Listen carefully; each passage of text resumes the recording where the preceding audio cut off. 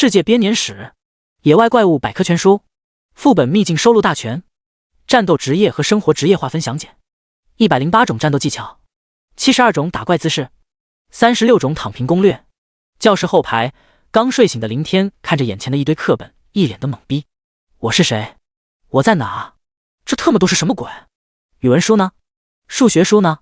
他茫然抬头扫视一圈，旁边这哥们是谁？为什么这么兴奋？伟哥吃多了？还有另一边的长发小姐姐，脸色怎么也这么红？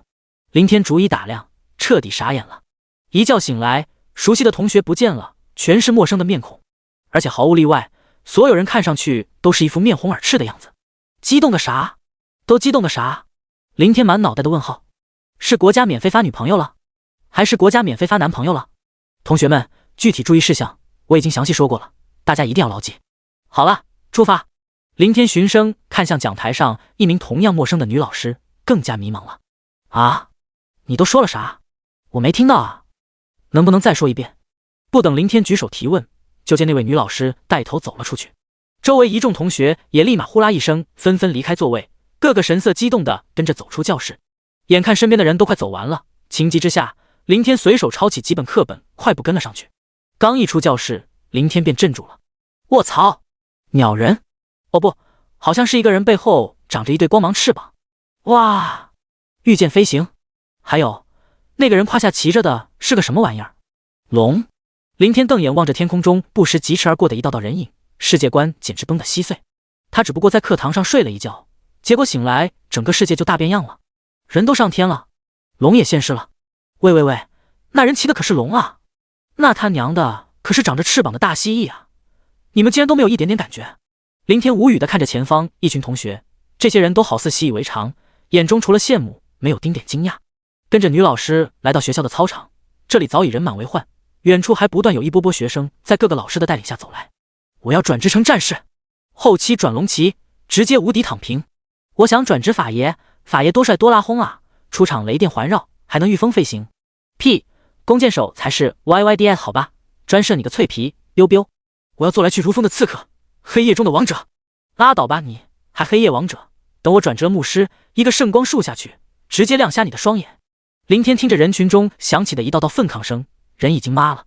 神啊，谁能告诉我到底是怎么回事？林天，你还拿着课本干嘛？咱们马上就毕业了，等转职完成就该提枪上阵了。一道兴奋的声音传来，林天扭头一看，发现是之前在课堂上第一眼见到的那个伟哥男，显然和自己很熟。但你谁啊？不过这倒给林天提了个醒，低头看向手里的几本书，世界编年史，战斗职业和生活职业划分详解，野外怪物百科全书，副本秘境收录大全。这些书里或许能找到答案。他离开教室，顺手拿走这几本书，也是出于这个原因。林天没去多想，立马找个人少的角落，仔细翻看起来。半个小时后，林天合上书本，苦着脸。他先前一直在怀疑自己是不是睡了一觉，莫名其妙的穿越了。结果证明真 TM 穿到一个游戏和现实相融合的世界。在这个世界，年轻人学的不是数理化文化课，而是诸多类似游戏里的知识。18岁后就可以进行毕业转职。转职的职业分为战斗和生活两大类，但两者间的地位却又天差地别。战斗职业可以打怪升级，一步步变得更强，最差的也能混个衣食无忧，牛逼一点的人生直接爆炸起飞。而生活职业则是专门给战斗职业打工的苦逼工具人。关键是转职完全随机，纯纯的看脸。今天就是他们这一届学生的转职毕业日。林天心里念叨着 MMP， 刚穿越来就要迎接命运的抉择，人生的挑战，玩的就是心跳吗？转职开始，所有人排好队伍。听到人群中传来的呼喊，林天只能收拾好心情，快步跑了进去。操场中间区域，一座转职法阵正在散发着璀璨的七彩流光。最前排的队伍在几位老师的指挥下，开始有序地走进法阵。叶凡，生活职业药剂师；李七叶，战斗职业弓箭手；陆雪琪，生活职业裁缝；10号，生活职业铁匠。每当一人进入法阵中，头顶上方就会凝聚出一道武器虚影，虚影的形态代表着对应的职业。卧槽，我为什么是药剂师？我想做法爷。法爷，我竟然是铁匠！我不想打铁。老师，我能不能重新试一试？老师，再给我一次机会吧。老师，我觉得我还能再抢救一下。前方有人转职成生活职业后不断的哀求，但老师毫不理会，直接拉走。转职只有一次机会，无法改变。岂是你想要就能要？下一个，林天。随着喊声，林天忐忑地走向法阵。刚一进去，一股暖流就从脚底法阵中缓缓升起，流遍全身。很快，一根法杖虚影就在上方快速凝聚成型。林天，战斗职业法师。旁边负责登记的老师记录完，看着走出来的林天，满意的点点头。林天同学，恭喜！法师可是一个很稀缺的职业，好好努力，将来前途肯定不可限量，到时可别忘了老师我哦。本班的女老师也连忙上前道贺，脸上露出一抹和蔼的笑容，甚至话语间还带着一点点舔的意思。四周还未转职的一名名同学更是纷纷投来既羡慕又嫉妒的炙热目光。谢谢老师。林天笑脸回应，心底大石终于落地。穿越前，他脸黑的一逼潦倒，干啥不行。没想到穿越来到这个全民转职的世界，脸居然这么白。开局王炸转职法爷，这就好比前世直接考上了重点大学。根据他之前从课本了解到的知识，这个世界法师职业诞生的几率比其他战斗职业更低，当然也更吃香。高攻高输出，猛地飞起，释放的法术技能耀眼夺目，各种狂拽炫酷吊炸天，外出练级基本都会抢着组队。天哥666，法师啊！你竟然转职成了法师！队伍中那位伟哥男语脸色通红，语无伦次的高声喊道，神色比先前更激动了，仿佛转职成法师的人是他自己一样。淡定，淡定，基操罢了。56，林天含蓄的笑了笑，目光微微凝视。每个人在转职后都会拥有一个只有自己才可以看到的属性界面，上面是详细的职业信息。但当林天看到自己的信息界面时，顿时愣住了。界面上职业信息居然不是魔法师，而是变种分支亡灵法师，也就是俗称的隐藏职业。更重要的是，他发现自己的亡灵法师信息好像还和正常的亡灵法师有一点点不一样。第二章开局直接无敌的节奏啊！这个世界除了普通职业，还有许多特殊职业和隐藏职业，不过诞生的几率比法师更加渺茫，堪称万中无一。按照职业详解那本书里的介绍，亡灵法师就是十分稀有的隐藏职业，职业特点是可以召唤亡灵生物作战，唯一的弊端就是有数量限制。可是姓名林天，职业亡灵法师，隐藏，序列始祖，等级1 0%， 力量6，体质5，精神9，敏捷7，装备5，技能骸骨战士主动，天赋始祖之力被动。骸骨战士 LV1， 召唤一名1级的骸骨战士，上限2名。始祖之力，身为亡灵族始祖，你代表死亡，你代表新生，你的力量横古烁今，无所不能。在始祖之力的影响下，你召唤出的亡灵生物携带着死气，杀死的任意生物都将会被死气入侵，转化附身为死灵仆从。在始祖之力的影响下，死灵仆从会滋生死气，杀死的任意生物都将会被死气入侵，转化附身为死灵仆从。在始祖之力的影响下，被转化附身的死灵仆从将会有几率变异为高级亡灵生物。在始祖之力的影响下，你将拥有一个无限大的召唤空间来容纳麾下的亡灵生物。在始祖之力的影响下，你受到的任何伤害都将由麾下的亡灵生物承担，亡灵生物没有死亡殆尽，你将永恒不灭。在始祖之力的影响下，所有敌方亡灵生物都将会受到全面压制。在始祖之力的影响下，你拥有的物品将发生未知变异。基础属性倒是挺正常，最高都不会超过10点。但始祖序列是什么鬼？初始技能怎么也改变了？还有那个天赋又是什么情况？在职业详解里，正常的亡灵法师明明就只有一个召唤骷髅小兵的初始技能。林天看着信息界面，特别是天赋后那一大片让他眼花缭乱的效果，脑袋乱嗡嗡的。猛了好一会儿，他才猛地清醒，脸上浮现出一股狂喜。这哪里是什么开局王炸，简直特喵的直接开局无敌的节奏啊！难道这就是穿越者的福利？传说中的金手指？哈哈哈哈！我转职成了战士，不错不错，总比生活职业强。天哥，咱们组队吧，战法搭配，干活不累，堪称绝配啊！这时，身后传来了伟哥男的狂笑呼喊：“林天，我是刺客，加上我吧！林哥哥，我是弓箭手，约吗？林天小哥哥，人家是牧师，人家可以给你奶哦，带人家一起去东海湾练级好不好？”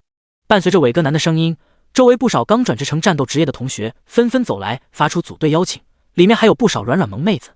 那个，抱歉，我妈喊我回家吃饭了，拜拜。林天随口回应一声，脚底抹油，避开人群，快速向远处的校门走去。若是普通的法师职业，他巴不得找些这个世界里的人组队，边撩妹边打怪多惬意，顺带还能了解到更多的知识。但眼下他的职业实在太逆天了，看上去甚至有些离谱。他急不可耐的想要去验证一下。林天不是孤儿出生吗？他什么时候有个妈了？废话，人家这是敷衍，敷衍懂吗？就是林天可是法师，肯定打算去东海湾组个更强力的队伍。那我们也快走，争取找个好点的练级队。东海市紧邻海洋，最东边区域有一处港湾，港湾里的水不深，盘踞的怪物是一种海龟，性情温和，攻击又低，是萌新前期练级的圣地。谁嫌王八多，这话说的没毛病。这里的王八是真的多啊！林天来到东海湾的时候，小小的被震撼了一把。放眼望去，直至视线尽头的沙滩上，密密麻麻到处都是爬动的大海龟。杀怪的人也不少，一些队伍中的战士持着小木盾在前面抵挡海龟喷出的水箭，后方弓箭手和法师负责输出，各种小火球小锋刃外加一根根箭矢疯狂倾泻，仿佛不要钱一样。今天毕竟是毕业转职的日子，庞大的转职者新人正在陆陆续续赶来，王八再多估计也不够杀。林天直接掉头就走，穿过长长的一大片密林，来到一处广阔的平原。根据野怪百科全书里的介绍，这里好像叫哥布林平原，是1到5级新手练级区，不过都是群居主动怪，攻击又高又凶残，新手一般最低升到3级才会来这里练级。林天四处打量一圈，的确没见到一个人，绿皮怪斗见到不少。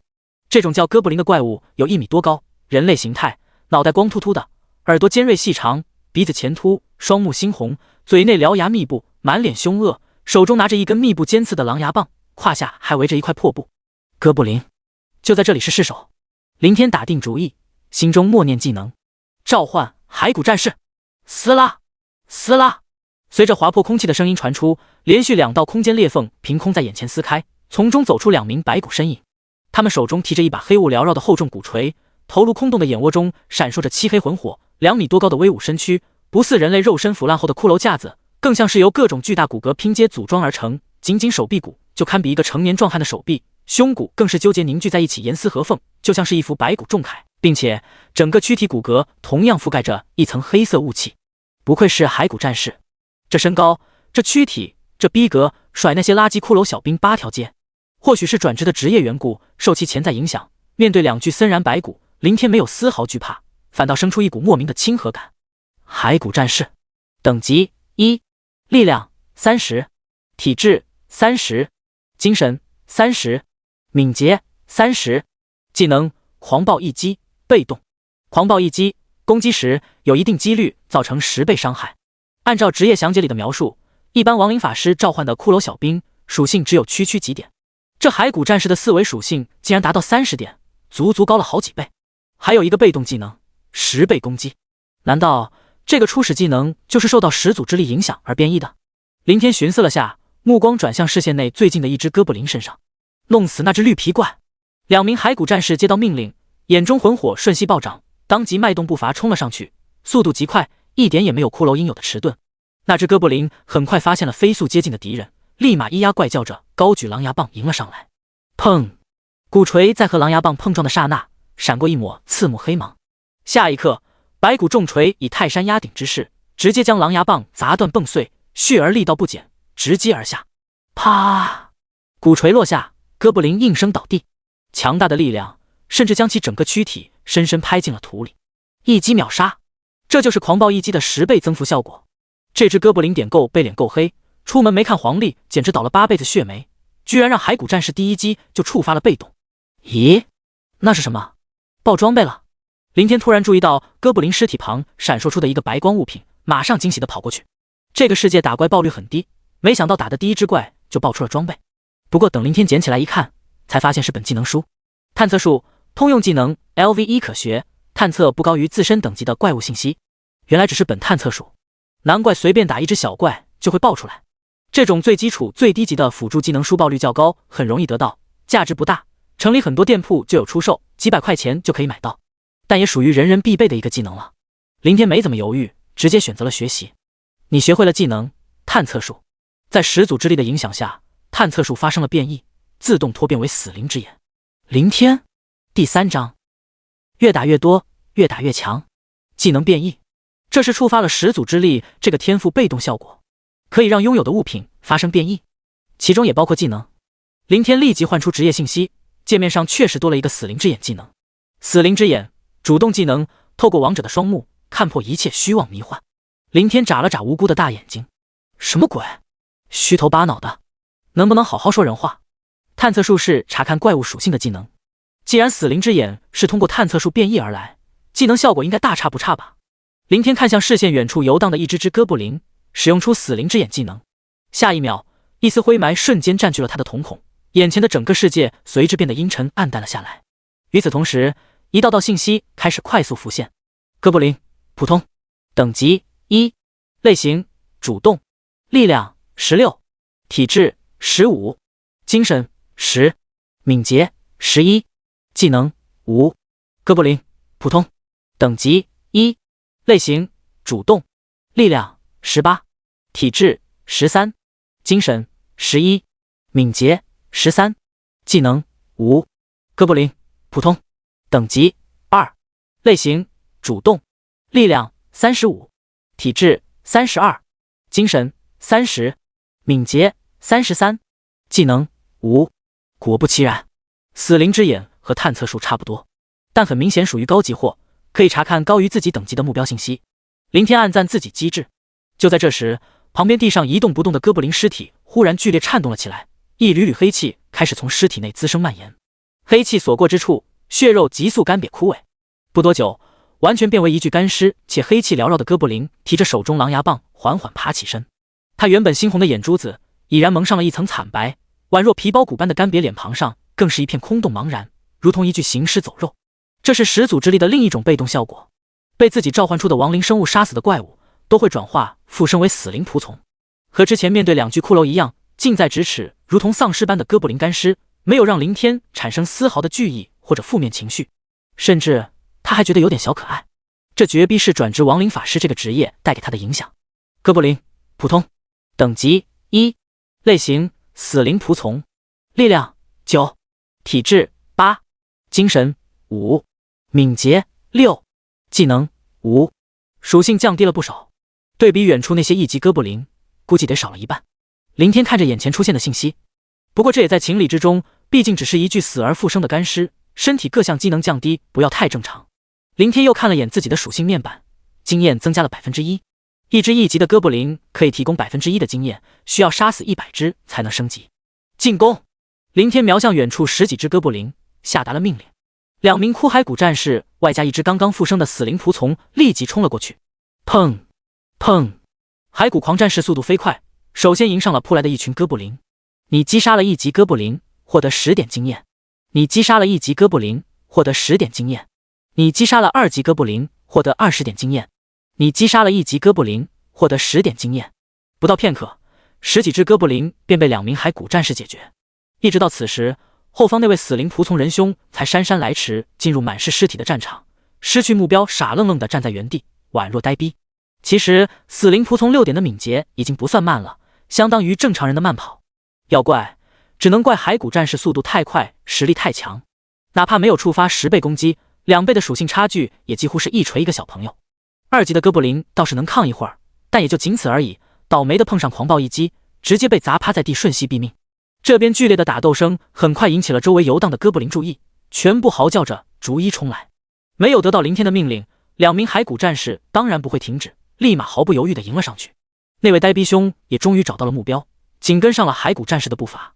身后10几具哥布林尸体迅速干瘪，死气弥漫，继而接连站起，一窝蜂地杀向前方。2名骸骨战士一马当先，凶悍异常，势如破竹，锤起锤落，毫不停歇。一具具哥布林的尸体倒下，又一具具的死而复生。很快10几只死灵仆从就发展到了20多，又从20多只迅速扩展到了30只、40只。整个队伍如同瘟疫般越打越多，越打越强，战斗范围也随之越来越广。自空中看去，整个平原上庞大的亡灵生物群近乎以潮水般的姿态急速向前席卷，吞噬一只又一只哥布林。在其后方还接连有刚复活的一只只死灵仆从加入进去，不断壮大整个亡灵队伍。这 TM， 林天望着眼前疯狂蔓延的一幕，懵逼当场。但他很快就被地面上一道道代表爆装的光芒吸引住了目光，快步跑了过去。一把战士武器加1点力量的白装，垃圾。又是一件垃圾白装。嚯！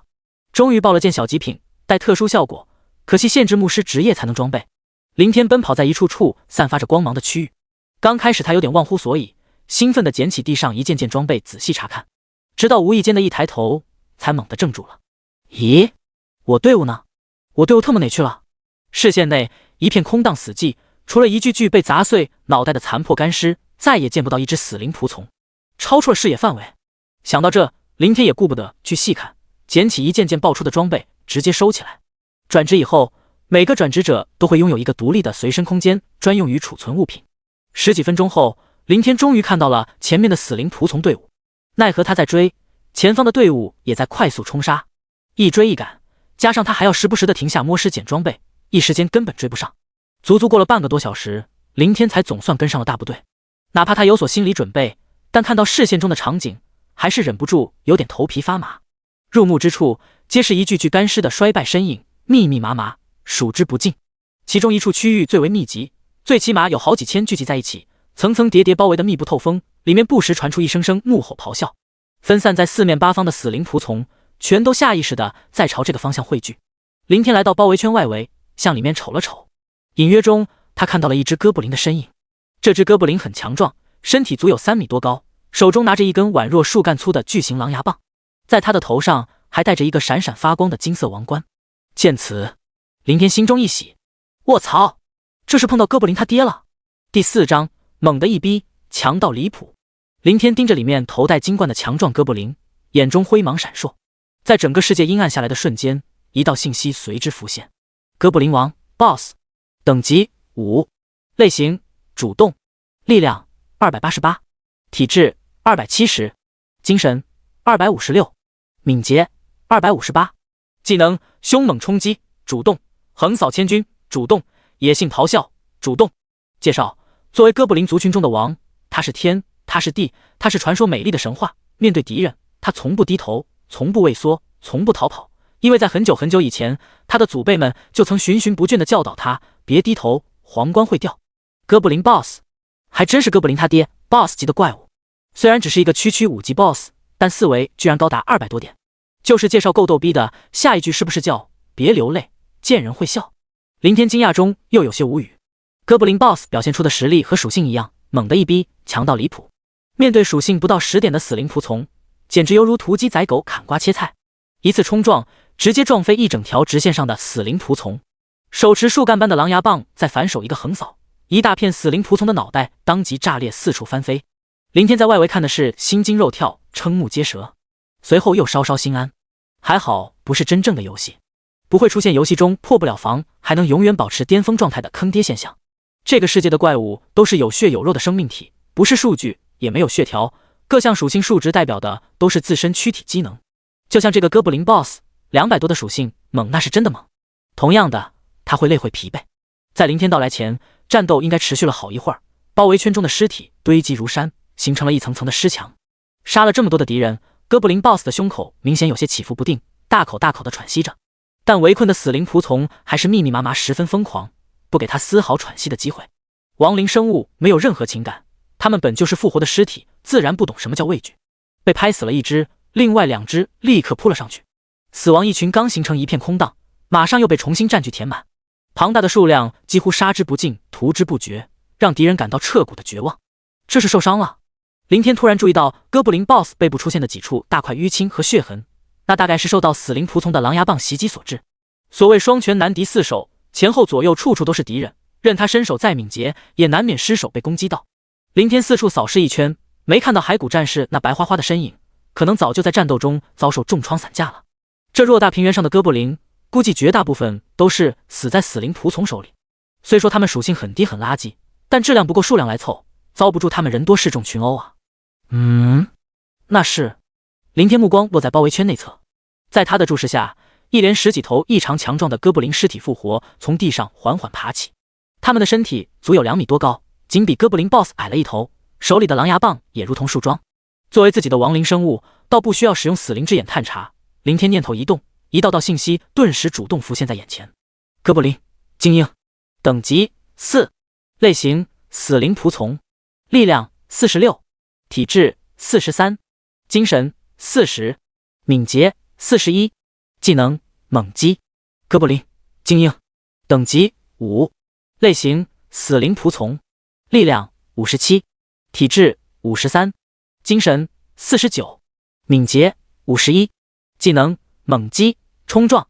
十几只哥布林死灵仆从的信息全都是精英，等级在4到5级不等，属性有高有低，相差不是太大，且都带有1-2个技能。显然，这些精英哥布林都是 BOSS 的护卫，在之前的战斗中先一步阵亡。复活之后，他们先是茫然了下，但很快，他们就纷纷移动干枯的脑袋，用惨白的瞳孔盯向他们生前的老大，随即便举起如同树桩般的狼牙棒冲了上去。砰砰！正在屠杀眼前一片死灵仆从的哥布林 BOSS， 在猝不及防下，后背结结实实挨了2树桩，脚步一个踉跄，差点摔倒，还未稳住身体，又是数道冲撞而来的精英死灵仆从身影，将他直接撞倒一屁，蹲坐在地上。好巧不巧的是，坐下去的地方有一根尖刺密布的狼牙棒。嗷！哥布林 BOSS 爆发一声凄厉惨嚎，猛地弹跳而起。嘶！外围正津津有味观战的凌天见到这一幕，也是倒吸一口凉气。特别是当看到哥布林 BOSS 血流如注的屁股时，更禁不住打了个冷战。狼牙棒上的尖刺得有10几厘米长吧？这要是一屁股坐下去，那滋味，那傻惨满地伤，铁定是没跑了。从刚刚哥布林 BOSS 那声痛入心扉的凄惨嚎叫就可见一二。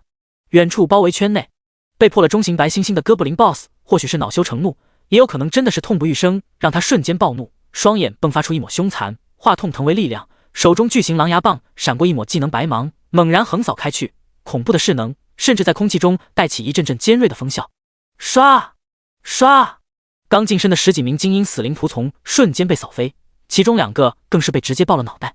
哥布林 BOSS 似乎还有点不解气，浑然不顾身后的袭击，一瘸一拐追上那几个将他撞到的精英死灵仆从，巨型狼牙棒化为道道残影疯狂落下，直到将其砸为一滩滩的肉泥，这才悻悻地转身去应付后面的敌人。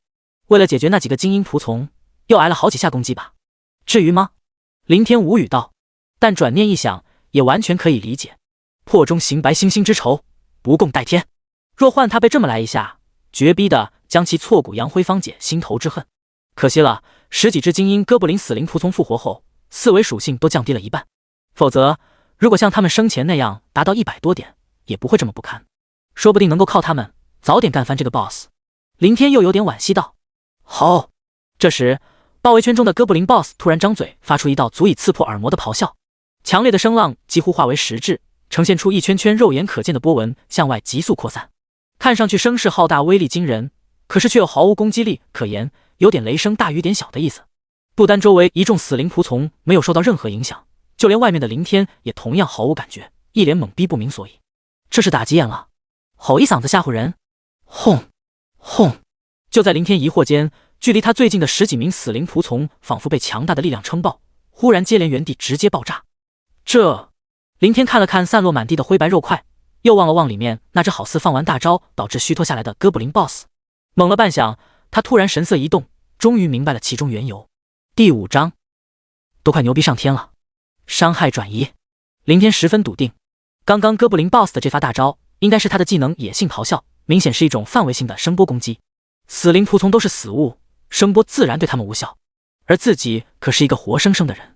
但始祖之力有一个被动效果，他受到的伤害都将由麾下亡灵生物承担，相当于攻击他的所有伤害都会转移给亡灵生物，不过会被变成真实伤害，这才导致10几只死灵仆从集体扑街爆体而亡。物理攻击也是一样，估计他脑门上挨了一刀也不会受伤，全部会转嫁给麾下的死灵小弟们。这条被动效果简直就是个无解的 bug， 如果发展出了成千上万甚至无穷无尽的死灵仆从，岂不是真像被动信息上说的那样，可以做到不死不灭？林天满面红光地想到，他之前看到职业信息时就觉得自己的人生可能要起飞，但却没想到这都快牛逼上天了，只要麾下有死灵仆从，他就是打不死的小强无敌的存在。林天按捺下情绪，快速后退，离战场远一点，免得再遭波及，让死灵仆从承受无妄之灾。现在死灵小弟多是多，看上去黑压压一大片，但浪费是可耻的，能省就得省。不过这倒是林天想多了。远处的哥布林 BOSS 在放完大招后，整个状态就好像那种事情不眠不休地干了一整夜，身体完全被掏空，胸口剧烈起伏，嘴巴大张粗重喘息，且目光呆滞，精疲力尽，一副彻底被榨干了的模样。手里那根宛若树干的狼牙棒使用起来也不似先前那般丝滑，仿佛重若千斤般勉强抬起击退几波死灵仆从的攻击，就被密密麻麻的死灵仆从一涌而上完全淹没，远远看去如同一个巨大的肉球在不断的翻滚蠕动。挣扎持续了好一会儿，肉球才渐渐平息，失去了动静。叠在一起的死灵仆从逐一退了下来，失去目标让他们全部呆滞在原地。终于干死了！林天立即抬步上前，所过之处不用他下达命令，前方所有死灵仆从本能的纷纷后退，自动让开了一条道路。卧槽！爆了！大爆！如小山般的哥布林 BOSS 尸体旁闪烁着一道道代表装备的光芒，五颜六色，几乎让人眼花缭乱，乃至周围一大片区域全都是散落的各种颜色，在阳光下烁烁生辉。那些应该是之前哥布林精英爆出的装备，但由于被密集的死灵仆从和成堆的尸体阻挡住了视线，加上距离太远才没看到。迅捷不协、黑铁戟、守护盾牌、白银戟、血骨长刀，还是白银戟。林天手起手落，狂扫地上一件件装备，简直乐疯了。打 BOSS 最大的乐趣是什么？不就是爆装的这一刻吗？咦，竟然是珍稀的套装，黄金级别，还是法师用的魔杖。这个世界掉落的装备分为白装、黑铁、青铜、白银、黄金、暗金、史诗、传说和神话9个等级。普通部件有7个，分别是武器、衣服、帽子、鞋子、项链、手镯和戒指。除了后3件饰品，其他4件可以组成套装，有额外属性和效果加成。但爆率太坑，一切看脸，非求别说套装，就是白银级的普通装备都可能见不到。难怪穿越前诸事不顺，时运不济，流年不利，脸黑的一逼走路都能踩到狗屎，还是刚拉冒着热气很新鲜的那种。原来运气全都集中在穿越后爆发，妥妥的欧皇附体。转职个无敌职业就算了，连打个5级的 BOSS 都能爆出黄金套装。魔杖名字叫哥布林王杖，要5级才能装备。话说屠了一整个平原上的哥布林，我现在多少级了？林天唤出自己的信息，刚一显示出界面，无数道提示就开始急速闪现。你击杀了2级哥布林，获得20点经验。你击杀了1级哥布林，获得10点经验。你击杀了1级哥布林，获得10点经验。你升级了。你击杀了3级哥布林，获得2点经验。你击杀了4级哥布林，获得5点经验。你升级了。你击杀了4级精英哥布林，获得1点经验。你击杀了5级精英哥布林，获得1点经验。你击杀了5级精英哥布林，获得1点经验。你击杀了哥布林 BOSS， 获得1点经验。密集的提示犹如瀑布般疯狂流淌，完全占满了整片视线。林天又立马看向自己的属性，姓名林天，职业亡灵法师，隐藏，序列始祖，等级10 5%， 力量60，体质50，精神90，敏捷70，装备无，技能骸骨战士主动，死灵之眼主动，天赋始祖之力被动。我去，居然都10级了！林天咧了咧嘴，距离转职才刚过去1个多小时，同一批的小伙伴们还在东海湾组队卖力砍王八呢，人多要抢怪，获得的那点可怜经验，5个队员又得评分，估计都还没到2级，想要升到10级，最快那也得10几天时间。而他呢，仅仅召唤了2骷髅，然后直接躺平飙升到10级，这还是随着等级越来越高，杀低级怪的经验大幅度衰减，到了最后，就连精英和 BOSS 都只能获得1点，否则若是给了足额经验，他现在至少20级都可以一赚了。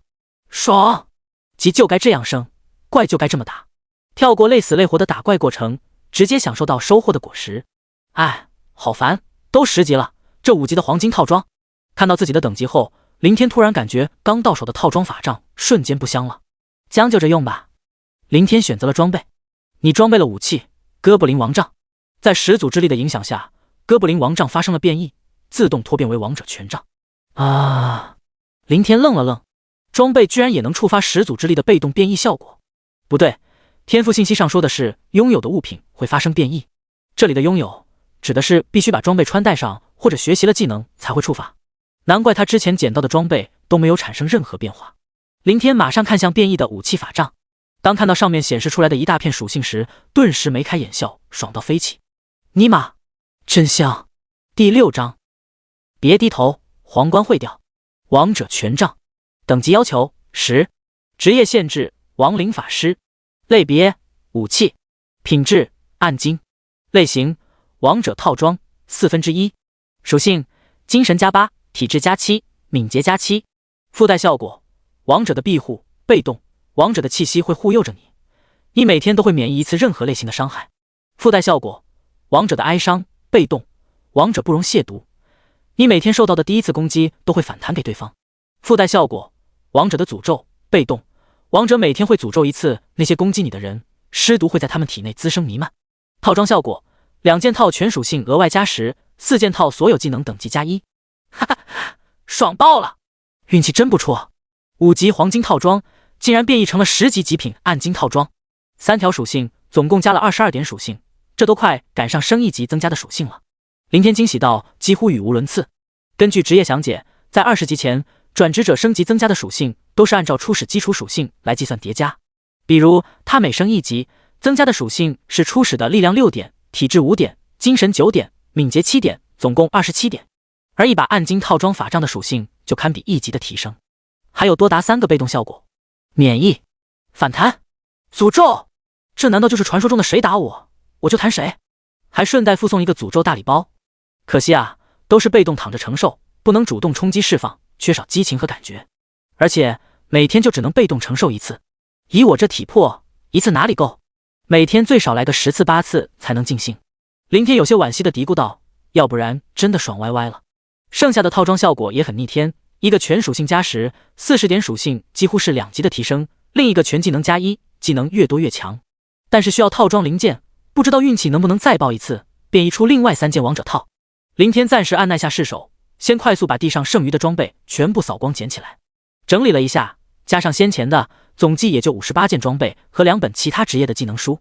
涂完整个哥布林平原，杀了不知多少的怪，才爆了这么点，由此可见爆率何其之低。把其他职业的装备和技能书收进随身空间，法师装仅6件，2件白银，2件黑铁和2件白装，其中的1个白银和1个黑铁还都是法杖，剩余的白银衣服、黑铁项链和黑铁鞋子，以及白装手镯与白装戒指。老天保佑，佛祖显灵，圣母玛利亚，小宇宙爆发吧！装备，你装备了衣服兽皮法袍，在始祖之力的影响下，兽皮法袍发生了变异，自动脱变为幽灵长袍。幽灵长袍等级要求5，职业限制亡灵法师，类别衣服，品质白银，类型普通，属性精神加3，体质加3，敏捷加2，力量加2。不是王者套装部件，变异后等级没变，白银品质也没得到提升，但属性数值比之前高点，还多了一条，达到了4维全属性增幅。可惜没有附带特殊效果，论价值远远无法和王者套装相媲美，不过总体上还算可以。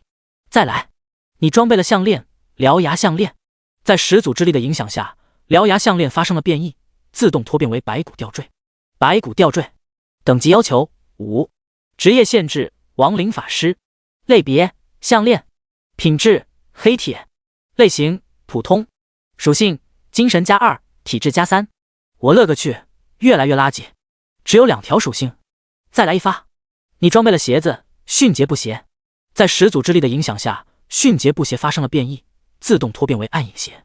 暗影鞋等级要求3，职业限制亡灵法师，类别鞋子，品质黑铁，类型普通，属性精神加2，敏捷加2。有种再垃圾一点，你装备了戒指十质手镯，在始祖之力的影响下，十质手镯发生了变异，自动脱变为指骨手环。指骨手环等级要求2，职业限制亡灵法师，类别手镯，品质无，类型普通，属性精神加2。你装备了戒指生锈的破戒指，在始祖之力的影响下，生锈的破戒指发生了变异，自动脱变为闪亮的破戒指。凌天有句 MMP 不知当不当讲，说好的变异呢？你他妈擦一下就交差了。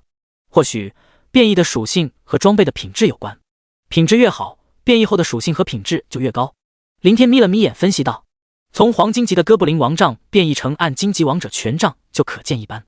兽皮法袍变异为幽灵长袍也是如此，虽说等级和白银品质都没变，但属性明显更好。其后几件装备的变异同样也是根据品质的高低，像无品质的垃圾白装变异后还是垃圾白装，不可能变异成黑铁青铜甚至黄金装。始祖之力臣妾做不到啊！还剩下2个法杖，一个白银，另一个黑铁。如果按照这个猜想，估计是没戏了，变出花来也绝对高不过王者权杖。不过凌天突地灵机一动，眼神瞬间闪闪发亮，自己不需要，但可以变异出更高的属性，再倒手卖出去血赚一笔啊！而且以后打到的法师装备，或者干脆大量收购法师装来变异，专门赚差价，岂不赚翻了？这他娘的完全就是一夜暴富的买卖，稳赚不赔的资本家勾当。林天没有犹豫，立即装备上手里的白银法杖。你替换下了武器，王者权杖。王者权杖失去了始祖之力的影响，自动退化为哥布林王杖。你装备了武器兽骨魔杖，在始祖之力的影响下，兽骨魔杖发生了。卧槽，什么情况？这个提示吓了林天一跳，后面兽骨魔杖的变异根本没心思去看。退化还能这样玩？那可是老子的极品暗金套装武器啊！就这么没了？林天脸色煞白，慌忙试探性的再次换上哥布林王杖。你装备了武器哥布林王杖。哥布林王杖重新受到始祖之力的影响，自动还原为王者权杖。呼，看到这条提示，林天总算长吁了口气，还好可以还原，不然如果因为贪心搞没了这么一件牛逼武器，他把自己删号的心思都有了。变异的装备只能自己用吗？看来变异装备倒卖的勾当是行不通了。林天无奈道，心里有些遗憾，但却不大。相比暗金法杖的失而复得，区区一点钱财算个球。再说了，牛逼的职业加上牛逼的装备，还怕打不到装备卖钱？仅仅他刚收获的几十件各职业装备合计能输卖出去，就是一大笔丰厚收入。白银级的幽灵长袍属性是不错，就是忒难看了点。林天低头打量了下，幽灵长袍整体黑色，散发着属于白银级装备的银色光芒，但胸前却隐隐有一个恶灵咆哮的图案，看上去让人背脊发寒。这也就算了，袍子下摆还参差不齐，缺口密布，破破烂烂的，就像乞丐装一样。王者权杖的外形更让林天无语，一根仿佛脊椎骨般的杖身，上端镶着一颗闪烁暗金色光辉的骷髅头骨，身穿邪恶长袍，手拿白骨法杖，妥妥的大反派行头。这副装扮，自己以后还怎么装逼？还怎么泡妹子？好在装备可以显化在体外，也可以选择隐藏，附加的属性不会消失。林天干脆把所有穿戴的装备全部隐藏，包括手里的王者权杖。唰，一件件装备瞬间隐去，露出林天原本所穿的校服。呲！就在此时，躺在地面上的哥布林 BOSS 尸体突然开始颤动起来，一缕缕黑气快速滋生蔓延。显然，这位大 BOSS 也没能逃过厄运，和他以前的诸多小弟一样，即将在死期入侵下被转化附身为死灵仆从。但过了没多久，林天就察觉到有点不太对头了。哥布林 BOSS 的尸体枯萎变成干尸后，黑色死气并没有停止，依旧在急速滋生，仿佛烟雾弹一样。几乎眨眼之间，就在他的体外覆盖了厚厚一层，完全将他整个躯体笼罩在内，仅仅露出一个带着金冠的脑袋。最重要的是，林天发现哥布林 BOSS 的双眼不是死灵仆从的那般惨白，而是闪烁着绿芒，在浓黑雾气中犹如一对鬼火。在林天的疑惑注视下，哥布林 BOSS 携着周身剧烈翻滚的黑气，缓缓站起了身，四处打量了一圈，最终他那墨绿色的眸子落在了林天身上。下一刻，嗡！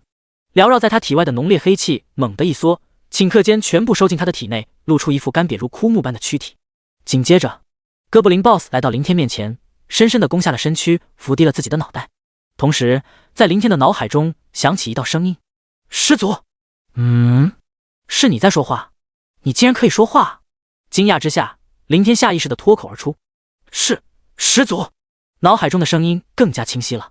不，这不是说话的声音，更像是一种灵魂或更深层次的交流沟通。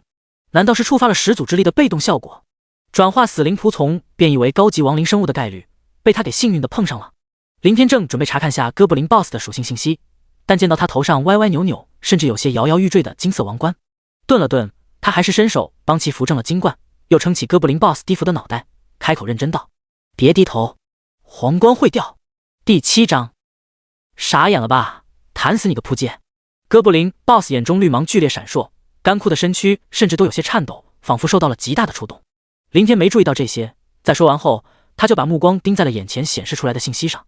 未命名，等级100%，序列巫妖王，力量80，体质70，精神50，敏捷60，技能王者之怒，主动。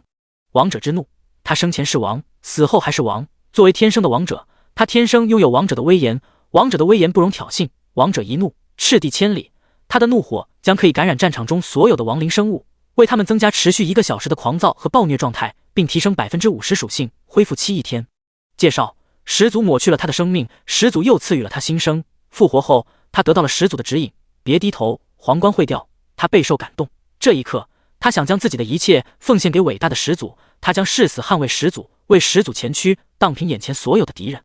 果然，哥布林 BOSS 的信息和普通死灵仆从不同，等级初始化，后面多了个百分比，是可以升级的意思。巫妖王序列，这是亡灵生物这个群体的等阶制度。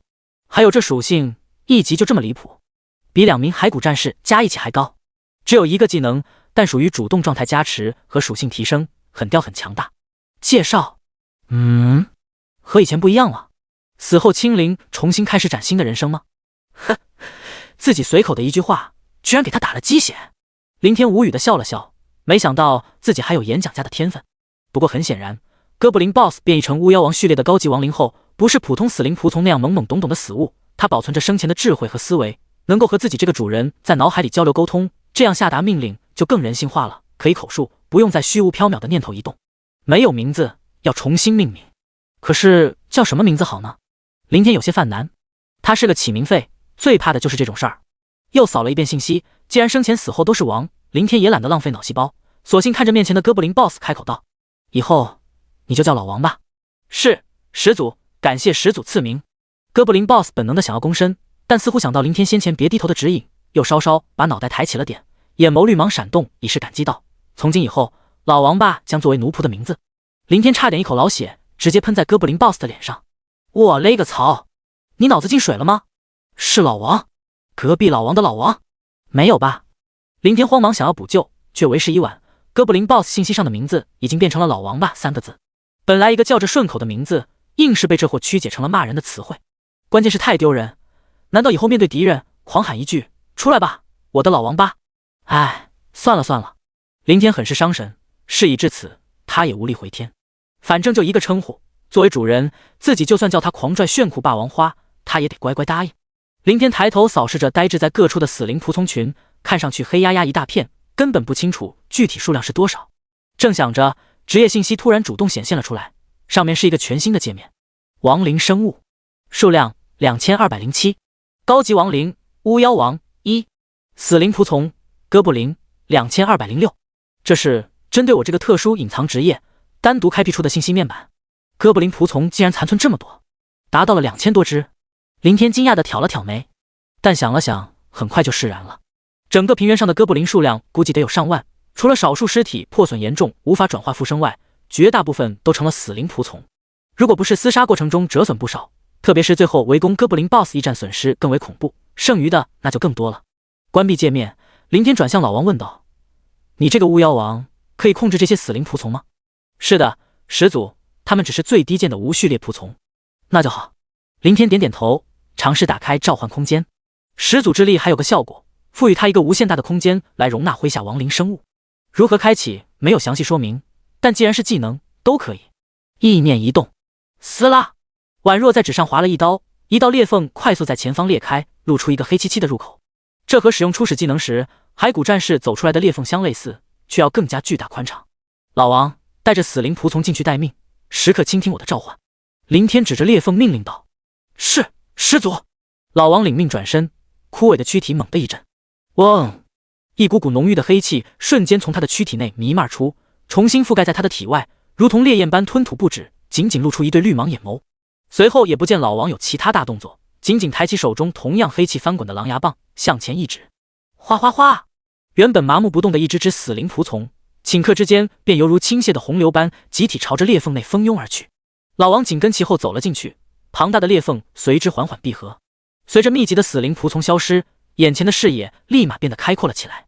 在不远处的一堆尸山后面，一座数米高的椭圆形黑洞出现在视线中，格外的醒目，其内雾气缭绕，看不真切。那就是课本里所说的空间通道。怪物刷新点，每天都会有新的哥布林从里面走出来，补满平原上哥布林的数量。根据世界编年史中的描述，100年前，无数个空间通道突然凭空出现在世界各地，不计其数的各种怪物相继涌出，盘踞在通道周围。同时，人类开启了转职，从此掀开了全民转职的时代新篇章。据传，每一个空间通道之内都是一整个怪物的世界，但只是个猜测，空间通道只能出不能进，也不知是真是假。林天好奇地瞄了一眼，便转身离开。他打算先回市里把装备处理掉，再找一个合适的地方练级，顺带发展下死灵仆从。死灵仆从是他的资本和底气，数量越多，他就越强。出了平原，贴着那片密林刚走到一半，林天突然停顿了下，低头看向掉落在地上的一根10几厘米长尖刺。你受到了攻击，一道信息提示及时显现。林天四下打量一圈，最终将目光落在密林边缘正对着自己的一头豪猪身上。与此同时，那头豪猪身体颤动了下，明显受到了伤害，并且颤抖没有停止，反而越来越剧烈，短短片刻就有些不知瘫倒在地上，口吐白沫，四蹄乱颤，皮肤更是肉眼可见的出现些许尸斑，这是中了尸毒的症状。王者权杖3大被动：免疫伤害、反弹伤害、诅咒尸毒。LV3尖刺豪猪，在死灵之眼下，林天很快得到了豪猪的属性，只是头3级小怪。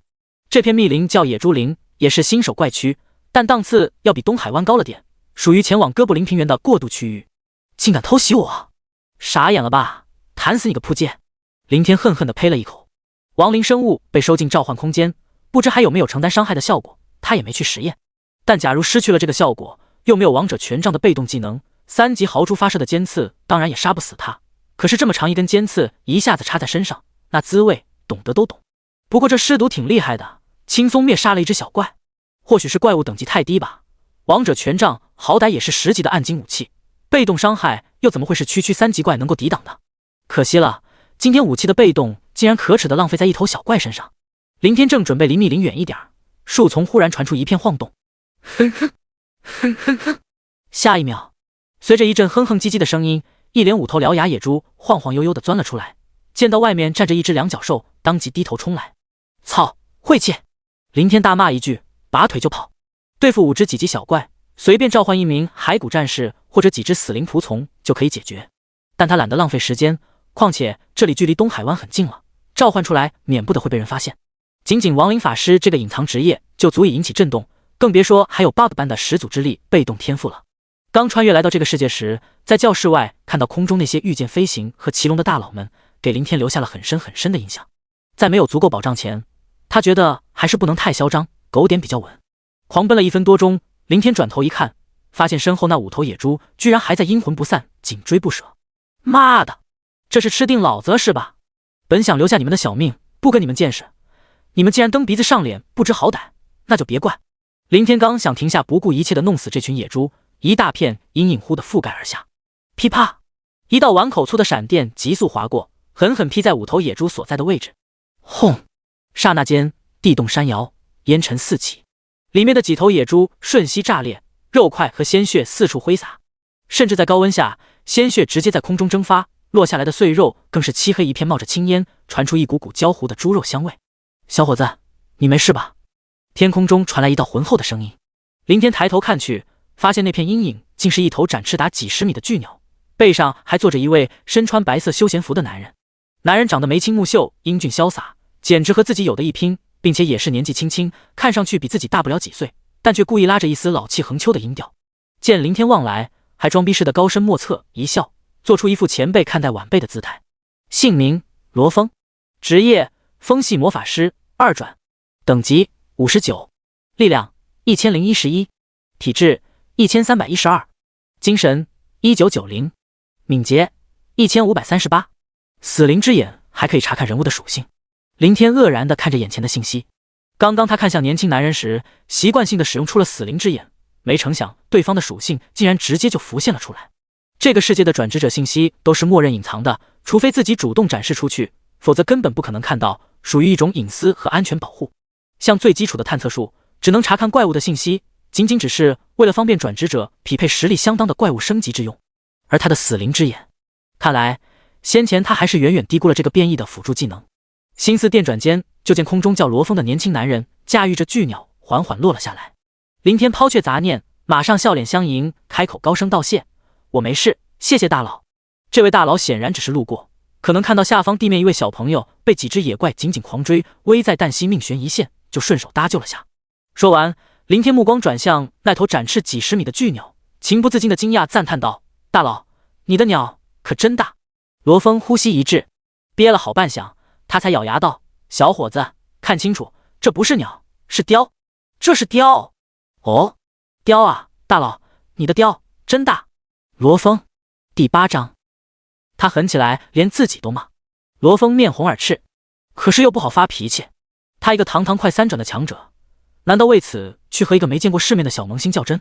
况且一个刚成年的小孩子能有什么歪心思呢？对方说的也没错呀，他的雕的确很大，展翅达几10米呢。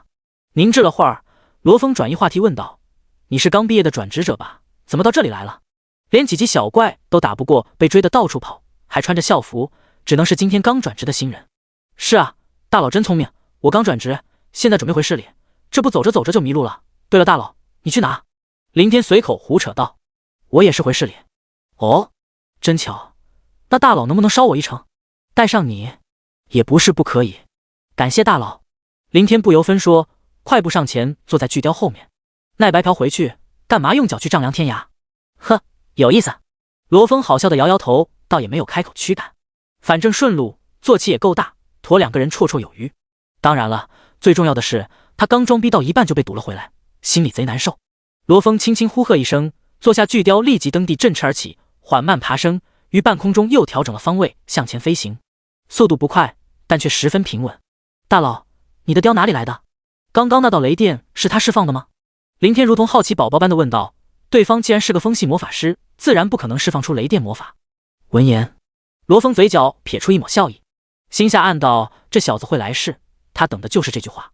不错，这是我刚千辛万苦完成一个噩梦级工会任务，工会奖励的，叫雷云雕，3转前最好的坐骑之一，属于雷系魔兽，十分稀有强大，可以释放雷系魔法。刚好我也快3转了，有了它，如虎添翼，估计很轻松就可以完成3转职任务。恭喜大佬，大佬666，大佬真牛逼！呵呵，就那样，就那样。罗峰春光满面，谦虚笑道，心里这下舒坦了。刚得到一头稀有坐骑的炫耀心理，终于得到了满足。或许是觉得作为一个长辈，在这个时候应该激励一下这个看着很顺眼的晚辈。罗峰继续道：“小伙子，努力点，将来等你成长起来，加入了一个好点的工会，也会有的。”“工会？加入工会有什么好处吗？”林天顺势问道。这些知识他看的那几本书里可没有。好处那就太多了，比如加快经验获取速度，各种增益 buff， 各种奖励任务，还有很多市面上根本买不到的东西。大佬能给我讲讲都有哪些工会，或者推荐一个？推荐？罗峰顿了下，似乎在整理思绪，过了片刻才开口道：“最好的工会当然是2马1张3大工会。所谓的2马指的是企鹅工会和阿狸工会，剩下的1张是数字工会。这3大工会最强都达到了9星。9星工会，这不但处在我国金字塔最顶端，属于第1阶梯，就算放眼整个世界也是排得上号的。9星以下的第2阶梯就多了，比如千度工会、益达工会、金西工会、一网工会、团美工会、一科工会和拼夕夕工会等。不过拼夕夕工会我就不推荐了，那里血坑，他们旗下经营的商会经常卖假货，我前不久才被坑了一次。操！说到这个我就来气，辛辛苦苦打怪卖装备卖材料赚的血汗钱全被他们坑了，那些该死的奸商！罗峰咬牙切齿，一副苦大仇深纯纯大怨种的样子，显然是被坑惨了。但这话听在林天里，让他一时有些发懵。这些工会的名字为什么都这么熟悉？难道这是一个平行世界？前世那些大佬资本巨鳄们全都在这个世界改行做起了工会的买卖？小伙子，以后你一定要切记，千万别随便去拼夕夕商会买东西。罗峰似乎还有点不解气，转头特意叮嘱了一下。好的，我不去买，大佬你也别去买。还没回过神来的林天下意识的回应道：“呸，傻 X 才去买，狗都不买。”林天，大佬，你这样骂自己真的好吗？生了好一会儿闷气，罗峰才回到之前的话题，继续说道：“3大最强工会都有很高的门槛，普通人很难加入。第2阶梯的工会条件低了点，但想加入也非常困难。但这些大工会都在各大城市开设了很多的分工会，限制较低。你以后可以选择一个有前途的大工会分会，这样有利于晋升，说不定运气好就直接被调入了主工会。就比如说我吧，加入的火山工会就是数字工会旗下的。除了火山工会，数字工会旗下还有斗麦工会、头板工会、西红柿工会等。数字工会我个人十分看好，这个工会这些年发展势头实在太猛了，以前还只是个名不见经传的末流工会，谁也没去注意，可短短几年时间就飞速成长到和另外2大老牌工会相比肩的恐怖程度。所以我推荐你将来从数字工会下的几个分工会里选一个加入。”罗峰讲解的十分详细。半个小时后，雷云雕缓缓落在了市中心广场。“林老弟，我就送你到这了，我们工会召集所有成员紧急返回驻地集合，马上就到集合时间了，不然就给你送到家了。这里就可以了，多谢了罗哥。”林天跳下坐骑挥手道。一路上，两人十分谈得来，相互也混熟络了。对自己这个刚转职啥也不懂的新人，罗峰很有耐心的有问必答，还顺带讲了不少经验知识。看得出，这位是个热心肠的老好人，人很不错，没什么大老架子。也是个狠人，狠起来他连自己都骂。中心广场人流密集，非常热闹，周围店铺林立，基本都是各大工会经营的商店。林天随便选了一家叫珍宝阁的店铺，进门前还专门抬头看了眼门牌，确定不是拼夕夕直营，这才放心的走了进去。您好，请问您有什么需要吗？刚一进门，一位黑丝短裙小姐姐就快步迎了上来，出售一些新手装备。林天回答道。好吧，他承认，作为男人的本能，他眼睛不听脑子指挥，擅自瞟了眼小姐姐的黑丝长腿。好的，请问有多少？小姐姐没有介意，打扮靓丽不就是给人欣赏的吗？也见惯不惯了。50多件吧。都是白装？多数白装，还有些黑铁青铜和白银装备。哦，小姐姐眼睛顿时一亮，她接待的客户收到的装备品质越好，提成自然也就越多。对了，还有2本技能书。小姐姐更激动了，脸色甚至都开始有点泛红。相比装备，技能书的爆率更低更稀缺，价格自不用多说，至少100万起步。小姐姐下意识地仔细打量了下眼前的林天，很帅气的年轻男人，装备和技能书都是他杀怪爆的吗？好厉害！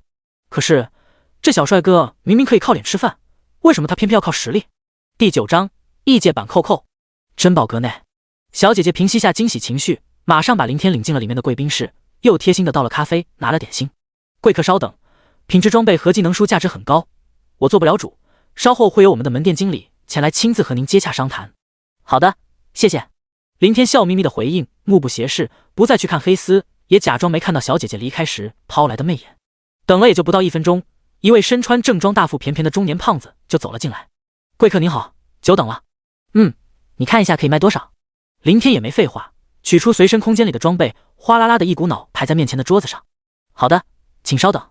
胖经理弯腰轻点了一会儿，直起身子道：总共54件装备和2本技能书，其中30件白装，13件黑铁，8件青铜和3件白银，等级都在1到5级，属性好的不是太多。按照市价，总计75.5万。2本战士和法师的技能书根据职业热门价值不等，法师技能书较高，收购价140万，战士是100万，一共240万，全部加起来315.5万，我凑个整，算320万好了。贵客，您看。胖经理细算一番，最后陪着笑脸问道。可以。林天没有墨迹，先前在路上他询问了罗峰关于新手装备的价格，全部下来大差不差，胖经理也没坑他。其实若是放在前段时间，这些低级新手装和技能书根本值不了这么多。关键在于这2天是东海市各大学校的毕业日，处于转职的旺季，大量新人的冲击导致新手装备价格蹭的往上飞速上涨。那贵客是需要我们把钱打入您的账户卡里，还是要定额卡？定额卡。林天毫不犹豫地回答道。他刚毕业的穷学生一个，还是个穿越黑户，有个鸡毛的账户。好的。胖经理立即吩咐一旁的小姐姐前去取卡。对了，老板，你这店里有亡灵法师的技能书吗？趁着这个空档，林天抱着一丝侥幸问道。面对一个陌生人，他倒是没什么好顾忌的，又不是那些熟悉他底细的同学。亡灵法师？胖经理脸上闪过一抹诧异，眼前这个小年轻还穿着校服，明显是个刚毕业的转职新人，但居然幸运的转职成了稀有的隐藏职业，而且还是众多隐藏职业中较为强势的亡灵法师。难怪他可以打到这么多装备。咦，不对啊，这才距离转职过去多久？不到2个小时，哪怕他召唤出2只骷髅兵，又组了个完整的5人队伍，也不可能在这么短的时间里收获几十件装备，还有爆率更低的2本技能书，这已经不是脸白的问题了，简直是离了大谱，扯 JB 蛋。难道这小伙子有背景，是某个大家族或大公会的少爷？有一群高等级强者带着练级横扫野怪区，可是这种天才应该由家里派人一路保驾护航，时刻伺候着才对。卖装备这点小事怎么可能亲自来？又怎么可能过问技能书？这种事情不是家里负责操心收集吗？胖经理没去深想，豪门里的奇怪事儿多了去了。也许对方家里是先派人带一带，打下点基础，然后再放任其独自磨砺成长。在这种心思下，胖经理的态度不由自主地变得更加恭敬了。抱歉，贵客，这个真没有，连普通职业的技能书都没有。不单我们这里没有，眼下整个东海市也没有存货。贵客您也知道，这2天新人转职，装备和技能书供不应求，特别是技能书很多大富大贵的家庭都会为自己的孩子提前进行预定囤积，就像您刚卖的战士和法师技能书，本店已经接到了800多预订单，稍后我会按照预定顺序联系2位买家前来交尾款。可以预定？当然，包括装备都是可以预定的。贵客，您要预定吗？只需缴纳一些定金，以后如果本店收购了到您的预定物品，会第一时间通知您。好吧，不过装备就不用了，就预定亡灵法师的技能书，不限制类别，定金多少？林天也没过多犹豫。低级装备会随着等级提升而被慢慢淘汰，属于过渡品。如果预定黄金或暗金这种高品质装备来变异，价格肯定显贵，还不一定有，得等，耗时太长。以他的练级效率，估计等预定的装备到了，对他也没啥卵用了。现阶段完全可以自给自足。但技能书不同，技能等级只能依靠技能书来提升，而技能书的爆率又很低，打到自己职业的技能书那就更渺茫了。涂了整个哥布林平原，还有欧皇光环加持，也才爆了区2本。还是战士和法师职业的技能书。总之，想靠自己打怪来满足技能需求根本不切实际，也太慢，远没有购买来的快。亡灵法师是隐藏职业，技能书非常稀有，所以定金要贵了点，最低100万。胖经理开口道：“100万？贵客放心，本店不像某西西或某金西公会旗下那种大商会，店大欺客，事后要收取什么服务费、订单费等许多乱七八糟的费用。我们珍宝阁在东海那可是响当当的100年老字号，诚信为本。”所有客户的订单都可以随时撤销，定金分文不少全额退还。那行，定金就从定额卡里扣。对了，收购的技能书是根据预定顺序出售的是吧？现在有多少亡灵法师技能书订单？贵客稍等，我去查一下。胖经理快步走了出去。不多时，返回贵宾室道：贵客，目前亡灵法师技能书总共有37个订单，按照次序，您排在第38位。这么多，这是要排到天荒地老、海枯石烂。轮到我黄花菜都 TM 凉了吧？林天眼睛转了转，最后还是挥手让胖经理去办理手续。签完了订单合同，胖经理一边把其中一份递给林天，一边说道：贵客，您应该还没到10级吧？不能进行远程联络。假如收购到了亡灵法师技能书又排到了您，我没办法及时通知，所以需要麻烦您每隔3天来小店里一次。等到了10级，开启了联络功能，我们互相加了好友就方便多了。如果10级开启联络功能，还有这玩意儿？林天满脸懵逼，他早就10级了，可为什么没有收到信息提示？难道被刷屏了没看到？别说，还真有这个可能。普通转职者5个人组队都是一只一只的杀怪，而他麾下的死灵仆从完全如浪潮般横推。之前换出信息界面后，满屏的提示飞速流淌，让他眼花缭乱，哪里会去注意里面区一条开启新功能的消息？我已经到10级了，你加我吧。林天懒得自己去摸索这个联络功能，干脆打断道：胖经理愣住了，你一个今天刚转职不到2个小时的新人，这么快就10级了？挂逼！但想到先前的猜测，如果对方是某个大家族的公子，有一群大佬强行带飞，的确就像开了挂一样。胖经理暗叹一声，豪门少爷就是任性，随即盯着林天心下开始默念。他也是名转职者，只不过属于生活职业，不然也不会在这里打工做个店面经理。很快，林天眼前信息界面一连闪现出数条信息：钱多多申请加你为好友。温馨提示：为了保护转职者的隐私和安全，联络功能使用自定义昵称，真实姓名和信息将会被隐藏。温馨提示：你首次使用联络功能，请及时确定你的昵称，昵称限定为3个字以内。温馨提示：昵称只有1次确定机会，请使用规范词汇，不规范词汇将由星号代替，不得修改。使用昵称，异界版扣扣吗？可惜只能3个字，严重限制了我的才能发挥，还必须规范词汇。CU 大长肯定不行，爷无敌估计也够呛，雕炸天可能也出现，叫什么好呢？寻思了好一会儿，林天终于想到了一个较为满意的名字。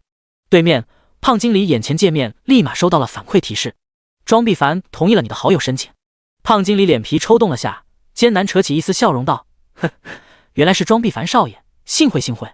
行了，钱老板，有货了记得弹我扣扣。林天也没理会对方懂不懂什么叫扣扣，等黑丝小姐姐把卡送过来，直接收起2张100万的定额卡走人。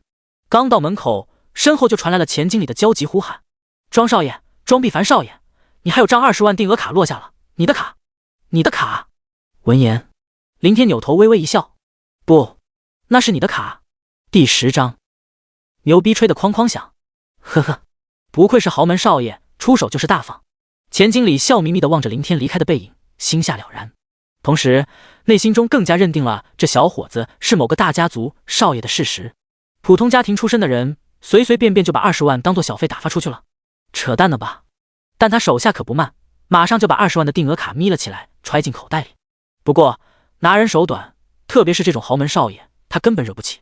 既然拿了人家的钱，那就得乖乖办事儿，在自己权力范围之内适当提供点便利，反正也是举手之劳，技能书卖给谁都是卖，又不会损坏店里的利益。钱经理没有迟疑，立即招来那位黑丝小姐姐，吩咐道：把刚刚这位叫庄必凡的预订单顺序调整排到第1位。另外这2天留意下亡灵法师的技能书，再通知市里的几家分店也注意下这方面的收购。等个2天看看，若是还没有收到，就去联系其他同乡的店。无论如何都必须尽快收到至少1本亡灵法师的技能书。行走在广场中，林天摸着口袋里的2张100万定额卡，心里同样感慨万分。职业详解那本书里说的真没毛病，在这个世界，一旦转职成战斗职业，就意味着改变人生。就像他之前还是个穷屌丝，兜里连10块钱都拿不出来，可打了1个多小时的怪，立马翻身成为100万富翁。当然普通战斗职业无法和他相比，前期打怪都是组队围殴一只，一天下来也杀不了多少，但就算效率再慢再肥球，1个月时间多多少少可以爆出一些装备，卖出去月入10万上下还是没有问题的，一个人赚钱养家糊口绰绰有余。看了下时间，已经临近中午。林天顺道拐进了广场边的一家餐馆，里面地儿挺大，吃饭的人也很多，几十张桌子几乎客满，人声喧嚣，热闹异常。林天寻了个空位坐下，刚点完餐，就听到远处一桌就餐客人的高声交谈，牛逼吹的那叫一个哐哐响。现在的小毛孩子都太他妈的娇嫩了。今天啊，我闲着没事去东海湾那边瞅了瞅。5个人组队合伙砍一只王八，竟然得墨迹半个小时才弄死。想当年老子刚转职那会儿，一个人手拿2把西瓜刀，从东海湾一直砍到哥布林平原，手起刀落不眠不休，那是血流成河，横尸遍野，来来回回砍了3天3夜，老子眼睛都不带眨一下的。林天闻言嘴角一抽，拜托，吹牛逼也得稍微靠谱一点好不好？你他妈一集拿着西瓜刀横扫东海湾到哥布林平原，还3天3夜？见那货还在唾沫横飞，声音聒噪刺耳，林天有点忍不了，开口快速道：哇，好厉害，砍了3天3夜不眠不休还不眨眼，一直瞪着，你眼睛干不干啊？吵闹的餐馆瞬息安静了下来。那张餐桌中一群人也终于消停，看到所有人的目光都集中了过来，其中那个吹牛逼的魁梧汉子脸上顿时挂不住了，腾的一声站起来怒道：谁在接话？见没有人应声，纷纷移开目光，他这才悻悻地坐下。但很快随着餐馆渐渐又恢复了喧闹，那道懒洋洋的声音又冒了出来：喂，眼睛到底干不干啊？啪！魁梧汉子愤怒拍桌而起，扫视一圈，咬牙切齿道：是谁？究竟是谁？老子在说杀怪不眨眼，你他妈竟然问我眼睛干不干？有种你给我站出来！依旧没有人回应，魁梧汉子只能气呼呼地重新坐了下来。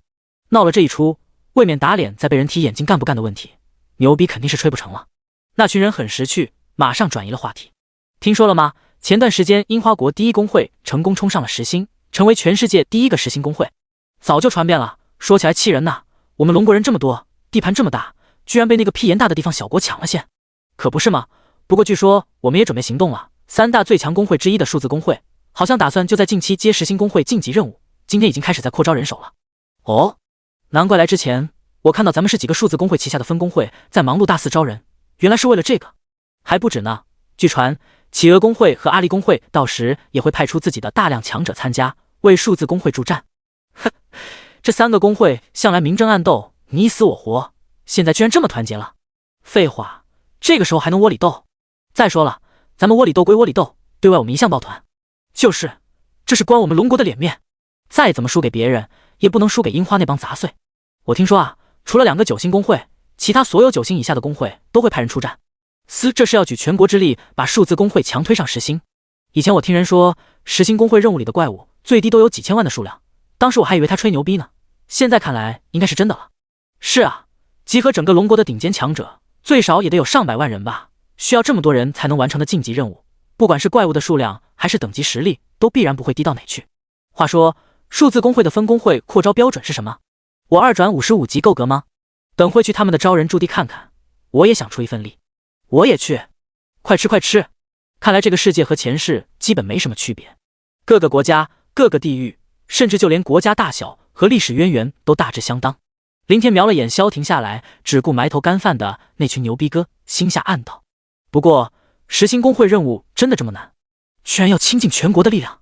实心工会晋级任务里的怪物很多，很强。如果能混进去，不知道我顶不顶得住。林天唤出自己的信息界面，姓名林天，职业亡灵法师，隐藏，序列始祖，等级10%，力量62，体质63，精神108，敏捷81，装备王者权杖、幽灵长袍、白骨吊坠、暗影鞋、指骨手环、闪亮的破戒指。技能骸骨战士，主动，死灵之眼，主动。天赋始祖之力，被动。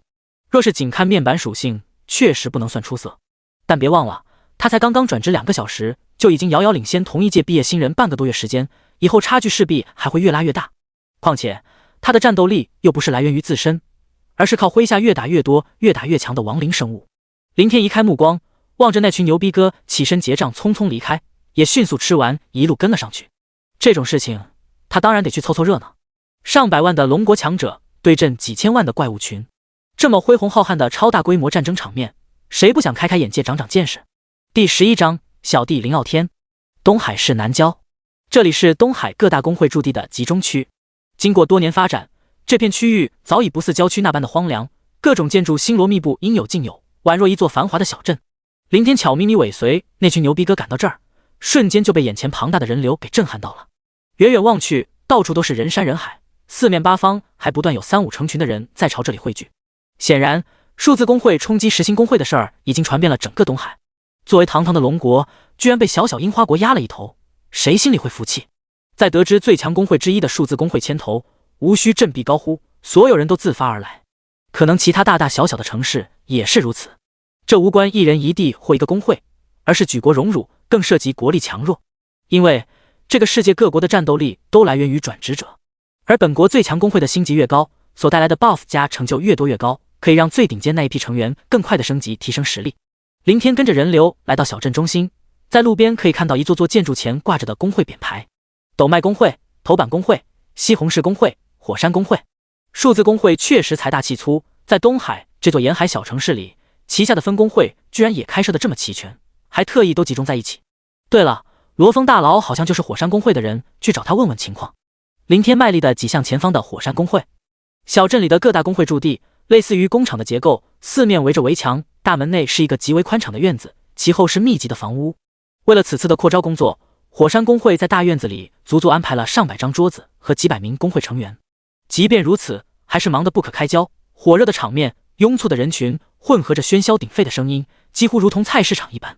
林天刚挤进大门，一眼就看到了坐在最外围一张桌子后的罗峰。恰巧罗峰这时也看了过来，见到了林天，他便和身旁同伴交代一句，起身走了过来。林老弟，你怎么来了？罗峰大声喊道。也不得不喊，不然吵闹的场面根本听不到。说完，罗峰也不等林天答话，马上将其拉到一个人数较少的角落位置。罗哥，你们工会好热闹。呵呵，你也知道了。其实我也是刚知道，这段时间我都在秘境里做任务，刚出来就收到会长召集工会成员回驻地集合的消息，然后才得知咱们的主工会冲击实心，需要大量扩招人员。这不回来后忙得不可开交，快累死了都。罗峰嘴上说着累，但脸上却没有一点疲态，反而异常愤抗。这是龙国的举国盛事，更是数字工会的盛事，作为旗下分工会的一员，怎么可能不激动？罗哥，你们工会这次扩招最低要多少级啊？林天开口问道，这是他此行的主要目的。哈哈，难道你小子也想来凑个热闹？罗峰大笑2声，言语中倒没有对林天这个小萌新自不量力的嘲笑，他的性格本就直爽，对待弱者毫无架子，百般照顾，更谈不上什么势力，否则前不久也不会因为几句马屁就把林天带回城，还处得跟哥俩似的。林老弟，这波举国盛会你怕是赶不上了，咱们这次的扩招标准是40级，还必须得完成2转任务，数额也下来了，主工会和几个分工会总共要招收2转40级以上、3转60级以下600万人、3转60级以上200万人，这是最低要求，没有上限。这么多人，还不止这些呢，加上我们主工会和分工会原本的人数，以及其他众多大工会助战的人，2转到3转的大概得有400来万，3转以上的也差不多300万。我去，总共加起来1500万人，还是最低。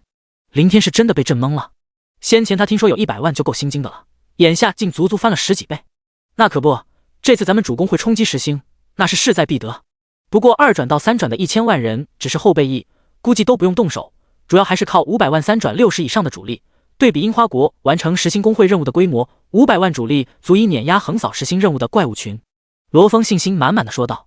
这时，一个络腮胡子的壮汉路过，浑身肌肉纠结的程度几乎和施瓦辛格有的一拼。看到罗峰，他当即停下脚步，抬手一巴掌就招呼了过来，开口骂道：“小罗，让你去招人登记，你他娘的又在摸鱼！”脑袋猛地挨了一巴掌，罗峰一个机灵，刚准备开骂，但听到声音又瞥见壮汉的身影，神色顿时烟巴了下来，揉着脑袋无辜道：“我哪有？我朋友来了，找我有事呢。”说着，罗峰指着壮汉，又指了指林天，介绍道：“这个胡子拉碴的人如其名，叫陈猛，也是我的会长大人。这是我朋友，姓林。对了，林老弟，你叫什么名字来着？”“会长好，小弟林傲天，战士。”林天立即随口瞎 JB 扯了一句，同时他眼角不禁瞅了下懒洋洋的罗峰，以这种姿态应对自己的会长，显然两人的关系很不一般。林傲天，哈哈哈，很狂很拽啊，不错，我喜欢。真男人就应该要有这种彪悍霸气的名字。既然是小罗的朋友，那以后就来我们公会吧，不必考核，直接入会。但升到40级，这条最基本的要求还是得满足，这是上面定下的死规矩，我也没办法更改。陈猛没有因为林天只是个萌新而有所轻视，更没有出现狗眼看人低，故意拉仇恨的狗血戏码。他反倒伸手重重拍了拍林天的肩膀，爽朗的笑了笑。所谓物以类聚，人以群分，能和罗峰这种性格打成一片没大没小，又怎么可能是那种势利眼的人？行了，你们年轻人聊。对了，小罗，我今天心情好，就不让你加班了，到点赶紧给我爬回去，别他娘的在外面厮混瞎搞。弟妹挺着大肚子一个人在家呢，你可要伺候好喽。我再重申一遍，等孩子生下来是男娃子，他就是我的干儿子；要是女娃子，老子可不管你同不同意，和我家那小娃子的亲事就直接定下了。哼！陈猛嘴角一翘，甩头离去。这看得林天眼睛几乎炸裂，浑身鸡皮疙瘩掉了一地。你能想象一个粗狂肌肉猛男千娇百媚哼唧一声的场景吗？呸！想占我的便宜，没个几十件神器打底做嫁妆，还想定娃娃亲？让你家小子娶我的女儿，做梦去吧！罗峰气呼呼地嘀咕道，仿佛觉得吃了天大的亏。随即他看向林天道：“林老弟，今天实在太忙了，我就不陪你了。你没事先转转，改日咱们喝2杯哦。还有，过段时间孩子出生了，记得来喝杯喜酒，我家就住在华西小区22号。”“行，罗哥，你去忙，到时喜酒我一定去喝。”林天应了声，紧接着好似想到了什么，忙喊住转身就要离开的罗峰，问道：“等等，罗哥，你们主工会打算什么时候开启实行工会任务？具体时间还没有定，但据说好像是3个月后，上千万的人呢，数量太庞大，前期的招收工作和后面很多事情都需要筹备规划，肯定不是1、2天就能够完事的。”“哦，好的。”林天低头蹙眉 持续陷入思考中。3个月时间说长不长，说短也不短。如果按照职业详解那本书里的练级时间统计，新人升到20级很简单，只要2个月左右，这个就相当于新手期用于熟悉技能和磨砺身手。但其后的升级经验会大幅度提高，转职者每过20级转职一次，带来更强实力提升的同时，经验也一次次轮番成几十倍、数百倍的递增。这导致将来每升1级都要花费很长时间，越往后所需时间越多，甚至以年为单位计算。正常情况下，新人升到40级，并且完成2转任务，打底1年起步。不过，以死灵仆从扫荡怪区的速度，3个月升到40级也不是没有可能。林天没有多待，很快就离开了火山公会。不管如何，他都要尝试拼一把，竭尽全力在3个月内完成数字工会最低招收条件加入进去。这可是龙国首次实行工会任务，上千万人 vs 几千万数量级的怪物，那场面，那景象，简直不要太美。关键是还没有危险，后备亦不用上场参战，只需要在后方当个吃瓜群众喊666就行了。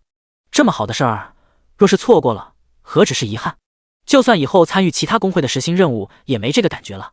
毕竟，每个成年人的第一次总是很珍贵、很美好的。第12章，你有病，有大病。要不，先随便找一个工会加入，工会可以提供经验加成 buff， 升级会更快。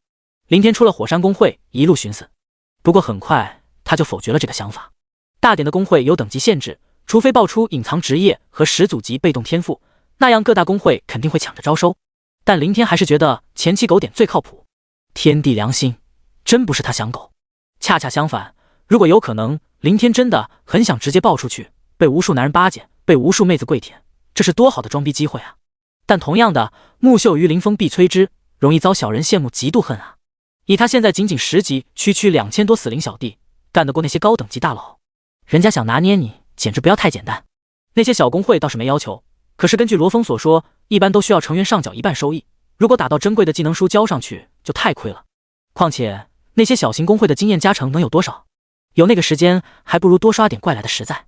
剩下就是练级区，一个野外怪，另一个副本怪。这个林天倒没有任何犹豫，下副本。野外人多眼杂，保不齐会被人看到铺天盖地的死灵仆从，一旦传扬出去，多少是个麻烦。之前在哥布林平原，那完全是运气好。林天也没回市区，在小镇内的商店购买了一些生活物资，储存在随身空间中，就径直朝着镇南而去。记得副本秘境收录大全课本里有提到过，工会小镇南边一座大山下就有一个15级的副本点，越级打怪有经验加成，那些15级副本怪将可以保障他的等级飞速提升。至于麾下最高只有5级的死灵仆从能不能打得过，林天暂时没去想，反正都是白嫖的小弟，死完了大不了找个低级隐蔽野怪区，浪费点时间再白嫖回来。10几分钟后，一座高山终于出现在视线中，在山脚下，一片被四面围墙圈起来的区域格外显眼，里面隐约可见几座2层楼房。来到大门前，林天首先瞄了下立在门旁的牌子：幽暗地穴15级普通大型公众副本。这个世界有很多空间通道刷怪点会出现在封闭区域内，久而久之就形成了一个个怪物盘踞的副本。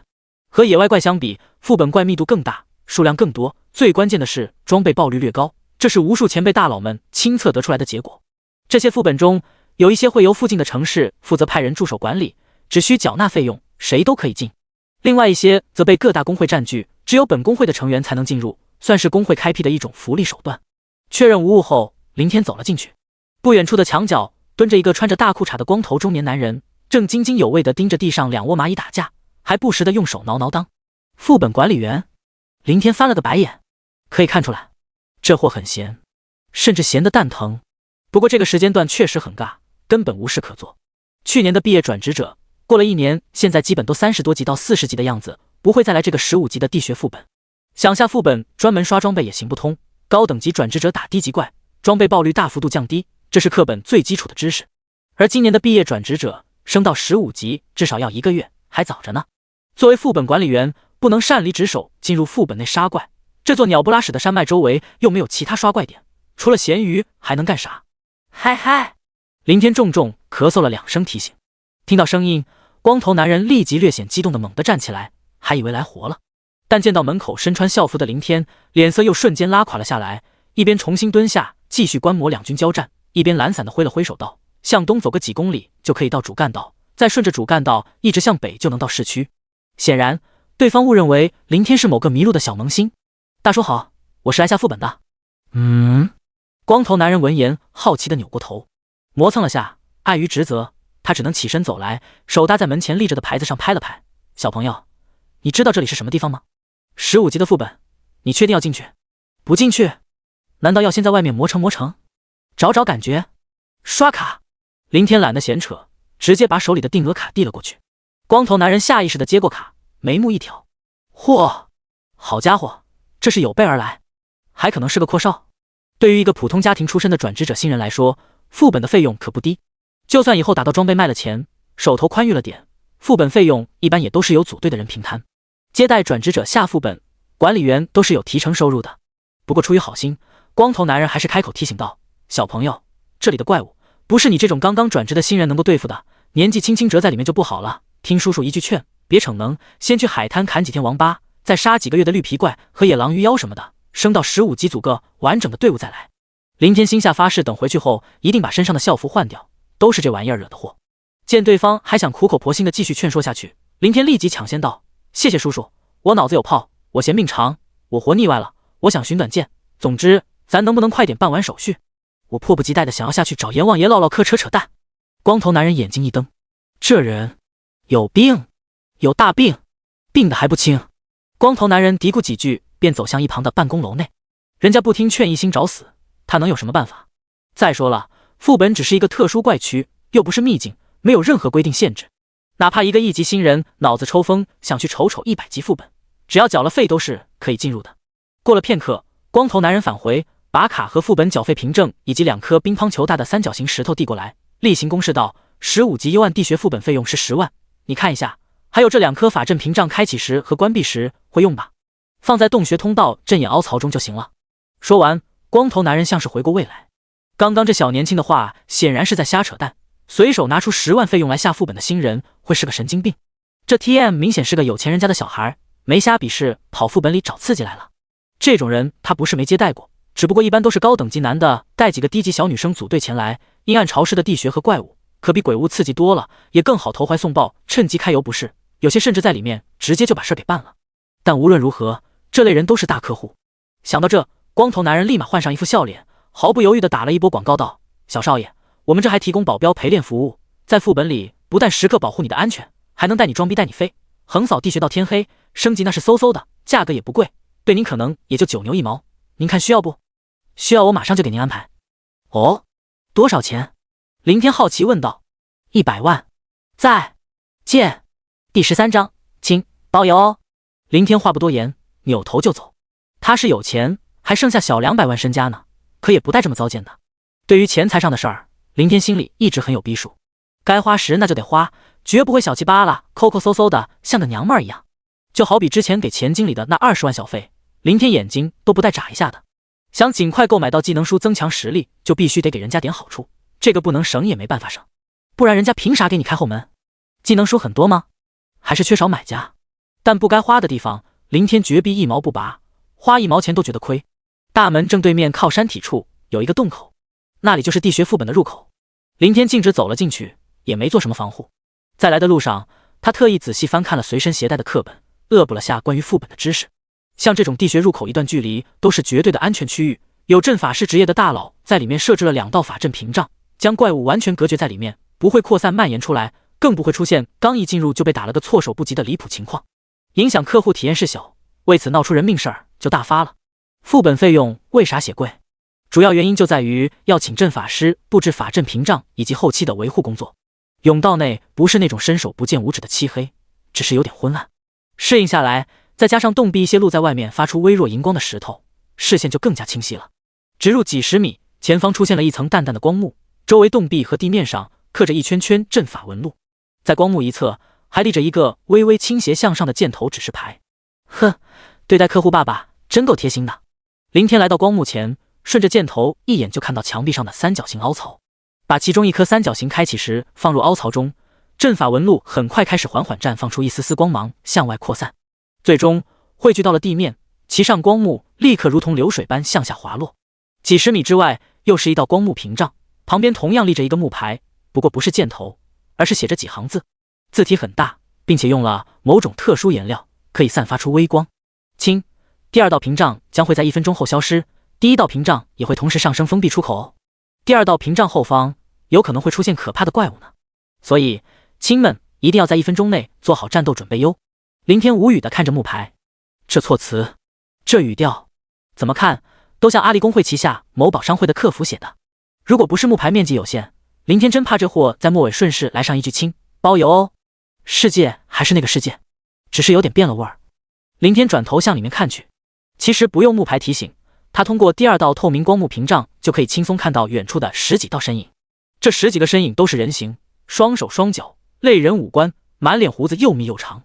不过和人类竖着成长不同，这些类人生物全 TM 横向生长，个头非常矮，不到半米，却强壮到令人发指，胳膊甚至和人类的大腿般粗壮，宽厚的身躯上套着一副简易铠甲，手提各种锤斧等重型武器。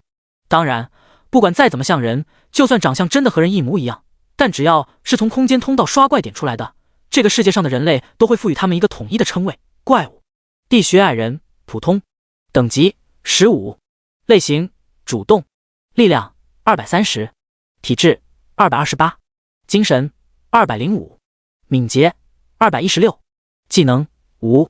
地穴矮人，普通，等级15，类型主动，力量232，体质224，精神207，敏捷220，技能无。林天释放死灵之眼，逐一查看视线中的一群怪物信息。等级清一色的15级，4维属性都在200多不等，几乎堪比5级的哥布林 BOSS， 唯一的区别就是没有技能。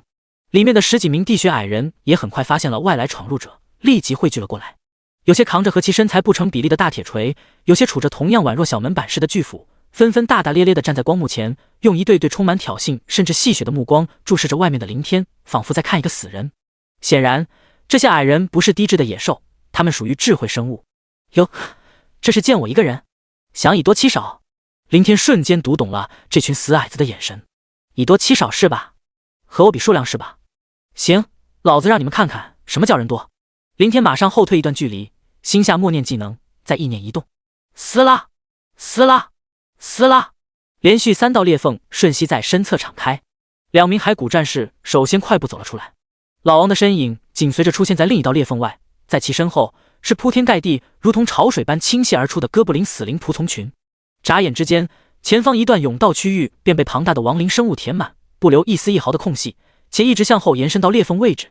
眼前突然出现密密麻麻的敌人，顿时让光幕内的一群矮人懵逼了，更傻眼了。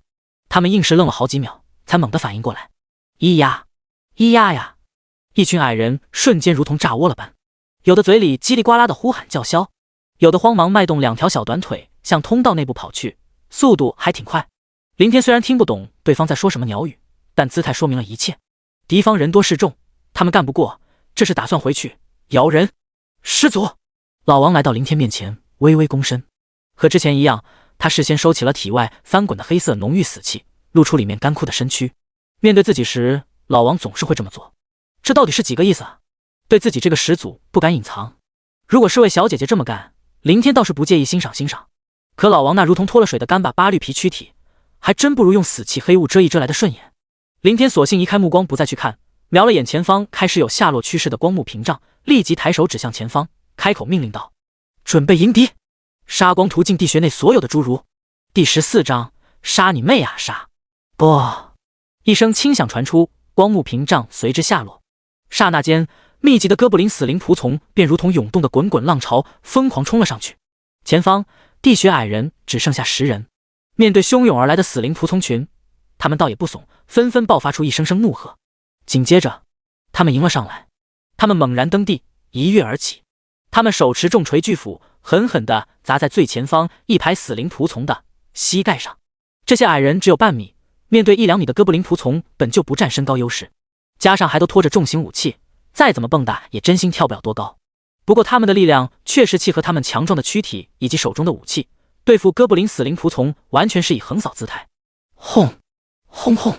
在一阵阵重击声中，一只只死灵仆从瞬息横飞，有的在巨斧下身躯自膝盖位置断为2截，残尸四处衰落；有的在铁锤下甚至直接爆裂成了满地的肉泥。一群矮人挥舞着一柄柄厚重的武器，如同玩具般，以区区10人的数量，竟硬生生挡住了死灵仆从前仆后继的冲击。嗡！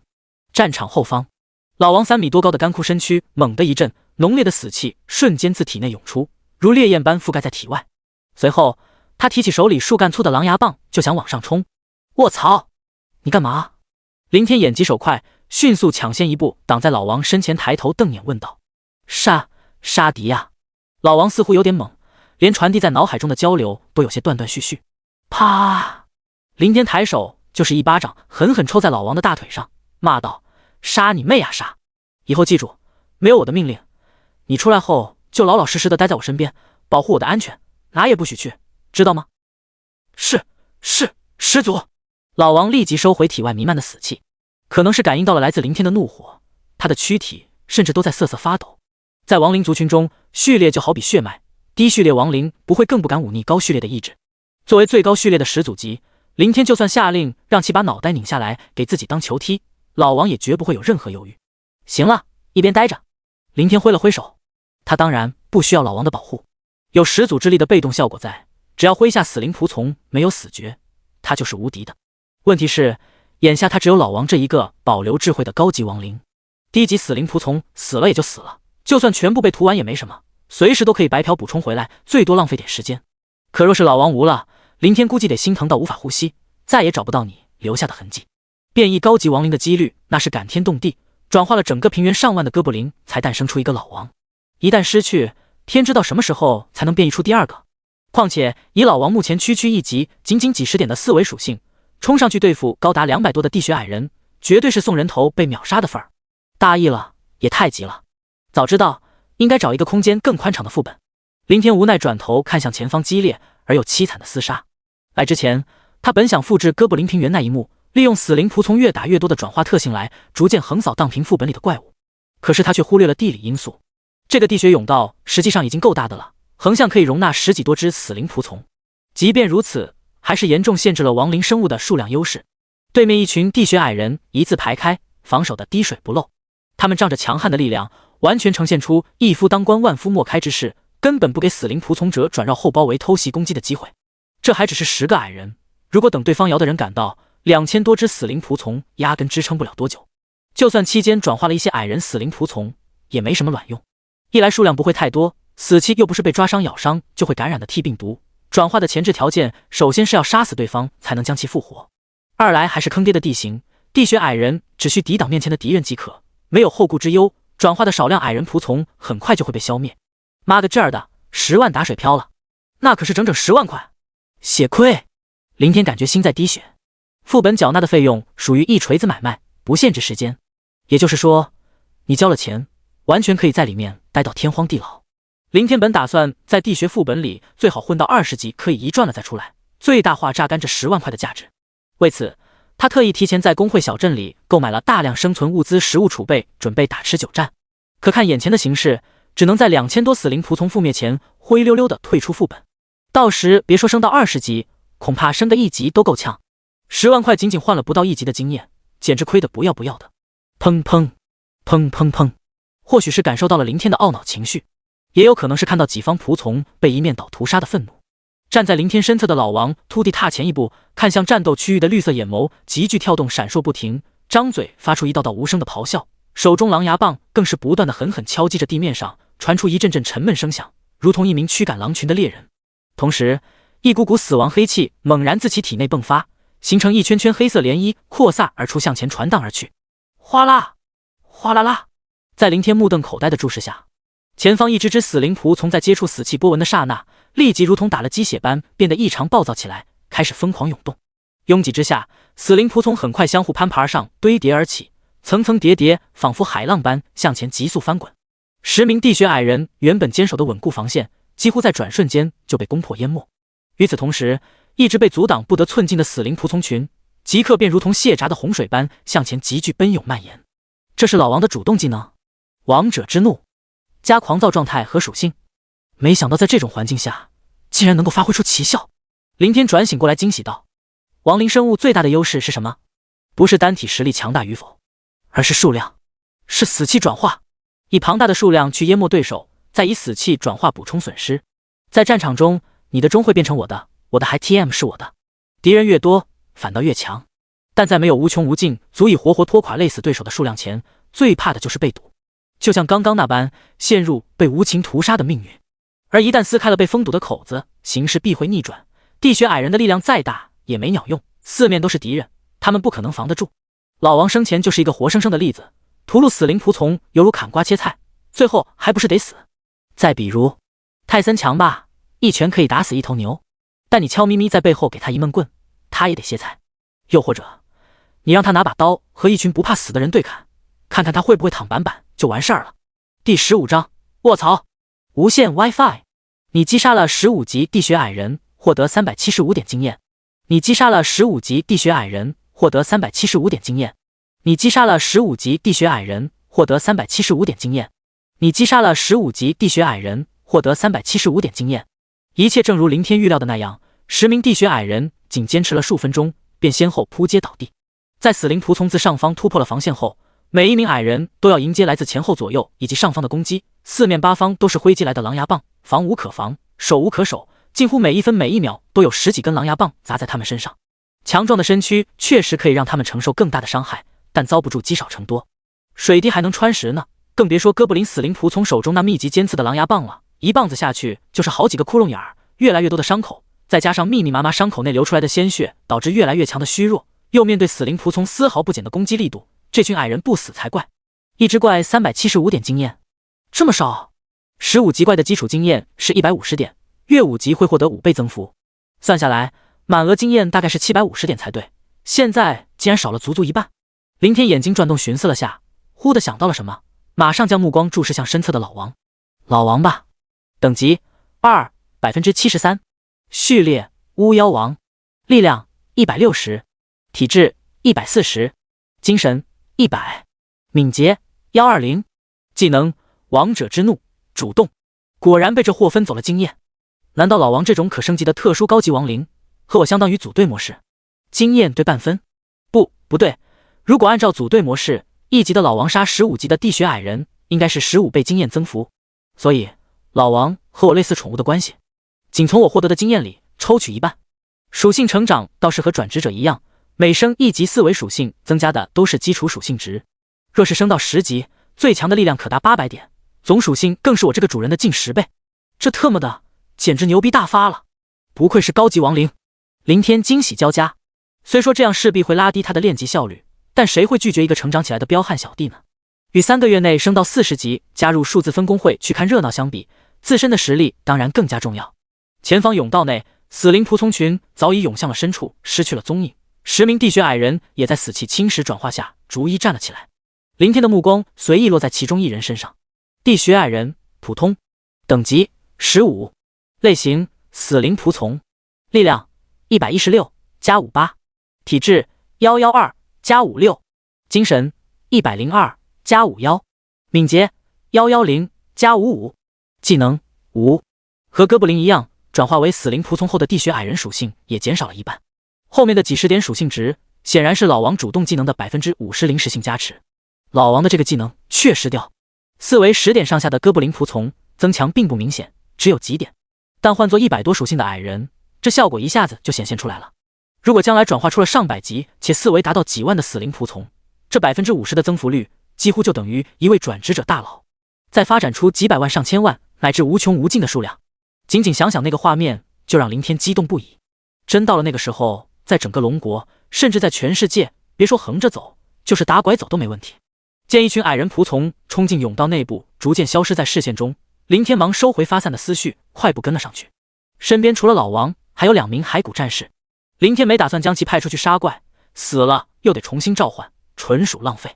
转职者使用技能需要消耗精神力，而精神力的多寡则是和精神属性直接挂钩，一旦损耗殆尽，就得冥想恢复，速度贼慢。这也是转职者练级效率不高的原因之一。其他人可没有白嫖的小弟，打怪都是依靠团队力量相互配合，慢慢去磨。再则，骸骨战士只能出战2名，1级的4维属性也仅有30点。无论是对比死灵仆从的数量，还是对比目前的矮人仆从属性，都显得非常鸡肋。林天急于购买亡灵法师技能书的目的，主要就是为了这个。若是有足够的技能书，将技能等级提升上去，好歹也能成为一大战力，不至于占着茅坑不拉屎，完全成了摆设。在甬道里弯弯绕绕走了10几分钟，沿途不时可以看到成堆的哥布林仆从尸体，破损十分严重，都几乎成了肉泥。其中还有少数矮人仆从的残尸，这些明显是被地穴矮人反杀所致。装备倒是没有多少，仅有10几件，还都是垃圾白装。又走了一会儿，林天停在10几条岔路口前。副本收录大全里有关于幽暗地穴副本的详解和地图，按照上面的注释，10几条岔路最终都会汇聚一处。可关键的是，这些岔路甬道里被死灵仆从所杀的地穴矮人，有可能会爆出装备。林天不可能放弃这些他辛辛苦苦打的装备，哪怕是白装，卖出去也是钱呐。蚊子腿再小他也是肉，但这也就表示他必须在10几条甬道里都跑上一个来回。地穴里的甬道，每一条貌似都有10几公里吧，10几条都跑一遍就是100多公里，这是想要累死我的节奏吗？如果死灵仆从可以把那些闪动光芒的装备捡回来就好了，免得来回折腾。可惜都超出了视线，没办法传递命令。不行，等以后加入了工会，我他妈首先要搞到一头坐骑。林天瞄了老王一眼，派他前往其他岔路捡装备的念头一闪而过，但很快就放弃了。现在的老王还是太弱，为了这点破事，万一遭遇围殴死在路上，就太得不偿失了。选择中间一条岔路走了没多久，林天突然停下，有些懵逼的望着前方视线内正跑回来的一名矮人死灵仆从，以及他手中拿着的一个散发白色光芒的物品。装备，他居然主动捡回了装备。身侧老王大概感应到了林天的疑惑，马上在脑海中解释道：始祖，您是死亡之力的起源，作为被死亡之力转化的奴仆，可以在任何地方感知到您传达的旨意，并坚定不移地执行您的旨意。任何地方，不受距离限制。林天一愣，脱口而出惊讶道：卧槽，这么方便！无线 WiFi。第16章，在变态的道路上越走越远，跨越空间接受命令，这不就是妥妥的无线 WiFi 吗？不，这可比无线 WiFi 牛逼多了 ，WiFi 还有距离限制呢。林天惊喜地瞅着身前这名拿着装备的矮人死灵仆从。老王口中的死亡之力，指的大概就是死气，而所有的死灵仆从都是在死气支配下复生。换句话说，死气就相当于信号源，属于接收命令的媒介。林天接过矮人仆从手里的装备，瞄了眼，发现是垃圾白装，便直接扔进了随身空间中。随后他也没有墨迹，直接在脑海里传达了一道命令，让所有甬道内死灵仆从捡起散发光芒的物品，与甬道尽头集合。半个小时后，一路狂奔在甬道内的林天终于气喘吁吁地停了下来。前方是一个巨大宽阔的封闭洞穴，一眼扫去几乎看不到边。这里显然是地穴矮人的老巢，视线所及全是密密麻麻的矮小强壮身影。死灵仆从群早已蔓延了过来，正在向前冲杀。如果来个上帝视角，可以清晰看到一条泾渭分明的战线。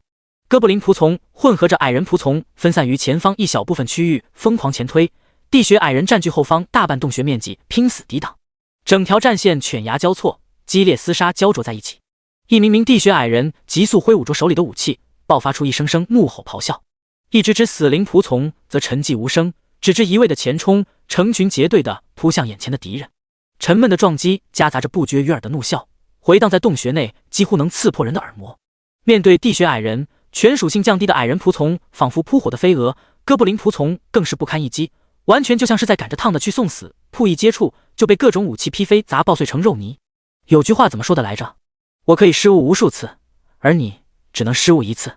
林天扫视着前方的战场，那一处处激战区域无疑是对这句话的最好诠释。但凡一些地穴矮人力竭或者不慎摔倒，顷刻间就会被一大片扑上来的死灵仆从淹没。除了少数幸运儿遍体鳞伤的及时挣脱了出来，绝大部分都丧命在倾泻下来的一大堆狼牙棒和重型武器上。倒下的尸体很快又被死气入侵，转化为一具具死灵，纷纷爬起来冲向先前的同伴。在死灵仆从甜命式的疯狂攻势下，一整条战线几乎都在以肉眼可见的速度前移，直至攻占了洞穴一半的面积，推进的速度才稍稍缓解。战线对面，地穴矮人开始轮番换人，后方的矮人不时地上前替换掉前方交战力竭的人下去休息，相互间配合默契，进退有度，一时间竟稳住了防线。哟，这还打出节奏感来了。林天无语嘀咕道，这一点其实并不奇怪，地穴矮人不是野兽，他们毕竟属于智慧生物，懂点战略很正常。不过若是放在两个生物群体的厮杀上，这种打法确实很有效果，可对付没有情感、没有理智、更不懂畏惧的亡灵生物。林天扭头看向身后的十几条甬道，里面还在不断涌出后续复生的矮人死灵仆从，几乎连成了一条条直线，远远看去就仿佛十几条滚滚而出的咆哮怒龙。随着死灵仆从的数量越聚越多，拥挤在这片狭小的区域内，再加之老王提着狼牙棒不断敲击地面驱赶，持续发挥着技能的狂躁状态效果，先前的一幕很快再次重现。后面的死灵仆从攀爬而上，相互堆叠而起，朝前急速翻滚。到达了战线后，一只接一只的死灵仆从飞扑而下，直接将自己狠狠地砸入矮人群中。面对这种悍不畏死、极不讲理的蛮横打法，整条密不透风的防线等于成了摆设，转瞬即溃。一名名地穴矮人慌乱应付来自上方以及落在地面又重新爬起来的敌人，周围凡是有空隙的地方，近乎全部被密集的死灵仆从填满，有些区域甚至层层堆落了起来，完全将地穴矮人埋在了下面。整个场面异常疯狂且混乱不堪，所能见到的只剩下死灵仆从形成的涌动尸山，并且随着死灵仆从群自上方继续爬动前扑，极度的混乱犹如掀起的滔天巨浪般飞速扩散蔓延。短短片刻，偌大的洞穴就再也见不到一处平静的地方，到处都是死灵仆从的身影，处处也都是混乱的厮杀。居然没刷出 BOSS， 开始飞球了。说好的欧皇附体呢？林天的目光在洞穴中间那座数米高的空间通道刷怪点停留了下，又在附近仔细巡视了一圈，没有看到某些特别强大的特殊地穴矮人，使用死灵之眼侦查，眼中浮现的信息也都是普通小怪。不管是野怪还是副本 BOSS 都是随机刷新的，有可能连续好几天从通道中走出来的怪物，其内都会有带着一群精英怪的 BOSS， 也有可能持续数个月都见不到一只。没碰上 BOSS， 林天虽然有点小失望，但并未去纠结这个事儿。他此次下副本主要目的是为了快速练级，若是能顺带打个 BOSS 爆出点高品质装备当然最好，没有也无所求谓。后退一段距离，林天从随身空间中取出先前在工会小镇购买的便携躺椅放在地上，又取出一桶爆米花，然后才一屁股坐在上面，一边随着躺椅上下摇歌，一边吃着爆米花，观看着前方360度全景开放式5D 立体战争电影。身侧，老王不时的前去接收一些死灵仆从送上来的装备，集中放置在一旁的地面上。这个场景如果被其他转职者看到，估计得吐血。我们5个人组队，累死，好不容易才能围殴死一只怪物，稍有不慎就会负伤，一不小心还可能会丧命。你呢？搁这看戏，怪物还一波波的收割，你他妈是想活活气死我们吗？轰！就在这时，不远几处区域突然间炸开，其上堆积的一大群死灵仆从当即四处翻飞，露出一小片空旷区域。一名名伤痕累累的地穴矮人杵着武器站在这些空荡地带内，刚爆发全力横扫开周围的敌人，让他们满脸疲态虚弱不堪。可还不等他们多喘息几口，四面八方的死灵仆从再次如浪潮般疯狂涌来，将其瞬间淹没，随之又很快散开，留下中间正在死气入侵、处于转化状态下的地穴矮人尸体。这一幕幕场景几乎在整个洞穴内处处上演。在越来越多的死灵仆从围堵下，地穴矮人的竭力反扑就像是可笑的垂死挣扎。洞穴边缘，林天停下摇晃的躺椅，伸手抓起不知从哪儿飞来吊在胸口上一大块还在滴血的碎肉，随手扔在了一边，手指随意在衣服上擦拭了2下，便捏着爆米花继续悠闲地吃着。刚吃没2口，林天似乎才突然反应过来，不禁蹙眉，陷入了深深的自我怀疑。正常人面对刚刚那种落在身上的残尸碎肉，应该感到很恶心才对，为什么我没有丝毫感觉，反而觉得更开胃，吃着爆米花更香？还是职业的缘故？受到始祖级亡灵法师这个职业潜在的影响，在变态的道路上越走越远，非但看着骷髅和死灵仆从可爱顺眼，口味还 TM 越来越重。第17章，咱不吹牛逼能死吗？轰轰轰轰轰！剧烈的爆响于偌大的洞穴内四处宣泄，入目之处皆是一片片忽然炸开又快速被死灵仆从重新覆盖的区域。混乱的杀戮一直持续了数个时辰，才终于渐渐平息了下来。整个洞穴随之彻底陷入死一般的寂静，所有活着的地穴矮人全部被屠戮一空，只剩下失去目标呆愣着的死灵仆从，密密麻麻的数量几乎占据了洞穴的每一寸角落。长时间的混战也让死灵仆从完成了新一轮的替换，绿色干瘪皮肤的哥布林仆从全部死亡殆尽，消失不见，取而代之的是成片成片的地穴矮人仆从。外围区域，林天早已脱离了枯燥的观影模式，正一脸晦气地查看着老王收集来的装备，把最后一件刺客垃圾白装扔进随身空间内。见战斗结束，林天换出职业信息，和先前在哥布林平原时呈现的一样，界面刚一出现，整个视野就被急速滚动的提示刷屏，让人目不暇接。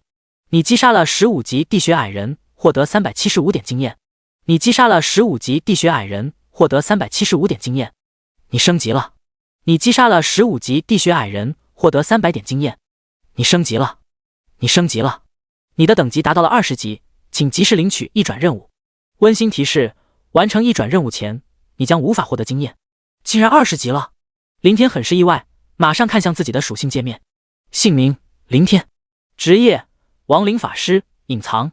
序列：始祖。等级：20，上限。力量：122。体质：113。精神：198。敏捷：151。装备：王者权杖、幽灵长袍、白骨吊坠、暗影鞋、指骨手环、闪亮的破戒指。技能：骸骨战士，主动；死灵之眼，主动。天赋：始祖之力，被动。这么快？林天脑子有点懵，这实在和他的预期相差太大。由于老王分走了一半经验，本来按照他的预计，至少也要在地穴副本待几天时间，涂完每天刷新的矮人才能升到20级，却没想到仅仅第1天就完成了这个目标。不过当林天看到亡灵生物界面，这才有些恍然。亡灵生物数量39545，高级亡灵巫妖王1，死灵仆从地穴矮人39544，残存下来的矮人仆从竟然多达将近4万，难怪可以升到20级。林天默默估算了一下，哥布林平原上大概有上万只怪，9成9都被转化成了死灵仆从，最终剩下2000多，有1/5的残存率。但这里面绝大部分都损失在围剿 BOSS 那一战，否则死灵仆从剩余量应该可以翻上1倍，残存率达到1/3左右。而地穴副本里没出现 BOSS， 被转化的矮人仆从都折损在和小怪的战斗中。若是按照1/3的矮人仆从残存率来反推，那么这个地穴里的矮人数量最低都有10万。怎么说也是个大型公众副本，有10几条甬道长度，并且每一条都延伸10几公里，再加上甬道尽头的巨大洞穴，如此大的空间里盘踞10几万矮人不足为奇。再则哥布林平原一战仅耗费不到1个小时，而在这个地穴副本内，战斗可是足足持续了长达数个时辰。林天又将目光注视向前方站着的老王。老王吧，等级15%， 21%。序列巫妖王，力量1200，体质1050，精神750，敏捷900，技能王者之怒，主动。老王没升到20级，在林天的意料之中，毕竟最初和他相差10级，而且是从他获得的经验里分出一半。但看到老王的属性，哪怕有心理准备，还是让林天忍不住眼皮狂跳。这4维其中2个都破千了，最高的力量更是他的10倍。唯一可惜的是，老王不能穿戴装备，否则会更高。装备，一想到这儿，就让林天感到无比牙疼，甚至有点怀疑人生。或许是在哥布林平原用完了气运，欧皇那个老六跑了，飞球那个坑壁悄咪咪的降临附体，在地穴副本没碰上 BOSS 就算了，杀了10几万地穴矮人，爆了几百件装备，基本都是白装也很正常，小怪能出什么好货？可关键是没有一件法师装就尼玛离谱。算了算了，没有就没有吧，反正装备的属性加成对我也影响不大，打怪不用我亲自动手，都是靠小弟们群殴。林天自我安慰一句，打开召唤空间，让老王率领一众矮人仆从进入后，便转身出了地穴。地穴副本外，院落中依旧沉静无声，荒凉枯寂。管理员大叔也依旧闲鱼，不过没再去观摩蚂蚁打架，而是整个人躺在晃荡的摇椅上，眯着眼睛哼着小曲。偶尔间，他也会瞄上一眼地穴入口。这都快过去5个小时了吧？那个小家伙还没出来，莫不是死在了里面？哎，年纪轻轻就是不听劝，刚转职就硬要去15级副本里找刺激，还不肯花钱请保镖，何必呢？有钱人家的小孩子啊，真是搞不懂。刘强抬头瞅了瞅天上的太阳，抬手摸了摸铮亮的脑袋，嘀咕道：自打上任这个地穴副本管理员以来，这种奇葩他还是头一次遇到。然而直到他无意间一转头，看到出现在地穴入口的年轻身影，顿时愣住了。这家伙居然没死，那他怎么在地穴里待了这么长时间？难不成在里面找个旮旯角落睡了一觉？刘强回过了神，面色动了动，立即起身，笑脸迎了上去。哈哈，小少爷真厉害，在里面打了这么长时间的怪，那些矮人不好对付吧？地穴入口处，刚走出来的林天面向洒下来的阳光舒展了下身体，在昏暗的环境中待了数个小时，这一刻几乎让他有种重见天日的感觉。听到副本管理员传来的话，林天深有感触的点了点头。是啊，数量太多了，耗到现在才杀光。刘强闻言，嘴角微微抽了抽。咱不吹牛逼，能死吗？恭维？我这是恭维好不好？你竟然恬不知耻的顺杆子往上爬。作为这个副本的管理员，刘强清楚知道地穴矮人的具体数量，整整15万的规模。你一个刚转职的新人打得过？还在短短几个小时内杀光？你 TM 骗鬼呢？但这种事儿在心里想想就成。对于自己的准客户还是个有钱的主儿，刘强在这个时候当然不可能去嘲讽打脸，那是和钱过不去。他立马顺势高声附和道：啊，对对对，小少爷牛逼，小少爷无敌。那小少爷明天还来不？来的话，我提前喊过来几个保镖打手给您撑撑场子。林天翻了翻眼皮，显然这货还在惦记着保镖陪练的事情。100万的费用，他估计能拿到不少抽成吧。林天没去搭理，直接错身向外走去。小少爷，等等等等！刘强顿时急眼了，慌忙追上来道：小少爷，您难道是嫌贵？要不我给您打个折，不要100万，也不要99万，更不要98万，仅仅只要95万就够了，还嫌贵？这可是我最大的权利范围，最低价了。哦，对了，我们这还有一系列的奖励服务，只要打破了副本杀怪记录，就可以获得至少100万的奖金，说不定您运气好，破了记录，不但不用花钱，还能倒赚5万呢。破记录100万？林天猛地停下脚步，转身问道：副本杀怪记录？什么鬼？刘强一看有戏，马上详细解释道：是这样的，小少爷，咱们这个副本里不是有15万地穴矮人吗？每天都会刷新补充到满额15万，所以在1天之内杀死足够多的地穴矮人，打破以往保持的杀怪数量记录，就会获得100万奖金，并且没有任何的限制，可以组成一个完整队伍，也可以雇几个保镖陪练协助。哦，林天神色一转道：那副本通关记录呢？就是1天时间内杀光所有地穴矮人的那种，有没有奖励？多少钱？第18章，谁信谁杀毙？杀光？还在1天之内？你他妈又犯病了！刘强瞪着林天，心里忍不住吐槽一句，但为了小钱，他嘴上还是保持礼貌问道：小少爷，您指的是1天内杀完整个地穴副本15万的矮人？对，有奖励没？这有倒是有，好像是500万来着，不过至今都没有人拿到这个通关奖励，也就是一个象征性的奖励措施。刘强解释道：没有人通关不是不能，而是根本不划算。试想，想要在1天内杀进15万地穴矮人，首先必须得是那些可以做到秒杀15级矮人的高等级大佬强者。其次，一名大佬无法完成法系职业释放技能，需要消耗精神力，只能靠物理系职业，无需使用技能，仅用自身的力量去杀怪。可再强的大佬也不可能做到24小时不休息，期间要停下恢复体力。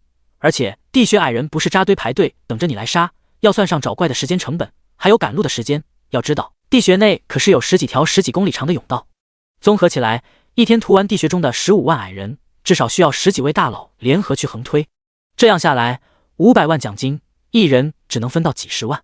问题是，都是大佬级的人物了，会在乎区区几十万？会累死累活的去挣你这几十万奖金？疯了吧你！所以无商不奸，资本家绝不会做亏本的买卖，里面的弯弯绕绕都给你算计得明明白白。他们既然敢设置这个奖项，就不怕你白嫖。但放在林天这里，真的就和白嫖没什么区别。要什么1天？他几个小时就够了。想到差一丢丢就和500万大奖擦肩而过，林天心下不由得狂跳。若是事后知道了这个事儿，他绝逼肠子悔青，浑身难受好几天。不过林天也没急着拿奖，眉目一转，反口问道：“大叔，你们这500万奖励会给吗？我的意思是，有没有什么保障？这还能有假？”刘强眼睛一瞪，这个公众副本可是咱们东海市的官营产业，还能骗人？那就好，地穴副本里的15万矮人被我杀完了，耗时5个小时左右。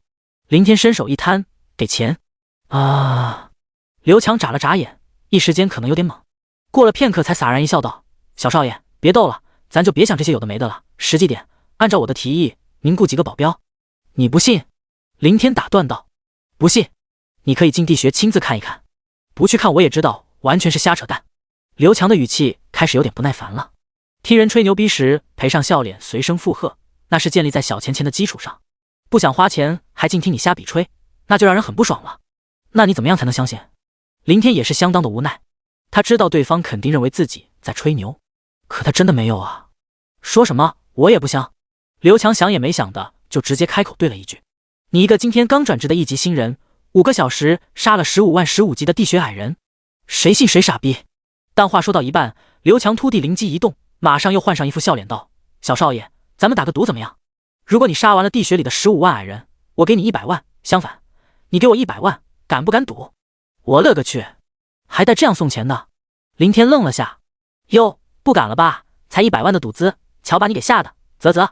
刘强见林天怔住了，立即开口激将道。说完，他还斜了斜眼，故意摆出一副眼角看人极为拉仇恨的姿态。林天很是无语，这货怕是想赚自己的钱想疯了，让自己买保镖陪练不成，又想了这一出，真是个大聪明。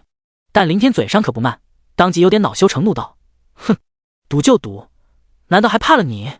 区区100万，本少的一点零花钱而已。那行，我们签你个协议，签字画押，公平公正。”刘强好似生怕林天反悔，拉着他就向不远处的一栋办公楼走去，同时心下不由得暗叹：小孩子就是小孩子，特别是有钱人家的小孩，年轻气盛，不知社会险恶，稍微激一激就上套了。起草完了协议，双方签字按下手指印，一人一份。看着手里的协议内容，刘强心里简直乐开了花，差点没笑出声。尼玛，小孩的钱就是好骗，随口忽悠几句，100万就到手了，这可比先前陪练服务抽取的那点提成要多多了。刘强把协议小心收好，接着手腕一翻，从随身空间里取出好几件物品。显然，身为副本管理员的同时，他也是位转职者。小少爷，这个叫副本记录仪，专门用于取证用的，按照规定，需要我们一起进地穴查验。刘强一边将一个巴掌大类似探照灯般的仪器固定在额头上，一边随意解释道：“哦。”林天撇了撇嘴，应了一声。他不知道有没有这个规定，但有赌约在，这货怕他不认账，在外面跑路，估计才是真的，所以才要求一起。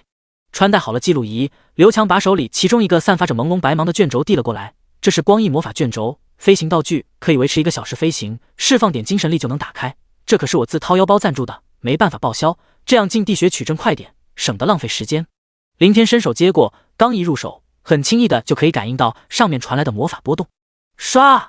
在林天释放精神力探进去的刹那，魔法卷轴瞬间绽放出一片耀眼赤芒，随即便宛若流水一般快速注入体内，于背后伸展出2道由光芒凝聚的巨大翅膀。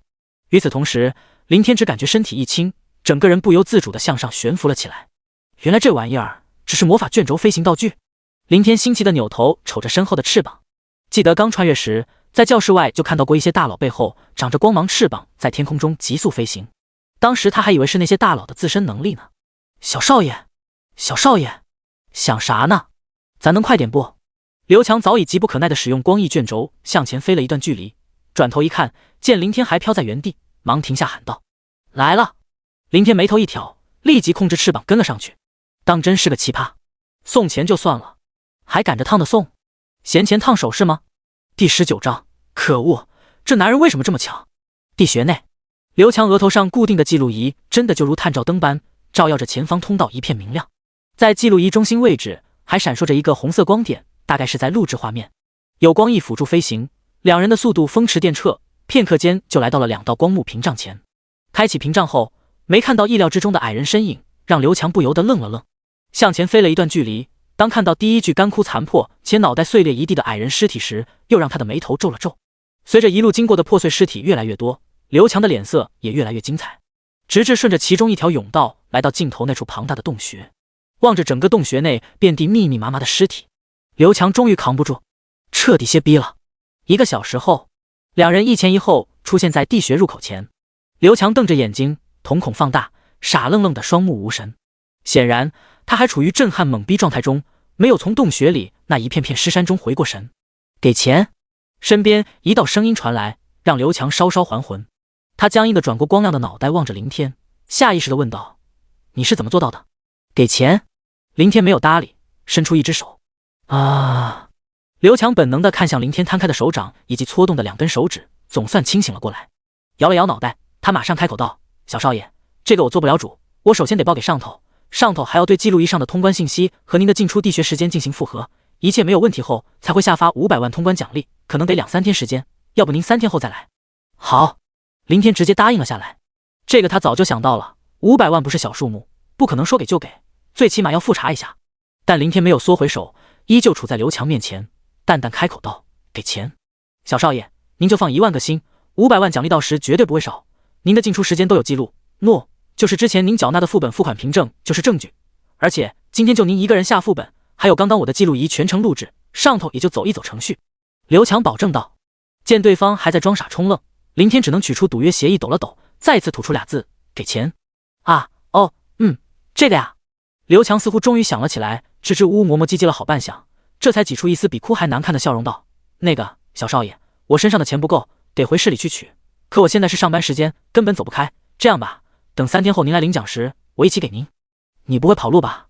林天十分怀疑地问道。“小少爷，您这看对人了不是？我光头刘强的名号在东海那可是响当当的，您可以去市里打听打听，很多人都认识我，愿赌服输，别说区100万，就是后面加个0，我眉头也不带皱一下的。”刘强努力挤了挤自己的苦瓜脸，尽量做出一副豪爽的表情。再说了，白字黑字写得清清楚楚，我还能耍懒？跑得了和尚跑不了庙啊！到时您如果找不到我，可以拿着协议去市里告我，我这个副本管理员的工作可是市里分派下来的。行吧，先加个好友，有消息及时联系我。还有，我只要定额卡。林天也没去为难，就像这货说的，跑得了和尚还能跑得了庙。好好好，我知道了，我加您。刘强如释重负的连忙答应一声，也没去想其他，立马把目光注视向林天。你收到了新的好友申请，光头强申请加你为好友。卧槽，真的就叫光头强？林天瞥了眼刘强的光头，无语调侃道：“光头强大叔，你认识熊大和熊二吗？”“熊大、熊二不认识，没听说过，不过黑山暴熊倒是有一头。”说着，刘强轻声呼唤了句，一道空间裂缝瞬息敞开，紧接着一头体型巨大的棕熊咆哮着一跃而出，匍匐在刘强脚下。刘强摸了摸棕熊的毛茸茸脑袋，指着熊背上的鞍尖笑道：“这是我的坐骑，叫大熊，不过反过来叫熊大也挺不错。”林天无言以对，暗叹刘弼。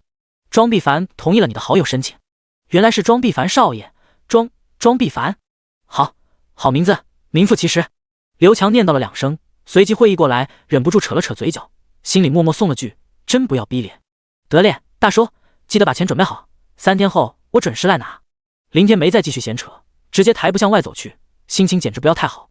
这一趟虽说运气有点背，没有像哥布林平原那样打到高品质装备，更准确的说是脸黑的一逼，连一件法师白装都没出，但收获不可谓不大，远不是先前可比。短短5个小时，自己的等级就提升到了20级，终于可以一转了。就像他先前所想那般，再一次和同届转职者拉开了差距，领先时间增长到2个多月。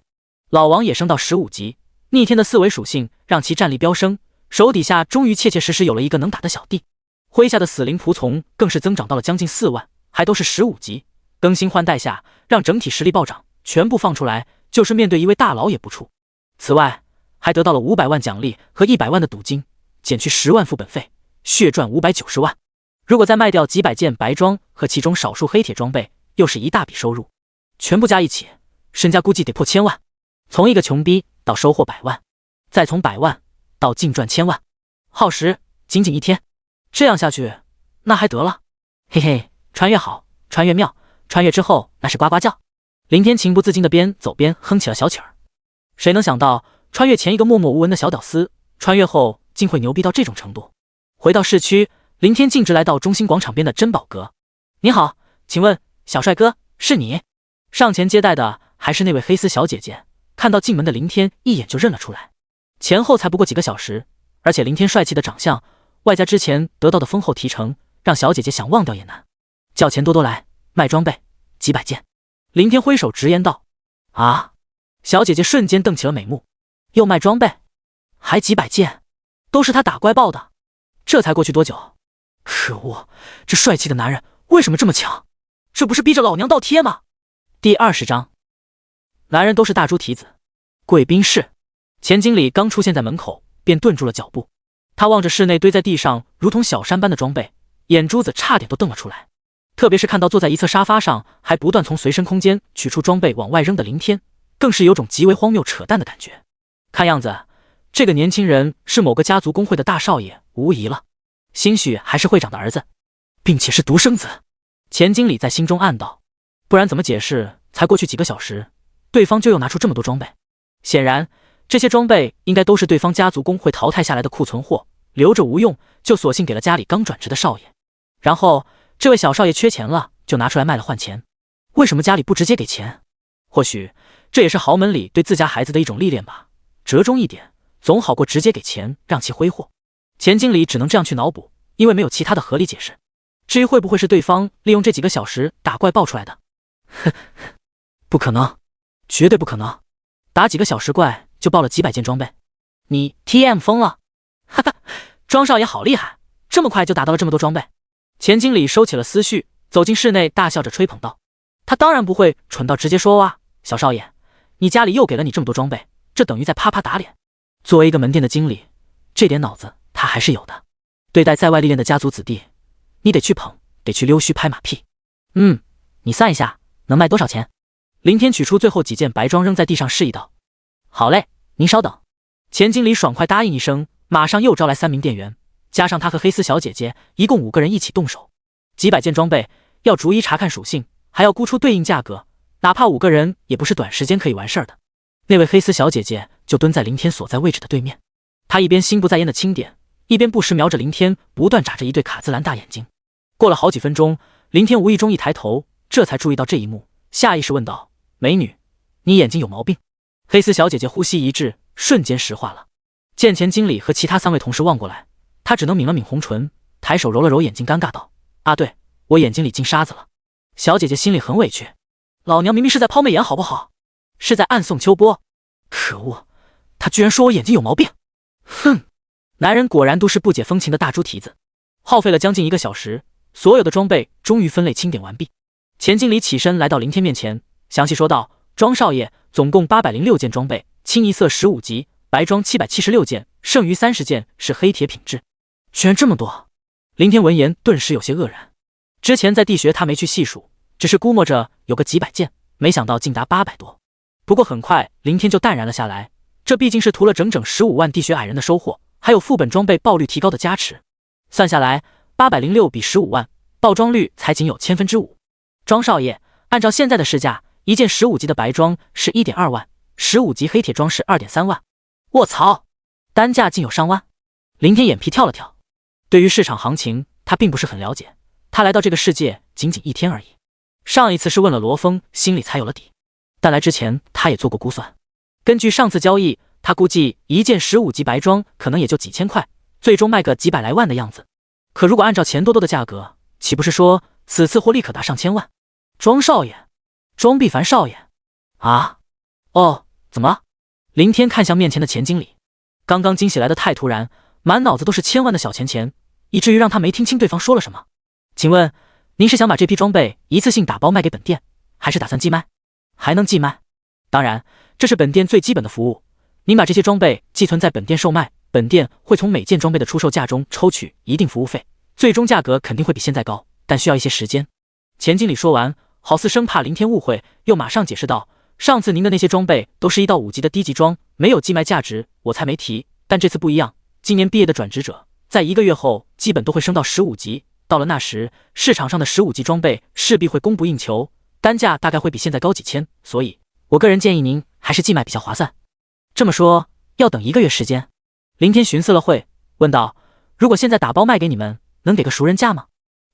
这样吧，我替咱们老板做个主，一件白装给您1.5万，黑铁2.8万。庄少爷，说句实话，我真没坑你，寄卖1个月，减去本店的服务费，也差不多是这个价了，您看怎么样？钱经理犹豫了下，说道：他确实没坑林天，不是不想，而是不敢。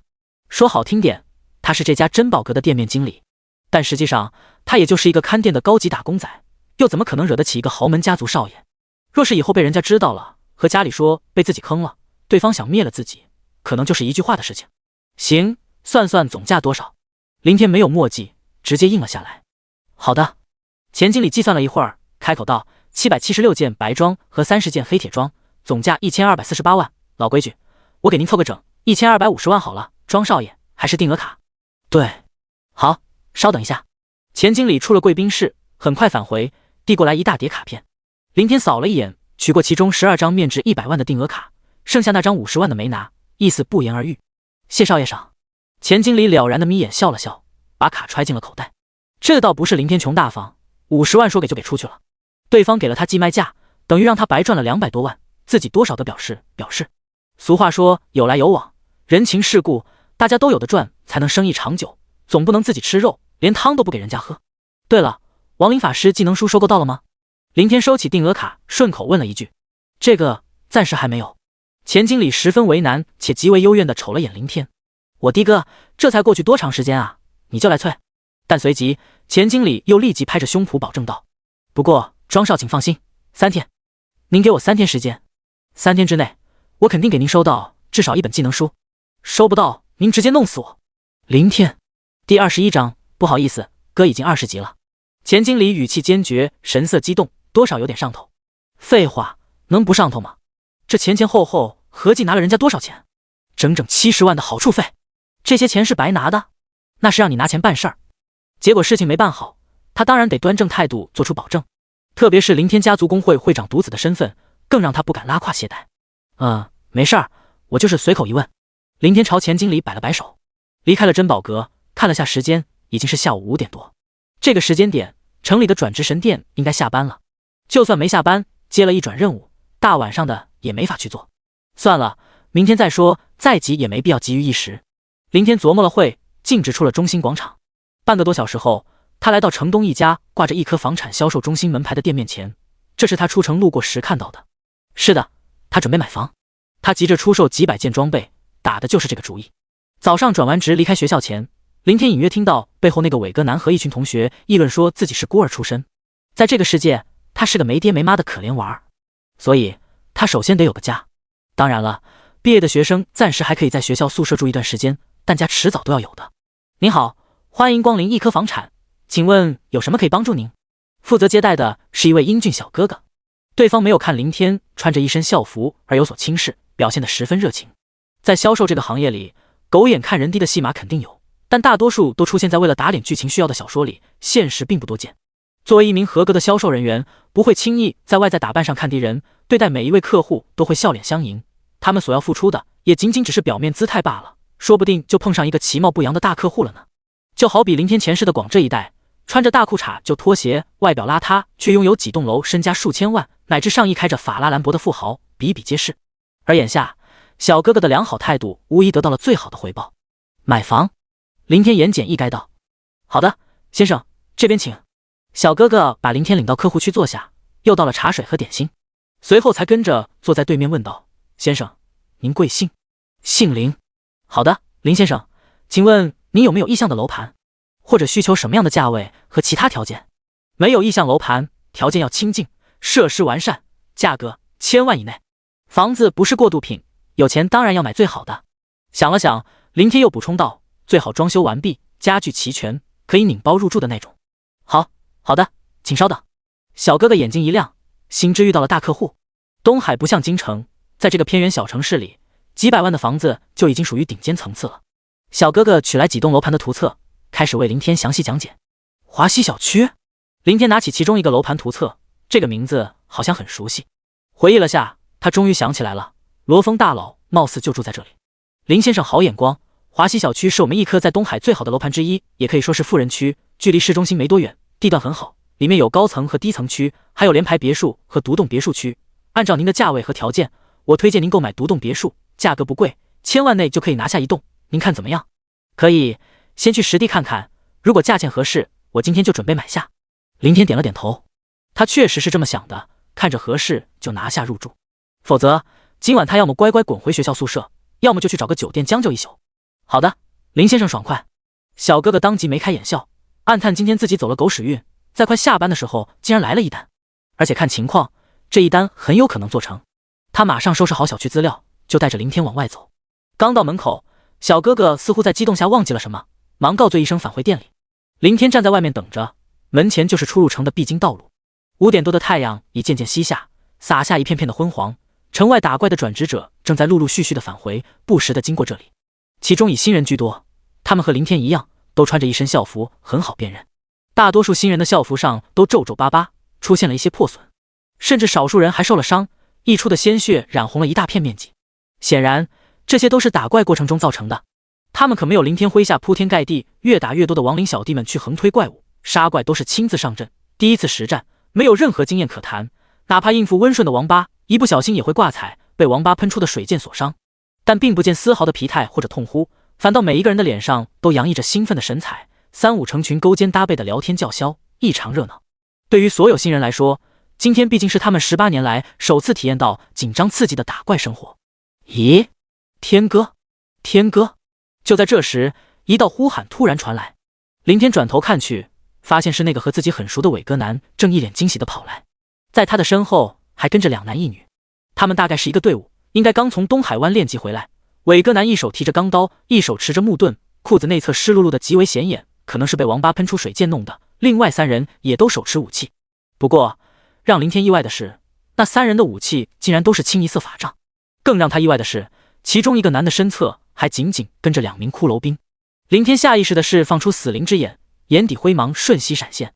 姓名：乔飞，职业：亡灵法师，隐藏，等级2，力量10，体质8，精神17，敏捷10，装备小木杖，技能骷髅兵，主动。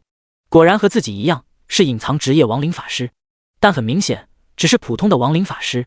林天看向那2名骷髅兵，浑身骨骼纤细无比，处处都是漏风的窟窿缝隙，真的就如同肉身腐烂的一副骷髅架子。和自己的骸骨战士相比，他们就是俩弟弟。练级刚回来，林天望着跑到自己跟前的伟哥男，礼貌性的笑问一句，同时通过死灵之眼的探查，他终于知道这货的名字了，叫孙浩，战士职业同样是2级。是啊，天哥你也是刚回来吧？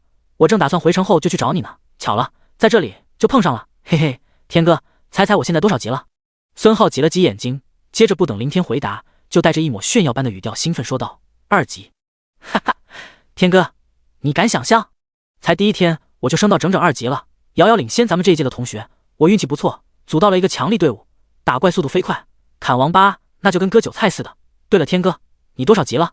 到2级了没？我呀，差不多了。林天随口敷衍道：“2级？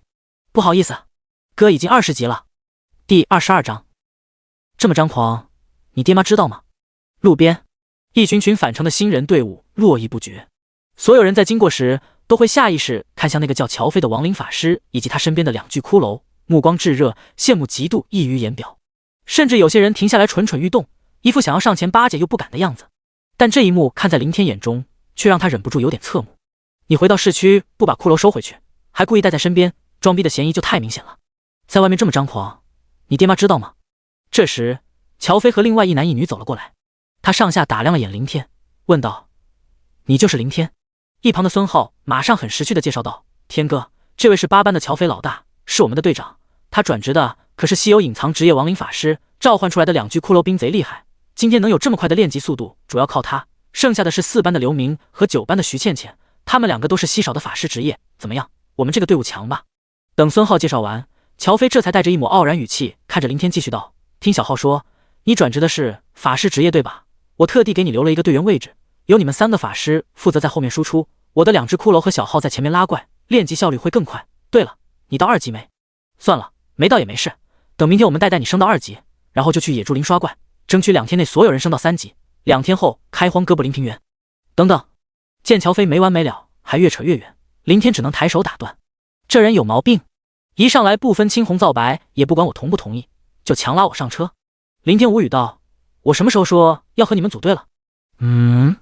乔飞一怔，他身后的刘明和徐倩倩也是皱了皱眉，孙浩更是在旁边急得疯狂打眼色暗示：“卧槽，天哥，你弄啥呢？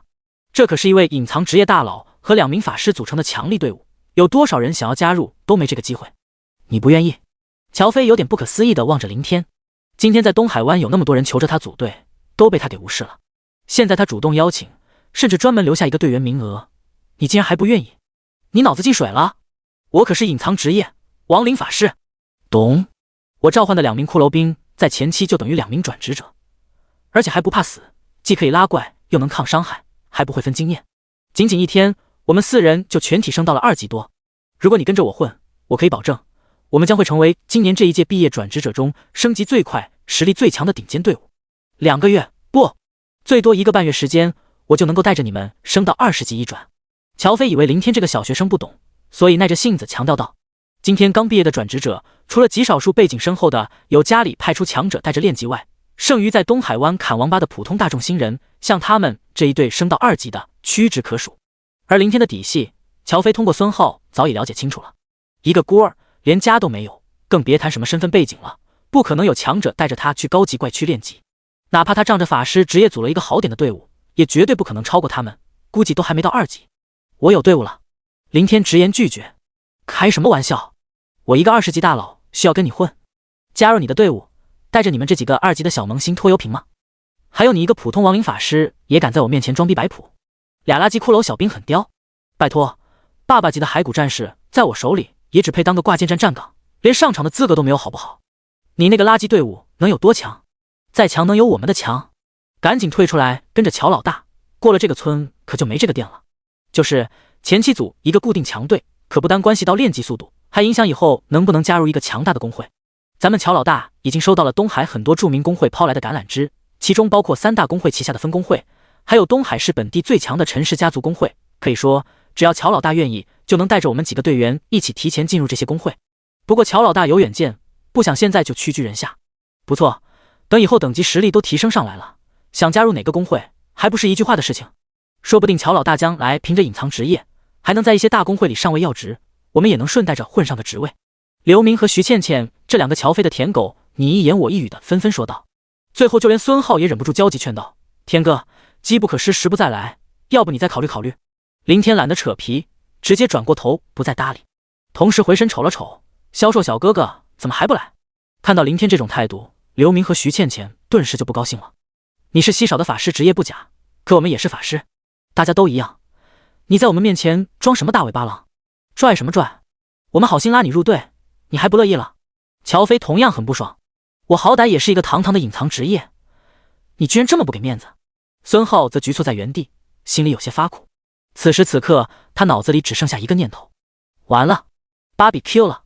他能以普通战士职业加入这个牛逼队伍，主要是当时说了认识林天这个法师同学可以拉进来。换句话说，他是沾了林天的光才进的队。本来他以为林天见了这个队伍的强势阵容，肯定会顺理成章的欣然答应，可万万没想到竟会被拒绝。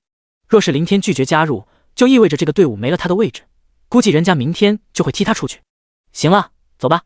乔飞挥了挥手，既然林天这么不识抬举，他也不想多费口舌。这是他给林天的机会，对方不珍惜，只能是对方的损失。以后就算林天幡然醒悟，哀求着他加入，他也绝不会正眼看他。不过或许是在被无视下，心里实在有些不舒服。乔飞在离开前心念一动，暗自命令2名骷髅兵上前去吓唬林天。然而，2名骷髅兵刚走上前，把目光锁定在林天身上，眼中魂火突地猛烈颤动了下。紧接着，在乔飞懵逼的眼神中，竟双双扑哧一声朝着林天跪了下去，并且还是五体投地的那种，脑壳触地，屁股高高的崛起，甚至在眼中剧烈跳动的魂火带动下，让他们全身骨骼都在止不住的颤抖，不断发出一阵阵密集的清脆声响。第23章团美外卖，送啥都快。丢人啊！乔飞感觉自己的脸火辣辣的，自己手下的骷髅兵居然对别人下跪，还撅着屁股，丢人现眼的东西 ！TM， 赶紧给老子爬起来！乔飞在心里狂呼传达命令，可任凭他如何呼喊，都如同石沉大海。俩骷髅兵压根不搭理他。刘明和徐倩倩以及孙浩看着突然跪下，如同筛糠般抖动的骷髅，都是一脸的莫名其妙。他们并不知道乔飞打算去吓唬林天出气，更不清楚乔飞眼下无法控制2名骷髅兵。让他们不明所以或者大跌眼镜的是，2只骷髅架子竟然在颤抖。颤抖通常代表着畏惧，可是2只死物怎么可能会有害怕的情绪？难道是乔飞老大故意控制这么做的？但他最后傻了吧唧的来这一出是想干嘛？脑子有泡？这就是始祖之力的其中一个被动效果。所有敌方亡灵生物面对自己这个始祖时，都会受到全面压制。在场的也只有林天知道是怎么回事。他有些好笑的看着脚下2名颤抖不止的骷髅兵。亡灵生物确实没有情感，但他们却有着来自灵魂上的本能，感应到林天这位亡灵始祖，让他们的灵魂出现本能的颤悚，进而影响到外在骨骼躯体。可惜不能反控制骷髅兵。林天尝试在心底下达命令，没有收到任何反馈，2名骷髅兵也依旧趴在地上，没有其他动作。可能是别人召唤出来的缘故，没有和他产生灵魂上的链接，自然也就收不到他的命令。不过这已经相当 bug 了，有了这个被动效果，所有亡灵法师在他面前都得叫爸爸。这时，那位消瘦小哥哥终于返回，快步走了出来。不好意思，林先生，久等了。刚刚我忘了拿独栋别墅区的钥匙，您去看房，如果进不去门，就白跑一趟了。而且这里距离华西小区有点远，我又向经理申请了2张光翼飞行卷轴，所以时间久了点。小哥哥十分抱歉地解释道。随后他把手里的1张光翼卷轴递了过来。没事儿，走吧。林天接过，释放精神力，开启卷轴，扇动着光芒翅膀冲天起。小哥哥紧随其后，快速启动光翼飞了上去。下方，乔飞几人瞪眼望着空中疾驰而去的2道身影，直到双双消失在视线尽头，他们才回过神。刘明愣愣地转向孙浩，十分怀疑地问道：林天真的是孤儿？是吧？孙浩有点不确定地回答道。他和林天同学3年，几乎知根知底。可是刚刚听那个销售的意思，林天明显是准备去买房，买的还是华西小区的独栋别墅。作为东海市最有名的地产，华西小区人尽皆知，里面随便一套房都大几百万，独栋别墅那更是上千万。问题是，林天一个刚毕业的孤儿，怎么可能有这么多钱？难道林天是某个流落在外的富家少爷？今天毕业后，家里人终于找到了。刘明突发奇想道：你小说看傻了？富家少爷流落在外，还真要巧，刚毕业就被找到。我看呐，林天8成是某个大家族被放养在外历练的子弟，毕业后身份自然而然的转正了。徐倩倩反驳道：你这更不靠谱，但不管怎么说，林天的背景都绝不简单。是啊，不然他怎么会突然有这么多钱？也难怪他不愿意和我们组队，人家有家里的强者带着练级，又怎么看得上我们？对了，话说我刚刚说话有没有冒犯到他？我反正没有，但你好像说他的队伍垃圾来着。卧槽，我这贱嘴，希望林哥别放在心上。刘明恨不得抽自己一大嘴巴子。他们家世普普通通，根本惹不起那些有钱有势的富二代，毕竟人家一句话就有可能让他们吃不了兜着走。这个时候，乔飞总算重新掌握了2名骷髅兵的控制权，将其送回了召唤空间内。听到刘明和徐倩倩的对话，又想到刚刚自己在林天面前表现出的高傲姿态，他心里就很不是滋味。弄了半天，小丑竟是我自己。但为了维护作为队伍老大的脸面，乔飞还是瞪了2人一眼道：没完没了了是吧？豪门少爷怎么了？都赶紧回学校宿舍吃饭休息，明天还要早起去野猪林刷怪练级呢。说完，乔飞立即上前几步，来到孙浩跟前小声道：浩哥，如果以后碰到了天哥，替小弟道个歉。我有眼不识泰山，今天在他面前表现狂了点，请他大人不计小人过，千万别惦记这个事儿，就当我是个屁。放了去求。华西小区，2道疾驰的身影缓缓降落了下来。林先生，小区内的别墅区域和其他居民区是隔开的，有单独的内部大门。在大门外设有栏杆和警卫，可以保证业主不受打扰，并且在别墅区中会有转职者保安全天候24小时轮休巡逻，保障业主们的安全。销售小哥哥指着前方的警卫室说道，在紧挨警卫室的旁边还有一间挂着团美外卖的驿站，那是团美工会旗下的外卖产业，我们是易科工会旗下的房地产产业，而我们易科工会和团美工会属于战略合作伙伴关系，在我们易科名下所有的房产都会配备团美的外卖驿站，可以让我们的业主享受到足不出户最为贴心的用餐服务。小哥哥见林天的目光投向那座驿站，马上笑着讲解道，团美外卖，送啥都快。林天笑望着驿站上的标语，果然这个世界和前世真的没啥区别，连广告词都特么一模一样。跟着小哥哥走进大门，里面的面积很大，规划的十分整齐，别墅的间距也很长，每一栋别墅都有着围墙，甚至在各个别墅正门外还单独有一个小房子，里面有24小时驻守服务的别墅管家。在别墅内部有前后2个大院子，前院有一个凉亭，配备小桥流水、假山景石以及一片四季花圃。在后院，林天还看到了一个小型露天游泳池。别墅有3层，最下面一层是客厅和厨房，其上2层分别是休闲区和主次卧室。各个房间的家具一应俱全，打扫的也是干干净净，一尘不染。林天四处看了看，极为满意。更让他满意的是，不知道这个世界是不是对吉利号有什么误解，未出售的别墅号中竟然有一个88号。价格上，林天与小哥哥磨叽了一会儿，也成功拿下了一个非常吉利的数字，888万。第24章，有手就行的一转任务。88号别墅，888万的价格，林天心里美滋滋，多吉利的数字啊！事实上，这种别墅的规格和配套设施放在前世，没个几千万绝对拿不下来。在这个世界，主要是房价没像前世炒的那么离谱，而且东海是座小城，房价本就低。当然，最重要的是，人家卖的是后续服务。据小哥哥说，易科名下所有的房产物业都是自营，没有承包出去。别墅区外设有单独警卫岗亭，转职者保安全天候巡逻，够安全。外面配套有外卖驿站，可以随时享受点餐服务，够方便。每栋别墅还配备24小时驻守管家，随传随到，也够贴心。但这些可都要小钱啊，每个月的物业费好几万呢。若是房价再贵，谁买？真当别人都是冤大头。林先生，请问您是全款还是分期？现在分期可以享受到本店的优惠政策，利息很低哟。敲定了价格，小哥哥一脸期盼地问道：全款？感觉没必要分期，又不是没这个实力。林天十分豪横地取出9张100万定额卡。好的。小哥哥忙接了过来，心里默默吐槽了句复辟。若是分期多好，分期我就可以拿到更多提成了。签订完了购房合同，小哥哥又拍了几句马屁后才心情愉悦地离开。剩下诸如房产证之类的手续，易科全部包办，不用麻烦客户爸爸来回奔波，到时也会派专人送来。终于有家了，林天略显激动地仔细参观了下这个属于自己的房子。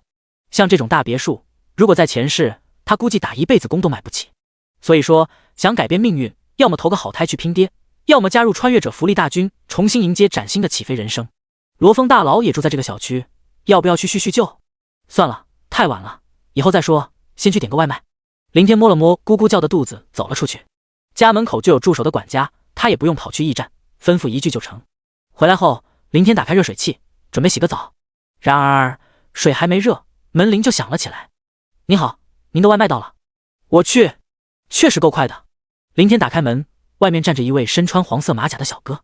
然后他眨了眨眼，懵逼地望向外卖小哥身后同样套着一件定制黄色马甲的巨鸟。前世的外卖小哥骑的都是小电驴送餐，这里倒好，骑的居然是他娘的魔兽，难怪速度这么快，就是不知道有没有空中交通管制。林天奇怪地想到。祝您用餐愉快。谢谢。林天接过外卖，看着跨上巨鸟冲天飞起的外卖小哥，再次暗叹团美工会实在是毫无人性，连送外卖都配备飞行坐骑。不过费用同样血贵就是了。之前他点餐时查看了管家手中的菜单，就是这一份外卖加上配送费都得上千，可能也是和他居住的富人别墅区有关。吃完了饭，又洗了个澡，林天回到3楼卧室柔软的大床上，美美的睡了一觉。次日，林天在城里买了套休闲装，换下一身惹眼的校服后，就直奔转职神殿而去。前有数字工会冲击时薪这等龙国盛世，眼下又有了家里每月物业费这项开支压力，林天的升级动力那是杠杠的。而且每20级一次的转职，不单单是开启等级上限那么简单，伴随着的还有实力上的大幅度提升。根据职业详解里的描述，首先就是升级属性上的增加，比如1到20级，每升1级增加1倍对应的基础属性；20到40级，升1级则增加2倍。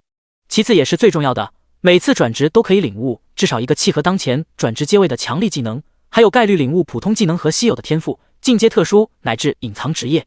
对于普通职业者来说，这就相当于给了他们第二春，说不准就欧气到了隐藏职业了呢。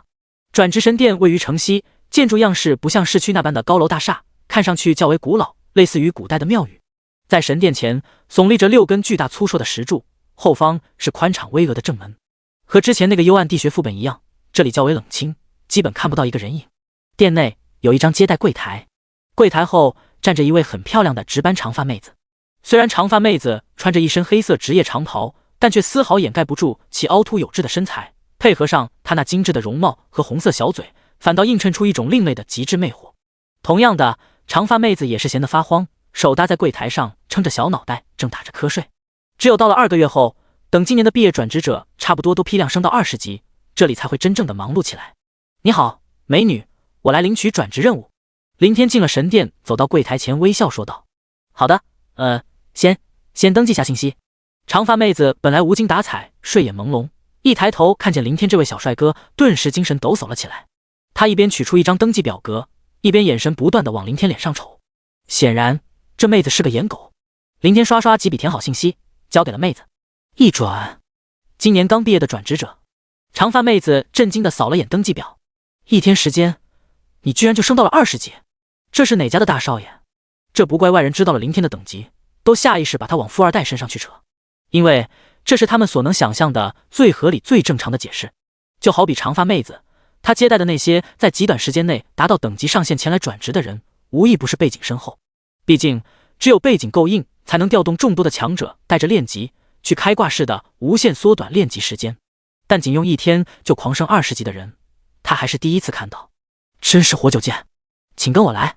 长发妹子压下惊愕情绪，伸手把林天领到殿内中间一扇大门前，里面就是转职殿堂，有一座转职法阵，和你毕业转职的那个法阵差不多，站进去就会自动领取对应的转职任务。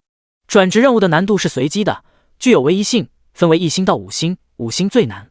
一般情况下，一转任务都非常简单，有手就行。不过一定要记住哦，任务期间不要组队，也不要让其他人协助，最好自己去做，不然有可能会被判定任务失败。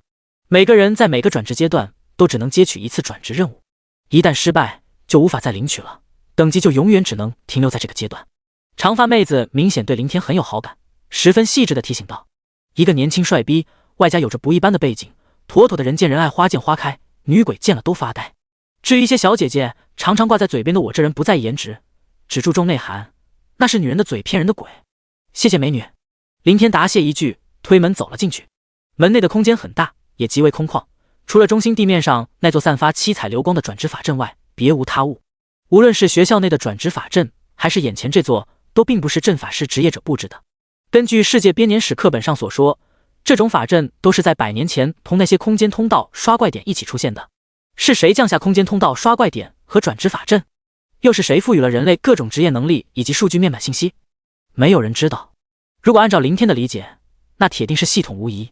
但这个世界的人类有另一种说法，他们认为是世界法则创造了这个游戏与现实相融合的世界。林天扫视一圈，抬步进入法阵内。职业：亡灵法师，隐藏，等级20，符合转职条件，开始随机一转任务。职业信息界面自动弹了出来，浮现出一行行醒目的红色字体提示：随机完成。一转任务：血鹰异变，难度5星。介绍：西郊荒山中的20级血鹰族群，因为受到了未知感染，导致一部分血鹰发生了某种变异，让它们变得异常强大。它们的存在严重扰乱了族群的秩序。要求：清除100头变异血鹰，时间24小时。提示：未完成任务要求和超过时限，都将自动视为任务失败。提示：个人任务，请勿组队。看到任务内容，林天心中一凉，瞬间有种阿了狗的操蛋感觉。这就是长发妹子说的有手就行。5星难度，可能是精英级别的变异血鹰，100头的数量，还有时间限制。最坑爹的是血鹰，这 TM 一看就是飞行怪物，关键是它的战力全部来源于麾下的仆从小弟们，而目前的矮人死灵仆从都是地面生物，他们不会飞。第25章，快来弄死我呀！打个吉伯！林天蓝瘦香菇，他心里其实很清楚，虽然转职任务是随机的，但大概率可能会受到始祖级亡灵法师这个逆天职业潜移默化的影响，也因此，长发妹子口中有手就行的一转简单任务，到了他这里就变成了最高5星难度。这本没什么，彼得他叔曾说过，能力越大，责任就越大嘛，合情合理。甭管任务怪有多强，也甭管数量是100头还是1万头，直接放出亡灵小弟们荡平即可。可是，你他妈至少让我够得着啊！一群矮人死灵仆从们怎么去杀飞在天上的血鹰？难道说我又跳出来了？哎，我又站回去了，笨蛋，有种下来打我啊！转职任务只能接1次，不能失败，简直血坑！不能组队，也不能请打手帮忙，更坑！还有可耻的时间限制，最坑！哎，非得那样吗？不依靠亡灵小弟完成转职任务的办法，林天自然有，活人还能被尿憋死。但他真心不想使用这个办法，那等于是在割他的肉。惆怅了一会儿，林天转身离开。小帅哥，怎么这么久？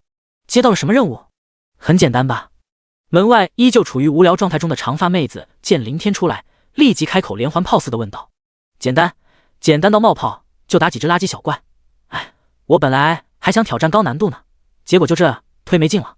林天马上唏嘘感叹的摇头道：他当然不会承认自己非酋附体，我就说嘛，这么帅气阳光的小哥哥，运气肯定不会差。那我提前祝贺你转职成功喽！长发妹子嬉笑恭喜了句，一副理所应当的样子，心下却不禁赞叹：一般人接到简单转职任务，估计都得乐疯，可人家呢，还有点不高兴了。不愧是大家族子弟，一心想迎难而上，挑战自我。所以，只能说，当你对一个人有好感的时候，他吃屎都是香的。谢谢，再见。林天很有风度的挥了挥手，离开了转职神殿。他直接去了市中心的珍宝阁。10几分钟后，林天出了珍宝阁，开启一张刚购买的光翼魔法卷轴，直飞任务所在地西郊荒山。西郊荒山的确位于东海市西方，但并不是字面上西边郊区外的荒芜小山，而是那边有一座山，名字就叫西郊荒山。这坑爹的名字，如果不是林天临行前顺口问了下珍宝阁的钱多多，还真有可能搞错，导致时间上的浪费。那里距离东海市较远，哪怕有着光翼的速度加持，仍然费了快1小时才到达。从空中看去，茫茫的山脉连绵不绝，一眼望不到尽头。由于远离市区，这片区域分布的怪物等级较高，最低都是20级。林天提前降落在一片平原边缘位置，再往前就会出现飞行怪物，若是还在空中飞，等于成了移动的靶子。虎妖平原40级野怪区。林天扫视着前方辽阔的大草原，在来之前，他做足了功课，基本把西郊荒山周围的情况摸得一清二楚。草原上可以看到一头头野牛般大的青斑白虎在四处游荡，在里面一片片区域中，是一个个正在杀虎妖练级的转职者队伍，耀眼夺目的技能光芒处处闪烁。很多队伍里在前抗怪的战士，时不时的被扑来的虎妖撞飞，身体随之高高飞起，又重重砸落在地。游走在边缘的刺客忙冲上去，配合输出职业拉住追杀的虎妖。后方的牧师则快步上前治疗战士的伤势。经过短暂的恢复，那些战士抹了把嘴角溢出的血渍，再次提着盾牌接替下前方岌岌可危的刺客。那一道道身影，那一处处战斗，所营造的是一幅幅紧迫而又艰难的打怪场景。和他们相比，林天才发现自己是有多么的幸运。打怪有死灵小弟们去玩命，自己在后面坐享其成，简直不要太安逸。观望了一会儿，林天目光眺望向远方，虎妖平原的尽头就是西郊荒山。20级的血鹰怪区位于山脚往上那一片区域，10级以上的怪物其实大部分都属于主动怪，但主动怪都有着自己的领地范围，也可以理解为被世界法则强制圈禁在以空间通道刷怪点为中心的一定范围之内，只要转职者不踏入进去，就不会遭致攻击。林天小心翼翼紧挨着草原边缘行走，绕了一个大圈，来到荒山山脚下。隔了老远，他就看到天空中一头头盘旋的飞行怪，数量密密麻麻，应该是血鹰没跑了。因为那些飞行怪物的外形和老鹰一般无二，就是太大了，展翅达10几米，全身羽毛鲜红一片。血鹰普通，等级20，类型主动，力量295，体质257，精神312，敏捷328，技能疾行主动，锋刃主动。血鹰普通，等级20，类型主动，力量300，体质255，精神322，敏捷335，技能疾行主动，锋刃主动。林天释放死灵之眼，出现的信息果然都是血鹰怪，可惜毫无例外，所见到的都不是任务目标。林天游走在山脚下的血鹰领地之外，耐心的逐一搜寻，就这样耗去了将近半个小时，终于皇天不负有心人，视线内出现了一道不一样的信息：血鹰变异，等级27，类型主动，力量507，体质436，精神511，敏捷536，技能幻影瞬击主动，疾风之刃主动。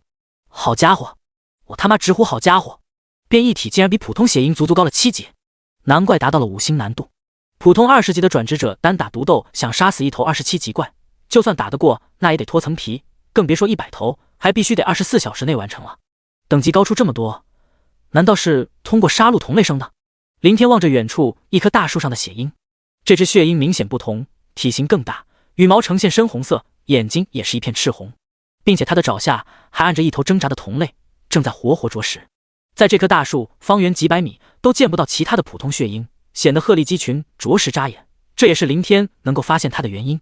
他猜测变异血鹰屠杀同类升级也不是没有道理。这个世界的怪物不是像游戏里那样制造出来的数据，它们都是真实的生命体。而世界法则是根据每一头怪物的实力强弱，再显化出对应的等级和4维属性。简单来说，是怪物先有的实力，后有的信息，将其实力以更直观的数据化方式显示出来。如果变异血鹰猎杀吞噬同类，让自己变得更强，那么等级和4维随之提升也就理所当然了。就先拿你开刀。林天没有多想，径直踏前几步。就在林天进入其领地的刹那，那只变异血鹰当即停下了进食动作，抬起猩红的暴力眼眸盯了过来。但似乎正在进食，它只是发出一道警示长鸣，并没有发动攻击。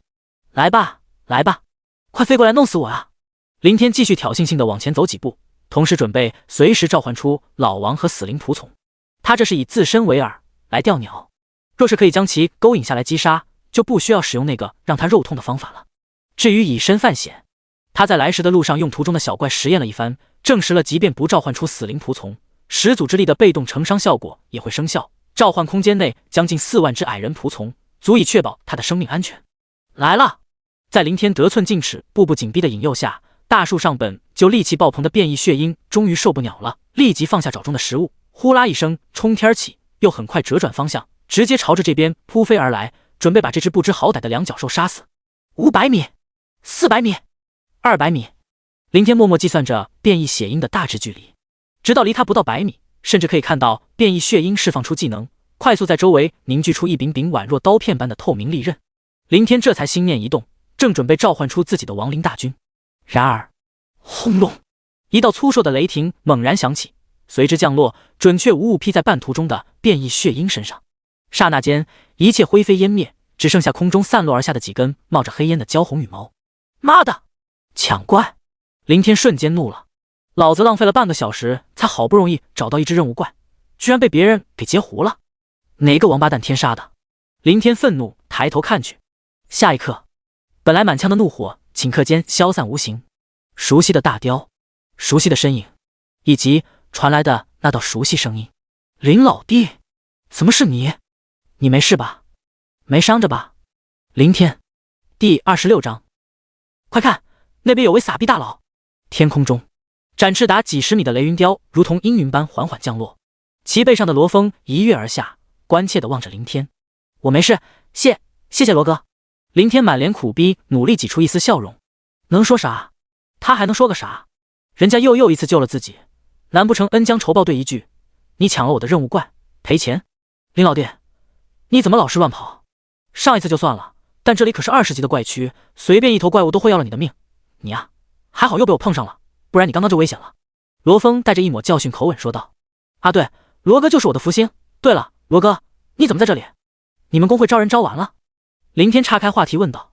还没，早着呢，我这不快到60级了吗？所以特地向会长请了假，出来把等级冲到60级，争取在主公会开启实行任务前完成3转任务，加入主力队伍。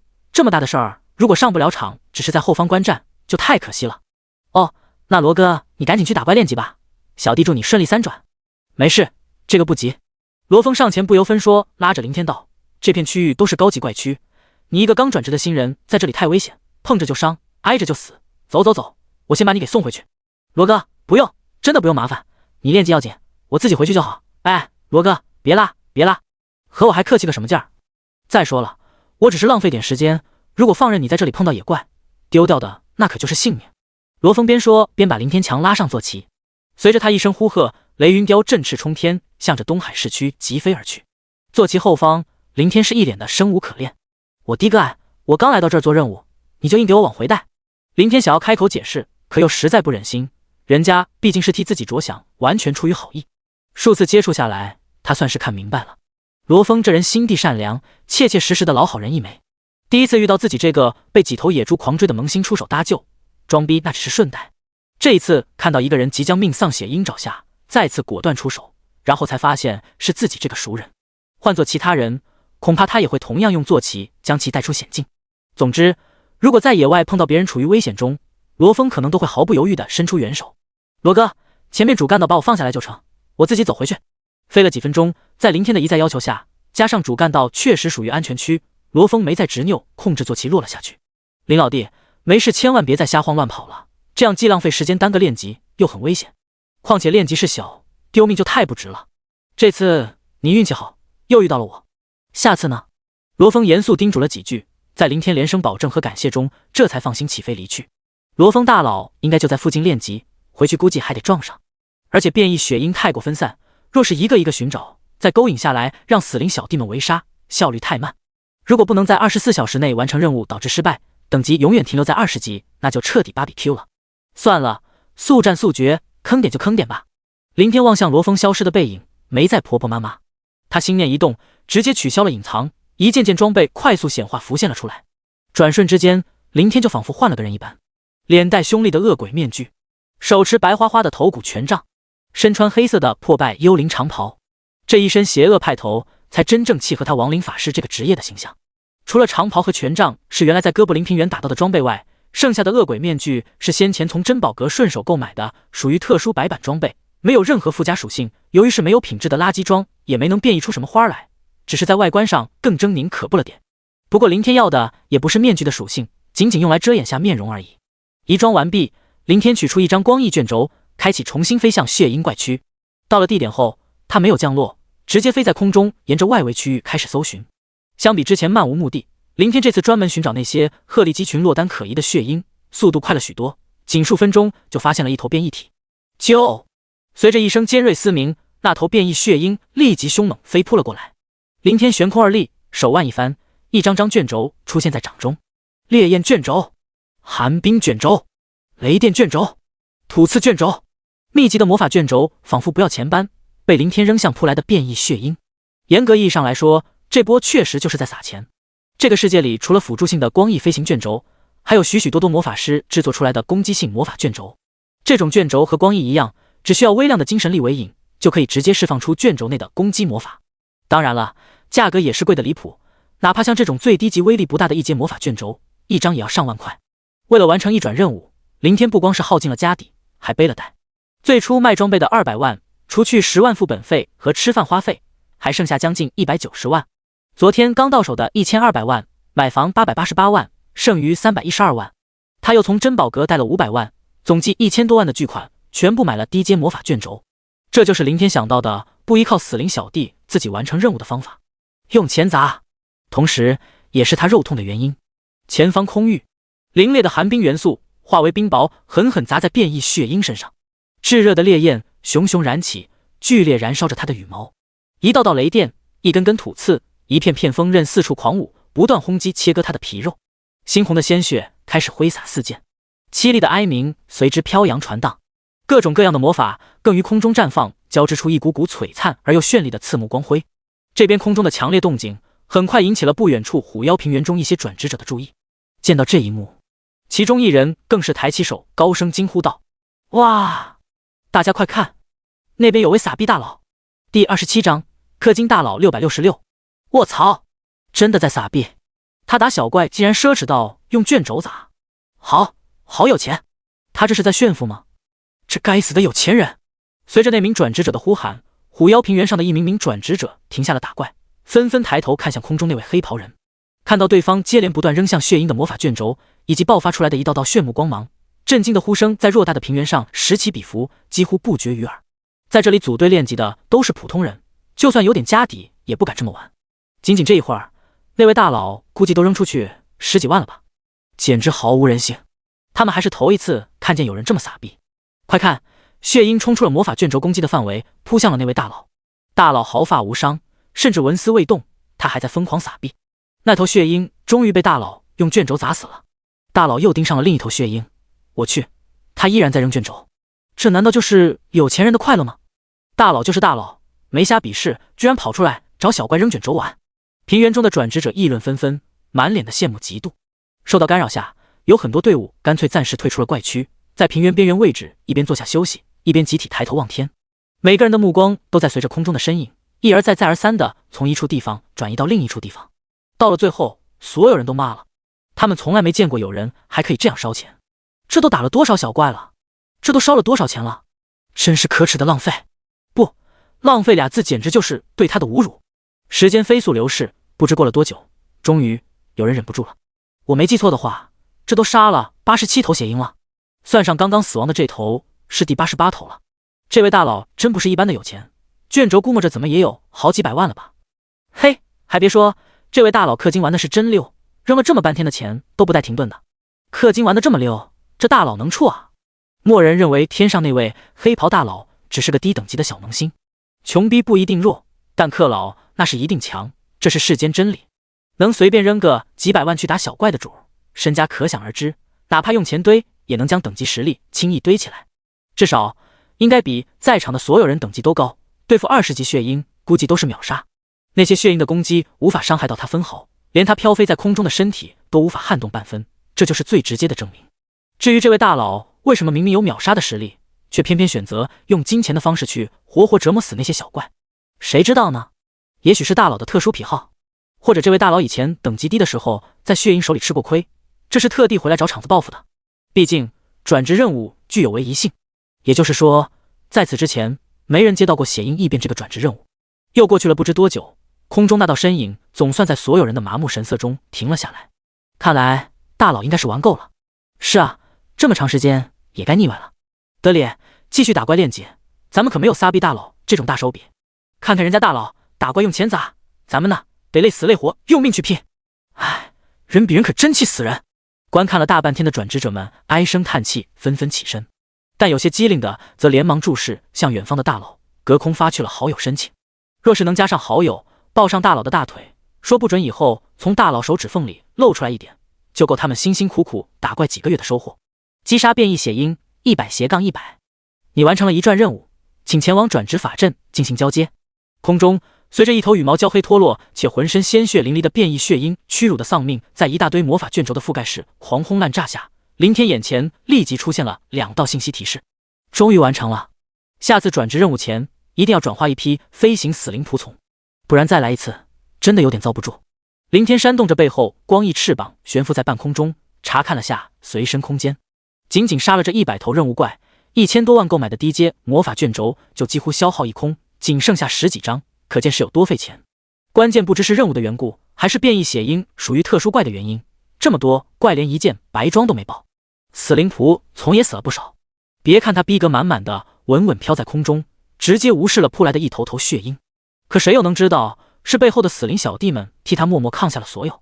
每当变异血鹰释放的锋刃或者如铁钩般的锋锐利爪袭来，他的身体表面就会浮现出一层淡淡的透明光幕，化解了伤害。与此同时，林天可以轻易感应到召唤空间里由于承受这些伤害而爆体死亡的一只直矮人仆从。不过撒币的感觉倒是挺爽，等以后有钱了必须多囤点卷轴。心情好了扔卷轴，心情不好更要扔卷轴，直接用钱砸到你泄币。不管你爽不爽，反正我爽就完事儿了。正当林天美滋滋的浮想联翩时，眼前的信息界面突然跳出一道信息提示：你收到了新的好友申请。然后小可爱申请加你为好友，萌妹子申请加你为好友，小拳拳申请加你为好友，大帅比申请加你为好友，老哥稳申请加你为好友，孤勇者申请加你为好友，绝绝子申请加你为好友，三条腿申请加你为好友，快冲我申请加你为好友。大量申请加好友的信息提示急速滚动刷屏，一直持续了好几分钟，才渐渐息止了下来。林天瞄了眼远处虎妖平原上那些正注视着这里的转职者们，显然好友信息来自于他们。这些停下打怪专心观看自己撒币的人，他早就注意到了，但没去理会，反正他戴着面具。这些昵称都是人才，有不要碧莲的，也有够逗逼够无耻的。特别是这位叫快冲我的小伙伴，不知是男是女。男的就算了，但如果是位漂亮的小姐姐，倒是可以考虑加个好友，谈谈人生，说说理想，顺带一起研究下人体构造这门深奥繁琐的学术课题。林天嘀咕几句，直接选择全部拒绝，同时心底默念，把好友设置了一个权限，这就类似于扣扣的好友验证，需要暗号才能加他为好友。回去交转职任务，不知道能领悟到什么技能。如果一不小心再领悟个牛逼天赋，那就爽爆了。林天心神激荡，没再逗留，在远处所有人失望的目光中，他控制光翼，直接转身潇洒离去，不带走一片云彩。第28章，好吧，我肤浅了。东海市区城西转职神殿前，重新隐藏了外表装备的林天自空中缓缓降落而下。小帅哥，这么快就完成任务了呀，恭喜恭喜！柜台后的长发妹子看到走进来的林天，立即眉开眼笑，开口舔道：谢谢，我这是直接进去？林天有点急不可耐地问道。对，直接进去就行了。长发妹子说着，快步走出来，多此一举地带着林天来到门前，并且热情地伸手为其打开了大门。小帅哥，祝你领悟到好的技能和天赋哦，加油！多谢。长发妹子笑着目送林天走进门内，同时她盯着林天的背影，红唇微动。很快，眼中浮现出对方需要验证好友的提示，让长发妹子脸上闪过一丝失落。哼，小帅哥居然设置了权限，待会儿要不要开口加个好友？可是这样会不会显得太主动了？富家大少爷好像都不太喜欢主动的女孩子。门内，林天直接走进了中心的转职法阵，一转任务完成，完成度100%，转职开始。随着一道道信息提示，本就夺目的七彩法阵顿时光芒再次大盛，完全把整个大殿照耀得一片通透。下一刻，一股股温暖的气流从脚底下升起，流遍全身，让林天有种说不出的舒服，仿佛蒸桑拿一般。但快乐是短暂的，林天刚开始上头，突然就熄火了。这就像感觉强烈，正准备提枪上马，结果传来了句我例假来了，让人憋屈无比，浑身难受。转职完成，你开启了新的等级上限。你领悟了一转技能骷髅弓箭手，你领悟了普通技能骨刺。就这牛逼天赋呢？林天死死盯着提示下方，可等了好一会儿也没见新的信息出现，这不免让他有点小失望，还以为运气能再爆一次呢。不过林天很快就收拾好了情绪，没再贪得无厌。领悟天赋的概率毕竟很低很低，正常情况下只能领悟一个保底一转技能，他能多出一个普通技能，完全算得上一点小欧了。况且按照目前技能书的市价，最低都要100万。作为亡灵法师这种隐藏职业，技能书更贵，最起码得200多万，一转技能书更贵。不管如何，白嫖了这2个技能的价值，都足以弥补这次做转职任务撒币的损失。林天换出职业信息界面，上面果然多了这2个技能：骷髅弓箭手 LV1， 一转技能召唤一名1级的骷髅弓箭手，上限2名；骨刺 LV1， 释放一根骨刺攻击目标。这2个技能在职业详解里都看到过。骷髅弓箭手是亡灵法师正常的一转技能，属于远程攻击，可以射鸟，靠他们应该能够发展出飞行死灵仆从。普通的骨刺技能也非常不错，总算能够摆脱小弟们的挂件身份，有了点火力输出。林天暗暗念叨着。姓名林天，职业亡灵法师，隐藏一转，序列始祖，等级20%，力量122，体质113，精神198，敏捷151。装备王者权杖、幽灵长袍、白骨吊坠、暗影鞋、指骨手环、闪亮的破戒指、凶煞面具。技能骸骨战士主动，死灵之眼主动，骷髅弓箭手一转主动，骨刺主动。天赋始祖之力被动。转职后职业信息没有太大变化，除了职业变为一转和经验出现了可继续升级的百分比外，就多了2个技能。只是当林天的目光无意中落在始祖之力天赋上时，顿时愣了愣。咦，这2个技能没有变异？难道说转职领悟到的技能无法触发天赋的被动效果？林天心情多少有点复杂。如果能够变异出来，不管强弱都可以称得上普通亡灵法师的爸爸级技能。可以了，人不能太贪心。何况就算变异了，有死灵仆从小弟们的大规模扫荡，技能的用处也不是太大。林天只能在心中安慰道。然而，就在他的注视下，连续2道信息提示开始快速浮现。在始祖之力的影响下，骷髅弓箭手发生了变异，自动脱变为骸骨魔弓手。在始祖之力的影响下，骨刺发生了变异，自动脱变为骨毛炼狱。林天眨了眨眼，好吧，是我肤浅了，还是熟悉的配方，熟悉的味道。林天立即盯向2个变异的全新技能。骸骨魔弓手 LV1 一转技能，召唤1名1级的骸骨魔弓手，上限2名。骨毛炼狱 LV1 主动技能，骨毛之下皆是炼狱。仅仅从短小无力的技能描述上看不出什么，骸骨魔弓手需要召唤出来才能查看属性。骨毛炼狱更是不清不楚，得找个第二试手。林天抬头扫了一圈，显得蠢蠢欲动，但很快就放弃了在店内试手的想法。若是不小心破坏了大店，可是要赔钱的。店外，长发妹子还等在门边，见到林天走出来，马上嬉笑问道：“帅哥，怎么样了？领悟到了很不错的技能吧？”“还行。”林天随口回应一句，没有丝毫泡妞的心思，直接快步离开。长发妹子愣愣地站在原地，一脸的幽怨。随后她跺了跺脚，咬着嘴唇，懊恼地回到工作岗位上。这可恶的小帅哥，居然不给人家开口的机会。等下次碰见，绝对不能再装矜持了，一定要主动加上他的好友。出了转职神殿，林天转道先去了趟城里的图书馆。副本收录大全课本里的介绍过于笼统，他需要查阅些详细资料，找出适合他目前等级的副本。是技能只是其次，他现在最主要的还是练级，争取早日40级2转，加入数字工会冲击实心任务的举国盛世中，顺带打点装备卖钱，毕竟他身上还背着珍宝阁500万的贷呢。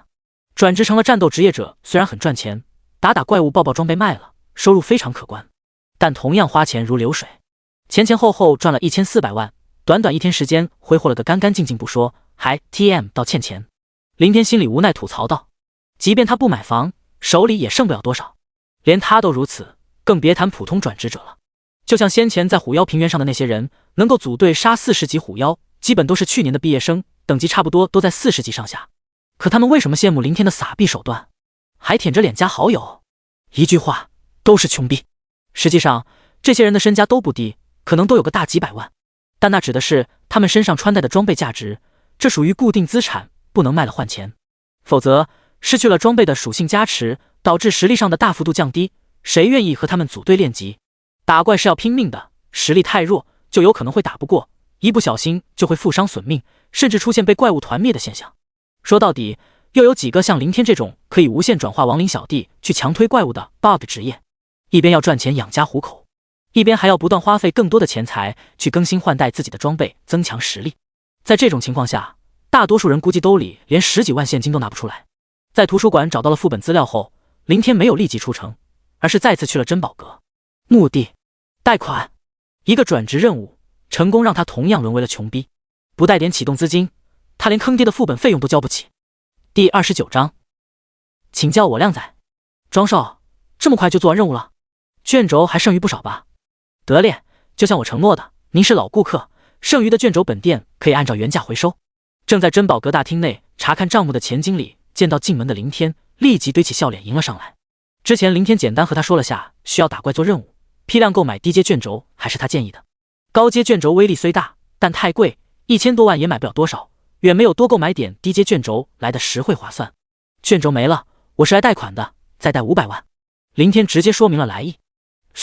什么？没了？又要贷款？钱经理猛地顿住了脚步，一副见了鬼的表情。本来他猜测这位大少爷买这么多卷轴只是用于辅助性质，增加自己打怪时的安全保障，以防万一，比如陷入险境时使用几张魔法卷轴去逼退怪物，这样肯定会剩下许多卷轴，所以他才允诺原价回收。但他万万没想到林天竟然把卷轴全部用完了，那可是1000多万块，1000多张卷轴就给你这么造没了，这是什么骚操作？难道他打怪自己没出力，全用卷轴砸？怎么不能贷吗？贷款不是你们店的基本业务吗？林天见对方夸张的神色，奇怪问道，没去扯卷轴的事。啊，是的，可以，当然可以。钱经理回过神，连忙回应道，这不单是珍宝阁的业务范围，东海市大部分稍微有点财力的店铺基本都会提供贷款服务，凡是和利益沾点边的勾当，那些资本家都不会放过，更何况是这种暴利行业。贷款协议很快签订完成。在这个世界，战斗职业者贷款无需任何担保抵押，假如发生逾期不还的现象，贷款方可以持协议向本市所有工会下发追债任务，每一个工会成员都可以接受。到时面对庞大工会成员的联合围剿，借款人根本逃无可逃。如若借款人暂时拿不出钱，完全可以靠打装备抵债慢慢还，万不会出现老赖的情况。只不过那样利息就非常恐怖了。人生无常，当真是大肠包小肠。昨天还是个千万富翁，今天呢 MMP 成了千万富翁。林天拿到500万贷款，忍不住感叹道，但心下倒也没怎么在意，加起来区区1000万的债而已，他压根就没放在眼里。以他的效率，也就是刷1-2个副本的收益，况且还有幽暗地穴的500万奖励和管理员的100万赌金没拿。总之他不缺钱，缺的只是时间，当然是怎么方便怎么来。不然想凑齐副本费，只能找个偏僻野区刷怪去碰运气爆装备，那样至少得浪费1天时间。离开了珍宝阁，林天释放一张光翼卷轴，疾飞出城。10几分钟后，他的身影出现在城外一座副本上空。飓风峡谷25级普通公众副本。林天降落了下去，瞄了眼大门外的牌子，确认无误后便走了进去。和幽暗地穴副本一样，这里也是相当的冷清。每年的这个时间段，1到35级的副本都处于淡季，基本无人问津。应届毕业生刚转职，去年毕业生都到了40级左右，不会来这些低级副本练级。或许是听到了动静，一个身穿高开旗袍、体态丰硕的40多岁中年女人从不远处的办公小楼内走了出来。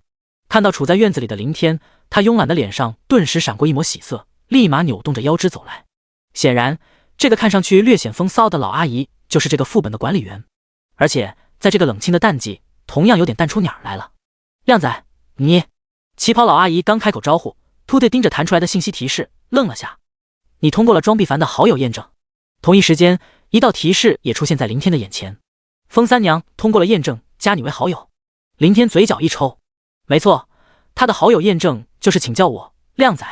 这是他之前随意设置的权限，只有触发了靓仔这个词，才会通过验证自动加他为好友。但他真心没想到，这么快就以这种巧合的方式被迫加上了好友。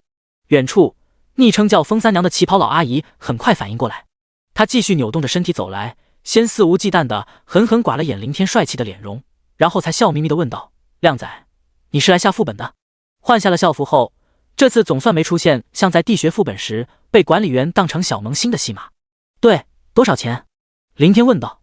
不贵，50万。风三娘舔了舔红唇，报出了价格。50万。林天心下一笑，想钱想疯了，当我是啥也不懂的凯子仔。副本资料上明码标价，童叟无欺。25级飓风峡谷明明只要40万副本费，多出的10万肉偿。行，50万办理手续，如果有其他转职者前来下副本，就说被人包场了，可以吗，小姐姐？林天取出定额卡，送上了一个大家都懂的眼神。呵呵呵，可以，没问题。或许是林天这个靓仔口中的小姐姐起了作用，小嘴跟抹了蜜一样，让人到中年的风三娘掩嘴娇羞的笑了笑，直接爽快答应了下来，顺带还扭了下身体，抛了个飞眼，就差没来一句哼，死鬼。当然，他也有可能是听懂了林天的话外之意，人家小帅哥知道副本价格，若是不答应，对方给40万，他也不能拒绝，多赚10万，何乐而不为？至于以包场的借口赌其他转职者下副本，这根本就不是事儿。这个冷冷清清的淡季，他已经好几个月没接到客了。办理完了手续，风三娘一边将阵法石交给林天，一边开口道：靓仔，需要保镖服？谢谢，不需要。林天打断了对方，随后又着重提醒道：小姐姐，我可能会在副本里待几天，先定个2天吧，2天之内记得不要让其他人进来打扰我，以后我还希望小姐姐多多照顾呢，可不能换人。这算是较为直白的威胁了，意思是若是你拿了10万好处费又放人进来，那就别怪我不客气了，直接去市里告你受贿。市里对这方面的管控可是很严格的，一旦查实，绝对会开除你副本管理员的铁饭碗。林天这是花钱快买心安。淡季确实基本不会有人下这个25级副本，但保不齐会有少数刚毕业的二代们被家里派出的强者带着来副本开挂练级。公众副本不限制人数，如果有其他人进来，看到庞大的死灵仆从传扬出去，免不了惹来一身骚。想要避免这种情况，只能花费10倍400万的天价包场。也就是说，林天多花10万进行一种另类的包场，来避免出现这种较低的概率。而风三娘这个管理员得了10万的额外收入，双赢。第30章，恶心他 M 给恶心开门。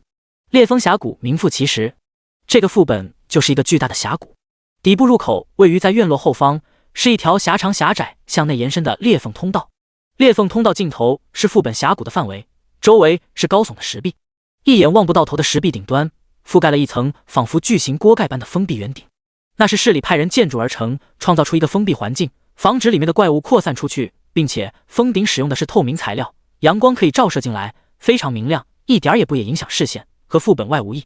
林天顺着通道来到尽头，开启了阵法光幕，站在第二道光幕前，可以轻松看到峡谷内漫空飞舞密密麻麻的怪物群，毫无例外，全是飞行怪。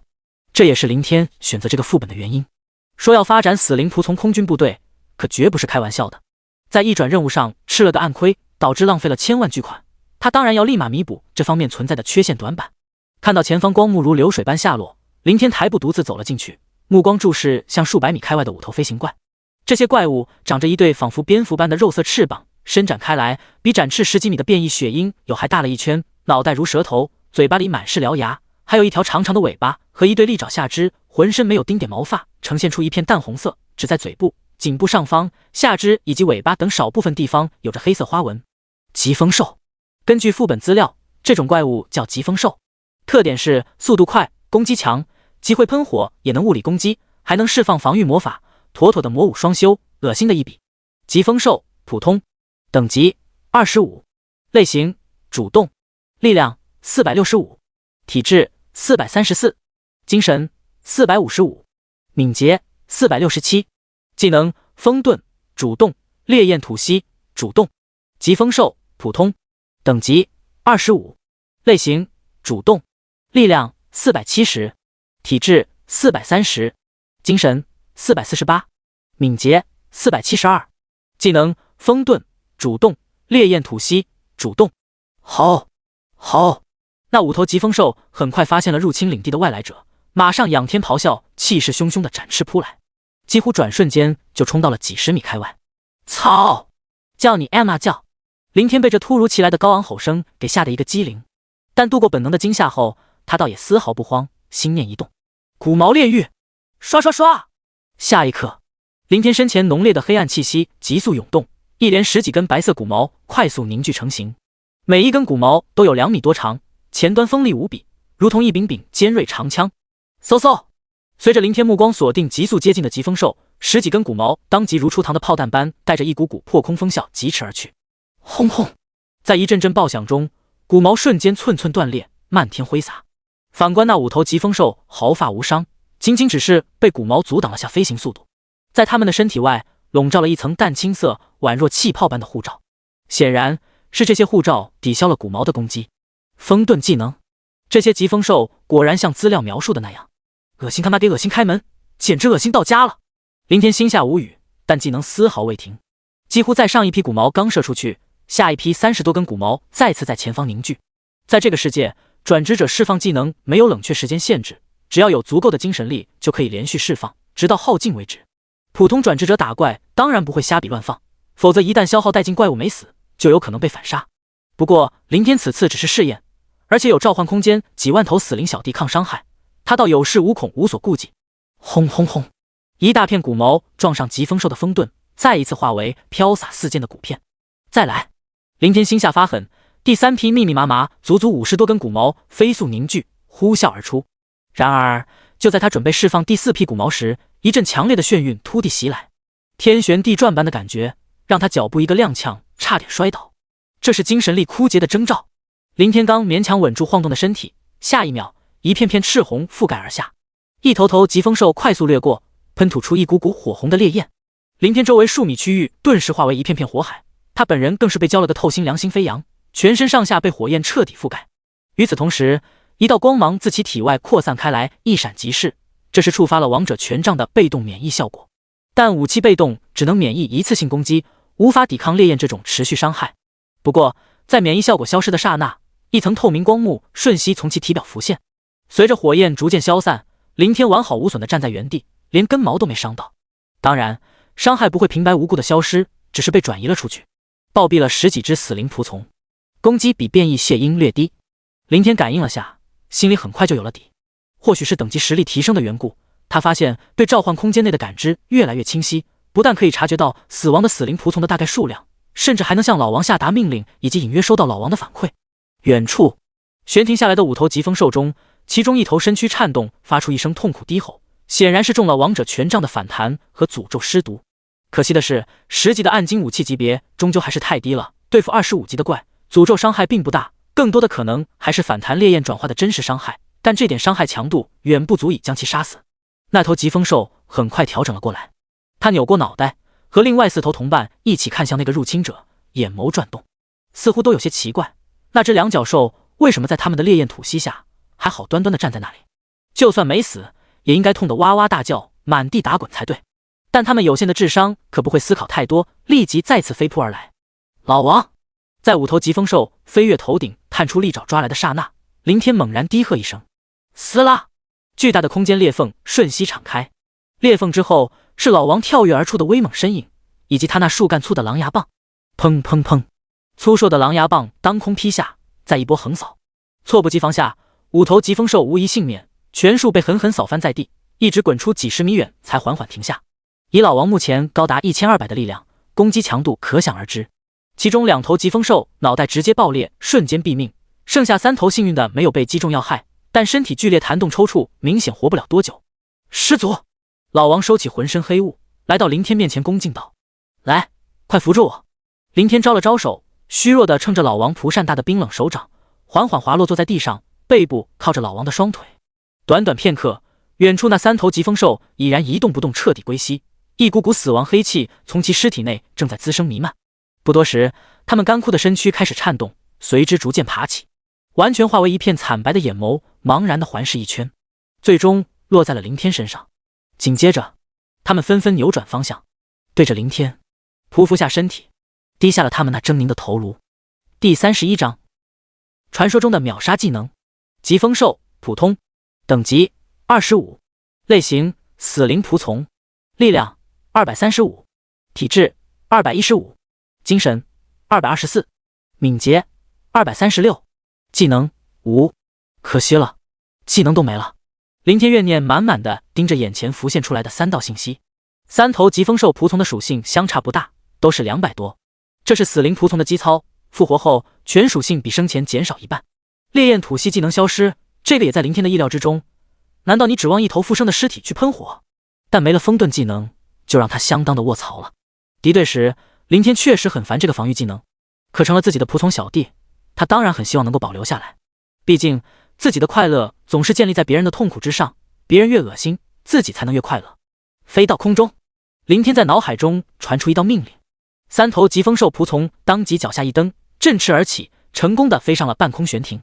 见到这一幕，林天略微提着的心这才缓缓放了下来。他刚刚还真有点担心疾风兽仆从那失了水分变得干枯如败絮般的翅膀飞不起来，那样就不是简简单单的卧槽了，而是彻底打乱了他发展死灵空军的计划，甚至会直接断绝这条途径。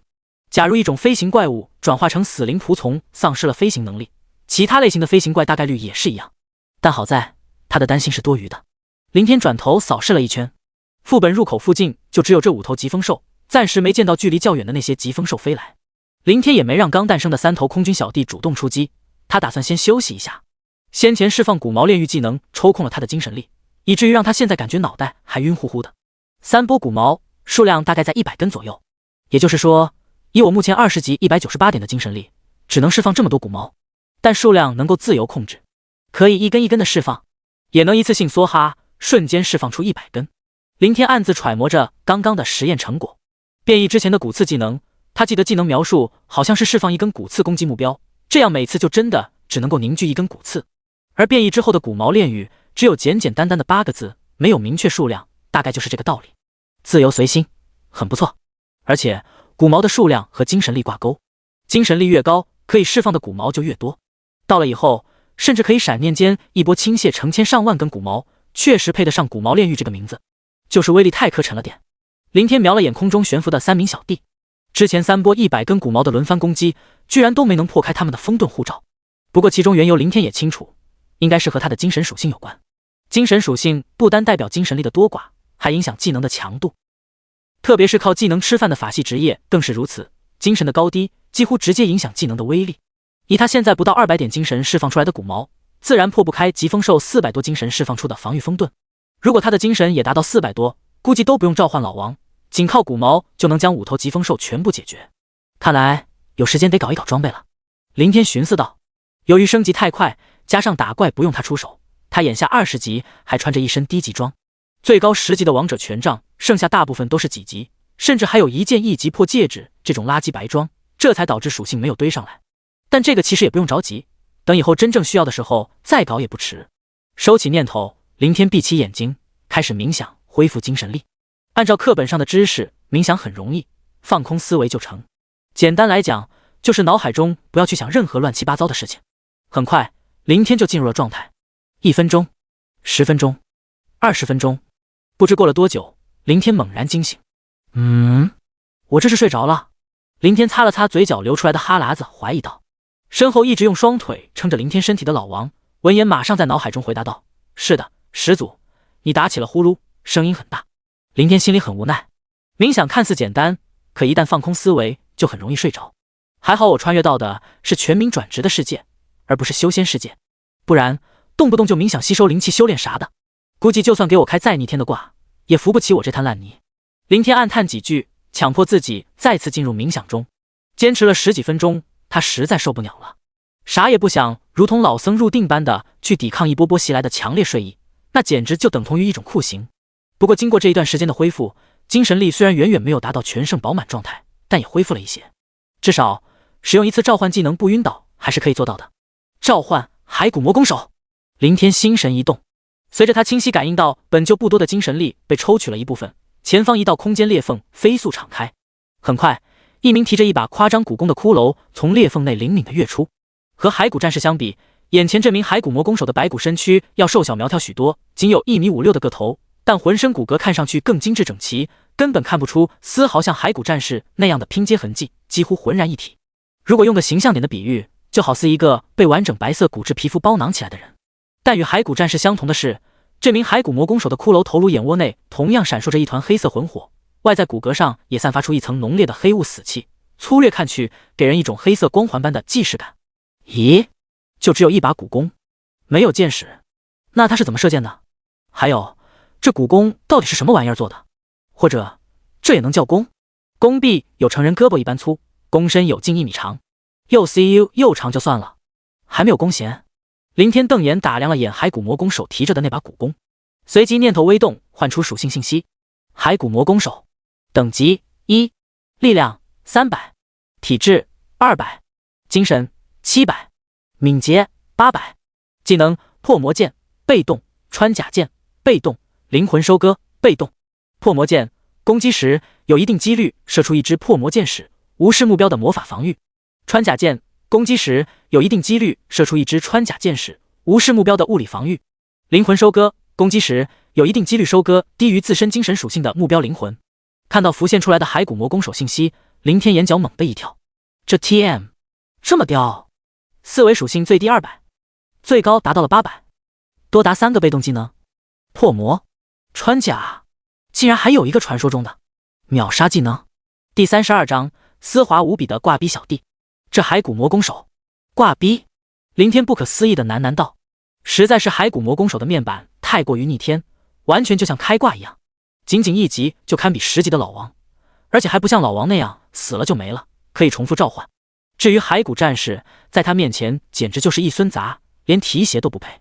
不过等林天平复了情绪，转念一想，又觉得十分正常，这毕竟属于一转强力技能，任何转职者在每个阶段转职时都是契合自身等级领悟到的保底技能，不可能会太弱。依靠召唤生物吃饭的亡灵法师同样如此，哪怕正常的一转技能骷髅弓箭手4维属性也应该有好几百点，否则假如亡灵法师20级一转领悟的召唤技能还是像初始骷髅兵那样的区区几点，怎么打20级的怪物练级？而骸骨魔攻手作为骷髅弓箭手这个技能的变种，属性技能进一步增强也就不足为奇了，虽然增强的有那么一丢丢离谱。老王引一头疾风兽过来，林天传达出一道命令，打算试试这个挂逼小弟的实力，而且他也很好奇这货在既没有箭矢也没有弓弦的坑爹情况下是如何射箭的。是，师祖。老王领命踏步快速离去，渐渐脱离了视野。以老王目前高达上千的属性，在这个峡谷副本里基本不会存在什么危险，除非被数量庞大的疾风兽团团围困。但林天只是让他勾引，又不是让他去打怪，这点最基本的智商他相信老王还是有的。找了个平坦的位置，林天从随身空间中取出躺椅放了下来，老规矩，看戏。数分钟后，老王狂奔而回，如同巨人般的身体处在林天跟前，几乎能投下一大片阴影。始祖，引来了。好。林天睁开微眯打盹的眼睛，一边挥手让老王往旁边站站，别挡着视线，一边取出一瓶水喝了一口。只是在下一刻，噗嗤！当看到老王身后数百米外天空中飞扑而来的黑压压一片疾风兽，林天直接一口水全喷了出来，差点没被呛死。可嗨嗨，你这个坑货！劳资让引一头先试验试验，你 TM 直接引来一大群。林天缓过了劲，狠狠瞪了老王一眼，随即立马转向一旁的骸骨魔弓手传达出进攻的命令。收到指令，骸骨魔弓手立即上前，手腕一翻，那根1米长的夸张巨弓在他手中仿佛轻如鹅毛般被他随意举了起来。下一秒，骸骨魔弓手左臂猛地一震，手中巨型骨弓随之发出一丝颤动，紧接着自弓臂两端分别延伸出一缕黑气丝线，快速向中间汇聚，最终交汇融合在一起，形成一条黑色雾气弓弦。骸骨魔弓手抬起白骨右手搭在弓弦上，开始缓缓向后拉。随着他的拉动，一根黑色箭矢由虚到实飞速在弓身上凝聚成型。还能这样玩？能量弓弦，能量箭矢。林天十分神奇地望着这一幕，看箭矢的颜色，8成应该就是死气了。嗖！在林天的注视下，箭矢飞驰而出，急速射向空中最前方一头扑来的疾风兽。似乎感知到了危险，那头疾风兽张嘴长啸，马上释放出招牌风遁技能，笼罩住自己的身体。嗡！转瞬间，黑色箭矢准确命中了风遁，爆发出一阵清晰的震颤，能够轻松抵挡100根骨毛轮番攻击的风遁，顷刻间破碎瓦解。死气凝聚的箭矢也近乎在同时濒临消散，只剩下一道淡淡虚影击中疾风兽的身体。可就是这么一点点虚影余烬，却让疾风兽的躯体仿佛触电般剧烈颤抖了下。眼见又是一道黑色箭矢疾驰迎面来，他低笑一声，一层风遁再次在其身周隐隐浮现。但或许是受到第一道箭矢残余能量的影响和干扰，刚出现的风遁又随之敛去。没了风遁的阻挡，第二道黑色箭矢瞬间钉在他的脑门上，且径直透体而过。好！疾风兽仰天爆发出一声痛苦的低吼，疯狂甩动着自己的脑袋。他的脑袋上被命中的位置完好无损，并没有留下任何的孔洞。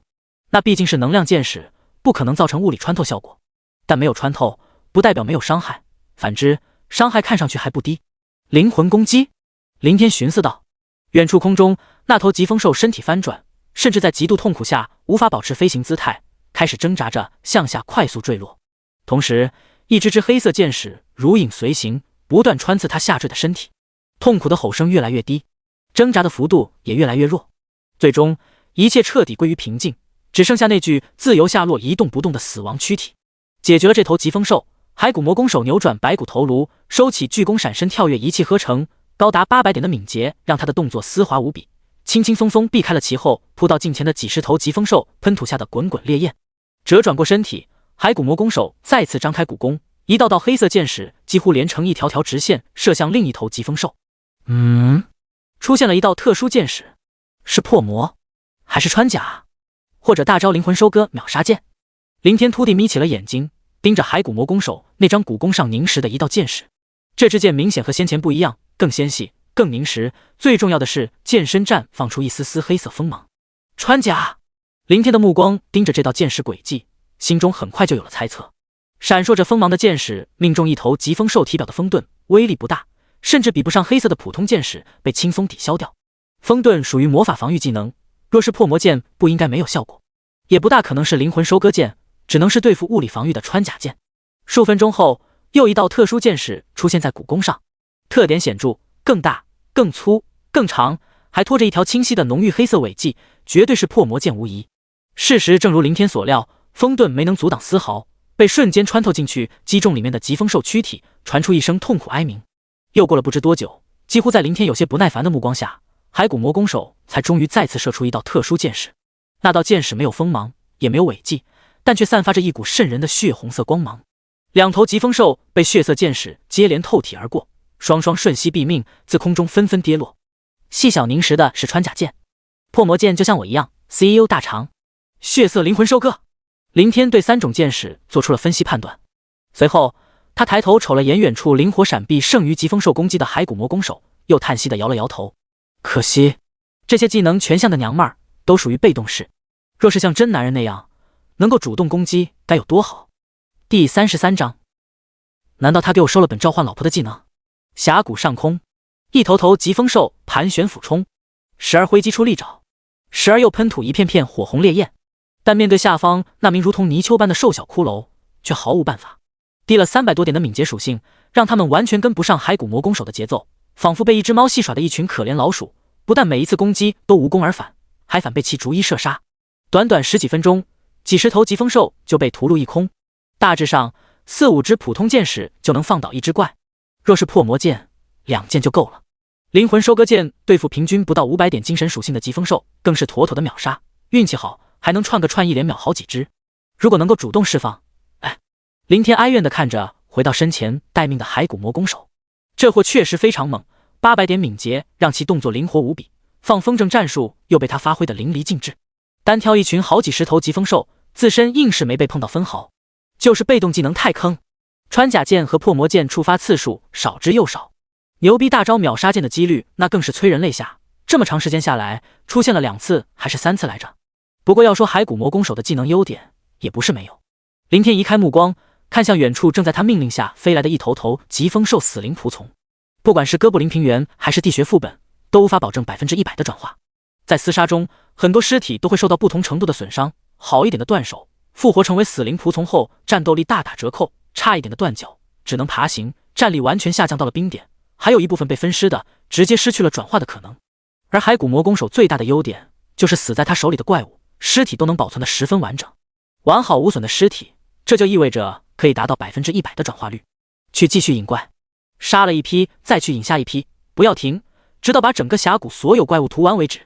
对了，每次引少点，10头左右就够了，别他娘的又给我一下勾引一大群过来。林天向老王下令道。与此同时，他念头一动，聚集在前方半空中的几十头疾风兽仆从立即展翅飞向敞开的召唤空间裂缝之内。他没打算动用这批刚诞生的小弟，目前数量太少，在数万名矮人仆从军团无法参战围殴的情况下，对付拥有2个技能且属性高出他们1倍的同类，折损率肯定会非常大。这样他的空军部队什么时候才能发展起来？再说了，也根本无需他们上场。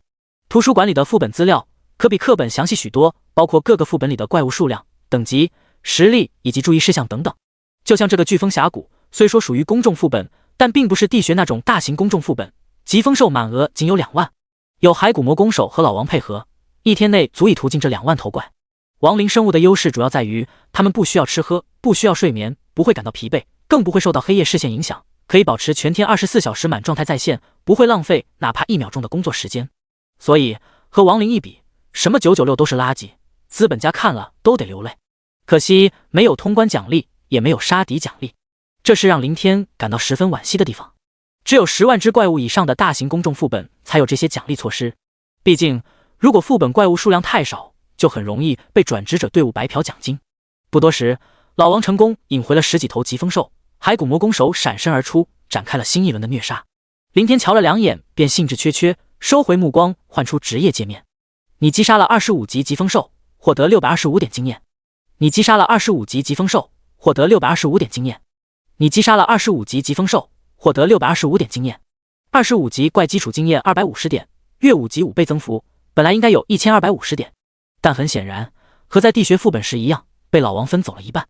一转之后，升级经验果然大幅度提高，就算只得了一半经验，几十头怪也有好几万，可是居然连1%都没升到。林天无力吐槽道。等级后方的经验进度依然是0%，百分比直取整数不会显示0点几几，让人无法估算需要打多少怪才能升级。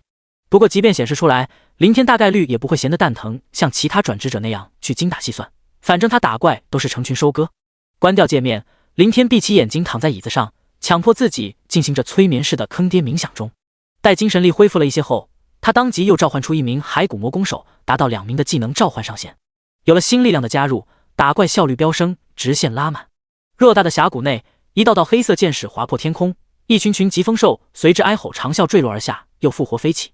老王这位堂堂高级亡灵，在林老板手下彻底沦为了低廉的搬运工，不断的来回奔波，完全没有丝毫空闲可言。但在老王这种脚不离地的忙碌状态下，带来的刷怪速度可想而知，甚至远远超出了林天的预料。他上午9点多进的副本，夜里将近8点就已收工，短短10几个小时就屠完了峡谷内整整2万头疾风兽。唯一让林天黯然伤神的是，或许幸运女神那位老阿姨彻底抛弃了她，在这个副本中依旧没碰上 BOSS 怪。空间通道刷怪点会在每天深夜0点刷新，还有4个小时才会出现新的怪物。林天向峡谷中心空间通道所在的方向瞄了一眼，随后命令老王前去捡回爆出的装备收集起来，同时等待怪物刷新。交代完毕，林天便取出了随身空间里的野外简易帐篷和睡袋。第二天日上三竿，帐篷内的林天在外面一阵阵疾风兽的哀嚎中惊醒，刚一睁开眼睛，一连串提示信息就浮现了出来。你收到了好友消息，光头强小少爷，今天是第3天，500万奖励和100万赌金都准备好了，请问您什么时候来取啊？钱多多，庄少爷，技能书我给您收到了。光头强在不？光头强收到请回个话。钱多多，庄少爷，等你来了，我保证给你个天大的惊喜。光头强小少爷，您不会还在睡懒觉吧？这都快中午了，不应该啊。光头强咚咚咚，起床了，太阳晒屁股了。光头强，难道在秘境里收不到消息？光头强哥爱，我叫您哥总该成了吧，我这等的花都快谢了。林天逐一查看完信息，忍不住扯了扯嘴角。10几条消息，除了珍宝阁前经理的2条，剩下全都是地穴副本那位管理员发来的，一副急不可耐的样子。这年头还钱都这么积极了，欠钱的人一般不都是爷吗？到了他这里怎么像个孙子似的？林天奇怪想到，还有这个钱多多，惊喜还天大的，这么夸张？难道他给我收了本直接召唤老婆的技能？第34章又 TM 不说人话。林天伸着懒腰走出了帐篷，也没急着回复2人的消息。他本来就没打算今天继续在副本里过夜，仅仅预定2天包场时间，主要目的就是出去拿回地穴的奖励和赌金，否则以他的尿性，怎么也得在副本里待上个10天半月，彻底榨干50万副本费的价值。但为了白嫖的600万，林天只能忍痛舍弃小钱，先把大头拿到手再说，毕竟拖得越久，就越容易出现赖账的情况。一夜之间多了这么多装备，林天揉着睡蒙蒙的眼睛，来到帐篷边的小山堆旁。这些装备想必都是老王按照他昨天的命令收集来的，看了看头顶的太阳，应该还包括今天爆出来的。从夜里0点怪物刷新开始，老王和2名骸骨魔攻手就重新投入了勾引打怪的工作中，一直到现在接近中午的时间点，可能再过一会儿，今天刷出来的2万头疾风兽就会被屠戮殆尽。垃圾白装，绝大部分都是垃圾白装，只有少数黑铁品质的装备。果然垃圾小怪出的都是垃圾东西。林天有些嫌弃的把一件件装备收入随身空间中，仅仅简单看了下装备散发出的颜色，也没去详细查看职业类别和属性。这里面或许会有一些法师职业的装备，但他懒得变异穿戴。一来白装或黑铁装肯定变异不出什么极品，二来他急需把所有装备拿去卖钱还贷。当然最重要的一点，林天暂时还没打算亲自上场去打怪，能够咸鱼何必自找苦吃，所以现在急着把4维属性堆起来有个鸟用，还不如换点小钱钱来的实在。技能书竟然还是本法师职业能够使用的特殊技能书。林天看着地上一本散发着黑色光芒的技能书，一时间懵住了。他马上仔细检查了下周围剩余的装备，但并没有在里面发现一件黑铁品质以上的装备，这就预示着今天刷新被骸骨魔攻手杀死的疾风兽中没有 BOSS 怪，不然不大可能只出了本技能书没有高品质装备。不会吧，不能够啊，这本技能书竟然是小怪爆的。好吧，我错了，我太肤浅无知了，我收回刚刚的话，垃圾小怪也有可能会出高级货，但这需要多欧皇才能碰上这种无限接近于0的概率。林天仍然有点不敢置信，实在是这2天脸黑到让他怀疑人生，猛然被这么来一下有点扛不住。看来幸运女神老阿姨，不是幸运女神小姐姐，并没有抛弃自己，这是在憋大招呢。伪装术特殊技能 LV1 可学，与周围环境融为一体，屏蔽不高于自身等级的目标视线，移动将打破伪装效果，属于特殊隐身技能。缺点很多，对高于自己等级高的人或怪物无效，还不能动，但可以变异，就是不知道能变异出什么技能。林天查看了下技能信息，没有任何迟疑，直接选择了学习，犹豫1秒钟都是对他的不尊重。你学会了技能伪装术，在始祖之力的影响下，伪装术发生了变异，自动脱变为暗影幽魂。林天连忙换出职业信息，看向属性界面上多出来的新技能暗影幽魂，主动技能，幽魂降临于凡间，游走于众生。操，又他妈不说人话，林天简直恨得牙痒痒的。普通技能仅从描述上基本就能看出个大概，而变异出的技能貌似就没一个正常的。2个召唤技能倒还勉强说得过去，但剩下3个全是逼格满满的一句话。你一句牛逼哄哄的话倒是爽了，可关键到底是几个意思？如果从变异前的技能来看，应该也是一种类似隐身的技能。林天念头一动，下一秒，一股彻骨的冰冷当即从全身各处迸发，他的身体乃至外在的衣服随之都在飞速由实转虚，到了最后只剩下一道淡淡的影子，并且双脚完全消失，被一层黑影所取代，整个人就这么离地半米，仿佛幽灵般微微沉浮不定。果然是隐身技能，可以移动，不会打破隐身，不知道对高等级的人和怪有没有效果。林天低下头，诡异的透过虚影身体看着身后的景象，接着他又控制向前飘飞了一段距离，移动并没有让他这副幽灵躯体出现任何的异常。这时老王带着2名骸骨魔弓手走来，手里还拿着几件散发白芒的白装，来到林天跟前，老王俯首道：始祖，所有敌人已被清除干净。全杀完了？林天一愣，老王口中的敌人显然指的是峡谷里的疾风兽，他刚刚还准备去找一头试一试技能效果呢，但很快林天又突然反应过来，开口问道：你可以看到我？不，始祖，奴仆没有视觉，无法用眼睛看到您，奴仆是通过感应来探知到您的位置。对哦，你不是人。林天恍然大悟，刚才出于本能反应，他把这茬给忘了。老王只是一具复生的高级亡灵，哪里会有什么视觉器官？林天心中默念，退出技能状态。转瞬间，暗淡的躯体从虚到实，飞快变成了有血有肉的生物有机体。啧啧，长见识了。林天摸了摸手掌，又甩了甩重新长出来的双脚，一副十分新奇又极为怪异的感觉。感受了一番，林天接过老王手中的几件白装，扔进了随身空间，又抬头四处望了一眼。周围天空中，一群群疾风兽仆从密密麻麻地聚集在一起，层层悬停，投下一片片的阴影。远处的四面八方还不断有刚复活的一头头疾风兽仆从正在朝这边飞来。这是老王执行他昨晚命令的结果，被转化的疾风兽不得参战，全部汇聚在大后方待命。作为巫妖王序列的高级亡灵，可以无视级别掌控所有无序列的低级死灵仆从，当然也包括这些疾风兽。撕拉！一道空间裂缝在前方敞开，伴随着林天在脑海中传达出的命令，空中的疾风兽仆从一只接一只的盘旋而下，涌向裂缝内。2天时间，总共4万头25级疾风兽，在越级杀怪获得数倍经验加成的前提下，居然只剩了1级半。林天换出职业界面，无比蛋疼地看着上面的等级信息。好在昨天经过验证，心里有了底，也不是无法接受。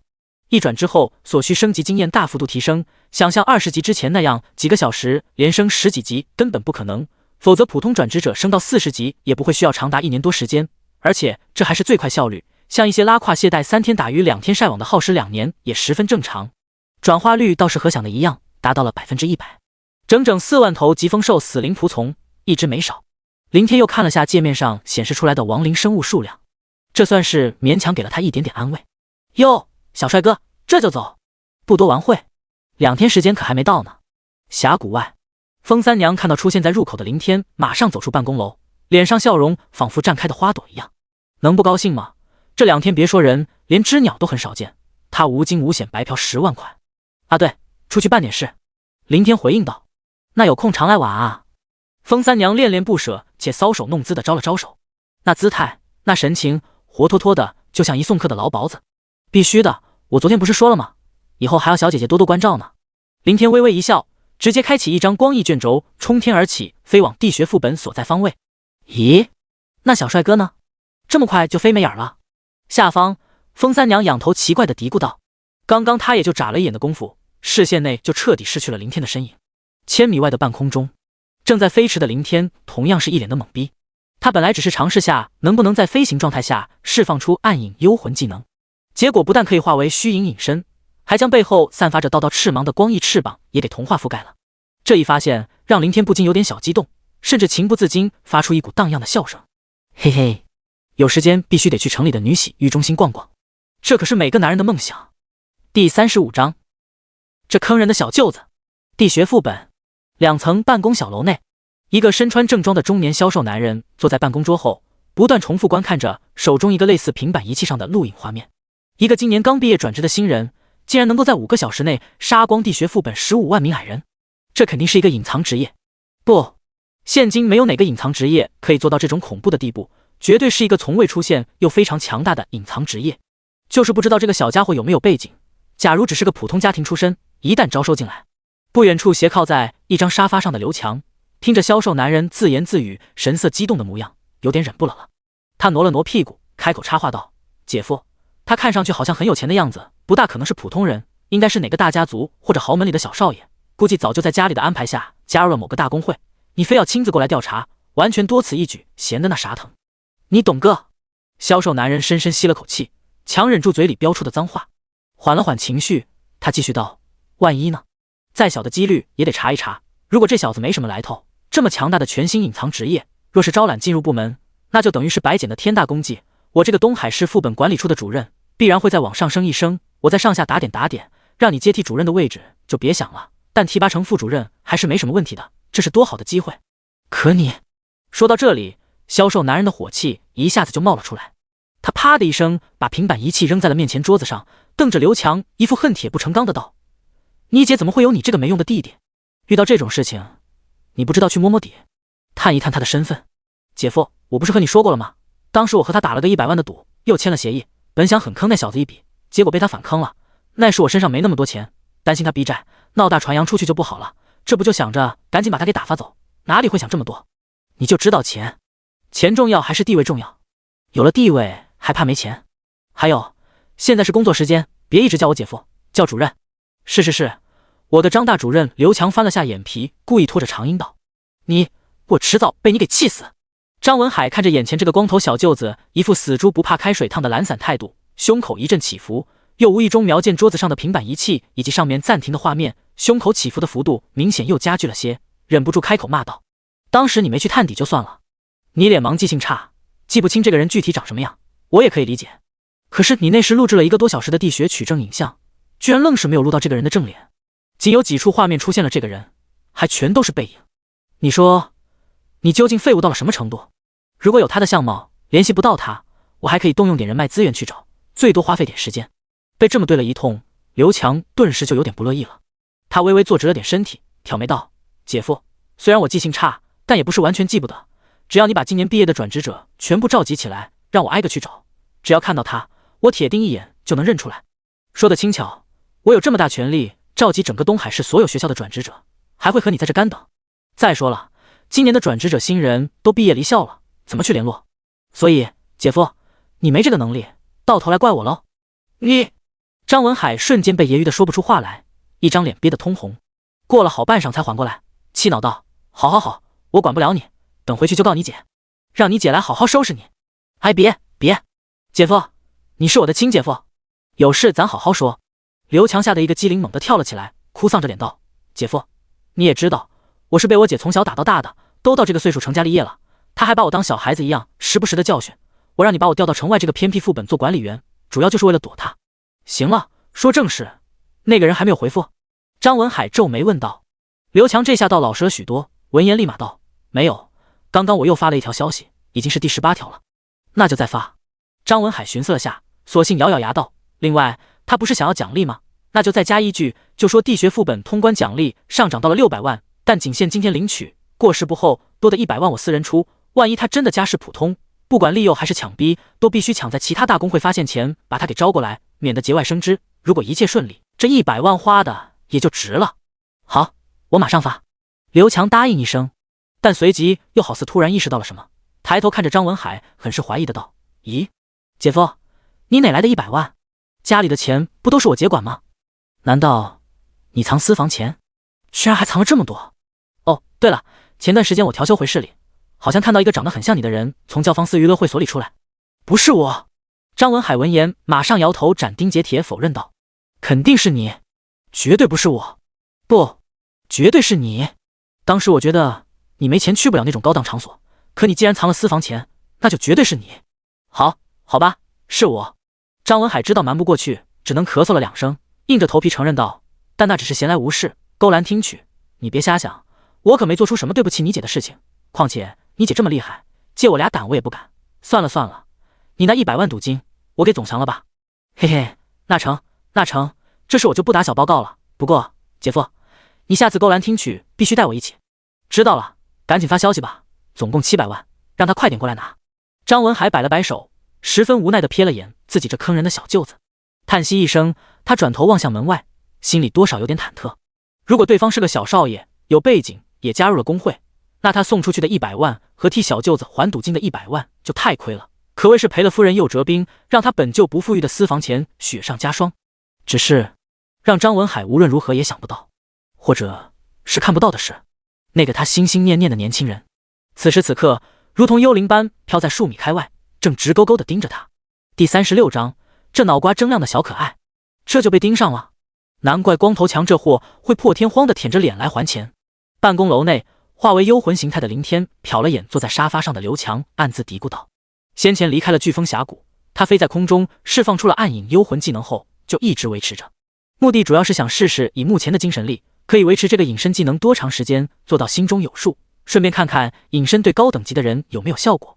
不管是公众副本还是工会副本，管理员都是转职者。就像地学副本管理员刘强就是一位战士，级别还不低，3转61级。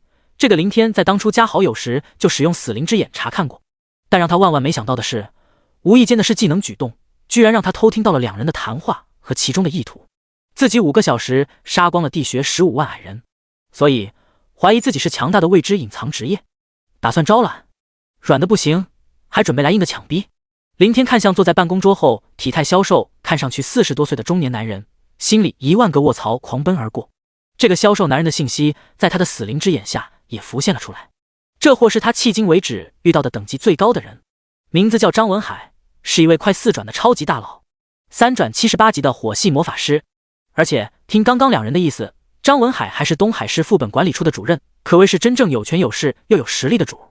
假如他冒冒失失欢天喜地的来领奖，就等于是把自己洗得白白净净送到人家面前，到时人家招揽你，你怎么办？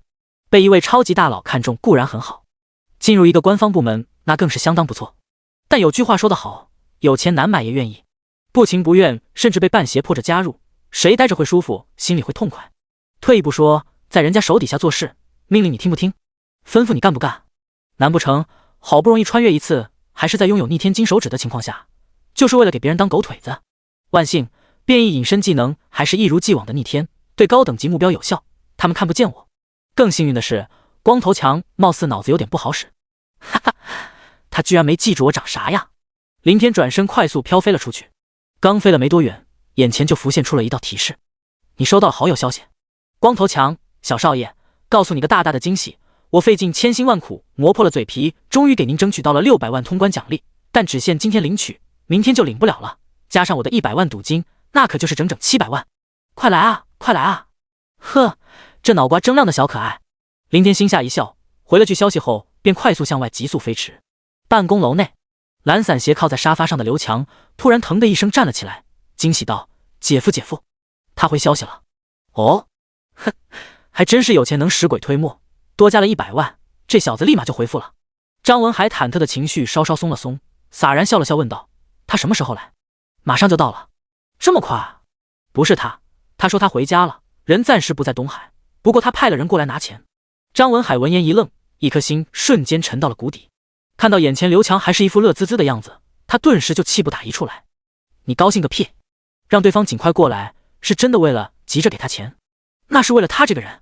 现在倒好，对方没出面，仅仅派了个人来，这说明什么？说明对方很大可能有背景，不然手底下会有人使唤。张文海也懒得再去骂什么，微微摇头起身向外走去。自己的这个小舅子他了解，人不坏，就是有点懒散，还有点贪钱，而且脑子缺根筋，说难听点就是满脑子江湖。就这他还敢去坑人钱，活该被人反坑。刚走到门外，远远的张文海就看到天际一道疾驰而来的人影，很快人影就缓缓悬停在上方半空中。对方戴着恶鬼面具，身穿黑色恶灵长袍，手持白骨魔杖，仅看上一眼就让人心底发毛。隐藏职业亡灵法师。张文海目光微微一缩，上方显化出外在装备的凌天，扇动着光翼翅膀飘在空中。他微微低目透过面具，扫了眼站在门前的张文海和刘强，最后落在张文海身上。同时压低嗓门传出一道略显沧桑的沙哑声音：少爷命我前来取钱，你应该收到了消息，请问您是？张文海下意识开口问道。你没资格知道。凌天取出地学副本凭证和赌约协议，没有降落，而是带着些许嫌弃的直接弹飞扔了下去。2张纸随着微风上下摇歌，晃悠悠的飘在了院落地面上。刘强快步上前捡了起来，确认无误后转头冲张文海点了点头。这张文海踌躇了会，最终还是硬着头皮想争取一下，不好意思，通关奖励仅限本人领取，无法带领。哦，是吗？林天盯着张文海冷笑一声，下一秒他的声音居然低沉冰冷了下来。所以，你这个小小的地方副本管理处主任是不想干了，或者你活得不耐烦了吗？张文海脸色变了变。作为堂堂东海副本管理处的主任，外加78级的强悍实力，他还是第一次被人这样毫不留情的直言威胁。但对方越是表现得这般肆无忌惮，甚至是这种赤果果的蔑视，他心里就越没底。而且更让他感到疑惑和心惊的是，对方是怎么知道自己身份的？迟疑了半晌，张文海还是没能硬起脖子去惹这位身份未知实力不明的人物，只能取出几张定额卡让刘强送过去。林天向下降落了一段距离，随意扫了眼，没去接，而是将目光重新盯向张文海，很是不耐烦地冷声道：虽然这点钱对我们少爷可有可无，但少爷一再交代，这是他在外历练得到的收获，要分文不少的取回，你最好识趣点。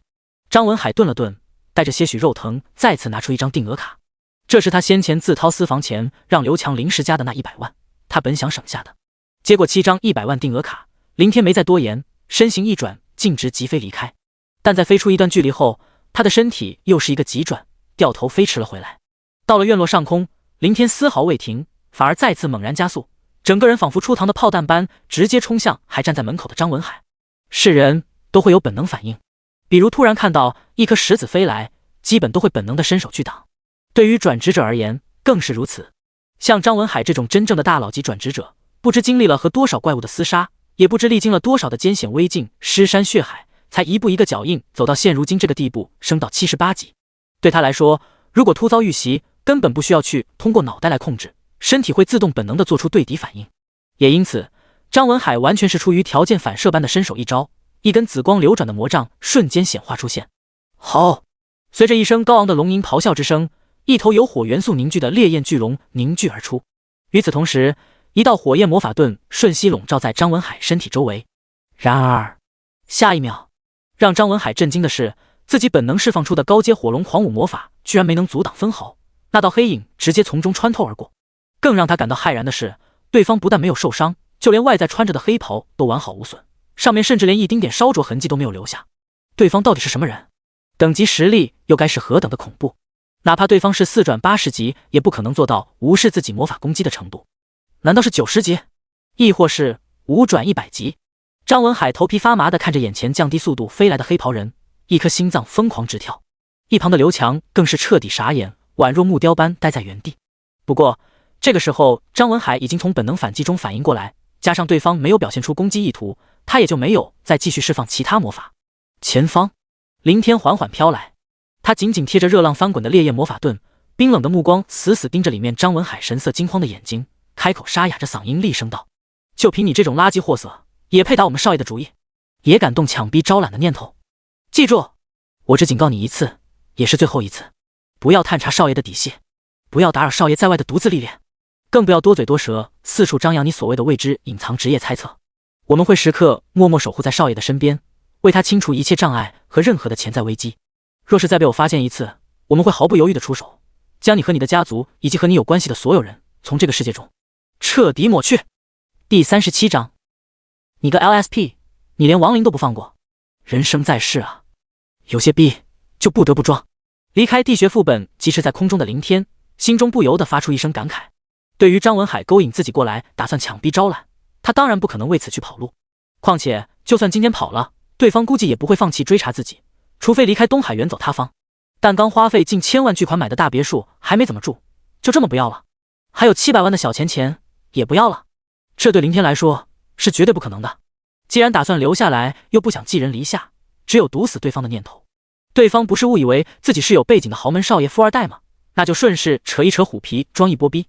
只不过强行装逼最为致命，这个逼装的让林天自己都觉得有点小尬，里面或许会存在一些不合理的细节问题，更有一些不尽人意的地方。比如，若是先前没有在5头疾风兽身上浪费掉王者权杖的3大被动，在遭致张文海的火龙魔法攻击后触发武器的反弹被动，哪怕10级武器和对方78级差距很大，但多多少少反弹一点点伤害给对方，效果都势必会更好。但没办法，突发事件时间仓促，准备不足，能做到这样已经很不容易了。至于张文海会不会在威胁下放弃调查自己，林天倒没去想，最起码可以让这货心里多少有所顾忌。亡灵生物，数量72527。高级亡灵巫妖王1，死灵仆从地穴矮人32526，疾风兽40000。三转78级大佬的实力确实非常恐怖，随手一道火龙魔法，居然灭了我好几千小弟。林天换出界面，心里微微有些抽搐。记得当初从地穴副本出来时，矮人仆从数量有将近4万，做一转任务抗100头变异血鹰的伤害，损失了差不多2000。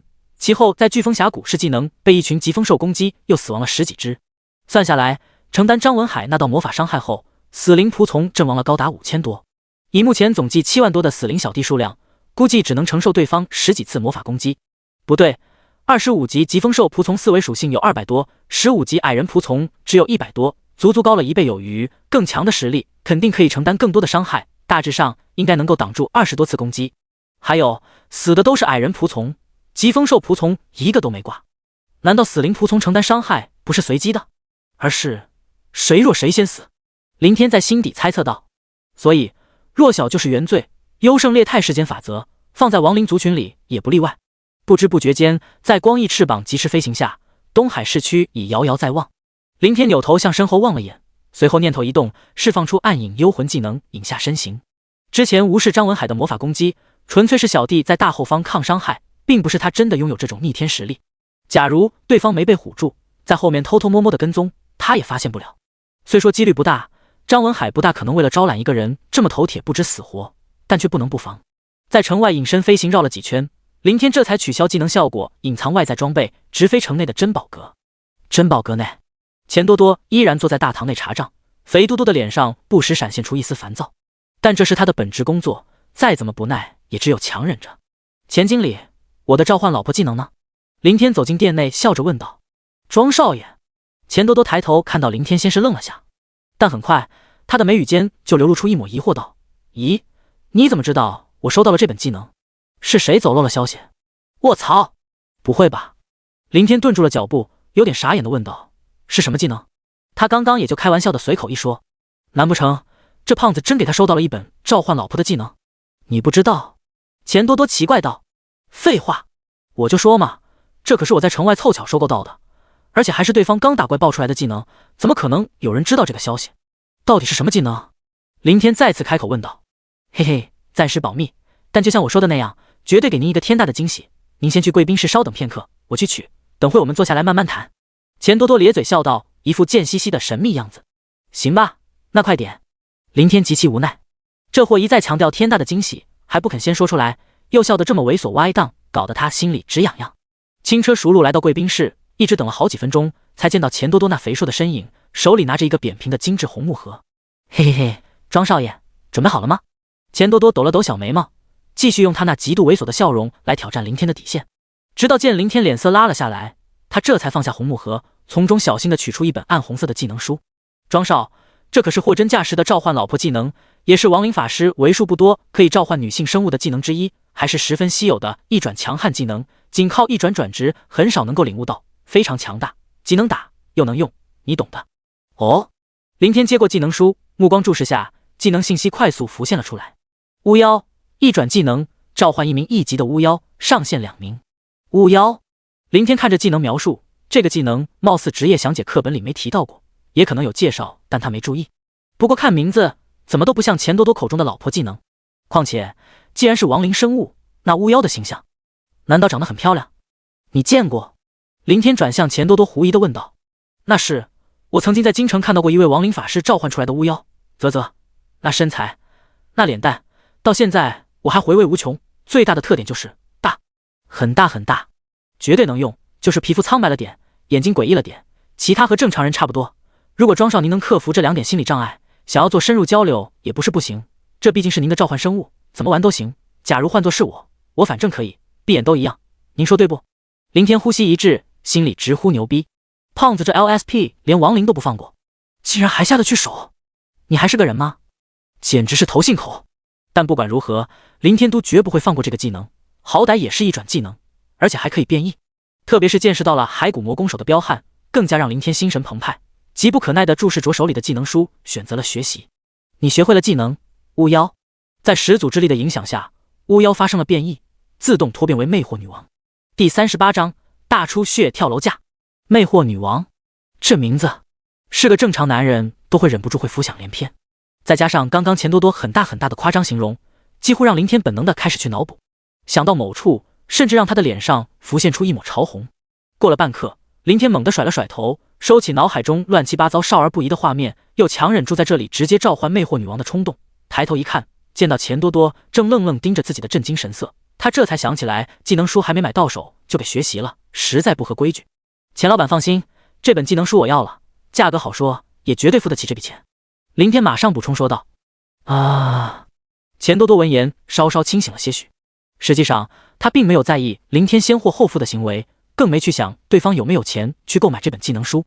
从前几次交易都不难看出对方的身家，根本不用担心钱财的问题。退一万步讲，就算对方想吃霸王餐，但作为转职者，完全可以打装备慢慢抵债。真正让钱多多感到不可思议的是，你竟然直接把技能学习了，那可是一转技能。本来按照他的想法，林天可能会先行购买储备起来，或者加点定金让其留下，等以后级别到了再来买。但眼下对方既然可以学习，那岂不是说已经达到了一转？3天20级一转，这是什么彪悍的练级效率？这需要多少高等级大佬带飞才能从正常的2个多月硬生生的缩短到区3天时间？10位大佬，还是100位？这时钱多多突然想到前2日林天贷款购买的那些低阶魔法卷轴，脑袋里没来由的蹦出一个猜测：对方买这批卷轴的目的，难道是为了做一转任务？钱多多越想就越觉得有可能，因为一转任务不能组队，也不能让大佬协助，只能独自完成，这才把上千张卷轴消耗一空。所以在刚转职的第2天，对方就升到了20级。钱多多瞄了眼林天，内心不得不再次将其背景家世默默提高了无数倍。没记错的话，这已是第3次了。似乎对方每出现一次就会刷新一次他的3观认知。钱多多感觉自己都快麻了，随后可能是想到了什么，他连忙取出一张票据道：庄少，您先看一下这个。什么东西？林天接过扫了一眼，发现是收购巫妖技能书的票据。还有这个。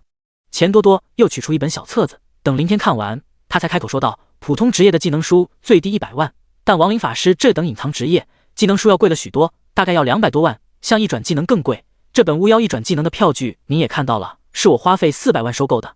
那本册子是本店的内部商品出售清单，按照上面的价格，亡灵法师的一转技能最低要加价 10% 出售，也就是440万。钱多多解释得很详细，若是一般人先学了技能，然后才开始谈价，他自然不会放过狮子大开口漫天要价的大好坑钱机会。但对于眼前的林天，经过刚刚脑海中的天人交战，完全是惹不起的主儿，他哪里敢动什么贪念，甚至担心林天误解，他还特意拿出了收购票据和内部出售单以证清白。停顿了下，钱多多开口继续道：不过这只是亡灵法师普通一转技能的价钱，像巫妖这种又能用又能打的稀有一转技能，价格还会向上浮动个10几万，如果放在城里的拍卖行再稍加炒作，拍卖个550万以上绝对没什么问题。我能以400万收购到，主要是卖这本技能书的那个人急于用钱，才幸运的捡了个漏。你的意思是这本技能书售价要550万？林天开口问道。区一本技能书就要550万，看上去很贵，但亡灵法师的一转技能书确实就值这个价，而且在东海这座小城还属于有价无市，你有钱也买不到。钱多多说的也合情合理，又把票据和内部出售单摆在了自己面前，压根就没有丝毫想要坑他的意思。林天正准备答应，就见钱多多大手一挥，十分豪爽的道：不，庄少，咱们都是老熟人，您又是本店的大客户，做了好几次交易，价格方面自然有优惠，您就给个最低价440万。哦，这样你不就太亏了？林天怪异的盯着钱多多，这哪里是什么优惠价，完全就是大出血跳楼价。哪怕这胖子看在70万好处费的份上，也不至于把价格压这么低，血亏100多万。当然了，亏的也不是他的钱就是了，他只是这个门店的经理。乔庄少说的，您多光顾几次小店不就成了？行，我这里正好有几百件装备要处理。林天也没废话，意念微动，从随身空间取出在飓风峡谷副本里打到的一件装备。望着转眼间就堆积如山的桌子，钱多多倒没有像前2次那般的惊讶，反倒觉得理所当然。超级豪门出来的少爷，不知有多少位大佬带着练级的超级富二代，会缺装备？闹呢？钱多多招来几位店员清点了一番，总共228件25级装备，其中196件白装，32件黑铁，数量比上次少了许多，毕竟只是4万头疾风兽的产出，若是单纯按照爆率来算，其实比地穴副本还高了点。目前的市场行情，一件25级白装 2.5 万，黑铁4万，228件，总价值618万。老规矩，钱多多凑了整，打包620万。先前贷款的500万，飓风峡谷副本只用了50万，剩余450万，还有刚刚从光头强那里白嫖的700万，全部加起来就是1770万，还珍宝阁的1000万贷款和利息以及技能书绰绰有余。结清全部账款，林天手里还剩余320万，外加最初在珍宝阁预定技能书的100万定金。钱老板，100万定金不退，技能书继续预定。另外，林天取出20万定额卡零头放在钱多多面前，也没再拐弯抹角，而是直言不讳的道：你每给我收购到一本普通技能书，除了正常的购买价，我另给你10万小费，一转以上的技能书是20万小费，多多益善，上不封顶。闻言，钱多多肥硕的脸蛋顿时颤了颤，马上激动的高声保证道：庄少，您放心，您尽管放心，我一定竭尽全力，不是拼了老命，全力以赴，动用我所有的关系和资源去为您大肆收购，您就等着我的好消息吧。同时，他手下也不慢，立即把面前的20万小费收了起来。他利用自己的权力压低出售价，又略微抬高收购价，图的是啥？不就是这点小心思吗？出了珍宝阁，林天没有半刻耽搁，当即释放光翼卷轴，疾飞回家。得到了这个一转技能，让他迫不及待的想要召唤出来看一看。仅仅变异前的巫妖，就让钱胖子那个 LSP 无视亡灵生物的身份下的去手。那变异后的魅惑女王，又该会是什么模样？风情万种，妩媚妖娆，绝世尤物，还是更大？第39章。喂，老铁，看这里！华西小区，林天疾飞而至，到了小区上空，心痒难耐下，他也没有降落，继续向内飞驰。但刚一进入别墅区范围，下方一头长着翅膀的蓝纹魔虎就腾空而起，急速迎了上来。在魔虎的背上还坐着一个手持弓箭的大胖子，看上去200-300斤的体重，简直和钱多多有的一拼，几乎可以看到他胯下坐骑飞行时的吃力和眼眸中呈现出的一抹痛苦。隔了数百米，那胖子的呵斥声就传了过来：什么人？这里属于私人住宅空域，禁止外人飞越。您是88号别墅的业主林先生？拉近了一段距离，胖子大概看到了林天的面容，逐渐放缓了速度，悬停下来，声音也不由得降低了些许。是我。林天停下回应道。胖子身穿制服，显然是别墅区的转职者保安。就像销售小哥哥承诺的那样，整个别墅区域都会有保安全天候24小时巡逻，包括空域在内，最大程度保障业主们的安全。对方认识自己，林天也丝毫不感到奇怪，估计在买房的当天，销售小哥就已经把自己这个新业主的资料分发了下去，否则就有可能出现业主被保安阻拦进不了家的情况，那样就太影响一颗房产的口碑了。好的，林先生，您请。胖子保安马上展露笑脸，迅速催动坐骑，让开了身形。林天没有多言，控制光翼及时向88号别墅所在位置。刚落在家里的宽敞前院中，他便意念转动，心急如焚地释放出技能，召唤魅惑女王。撕拉！一道空间裂缝自前方破开，很快，一道婀娜多姿的身影自幽暗的裂缝中逐渐显现。他扭动着身躯款款而出，步伐高挑妙曼，给人一种姐就是女王自信放光芒的既视感，仿佛每一步都能勾人心魄，让人欲罢不能，却又自愧形秽。哪怕林天有了心理准备，但随着这道身影越来越清晰，还是让他心跳频率越来越快。到了最后，甚至喉咙发干，浑身燥热，几乎让他坚持了18年的道心瞬间崩塌。难怪钱胖子那 LSP 这么信口，这特么谁能把持得住？林天深深地吁了口气，来平复躁动的情绪。出现在眼前的魅惑女王，长着一头柔顺的披肩白发，头戴银色简易王冠，脸庞精致柔和，手里提着一根蓝月魔杖。若是不看她那淡绿色眼眸和妖异紫唇，以及浑身没有丝毫生气可言的苍白肤色，真的就像是从漫画里走出来的美少女。当然，如果仅此而已，万不足以破了林天的钢铁道心。主要是魅惑女王那身穿着基本可有可无，完全就是3点式的紫色泳装，仅仅在后背披着一件分了叉的紫色破败披风。如果对方不是亡灵生物，林天很想问一句：小姐姐，你冷不？还有她那身材。钱胖子说的很有道理。此时此刻，林天脑海里只剩下一个词汇：大，很大很大，简直晃得人眼晕。姐漂亮不？该死，为什么是亡灵生物？这不是活活的折腾人吗？林天强迫自己收回目光，不再去看。他可没有钱胖子那么禽兽，内心那么强大，眼睛一闭啥都一样。再怎么漂亮火辣，也是亡灵生物，没看见他那白得吓人的皮肤吗？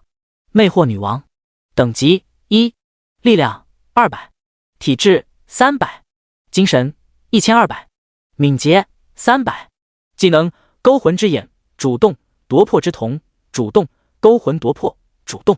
勾魂之眼，在勾魂的眼神注视下，低于自身精神属性的目标将会丧失理智，陷入迷幻状态。夺魄之瞳，在夺魄的目光凝视中，低于自身精神属性的目标将会与其建立灵魂连接，双方命运相连，同命相依。勾魂夺魄，绽放勾魂夺魄的魅力，周围所有低于自身精神属性的目标都将受到勾魂之眼和夺魄之瞳的效果影响。属性依旧非常逆天，最高的精神竟然达到了1200。林天看着眼前浮现出来的魅惑女王信息，赞叹道：见识过了骸骨魔攻手，他倒没有像先前那般震惊到不可思议，而且对比骸骨魔攻手，林天也大致看出了点眉目。变异后的一转召唤技能，召唤出来的亡灵生物4维属性之和都一样，都是2000点，只不过会根据他们的能力不同，导致每项属性高低不等。比如骸骨魔攻手类似于魔法师和攻手双修，在精神和敏捷上都较为突出，而魅惑女王则是个纯纯的法师，完全以精神为主。3个技能全都是主动，终于不像骸骨魔攻手那样仿佛娘们似的被动。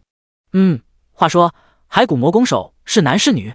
骷髅身躯分不清性别，但假如是个男性亡灵，林天怪异的瞟了眼站在前方身材火爆的魅惑女王，所以自己麾下的召唤生物，男性都是被动躺着承受，女的反倒主动冲锋出击。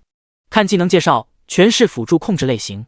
第一个勾魂之眼像是眩晕，第二个夺魄之瞳的灵魂连接应该是反弹效果，自身受到的伤害都会反弹给目标。第三个是前2个技能的结合体，属于范围型大招，但3个技能都有限制，只有目标比魅惑女王的精神属性低才会生效。林天逐一扫过魅惑女王的技能信息，这点是最让他满意的地方，不似变异的普通技能只有短小无力的一句话。像这样多好，仅仅从技能描述上就可以看出个大概情况，但这些都只是猜测，不知道实战效果怎么样。就在林天考虑要不要趁天还未黑出城找些怪试验试验，突然瞄见前方半空中一道飞驰的人影。人影体态肥硕，胯下骑着是虎形魔兽，显然是刚刚那位胖子保安。眼见对方就要疾驰而过，林天也顾不得多想，甚至没来记得使用死灵之眼去查看其等级信息，在脑海中向魅惑女王传达释放技能命令的同时，立即看着胖子扯开嗓门大声喊道：喂，老铁，看这里！半空中听到呼喊，胖子和他胯下的猛虎都纷纷本能的扭头循声看了过来。下一刹那，对上院落中魅惑女王眼眸爆发出来的妖异粉红光芒，一人一兽当即神色一怔，疑惑的眼神转瞬间变得一片空洞茫然。精神上的凝滞进而影响到了躯体，让魔虎扇动的翅膀缓缓停了下来。紧接着，哎呀呀！伴随着一声嘹亮悠长的惊吓尖叫，远处空中2道身影挣扎着急速坠落了下去。好在离地面并不高，加上有绿化带垫底，胖子和魔虎并没有被摔死，连受伤都谈不上。翻身一屁股坐在地上，胖子的目光依旧有点呆滞，嘴巴半张，一副完全懵逼的状态。我是谁？我在哪？发生了什么鬼？过了好几分钟，胖子才勉强清醒。他看了眼匍匐在身旁也已恢复过来的魔虎坐骑，又抬头打量一圈，似乎终于想起了什么。刚刚隐约中自己好像看到了一个大波妹子。第40章加钱，那我走。次日，飓风峡谷副本，风三娘正坐在院中一张椅子上悠闲地画着妆容，无意间瞥见自半空飞来的林天，她神色一喜，马上快速收起化妆盒，起身笑靥如花地迎了几步。小帅哥，今天这么早啊？还是老样子？对，50万包场。林天降落而下，收回光翼，取出定额卡道，不过不是2天，这次我可能至少要待10天左右，10天内不得有人进来。10天？风三娘刚伸过来的手顿了顿，抛了个极为幽怨的眼神道：我说小帅哥，你这不是存心为难我吗？我多拿10万让你包场，那可是要冒很大风险的。2天时间短还好说，可10天，如果期间有个别人来下副本也还好办，可若是副本巡查员，肯定会被上头发现，到时我不但丢了这个管理员的活计，还要赔偿几百万的天价包场费。所以呢，加钱。哦，呵呵，加多少？林天好笑问道。果然是打的这个主意，人呐，还真都是一个鸟样，贪得无厌。就按照2天10万算，10天50万，加上40万副本费，一共90万。风三娘立马报出了价格，都不带丝毫犹豫的。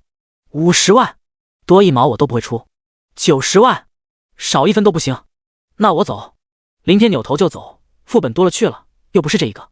哎，小帅哥，别啊，咱们再商量商量。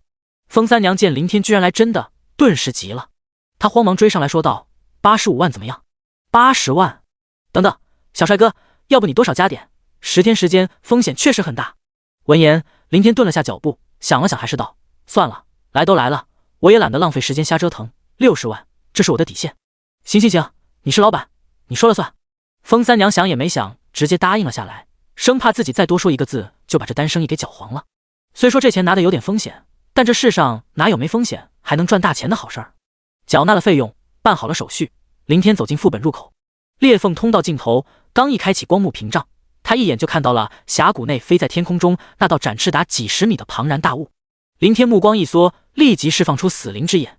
疾风兽王 BOSS 等级25，类型主动，力量1568，体质1457，精神1185，敏捷1590，技能飓风之盾主动，烈火燎原主动，狂风爪击主动。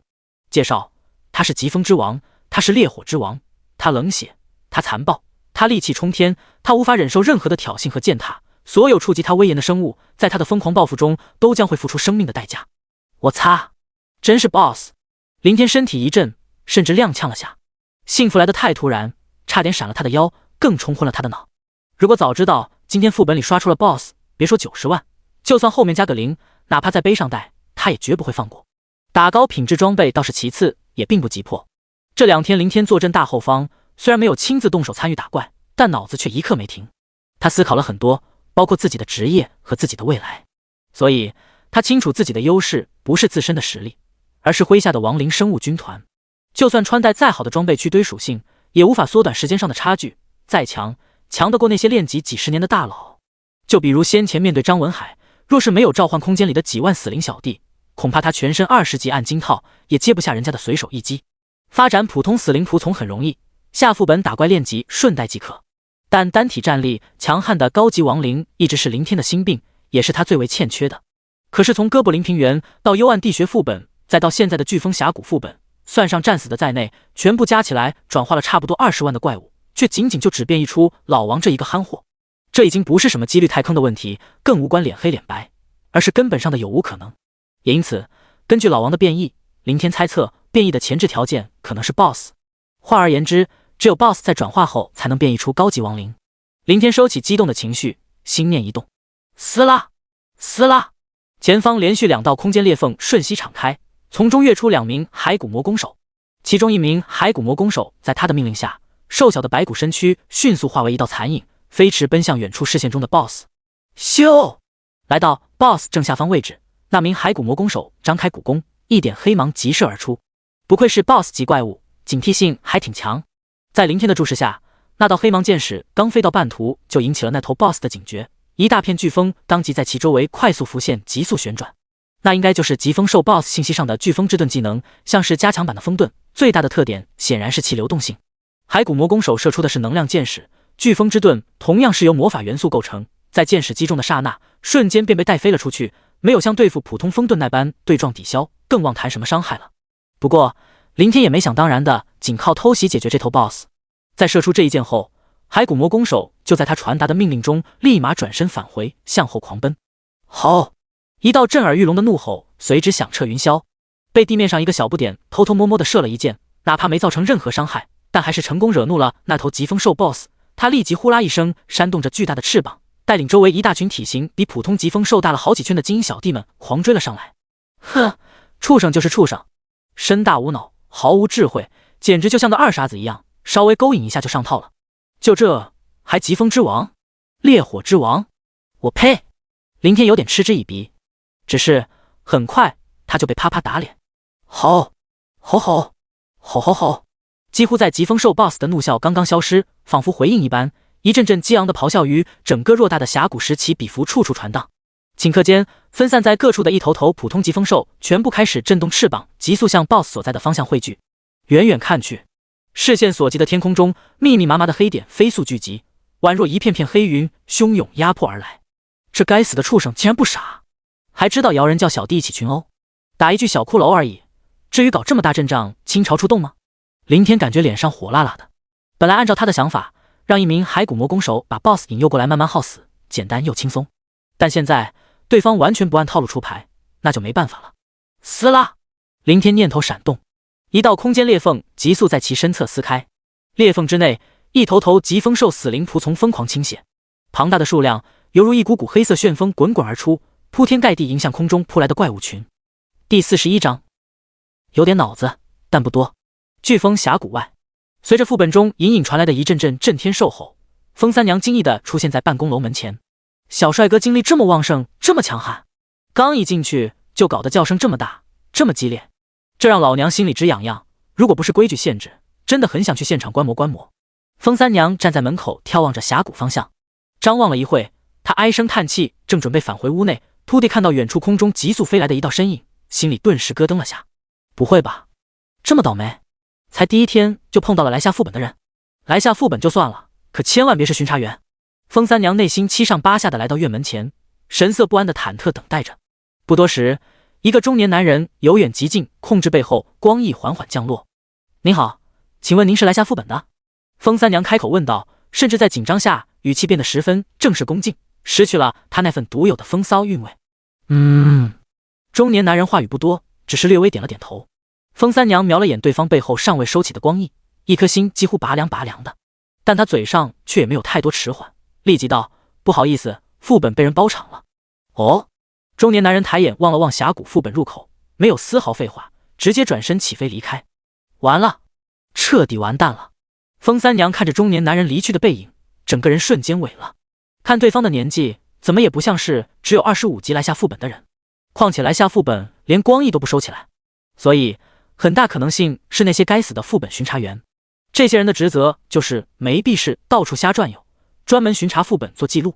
假如那个中年男人是巡查员，那么就会记上一笔本月飓风峡谷副本包场一次，这就表示在月底他必须上缴400万的包场费。可若是刚刚他不说被人包场，万一中年男人不是巡查员或者脑子进水，非要进入副本看看，那样势必会惹恼里面的小帅哥，到时对方铁定会市里告他。如果再说出上次以10万包场2天的事儿，他不但补上400万费用，还会被开除管理员的职务。两相比较，他只能尽量减少损失，毕竟管理员的工资可不低。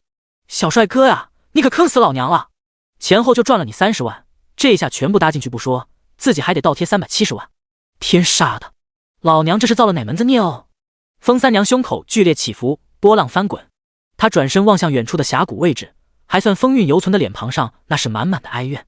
峡谷内，一头头疾风兽密密麻麻遮天蔽日，一只只疾风兽死灵仆从同样于天空中漫漫无边。两种相同却又完全不同的生物激烈厮杀在一起，整个场面混乱不堪，凄惨异常。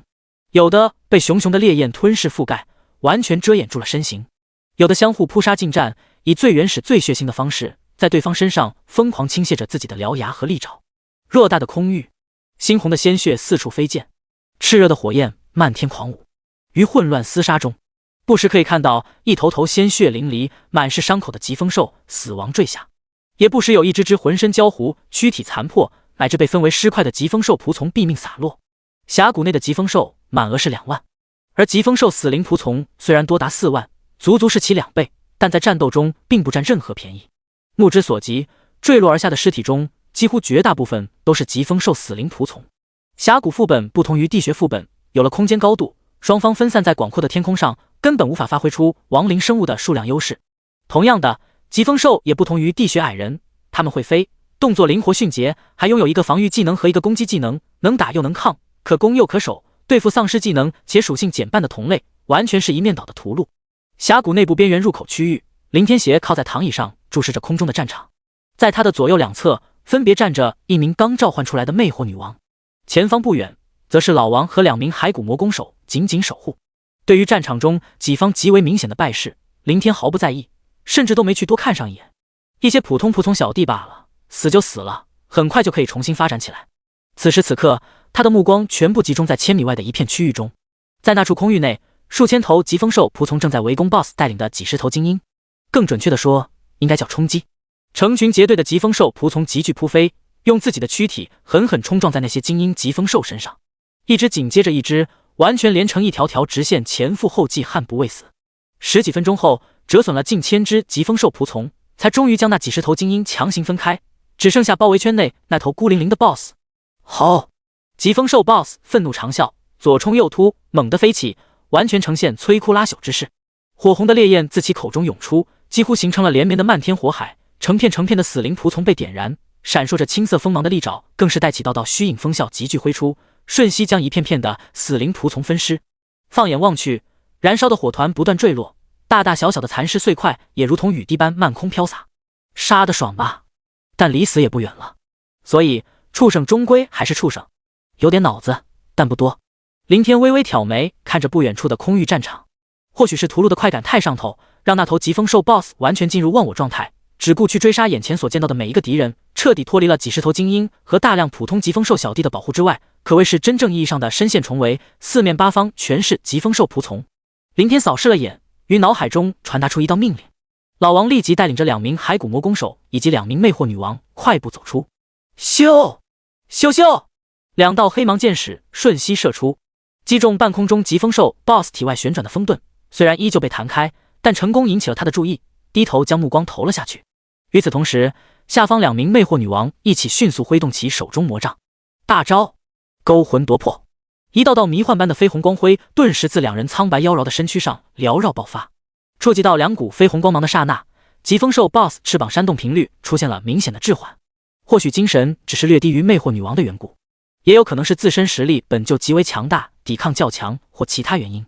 总之，疾风兽 BOSS 并没有受到太大影响，双翅仅仅略微顿了顿，很快就又恢复了正常。但大招的另一个灵魂连接效果还是作用在了他的身上。在林天的视线中，一道暗淡几近不可见的虚影线条自2名魅惑女王和疾风兽 BOSS 之间隐隐浮现。老王，辣手摧花！林天立即在脑海中下令道，同时脸色略带不忍地撇过头。远处得到命令的老王没有半刻犹豫，他径直上前几步，高高举起了手中树干般的狼牙棒，对准2名魅惑女王猛然砸了下去。啪啪！林天仿佛听到了心碎的声音，多好的身材啊，就这样成了一滩烂泥。第42章，十分好用，就是有点废人。好！天空中，疾风兽 BOSS 躯体剧颤，仰天爆发出一声痛苦长啸，甚至在这股仿佛来自灵魂的撕裂疼痛下，让他完全失去了对技能魔法的掌控。体外飓风之盾在急速旋转中渐渐消散于无形。魅惑女王的灵魂连接确实属于反弹伤害，不管攻击方是谁，都会将自身受到的伤害同等传导给被连接的目标，并且是以真实伤害的方式转化给目标，十分好用，就是有点废人。林天瞄了眼远处老王身前的2滩肉泥尸体，又抬头望了望空中如同发了羊癫疯般的疾风兽 BOSS。 2名魅惑女王的暴毙没能杀死那头 BOSS， 这个他倒没有感到丝毫意外。若真就这么挂了，那才是离了大谱。毕竟2者代表生命层次和承伤强度的体质属性相差太大。魅惑女王仅有300，而疾风兽 BOSS 却达1457点，足足高了近5倍。能够对魅惑女王造成致命的伤害，自然不可能杀死疾风兽 BOSS。 不过连爆了2亡灵妹子，没死也够他喝一壶，至少破了增强版的大跌疾风盾。给我狠狠的射，射到他泄逼，射到他出血！林天在脑海中狂呼传达命令。2名骸骨魔弓手当即张弓拉箭，黑色箭矢倾泻疾驰。疾风兽 BOSS 体型比普通怪大了数倍，展翅比罗峰的雷云兽还大了2圈，远远看上去就像一架小型私人客机。这么大的目标，加上又几乎是悬停原地，鬼哭狼嚎，没怎么移动，完全就是一伙靶子，哪怕瞎比眼乱射也很难落空。没了体外飓风之盾的抵挡，一支支箭矢毫无阻碍地穿透而过，于空中划出一道道黑色轨迹。以骸骨魔弓手区700点精神释放的能量箭矢，当然无法对4维上千属性的疾风兽 BOSS 造成太大伤害，但一根针扎你身上，你或许会风轻云淡，甚至不屑一笑。那10根呢？100根呢？况且骸骨魔弓手的箭矢可不是细针，那是钢钉，还附带灵魂攻击 buff。 空中遭受箭矢洗礼的疾风兽 BOSS 也无疑正在诠释什么叫爽出了韵律。惨叫从之前被2名魅惑女王双肺弹的嗷嗷长啸，升级到现在非常有节奏感的阵战哀嚎。好，在一阵阵强烈的疼痛刺激下，彻底激发了疾风兽 BOSS 的凶性。或者说，他本就是一头戾气冲天的狠兽，对敌人狠，对自己更狠。被玩弄了这么久，让他戾气炸裂，脑袋充血，直接一甩身躯，震动翅膀，迎着扑脸射来的一道道箭矢，就朝下方的2名骸骨魔弓手扑去。停！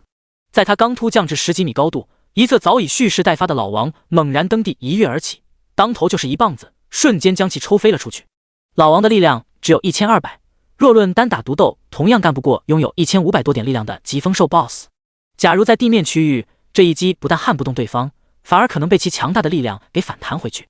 但关键是，空中没有受力点，且疾风兽 BOSS 还处于疾驰状态。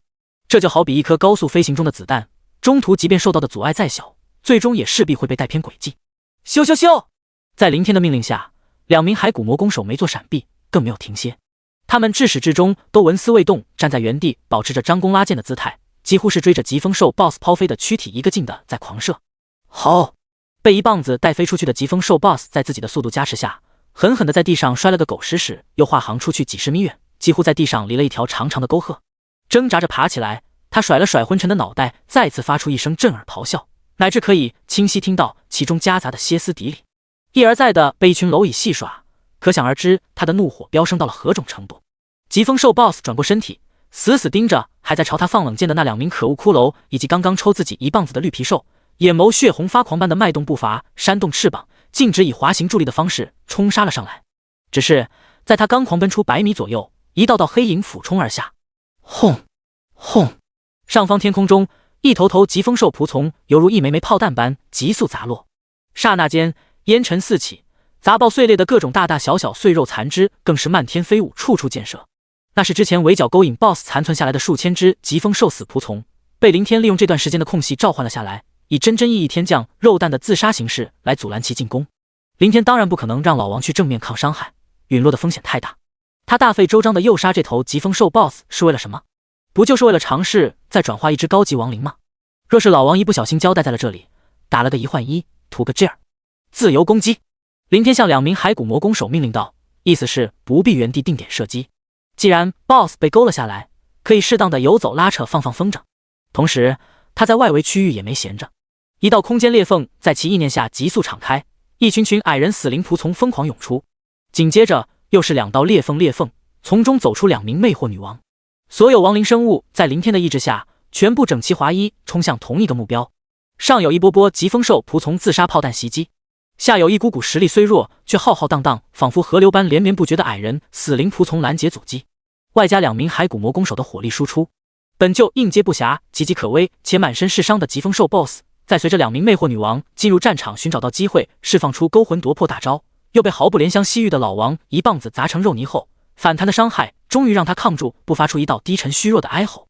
庞大巍峨的身躯轰然倒塌砸在地上，几乎能感应到地面上传出的轻微震动。但疾风兽 BOSS 依旧没咽气，腹部还在微微起伏着，生命力不可谓不顽强。待骸骨魔弓手又狂射几十轮，彻底结束了他的生命，得到了击杀提示，凌天这才心痒难耐的快步走了过去。又是大爆，看散发的颜色，最少有好几件高品质装备。凌天粗略扫了一眼地上一大片五颜六色的光芒，惊喜的情绪要比以前寡淡了许多。况且他目的也不是这个，更没心思现在去查看这些装备的属性信息。挥手让老王去捡取后，凌天便把目光落在了一旁正滋生死气黑雾的疾风兽 BOSS 尸体上，心里难免有点小忐忑。变异的高级亡灵貌似保存着的是生前的智慧，可是这头疾风兽 BOSS 怎么看都不像智慧很高的样子。那么变异后会不会影响智商？第43章必须狠坑那小帅哥一笔。撕拉！一道空间裂缝急速敞开，残存的矮人死灵仆从在凌天的命令下全部重新退了回去。裂缝一侧的地面上，疾风兽 BOSS 庞大的躯体正在颤动，滋生冒出一股股死亡黑雾，黑雾之下是一片片飞速衰败枯萎的血肉，一具看上去充盈完整的尸身几乎在以肉眼可见的速度被转化为一具皱巴巴的干尸。这一幕本来十分可怖，至少大多数普通人见了可能都会头皮炸裂，但对于凌天而言，别说早就看过不知多少次，哪怕面对第一只哥布林仆从转化诞生时，他内心也毫无波澜。归根结底还是职业的原因，职业赋予了他逆天的能力，大概同时也赋予了他逆天的心性。数分钟后，疾风兽 BOSS 颤动的尸体逐渐放缓，滋生的死气也愈发稀薄。不会吧，没了？烟雾弹呢？凌天心里咯噔了下，记得当初老王的变异过程，滋生的浓郁死气完全就像是放烟雾弹一般，直至将其整个身体全部层层覆盖，才似乎有点意犹未尽的结束。而眼前的疾风兽 BOSS 虽说躯体大了10几倍，但也不至于这么点，看上去仅仅在体外弥漫了薄薄的一层。没有变异吗？凌天望着眼前正挣扎爬起来的疾风兽 BOSS， 立即尝试在心中唤出信息。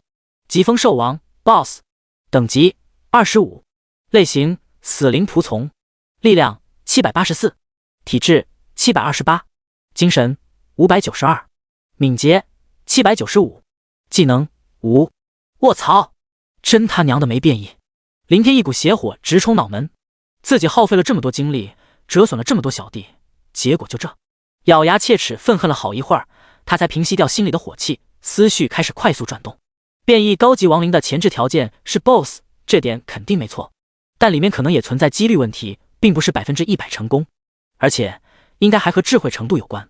这头疾风兽 BOSS 完全就像一野兽，就是很强罢了，但智商有限，所以才导致变异失败。或者智商低的 BOSS 压根就不能变异出高级亡灵。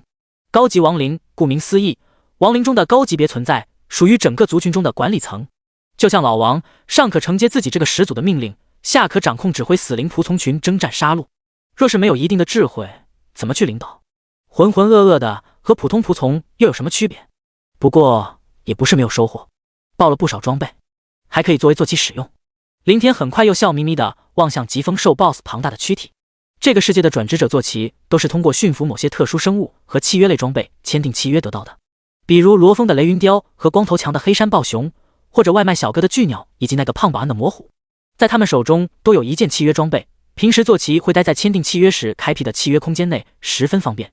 这些知识是前几日林天去图书馆找副本资料时顺手查看到的，这是获得坐骑的正常方法，也是目前唯一的官方途径。但这毕竟是现实，世界法则给予了人类最大程度上的自由，甭管它是不是签订了契约的生物，其实都可以用来当坐骑，前提是你能够控制得住。之前那些普通疾风兽仆从展翅只有10几米，加上衰败的翅膀，就算勉强能驮人，也势必会大幅度影响速度。而疾风兽 BOSS 比雷云雕还巨大的躯体，如同小型私人客机一般，坐4、5个人估计都没问题。老王，这只仆从你时刻带在身边，以后它就是我的专属坐骑了，需要时我会传令给你，有你把它单独派出来。林天看向捡回装备走来的老王吩咐道，哪怕他眼下对召唤空间的感应越来越清晰，也无法在数量庞大的死灵仆从中去精准定位某一只，况且现在还仅仅只是几万的数量，将来可能会数百万上千万乃至数亿的海量规模，想定位那就更加天方夜谭了。当然也不需要这么麻烦，有老王在，他只需一个指令即可，这就是拥有高级亡灵的好处。是，师祖。老王恭敬回应一声，同时送上一双蒲扇般大手环抱着的一堆装备：5件垃圾白装，3件黑铁，3件青铜，1件白银和1件黄金，还有2件暗金。不错不错，出货率比老王高多了。嚯，白银和2件暗金还全都是法师装，这是飞球那个老阴币终于溜了，运气开始起飞的节奏。可惜都限制25级，没法穿戴变异。林天逐一查看属性，脸上的笑容那叫一个荡漾。他目前是不太注重装备属性上的增幅，可谁又会去嫌弃？即便不用也能卖个天价不是？咦，这是什么东东？林天拿起老王怀里最后一件装备，或者不能叫装备，外形像个菱形的手牌，巴掌大小，散发着淡淡的朦胧白芒。工会令，消耗品，建立工会的必须道具。原来是建工会用的东西，不知道能卖多少钱。林天嘀咕着将令牌收进随身空间，抬头扫了一圈，天空中的杀戮依旧在持续，只不过属于亡灵生物的干枯身影明显减少了很多很多，有些地方甚至出现了10几头疾风兽在肆意围攻屠杀一只死灵仆从的情况。在敌人2倍属性和2个技能的加持下，加上战场空间又太大，哪怕占有数量上的优势，也远远不是其对手。若不是厮杀混战，一头疾风兽单挑2只疾风兽仆从绰绰有余，但林天毫不在意，普通小弟而已。再则他2刷这个副本还定下10天时间，除了练级，不就是为了继续发展空军部队吗？收回目光，林天退回边缘区域，取出躺椅翻身坐上，同时挥了挥手，2名骸骨魔弓手当即迅捷跃出，持弓杀向视线中所见到的每一头疾风兽。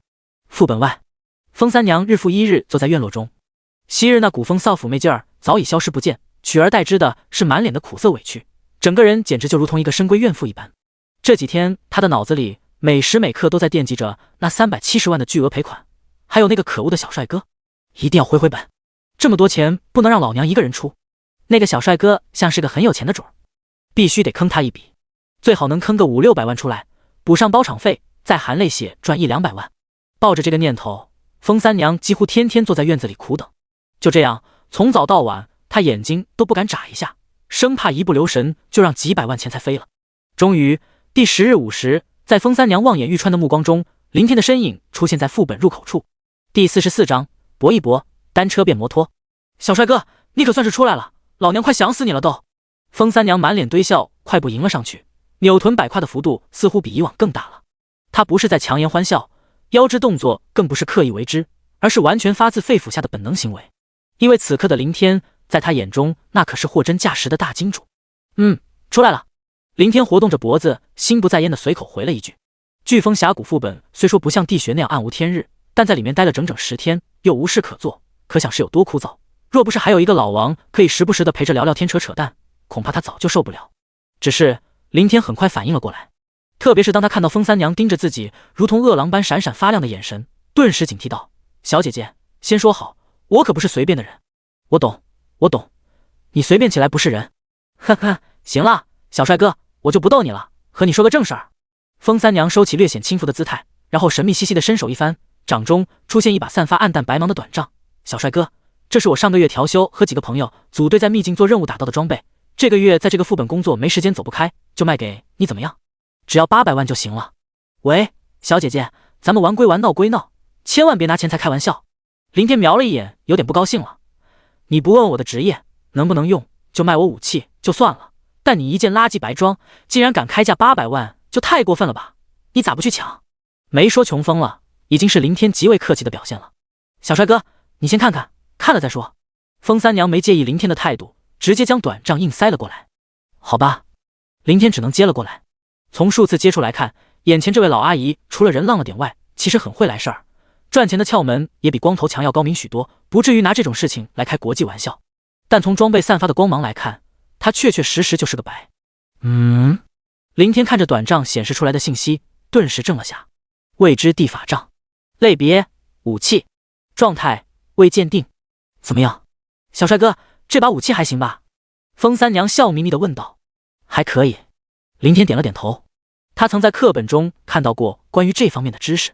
这个世界的怪物会有较小概率爆出一些需要鉴定的装备，最终鉴定出来的有可能是一件史诗传说乃至神话装，当然也很有可能是一件普普通通的垃圾白装，而且这种概率还挺大。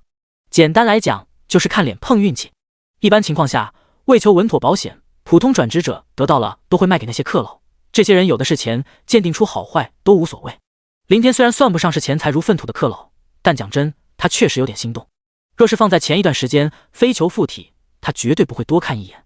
可关键是现在似乎又开始欧了，如果买下来是试手，不求传说神话了，来件极品史诗也是不亏。但林天略一犹豫，还是一把将短杖送了回去。小姐姐，拿800万去拼脸，你当我傻？你还是找个不差钱的冤大头吧。别啊，小帅哥，搏一搏，单车变摩托，拼一拼，黄土变真金，万一你欧了呢？风三娘连忙劝说道。可800万，你可以还价呀，买卖不就是这么，我开价，你还价，一来一去，这买卖不就成了吗？那行，8万。风三娘愣了下，热情的劲儿瞬间消失无踪。我说小帅哥，你也太不地道了，我是让你还价，可没让你直接撸到底，把俩零给抹了。8万，拜托，麻烦你有多少我收多少好吗？放在拍卖行，这把未鉴定武器最少能卖个好几百万，那你为啥不去拍卖？这不工作没法回城，又急着用钱吗？算了，我吃点亏，600万。10万，不是，我的小帅哥哎，我一下降200万，你倒好，就涨个2万，这还怎么谈？这样，你等下，我问个朋友。林天想了想说道，随后换出好友界面，向钱多多发去了一条询问消息。他之所以不怎么敢还价，主要是不清楚这方面的市场行情，担心被老阿姨坑。很快，钱多多就有了回复。林天扫了眼，心里这才有了底，看向满脸幽怨的风三娘，开口道：未鉴定装备的价值差异太大，市场价是100万，这是我的底线，行就行，不行拉倒，我还有事。100万，这是哪个王八蛋和你说的市场价？你就说行不行吧。不行，再见。林天毫不废话，直接向外走去。等，小帅哥，500万怎么样？这已经是最低价了，就算你转手倒卖出去，也不止这么多。150万，不能再高了。450万，来回拉扯了10几分钟，两人从开始的50万相互还，到最后几万的还，最终价格定在了250万。这是钱多多给出的最高价，也是林天所能承受的最高价。若不是真的很想试试运气，他根本不可能这么浪费。小姐姐，250万有点不吉利，但就像字面上的意思，你和我就当一回250，鉴定出了垃圾白装，我认栽。假如出了极品，你也别后悔什么的，行不？林天取出定额卡说道。这可不行，你是老板，哪能让你当250？就当我是那个250好了。风三娘一边接过3张100万定额卡，一边找回50万，喜滋滋的说道。虽说这小帅哥比预想中的要精明，很坑一笔的想法落空，但也不是没得赚。要知道，上次有个土鳖墨迹半天出200万，他差点心动就给卖了，现在多50万，算是多多少少你补了下包场费的损失。呵呵，那小姐姐，有缘再见。林天笑着，正准备抬步离开，秃地又有些好奇的将目光投向风三娘，默念死灵之眼技能，眼底灰霾瞬息闪现。我去，原来这位老阿姨竟然是隐藏职业血影刺客，啧，还真是人不可貌相。就是级别太低，这么大把年纪才2转48级，和他年龄差不多的张文海都是3转78级的超级大佬了，实在是够咸鱼，也太浪费这个隐藏职业。难怪这位老阿姨抠抠搜搜磨破嘴皮去赚那10几20万的，这是混吃等死，压根没打算在职业上多下精力。这时林天眼中的灰芒还没有消散，他目光下意识地落在手中正要收回随身空间的短杖上。鉴定成功。随着一道提示显现，下一刹那，一股璀璨磅礴的七彩毫芒猛然自短杖上爆发开来。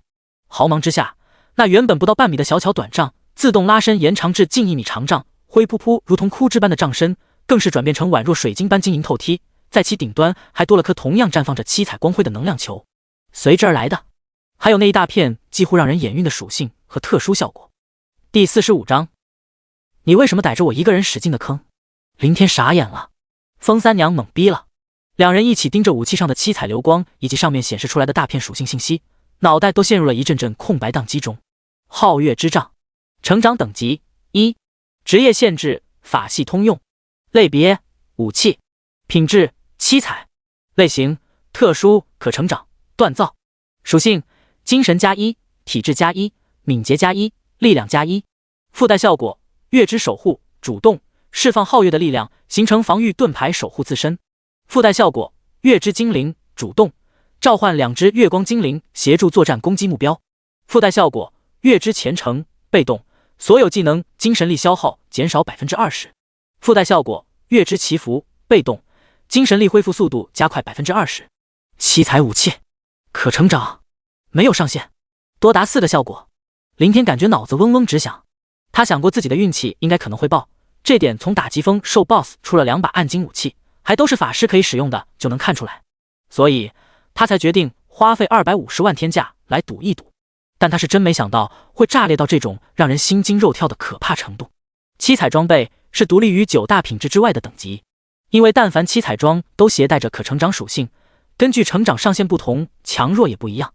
有些七彩装备成长到最终可能也就等同一些好点的暗金或史诗装，而有些极为稀少的则远超传说神话装，甚至堪比传说中的神器。就比如这把皓月之杖，信息上没有标注上限，也就是说只要有足够的锻造材料，就可以永无止境的成长下去。这就相当于毕业装，有了这把武器，从此以后永远都不需要再去更新换代，可以一直用到死。同样的，其价值根本无法估量。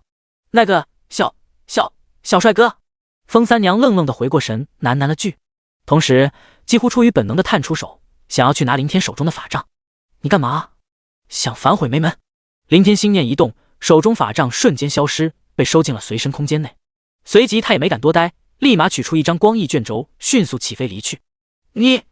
风三娘颤抖着嘴唇，望着林天的背影，前追了几步，眼中闪过一抹厉色，手中一柄血红色的匕首快速浮现。但很快他就停下了步伐，又默默地收起了匕首。在这个世界，击杀转职者是不会爆出随身空间里的任何东西，而且世界法则对此的惩罚也很重。若是一名转职者胡乱出手杀死其他转职者，那么这个人的真实姓名和详细信息就会马上出现在全国所有工会的强制清剿任务中。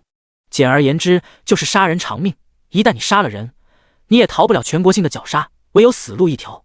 该死！混蛋！王八蛋！脸色已经变得煞白的风三娘，本就摇摇欲坠的身体直接一软，瘫坐在了地上。一把无成长上限的七彩毕业装备，最低上亿起步，如果拿去拍卖行拍个10几亿都不是什么问题，或许会更高。这么多的钱足够自己下半辈子衣食无忧，尽情挥霍。可是呢，价值10几亿的天价装备竟然被自己以可怜的250万低价卖掉了。一想到这儿，就让风三娘的心一抽一抽的疼，脸上甚至流下了一滴滴的眼泪。她是真的哭了，这是悲痛交加的泪水，更是悔不当初的泪水。抽泣良久，风三娘才抹了抹通红的眼睛，咬牙切齿地看向林天消失的方向。该死的小帅哥，你为什么就逮着老娘一个人使劲的坑？坑了我400万包场费，又坑了我10几亿的装备，我就只赚了你30万而已。哼，别让我再看到你，不然老娘非咬死你！死灵之眼居然还可以鉴定装备，透过王者的双目看破一切虚妄迷幻。疾驰在空中的凌天念叨着技能的描述，回味了下，觉得不无道理。未鉴定的装备信息可不就是隐藏的迷幻吗？这把皓月之杖确实离谱，堪称法系神器，级别属性成长起来绝对比同等级的品质武器高。2个主动效果，一个防御，一个召唤精灵助战，一攻一守。2个被动效果更逆天，减少技能精神力消耗，可以增强续航，加快精神力恢复速度，能够尽快重新投入战斗，并且增幅率都高达 20%， 完全就是俩被动神技。凌天重新取出宛若水晶般的皓月之杖，感叹道：当然，这指的是其他的法系职业，于他而言根本就没什么卵用，甚至还没有王者权杖的3大被动好使。麾下有越来越多的死灵小弟，他亲自上场的次数少之又少，精神力消耗和恢复自然可有可无。还有主动守护和召唤精灵，有小弟杀怪和抗伤害，对他更是犹如鸡肋。不过皓月之杖目前只是最初始的1级，它可以穿戴进行变异，不知道极品7彩装备会变异出什么品质。对比哥布林王杖变异成王者权杖，从黄金提升到暗金，皓月之杖变异后最低神话装才应该匹配，或者干脆给我整出个神器。凌天期待的在心底默念穿戴，手中法杖瞬间消失。你替换下了武器，王者权杖。王者权杖失去了始祖之力的影响，自动退化为哥布林王杖。你装备了武器皓月之杖，在始祖之力的影响下，皓月之杖发生了变异，自动脱变为死神之镰。死神之镰，凌天连忙换出职业界面，看向武器属性。死神之镰，成长等级1，职业限制亡灵法师，类别武器，品质7彩，类型神器，可成长吞噬，属性精神+5，体质+5，敏捷+5，力量+5。附带效果死神形态，主动，祭献灵魂，化身为虚无死神状态，免疫一切物理攻击。附带效果恶灵怒啸，主动，释放恶灵冲击目标区域。附带效果灵魂吸取，被动，被死神之镰所杀的生物将自动被吸取灵魂。附带效果恶灵炼化，被动，封印在死神之镰内的灵魂将会随着时间被自动炼化为恶灵。灵魂储量0，恶灵储量0。凌天心脏猛地一跳，卧槽，真是神器，还是一把可成长的神器。第46章有钱人的玩具儿，气运之子，妥妥的气运之子。凌天的脸上切切实实的出现一股潮红，这短短片刻的情绪可谓是跌宕起伏。不，没有起伏，完全就是如波浪般层层拔高。先以250万血赚到了件无成长上限的7彩装备不说，又一不留神变异出了件可成长的神器，这他妈谁能遭得住啊？过了好几分钟，凌天才压下情绪上的剧烈波动，伸手一握，死神之镰立即在手中急速显化而出。啧，还真的是一把大镰刀。凌天上下打量一番，又挥舞了2下。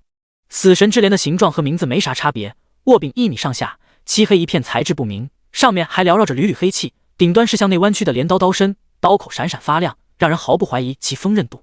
初始1级全属性+5，比皓月之杖足高了5倍。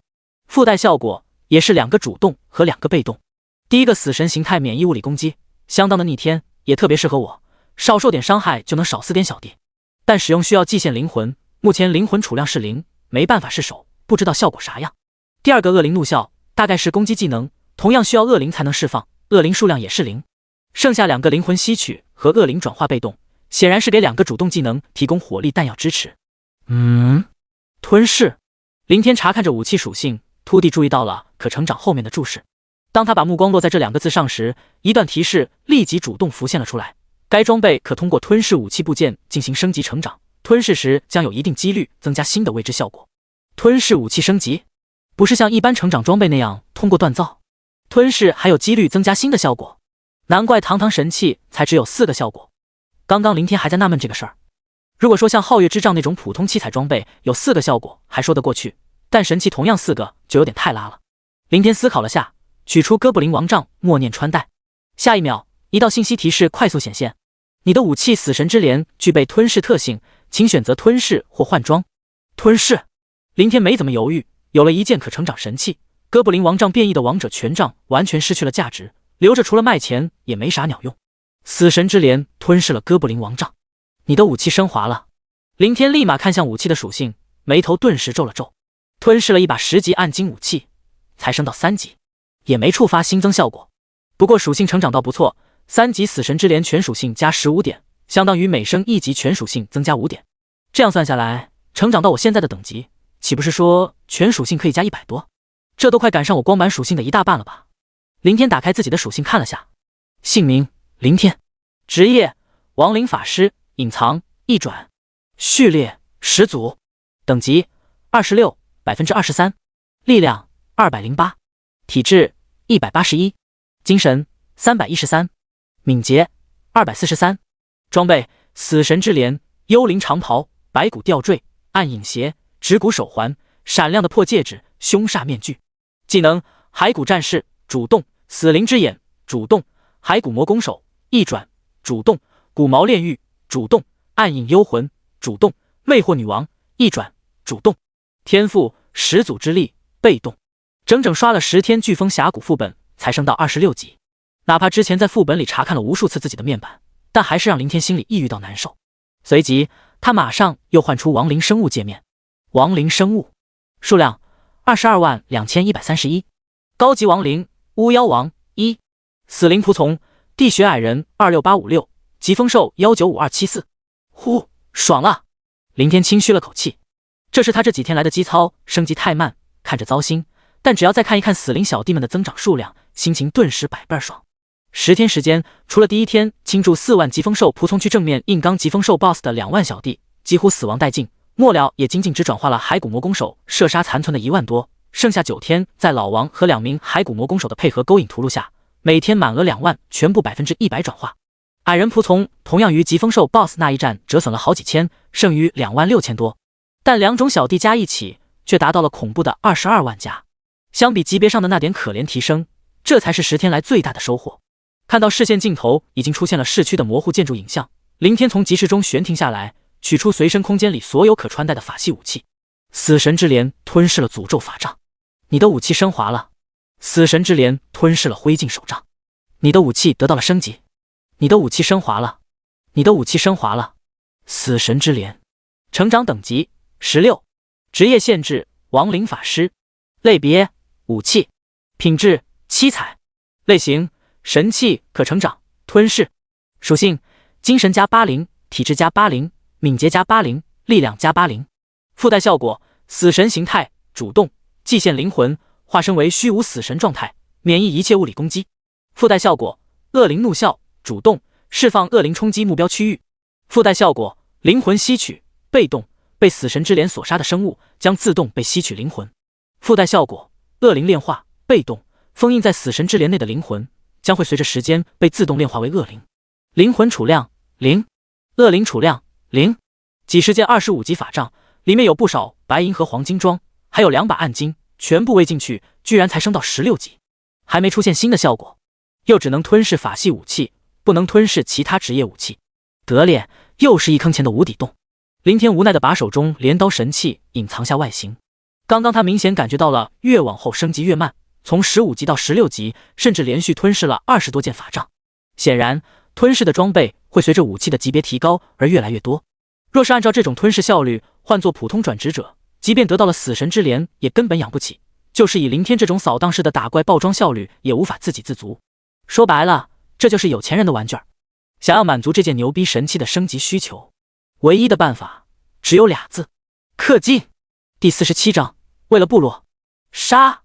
东海市区，在珍宝阁待了10几分钟后，林天重新出现在门外。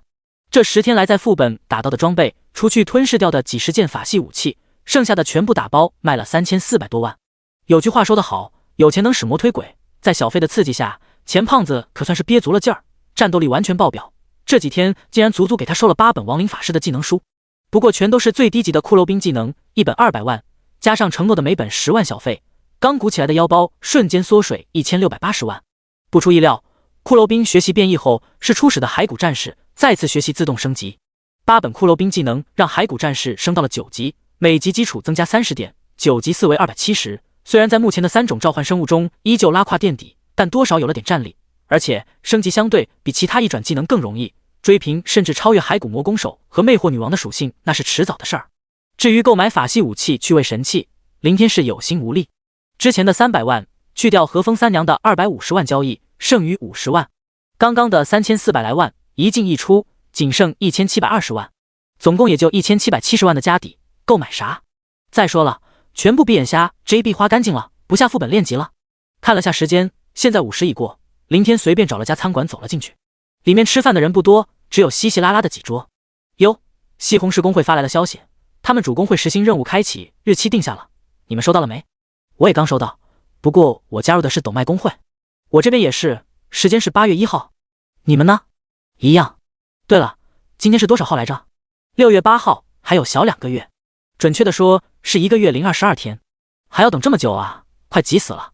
就是，本来冷清的餐馆几乎在转瞬间陷入一片吵闹哄响之中。靠窗位置，林天刚弯腰准备坐下的身躯不由得顿了顿。操！我 TM 就应该回家叫个外卖，在外面吃个 JR。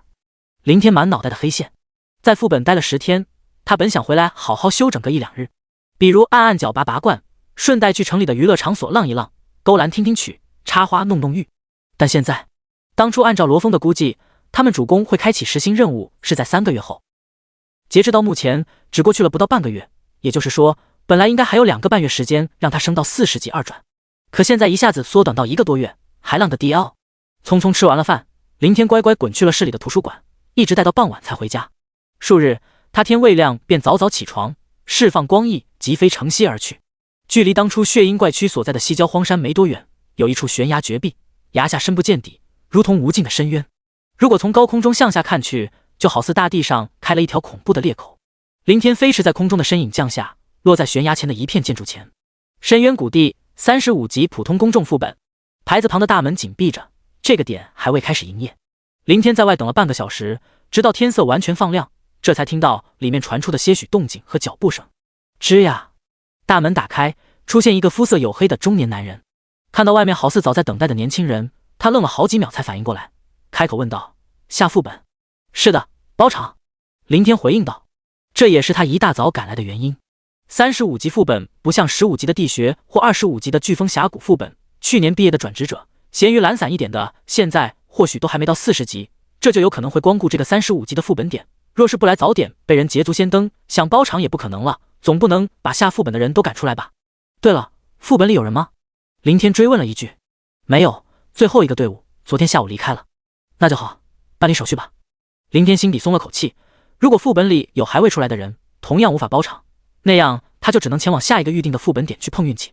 黝黑管理员似乎话不多，没说其他，只是招收把林天带进了里面的办公楼。本副本包场基础费是800万1天，续包费用按照副本费叠加，每天80万，单次最长包场实现10天。请问你包几天？10天。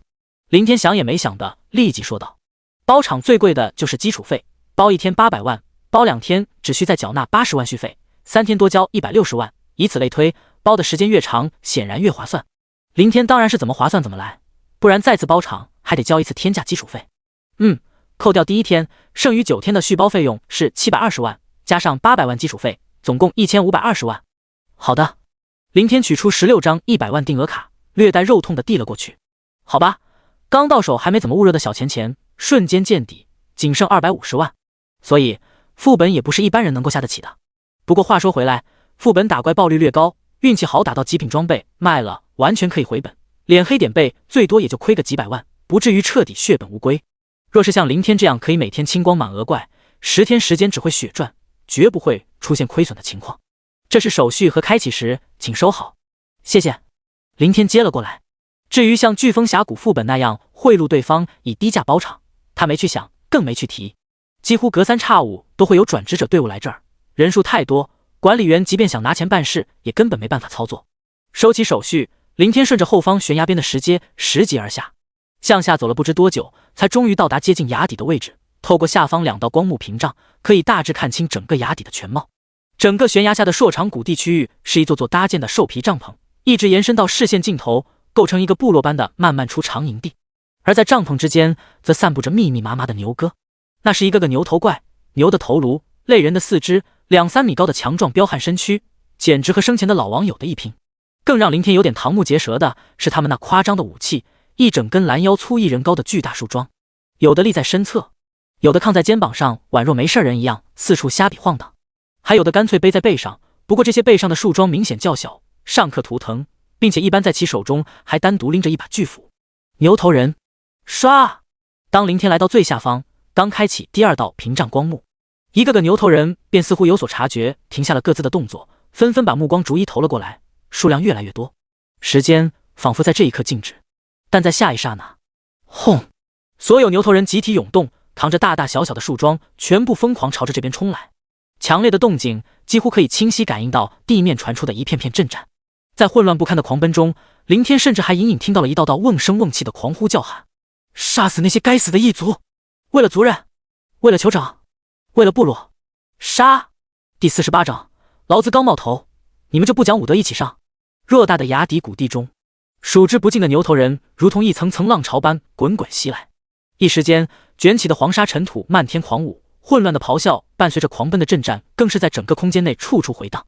直面这仿佛千军万马般冲锋而来的狂暴气势，林天的心情可想而知，甚至本能的后退了好几步。操！搞什么灰机？老子才刚冒个头而已，这些该死的牛头怪就这么不讲武德的一起上？为了族人，为了酋长，还为了部落，杀死那些异族？难道是上一批转职者队伍对他们做了什么不可描述的可怕事情？咦，话说我怎么会听懂他们的语言？林天醒悟过来，四处扫了一圈，很快他就注意到了视线远处分散的一些特殊牛头人。这些牛头人身材相对较为瘦弱，也更苍老，头上戴着各种奇葩的骨骼饰物，手中还拿着一根法杖，一副祭祀的打扮。最主要的是，随着他们手舞足蹈，嘴巴快速开合，那些鸡血般的话语顿时就清晰地传了过来。显然，声音来自于他们，应该是通过某种精神方式直接进行大范围性的传导。眼看最前方狂奔的一大群牛头人越来越近，林天也顾不得多想，立即心念一动，撕拉！一道空间裂缝急速在身旁敞开。老王首先大踏步跃出，在其身后是同样如洪水般倾泻的矮人仆从群。两股人形浪潮急剧对冲，短短数百米的距离，几乎眨眼即至，双双狠狠地撞在了一起。轰轰轰轰轰！一道道炸响当即处处宣泄，片片爆发。当初地穴矮人仗着力量的优势，以区10人的数量就近乎挡住了哥布林仆从的冲势，而眼下转化复生属性减半的矮人仆从，面对力量更加彪悍的牛哥，完全成了当时哥布林仆从的翻版。干枯但看上去却依旧较为宽厚的矮小身板，顿时四处飞舞，有的被恐怖的力量直接撞飞了回去，砸倒后方一整条直线上的仆从群；有的身躯直接爆裂，散落成漫天四溅的残肢；还有许多更是被牛头人高高举起的树桩拍成了一地的肉泥。整条战线所接触的地方几乎彻底成了修罗地狱，简直惨不忍睹。深渊牛头人，普通，等级35，类型主动，力量886，体质863，精神820，敏捷824，技能无。深渊牛头人，普通，等级35，类型主动，力量878，体质880，精神811，敏捷819，技能无。在死灵之眼下，一道道信息快速在林天眼前浮现。一般35级副本怪的属性都在750上下，而牛头人四维却达到了800多，力量更为恐怖，全部直逼900。但属性上的明显增幅，所对应的是他们都没有技能。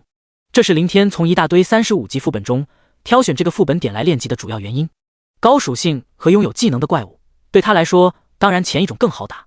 否则像疾风兽那种一个大范围的技能下来，仆从小弟成片成片的死，损失就太大了。即便如此，前方战场中的死亡率也极为恐怖。矮人仆从和牛头人足足相差20级，属性也低了数倍，根本不是同一个层次的对手。实际上35级副本怪也是昨天下午林天在图书馆查询资料思量对比，最后估摸出的越级打怪最高极限。再高，比如40级或45级副本，哪怕赔上全部近20万的疾风兽，也没办法依靠转化来形成越打越多的可持续发展优势。那些动辄1000多属性的怪物，大多数还会各种大小范围型技能乃至某些特殊能力，杀伤力太强，转化的还没被杀得快。飓风峡谷打 BOSS 那一战就是个例子，4万多疾风兽仆从对阵2万头疾风兽，最终落得个覆灭殆尽的下场。想如法炮制，靠骸骨魔弓手勾引屠戮来无伤打怪发展仆从也行不通。就像眼前这样，作为明显的智慧种族怪物，人家来个一呼百应，群起而攻之，怎么一只一只的杀？失足！老王来到林天身前，恭敬低头行礼的同时，闪烁着绿芒的眼眸不断瞟向远处战线，一副跃跃欲试的姿态。没得到我的命令，别瞎 JB 乱放技能。林天看穿了这货的心思，急忙开口叮嘱了一句。若是让老王放出了技能，像在地穴时那般刺激后方矮人仆从群狂躁嗨皮起来，从而相互攀爬自上方攻杀进去。得嘞，下面也不用打了，早点脚底抹油吧。崖底的形状就像是一条狭长的露天通道，没有地穴那种多达几十条的分岔道，自然不可能让仆从群先通过数量优势围杀一部分牛头人，发展出了庞大的规模，再一波梭哈来和更多的牛头人一决生死。假如让矮人仆从自上方冲进去，估计都不够后面的牛头人塞牙缝的。据副本资料，深渊谷地满额的牛哥高达5万，而残存的矮人仆从仅剩下2万多。唯一的办法，扬长避短，首先压制对方的数量优势，减少交战面积。好在崖底的横截面不大，拥几个上百只矮人仆人就足以堵死和牛头人的接触战线。即便是被屠，26000多只矮人仆从也够对方屠上很长时间。至于近20万的疾风兽，那可是林天憋了10天好不容易发展出来的宝贝空军部队，不到万不得已，他不想白白浪费在这儿。撕拉撕拉，一连4道空间裂缝急速敞开，从中走出2名骸骨魔弓手和2名魅惑女王。在林天传达的命令下，骸骨魔弓手直接开始弯弓拉箭，魅惑女王则负责搔首弄姿辅助配合。牛头人的身躯2-3米高，矮人仆从不到半米，也因此在大后方位置可以轻松通过前方矮人仆从的头顶上空攻击到远处战线上的牛头人，更不会影响到视线。咻咻咻，一只黑色箭矢疾驰而过，准确命中一名受到勾魂之眼影响陷入凝滞状态的牛头人。魅惑女王的夺魄之瞳和大招，林天没让其使用，他还没这么奢，每打一只小怪就赔上一名女王妹子。再则精神力也不允许他无限制的召唤消耗。10几分钟后，第一个牛头人终于倒了下去，这就好似一根导火索，在他倒地死亡不久，是第2头、第3头、第4头。伴随着阵亡的牛头人越来越多，矮人仆从也在同样飞速消亡，直至1个小时后，最后一群矮小的身影被一根根树桩拍成了肉泥，整个混乱的场面顿时为之一清。战线处，一个个牛头人喘着粗重甚至发出白气的鼻息，扫视着满是尸山的战场。最终他们纷纷把目光转向远处几名孤零零的异族，踏着满地的尸体逼了上来。或许在他们眼中，这场战斗终于要结束了，但于林天而言恰恰相反，一切才刚刚开始。他淡淡地注视着一群群越来越近的牛头人，直至距离100米左右且密布在横陈的尸堆中，才缓缓地抬起手，于脑海中荡出一道命令：切！下一瞬间，一头头早已被转化死而复生却被他强令不得动弹的牛头人仆从快速挣扎着从尸堆中爬了起来，并且毫不犹豫地用他们手中的树桩武器砸向他们身旁那些还处于呆愣懵逼状态中的一名民族人。第49章，现在的小年轻真够拼的，完全不要命。砰砰砰砰砰，在一阵阵沉闷的挥砸撞击声中，一名名本就精疲力尽且还处于愣神中的牛头人纷纷暴毙在身旁一名名仆从的树桩下。先前26000多只矮人仆从的死亡，让骸骨魔弓手的攻击换取了数千名牛头人仆从的复生，而在他们刚刚爬起这一波奇袭下，再次扩大了战果，让牛头人仆从的数量直线飙升，几乎增长了1倍，达到近万。事情到了这儿，其实已经基本可以预见剩余4万多深渊牛头人的命运。用于封锁地形的矮人仆从被更强的牛头人仆从所取代，虽说单体战力减半，让他们依旧不是深渊牛头人的对手，但终归能够抗住更多的伤害，不至于像矮人那般被肆意屠戮。再加上2名骸骨魔弓手已然在林天的命令中跳跃而起，灵活地踩着最后方一群牛头人仆从的脑袋上开始射击，不断收割战线处敌人的生命来转化新的仆从。此消彼长下，剩余牛哥的覆灭近乎成了必然。副本外日升日落，副本内战起战止，并且随着时间，战斗所爆发的剧烈响动在一次又一次的缩短。从最开始持续1整天不消停，到渐渐的20多个小时，再到10几个小时，直至最终的短短半天就结束了战斗厮杀。每过10日，林天的身影准时出现，匆匆离去，次日一早又匆匆而来，以至于到了最后相互熟络了。那位本就不多话的黝黑管理员见了林天，连最基本的询问都省了，直接办理10日包场手续。这一天，无视在院落中散步的黝黑管理员，不知不觉间来到了悬崖边，好像第4次了吧。一次包10天，算下来就是40天。现在的小年轻真够拼的，完全不要命，竟然连续一个人下副本打了1个多月的怪。他下意识地停下脚步，望向下方深邃的底部空间，似乎想寻找到那个打怪的年轻人。但这里距离崖底实在是太远太远了，仅用肉眼根本连细小的黑点都看不到。感叹了一会儿，黝黑管理员收回目光，正准备返回办公楼，突地怔了下，又反身朝雅籴望了眼，好奇嘀咕道：“明天应该就是第4次10日包场的最后一天了，那个小家伙会不会继续包下去？”悬崖底部谷地，一眼望去，密密麻麻的牛头人仆从完全占据了这里的每一处空隙。空间通道刷怪点所在的中心区域同样被围得水泄不通，只是在正前方留下一小片空荡面积。就在这时，一名牛头人从通道内刷新走出，在他刚出现的那一刹那，还没等他看清楚周围形势，四面八方一大群牛头人死灵仆从当即疯狂涌了上来，将其淹没。很快，所有死灵仆从又急速散开，留下那名已经躺在地上弹动双腿微微抽搐的牛头人。在他强壮的身躯上密布着无数道被树桩挥砸的凹陷痕迹，特别是胸口处，几乎整个他陷了进去。完全断裂的胸骨刺破了他的内脏，让其嘴角不断溢出一片片猩红的鲜血。前方，一大群牛头人仆从敞开出一个通道，后面坐在躺椅上的林天连忙起身，快步来到这个还没死但也绝对活不了多久的牛头人身前。他伸手一握，死神之镰瞬间显化出外形，唰，刀光闪过，牛头人弹动的躯体顿时静止了下来，彻底死去。而在其毙命的刹那，一团暗淡的黑影飘散而出，融入进上方死神之镰的镰刀身内。死神之镰，等级要求24，职业限制亡灵法师，类别武器，品质七彩，类型神器可成长吞噬，属性精神加120，体质加120，敏捷加120，力量加120。附带效果死神形态主动，祭献灵魂，化身为虚无死神状态，免疫一切物理攻击。附带效果恶灵怒啸主动，释放恶灵冲击目标区域。附带效果灵魂吸取被动，被死神之镰所杀的生物将自动被吸取灵魂。附带效果恶灵炼化被动，封印在死神之镰内的灵魂将会随着时间被自动炼化为恶灵。灵魂储量10万，恶灵储量936。呼，可算是破了10万大关。林天长吁了一口气，心里的那点强迫症终于得到了舒缓。在最初下副本的第2日，他就尝试使用死神之镰来吸取灵魂，可惜混战下死灵小弟们手下很少能留下活口。刚开始他满战场转悠捡漏也捡不了多少，直至后来死灵小弟规模发展到了足以填满整个底部区域的庞大数量，并且利用赌刷星点卡怪的方式亲自坐镇部员指挥，效率才好转了点。但哪怕亲自控制，死灵小弟的误杀还是非常大。每天刷新出的5万名牛头人，像刚刚这样吊着最后一口气来供他补刀吸收灵魂的少之又少。算上今天整整39天时间屠了将近200万的牛头人，也才吸收了10万多人的灵魂，平均下来一天不到3000。就是炼化率太低了，1个小时一只恶灵，一天最多24只。还有吞噬效率也越来越拉。林天无奈摇头道，这段时间爆出来的法系武器全部为了死神之镰，怎么说也有好几百件了吧，可居然才升到24级。不过或许是成长的缘故，死神之镰的外形倒变化了许多，握柄变得更长，从原始的1米上下增长到现在都快有2米长了，顶端的镰刀也更加的巨大狰狞，看上去让人心底发毛，望而生畏。就在林天感叹间，身前毙命的牛头人尸体颤动，开始滋生死气，很快便缓缓爬了起来。被吸取灵魂的怪物并不会影响转化，毕竟支配他们复生的不是灵魂，而是死气入侵。收起手中的超大号镰刀，林天返回躺椅上坐下，继续耐心等待着。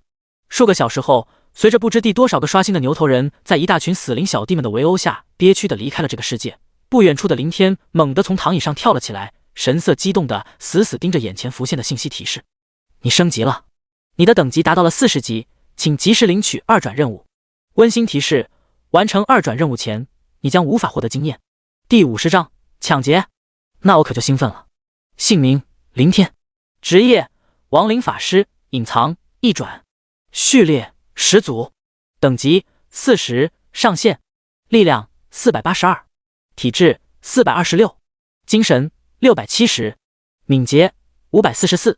装备：死神之镰，七彩神器，幽灵长袍，白银，白骨吊坠，黑铁，暗影鞋，黑铁，指骨手环，无闪亮的破戒指，无凶煞面具，无技能：骸骨战士，主动，死灵之眼，主动，骸骨魔弓手1转，主动，骨毛炼狱，主动，暗影幽魂，主动，魅惑女王1转，主动。天赋：始祖之力，被动，亡灵生物，数量1219852，高级亡灵，巫妖王1，死灵仆从，疾风兽195274，深渊牛头人1024577。终于40级可以2转了。林天带着无尽感慨，逐一查看着自己的职业信息界面。这一刻，他真的很想吼一句：“你特么知道这1个多月来我是怎么过的吗？”一个人泡在这个副本里，整整持续长达39天，每天所面对的不是残破的尸体，就是衰败的干尸，简直不是人干的事儿。好在一切总算苦尽甘来，拨云见月，练级基本可以告一段落了。接下来只需做完2转任务，加入数字工会旗下的一个分工会，坐等举国盛世开启即可。100万死灵小弟！林天忍不住又瞄了眼亡灵生物界面。相比如同龟速般的升级效率，死灵仆从的发展速度是最让他满意的地方。除了刚开始前10几天对阵数量相差太大的深渊牛头人，死灵小弟死伤惨重，发展缓慢外，其后逐渐发展到了可以挤满整个崖底谷地的规模，依靠赌刷星点卡怪，发展速度完全直线拉满。每天副本刷新满额5万深渊牛头人，39天总计195万。基本上这些怪死亡后全部完成了转化，但其中有几乎一半都折在最初一段时间的抵抗杀戮里。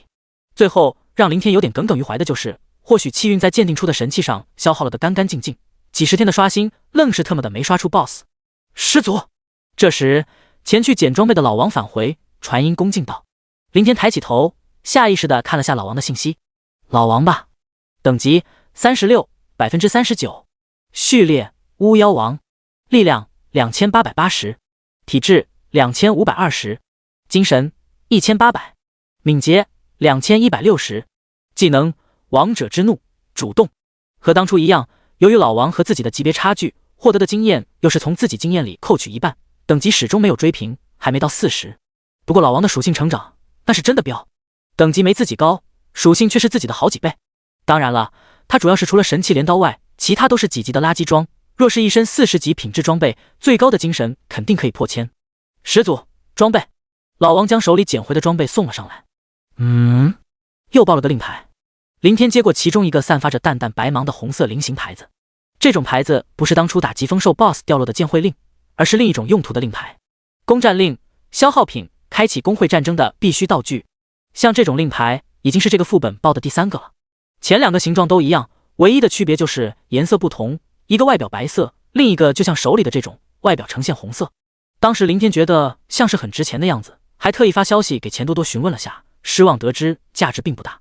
这2种令牌虽然爆率不是太高，但需求同样很少。建工会并不是说像游戏里那样想建就建，在现实中其实就如同开公司，首先需要庞大的财力支持，比如给会员发工资发福利，以及开辟工会副本什么的，留住人才。其次就是要大量的人手去经营和管理，这样整个工会才能有序运转起来。也因此市场决定价值，市场的低需求，从而导致这2种令牌的低价格。今天副本怪刷新的差不多了，10天包场，还剩下明天1天时间，要不要再刷1天？算了，刷个蛋，在这儿快呆发霉了都。林天把令牌随手扔进随身空间，没太多犹豫，直接起身打开召唤空间，开始招呼麾下死灵小弟们进入。好，广阔的平原中，一头40级铁甲兽 BOSS 在10几名转职者的围攻下，发出一声低沉的悲苍倒地死亡。妈的，耗了这么半天，终于给磨死了。少爷，少爷 ，BOSS 被我们打死了，您快去看看都爆了什么好东西。对，大家都不要捡装备，让少爷去。哈哈，少爷出马，一个顶俩，肯定可以摸出好几件极品出来。少爷，您慢点。在一群人的笑闹马屁声中，外围一名看上去20多岁的年轻人，笑眯眯很是受用的走进战场，来到铁甲兽 BOSS 身旁，捡起地上一件件散发各种颜色的装备。只是很快，他的脸色就变了，且是一变再变，末了干脆铁青一片。操，晦气！在这里蹲了好几天，好不容易蹲到了这个 BOSS， 结果最高就几件垃圾白银装，连一件黄金装都没出。陈飞宇咬牙切齿的直接扔掉手里刚捡起来的几件白银装备，脸色阴郁无比。周围一群刚刚还马屁不断的手下们见到这一幕，顿时面面相觑，纷纷噤声，没敢在这个时候去触这位大少爷的眉头。咦，少爷，快看快看！这时其中一个身材瘦小如同马杆般的男人无意间一抬头，见到半空中疾驰飞行的人影，立马喜开颜笑道：少爷，那小子我这几天在这里蹲 BOSS 时见过几次，好像一直在下附近的那个35级深渊谷地副本，估计最多不过40级，怎么样？要不要干一票，弥补下打 BOSS 的损失，顺便找点乐子给您消消气。陈飞宇抬头扫了一眼，如果放在平时，身为陈氏家族工会的少爷，他也懒得一直去做这种拦路抢劫的勾当。就算去抢，那也是手底下人抢了有好东西，主动孝敬上来。但现在谁让他心里真不爽呢？陈飞宇挥了挥手，取出光翼卷轴释放，急飞了上去。身后一大群小弟呼啦一声，连忙启动光翼，纷纷跟上。半空中，林天看到一群人飞了上来，且好死不死，直接堵在了前方空域，不得不控制光翼悬停下来。我是陈氏工会。闻言，林天也不等前面那个年轻男人说完，直言道：抱歉，不加工会，我还有事，再见。他现在正急着回去接取2转任务呢，打算速战速决，完了找罗峰报个名入会，再好好的歇一歇。对面，陈飞宇见对方居然敢打断自己的话，本就非常窝火的心情腾的一下，简直炸裂。那个马杆男人倒是很会看眼色，见此立即飘飞上前，嗤笑道：小子，想什么呢？作为东海本地最强的家族工会，我们陈氏工会岂是外人想进就进的？想入会，你也得有那个资格。行了，废话少说，把你所有的装备全部展示出来，让我们少爷挑几件，或者拿出个几百万保护费，咱们少爷一高兴，说不定就放你过去了事，否则打到你半死，以后见你一次打你一次。哦，你们这是抢劫？林天总算明白了过来，他注意到了对方的措辞，说的是打，而不是杀。世界法则严禁私下杀戮，不然会下发清剿任务，但并没有禁止斗殴，只要不死人，怎么玩都行。下一秒，林天非但没有丝毫悚意，反而露出一抹小激动。抢劫？那我可就兴奋了。第51章，老子叫人，有种你别走。若是搁前一段时间没啥实力，林天自然多一事不如少一事，以狗为主。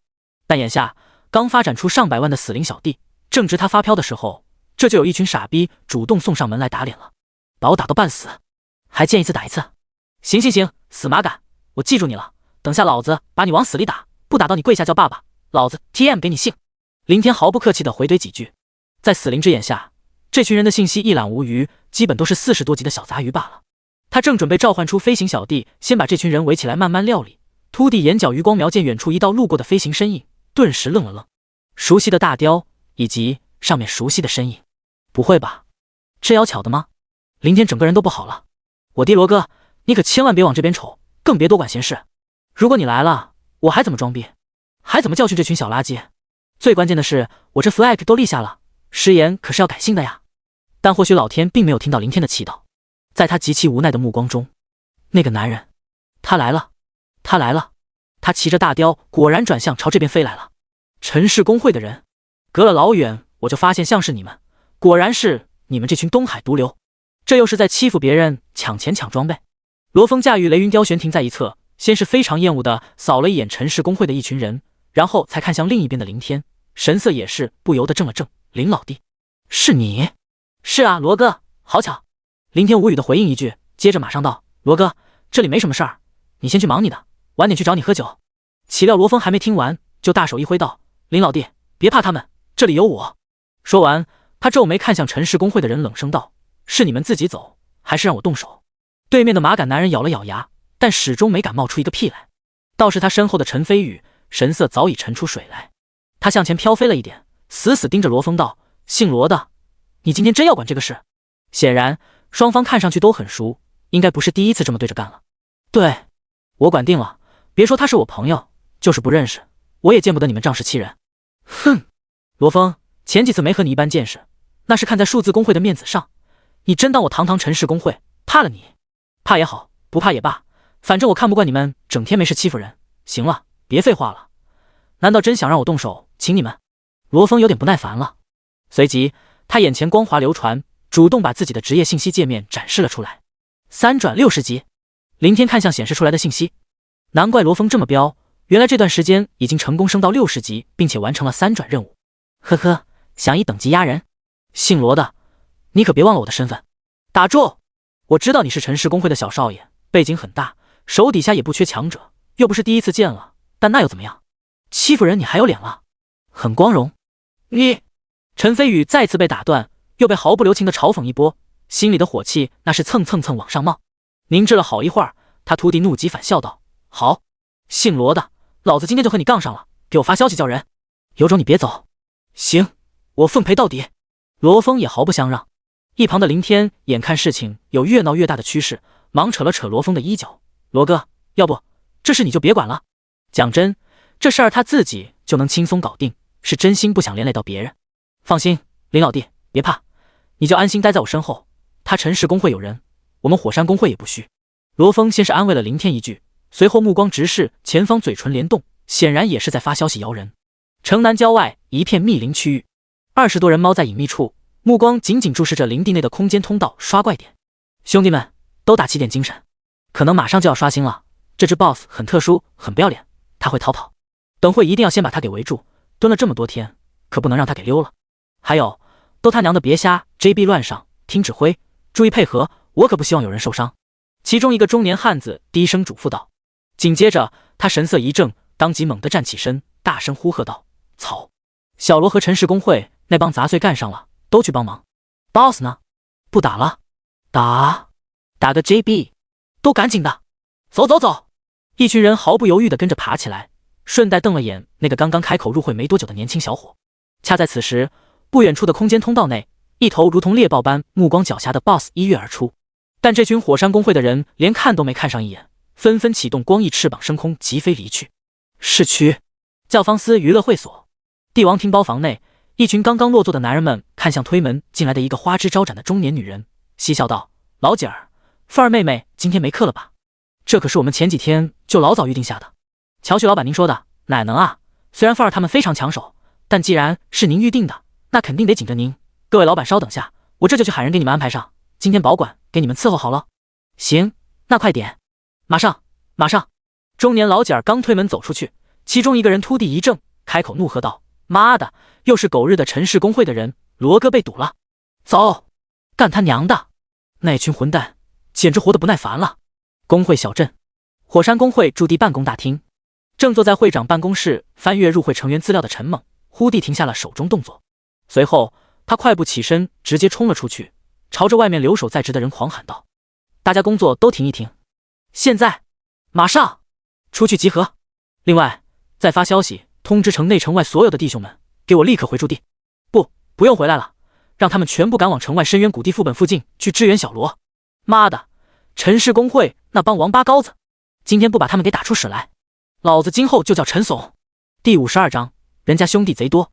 空中，林天看着身前骑在雷云雕上正在发信息摇人的罗峰，嘴巴动了动，最终还是什么也没说。事情到了这个地步，如果还看不明白，就太侮辱他的智商了。很明显，陈氏公会的人不是第一次干这种勾当，抢劫对他们来说可能就如同家常便饭，或者干脆就是一个靠抢发家致富成长起来的公会。毕竟抢可比辛苦打怪来得快，也来得更容易。罗峰可能也不止一次碰上，并且出面破坏对方，这很符合罗峰的人设，他就是那种心底善良的烂好人。你可以说他很傻很蠢，竟然替认识没多久的人，甚至是那些根本就不认识的人出头，去硬刚一个大家族公会，表面看上去很不合情理，显得太过于圣母。但你不能否认，世界上真有这种性格的人。所以双方这是仇人见面，分外眼红。其实就算今天没这个事情，双方长久积累起来的仇恨迟早也会爆发，而他只不过恰巧成了这根导火索，提前引爆了而已。过了没多久，两群提着散发五颜六色光芒武器的人几乎一前一后自远方空域显现疾驰而来，人数差不多都在10几人上下。其中一群人胸前都挂着一枚火焰徽章，应该是火山公会的成员。另一群的胸章标志是一个大大的陈字，显然隶属于陈氏公会。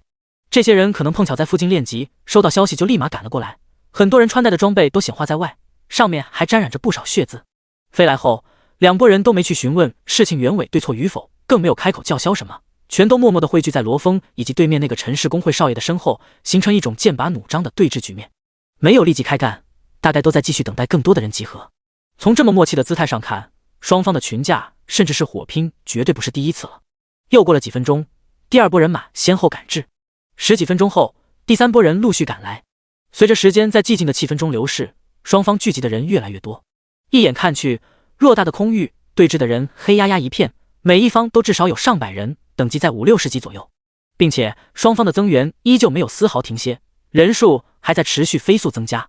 视线尽头几乎已经可以看到更多密密麻麻的大片黑点在快速向这边飞来。对面陈氏公会一方，一个看上去20出头的小胖子缩在后面，神色挣扎了会，最后还是咬牙控制背后光翼翅膀，缓缓飞到中间对峙地带，面容有点不自然的朝人群前的罗峰圆场道：罗哥，我想这里面肯定有什么误会，既然是误会，不如就此打住怎么样？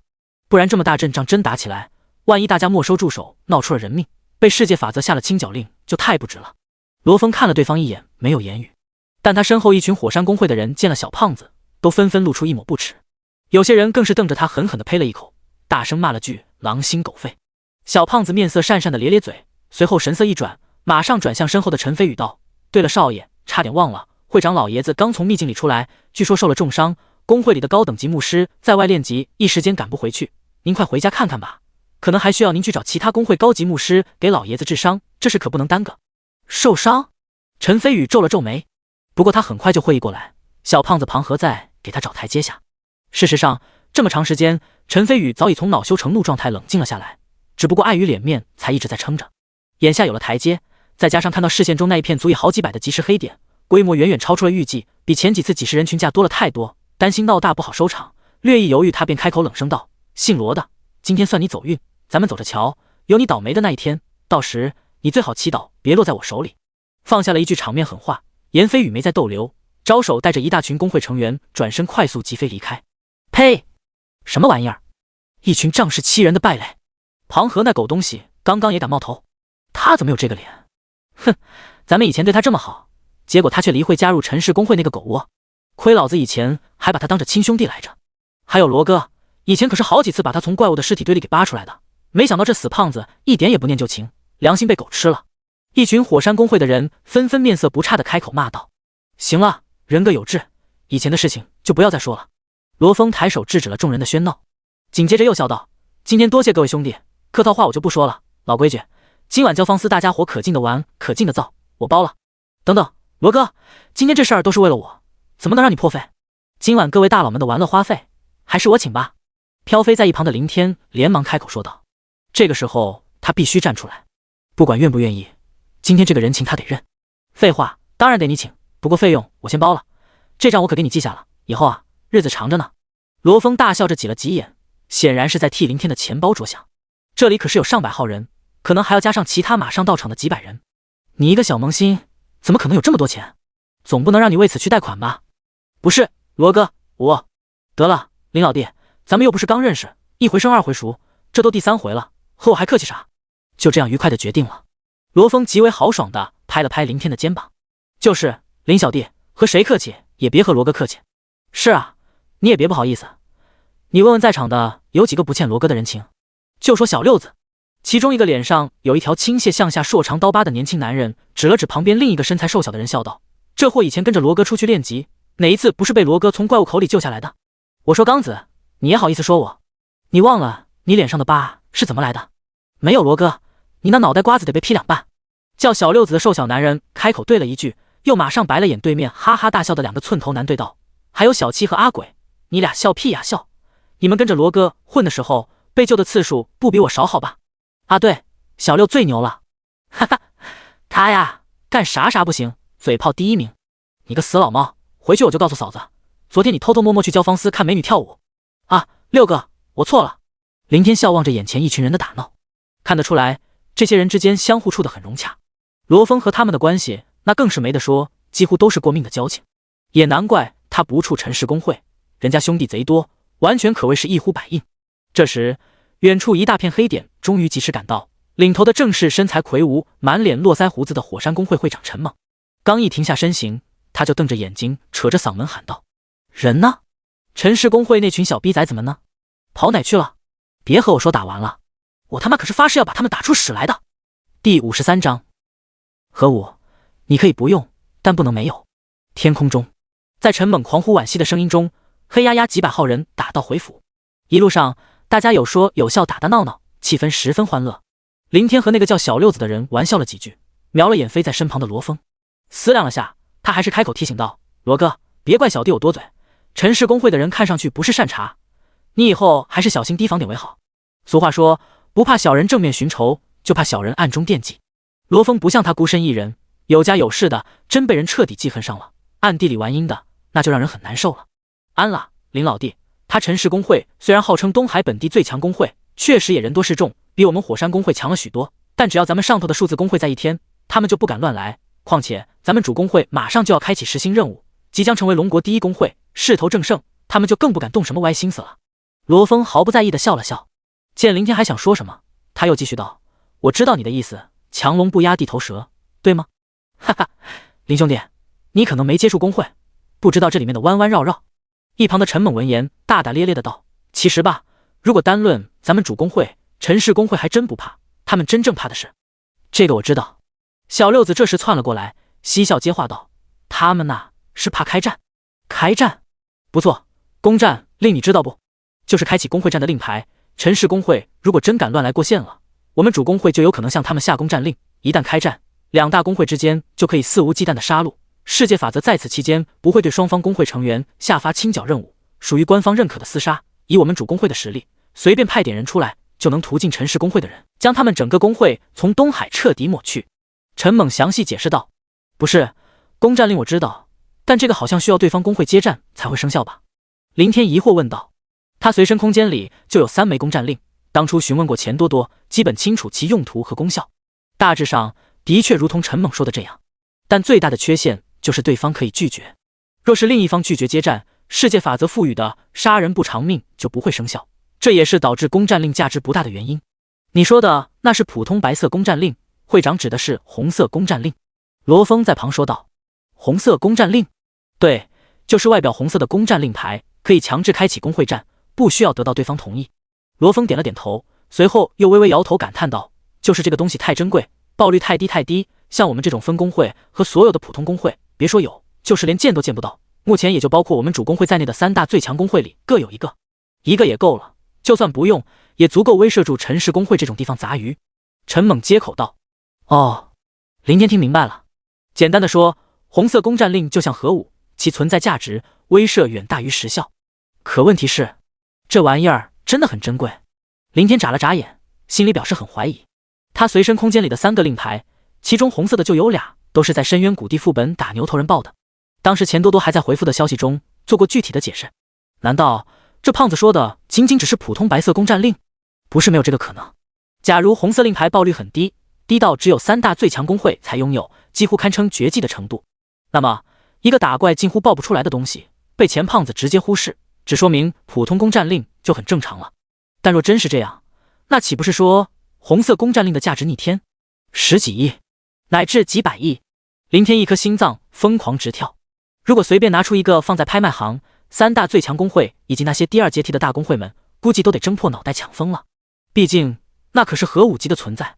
一句话，你可以不用，但不能没有。回到市区，林天与一众火山工会的人分道扬镳。本来按照计划，罗峰带林天出钱，请所有人去教坊私会所玩一宿，以作感谢。不过被陈猛得知后，打断了行程。一来人数太多，对火山工会的影响不好，特别是现在他们主工会马上就要开启实行任务，造成的影响就更不好了。大家都在憋足劲儿加入你们工会，为你冲击实行助战，结果你们旗下分工会一大票的成员去娱乐会所厮混嗨皮。二来，随着距离开启实行任务日期越来越近，工会里面的事儿的确有很多都需要人手去处理。总之，这次的人情先欠着，一切等主工会完成了实行任务再说。就像罗峰和小六子那一群人说的，来日方长，还怕你还不了这点人情债。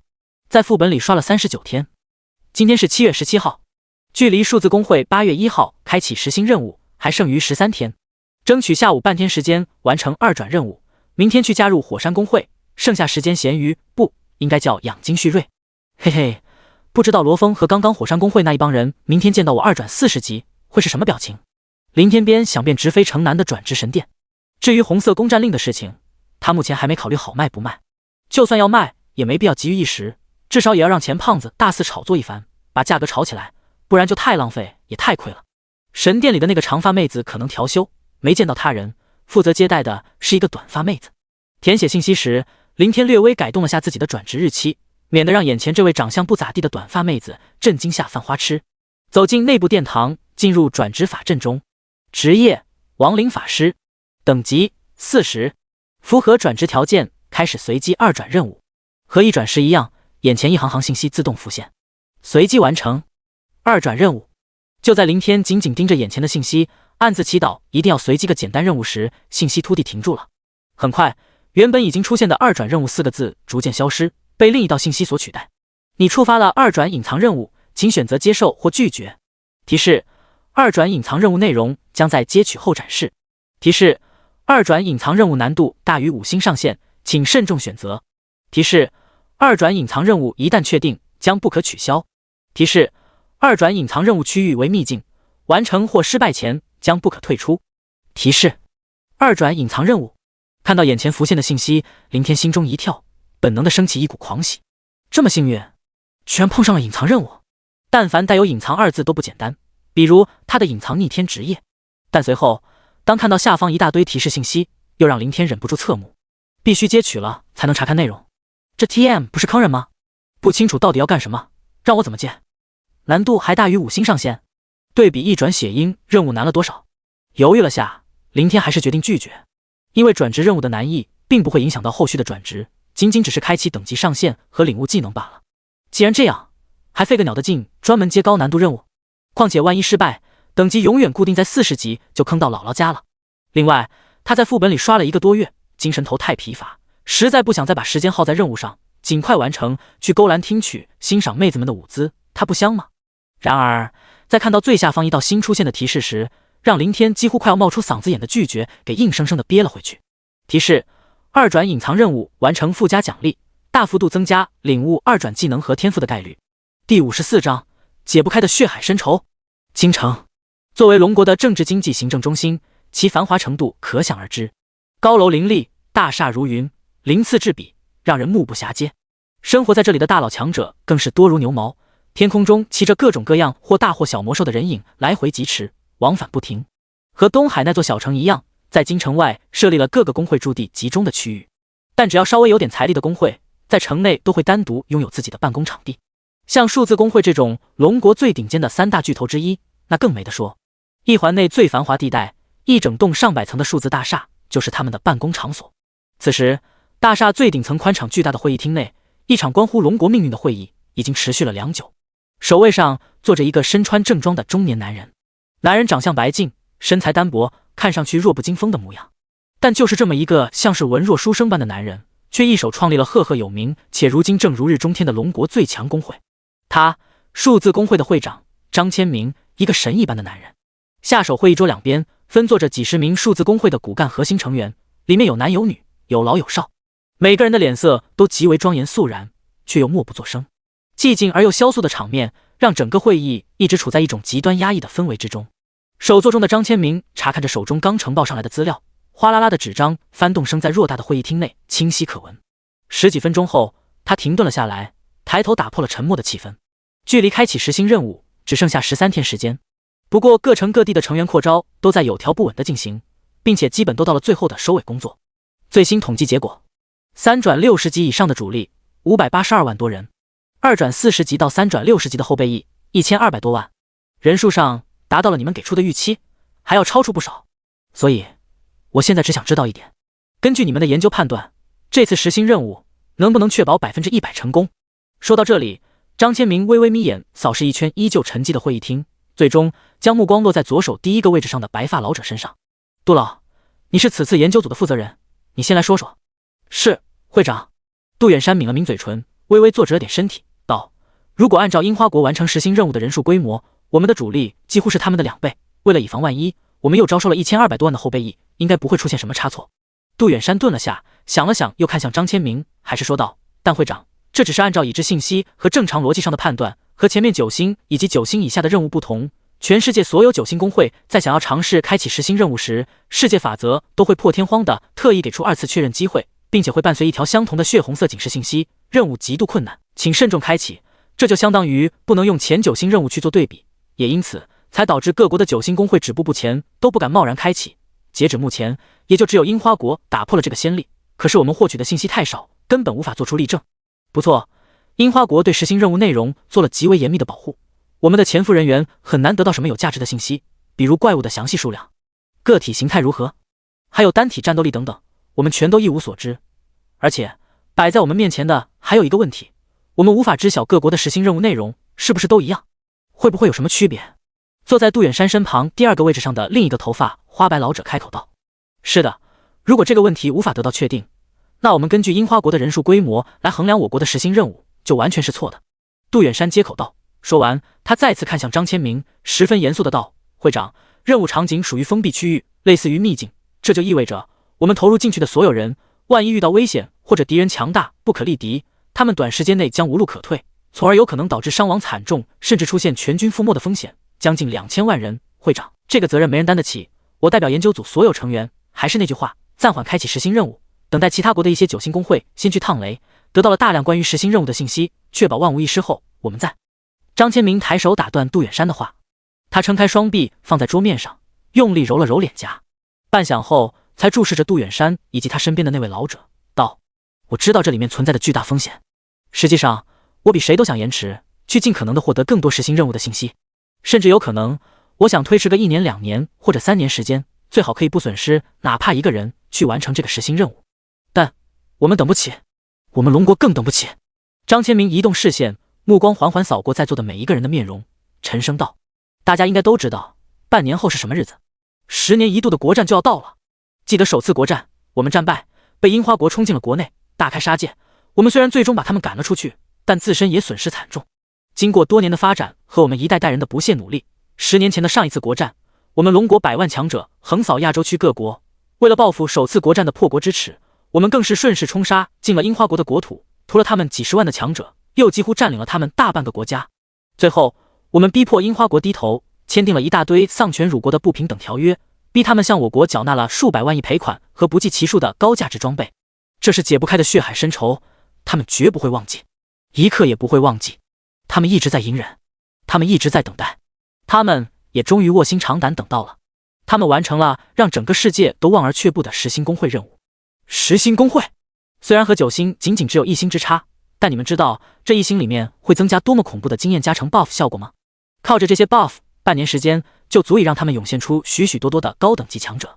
如果我们不尽快开启实星任务，抹平掉对方的 buff 优势，那么半年之后的国战，我们该去如何抵挡樱花国的疯狂进攻？难道重演首次国战时的破国之耻？难道让他们再次杀进国内，肆意屠戮我们的国人？10年前我们屠了他们几10万人，为了复仇，10年后的这一次国战，他们又会血洗我们多少人？几百万，还是几千万？第55章，那些该死的牛头人竟然在背后骂我！数字工会大厦顶层会议厅内再次陷入了寂静。张千明的每一句话每一个字都如同重锤般狠狠击在所有人的心坎上。是的，这是一个无法绕开的死结。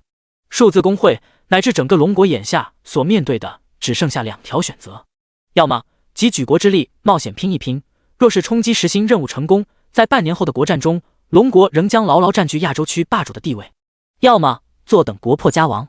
事实上，这等于是把刀架在了脖子上，根本就没得选。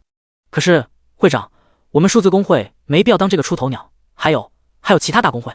杜远山支支吾吾的出声，显然还想再争取一下。你怕了？怕任务万一失败，担上责任？张千明眉头皱了皱，略微提高了一丝语气，但很快他紧皱的眉宇又缓缓舒展开来，身体宛若千斤般的往座位上重重一靠。是啊，我也怕，很怕很怕。1782万人，如果出现个好歹，但真的没有任何办法。半年后的国战关系到我国的命运，没有人能幸免。在此之前，终归得有人站出来扛起这杆大旗。身为我国最强3大工会之一，处在这个位置和高度，很多事情都会身不由己。阿离和企鹅不愿冒头，只能我们数字工会上，否则大家都怕担责不敢，也不愿去做。难道一起等死吗？好了，这件事就这样决定了，开启时间提前吧，3天后。如果不出什么意外，这么多人应该足够了。若是出了问题，再多招收10天的人手也无济于事。东海市华西小区独栋别墅区，天色刚刚蒙蒙亮，林天的身影便自家中冲天起，山洞背后光翼翅膀疾驰飞向城外。2转隐藏任务：深渊牛头人族的复仇。难度介绍：你以极为卑鄙无耻下三滥的杀戮方式，引起了深渊牛头人族的强烈愤慨。你极为血腥残忍，没有丝毫人性的屠杀了上百万族人同胞，更加引起了深渊牛头人族对你的无限仇恨。深渊牛头人族将倾注举族之力，发誓要把你这个卑鄙无耻、阴险狡诈、没有下限的异族千刀万剐，碎尸万段，挫骨扬灰。要求：消灭被仇恨冲昏头脑的深渊牛头人族群。时限无。提示：任务入口位于深渊牛头人副本刷新点，请在3天内前往，过时将封闭入口，判定任务失败。这坑爹的任务内容，这些该死的牛头怪竟然在背后骂我！什么叫卑鄙无耻下三滥？老子赌空间通道卡怪，属于非常聪明的正常操作，好不好？就是赌1个多月，时间久了点而已。还有什么叫没有人性？血腥残忍，拜托，你们在我们人类眼里压根就不是个人好吧？屠杀你们升级不是基操，虽然多了一点点，连续杀了195万，但这就把我记小本本上发誓要报仇了。小气巴拉的！林天飞在空中忍不住又查看了一遍昨天下午接到的任务，吐槽道。当时看到这个2转隐藏任务内容时，他硬是愣了好半天没反应过来，杀怪居然还会引起怪物的仇恨。更扯淡的是，还因此被复仇发展成了一个隐藏转职任务。直到后来联想到传说中每个空间通道刷怪点里面都有一整个怪物的世界，林天这才有所明悟。假如这个传说是真的，那么是不是就说明每一个怪区的怪物都是一个物种？换句话说，他们其实和人类一样，自身有一个完整的种族体系社会结构。若是这样，那自己一个人以不正常的方式连续屠杀上百万牛头人，引发这个智慧种族的仇恨，就不是很奇怪了。但不管猜测对不对，林天对待这个任务也不敢掉以轻心。昨天他特意花费了1下午的时间去各种卖。先前在深渊谷地副本刷了39天打出的装备收获，去掉每10天一次的1520万包场费和为神器的几百件法系武器，剩余净赚的总计1亿3000多万。除了最基本的生存物资，剩下全部批量购买了大量低阶和少部分中高阶魔法卷轴。如果不是需要3天内必须进入任务入口，时间不够，林天甚至还打算炒作一番，拍卖掉1枚红色攻占令核武，来多搞点资金去购买魔法卷轴，最大程度增加完成这个2转隐藏任务的保障。毕竟任务要求是消灭整个深渊牛头人族群，天知道这个族群究竟有多少人。不过有1万多张各种魔法卷轴和上百万死灵小弟打底，外加亡灵生物可以形成越打越多的优势，完成这个任务应该不会有什么问题。一个区2转任务再怎么属于隐藏类型，也不可能太离谱吧。还好没有1转那么血坑，没有任务实现，但也不能耗时太久，必须赶在举国盛世开启前完成出来，算上今天也就是12天之内，不得预留出2天，10天内结束，不然吃屎都赶不上热乎的。就在林天一路寻思间，深渊谷地副本所在的悬崖出现在了视线内。这段时间他在这里也算混熟络了，直接飞了进去，降在院落中。看到黝黑管理员恰巧晃荡着出现在办公楼门前，林天立即开口热情招呼道：“黑哥好。”小伙子，你这是继续打算包场，还是10天？黝黑管理员看见昨天才离开，今天就去而复返的林天，明显的愣了下。哪能啊，连续干了牛头人1个多月，我这小身板再硬朗也吃不消，我是来下副本做任务的。黑哥，你看这个费用。做任务？副本里有什么任务？黝黑管理员怪异的想到，回神看见林天挤眉弄眼的神色，马上了然回屋，取出阵法屏障开启时递了过来，挥手笑道：“行了，进去吧。”虽然转职者离开副本后包场自动失效，再进需要另交费用，但眼前这小伙子嘴甜一口一个哥的叫着，又看着顺眼，加上对方第4次10天包场今天才到期，睁只眼闭只眼免了副本费也不是什么大事，更不能算滥用职权。嘿，谢了黑哥。林天接过开启时答谢一句，抬步走向悬崖边的台阶，心里那是美滋滋，嘴甜有嘴甜的好处，一句哥替他省了80万副本费，还有什么比这更划算的事儿？以林天的个性，假如叫哥真能拿到几10万的小钱，他绝逼能叫到对方破产。副本内今天的5万深渊牛头人已经刷新，遍布在整个崖底谷地中。为了避免浪费半天的时间清怪，林天提前使用暗影幽魂穿插在一个个牛头人中，快速来到中心区域的空间通道刷怪点。有任务在身，果然可以进入。林天先是试探性伸出一只如同虚影般的手掌，摸向前方昏暗通道内部，整只手毫无阻碍地探了进去。之前在这里刷副本闲得无聊蛋疼时，他可是实验过好几次，当时无论是实体还是隐身化为游魂形态都没办法进去，刚一触碰向空间通道，原本空荡荡的入口区域就会闪现出一层透明光幕，将其拦在外面。略微调整了下情绪，林天跨前一步，整个人随着手掌快速没入其内。刷！随着一阵轻微的昏沉感，刹那间斗转星移，改天换地。待恢复视觉，猛然抬头看到天上竟然挂着一明一暗2颗太阳，林天整个人都是懵的。我特么，难道又穿了？第56章，请问你 M 好吗？呼，还好没穿。林天转身看到那个数米高的空间通道，这才放下悬着的心，顿了顿，他尝试飘飞回通道，但和预料中的一样，刚一接触通道内部，就被一层闪现出来的光幕阻挡了下来。就像信息提示的那样，失败或完成任务前不能退出去，后路彻底被堵死。这里绝逼不是原来的世界，像是一个沙漠世界，更像是一个沙漠星球。林天抬头看了眼天上的2颗太阳，又四处扫视了一圈周围一望无际的金黄沙漠。只是当他的视线触及到远处时，眼皮顿时跳了跳。以身后空间通道为圆心的数千米范围，被一个巨大无比的透明光罩笼罩在其内，形成一个庞大的空荡区域。而在前方视线尽头，正对着空间通道的巨型光罩之外，则围聚着数之不尽、仿佛无边无际般向后方远远铺开的牛头人大军。操！这他妈早在等着我是吧？林天暗骂一声，不敢迟疑，立马念头闪动，在身侧打开召唤空间。呼啦啦！下一刻，密密麻麻的死灵仆从当即铺天盖地倾泻而出，其上是一只只飞在低空中疾驰的疾风兽仆从，其下是一头头扛着树桩武器狂奔的牛头人仆从。密集的数量犹如滚滚浪潮般急剧喷发，快速占据方圆数千米的空荡区域，到了最后几乎完全塞不下了。身边汇聚了大量的死灵小弟，让林天稍稍心安。而且这个时候他也察觉到了一点端倪，前方黑压压的牛头人数量虽多，但全部都拥挤紧贴在光罩外面，他们暂时进不来，这就更让林天有恃无恐了。只要不是突然袭击被搞了个措手不及，给他时间放出小弟们后，那就有的打。任何类型的战争，只要规模达到了上百万的量级，单体战斗力的强弱差距就会被无限缩小。特别是双方都没有技能，仅靠最原始的近战血肉拼杀的情况下，更是如此。再加上亡灵族群存在无解的转化 buff， 兵力上能够做到源源不断的持续补充，应对这一战至少可以做到五五开。555，你裂开！师祖！老王收起浑身死亡黑雾，来到林天身前恭敬道，在他的上空位置还紧紧跟着那头疾风兽 boss 仆从。准备战斗，这一战你也要上场。林天取消隐身技能，向着远处的牛头人大军示意道：是，师祖。老王眼眸绿芒跳动了下，这是亡灵生物表达情绪激动的标志之一。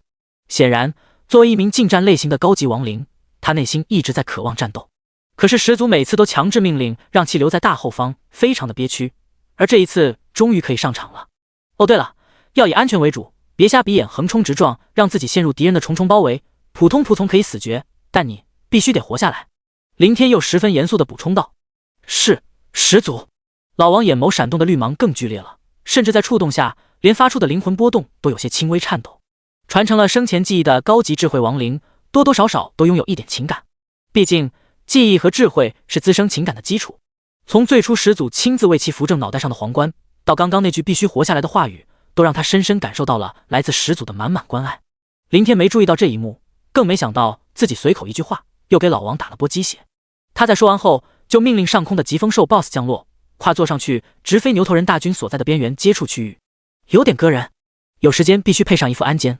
林天福低着身体扭动了下屁股，双手抓着疾风兽 BOSS 仆从背部伤口孔洞内露出来的一小节灰白骨骼，固定身躯。光翼卷轴虽说极为方便，但最大的弊端就是只能维持1个小时，平时赶路还可以用，可眼下即将开战，而且短时间内根本不可能结束。若是期间忘了实现，从空中掉进敌人窝里，就太坑了。哪怕他不怕死，有死灵小弟们抗伤害，但这种没必要的损失能避免则避免。嗡！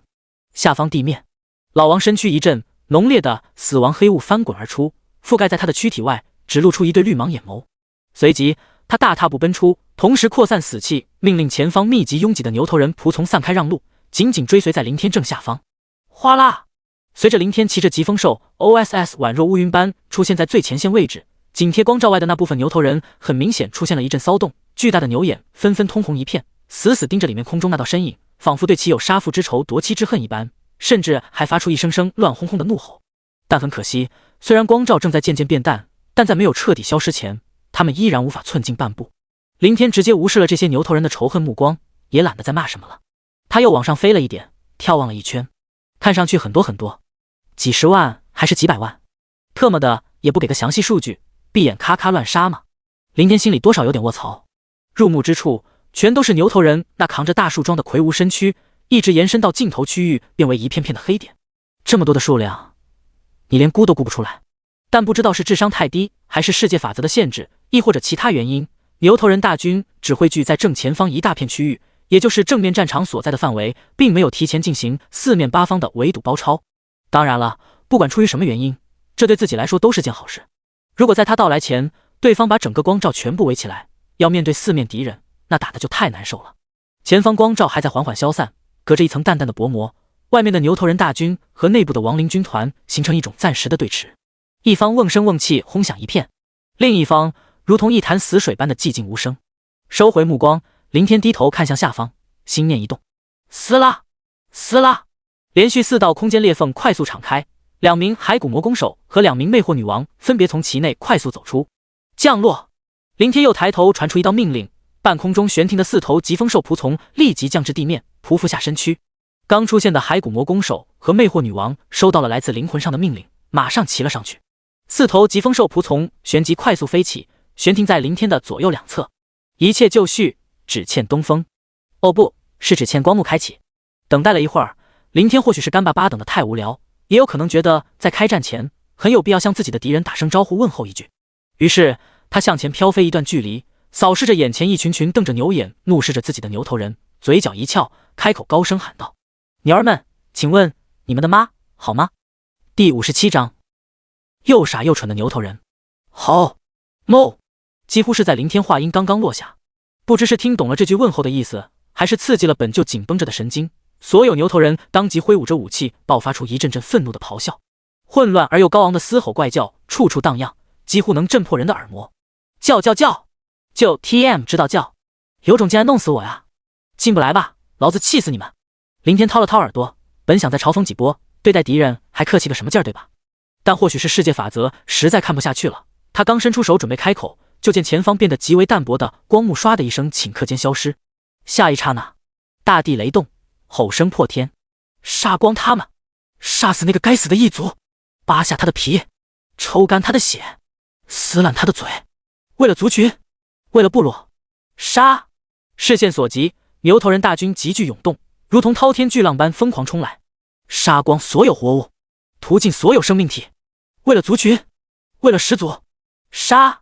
站在最前方的老王同样张嘴发出一道道无声怒笑，激昂的灵魂波动顿时片片传荡，其浑身浓烈的死亡黑雾更是猛然迸发，急速扩散，激出一阵阵黑色涟漪波纹。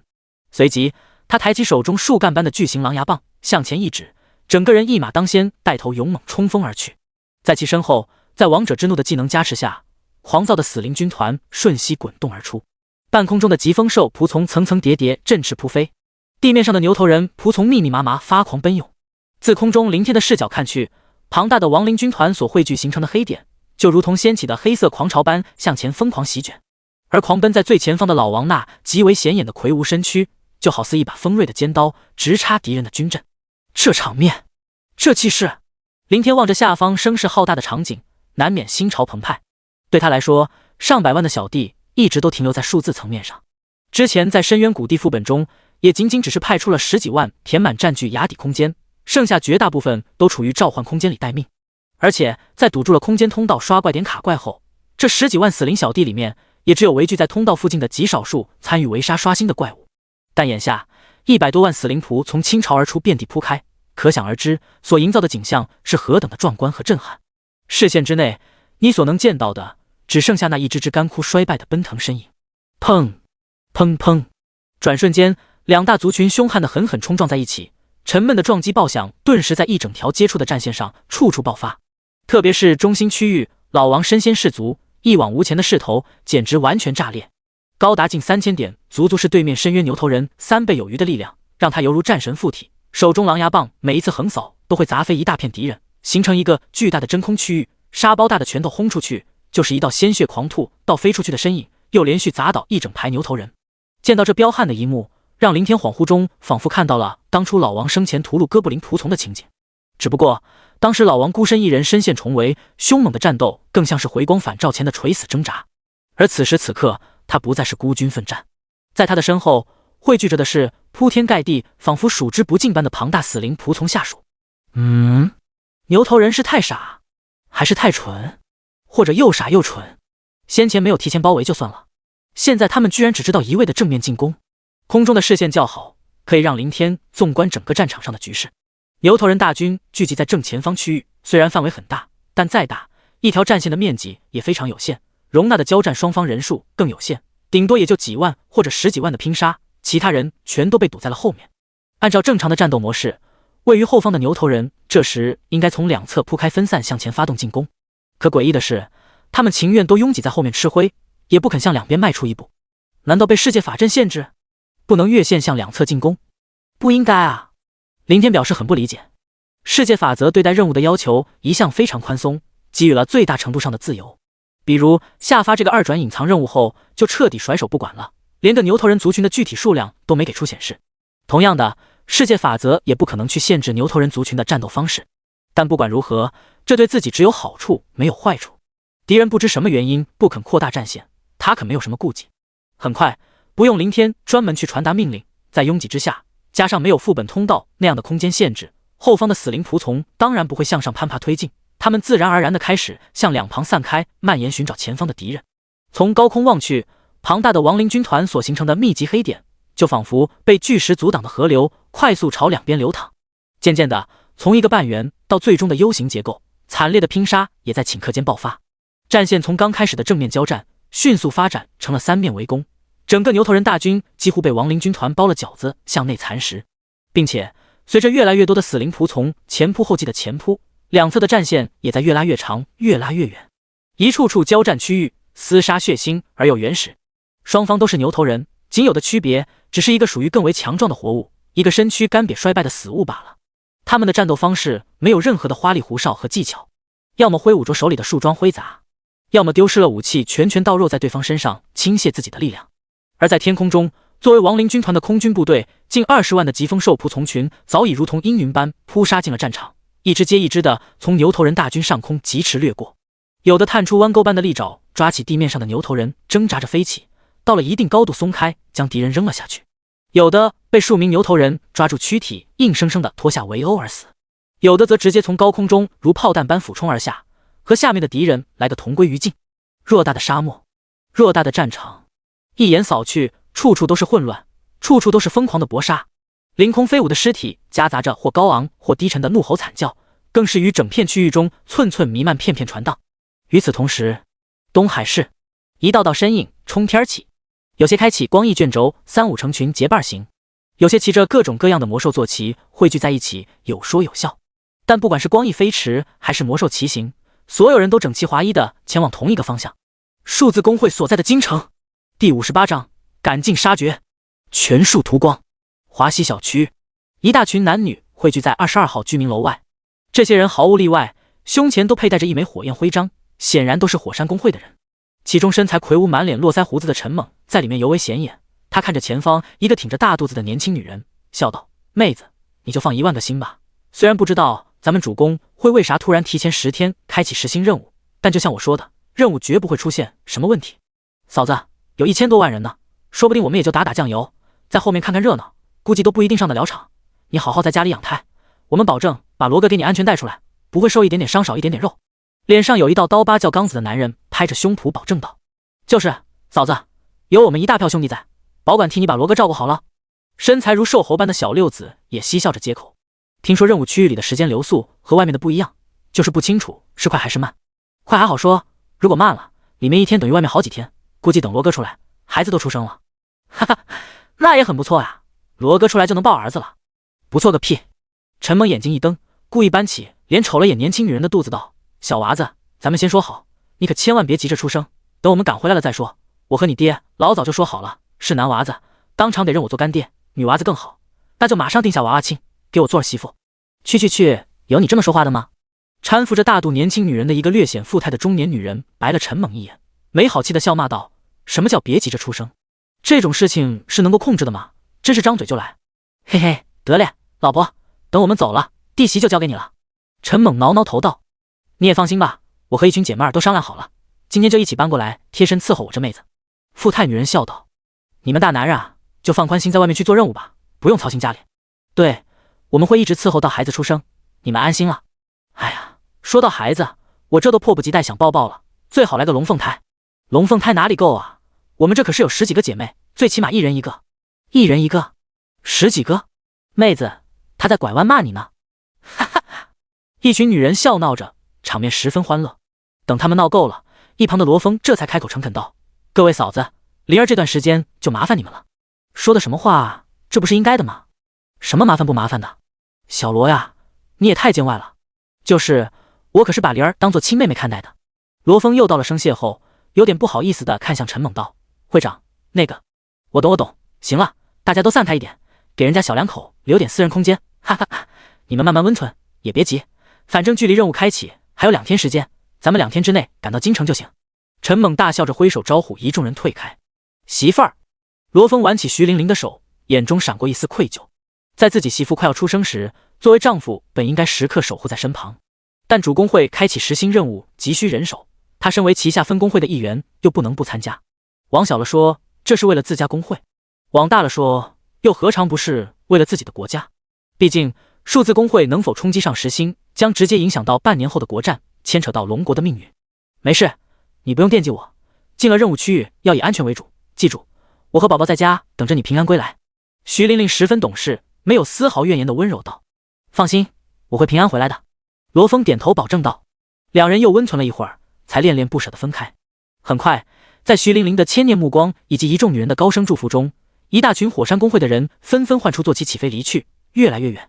金黄色的沙漠世界，战场中，牛头人大军和亡灵军团的杀戮依旧在持续，各种残破的尸体横七竖八遍布在整个战场区域，几乎随处可见。这些尸体基本都是干瘪衰败的死灵仆从，属于牛头人的血肉尸首少之又少。但这并不是表示亡灵军团一方的败势，相反，牛头人的尸体越少，就意味着被转化为死灵仆从的数量就越多。事实也是如此，双方的树装武器和战斗方式都决定了尸体可以最大化的保留完整性，从而导致更高的转化率。战场上空，林天骑着疾风兽 BOSS 静静悬浮，2名骸骨魔弓手和2名魅惑女王骑着疾风兽仆从，分散紧紧守护在两侧空域。他们时不时的抬手射出一支支黑色箭矢，配合绯红色的魅惑光芒，清理冲到附近的几个别牛头人。哪怕这些牛头人没有远程攻击能力，不可能造成任何的安全威胁，但保护始祖是他们的本能。而林天则始终一动不动盯着眼前的亡灵生物信息界面。操！又减少了足足2万多，剩余不到97万，增加了1万，又增加了2万多，又突破了100万大关。林天稍稍放下提着的心，双方军团庞大的规模散布在漫漫大的战场范围，根本不可能用肉眼去衡量胜败，所以他只能依靠亡灵生物界面实时显示出来的死灵仆从数量变化来掌控麾下小弟的战损比。疾风兽仆从和牛头人仆从加一起，总计121万多，除了战争刚爆发时巨减20多万，剩下的时间里基本都维持在100万左右。正面外加两侧3条战线区域，几十万的拼杀，几乎每时每刻都有牛头人或者死灵仆从死亡。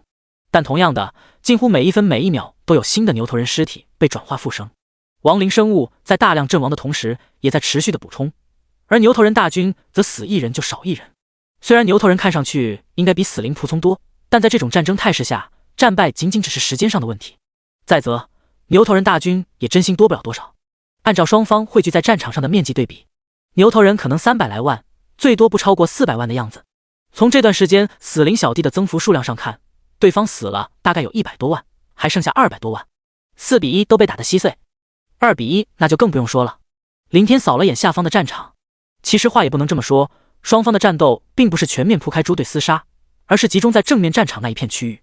绝大部分牛头人都被堵在中心位置出不来，真正交战的人数也就在3条战线区上。从某些方面来说，也相当于1对1，前方战死后方填补，如此循环，靠着转化补充优势，完全抹平了对方的数量优势。不知过了多久，终于面对仿佛杀之不尽屠之不完的敌人以及发狂般的攻势，加上又亲眼看到一名民族人倒下死亡，又接连复活，站起冲向自己，位于交战区域的一群群牛头人硕大的牛眼中纷纷闪现出一抹慌乱，身体不由自主地开始后退。除了像亡灵这种特殊族群，世间任何生命体都存在畏惧的本能，牛头人也不例外。他们怕了，他们更胆怯了。战场中生了怯意，失去了士气和战意，可想而知会导致什么局面。随着一部分牛头人后退乃至向后逃，继而带动附近的族人，数量越来越多，最终很快演变正了。崩盘，全线大溃败。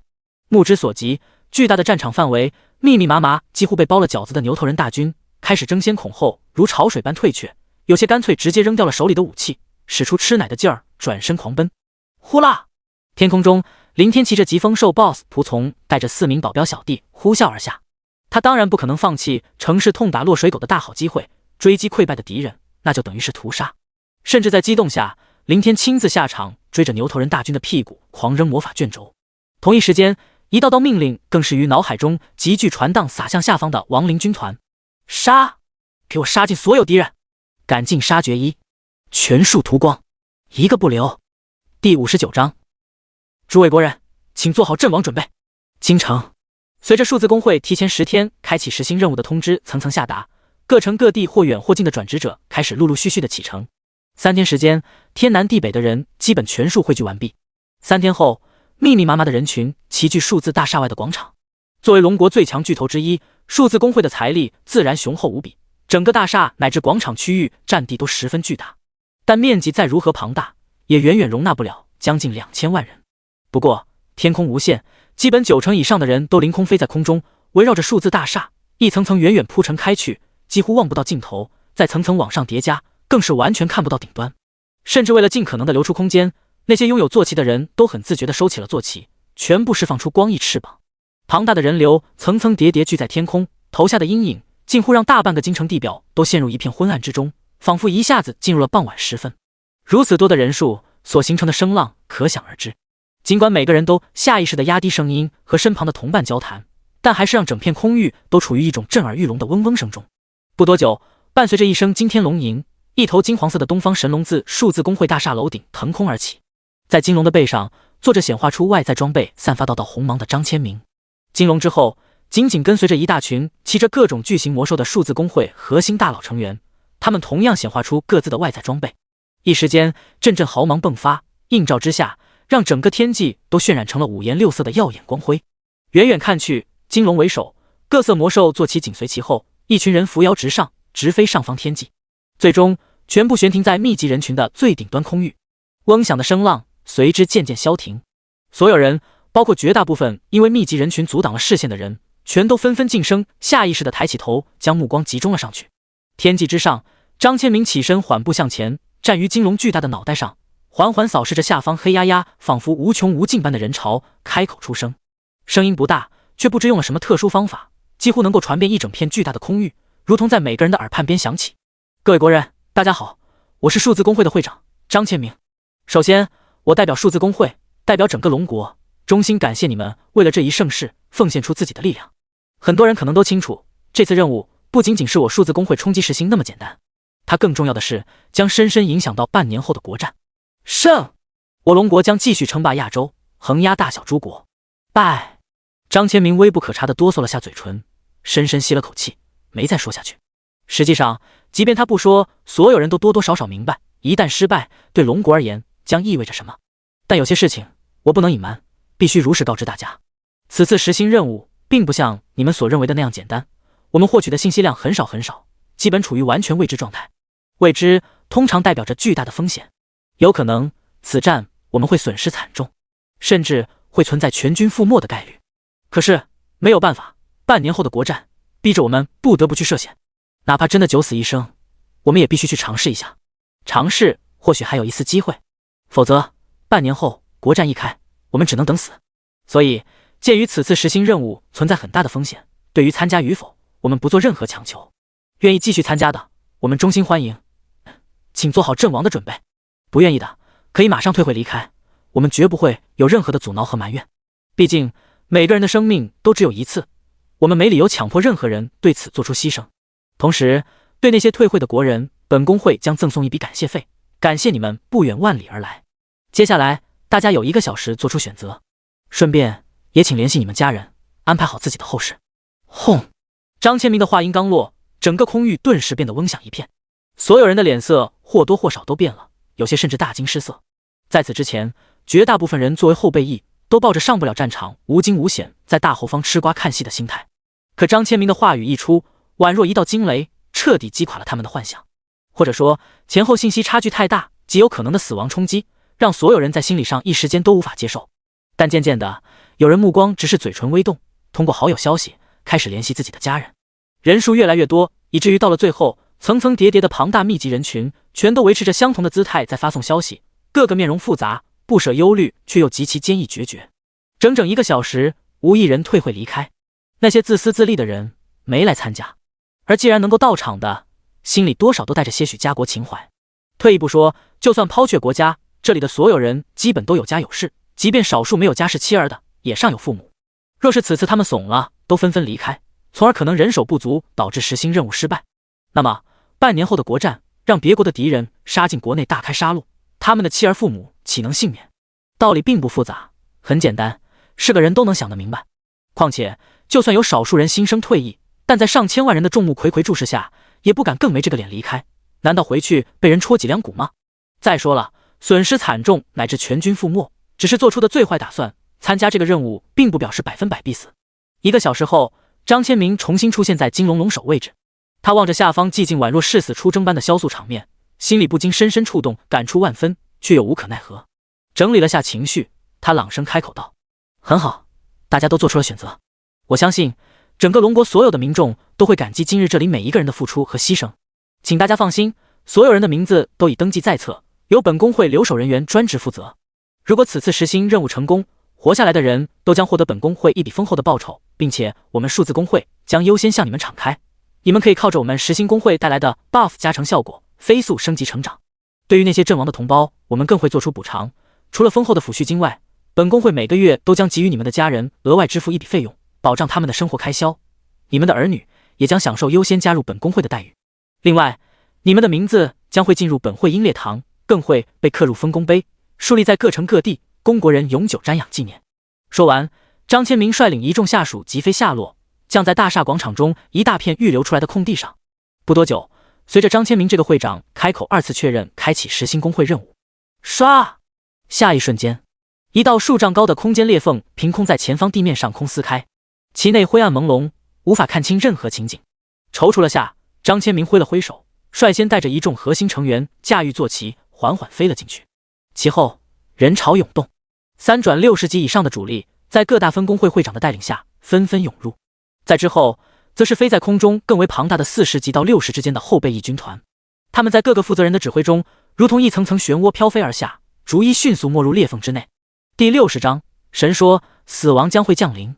沙漠世界，林天骑着疾风兽 BOSS 漂浮悬停在高空中，眼神发直，散漫无光，整个人都几乎傻了。在他正下方的沙漠地面上，是一座座东倒西歪、残破杂乱的兽皮帐篷，一排排横陈，各处远远延伸，连绵不绝。这里是深渊牛头人族的大本营，也可以说是部落的营地。但此刻，这片部落营地已经完全化为了死灵的乐园，一只只眼眸灰白、浑身死气缭绕的牛头人仆从扩散奔涌在各处。光照外一战，牛头人大军全线大溃败，可谓真正的兵败如山倒。追击失了魂且丧了胆的牛头人，完全和屠杀没什么区别。最终追到了他们所在的这处老巢。留守在部落中的竟是些老弱妇孺牛头人。林天没有心慈手软，命令亡灵大军直接席卷而过。任务要求消灭整个深渊牛头人族群，根本容不得他半点圣物，否则无法完成任务，就永远也出不去。他不可能一辈子留在这里。该死的牛头人 BOSS 到底藏哪儿去了？林天目光恢复了一丝聚焦，咬牙切齿地望着下方散开四处搜寻的仆从小弟们。牛头人部落早已被荡平，所能见到的牛头人也全数屠光杀尽，可依然没有收到任务完成的提示。这就表示有漏网之鱼，而且很可能还是条大鱼。在开战之初，林天就有些奇怪，几百万人的大军竟然没发现一个特别彪悍能打的牛头人。正常情况下，这绝对是不可能的。况且，既然作为一个智慧生命物种形成的部落族群，最少也应该有一个类似酋长或首领级别的 BOSS 存在。可至始至终，无论是在大军对战，还是后续的追杀以及部落大营的屠戮，都没看到哪怕一个特殊的牛头人。唯一的可能就是这个老六跑了，或者藏在某个隐蔽的地方。然而，寻找到现在，向外扩散的死灵小弟们早就超出了视线范围，依旧没能找到。最关键的是，林天满脸苦逼的抬头看向挂在天上的2颗太阳。过了这么长时间，这坑爹的太阳竟然纹丝未动。但这并不是说时间没有流逝，恰恰相反，眼下给林天的感觉就好似几天几夜不眠不休，脑袋昏昏沉沉，精神几乎下降到了极限。所以只能说明这个世界的时间流速和外面的世界不对等，有可能距离刚进入这个世界已经过去了好几天时间。找到了。这时感受到脑海中传来老王的呼唤，顿时让林天萎靡的精神一振。疾风兽 BOSS 仆从立即扭转身躯，震动巨大的干枯翅膀，带着4名保镖急飞向老王所在的方向。飞驰了不知多久，终于远处地表沙漠里出现了老王那巍峨的身影。但等看清了视线中的一幕，瞬间让林天头皮发炸，脸色难看到了极点。操！敌人居然还有这么多，这 TM 怎么可能？视线尽头，大片大片的牛头人远远铺开，仿佛无穷无尽一般。远远看去，绝对比光幕外的300-400万牛头人大军只多不少。视线极远处，还可以隐隐看到数之不尽的兽皮帐篷坐落在沙漠中。在这支不知从哪里冒出来的牛头人大军之前，是密密麻麻的亡灵军团，四面八方还不断有分散的死灵仆从汇聚而来，双方暂时形成一种对峙局面。而在对峙的硕长中间线地带，横七竖八躺着成堆的残破尸体，甚至很多刚死亡不久的牛头人尸首，还在转化下时不时的复活爬起，加入亡灵军团的阵营。显然，双方前不久经历了一场血腥拼杀，大概在老王到来后被阻止。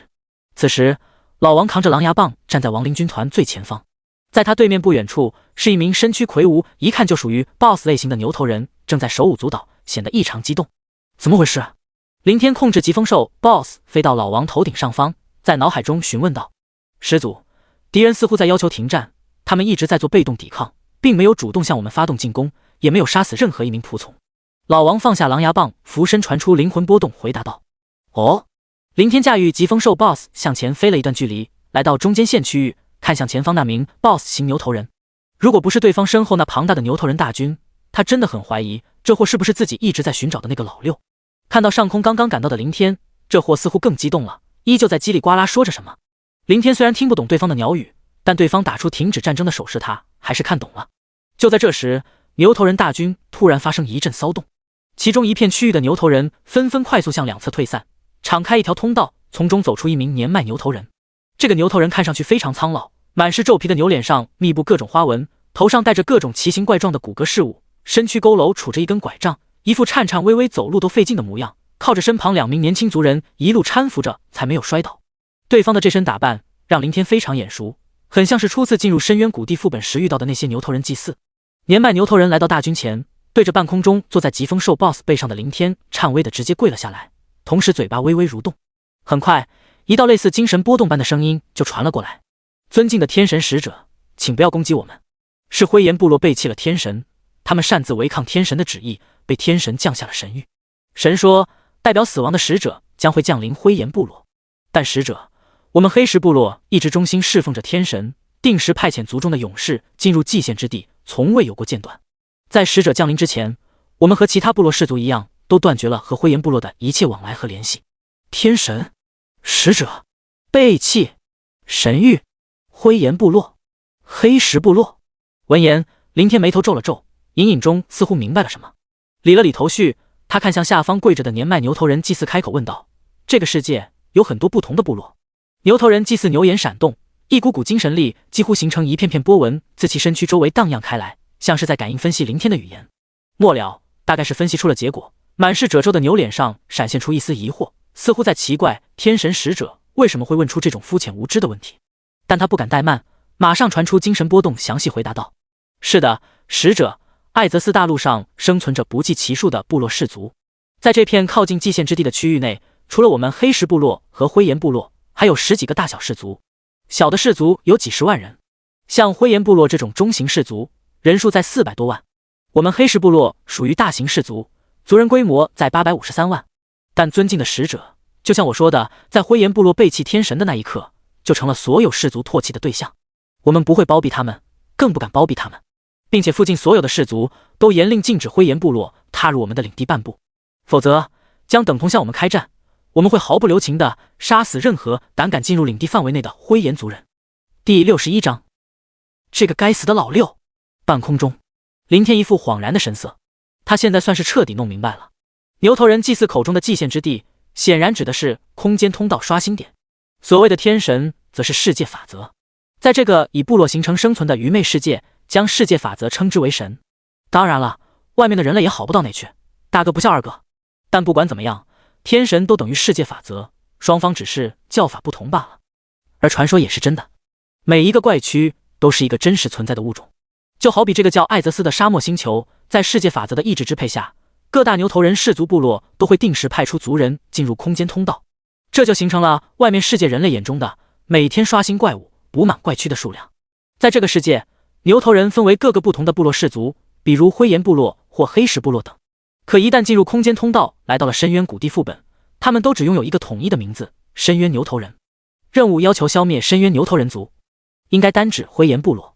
林天心下寻思道：按照牛头人祭祀的意思，艾泽斯大陆，也就是这颗沙漠星球中生存着不计其数的部落，部落又有大小之分，少则几十万，多则像黑石部落这种多达近千万。一整颗星球的牛头人至少几十亿甚至数百亿。若是全部杀光，先不说100多万的亡灵军团能不能做到，即便能做到，没个几年或者几十年时间也无法办到。一个2转任务绝不会这么变态。牛头人祭祀的话也证实了这一点，灰岩部落可能死伤惨重，真的出于对自己的仇恨，乃至失了理智，从而不愿派族人进入空间通道内送死，这就彻底违背了世界法则的意志。简单来讲，就是失去了控制。就算当初他选择拒绝，世界法则大概率也会亲自出手将其全数抹杀。接了当然更好，将其作为一个任务，让自己这个拥有逆天职业的转职者出手。想通了其中的弯弯绕绕，林天立即控制疾风兽 BOSS 起飞，向上不断的升高再升高，一直达到数千米才悬停下来。在这个高度可以提供最大范围的视角，纵览庞大的地表区域。地面上的几百万黑石部落大军和死灵仆从军团已然完全化为了黑点，宛如一片片密集的蚁群。果不其然，灰岩部落领地之外还分散有其他部落族群。林天缓缓俯视一圈，以灰岩部落营地为中心的四面八方区域的确存在着如黑石部落大军汇聚的那般大片黑点，细数下来有10几片。那些应该是和灰岩部落领地接壤的其他部落氏族，属于亡灵生物的黑点正在朝这些牛头人集中的区域汇聚攻伐。这些地方没有老王阻止，死灵仆从根据他先前下达的命令杀尽所见到的任何生命体，但看上去很明显，那些牛头人部落和黑石部落一样，都在被动抵挡，没有主动进攻。否则按照这10几处区域内牛头人的庞大数量，早就屠光了分散在10几个区域内的死灵仆从。退散，回缩，给我1寸寸的排查，给我挖地3尺。林天在脑海中传达出命令。随着来自10族旨意的扩散，地表4面区域内的死灵仆从立刻向内退去，如浪潮般席卷向中心的灰岩部落领地。既然周围其他部落不会包庇灰岩部落的人，那么漏网之鱼肯定还藏在灰岩领地之内。至于黑石部落的那位牛头人祭祀会不会谎言欺骗，这点林天倒毫不担心。在他们的思维里，自己是天神降下的使者，背后代表的是天神。私藏灰岩余孽对抗自己，那就等于在对抗天神。他们有这个胆，活得不耐烦了吗？难道想成为第2个被灭族的灰岩部落？而且在开战前，灰岩部落牛头人大军的奇怪举动也间接证明了这点。没有提前包围光照内的亡灵军团，其后也没有拉开战线。不是灰岩部落的牛头人傻，更不是蠢，而是不敢。因为这些区域属于其他氏族部落的领地，而所有氏族都禁止他们踏入自己的领地范围，否则就会遭致攻击。时间在快速流逝，林天的情绪也随之越来越烦躁，甚至隐隐泛起了一抹急迫。天知道现在外面过去了多久，如果一不留神错过了举国盛世，他估计得被活生生气死。他这1个多月来玩命似的耗在副本里刷怪是为了啥？不就是为了赶上这波盛会吗？又不知过了多长时间。总之，在天上2颗太阳都肉眼可见的出现了一些偏移时，林天脑海里终于传来了一股清晰的波动。下方分散在各处的死灵仆从正如同潮水般向同一个位置汇聚。光照外的战场，林天立马驾驭疾风兽 BOSS 急速降落，来到一处被死灵仆从里3层外3层团团包围的区域。其内残破的尸体堆积如山，流淌出的鲜血完全让这里化为了一片泥泞沼泽。林天巡视了良久，才终于看到一个撅着屁股脑袋以及大半个身躯都埋在尸堆里的牛头人。这货一动不动，看上去就像一具尸体，而且露在外面的身体，包括屁股位置，都近乎被鲜血染红。最重要的是，这货身上没有哪怕一处伤口，显然体外的鲜血都是他自己故意染上去的伪装。这个位置恰巧处于牛头人大军溃败逃亡的边缘战场区域，当时亡灵军团在他的命令催促下追杀牛头人溃军，因而很容易被忽视掉。再加上这货的隐秘伪装，如果不是死灵仆从靠近排查以及对生命气息的天然敏感，根本不可能发现。林天之所以能够察觉，也是看到这具尸体保留的完整性。若是死了，一具完整的尸体就不可能不被转化成死灵仆从。这时或许是感应到了越来越大的动静，见实在装不下去了，里面的那个牛头人挣扎着爬了出来，立起他那足足比普通牛头人大了好几圈的强壮彪悍身躯，但却与之相反的转动着一对与其完全身材不相符的畏缩慌乱牛眼，战战惶惶地扫视着周围密密麻麻的死灵仆从。深渊牛头人 BOSS 等级35，类型主动，力量2685，体质2752，精神2520，敏捷2590，技能战争怒吼主动，野蛮冲撞主动，粉碎重击主动。介绍：身为氏族酋长的独子，作为氏族最强的勇士，在老酋长死于异族之手后，他被氏族推举为新任酋长。老酋长的惨死，族人的批量死亡，让整个族群陷入悲痛和愤怒中。在无尽怒火下，族群决定不再侍奉天神，同时发誓向屠杀族人的异族复仇，但他又天生胆小，性格懦弱。当死亡降临不足时，他害怕了，他退却了，他抛弃了族群。他一直在安慰自己，活着才有复仇的希望，死亡将化为虚无。操！真是这个混蛋！为了找你，浪费了劳资多长时间？林天简直恨得牙痒痒的，特别是看到这货的介绍，更是气得火冒三丈。胆小、懦弱，所以躲进了死人堆里，让自己满世界寻找。上！给我把这个老六弄死！千刀万剐，挫骨扬灰！在林天传达的怒声下，早已赶到的老王以及一片片死灵仆从瞬间涌了上去，将其淹没。数量越聚越多，越来越密，形成的庞大尸山剧烈涌动，时而炸开，时而又飞速闭合。耗了大半天，死灵仆从叠起的尸山内才完全失去了动静。几乎同一时间，一道信息提示主动浮现在林天眼前：消灭深渊牛头人族群100%，你完成了2转隐藏任务，请前往转职法阵进行交接。果然就差这货。林天忍不住又咬牙看了眼下方的战场。虽然牛头人 BOSS 在围殴下已经彻底死亡，但包括老王在内的死灵仆从秉承他的意志，依然没有停歇退散，全部用自己的狼牙棒和树桩武器乃至拳头疯狂袭击，卖力挥砸，直到内部的牛头人 BOSS 在死气入侵下开始转化，逐渐滋生出一股股死亡黑雾，且黑雾越来越浓郁，甚至大量溢出，将外面一层层的死灵仆从全部包囊了进去。停！全部散开！林天心下一跳，急忙传出命令。待所有死灵仆从全数退下来，见到牛头人 BOSS 尸体上滋生出仿佛烟雾弹一般的死气，林天瞬间瞪大了眼睛。这 TM 变异了。第62章，这特么强到爆炸。未命名，等级100%，序列巫妖王，力量90，体质100，精神70，敏捷75，技能大地震荡，主动。大地震荡作为氏族中的最强勇士，他天生神力，在武器的加持下重击地面形成的冲击波将可以震晕附近所有的敌人。介绍：始祖抹去了他的生命，始祖又赐予了他新生。复活后，他秉承了生前的天性，他要努力的活着，因为只有活着才能更好的侍奉始祖，死亡将化为虚无。果然变异成了高级亡灵。第2个高级亡灵终于诞生了，和老王一样，也是巫妖王序列，但4维基础属性都比老王高，特别是体质竟然达到了100点，成长起来应该很抗揍。血牛型战士吗？技能也很不错，大范围控制神技。林天盯着眼前浮现出来的牛头人 BOSS 信息，本来满腔怒火瞬间消失得一干二净。但很快，当他看到下面的介绍信息时，不禁眉头一跳。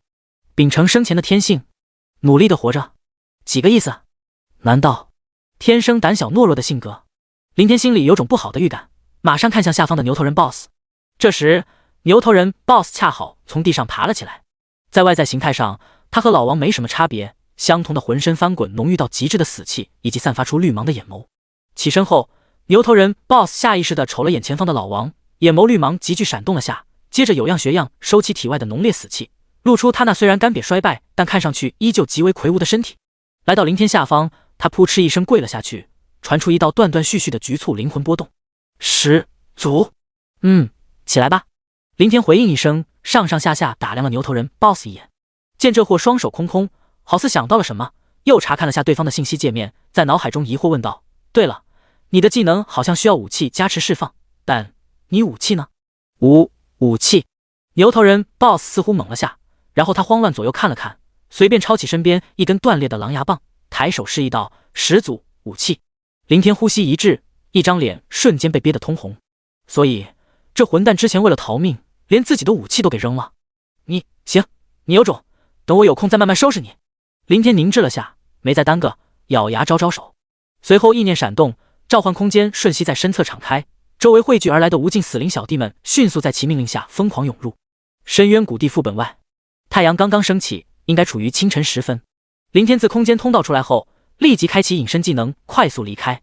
甚至在上了10阶，刚开启了屏障光幕，便迫不及待的释放出一张光翼卷轴，直飞崖顶。办公楼内，黝黑管理员靠在座椅上，怔怔出神，就连林天飞了进来都没有察觉。黑哥，黑哥！林天连续大声呼喊了好几遍，才让对方回过神。见到林天，黝黑管理员依旧显得无精打采，叹息道：小伙子，你出来了呀？黑哥，距离我进入副本过去了几天？林天急迫问道。几天？好像10天？不，11天，没错，就是11天，怎么了？呼，没事儿，谢了，黑哥再见。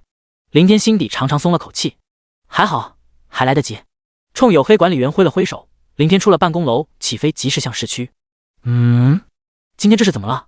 市区上空，林天俯视着下面冷冷清清、几乎没什么行人的街道，心下疑惑道：平时这个点，练级出城的转职者队伍应该络绎不绝、热闹非凡才对。但林天也没有多想，控制光翼，迅速向转职神殿飞去。幸运的是，神殿已经上班了，大门敞开着。接待台前坐着那位熟悉的长发妹子，不过今天长发妹子似乎也有点反常，和黝黑管理员一样在愣神，并且眼睛红彤彤的，明显刚哭过。见到林天这位有背景的小帅哥，没了前段时间的热情，甚至都没有多看一眼。听到林天要交接转职任务，他仅仅只是抬手示意了下，意思是自便。失恋了？林天奇怪的嘀咕一句。不过他的注意力很快就转移到任务完成、增加领悟技能和天赋的奖励上。耗了整整11天，屠了几百万牛头人。血坑的是，没经验就算了，特殊怪还不爆装备。如果不领悟10个8个技能，简直对不起这么长时间的付出。林天怀着些许激动的心情，进入内部转职殿堂，走进法阵内。2转隐藏任务完成，完成度100%。转职开始。同样的信息提示，脚下同样升起的耀眼光芒，以及同样让人浑身舒爽、激进上头的感觉。但此时此刻，林天根本没心思去理会这些，忐忑的耐心等待着，一颗心几乎提到了嗓子眼上。数秒钟后，一道道信息再次显现：转职完成，你开启了新的等级上限，你领悟了天赋精力之源。就领悟一个技能？不是天赋。林天反应过来，猛地一怔，急忙查看信息界面。天赋可是比稀有的2转技能更稀有的类型，概率低到令人发指。相对应的，每一个天赋都十分强大，十分牛逼，就好比他的始祖之力天赋。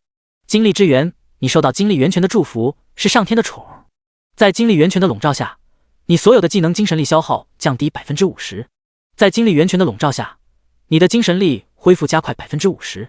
在精力源泉的笼罩下，你每次释放技能将有10%几率不消耗精神力。在精力源泉的笼罩下，你的精神力将提升10倍。卧槽！不愧是牛逼天赋，强到爆炸！200精神属性就可以释放100根骨毛。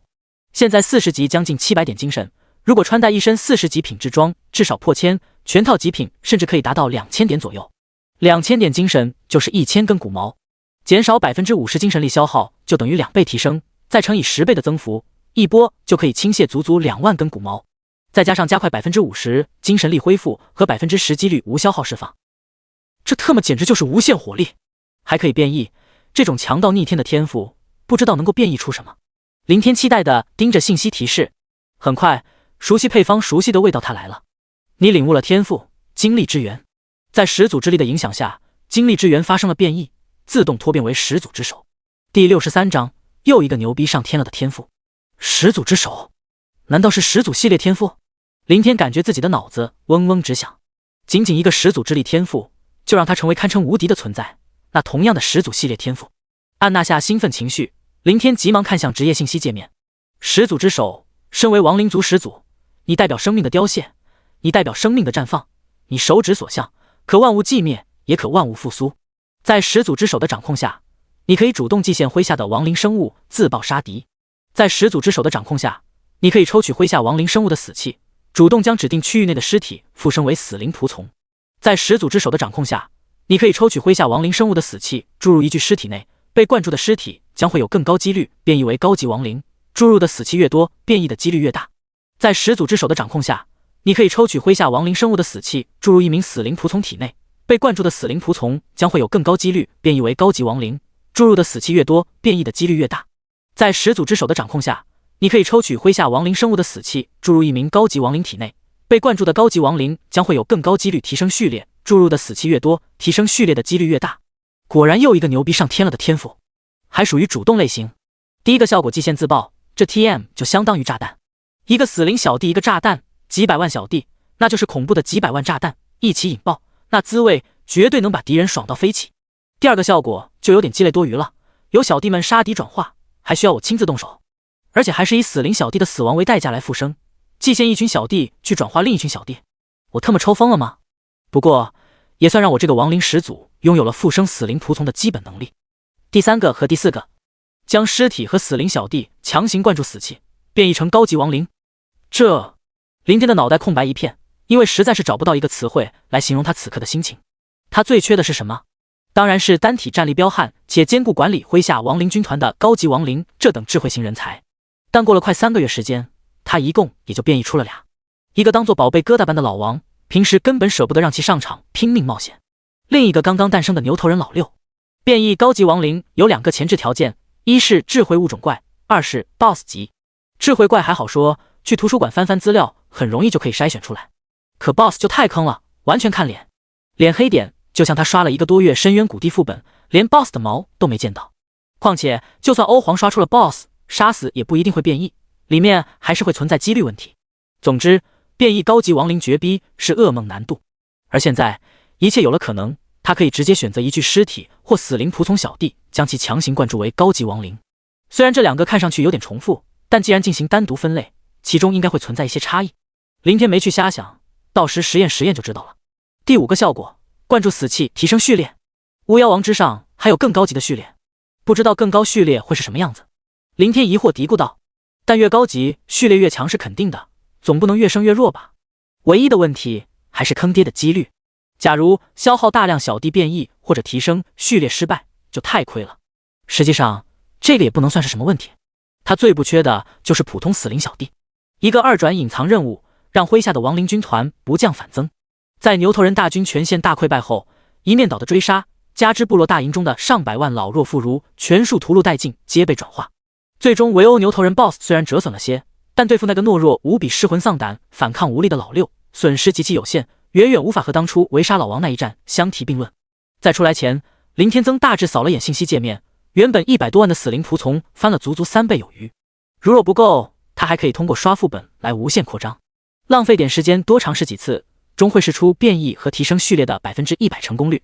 关闭职业界面，林天没再多待，转身快步出了转职殿堂。殿外，长发妹子依旧双手撑着脑袋瓜子在出神，时不时的还抽泣几声，一副我见犹怜十分伤感的模样。林天心情很不错，见到这一幕，心下有点不忍，边向外走边随口劝道：“美女，别难过了，想开点，一切都会过去的。”谢谢。长发妹子回过神瞥了林天一眼，接着低下小脑袋抹了抹眼泪，似在回应也似在自我安慰般喃喃低语道：“我不难过，我会坚强下去。哥哥们是为国捐躯，他们死的光荣。”不是失恋，是亲人去世了，还是为国捐躯？林天停下了脚步，转身好奇问道：“美女，发生了什么事儿？你不知道？知道什么？我国数字工会冲击实心任务的事情啊。”实心任务不是还没有开启吗？按照日期算，应该还有1-2天时间吧。长发妹子奇怪地看着林天，林天同样一脸懵逼地望着他，两人大眼瞪小眼对视了一会儿。最后，长发妹子或许是想起了林天刚刚交接的转职任务，可能这段时间都处在封闭区域，这才有点恍然地开口解释道：“数字工会的实心任务早就开启了，7月20号开启的，比原定的8月1号提前了10天，而且在5天前就已经结束了。”沃日，提前了，还提前了整整10天。林天整个人都傻了，只感觉一股老血直冲天灵盖。他刚刚还火急火燎地想着去加入火山工会，坐等盛世开启呢，这 TM 都打完结束了。凝滞了好半天，他还是有点不敢相信道：“我说美女，你说提前就算了，但仅仅5天结束就太扯淡了吧？”在林天想来，需要1000多万人才能完成的实心任务，所要对付的怪物数量不会太少，绝对海量，没个10天半月根本不可能杀完。是真的，现在每个城市都传遍了，你可以随便找个人问问。长发妹子鼓着小脸急道。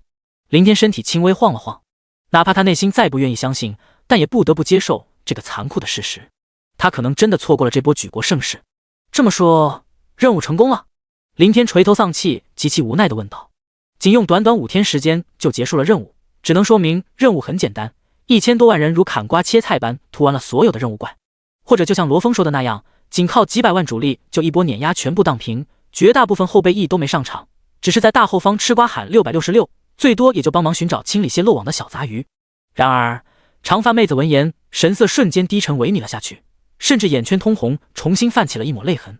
到了最后，就连语调都带着一抹颤音，小声哽咽道：“不，任务失败了，惨败，死了很多人，我的2个哥哥和10几个亲人全部牺牲在了里面。”第64章丰功石碑，永立东海。东海市区，林天漫无目的地行走着，神色多少有点沮丧。他虽然不是这个世界上的人，但这个国度和前世的母国非常相似。在个人情感上，他当然很希望代表龙国的数字工会能够顺利冲上10星，称霸亚洲、傲视全世界。从整体实力上来看，龙国也确实有这个能力。在此之前，他压根就没想过，几乎汇聚了举国之力的数字工会存在一丝一毫失败的可能性。可这居然却成了事实。林天实在想不通，连樱花那个屁眼大的地方小国都可以冲击10星成功，作为强者云集的堂堂龙国，在扩招了1000多万人，无论是主力还是后备役，都足足是其数倍的前提下，为什么会失败？一般情况下，这绝对是不可能的。所以，究竟是哪里出了问题？神殿里的长发妹子转职的是生活职业，家世也较为普通，基本属于底层人员，她也不知道其中内幕。不知盲目行走了多久，林天的目光恢复了一丝聚焦，抬头一看，发现自己不知不觉中来到了中心广场。在广场最中间位置，不知何时立了一座10几层楼高的巨大黑色石碑，在石碑最顶端刻着3个大字“丰功碑”，下方是一行小字：龙国数字工会首次冲击10星任务，东海市阵亡同胞名单，永立东海，即此纪念。在下方则是白底黑字刻着的一个个名字，一眼扫去，密密麻麻，触目惊心。碑下是一群群透戴白色校布的亲人家属，有耄耋老人，满头银丝，白发人送黑发人，浑浊的眼睛中泪如雨下；有懵懂孩童，失去了父亲母亲，幼小清澈的眼神中满是惶恐无助和不安；还有许许多多失去了丈夫的女人们，低声抽泣，呜呜咽咽一片。远远看去，皆是老幼妇孺。一场10星任务，可能几乎把大半的东海男丁都打空了。石碑正前方还不断有人上前送花，致意弯腰行礼，一个接着一个，一人接着一人，乃至排起了一眼望不到尽头的人龙。远处还有一群群的人正在陆续赶来。人群后方，林天望着极为萧然肃穆而又压抑无声的寂静场面，心中不禁生出一抹悲怆。他现在终于明白，从深渊谷地副本出来后，黝黑管理员为何怔怔出神。他也终于知晓，回到了市区，大街上为何冷冷清清，寂无人烟，没了往日的热闹。摇头叹息了声，林天走到队伍后方，不知罗哥怎么样了？陈猛那个魁梧会长呢？还有小六子那群火山公会的人也全都死在里面了吗？林天在队伍后面极力眺望，仔细巡视查找，但名单太多了，又密集在一起，排了数个小时的队，一直轮到他为止，依然没能找到一个熟悉的名字。收回有点发酸的眼睛，林天没再堵在前面寻找下去，购买了花束，行了礼，便转身离开。走在空荡的街道中，林天无精打采，整个人仿佛一下子失去了目标。将近3个月以来，为了赶上这次举国盛事，他整日整夜地待在各个副本中刷怪练级。可一个2转任务让他完美与其擦肩而过，这不知是他的幸运还是不幸。自私点讲，这当然是幸运的。1000多万人进入10星任务区域，而且这里面还有500多万3转60级以上的强者主力，最终却落得个惨败收场。由此可见，10星任务里的怪物是何其强大，数量又何其之多，全部60级以上的强力怪，数亿或者10几亿甚至更多的规模。如此强悍又庞大的怪物群，以他区2转40级的实力，哪怕拥有2大始祖级的逆天天赋，麾下又有几百万35级的牛头人死灵仆从，贸然对上也必然是生死未知。好一点，死灵小弟折损殆尽，2位高级亡灵全部陨落，他历经千难万险九死一生的残喘狗活下来。差一点，他的名字可能就会出现在这座石碑上。砰！不经意间，林天和前方一个走路跌跌撞撞的人撞了个满怀，他一个踉跄，差点摔倒，对方更是直接被撞在了地上。林天稳住身体，抬头看去，才发现是一个乞丐。乞丐似乎断了一条胳膊，右手整节衣袖都空荡荡的，浑身脏污不堪，完全看不出衣服原本的颜色，且蓬头垢面，脑袋上大片大片的头发散落，又大团大团的纠缠在一起，上面满是黑乎乎的污秽，隔了老远就可以闻到一股难闻的酸臭气味。不好意思，林天连忙上前将乞丐搀扶了起来。乞丐抬起浑浑噩噩暗淡无光的浑浊眼睛，也没去看林天，甩了甩手，侧身一瘸一拐的离开。唉，林天叹了口气，正准备转到回家，突地眉头一正，紧接着他回身仔细打量了眼乞丐的身材，迟疑了下，立即快步追了上去。等下！林天一把拉住乞丐，也顾不得脏，用衣袖用力擦了擦对方满是污垢的脸。片刻后，他停下了擦拭的动作，看着眼前布满伤痕却很是熟悉的面容，林天下意识惊喜道：“你是罗哥？罗峰？刚刚看背影就感觉像你，果然是你！哈哈哈，你没死，太好了！”随即，林天望着罗峰宛若乞丐般的脏兮模样，以及那浑噩麻木的空洞眼神，还有那整条断臂，他缓缓止住了笑容，心下忍不住一颤。可是罗哥，你你怎么会变成这个样子？第65章，死了，全都死了。东海望月楼1楼大堂靠窗位置，林天望着对面沉默无言只顾往嘴里灌酒的罗峰，心里一时很不是滋味，很难以想象以前那个帅气干净、性格开朗豪爽又正义感爆棚的年轻阳光帅哥，短短10几天时间，竟然会变成这般衣衫褴褛、满身污秽、头发乱糟糟，如同破落乞丐般的凄惨模样。两者的形象简直天壤之别，若不是亲眼所见，林天根本不敢相信，更无法将其联系到一起。但具体缘由，他心中多多少少有了些猜测。啪！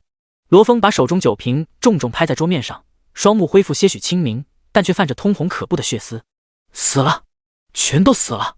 小六子、刚子、小七、阿鬼、老猫、东子、强子、刘哥、许哥，还有会长。罗峰哆嗦着嘴唇，颤颤巍巍地怔怔念叨着一个又一个名字。话未说完，已经泣不成声，第一幕哽咽，没流泪，或者眼泪在这段时间早已流干。罗哥，想开一点，或许……林天抿了抿嘴唇，想出口安慰，又不知道在这个时候该说些什么。他和这些人仅有一面之缘，感情浅薄，甚至压根就谈不上什么情感。但对于土生土长在东海本地的罗峰而言，却是他的兄弟手足，几乎都有着过命的交情，其中有一些可能还是和他打小一起长大的玩伴。可短短时间内全部阵亡，尽数死于任务区域，可想而知对他的打击有多狠，又有多深。咕噜噜，罗峰扬起脖子，又开始往嘴里猛灌酒水，随意抹了抹嘴，他愣愣出神了一会儿，嘴角突地微微翘起一丝惨然的笑容，低语呢喃道：呵，你知道吗？在被怪物群冲散出了主力队伍，遭受庞大规模的怪物追杀时，刚子说他向嫂子保证过，要让我安安全全的回去。小六子说他也答应过嫂子，要把我给照顾好了。说完，他们自杀似的冲向了追杀来的怪物，选择了断后，拉不住，真的拉不住。在被怪物围追堵截走投无路时，小七和阿鬼说他们欠我好几条命，这辈子就厚着脸皮先还一条，其他的暂时欠着，来世再做兄弟，慢慢还。还有老猫、东子、强子，他们说家里的那些混小子们就拜托给你了，交给你，我们放心。还有很多很多，整个工会的人越打越少，最后就只剩下我和会长2个人。在距离任务失败结束只有不到10分钟的时候，我们还是被那些怪物发现了。10分钟，只要再坚持10分钟，我们就能活着出来。可是我的体力早已耗尽，精神力也完全枯竭，已经处于半昏迷状态，一路上几乎被会长扛着逃命。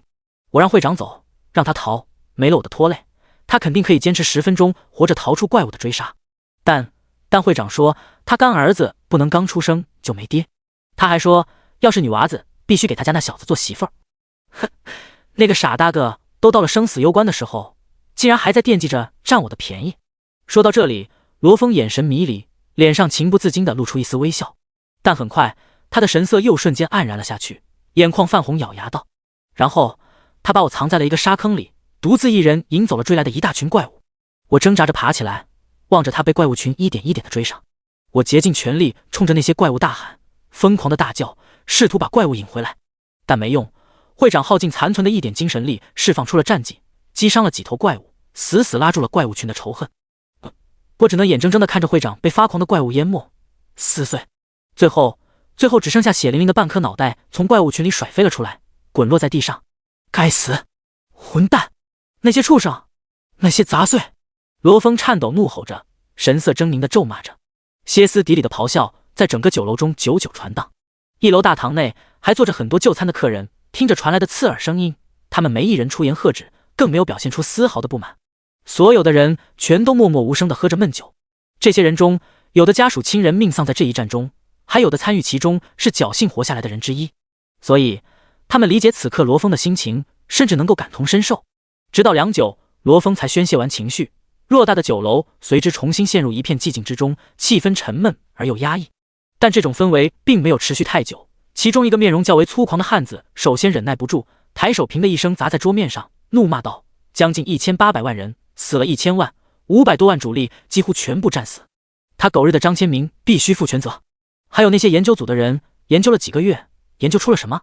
让我们的人去送死，他们统统该死，他们该全部下地狱，他们应该向上千万战死的人谢罪。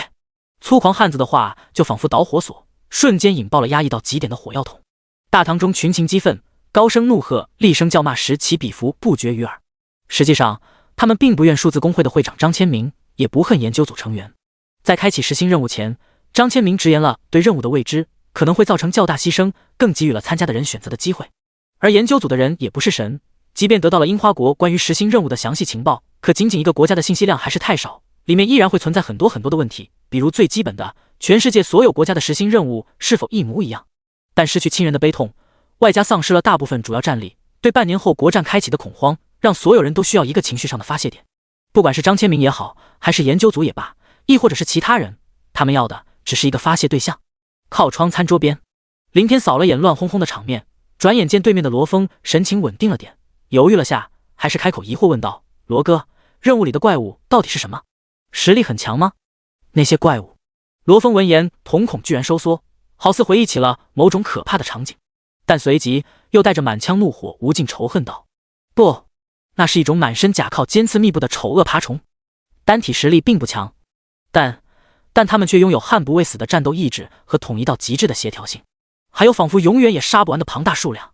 上千万人的阵亡，并不是战死的，他们是被无穷无尽的虫群给活生生耗死的。”第66章，孙儿，你懂了吗？京城京西小区，一间装修精致典雅的客厅中，挤满了人群，一直延伸到书房。人群里有男有女，有老有少，他们望着坐在书房书桌后的白发老者，满脸担忧的正在纷纷开口劝说：“父亲，您都好几天没怎么吃东西了，多少吃点吧。老头子，你都多大年纪了？再这么下去，你这把老骨头怎么熬得住哦？爷爷，既然工会任务失败已经成为事实，您再怎么伤神也于事无补，况且工会还需要您，您更应该养好身体。伯父，身体要紧。三叔，吃点吧。”书房内，杜远山抽回愣神的思绪，揉了揉眉心，看了眼站在最前方一个刚成年、脸上还带着些许稚气的年轻少年，抬手摆了摆道：“乐儿留下，其他人先出去，我有些话想和我家宝贝孙子说说。”一众人对视一眼，逐一退出了房间。杜乐乐关上房门，上前挽着杜远山的胳膊道：“爷爷，您不用自责，这不是您的错。”“是吗？”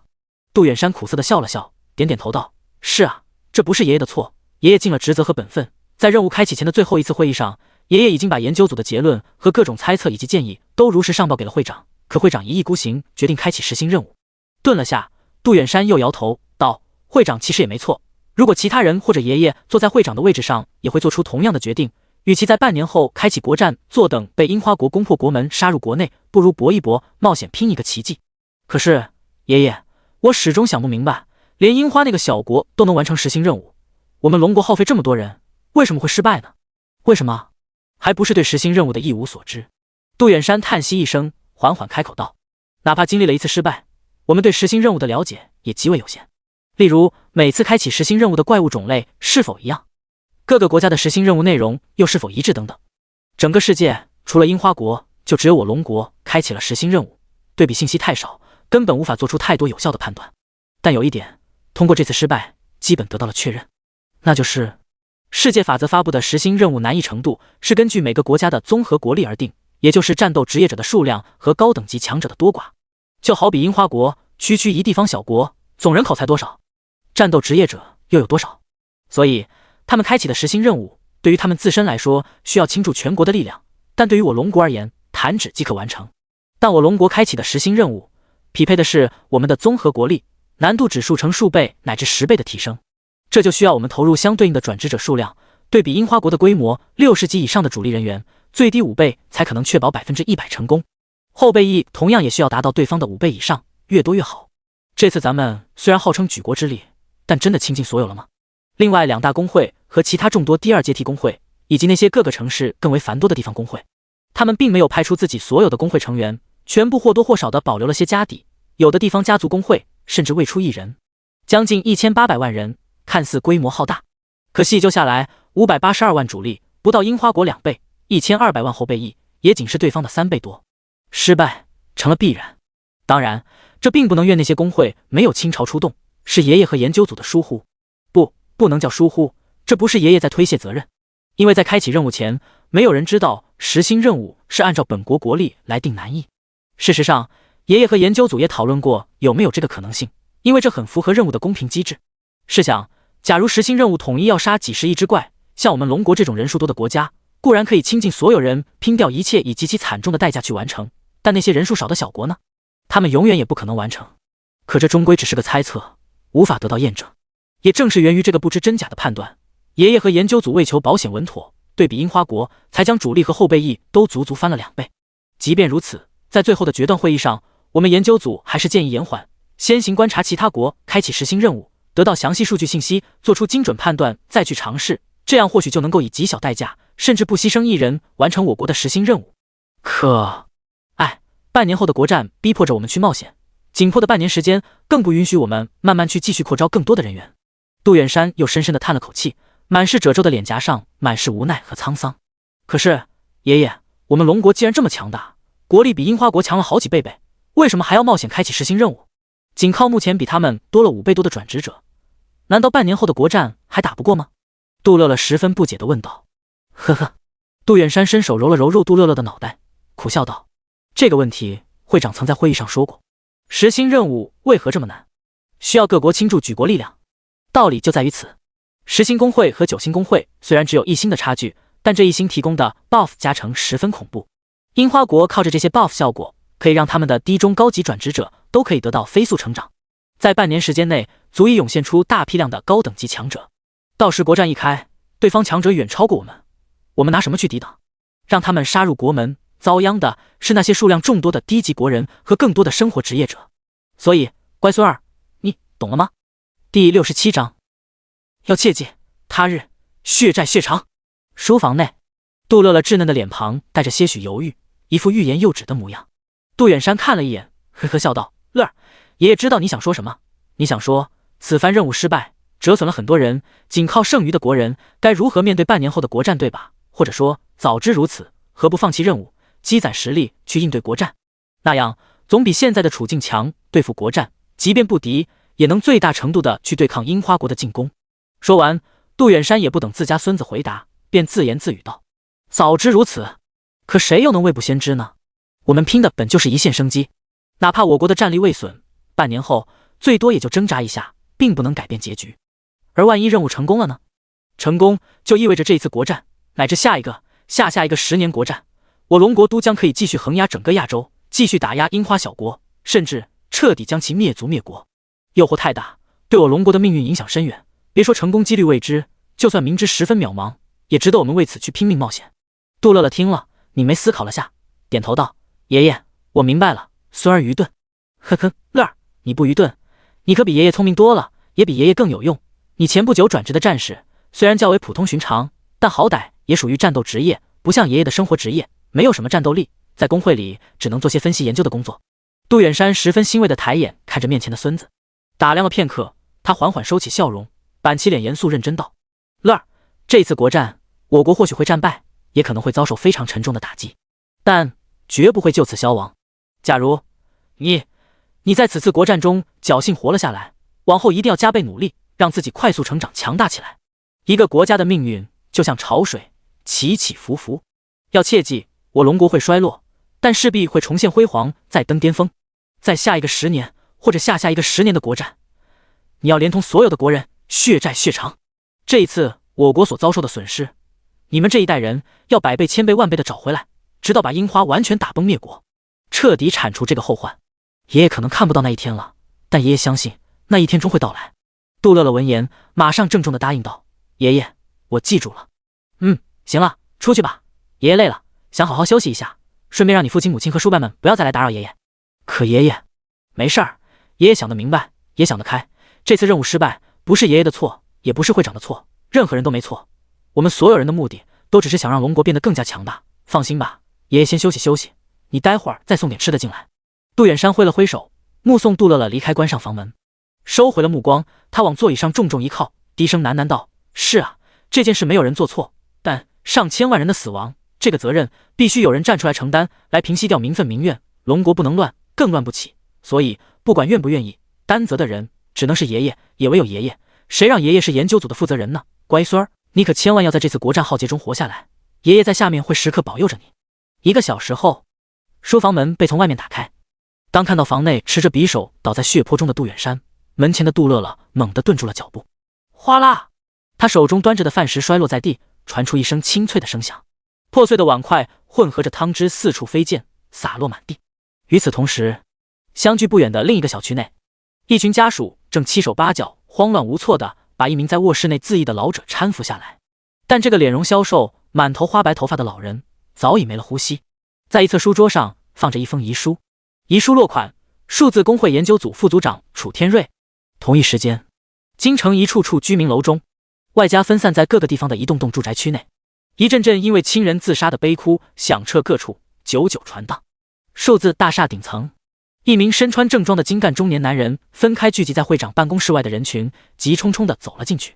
他看着站在窗前出神眺望的张千明背影，缓了缓情绪，禀报道：会长，刚传来消息，杜组长和楚副组长以及所有研究组成员在不久前先后全部自绝身亡。张千明脸色微微触动了下，怔了良久，他才深深吐了口气，缓缓开口道：知道了，把这个消息通传全国各城。另外，老楚，你等下组织召开个高层核心会议，我就不参加了，会长职务由你这个副会长，或者通过会议选择一个人出来担任。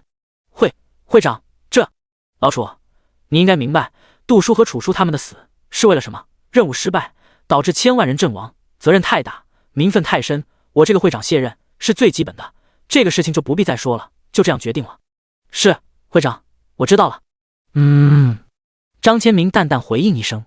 数分钟后，他微微拧眉，转过身躯，露出右脸颊上数道延伸至脖子处还未痊愈的狭长恐怖伤口，看向不远处依然站在原地的楚振国，疑惑道：怎么了？会长，那个，还有什么事情吗？张千明望着支支吾吾的楚振国，随后他扫了眼聚在外面的大批核心工会成员以及家属亲友们，似乎明白了什么，扯起嘴角笑了笑：你们是担心我想不开吗？呵呵，放心，我不会的，哪怕被千夫所指万民唾弃，我也不会去选择自杀。快去忙吧，别把时间浪费在这儿，工会里还有很多事情等着你去处理呢。打发走了楚振国，张千明回身望着窗外，相比以前明显略显沉寂的偌大京城，目光空洞，低语呢喃道：半年后且看吧。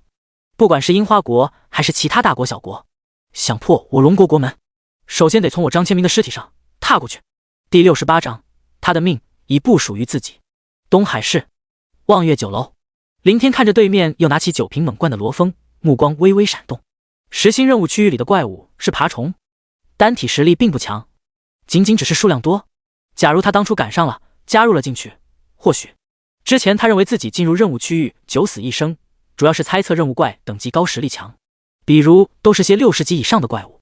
若是和35级牛头人死灵仆从战力差距太大，就根本无法形成越打越多的优势。试想，你好不容易围殴杀死转化了一批怪物，人家随便一个大范围技能下来，瞬间清空途径，这还怎么打？再加上对方更加庞大的规模，区几百万牛头人仆从，除了送菜还能起到什么作用？而如果战力相当，甚至比牛头人仆从还低，转化的天克优势就将直线拉满，虫群无穷无尽，把上千万人活活拖垮耗死。只要能够形成转化优势，可以做到兵力上源源不断的补充，再多的数量在亡灵生物面前都只是个笑话。而且死灵仆从最大的特点是不会感到疲倦，他们本就是复生的死物，完全可以陪虫群不眠不休杀到天荒地老，海枯石烂。这还是在单打独斗的情况下，若加上1800万转职者在旁协助配合，击伤打残爬虫，让死灵仆从补刀进行转化，这次任务不说100%成功，至少可以有个7、8成的赢面。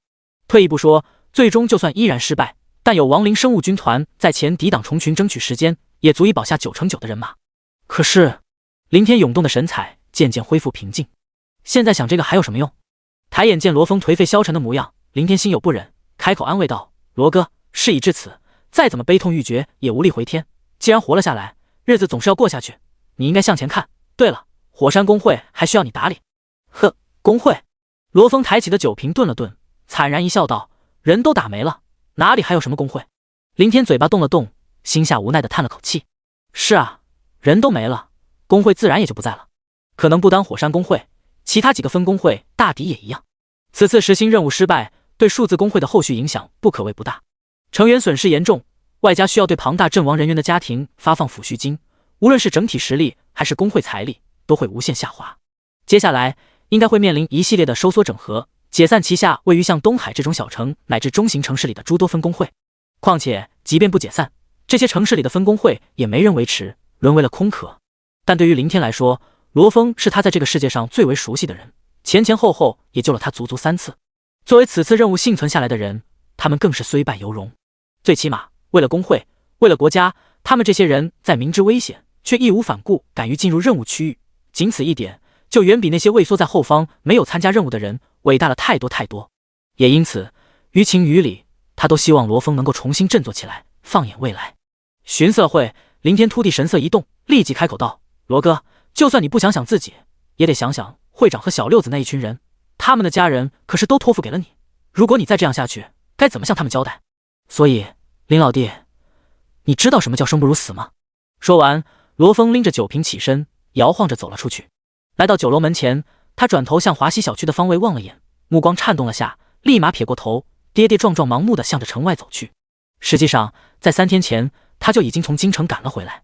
他惦记着自己的媳妇儿，很想回去看看孩子出生了没有，是男娃还是女娃，但他不敢回，也没脸回去，更不敢去面对那些一直在悉心照顾自己媳妇的嫂子们。见到他们，自己该说什么？说为了保护自己，你们的丈夫全部牺牲在了里面。每当想到这个画面，就让罗峰发自心底的颤悚。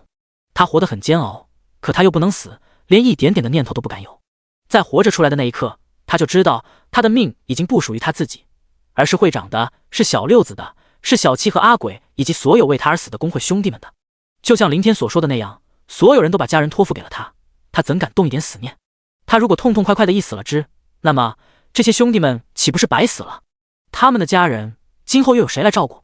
一路浑浑噩噩的出城，漫无目的摇摇晃晃的游荡着，直到一阵尖锐的咿呀怪叫声，才让罗峰恢复些许清醒，抬起浑浊的眼神看向前方平原上一群手持狼牙棒冲来的绿皮怪。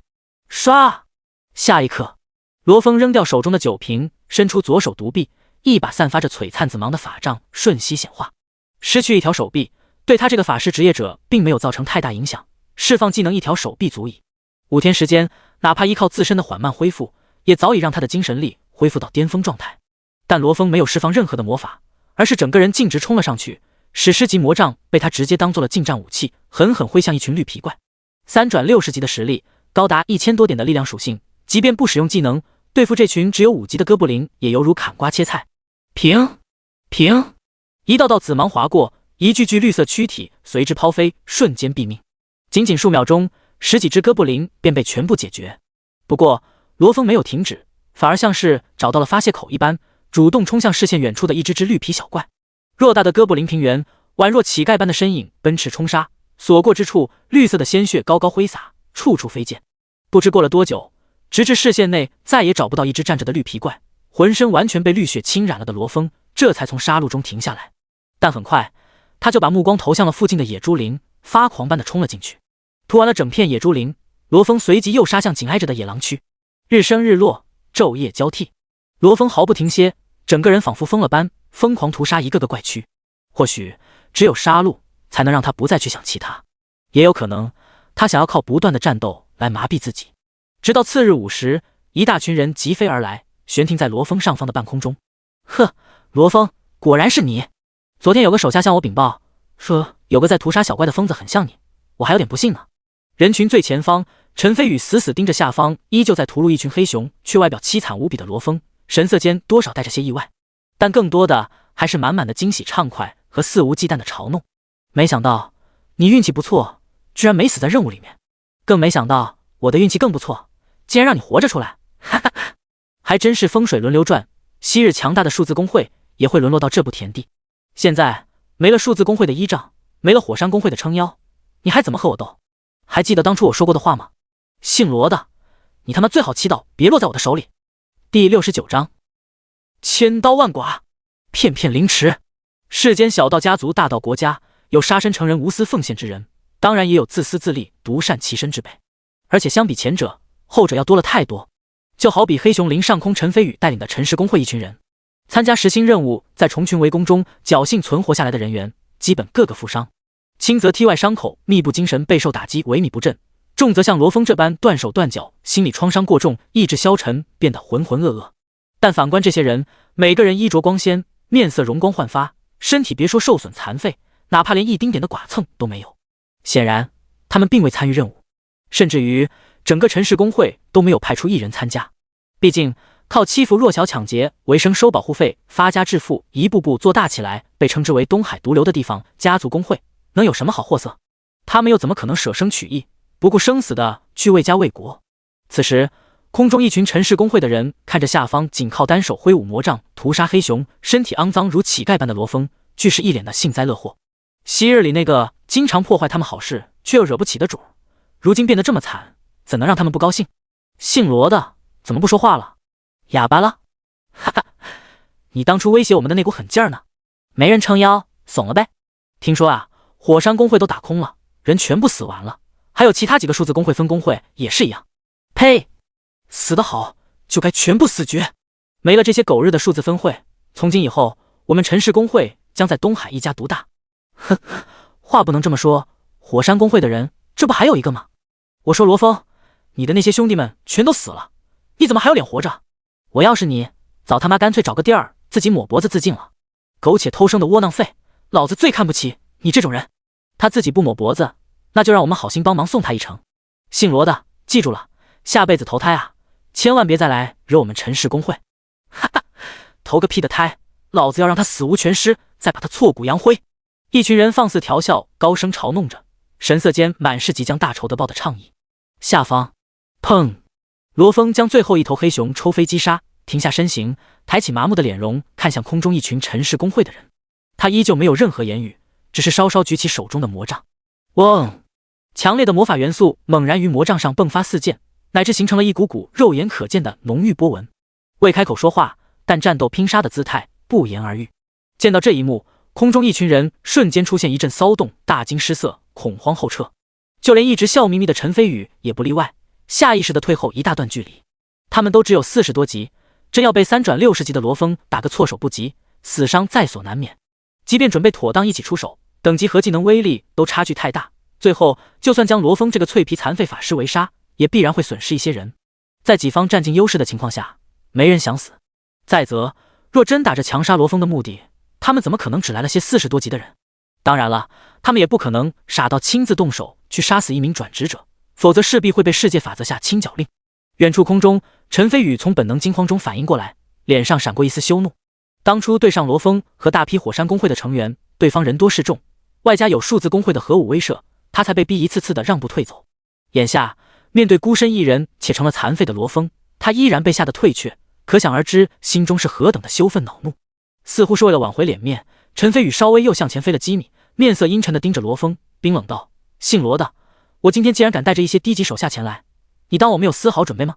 说完，他向身边一名手下使了个眼色，那人立马飞上前，扔下手中一大叠照片，随后慌忙飞了回去。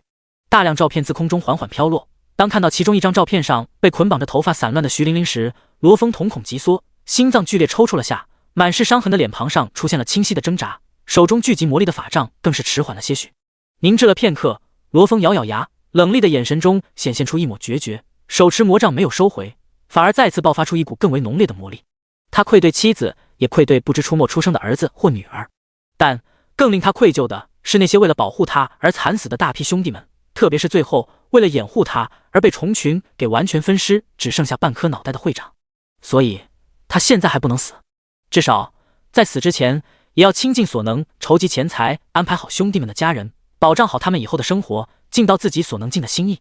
可是很快，当看到其后落在地上的一张张照片，以及上面同样被捆缚着的一个个女人以及老人孩童时，罗峰怔住了，整个身躯开始止不住的颤抖晃动起来。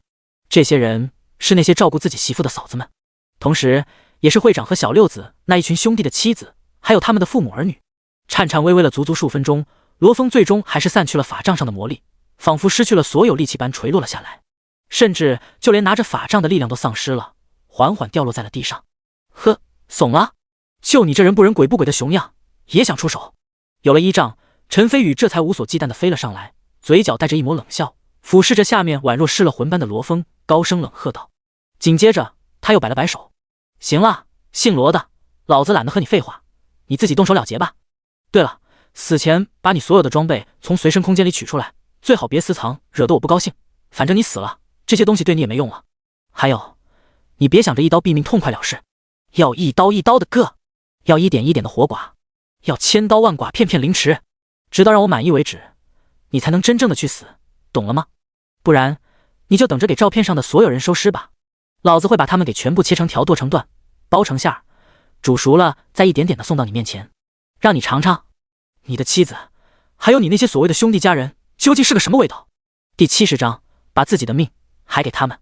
下方地面，听着传来的血淋淋威胁，罗峰的整个身躯宛若筛糠般剧烈颤耸了起来。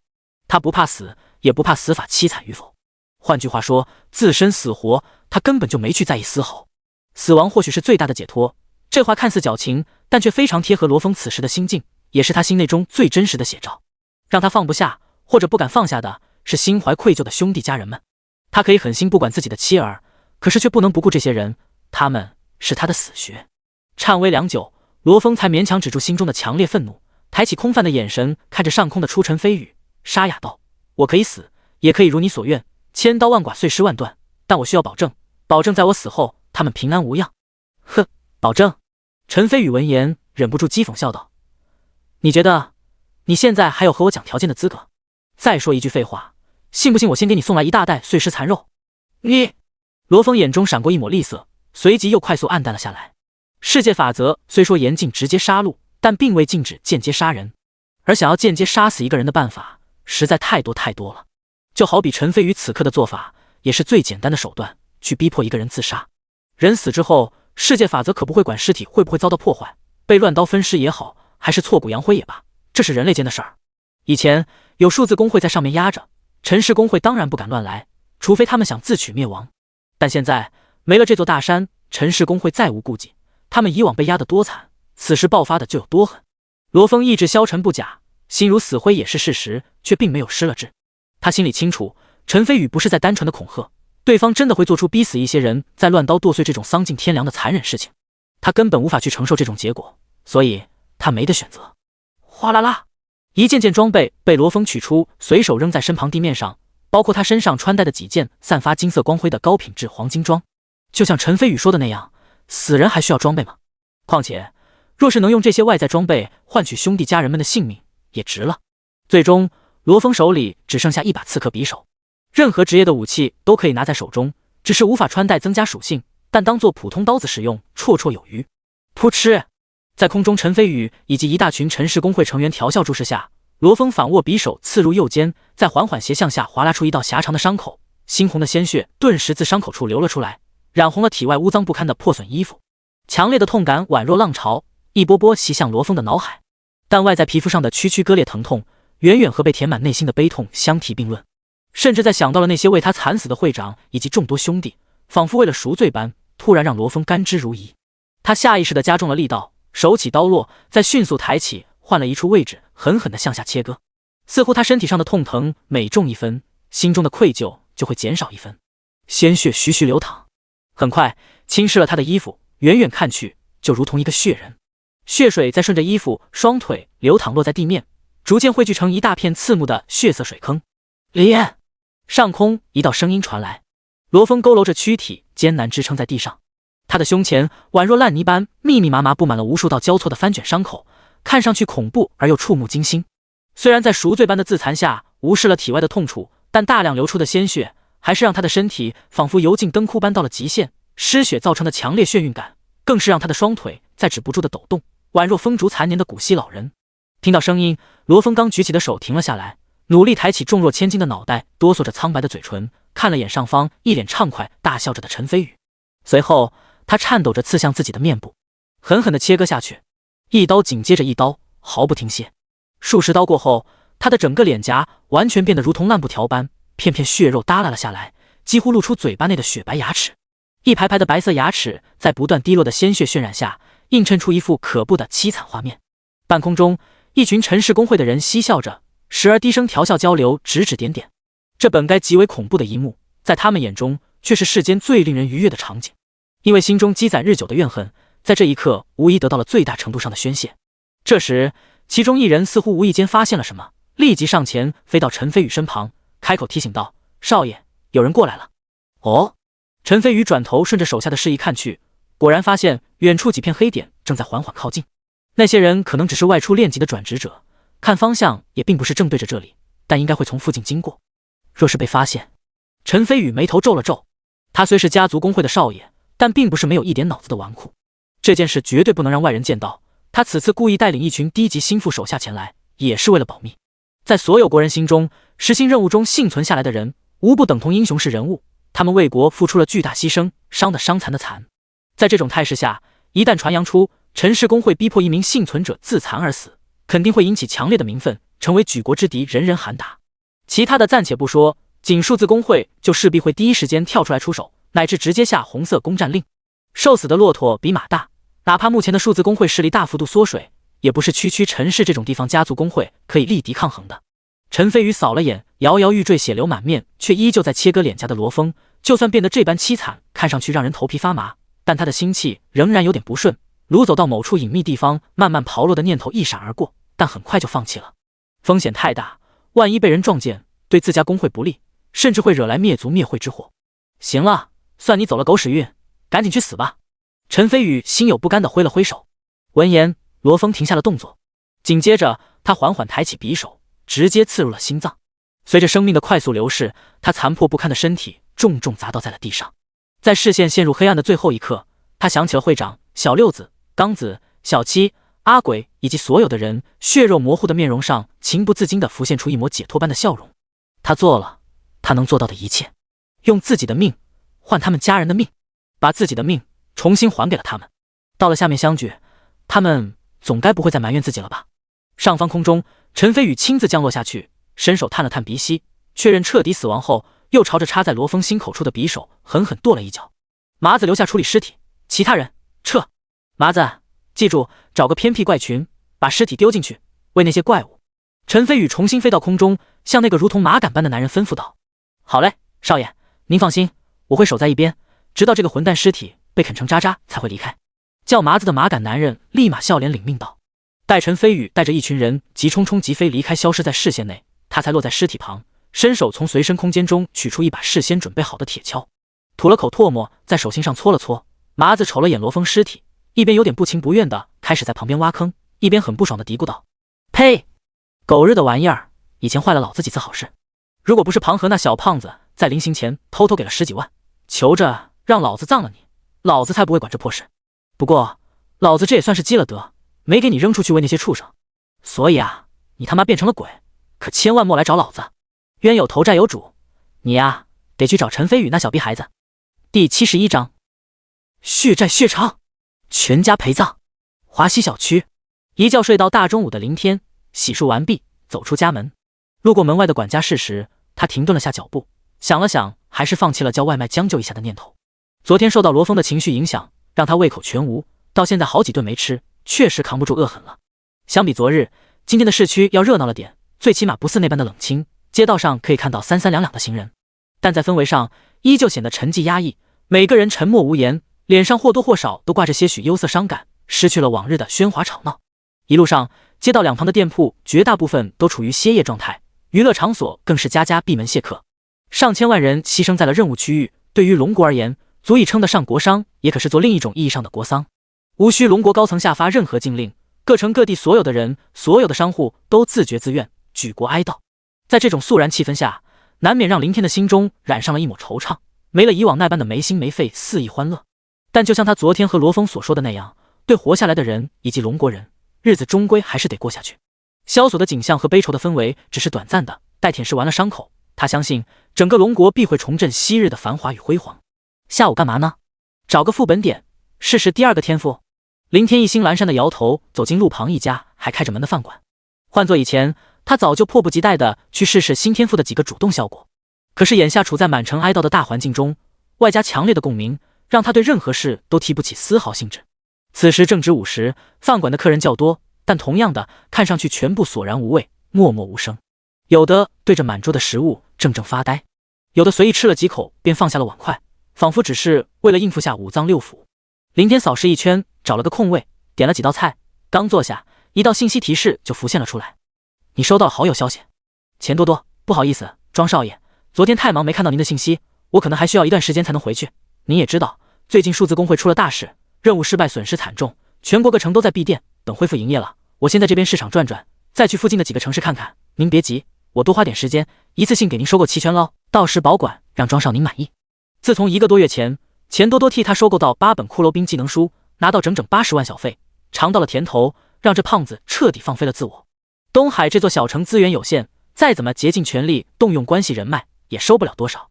所以后来这货干脆请了长假，专门跑去其他城市为他大肆收购技能书。毕竟一本普通技能书10万好处费，一转以上高达20万，还上不封顶，这可比门店经理的工资高出无数倍。昨晚林天临睡前突然想到了钱胖子外出这么久一直没有消息，就顺便通过好友发了条询问信息。本就是随口一问，倒不是钱胖子误以为的急迫。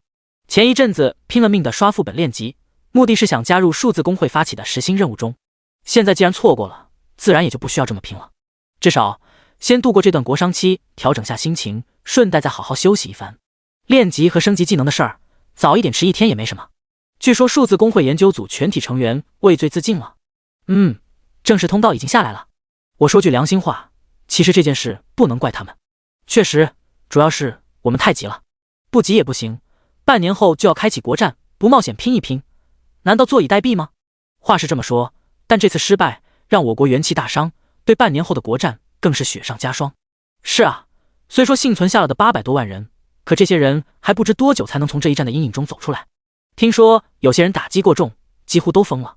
我们东海就有不少，好像其中有一个独臂人在哥布林平原那一片区域屠了1天1夜的小怪，到现在还在杀，闹出了不小的动静。可能是亲人朋友死伤太多吧。唉，距离不远的一张餐桌上，一群人无精打采地闲聊着，只是很快就由于话题过于沉重，又纷纷唉声叹气，陷入了沉默。国战半年后，什么情况？林天听到那些人的交谈，疑惑地拧了拧眉，但他马上就被对方后面的话吸引住了注意力。独臂人是罗峰吗？应该就是他了。林天心下不禁生出些许感触。昨天两人分开后，他没有跟上去，主要是想给罗峰留出独处的空间。因为这种事情，任何人的安慰都无济于事，更无足轻重，只能靠自己挺过去。而通过不断的战斗杀戮，显然是发泄情绪的最好方式。快速吃完了饭，林天出了饭馆，开启一张光翼卷轴，直飞哥布林平原。1天1夜的屠戮，该发泄的也该发泄完了。而且过了这么长时间，即便罗峰的身体吃得消，杀怪消耗的精神力也应该濒临极限。一旦精神力耗尽枯竭，亏空过重，就有可能导致晕倒。他可不想这个世界自己唯一的熟人兼恩人，为了发泄情绪，倒在一群小怪中被杀。来到哥布林平原上方高空，林天玄停下来，四处巡视一圈。空中视角让地面上的情景一览无余，除了今日刷新出来的大片绿皮怪，并没有看到罗峰独臂杀怪的身影。林天控制光翼调转方向，又急飞向附近的怪物集中区域：野猪林、东海湾、鱼妖沙滩、野狼草原、黑熊林。一片片怪区巡视下来，依旧没找到罗峰。难道回去了？林天顿了下身形，旋即转向朝着市区飞去。只是在刚飞出去数百米，他又猛地一个急停。下方属于黑熊林范围，处于中间地段，林地树木稀疏，可以清晰看到一只只黑色巨熊。这些黑熊怪分散在各处游荡，数量密密麻麻，但中间这一处区域却突兀地出现了一片空荡，其内堆积着大量黑熊尸体，并且这处密布怪物尸体的空荡区域一直向前延伸到林地之外的野狼草原，形成一大段长条状的空白地形。当然，引起林天注意的不是这个，而是下方一只明显是刚游荡过来，正在刨着土坑的黑熊。土坑内一条明显属于人类的腿已经露了出来。该死！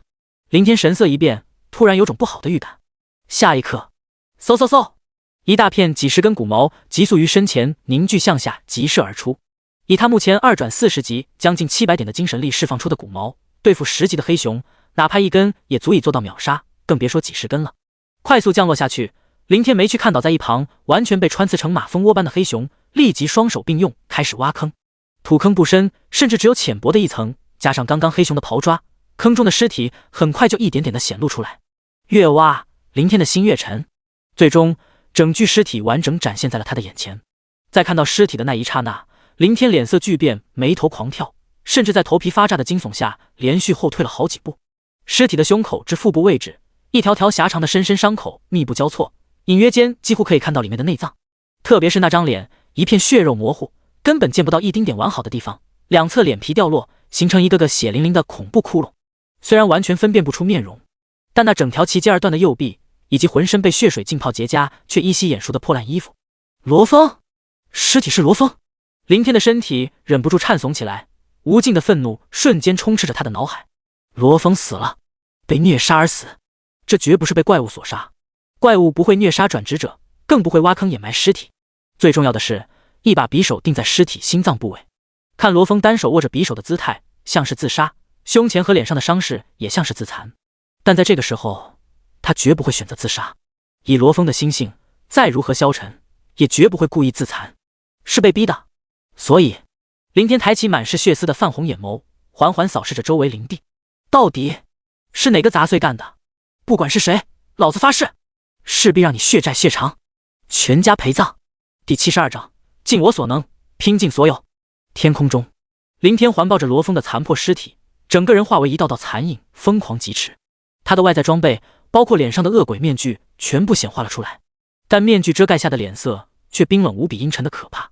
若是单单找到了罗峰的尸体，他或许还不会如此愤怒，可被逼自残虐带成这个样子，对方究竟和罗峰有多大的仇，多大的恨？陈氏公会的人吗？除了陈氏公会，林天实在想不到其他人。和罗峰有深仇大恨，并且是他亲眼所见参与其中的，也只有陈氏公会。不过此时林天暂时没心思去理会这个，不管是陈氏公会的那些杂碎，亦或是其他人，到时有仇报仇，有怨报怨。眼下最要紧的是罗峰，他有能力复生罗峰，至少有一定的几率。十几分钟后，林天急速降落在深渊谷地副本院落中，见到黝黑管理员，他也没去询问副本里有没有人，直接取出一张100万定额卡，冷声道：下副本，快！你这是？黝黑管理员猛然见到一个抱着尸体的黑袍人，下意识地怔了下。听到耳边再次传来的冰冷催促，他这才反应过来，眉头不由得皱了皱。显然他也是第一次遇到下副本的人，竟然还带着一具尸体，但并没有明文规定不准携带尸体进入副本，再奇怪诡异，他也只能按照章程回屋办理手续。至于尸体由来，被谁所杀，他没打算多管闲事。在这个世界，世界法则就是律法，倘若有人敢触犯杀戮禁令，自然会有清剿任务准确降临在行凶者的头上，根本不需去调查，谁杀的铁定谁偿命。接过黝黑管理员递来的屏障，开启食盒手续，林天径直起飞而下。开启屏障后，快速飘落了进去。所幸今天副本里没人。撕拉！随着一阵破空之音，一道空间裂缝急速敞开。下一秒，密密麻麻的死灵仆从铺天盖地，朝着副本内的深渊牛头人席卷而去。或许是感应到了始祖来自灵魂上的滔天之怒，老王和牛头人 BOSS 出来后立在一侧，俯首待命，带着一群仆从守住入口。没有我的命令，谁也不许进来。林天稍稍冷静了下来，扫了眼2名巫妖王，下令道：他选择这个副本主要是为了隐蔽起见，方便接下来做事。如果早知道副本没人，他可能会直接选择包场，免得麻烦。但之前怒火攻心，压根没顾得上这个问题，现在也没精力再折腾跑一趟，反正也要不了多长时间，半天足够了。是，师祖。老王和牛头人 BOSS 领命，立即率领一大群牛头人仆从奔向入口区域。其后林天找了个平坦的地方，小心把罗峰的尸体放了下来，自己跟着坐在了一旁。紧接着他眼前光幕闪动，快速显现出一个信息界面：亡灵生物数量3869141，高级亡灵巫妖王2，死灵仆从疾风兽79265，深渊牛头人3789874，将近400万死灵仆从。解决副本里的5万只深渊牛头人，应该还会损失一些，但可以转化补充，就算有点损失也不会太大。所以这么多的亡灵生物能够成功吗？林天望了眼远处正在疯狂前推和深渊牛头人拼杀的死灵仆从军团，又看了看面前的罗峰尸体。二转隐藏任务消灭的400多万灰岩部落，除了刚开始的正面抵抗消耗，后来的追杀和屠戮整个营地几乎无损，转化了绝大部分牛头人，让牛头人仆从的数量从最初的100多万飙升了3倍多。疾风兽仆从折了10万多，仅剩不到8万，但加起来总计快400万的数量，让林天心里依旧没底。换出职业信息界面，又仔细查看了一遍。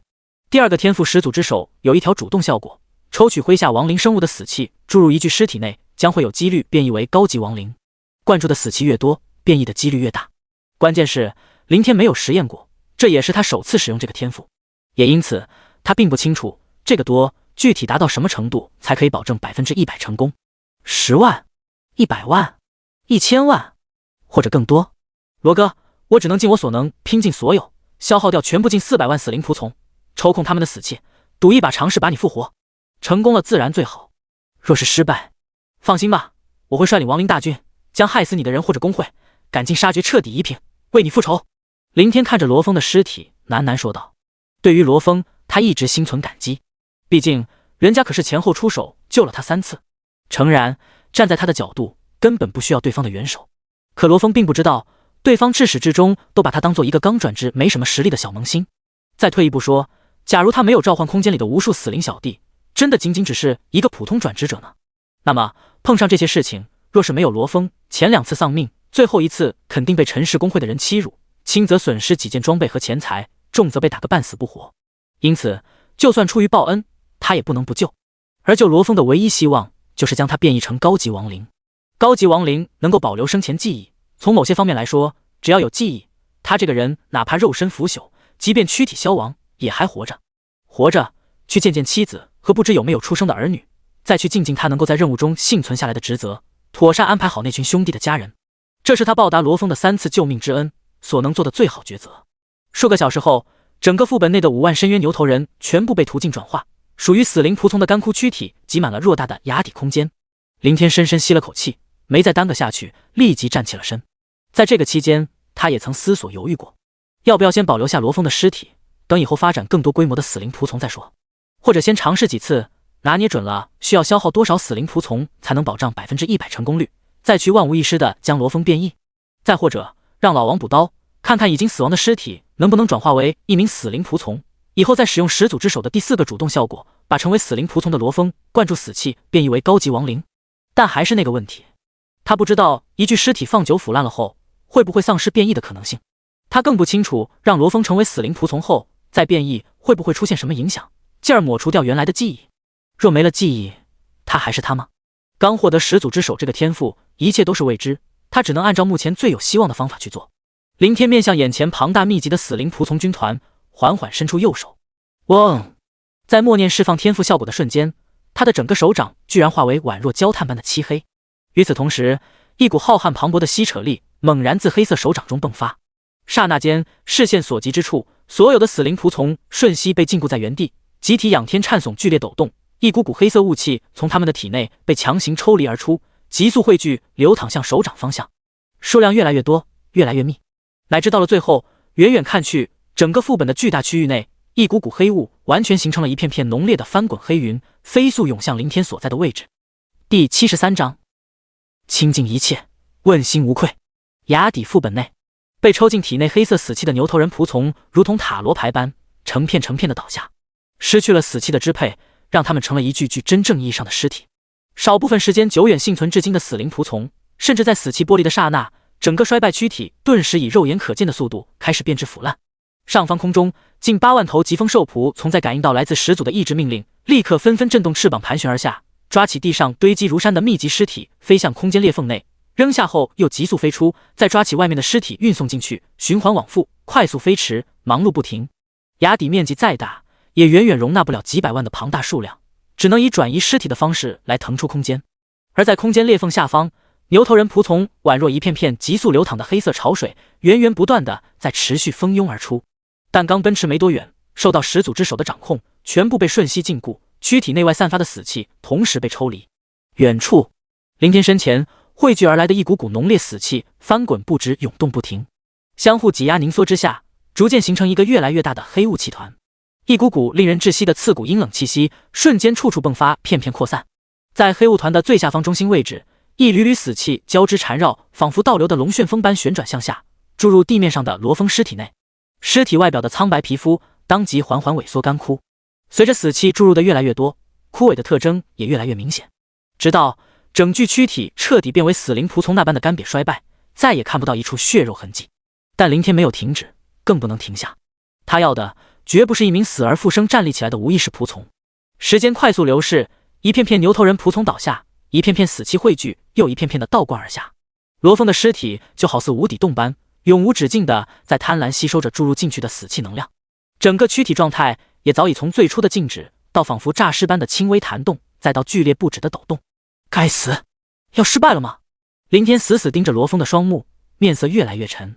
和普通死灵仆从相比，高级亡灵除了躯体外，更为浑厚浓郁无数倍的死气，最大的区别就是眼睛，一个如同死尸般蒙上一层惨白，一个瞳孔闪动着摄人的幽暗绿芒，所以眼中的光芒基本可以看作高级亡灵的标志。但注入了海量的死气，罗峰的躯体虽然一直在强烈颤动，双目却没有发生任何的变化。半个小时后，林天的脸上浮现出一抹绝望。视线内，刚刚奔出空间裂缝的最后一批牛头人仆从，在其掌控下已经倒地死亡，一大片死气正在飘飞而来。没了后续补充，眼前的黑雾团开始急速缩小，仅仅数分钟时间，就已从之前小山般的巨大体积减缩到只剩下磨盘般大小。一旦完全耗尽，林天脸色阴郁地看着依然双目惨白的罗峰，心中万分不甘。他并不在意区区几百万死灵仆从的消耗，给他点时间，莫说几百万，就算上千万乃至上亿的数量，他都可以发展出来。可若是这一次变异失败，他不敢保证成为死灵仆从的罗峰将来再次变异会不会造成记忆消亡。万一失去了以前的记忆，就相当于罗峰彻底死了，这和随便变异出一名高级亡灵又有什么区别？下一刻，林天面容冷沉地注视向刚搬运完尸体聚集在空中的近8万头疾风兽仆从。嗡！浩瀚的掌控之力瞬息爆发，伴随着一股股死气抽离而出汇聚而来，远方空中的尸体顿时如暴雨般向下砸落。不够，还是不够。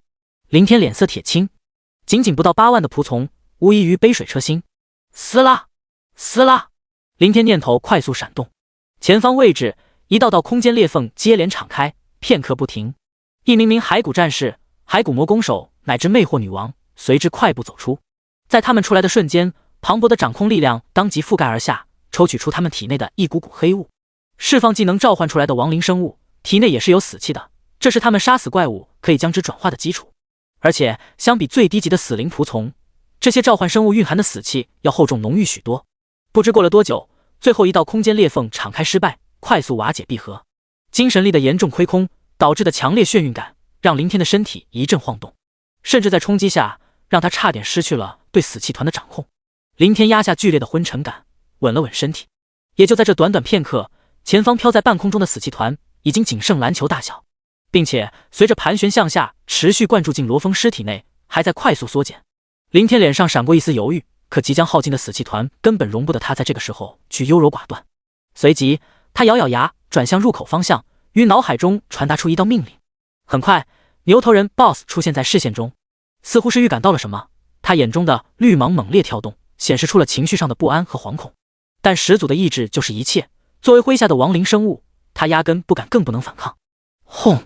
无尽的掌控之力袭来，将牛头人 BOSS 强行禁锢。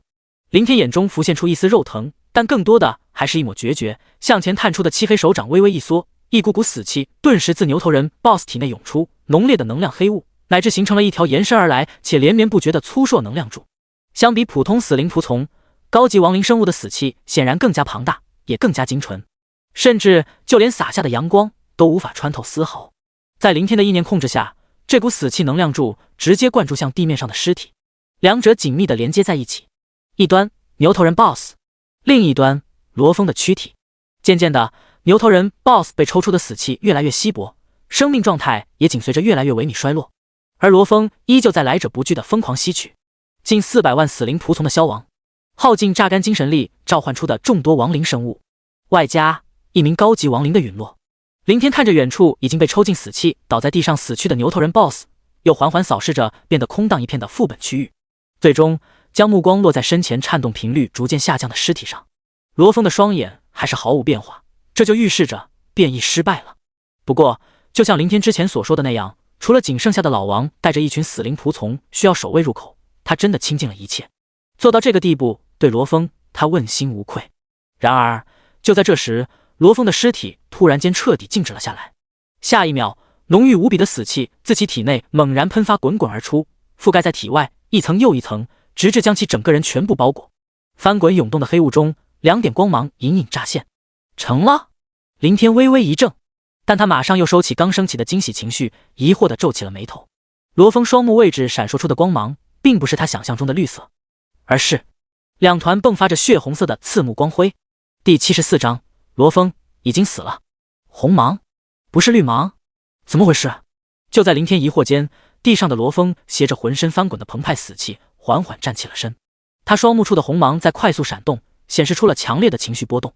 通过灵魂上的感应，林天也能清晰感知到这一点，应该是处于刚复生时的茫然状态，需要点时间进行消化。至于会不会出现什么问题，林天毫不担心。不管是红芒还是绿芒，只要眼中诞生出了异于普通死灵仆从的光辉标志，就代表着必然属于高级亡灵。只要是高级亡灵，就肯定会保留下生前的记忆。这个在老王以及牛头人 BOSS 身上都得到了验证。而且除了自己的记忆，高级亡灵可能还会传承另一股关于亡灵族群的信息。就好比老王在变异后，他自然而然地了解亡灵这个族群体系，知晓序列高低，能够指挥那些无序列的死灵仆从战斗。在他生前只是哥布林族群的王，但死后复活，却好似与生俱来般的掌握了这些认知，所以只能通过信息灌输。林天没去打扰罗峰梳理记忆和接收新的信息知识，心下微动，唤出罗峰的信息界面。未命名，等级1%，序列司祭，力量130，体质150，精神200，敏捷170，技能灵魂祭炼，主动，王者领域，主动。灵魂祭炼，抽取目标的灵魂，祭炼为恶灵奴仆，驱使其战斗，上限100只。王者领域，扩散出死亡之力，形成一处特殊的领域空间，领域之内所有亡灵生物都将得到死亡之力的加持。击伤目标时，死气会侵入目标体内，腐蚀目标的躯体和灵魂，侵蚀期间将会有一定几率将目标转化为死灵仆从。介绍：始祖挽救了他的生命，始祖赐予了他新生，复活后他心怀感恩，誓将忠于始祖，但他继承了生前的执念，无尽的悲伤和愧疚充斥着他的内心。司祭序列，红色眼眸是司祭序列，但比巫妖王序列是高还是低？初始属性几乎都是老王2倍多，应该比巫妖王序列高。基础精神属性居然达到了整整200点，10级岂不是2000？林天查看着罗峰的逆天属性，难免有点心惊肉跳。或许这也是和罗峰的法师职业和等级实力有关。对比老王和牛头人 BOSS， 他们在变异为高级亡灵后，初始属性基本都契合生前的属性，一个力量彪悍，一个体质强大。而罗峰生前可是一名3转60级的魔法师，因此单项精神属性最高。还有，居然有2个技能，难道序列影响高级亡灵的技能数量？林天微微眯眼寻思道，这一点一直让他心存疑惑。就好比老王属性成长和转职者相似，又有很大的区别。转职者前20级每升1级增加1倍的基础属性，20到40级则增加2倍，呈递增模式。可老王却非常稳，从最初的1级到现在的36级，每1级提升的属性值全部是1倍，技能更是保持在原始状态，始终就只有一个王者之怒，不能像转职者那样靠领悟增加。不过2个技能还是一如既往的强悍。一个祭炼驱使恶灵战斗，属于半辅助性技能，唯一的缺点就是有数量限制，才100只。另一个光环，林天惊喜盯着罗峰技能信息上的描述，不单是像老王那般的群体光环加持技能，还是击伤即可转化这种 bug 类型。这意味着什么？意味着可以直接转化活物，意味着在技能范围内的亡灵生物不需要杀死目标才能将其复生，击伤就有概率转化为死灵仆从。最重要的是，不似老王那样有时间限制，也就是俗称的没有冷却。不过通过这段时间在各个副本刷怪的观察，林天也多少摸清了老王的技能原理。老王的王者之怒初始只能为亡灵生物增加1个小时的狂躁状态和 50% 的属性，但随着他的升级，状态的持续时间一直在稳步提升延长。影响这个因素的应该是升级带来的属性增加。换句话说，老王使用技能也需要消耗精神力。不同的生物面板属性代表的延伸属性各不相同，比如转职者的精神特指精神力，又影响技能威力，而亡灵生物没有精神力，精神属性指的则是灵魂强度和死气浓度。精神属性越高，死气能量滋生的就越多，可以供技能消耗的越久，持续的时间自然也就越长。这时林天注意到前方罗峰眼中闪动的红芒渐渐稳定下来，立即将目光转移了过去。几乎同一时间，罗峰也将视线落在林天身上。罗峰闪烁眼眸，传来一股灵魂波动，随后又停顿了下，朝着林天深深俯下了身躯。始祖！呼！林天闻言，心底最后一丝忐忑彻底平息。刚刚罗峰见到自己，明显下意识的想像以往那样称呼自己为林老弟，但可能意识到了传承信息中关于亡灵族群的尊卑体系，他这才改口。所以既然还记得自己，就肯定保存了生前的记忆。罗峰，还是那个罗峰，这让林天一时间心情大好，开口笑道：罗哥，咱们之间就不必这么见外了，你像原来那样叫我林老弟就成。始祖，罗峰已经死了。林天脸上的笑意缓缓收了起来。死而复生的罗峰显然还处于生前的状态，保留下记忆固然很好，这代表着这个人没有死去消亡，但同样的，势必也会承担记忆中的因果。就像罗峰信息介绍里所说，他的内心依旧处在悲伤和愧疚中。行吧，林天点了点头，也没再去劝说。想到罗峰信息上的未命令，转而开口道：“那就重新取个名字，开始新的人生，具体叫什么名字，你自己决定。”罗峰不像由怪物转化的老王，林天给予了他最大的尊重。像取名这种事情，当然自己决定才最为妥当。身前，罗峰眼中红芒开始闪烁，片刻后，他向林天微微躬身，传出一个单字：命。第75章，建立工会，强行开战。名。林天心中生出些许哀叹，这个字的意思很悲观，是以消失丧失。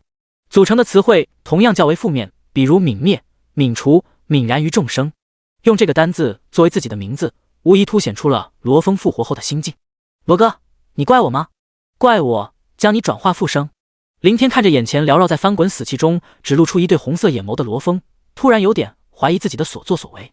死后所有的事情都将烟消云散，而活着却还要痛苦承担生前的一切。不，始祖，奴仆感激您的挽救。罗峰没有丝毫犹豫，立即在脑海中慎重回答道：为什么？奴仆心有牵挂，心存遗憾，奴仆死不瞑目。闻言，林天心里刚刚升起的那点质疑瞬间荡然无存。是啊，罗峰死不瞑目，内心有太多的挂念和遗憾，比如家中的妻儿，又或者那些兄弟们的家人。这其实也是他不计代价想要复活罗峰的原因。在死前，罗峰整日如同乞丐般浑浑噩噩游荡在市区内，不敢面对这些人，这本是人之常情。换做任何人，在身边兄弟全部为了自己丧命的情况下，可能比罗峰都好不了多少，心中强烈的愧疚感需要时间来平复。大家都只是普普通通的人，又不是毫无情感的机器。但林天相信，调整好了情绪，该面对的罗峰肯定会去面对。他更加相信，若不是被逼无奈，实在没有办法，罗峰也绝对不会选择懦弱的死亡来逃避现实。罗哥，逼死你的人是陈氏工会？林天开口问道。是的，始祖。果然，我就知道是那群杂碎。林天眼中迸发出一抹冷厉，同时心里难免泛起一丝愧意。虽说罗峰与陈氏工会积怨已久，和上次元首帮助自己硬刚对方关系不大，但终归因为这件事让陈氏工会对罗峰的怨恨增添一分，所以此次逼迫罗峰自残而死，这里面自己多多少少有点责任。放心，罗哥，这个仇我会替你千倍万倍的讨回来，整个陈氏工会我会彻底荡平，让那些罪魁祸首生不如死。林天咬牙切齿愤恨道。在转化前，他发誓如果复生变异失败，会将害死罗峰的人赶尽杀绝，为其复仇。现在在这次愧疚下，他的怒火只会更盛。始祖，奴仆不需要您给我报仇。不需要。感应到脑海中传来的灵魂波动，让林天微微怔了下。随后他好似明白了什么，看着罗峰笑道：你担心干不过他们？呵呵，罗哥，你应该传承了一些信息，知道了我的职业，并不是你误以为的没什么实力的新人，你更应该清楚我这个职业天赋下亡灵族群的发展潜力。虽然这次因为复活，你把麾下的亡灵生物军团几乎折腾了干净，但很快就可以重新转化出比以前更加庞大的规模，夷平一个地方家族工会，轻轻松松。始祖，奴仆不是在质疑您的能力，而是世界法则。世界法则？林天心下当即醒悟，世界法则禁止杀戮，一旦发现，清剿任务马上就会全国性下发，强制让所有工会去执行，不死不休。所以罗峰不是不想报仇，他是在担心自己犯下禁令后所要面对的结局。拥有庞大的亡灵军团，自己自然不惧少数人的追杀，可若是数百万人甚至上千万人的联合讨伐呢？虽然龙国由于此次实行任务失败损失惨重，但底蕴还在，最起码全国出动上千万名转职者不是什么问题。到时自己可就真正成了举国皆敌。先不谈能不能在举国讨伐下活下来，仅仅这个局面就不是罗峰想看到的。否则他之前为了龙国毅然加入任务，以及整个火山工会弟兄们的牺牲，意义又是什么？最终难道要和自己的国家为敌？不过林天脸上的笑意不但没有收敛，反而更浓郁了些许。他也没去多费口舌解释，直接伸出恢复正常的右手，意念一动，一枚令牌瞬间出现在掌心中。红色攻占令。罗峰眼中红芒在情绪带动下猛然跳动了起来。紧接着当见到第二枚红色令牌出现后，他血红色的眼眸再次剧烈晃动了下。两枚红色攻占令。罗峰抬起目光看向林天，哪怕没有任何言语，但灵魂波动上的震惊和疑惑还是很清晰地传了过去。惊不惊喜？意不意外？哈哈哈！林天笑着手腕一翻，一枚白色令牌和一枚菱形令牌随之出现。4个令牌，除了一枚普通攻占令和剑会令，剩下2个都是红色的强制攻占令，这些都是前段时间刷副本爆出来的。说完，林天又马上无奈补充道：“别问我为什么会爆出这两个几乎不可能爆出来的珍稀令牌，问就是气运之子，运气逆天欧皇附体。换句话说，我也很懵逼。”罗峰听了，没继续智慧令牌的产出问题，而是令牌背后所代表的含义。同时，他也明白了林天取出这些令牌的意图：建立工会，在世界法则许可范围内向陈氏工会强行开战，为自己复仇。而一旦有了合法的杀戮手续，通过融入记忆中关于亡灵族群的体系认知，一切正如刚刚林天所说的那样，靠庞大的亡灵生物军团夷平整个陈氏工会，确实易如反掌。始祖！罗峰闪烁双目望着林天，传出一道颤微波动，随后他俯下身躯就要跪下来。林天立即抢先一步上前撑起罗峰的干枯身体：“罗哥，没必要这样，太见外，也太矫情，我这鸡皮疙瘩都快起来了。你生前救了我好几次，现在又成了自己人，为你报仇本就是应该的。况且陈氏工会那些杂碎就没一个好东西，平时净干些打家劫舍的事儿，灭了他们也算是替东海铲除一窝祸害。不过罗哥你也别急，我们必须先花点时间发展出足够的死灵仆从数量。对了，陈氏工会是几星工会来着？”说到这里，林天转向罗峰问道：“还有，他们总共多少人？实力怎么样？”第76章，打残打废，慢慢刨落。既然打算向一个工会开刀，肯定要先摸清楚对方的整体实力，做好万全准备。要打，就必须一次性将其彻底覆灭，绝不给对方扭转乾坤死灰复燃的机会。前方，罗峰眼眸闪动片刻，传出灵魂波动道：“始祖，陈氏工会是5星工会，在任务开启前，成员大概在5000左右，3转60级以上占了1-2成，但没了我们火山工会和其他几个数字分会制衡，他们在东海一家独大，应该会通过打压其他小工会进行大规模扩张。翻一倍，就算他1万人好了，60级以上算5成顶天了。这样下来，对方属于单体战力强，人数少，又可以释放各种技能，还懂得相互配合作战，这就基本失去了转化补充兵力的优势，只能硬拼消耗，亡灵生物只会越打越少。如果转化40级或45级的死灵仆从，最低得准备100万，不，至少500万以上的仆从军团，500比1的数量优势才最为保险。即便嗜好，也足以耗空他们的精神力，无法释放出技能，他们就是待宰的鱼肉。林天寻思了一番，继续估算道：“若是找个10万怪以上的大型副本转化，这就需要1个多月。”始祖，怎么了？林天抬头看着打断自己的罗峰。始祖，建立工会后，我们可以通过开启工会任务来转化仆从。每个星级任务区域的怪物数量都有很多，并且星级越高，怪物的数量就越多，等级也越高，发展出500万死灵仆从，可能10天内就可以完成。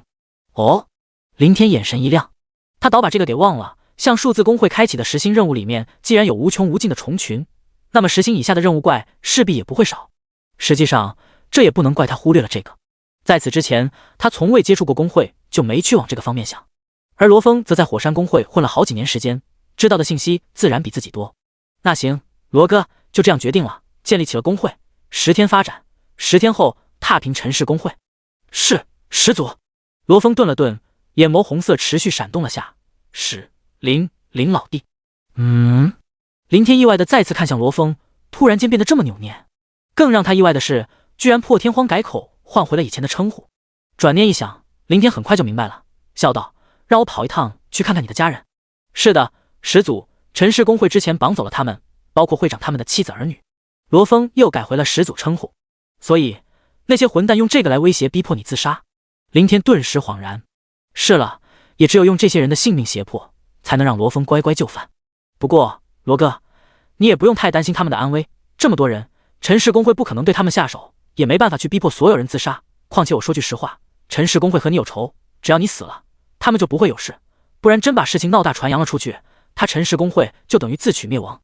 奴仆知道，奴仆只是放心不下。好，我这就去。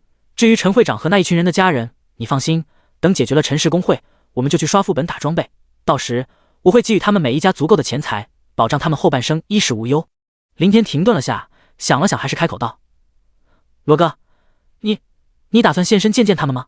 这话问的让林天很是纠结。在死前，罗峰的前胸几乎成了一滩肉泥，脸庞更是血肉模糊，面目全非。复活后，全身上下的血肉又干枯萎缩，宛若皮包骷髅，干瘪塌陷的脸上还残留着好几个窟窿。虽说罗峰保存了记忆，人没变，最多也就性格受到打击，相比以前消沉孤僻了些，但这种人不人鬼不鬼的模样，让他如何去面对那些家人，特别是他的妻子。这时脑海中突然传来了老王的呼唤。林天看了眼入口方向，又望了望眼眸闪烁、一直沉默没有回应的罗峰，意念一动，于身侧敞开召唤空间的裂缝。罗哥，可能有人来下副本了，你先进去待一会儿，顺带好好考虑一下，过会找到嫂子们。如果你准备出来见见，我会事先把你的情况大致说一下，让他们有点心理准备。反正迟早都要面对，不管你变成什么样子，我想他们都不会嫌弃，毕竟你是他们的家人至亲。是，始祖。罗峰答应一声，转身走进裂缝之内。待裂缝闭合后，林天再次心念闪动，之前隐藏下来的装备和面具逐一快速显化在体外。随后，他取出一张光翼卷轴，开启释放，直飞入口位置。隔了老远，林天就看到被老王和一群牛头人仆从堵在入口前一个看上去明显刚刚到来的5人小队，以及传来的一阵阵高喝叫嚣。妈的，凭什么不让我们进？你们他妈的又没包场，没钱的穷逼不付包场费，居然还堵在这儿不让别人进！我不管你们是哪个亡灵法师的召唤生物，或者其他乱七八糟的鬼东西，赶紧让你们的主人滚出来，不然就别怪老子不客气了。操，知道我们是谁吗？惹了我们，别说一个区区隐藏职业，就算天王老子来了也得死。老子只给你们10秒钟时间，到了点再不让开，老子就把你们全部杀光！怒斥叫骂的场面，随着远处一道黑袍身影急速飞来，渐渐息止了下来。最后更是干脆彻底陷入了一片死寂，丝毫没了刚刚那股张狂劲儿。实在是黑袍人戴着的鬼脸面具太过于惊悚瘆人，再配合那身恶灵破败长袍，整个人的形象就如同邪恶的魔鬼。上方空中，林天玄停了下来，透过面具扫视着下方一群人，当看到这些人胸前的徽章标志，瞳孔不由得一缩。陈氏公会，难怪这么嚣张跋扈，没了数字几大分会的压制，他们在东海确实可以无法无天，为所欲为。哼，天王老子来了也得死，将我的召唤生物全部杀光，就凭你们这几个杂碎！林天冷冷注视着几名陈氏公会的人，面具遮盖下的眼眸闪过一抹灰霾。在死灵之眼下，这些人的职业信息快速浮现，全是刚到35级的小杂鱼，一身垃圾白装，4维属性连1000都不到。收回目光，林天挥了挥手，于脑海中向下方老王传出一道命令：上！给我全部打残打废，再给我慢慢刨落，我要让他们生不如死。第77章，一点点割，一片片剐。砰！在林天命令下达的刹那，老王那3米多高的魁梧身躯当即迈步冲了上去。36级却拥有高达2000多的逆天敏捷属性，让这货几乎化为了一道残影。莫说突然袭击，即便对面5个陈氏公会的人有所准备，但属性上的差距太大，又是在如此近的距离下，也无法做出任何反应。唰！老王压低手中树干般的狼牙棒，带着一股尖锐风啸，狠狠扫向最前方3人的双腿。伴随着一连串凄厉惨叫，3道身影在惯性下远远翻滚了出去，双腿部位纷纷软绵绵的扭曲折转，其内骨骼寸寸尽碎。解决了3人，老王立即转身冲向数米外的一人，在一道沉闷撞击声中，那人瞬间高高抛飞了出去，于空中狂吐数口鲜血。一直到了此时，仅剩下的最后一人才反应过来，慌乱无措的连忙一手显化出一把弓箭，一手取出一支箭矢，刚把箭矢搭在弓弦上抬起来，就见到一大片几十头身躯干枯的牛头人围聚了上来。特别是目光触及到不远处浑身黑雾缭绕、扛着一根巨型狼牙棒大踏步走来的彪悍身影，以及对方闪烁出的一对幽暗绿芒眼眸，让他身体一颤，彻底怂了，默默垂下手中弓箭，放弃了无谓的反抗。但见到了同伴的下场，在惶恐下，他还是硬着脖子朝着空中林天开口叫嚣道：我们是陈氏公会的人，如果我们有什么好歹，我们公会绝不会放过你，我们平！还不等他说完，走上来的老王直接将其踹飞，随即快步上前，一脚踏在对方的胸口上，手中狼牙棒高高举起，再重重挥落。啊！一道凄惨哀嚎居然爆发，在这个弓箭手的双腿、膝盖乃至旗下整条小腿位置，深深下陷，完全埋进了土里，几乎形成了一个深坑。大片大片的鲜血不断从坑内溢出，染红了周围的地面。战斗来得突然，结束的也同样迅速。这个世界终究不是游戏，不会出现游戏中被砍一刀扣点血人还像没事一样的离谱现象。所有的转职者都是人，只不过拥有属性加持躯体力量更加强大，以及会释放一些威力强悍的技能罢了。抛弃一切外在因素，若是站着不动，一名未转职者的普通人拿着把刀都可以将一名高等级大佬强者给轻松砍死。而以老王目前2000多的4维属性，最强的力量更是近3000，完全等同35级 BOSS 般的实力，对付5个35级属性不到1000的普通杂鱼转职者，且又是在突然爆发出手，让对方来不及释放技能抵抗的情况下，简直不要太轻松。失足，老王将丧尸行动如同死狗般惨嚎的5人拖在一起，回身向上空林天呼喊一声，退居一旁。作为麾下的亡灵生物，他很好的执行了林天的意志。始祖说打残，那就是打残，万不会将其杀死，否则之前砸向最初3人的那一棒子就不是双腿，而是他们的脑袋。半空中，林天缓缓飘落了下去，从随身空间中取出一把散发着黑色光芒的匕首，扔在了老王脚下。一点点的割，一片片的刮，注意部位和力道，小心点，别给弄死了。林天把罗峰身上遭受到的折磨原封不动地送了回去。他不是一个残忍的人，哪怕在始祖级亡灵法师这个职业的影响下，逐渐变得冷血乃至变态，也不会随意去虐待活人。但对于这些陈氏公会的畜生，没什么可心慈手软的。不管这几个人没有参与逼死罗峰，都绝不会良善。他们干没干过拦路抢劫的事儿？而那些被他们抢了装备的弱者，会不会因为少了这些装备属性的加持，命丧怪物之口？换句话说，他们间接杀死了多少人，手中又沾了多少无辜之人的血？这些死了的人，有家人，是一个个老人的儿子，是一个个女人的丈夫，更是一个个孩子的父亲。所以他们全部该死！啊啊啊！很快，一声声歇斯底里的高昂惨叫、痛苦哀嚎顿时响起，连绵悠长，久久传荡。老王秉承了林天的意志，下手很轻，手持匕首从一人脸部位置刺入少许，再一点一点的向下滑拉，一直延伸至脚尖。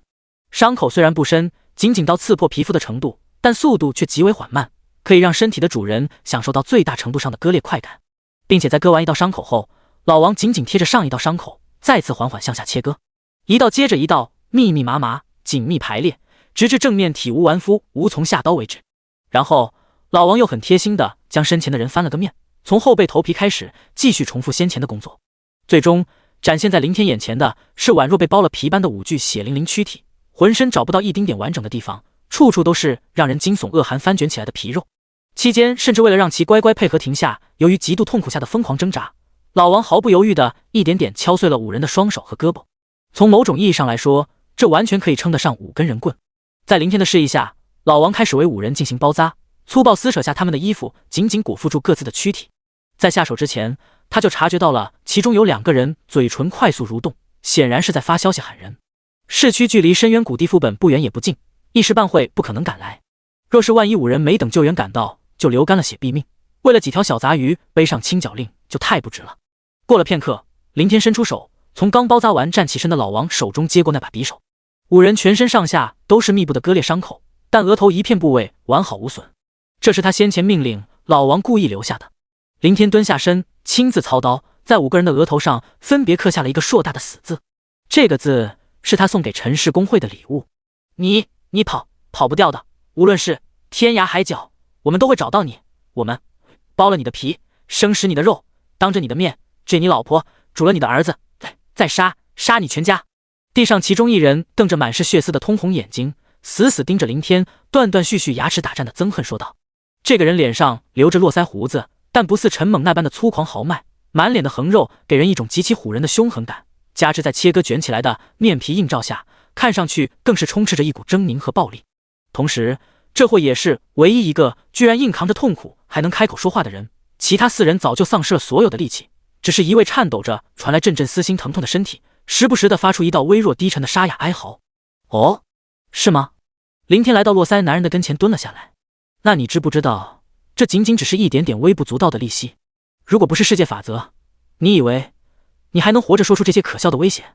不过也活不久了，你残存的这条贱命最多只能延续10几天。林天懒得废话，站起了身。见络腮男人竟然还在死死仇恨地瞪着自己，似乎就仗着自己不敢杀他一般的头铁。林天冷笑了声，索性又把匕首扔给了老王，传下一道终于让络腮男人彻底陷入颤悚恐惧的命令。既然这个人还有力量开口说话，就说明折腾的还不够。割下他的耳朵，挖掉他的鼻子和嘴巴。哦，对了，丁丁也给割了。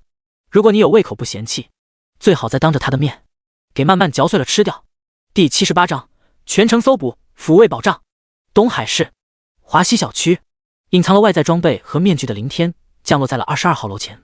22号属于高层居民住宅楼，在小区中规格中等，整栋楼只有5层，空间足够大，前后左右的几栋楼距离较远，采光极好，不比别墅区差多少。罗哥，22号楼第几层？林天沟通召唤空间，在脑海中询问道。随着等级实力的提升，他对召唤空间的感应越来越清晰，就像对老王那样，无需特意召唤出来，灵魂上的羁绊可以让他和里面的智慧高级亡灵生物进行最基本的交流。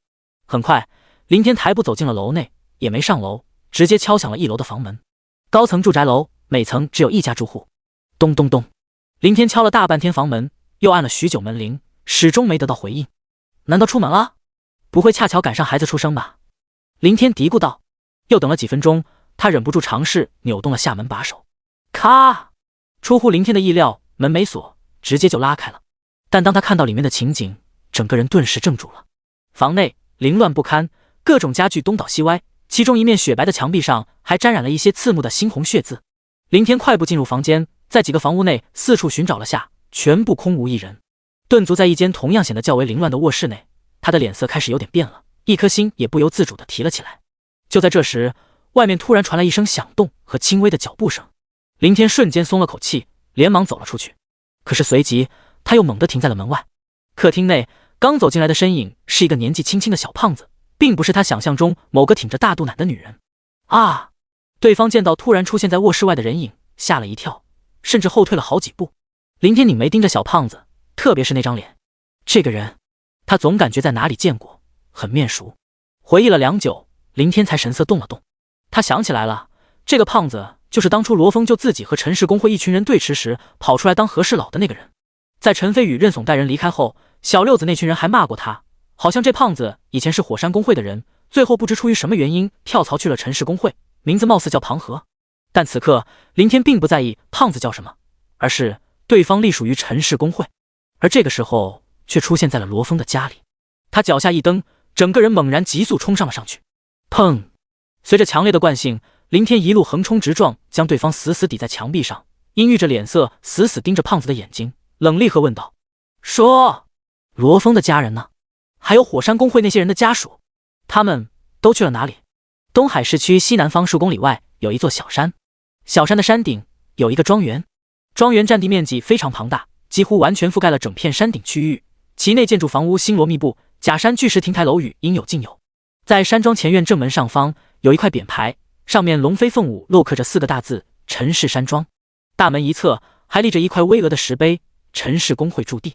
无论是东海还是其他各大城市，只要稍微有点财力的工会，除了工会小镇，都会在市区另设办公场所，或者像陈氏工会这种有钱有势的地方豪门，直接把家族庄园设为工会的大本营。此时，在庄园硕大的庭院中，人头攒动，密密麻麻的数量一眼看去不下数千人，有的在互相交谈，眼含愤怒，有的则是骂骂咧咧，高声叫喝。整个场面异常暴躁喧哗，乃至群情激愤。在人群围聚的最中心位置，躺着5具鲜血淋漓的躯体，旁边几名牧师职业者正在挥动法杖释放治疗术，一片片乳白色的光辉洒下，修复着5人体外大量密集恐怖的渗血伤口。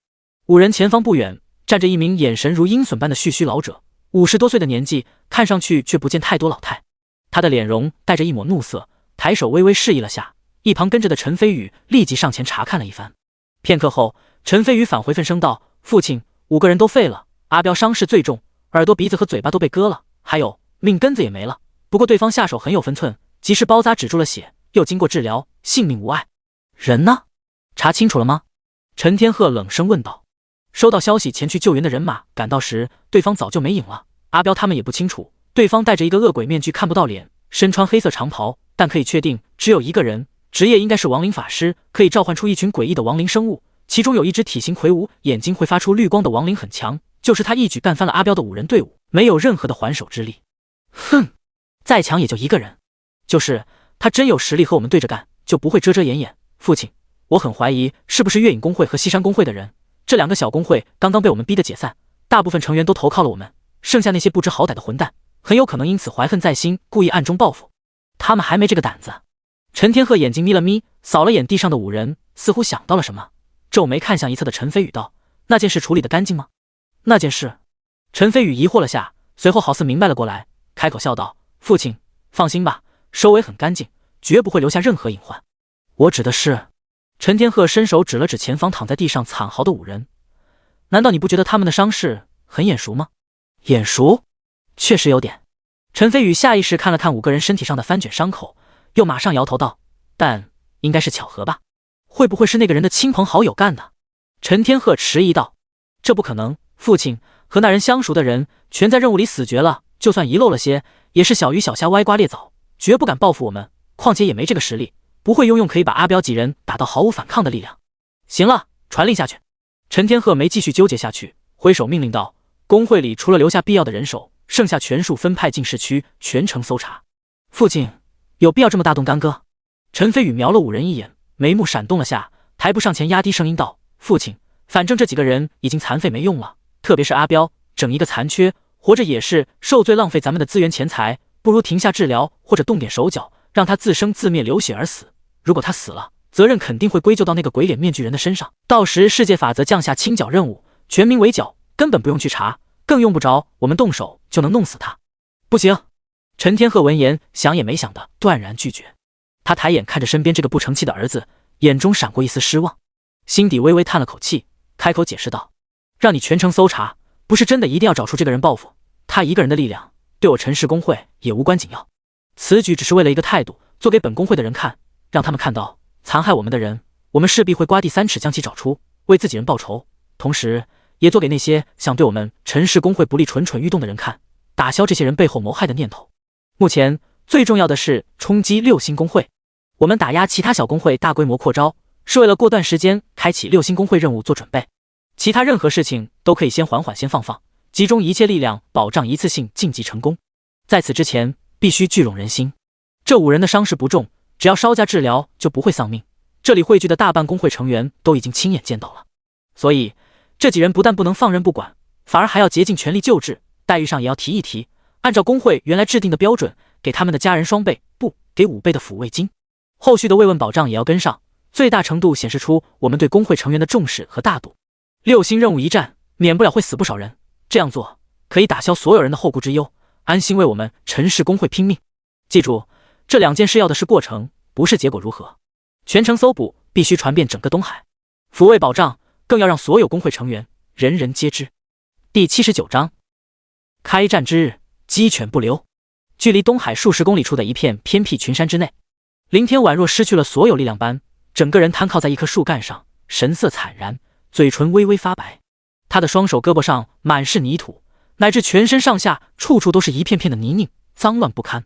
前方不远是一个刚刚挖开的大坑，坑内密密麻麻满是一具具尸体，有70、80岁的白发老人，有30、40岁的中年女人，有7、8岁的幼小孩童，还有一个挺着大肚子即将临盆的年轻女人。恼火、愤怒、怨恨，不，这些词语远远无法形容此时此刻林天的心情，或者说已经没有任何词汇能够来诠释他目前的感受。在穿越前，林天的性格开朗乐观，对待任何人一直都是大大咧咧，没心没肺。穿越后，这种性格让他很快接受了现实，没有瞻前顾后去做无用的担忧，害怕患得患失。转职的逆天职业曾让他兴奋、惊喜、雀跃。虽然这个职业似乎在潜移默化改变他的内心，但对遇到的人他还是秉承性格，笑闹以对，有时还会开些荤段子。其后仗着强大的职业，他获得了上百万、上千万甚至上亿的钱财。这些巨额财富是他穿越前连做梦都不敢想的，可在这个世界却真真实实的得到了。他本以为在这个陌生的世界，自己会衣食无忧，或挥霍钱财，无忧无虑，以极为欢乐的姿态度过下半生。依靠强悍的职业优势，他也确实有这个能力和资本，但现实却很残酷，结结实实狠狠地给了他一巴掌。他从来没想过，有一天自己的内心会被无穷无尽的怒火占据填满，几乎到了窒息的程度。他更没有想过，有一天自己憎恨一群人，会恨到无法用任何词汇来描述的地步。他现在满脑子都是把那些人剥皮抽筋，用尽所能想到的一切手段，让那些猪狗不如的畜生后悔来到这个世上，连孩童都杀，连孕妇都下得去手。他们完全失去了人性，已经不能算作人了。他们甚至就连最低贱的死灵仆从都不如。过了足足半个多小时，林天才稍微缓和了点情绪，抬起沉重的脚步来到尸坑前，缓缓扫视了一圈，最终将目光落在那个孕妇身上。女人长得很漂亮，哪怕早已死去，失去血色的惨白脸庞上还是可以看到生前的精致。她应该就是罗峰的妻子，还有腹内快要出生的孩子。在几个小时之前，林天认为陈氏工会不敢对这么多人下手，还以此来安慰罗峰。祸不及家人，这是最浅显的道理。他们和罗峰有仇有怨，既然罗峰已死，还是被自虐而亡，再大的仇恨也会消减。况且逼迫所有人自杀，这根本就不现实，这里面肯定会有一些不受威逼或者先求苟活隐忍再图报复的人。但事实证明，对方真的敢，这些人的凶狠程度也远远超出了林天的想象。他们要的不单是罗峰的命，还要斩草除根，手段也不是逼迫，而是全部被杀，只不过取了个巧。这个世界里有很多在打怪过程中受伤残废的人，严重的丧失了行动力，空有职业能力也无济于事，无法在打怪爆装备赚钱，没了经济来源，日子过得艰难，有些郁郁而终，有些更是干脆自杀而亡。陈氏工会找来一个家庭困苦、双脚尽失、只剩一条胳膊的残废，给予了对方家庭丰厚的钱财，让其挥刀杀了所有被绑的人。简单来讲，就是买凶杀人。只是对行凶者而言，必死，没有丝毫侥幸存活的可能。在那个残废动手杀死所有人的瞬间，世界法则立即向所有工会降下了清剿任务。在任务出现后，陈氏工会堂而皇之杀了残废，完成任务。所有尸体的处置，陈氏工会本打算深夜悄悄运出城，扔进怪物群毁尸灭迹，但被那个与罗峰有着旧情叫庞和的小胖子掏空家底，花了不少钱买通了运尸的人，暗中全部葬在了这里。从庞和的口中，林天得知，包括罗峰本人，也是他先前花钱贿赂进行的安葬。对这件事，陈氏工会做得很隐秘，很稳妥，哪怕中间有庞和动手脚，可也仅仅只是花钱偷偷让人掩埋下尸体，不至于成了怪物的食物。其他的事，他无能为力。至于告发举报，借给他再多的胆子，他也不敢，除非他不想活了，也想被灭门。况且，就算传扬出去，动静小，在现今东海势力最强、几乎一手遮天的陈氏工会，完全可以压下去。若是闹大了，证据呢？难道仅靠一个胖子的片面之词？在这个世界，只有世界法能够洞察掌控一切，对行凶者及时性下发清剿任务，不会出现任何错误。狗日的世界法则，不管你是人是神还是其他的鬼东西，老子迟早灭了你！林天咬牙瞪着通红的双目，抬头看天咒骂道：世界法则不可能察觉不到这种间接取巧性的杀人，但却选择了无视，甚至是默认，也可以理解为制定严禁杀戮的规则已是他做出的最大仁慈，其他的事情根本懒得理会。收回目光，触及到坑内一具具尸体，林天有些颓然地坐在了地上。最终还是做错了吗？如果知道事情会发展成这个样子，他绝不会去附身罗峰。若是看到这一幕，他已经无法想象罗峰会呈现出一个什么样的状态。但他不是神，又怎么可能会事先料到？怔了一会儿，林天心下叹息一声，抬头扫向一旁，召唤空间的裂缝开始快速敞开。这种事无法欺瞒，也瞒不下去。作为麾下的高级亡灵生物，和自己灵魂相连，罗峰感应到了他之前产生的剧烈情绪波动，已经在灵魂中传来了好几次询问以及想要出来的信息。侧方区域空间裂缝已完全打开，似乎是预感到了什么，本来急切想出来的罗峰却迟迟不见踪影。等了良久，他才缓缓出现在裂缝前。见到前方的大坑和坑内的密集尸体，罗峰顿住了，血红色的眼眸顿时急促闪烁不停，浑身缭绕的死气黑雾更是犹如熊熊燃烧的烈焰般疯狂伸缩，激荡不止。持续了十几分钟，他的眼眸终于渐渐稳定了下来，身上的死气也重新归于平静。罗峰缓步走向尸坑，一路上全身黑雾快速回缩没入体内，直至完全露出他那如皮包骷髅般的躯体。来到尸坑前，他默默跪坐了下去，双眸红芒注视着坑中的尸体以及妻子的尸首，不言不语，如同雕塑泥胎。这一坐就是3天3夜。身旁林天也陪他坐了3天3夜，期间除了从随身空间中取出储备的水喝，历时未尽。直到第4天的太阳升起，罗峰才动了动仿佛被定格了的身体，站了起来，默然无言，伸出漆黑干枯的双手，一点点地把周围的土盖进坑内。林天跟着站起身，嘴巴动了动，最后还是没有开口。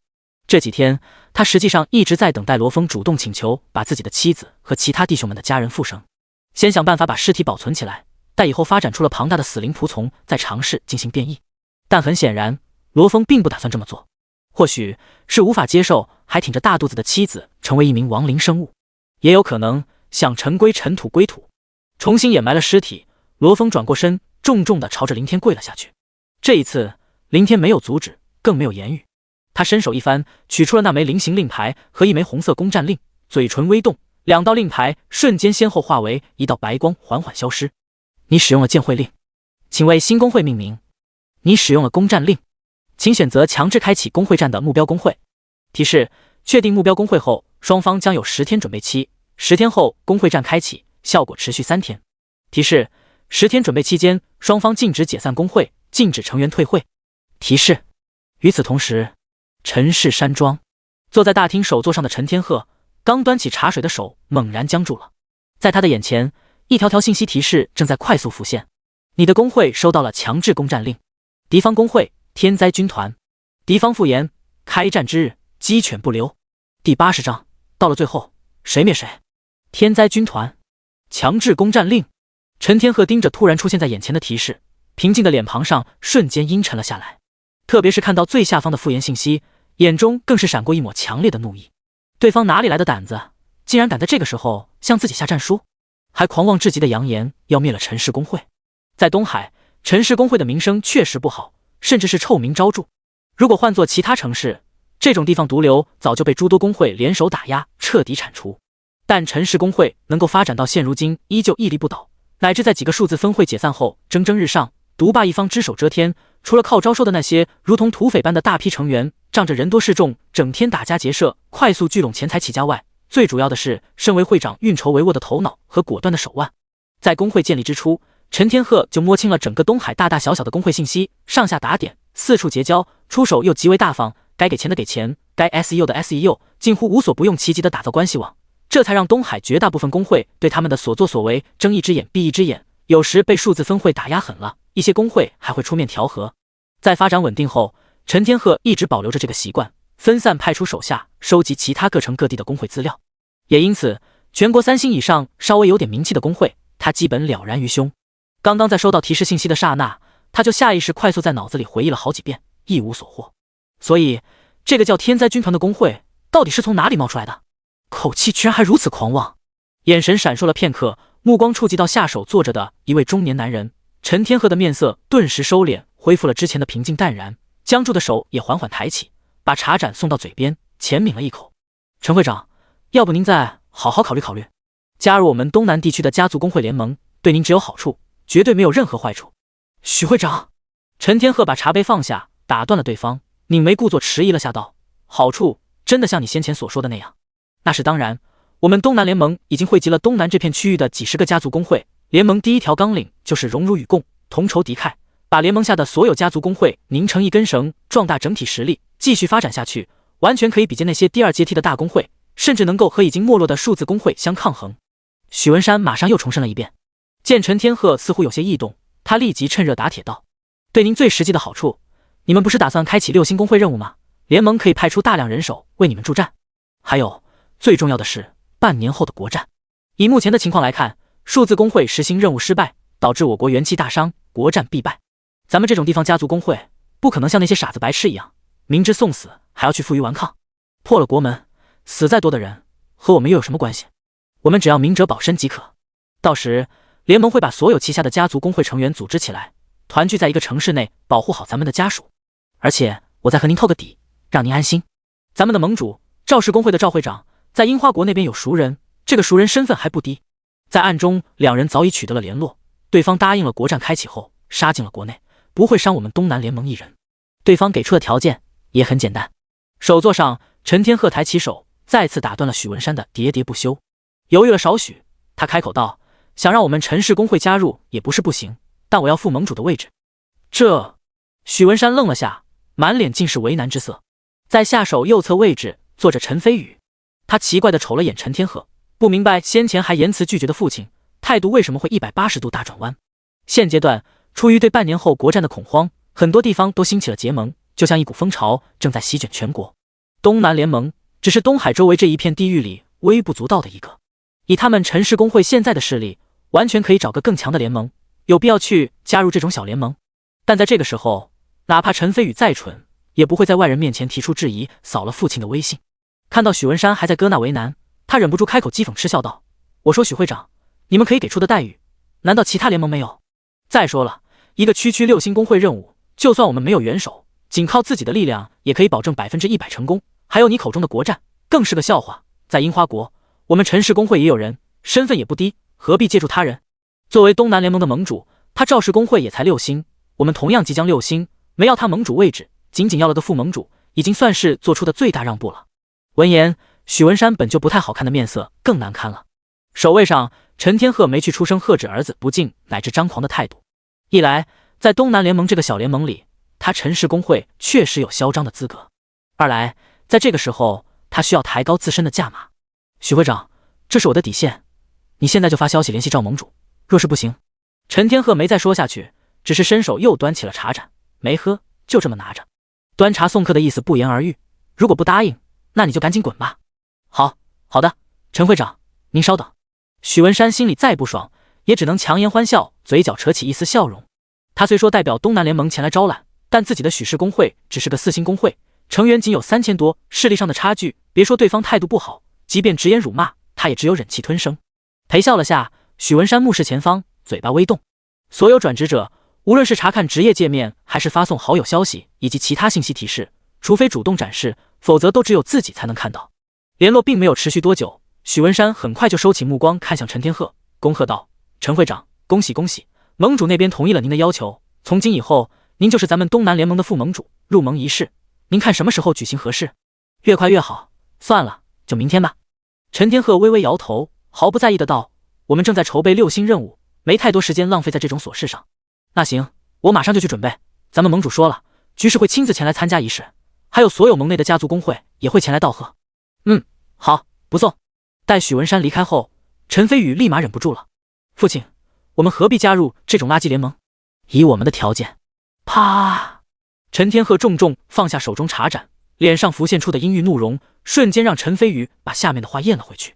沉寂了许久，陈天鹤凝视前方，展示出了信息提示界面：强制攻占令，天灾军团，鸡犬不留。猛然看到这些信息，让陈飞宇本能的惊慌了下。随后他平静下来，又疑惑道：“这个工会名字貌似没听说过，最起码不属于东海这一带的工会。不但是东海，就算放眼全国众多3星以上的工会中，也没有这个工会的名字。有可能……”陈天鹤顿了顿，眼神中迸发出一抹锐利。有可能只是个3星以下毫不起眼的小工会，但既然拥有珍贵无比的强制攻占令，还敢对我们陈氏工会开刀，要么对方是一个疯子，要么对方有所依仗，有足够强的实力和信心灭了我们。为父改变主意，答应加入东南联盟，算是留一个后手。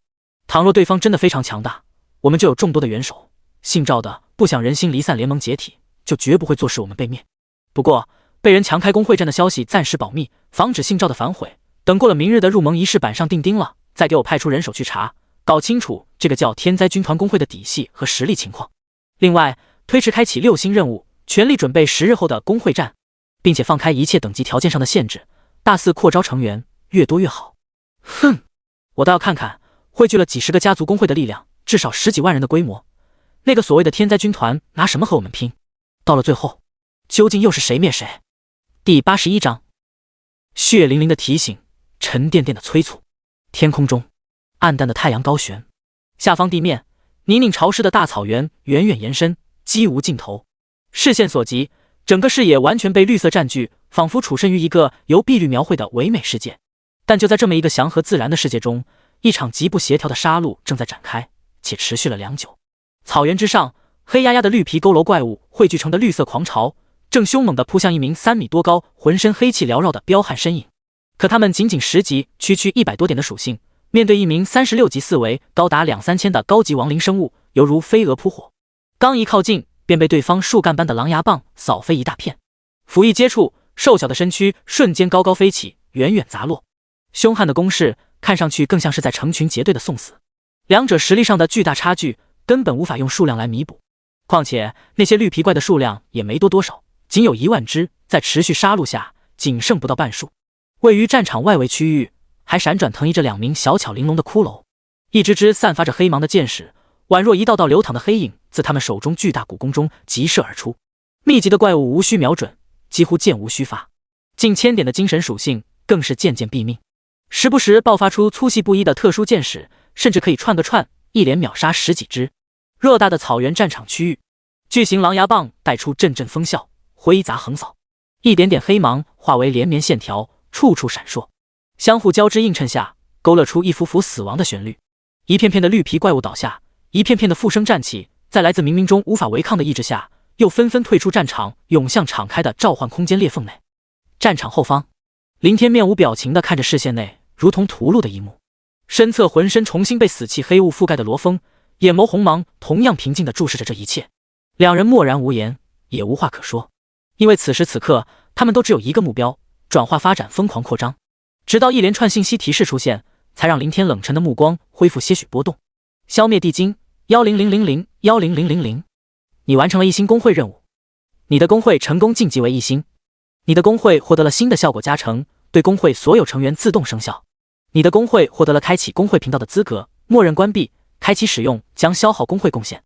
你的工会天灾军团，星级1，职位会长，成员1，贡献10000，仓库无，任务无，效果力量正1%，体质正1%，精神正1%，敏捷正1%。林天随意扫了眼，便关闭了工会界面。他建立这个工会，只是为了使用红色攻占令对陈氏工会强行开战，拿到世界法则的杀戮许可，顺便利用星级任务来转化发展麾下的死灵仆从军团。至于工会星级高低带来的效果加成以及其他种种福利，他懒得在意，更没这个心思。前方战场，老王带着2名骸骨魔弓手，跟着最后一批被复生的死灵仆从走向召唤空间。10000只地精，除了极少数尸体受损严重外，其他99%都被成功转化。原本几乎消耗一空的仆从军团，短短时间内再次达到了上万。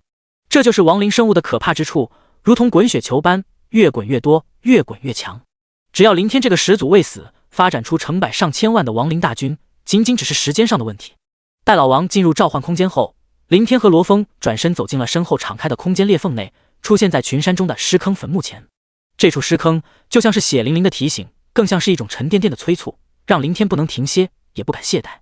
眼前一道道信息快速浮现：2星工会任务，目标恐狼，等级15，数量50000只，时限2天。提示：任务区域为秘境，成功或失败前将不可退出，请谨慎开启。提示：超过时限，任务失败，存活工会成员将会自动传送出秘境。开启任务。随着林天这个会长的确认，身前刚闭合的空间裂缝再次急速破开。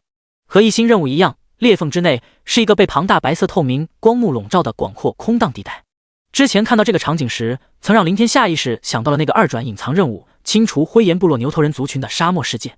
所不同的，这里的天上只有一颗太阳，地面不是漫漫黄沙，也不是先前的碧绿草原，而是一片树木茂盛的森林。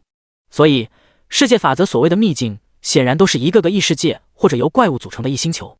就比如视线尽头光幕之外的森林边缘区域，一群群狼形生物正在快速汇聚。那些怪物应该就是2星任务里的恐狼。撕拉！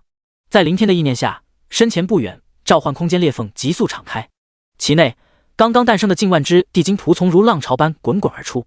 先前没让他们出手，只是为了积攒出一点底蕴，以便更好的形成滚雪球优势。林天不可能留着这些仅有10级的仆从，包括森林外那些即将被转化的恐狼，全部属于过渡淘汰品。东海市，一群群陈氏工会成员震动背后光翼快速疾驰，庞大的数量不断往返，来回穿插，覆盖在市区上空，无形中渲染出一种急促的紧迫气氛。他们手中纷纷显化的各种武器，加之时不时传出的高声喝骂、怒声叫嚣，更让这丝氛围增添一分阴霾肃杀。如此大的动静，与其说是搜捕，不如说是造势。而且这个事造的还非常成功，至少在不到半天的时间里，几乎让整个东海人人皆知。在这种态势下，市区各处街道里的行人，有胆小怕事、不想徒增是非的匆匆而行，有事不关己、高高挂起一副看戏姿态，当然也有很多对此心怀不满、愤恨不已。操！狗日的陈氏工会在咱们东海越来越嚣张了，活该他们的人被残害，就是不知道是哪位好兄弟这么彪。再彪也没用，没看人家全工会出动，大张旗鼓满城找人吗？万一被找到，你口中那位仁兄的下场绝对会更加凄惨。哎，老话说好人不长命，祸害1000年，还真就是这个理。看看陈氏工会这帮混蛋，伤天害理、坏事做绝，可就是越做越强大。自从数字几个分工会解散后，成员越招越多，据说还拉帮结派，不但勾连了几10个家族工会组成了联盟，还坐上了副盟主的位置。我说你这话里话外都是满满的羡慕，咱不干脆加入他们？对啊，听说陈氏工会今天在市区各个主要路口都设置了招募点，并且没有任何限制，只要是战斗职业，不论等级高低，一律都要加入他们。我呸！我脑子抽风了吗？我就算饿死，我他妈就算穷死，也绝不会和那些杂碎为伍。我还想给自己和家里人积点阴德呢。妈的，别看他们现在这么狂，迟早有人收拾他们。不错，看着吧，有他们倒霉的那一天。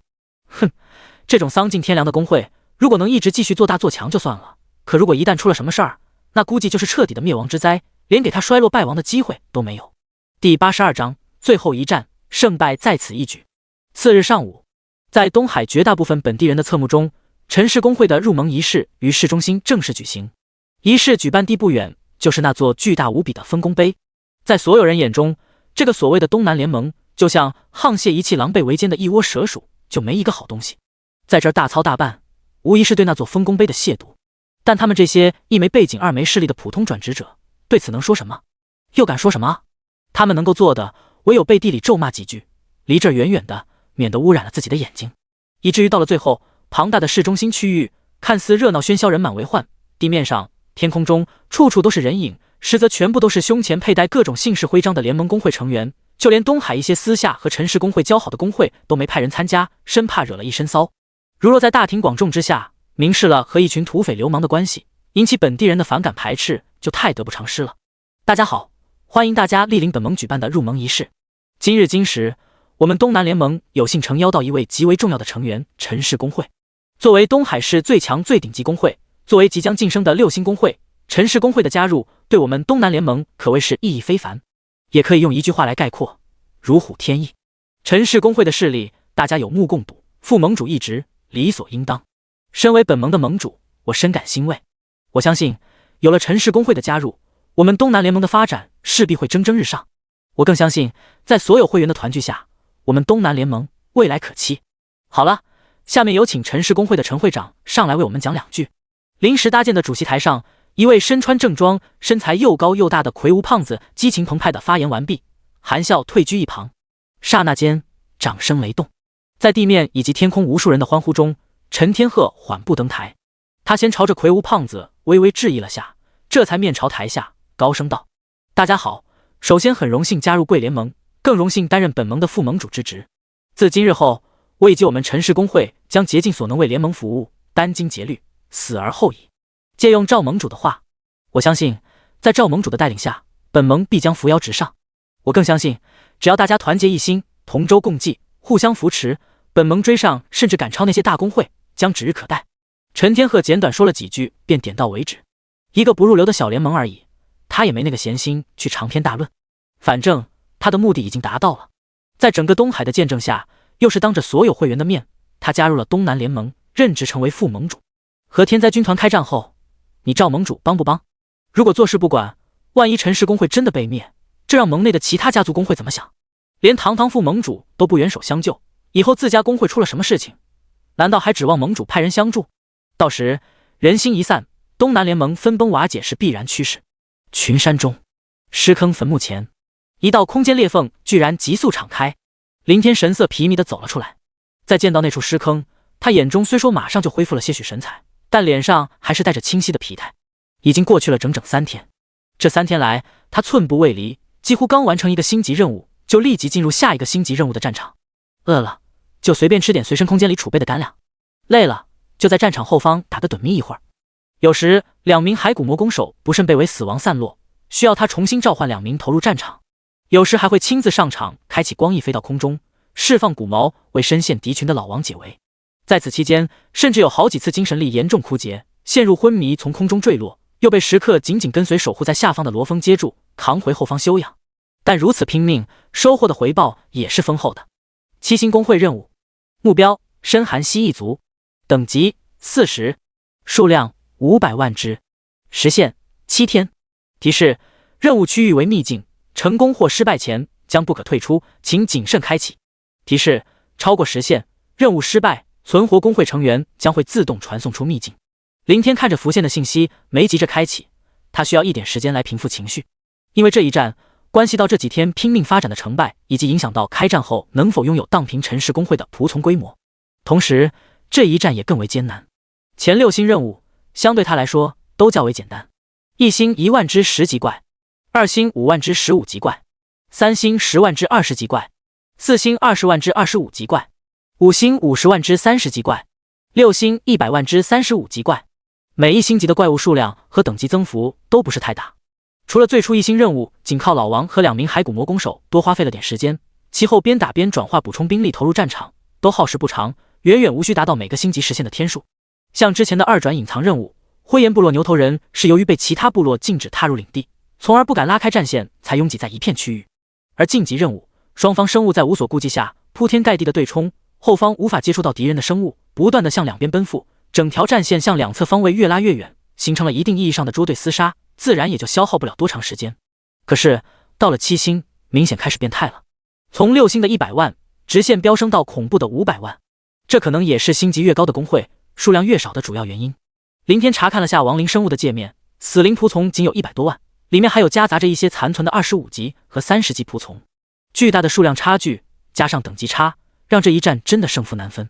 一旦战败，虽然不用担心生命安危，可以苟到实现被世界法则传送出来，但这也就意味着麾下的死灵仆从将全数战死殆尽，3天时间的努力付诸东流，复仇陈氏工会更是无从谈起。开启任务，林天没再去患得患失，若是失败，那就强开第2次工会战，最多也就消耗些时间去重新发展仆从规模。深深吸了口气，林天抬步带着身侧罗峰进入前方打开的空间裂缝内。在走出裂缝的瞬间，眼前的视线顿时阴沉了下来。林天四处扫视了一圈，这是一个昏沉寒冷的世界，天空灰霾一片，还飘洒着鹅毛大雪。视线远处的光幕外，一名名长着蜥蜴脑袋、身材强壮的生物，手持长矛，如同正规军团般排排耸立。在灰暗的天色下，巨大的蜥蜴人方阵远远延伸而去，仿佛永无尽头般，一眼望不到边际。蜥蜴人长矛战士，撕拉！召唤空间在林天的意念下瞬息敞开，100多万死灵仆从倾巢出动，汹涌上前，汇聚在一起，隔着光幕与蜥蜴人军团对峙而立。最前方依旧站着扛着狼牙棒的老王。数分钟后，唰！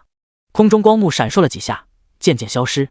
下一刹那，尖啸四起，吼声震天，密密麻麻的蜥蜴人长矛战士嘶鸣着奔涌扑来。同一时间，老王高举狼牙棒向前一指，率领身后的黑色海洋化为滔天巨浪，向前疯狂翻涌。第83章，一剑断山，空心山体。灰霾的世界，雪花纷飞，飘落雪花之下的地面，茫茫无际的2大片黑色阴影正在飞速接近。死灵仆从军团的最后方，罗峰疾步飞驰，紧紧跟随，其浑身覆盖的翻滚死气正在向外缓缓膨胀，渐渐形成一个漆黑罩子，且越胀越大，就如同一个被吹起来的气球。这是罗峰的第2个技能，王者领域，撑开死气，形成一个特殊区域，里面的所有亡灵生物都会得到加持，在击伤敌人后，死气会侵入敌人身体内，有一定几率将其直接转化为死灵仆从。技能的效果在前几星任务中都得到了验证，转化几率是撑开的领域大小而定，领域范围越小，死气越浓郁，转化的几率越高，反之就越低。换句话说，就是范围大小将直接影响技能威力强弱。开启光翼疾飞在空中的林天低头看了眼下方快速移动、渐渐扩展越来越大的半圆形死气黑球，使用始祖之手抽取死气和高级亡灵消耗死气释放技能不同，前者就相当于釜底抽薪断其根本，而后者一旦死气消耗殆尽，可以继续在体内滋生缓慢恢复，并且随着等级越高，实力越强，死气的储量以及恢复速度都会同步得到提升。但眼下面对视线中那如同山呼海啸扑来的500万蜥蜴人大军，哪怕罗峰拼尽全力撑开领域，尽可能的覆盖住整个战场，再竭力维持领域运转，直至死气尽数耗空，所能起到的作用也极其有限。亡灵生物的转化特性，只有对付比自身实力弱小的敌人才会发挥出最大优势。比如一只死灵仆从可以拼掉2个敌人，将其转化，等于1换2，这样整个族群在战场上就能越打越多，越打越强。而若是2只或者更多死灵仆从才能换一个敌人的复生，只会越打越少，越打越弱。前6星任务虽说敌我双方数量也是好几倍之差，但细算下来最高也就多了几十万，加上老王和2名骸骨魔攻手的配合，以及罗峰的领域加持，还有复生兵力上的持续补充，才能无惊无险的完成。可这一战敌人多了将近400万，等级又比死灵仆从高了5级，再多的手段也无法抹平2者间的巨大鸿沟。总之硬拼非常悬，最终即便能够侥幸取胜，持续拼杀下，被转化的仆从估计也剩余不了多少。林天开启星级任务不是真的为了升级工会，他要的是里面庞大怪物转化成的死灵仆从军团。硬拼不行，唯有智取。疾驰在空中，林天的脑海快速转动，想着对策。就在这时，他的目光似乎无意间触及到了什么，眼神闪动了下，也来不及细想，当即朝着下方罗峰高喊道：“罗哥！”向麾下亡灵生物下达命令，其实根本无需开口，而且身处高空，身边寒风呼啸，声音再大也传不了多远，就算传了下去，失去听觉器官的亡灵生物也无法去分辨话语。但作为人类的本能反应，时间又极其紧迫，让林天此时完全忽视了这个问题。不过好在前方地面一道急速敞开的召唤空间裂缝，让罗峰马上就明白了林天的意图。下一刻，出于对林天的信任以及对始祖意志的无条件服从，让他没有任何迟疑，立即取消技能，收回扩散出去的死气，加快步伐，直接冲向裂缝之内，进入召唤空间中。与此同时，凌天猛然悬停下来，一股股意志命令伴随着剧烈的灵魂波动传荡而出。哗！刹那间，地面上正在疯狂奔驰的亡灵军团瞬息涌动，宛若魔方般出现一片片剧烈的骚动和错乱。整个方阵前后内外的一部分死灵仆从方向不变，继续冲向对面的蜥蜴人大军，而老王则带着所有35级仆从直接折转，向着战场左侧方位发狂奔涌。在那个方向的尽头，两座参天的巍峨黑影耸立在大地上，两座黑影之间，一道自上而下的空白线条缝隙隐隐可见。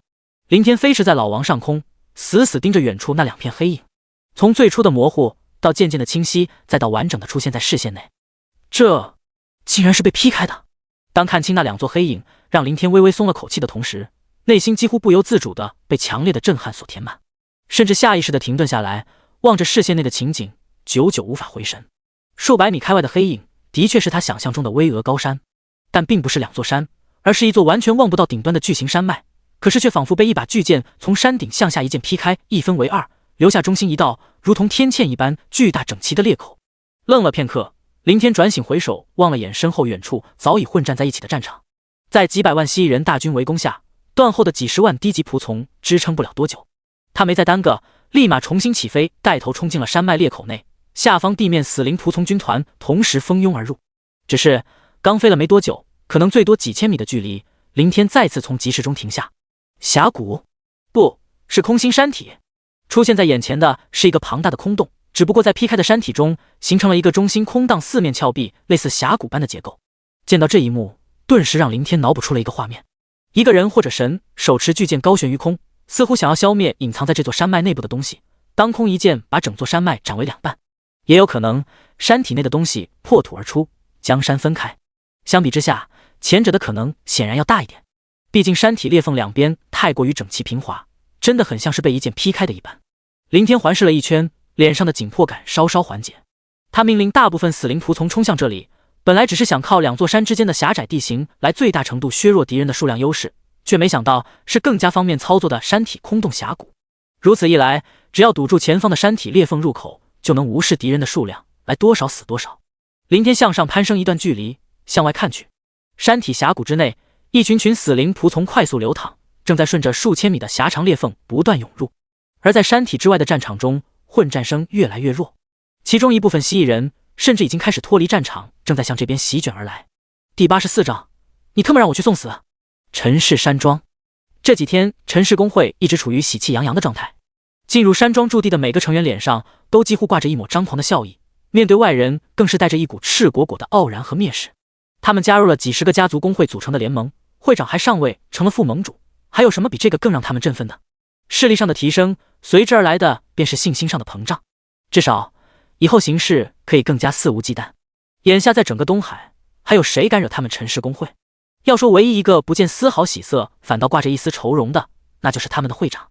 这几天没有外人在场时，陈天鹤始终拉着一张脸，就像此时来回踱步在大厅中，阴郁的面色显示出了他内心中的强烈不安。怎么样了？查到了吗？陈天鹤停下步伐，看向走进来的陈飞宇，开口问道。没有，父亲，这3天我派出大量心腹手下，暗中把东海查了个底调，并没有探听到关于天灾军团的任何信息，可能这个工会压根就不是咱们东海的，应该是其他城市的。兴许吧。陈天鹤点了点头，随后叹息一声，又微微摇了摇头。这几天他也没闲着，不断发消息给全国各地和陈氏工会有交情的工会会长询问调查，同样一无所获。不是东海本地工会，全国其他城市也没有出现过。所以这个该死的天灾军团究竟是从哪里冒出来的？若是默默无闻，又怎么可能拥有红色攻占令这种极度稀缺珍贵无比的东西？最大的恐慌通常来源于未知。如果知道敌人是谁，哪怕实力再强，恐怕也不会让陈天鹤担忧到坐卧不安的程度。父亲，那还查吗？算了，不查了，再查下去可能也查不出什么，只会浪费时间，兵来将挡，水来土掩。陈天鹤拧眉想了想，又开口道，另外召集所有成员，宣告工会战的消息，这个不能再拖了。实际上，如果不是为了把东南联盟拉下水，增加点后手保障，他早在收到工会战的第一时间就会通传全体成员，越早就越能显示出他的无所畏惧和强硬态度，最大程度提振成员的士气。而若是一直遮遮掩掩，拖得越久，就越会显示出他的软弱和心虚。当然了，坏处也很明显，一旦传扬出陈氏工会被人强开工会战的消息，招收工作势必会受到影响，没人想在这个节骨眼中去趟这个浑水。不过，取消条件限制已经连续扩招了3天时间，愿意加入的早就加入了，不愿意的再招多少天也无济于事，也因此对招收工作有影响，却也不大。是，父亲。陈飞宇领命正准备离开，似乎突然想到了什么，又转身问道：“父亲，东南联盟那边呢？要不要派人通知一下？”不用。陈天鹤闻言立即摆了摆手，他赵胖子只要不是白痴，但凡有一点点脑子，就绝不会无动于衷。等着吧，等赵胖子主动送人来就行。这段时间对于东海来说，宛若被一层层厚重的阴云笼罩，让绝大部分人的心底都覆盖了一层阴霾，几乎压得喘不过气。前有数字工会实行任务失败，损失惨重，举国哀伤，满城缟素，全市静默。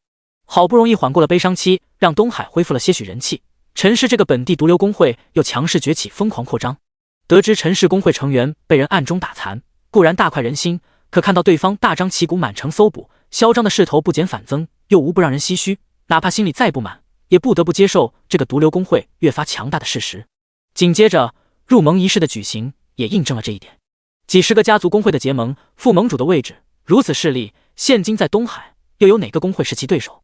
但3日后的今天，陈氏工会被强开工会战的消息一传十，十传百，很快便传遍整个东海。一时间说举城欢庆太过，但也大差不差。陈氏工会成员失去了之前的欢天喜地，个个面色忧虑凝重，但笑容不会消失，只是从一部分人的脸上转移到了另一部分人脸上。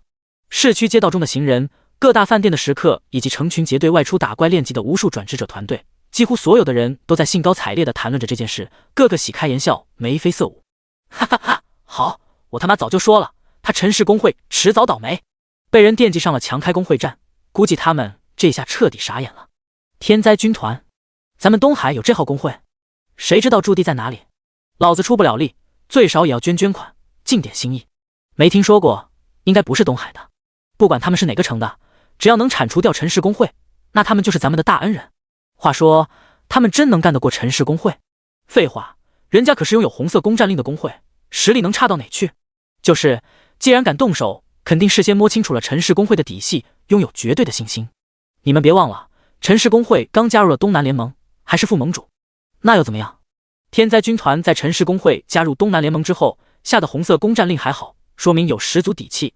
可就怕他们在陈氏工会加入联盟之前下的开战令，现在陈氏工会势力飙升，背后有几十个家族工会撑腰，这胜负还真不好说。应该是结盟之后，毕竟这个消息也才刚刚传出来，说不准，假如陈氏工会封锁消息了呢？就算是这样，东南联盟也不一定会派人助战吧。啪！市区一家豪华酒店内，赵华强面目阴沉的狠狠将手中茶盏摔在地上，在怒火攻心下，甚至让他那看上去极为高大魁梧的身材都在轻微发抖。陈氏工会入盟有一系列的后续庆祝活动，身为盟主，他自然不能缺席。因而这几天一直逗留在东海。今日陈氏工会被强开工会战的消息在全城闹得沸沸扬扬，他想不知道都难。他陈天鹤是故意的，肯定是故意的。客厅内还有好几个人，这些人基本都是东南联盟的核心会员。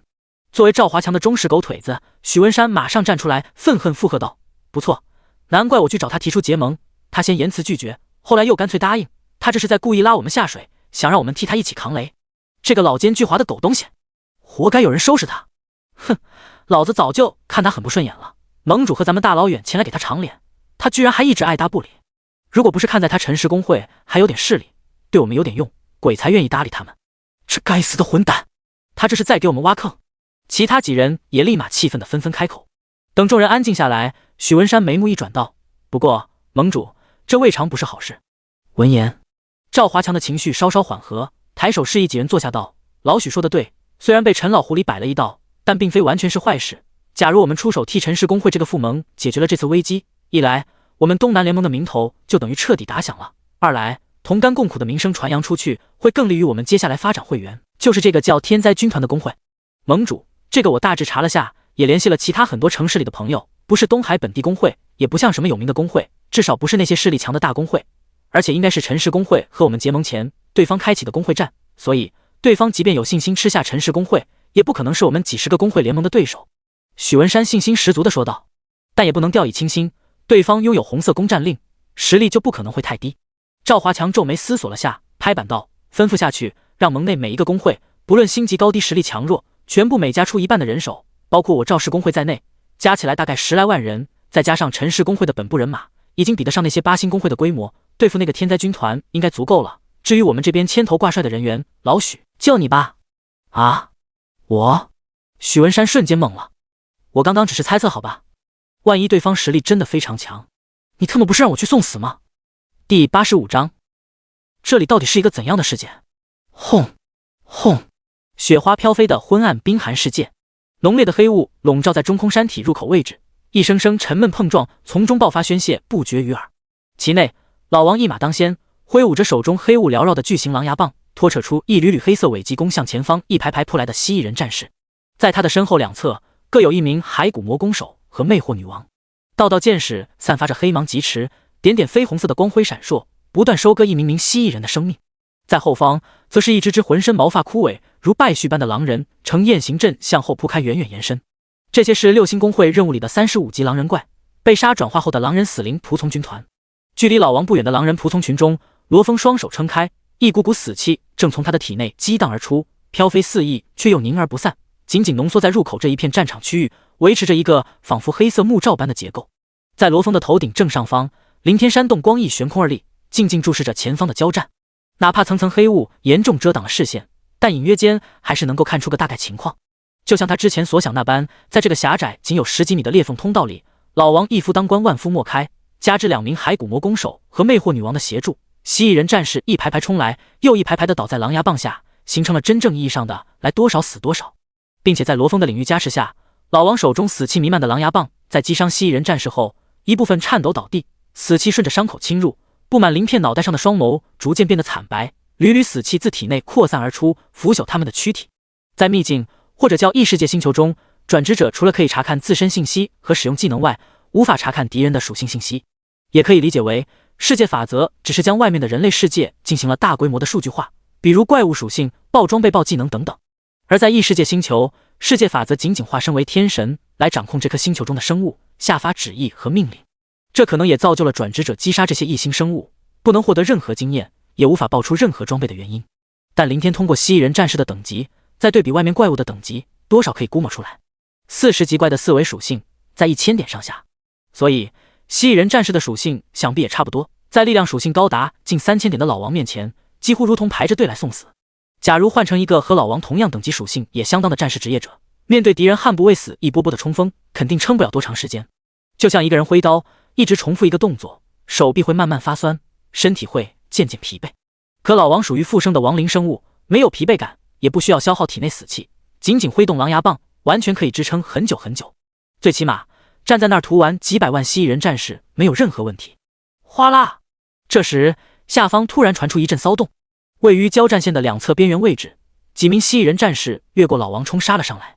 整条裂缝的宽度有10几米，可以容纳一排10几名蜥蜴人战士，仅靠老王一人再怎么抵挡，也有疏忽的时候出现一些漏网之鱼。在持续数个小时的拼杀中，这已经不是第一次了。骸骨魔弓手和魅惑女王没有理会，依旧在攻击老王前方的敌人。更后方两边区域的一群群狼人仆从则呼啦一声蜂拥而上，他们都只有35级，生前4维属性750左右，复生为死灵仆从后属性减半，仅剩300多，面对1000多属性的蜥蜴人战士，自然不可能是对手。刚一接触，最前面10几只狼人仆从便被蜥蜴人战士手中的长矛刺穿了脑袋死亡。但他们得到的命令不是杀敌，而是堵住这两处缺口。一只只狼人仆从疯狂涌动向前，硬生生用他们的干枯躯体组成的人墙把几名蜥蜴人战士推了回去，再被腾出手来的老王挥动狼牙棒逐一砸死。紧接着密集拥挤的狼人仆从马上如同潮水般向后退去，在他们退散的同时，还不忘拖走一具具正在死气入侵下开始转化的蜥蜴人战士尸体，清空战场。包括那些在战斗中死亡转化的蜥蜴人仆从，也会在第一时间奔向亡灵军团阵营，为老王留出战斗空间。这些蜥蜴人战士到底是脑袋一根筋，还是在恪守一名士兵的战斗纪律？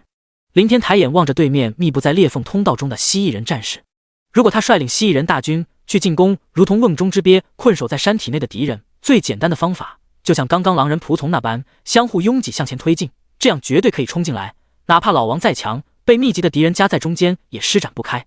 或者干脆命令一部分人爬上两侧山体，再向下迂回。虽然山体如同被一剑劈开般平滑陡峭，但完全可以直接跳下来，自由坠落。有地面上的敌人垫背，会受伤，但不会丧命。再起身拼杀，轻轻松松破了入口处的防御。可蜥蜴人大军却仿佛死脑筋一般，屠完断后的几十万死灵仆从来到山体外，整军列阵，再一批批的进入裂缝，并且在裂缝内还非常执拗地列出一排排整齐的队形，前后相隔1米，左右手持长矛，缓缓向前挺进。前一排死完，后一排才替补冲锋，如此循环往复，给林天的感觉，之前6星任务里的怪物，包括沙漠世界里的那些牛头人，都是些以蛮荒部落形式生存的散兵游勇，只知道一窝蜂的混乱扑杀。而这里的蜥蜴人显然更加高级，真的很像古代人类国度里纪律十分严明的士兵。难道这个世界和外面的人类世界一样？蜥蜴人形成了自己的种族文明，有很多个蜥蜴人组成的国家，而这500万蜥蜴人大军是其中一个国家派出来的氏族。林天一目顺着山体缝隙扫视着外面大雪纷飞的灰暗世界，又抬头看向上方直插云霄的山体缝隙，有正规的蜥蜴人军队，还有一剑劈开一整座巨型山脉，这等强悍能力。那么这里到底是一个怎样的世界？第86章卡 bug 发展千万规模。空心山体入口处，老王依旧在机械挥舞手中巨型狼牙棒，收割着一波波敌人的生命。罗峰仍然一动不动，宛若木雕般激荡体内死气，竭力维持着整个领域。2名骸骨魔弓手始终保持张弓拉箭的姿态，2名魅惑女王的勾魂技能同样未作停歇，眼眸绽放出点点绯红光芒。其后狼人仆从时而蜂拥上前，时而急速后退，拖扯一具具颤动的尸体。整个亡灵军团在上空凌天的意志下，仿佛一条疯狂运转的生产线，在快速转化生产出一只只死灵仆从。蜥蜴人大军排排冲锋，宛若送死般的作战方式，有可能源于军队纪律，也有可能来自天神的旨意，只能正面和敌人交战，亦或者其他什么乱七八糟的原因。总之，这对凌天来说只有好处没有坏处，他也没这个闲心去刨根究底，妄图弄清其中缘由。时间在快速流逝，山体外的蜥蜴人大军源源不断涌进裂缝，又一批接着一批倒下，整整500万的数量，全是长矛战士。这一点凌天倒毫不意外。假如这个世界真有很多个蜥蜴人国家，他们遵从天神的旨意派遣士兵前来讨伐异族，多少也会带着点敷衍的意思。毕竟异族又不是来攻打他们的国家，能不出动特殊兵种，他们就肯定不会出动。哪怕一名弓箭手也需要花费大量时间去训练箭术，而普通近战型士兵没有太多的技术需求，随便拿着把长矛就能上，训练成本无限降低。战线处的杀戮是枯燥的，特别是这种没有任何惊险的屠戮更加枯燥。如若换作以往，凌天早就落在后方，取出躺以悠闲的闭目养神。但心中有了仇恨，有了目标，一切就变得不一样了。每当看到一名蜥蜴人战士复生站起，穿过狼人仆从军团，进入后面敞开的召唤空间内，对他来说都是一种莫大的激励和鼓舞，这就相当于他的实力又增长了1分。在此期间，凌天除了实在扛不住精神上的疲乏，不得不落下闭眼休息一会，剩余绝大部分时间都悬停在空中关注着战场。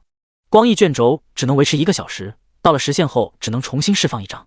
这种消耗品价格不贵，凌天的随身空间储备了很多，但仍旧消耗了近100张，才终于看到山外的蜥蜴人大军没有再继续涌入，只剩下裂缝通道内的一部分，并且随着老王的杀戮在以肉眼可见的速度减少。凌天伸出手，意念一动，一个机械表出现在掌心中。上次在沙漠世界受到了时间上的教训，在出来后，他就在城内的商店购买预备了好几个机械表。外面的人类世界在最初其实和他穿越前的地心一样，是一个科技文明，曾经也有他熟悉的手机、汽车、飞机、枪械、导弹、舰船以及各种各样的科技产物。但在世界法则降临的那一刻，绝大部分的科技产品，包括生产工厂和原材料，全都凭空消失，能够保存下的少之又少。这种用于计时的机械表算是其中之一。耗时3天半，7天任务期，还剩下3天多。凌天看了眼机械表上显示的时间，又望了望远处仅剩1-2排20多名蜥蜴人战士，略一犹豫，他便立即降落。下方的罗峰早已耗空了好几次死气，此时正站在原地等待恢复滋生。来到罗峰身前，凌天开口问道：“罗哥，如果工会任务失败，还可以再次开启是吗？有没有其他影响？”“是的，始祖，没有影响。”罗峰的红色眼眸闪动了下，显然也意识到了凌天的目的。那就好。凌天马上再次升空，于脑海中扩散出一道命令。前方战场，老王手中顿了顿，原本挥向最后3名蜥蜴人战士的狼牙棒，该扫为劈，砸翻其中2人，再抬脚将另一人踹翻出去，随后快步上前，一脚重重踏在对方胸口部位，将其死死压制在地上。消灭深寒蜥蜴族， 49999995000000。林天唤出任务查看了下，距离完成500万蜥蜴人的目标还差1人，也就是老王脚下留下的那个活口。亡灵生物数量5254927，高级亡灵巫妖王1，司祭1，死灵仆从黑暗狼人389234，深寒蜥蜴人48656991，近100万的狼人仆从。这3天多时间，在抵挡漏网的蜥蜴人战士折损了大半，还剩下38万多。500万的蜥蜴人大军，除了10几万被老王不慎砸碎了脑袋外，其他全数被复生转化，总共520多万的死灵仆从，还是不太够。林天盯着亡灵生物界面，其实这已经算超额完成了之前定下的目标，但他不敢保证陈氏工会在这10天时间会不会发生什么变故。至少被下了红色攻占令，肯定会大规模招人为开战做准备。万一对方扩招的人数比预计的多呢？2万、3万，甚至更多。所以自己拥有的仆从军团当然越多越保险。最关键的是，他还有时间。这个7星任务的时限是7天，结束刚好是开战10日，而攻占令的效果会持续3天时间，等于3天的拼杀期。但剿灭陈氏工会远远用不了3天，1天足矣。也因此，他还有2天时间用于发展死灵仆从。操作也很简单，留下一个蜥蜴人活口，相当于卡 bug， 拖到任务失败传送出去，再开启一次7星任务，发展出上千万规模的亡灵军团。这一战消灭500万蜥蜴人大军，消耗3天半，主要是被动抵抗。想要2天内完成也不是没有可能，到时他完全可以掐着时间率领死灵仆从军团主动杀出去。若是这样，就意味着还要在这里待3天多时间，无事可做。要不要探索下这个世界？林天望着山体缝隙外的灰暗世界，他心里确实对这个世界感到很好奇，只是很快他就打消了这个念头。这片区域可以看作是世界法则画下的战场范围，属于绝对的安全区，待在里面就不会担心安全问题，一旦离开就说不准了。若是在外面遇到那种可以一剑劈开山脉的彪悍人物，他拥有再多的死灵仆从估计都不够杀，即便对上蜥蜴人国家遭到围攻也会损失惨重。眼下他需要积攒实力去荡平陈氏工会，舍不得浪费任何一只死灵仆从。3天后，随着一条任务失败的提示浮现，孤身一人悬浮在空中的林天身影渐渐虚化消失，待恢复了视觉，已经出现在了深山尸坑坟墓前。几乎刚一现身，林天就立即步入刚刚敞开的空间裂缝内。同一时间，陈氏山庄人山人海，山庄之外的周围半空区域，前来看热闹的转职者，山洞背后光一层层悬停，密密麻麻的数量几乎遮天蔽日，投下一片片的阴影。山庄之内的院落以及上方空中，10几万人严阵以待。位于最中间位置站着面色凝重的陈天鹤，不多时，一点白光自他的头顶绽放，且开始向外膨胀，缓缓扩展，渐渐撑开一个越来越大的光罩，将整个陈氏山庄覆盖了进去，形成一个庞大的战场区域。第87章，你个虾比外地佬！陈氏山庄内，10几万人中，只有一小部分隶属陈氏工会，其他绝大多数胸前都佩戴着各种五花八门的姓氏徽章。显然，这些人都是东南联盟的几10个家族工会支援人马。虽然他们的家族徽章没有摘下，但实则都早于数天前就退出了原来的工会，加入了陈氏工会。徽章出自人类之手，是各大工会为了区分彼此找人批量定做的，并不属于类似装备的法则产物，所以有没有佩戴并无影响。世界法则只认可转职者的工会信息，不会在意一枚普普通通的名牌。像请人助战或当初数字工会开启10星任务，都是这个操作。所有前去助战的人会事前退出本工会，临时加入对方的工会中，等完成了任务后，再各回各家各找个妈，否则就不会得到世界法则的承认。在世界法则的规则里，可没有帮忙一说。想去帮忙，行，前提是你得成为任务工会的成员。当看到一道光芒从陈天鹤上方绽放，再形成光幕，缓缓扩展而来，所有东南联盟的人心下不由得七上八下。见光幕扫过他们的身体，继续向外扩张时，纷纷松了口气的同时，又不免升起一抹抹的紧张不安、惶恐以及惨然，脸色可谓是精彩至极。山庄外四面八方的半空中，前来吃瓜看热闹的人群望着出现的光幕，大部分都立即远远后撤，只有少数人头铁想要试探一下，悬空没动。在光幕扫来的刹那，顿时变成如同实体的屏障般，以无法抵抗的力量将这些人快速推开。在猝不及防下，甚至有几人失去平衡，差点从空中掉下去。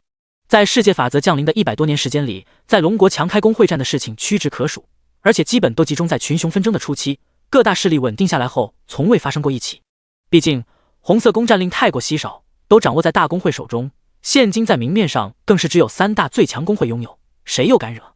不过3大工会为了发挥出核武的最大威慑效果，把关于红色攻占令的信息故意散播了出来，整个龙国几乎人尽皆知。首先，在开战之日，世界法则会以被攻击方的工会会长为中心，划出一大片区域作为战场。其次，战场内任何外人都无法进入，且敌对双方成员只能进不能出，等同一座牢笼。最后，也是最重要的，被攻击一方工会，其成员无论身处何地，哪怕是在天涯海角，也会被强制传送进入战场内。这也是东南联盟的人此刻神色都极为复杂的原因。开战前的10天准备期间，世界法则禁止开战双方的工会解散和成员退出，这就意味着在加入陈氏工会的那一刻，他们的命运就与其紧紧绑定在了一起，一荣俱荣，一损俱损。要么帮助陈氏工会灭了对方，要么为陈氏工会陪葬。退一步说，即便这一战打赢了，也肯定会死很多人，谁能保证不会轮到自己头上？但身为东南联盟几十个家族工会的成员，又不得不接受命令前来助战。工会的福利是白拿的，每月发放的工资也是白给的。如果违抗命令或者直接退出工会来躲避这个任务，肯定会遭致疯狂报复打击。扩展的光幕渐渐停止，最终将陈氏山庄所处的山顶乃至整座山以及山下数千米范围全部覆盖了进去。光幕外，看热闹不嫌事大的吃瓜人群团团围聚，层层排布，庞大的数量完全让光幕内部陷入一片片昏暗之中。对于这场100年难得一见的工会战，谁不想来开开眼界？不说整个东海近乎人人赶至，甚至就连附近几个城市得到消息的人也纷纷提前赶来，其中占据了99%以上的本地人，自然是抱着幸灾乐祸的姿态。妈的，老子忍了好几天，终于等到了！哈哈，看见了没？那些混蛋知道害怕了，他们前段时间不是很张狂吗？害怕也没用，老子今天要亲眼见证他们的灭亡。话说，半年后就是国战了，这样自相残杀是不是很不好？我说你是外地来的吧？国战靠他们，若是靠他们，我们龙国早就完蛋了。哼，到时国战一开，他们只要不背后捅刀子，就已经是万幸了。捅刀子他们估计还不敢，但给樱花当狗腿子，那绝对是没跑了。这些人他妈的就是一窝垃圾，早收拾早干净。你们就这么有信心？陈氏工会现在可是有10几万人，我看啊，那个天灾军团不一定打得过。呸呸，你个瞎比外地佬，乌鸦嘴，滚犊子去！我说的是事实，这个叫天灾军团的工会默默无闻，又不是什么大工会，想干翻陈氏工会的10几人马，最低也得同样拥有10几万规模的8星工会，而且实力相当，输赢也是五五开。你懂个 JB， 告你啊，外地佬！如果天灾军团真是一个声名显赫的8星工会，我们还真没什么信心。关键就在于这个天灾军团是一个从来没听说过的无名工会，敢对陈氏工会开战，又拥有红色攻占令，种种因素加一起，总结起来就俩字：神秘。神秘说白了就是未知，未知又通常意味着一切皆有可能。就是外地佬，懂了吧？依我看，此战天灾军团必胜。对，彻底灭了陈氏工会那些狗日的。呦呦，大家快看，有10几个试图逃跑的陈氏工会怂货被世界法则传送进来了。光幕内，外围人数较少的一片区域中，一团团白光突然出现，随着白光散去，缓缓显露出10几道满脸惊恐的身影，其中几人胸前还佩戴着陈字徽章。见到这一幕，东南联盟的人顿时紧皱眉头，陈氏工会的人更是怒目而视，仿佛一下子找到了恐慌紧张情绪上的宣泄口般，纷纷咬牙切齿，破口大骂起来。操！这些怕死的软蛋，想跑？跑得掉吗？在公布消息时，会长还特意重申了一遍工会战的规则，就这，竟然还有人不死心。等灭了那个天灾军团，老子要立即请示会长开了这些孬种。就算你不请示，你以为会长还会留着他们？绝对会第一时间将他们踢出工会。简单踢出去，岂不是太便宜了他们？对待叛徒，最少也要打断2条腿。何止打断腿，老子要让他们生活不能自理，还要弄残他们的一家老小，最好再来一次灭门。第88章，不是天灾军团灭，就是我陈氏工会亡。山庄外围，面对上万人愤怒的目光，10几个刚刚传送进来的陈氏工会成员低头拥挤在一起，身躯在瑟瑟发抖。特别是听到一声声丝毫不加掩饰的恶毒叫嚣，更让他们哆嗦着嘴唇，脸色变得一片惨白。他们毫不怀疑，那些人真的会做出这种丧心病狂的事儿，因为他们曾经也是其中的一员，甚至有几人还参与了当初对罗峰以及那些火山工会成员家属的灭门。没想到风水轮流转，这么快就轮到了自己头上。虽然他们知道攻占令的规则，会长又特意交代了一遍，但在胆小怕死的性格下，还是选择临阵脱逃，尝试躲过这次灾祸。事实上，那些怒骂的陈氏工会成员就没一个不怕死的。他们本就是天生坏种，聚在陈氏公会这杆大旗下，只是为了是大撑腰，更好的为所欲为，不劳而获。如果不是被逼无奈，他们早就树倒猕猴散，怎么可能真心为陈家不顾生死的卖命？人群中间位置，站在陈天鹤身后的许文山看着远处正被喝骂的10几人，心里也是有点发苦。被任命为此次几十个家族工会联盟前来助战的负责人，其实并不是赵华强让他来送死。临行前，赵华强曾直言告知，若是这一战结束，将提拔自己为副盟主。他清楚这不是盟主在画大饼，而是真的是这个打算。说难听点，谁让自己是盟主最忠诚最听话的狗腿子呢？他的许氏工会只是个4星工会，势力在联盟里根本排不上号，一般情况下怎么也轮不到他上位副盟职位。而这次作为负责人，一旦率领本盟人员帮助陈氏工会这个副盟主灭了对手，如此大的功绩，增设一个副盟给自己，和陈天鹤平起平坐，相信盟内的其他家族工会，包括陈天鹤在内，都肯定不会有什么意见。若是有了自己这个副盟，狗腿子马首是瞻，赵华强在盟内的威信和话语权将势必会更重。但想捞功绩，就得承担风险，哪怕风险不大。拥有10几万人比你8星工会的实力，对付一个没什么名声的工会，他想不出会输的理由。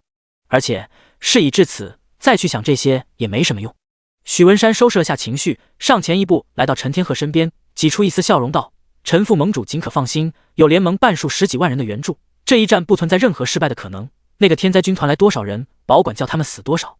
多谢许会长，他日必定厚礼相报。陈天鹤随意敷衍了句，扫了眼那10几个本工会的叛徒，这个时候也懒得搭理处置，取出一张光翼卷轴释放，疾飞而上。悬停在高空中，他望着渐渐平静下来的场面，以及一对对投注过来的目光，眼底闪过一丝厌恶。他知道这些人都是些什么货色，假如有选择，没有人希望手下都是这些下三滥的东西。但谁让招收这种人最容易，起价更快呢？但既然能够掌控住这群人，陈天鹤自然十分清楚他们在想什么和要什么，因此他开口高声道：各位兄弟，还有联盟的兄弟们，这一战的结局，我想大家都应该清楚，不是他天灾军团亡，就是我陈氏工会灭。所以废话我不想多说，战死和伤残的人，抚恤金和抚慰金在本工会原有的基础上提高10倍，并且在这一战结束后，你们家属的生活开支将全部由本工会承担。天地作证，日月可见，幸存下来的所有工会兄弟们可以一起监督，绝不食言。话音落下，立即传出一阵阵喝彩叫好。虽然声音远不似10几万人应有的热烈，甚至稀稀拉拉，但终归还是让所有人打起了一丝精神，至少这让他们没了后顾之忧。陈天鹤没有降落，就这么面无表情地悬停在高空，下方10几万手下平生静气，静静地等待。只有光幕外的那一片片吃瓜人群在大声聊着天，时而传出一声声哄闹，场面显得十分欢乐。天边的太阳缓缓升起，又渐渐来到了头顶，直至日落西山，夕阳西下。在光幕内外不同人的不同心情中，这一天平静地过去。第二日，光幕外早早赶到了密密麻麻看热闹的人群，但同样的，这一天过得很平静，没有任何自称天灾军团的人到来进入光幕。第3天，观战人数比前2天不减反增，东海本地人基本都有点不死心，剩下都是陆续赶来越来越多的外地人。可在情绪上，本地人较为低落，没了之前那般热气喧腾的欢闹场景。哪怕他们再不愿意承认，也不得不接受一个很可能的事实：天灾军团是在陈氏工会结盟前开启的攻占令，现在见陈氏工会势大，有10几万人撑腰，对方怂了。光幕内气氛却与之相反，陈氏工会的人从最初的压抑到渐渐的振奋，再到今日的张狂。有些人甚至飞到光幕内部的边缘区域，对着外面的人指指点点，开口叫骂：妈的，前2天就见你叫的最欢，你给老子等着！还有你，别躲，老子记住你了！你们这些看热闹的混蛋，他妈的最好赶紧收拾好家当，滚出东海，不然等今天一过，老子出去立马就去弄你们！人群中，许文山嘴角今日也一直挂着一丝抑制不住的笑容。不管工会战有没有打起来，这功绩都在。副盟主的位置有惊无险，稳了。光幕中，陈氏工会的嚣张喝骂还在持续，此起彼伏，直至阳光洒向大地，一片区域的观战人群后方突然传出一阵骚动，紧接着人群如同潮水般向两侧退开。人群之内，一名身穿黑袍戴着鬼脸面具的人缓缓飞来，最终在所有的目光中触及光幕，径直穿透而过。下一刹那，光幕外观战人群爆发出一声声高昂的欢呼，所有人的脸上都浮现出一抹狂喜。光幕内瞬息陷入一片死寂，特别是陈氏工会本部人马，个个脸色阴郁。陈天鹤和陈飞宇两父子更是瞳孔微微收缩了下。在这一刻，他们几乎都同时想到了一个人：黑袍、鬼脸面具，显著的特征完全和前段时间被残害5人的描述十分相符。所以，天灾军团，或者叫天灾军团工会里的其中一人，竟是他们想要寻找报复且借此造势的那个罪魁祸首。第89章，我一人即是天灾。唰！山庄之内，地面上、半空中，一道道光芒瞬息绽放，十几万人齐刷刷显化出各自的外在装备。一时间，各种毫芒充斥在整个山庄战场区域内，几乎将这片巨大的空间渲染成了五颜六色。所有人都如临大敌般盯着那个穿透进入光幕内悬停下来的黑袍人，神色紧张局促，死死握着手中迸发赤芒的各色武器。但很明显，两个群体不同的心态。东南联盟的人仅仅只是在为即将到来的战斗感到不安，为自己的生死感到忧虑，而陈氏工会本部人马则是切切实实的颤悚。前段时间工会内5个人被残害的模样，他们亲眼目睹，又从5人口中传扬出了敌人的职业信息和大致穿着，最后全城搜捕，大肆炒作造势，闹得沸沸扬扬。在陈天鹤与陈飞宇想到这个黑袍人就是背后的凶手，他们自然也想到了，对方应该是隐藏职业亡灵法师，可以召唤一些特殊的亡灵生物作战，仅靠麾下其中一只亡灵生物，就在片刻之内解决了5名35级的转职者，且没有任何还手之力。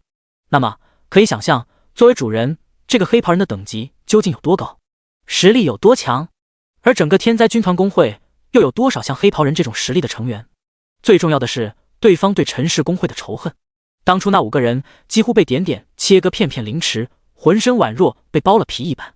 假如自己没有战死，落入了对方手里，会不会被同等对待，或者更加凄惨无数倍？以前没有开战，有世界法则的禁令，对方才手下留情，给5人留个条命。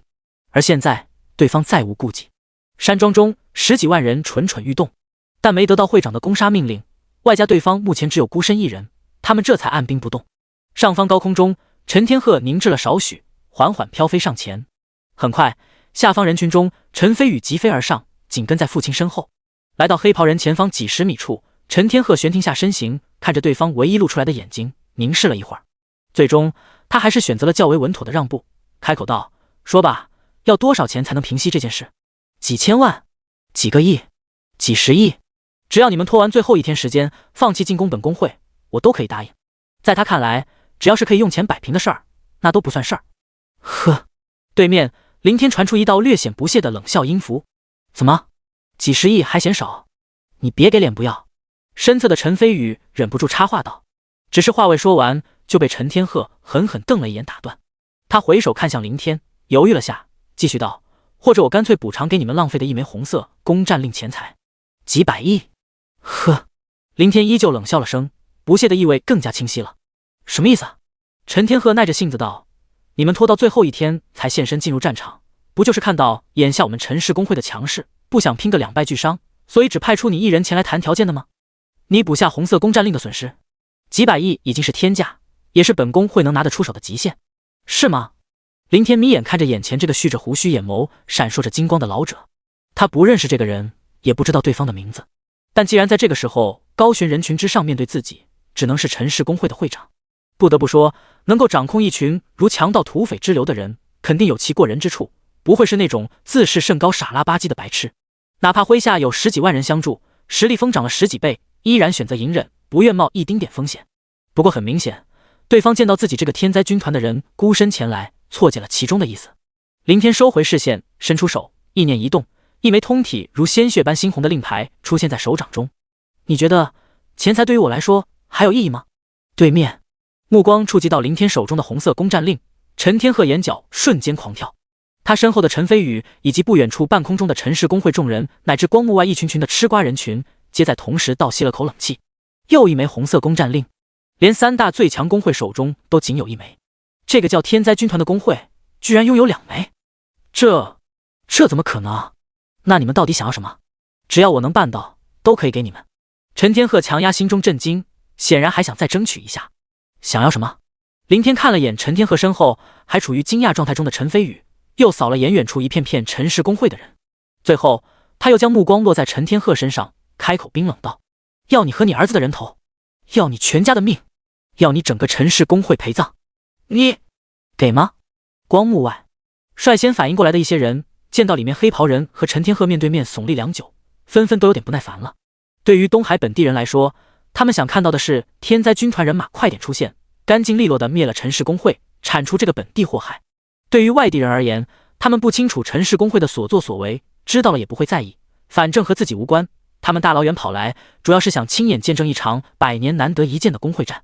他们到底在干什么？难道私下在做皮肉交易？皮你妹啊皮！人家天灾军团还有一枚未使用的红色攻占令，难道还在意什么钱财？就是，人家根本就不缺钱。那他们还在磨叽什么？天灾军团的人马呢？为什么还不出现？观战人群里的很多人忍不住都在努力向后方四处打量，仔细寻找。事实上，不单是他们，就连陈天鹤和陈飞宇以及所有陈氏工会的人都时不时的在做着同样的动作。他们当然不怕黑袍人，即便这人再强，也仅仅一人。难道10几万转职者还打不过？让他们畏惧的是黑袍人身后实力未知的整个天灾军团工会大批成员。光幕内的高空中，陈天鹤脸色阴沉到几乎可以滴出水来，可是很快他又渐渐恢复了平静，整个人似乎一下子变得轻松了下来。既然对方执意开战，没有任何的转圜余地，事情其实反而好办了。要战那就战吧，不是你死就是我亡。陈天鹤冷冷注视着林天，厉声开口道：我倒要看看你天灾军团哪里来的实力和信心，能够灭了我陈氏工会10几万人。行了，多说无益，赶紧让你们天灾军团其他人出来吧。天灾军团其他人？闻言，林天微微摇了摇头。不，天灾军团没有其他人，整个工会仅有我一人，因为我一人即是天灾。话毕，林天的身影渐渐虚化，一股股浓烈的黑雾自体内弥漫而起，抬起来的右手中，一把巨大的镰刀渐渐显化成型。与此同时，一道空间裂缝于下方地面瞬息敞开，数之不尽的死灵仆从犹如洪水决堤般倾泻而出，滚滚向前席卷而去。第90章，谁快来给我一巴掌呼醒我！召唤空间敞开的空间裂缝悬于地面数米高的半空，其下密密麻麻的蜥蜴人仆从携着浑身死气，宛如瀑布般倾泻，密集的数量形成的黑色洪流奔涌流淌朝前急速扩散。其上，林天已然完全化为了身穿漆黑长袍的虚无形态，乃至就连体外的长袍也不是实体，而是由黑雾凝聚而成，周边一股股黑雾不时地向外激荡一散。长袍上的罩帽内漆黑一片，下摆的双脚同样消失无踪，唯一可以看见的就是那双黑雾汇聚而成的双手，左手尖细弯曲如同枯骨，右手反握一柄近2米长的巨型镰刀。远远看去，林天整个人就像是隐藏在长袍内的阴影。主角死神形态，林天，我率部。这是神器死神之镰的第一个主动效果，化身成为虚无死神。外在形象和化为幽灵的暗影幽魂技能有点相似，所不同的是，暗影幽魂属于隐身技能，外人感应不到，更看不到，而死神形态可以用肉眼看见。死神之镰，成长等级24，职业限制亡灵法师，类别武器，品质7彩，类型神器，可成长吞噬，属性精神加120，体质加120，敏捷加120，力量加120。附带效果死神形态主动，祭献灵魂，化身为虚无死神状态，免疫一切物理攻击。附带效果恶灵怒啸，主动，释放恶灵冲击目标区域。附带效果灵魂吸取，被动，被死神之镰所杀的生物将自动被吸取灵魂。附带效果恶灵炼化，被动，封印在死神之镰内的灵魂将会随着时间被自动炼化为恶灵。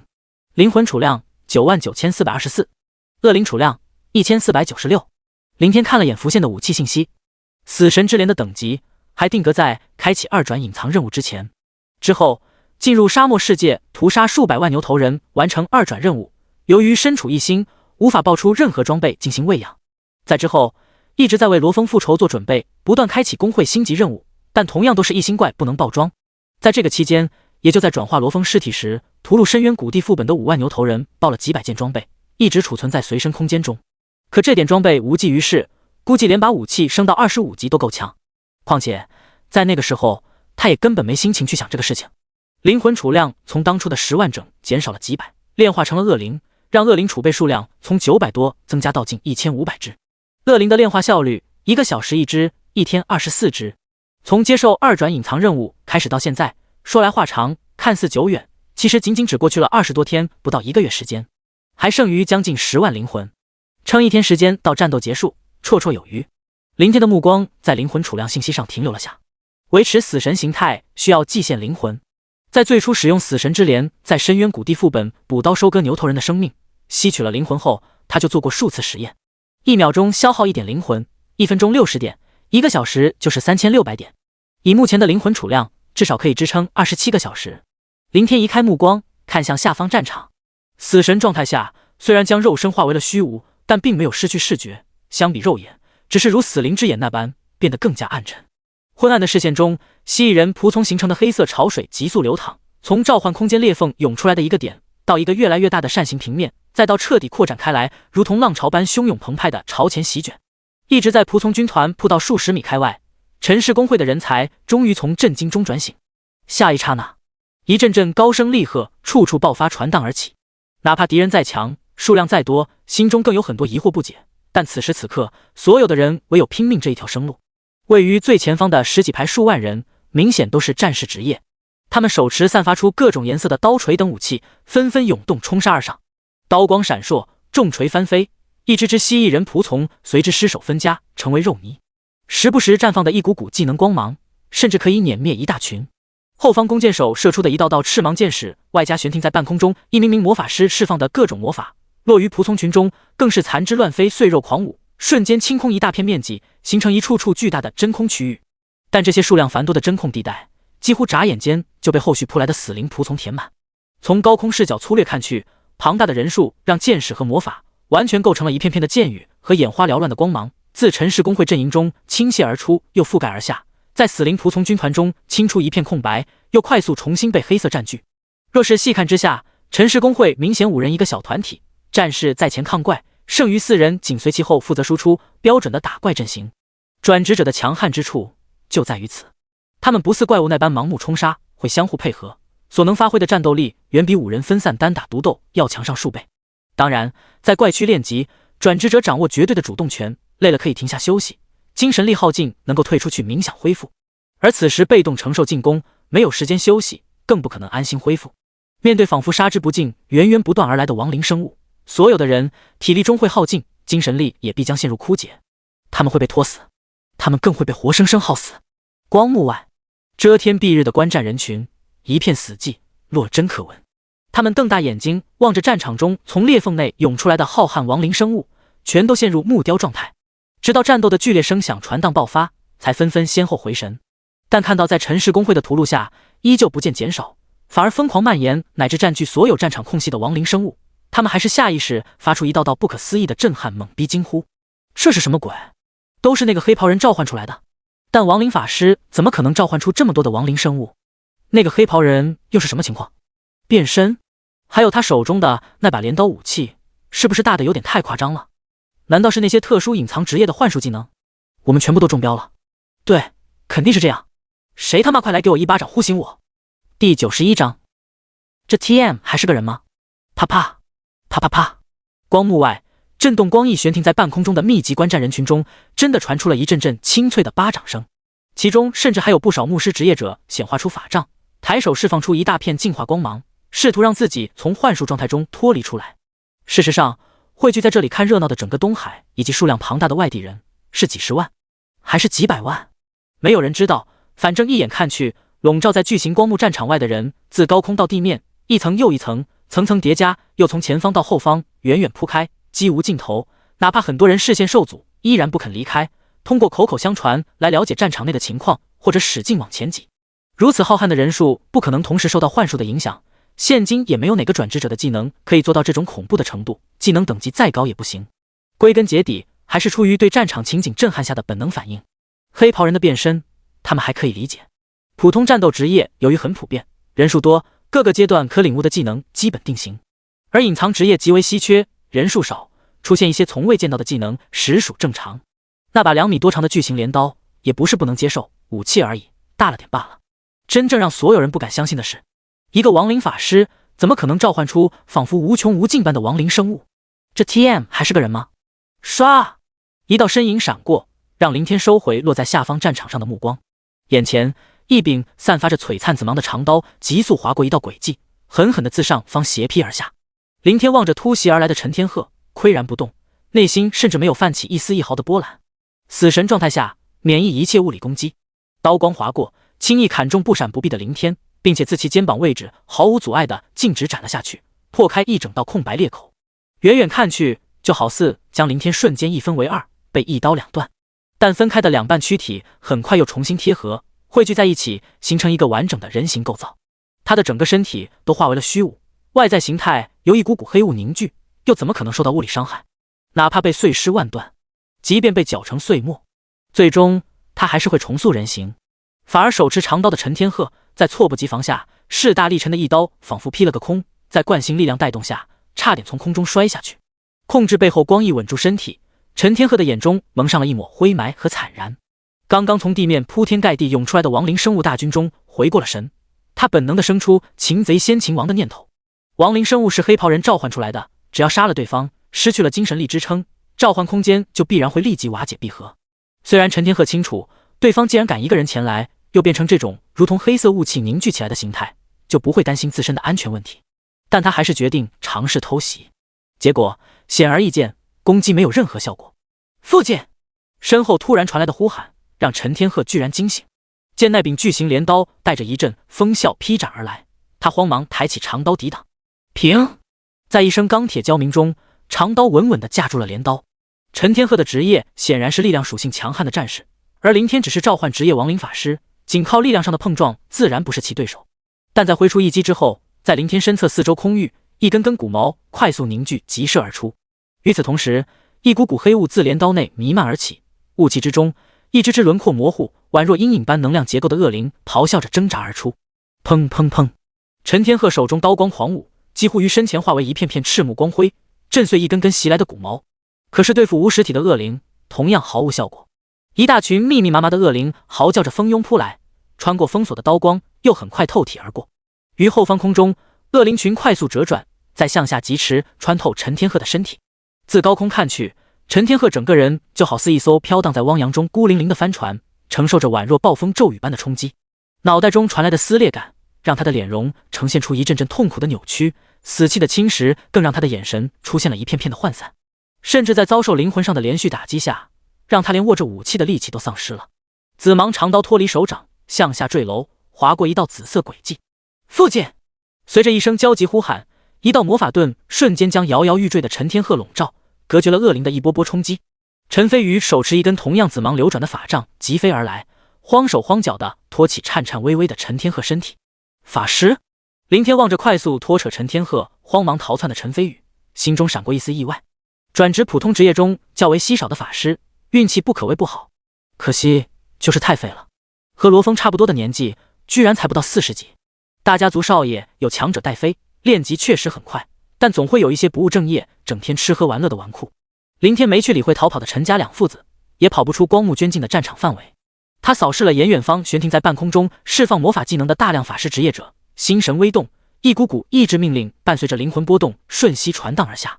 刹那间，一根根长毛组成的巨大黑影从地面奔涌的蜥蜴人仆从军团中猛然掀起，急速向空中覆盖而去，且毫不停歇。一群群蜥蜴人仆从刚从召唤空间裂缝涌出，便集体抛出手中长矛，一片紧接着一片，几乎连绵不绝。没了长矛，对蜥蜴人仆从的战斗力并无太大影响，他们的利爪和獠牙，乃至就连干枯的身躯，都可以作为他们的武器。砰砰砰，砰砰砰！下一刻，密集刺耳的撞击声于一片片空域中爆起。普通长矛无法击破那些法师体外的魔法盾，可空中没有借力的地方，仅靠背后光翼根本无法稳住身体。在一片片袭来的长矛剧烈撞击下，他们四处翻飞，相互接连碰撞，没受伤，却也被晃得晕头转向，七荤八素。不得已下，包括逃回本阵的陈天鹤父子，全部立即降落了下去。转眼之间，整个空域范围仅剩下凌天一人。光幕外，刚刚恢复一点生息的观战人群，又很快重新沉寂了下来。或许对于凌天来说没觉得什么，但从他们这个地方看去，这一幕尤为震撼人心。战场中，一位黑袍虚影手持巨型镰刀高悬于空，傲然而立，淡漠地俯视着下方战场。在他的身前，密密麻麻的恶灵拖着一道道黑色尾迹，在天空中四处乱舞，来回穿梭。在他的身下，数之不尽的亡灵生物化为一片片狂潮，于地面上奔涌席卷，疯狂冲杀。在这一刻，几乎所有人都下意识想起了之前黑袍人所说的那句话：他一人即是天灾。第92章，雪崩之下，没有一个人是无辜的。轰！轰轰！战场中，剧烈的爆响与战线四处响彻迸发，技能闪烁出的翅膀更是处处绽放。陈氏公会数万名战士分散在外，激烈拼杀。随着前方亡灵生物前仆后继、源源不断的疯狂扑来，且向两侧区域奔涌扩散，战线一而再的被拉长压缩。数个小时后，外围战士渐渐构成一个庞大的圆形防御圈，将身后的山庄以及山庄里的远程职业保护在内。在每一名战士的身后，几乎都有一名刺客、弓箭手、法师以及牧师职业者。一般情况下，每个转职者都有自己的固定练级团队，期间若非队友在打怪过程中残废或死亡，基本不会随意更换。5大普通战斗职业人数最多，队伍标准配置一个职业1人。差点的找不到较为稀缺的法师，只能找一个其他职业替补缺额。好点的队伍中除了法师，还会有1-2个隐藏职业。但不管如何，平时长时间在一起练级打怪，都让每个队伍里的队员之间磨砺出了十分默契的配合。何时进攻，何时防守，何时协助，何时掩护，诸如此类一系列的战斗形式，根本不用开口交流，甚至眼神交汇，都完全形成了各自的本能。可是，在如何配合默契的团队，经过几个小时毫不停歇的不间断战斗，精力和体力上的下降也会出现一些疏漏。特别是对付数量庞大、不畏死亡、疯狂扑来的亡灵生物，更是如此。而在这种大规模群体作战下，任何一点点的疏漏所带来的结果，往往都是致命的。砰！其中一处区域内，一名战士尸首被一只亡灵生物撞翻，远远滚落出去。游荡在他身侧寻找机会的刺客，立即提着匕首上前补位抵抗。按照以往的打怪模式，这个时候魔法盾会瞬间笼罩在刺客的身上，弓箭手的箭矢同时跟上，减弱刺客的压力。但精神上的疲态让身后那名魔法师慢了半拍，旁边弓箭手更是由于密集的人群又无法飞上半空，没有太多活动空间，导致箭矢迟迟没有射出跟上去。毕竟刺客没有魔法盾防护，以他这个侧后方位贸然出手，很容易造成误伤，射中前面的几方刺客。也因此失去了援手，几乎在单打独斗的情况下，武器不占丝毫优势的刺客几乎在顷刻之间便被一群群扑来的亡灵生物淹没了进去。老三，那名刚从地上爬起来的战士见到这一幕，瞬间目瞪欲裂，显然和刺客关系不一般。他一把狠狠推开身前释放治疗术的牧师，提着长刀就愤怒地冲了上去。可缺口已经被打开，加之后方的魔法师和弓箭手看到那些长着蜥蜴脑袋的亡灵生物汹涌冲来，顿时慌了手脚，本能后退。同样的场景再次上演，冲过去的战士没了队友的协助，单独一人根本无法抵挡成群结队的敌人。一只只亡灵生物从其两侧区域飞速掠过，向前冲杀。不到片刻，那名战士就完全消失了踪影，彻底被密密麻麻的亡灵生物覆盖了进去。距离不远，另一支队伍中的刺客见到前方战士被2只亡灵生物扑倒，心生畏惧，略微犹豫了下。也就是这迟疑的数秒钟时间，战士被越来越多的敌人压制在地，直至整个人被拖扯进后面的亡灵生物群中。更远处，或许是看见了这边的情景，那个队伍里的战士担心自己被队友卖了，面对10几只扑来的亡灵生物，直接向一边闪躲。失去战士的抵挡，一片片蜥蜴人仆从顿时犹如潮水席卷，淹没了后方的几名远程职业。天空中，林天注视着下方的战场，从他这个高度可以清晰俯览整个战场区域。陈氏公会的防御圈极为明显，里面散发各种5颜6色的光芒，构成了一个偌大的圆形结构体，和浑身死气缭绕的蜥蜴人仆从汇聚而成的一片片漆黑，形成了鲜明的对比，也很容易区分。但此刻，圆形防御圈外围爆发各色光芒的战线处，已经出现了很多个代表蜥蜴人仆从的黑色线条，并且这些黑色线条还在快速向内侵入蔓延，从一条线渐渐扩展成一个面，一眼望去就好似一个七色斑斓的圆盘，出现了密密麻麻的裂痕和破损的缺口。攻进去了吗？近千万只蜥蜴人仆从可能只出动了一半，是低估了40级仆从的战斗力，还是高估了陈氏公会那些转职者的实力？林天看了眼召唤空间裂缝处还在倾泻的死灵仆从大军，又望了望山庄内的战场，显然原因在于后者。之前他赶到这里，通过外围那些观战人群的交谈，得知陈氏公会加入了什么东南联盟，有10几万人助战时，曾有过一丝犹豫。按照他当初的预估，1比500才最为保险稳妥。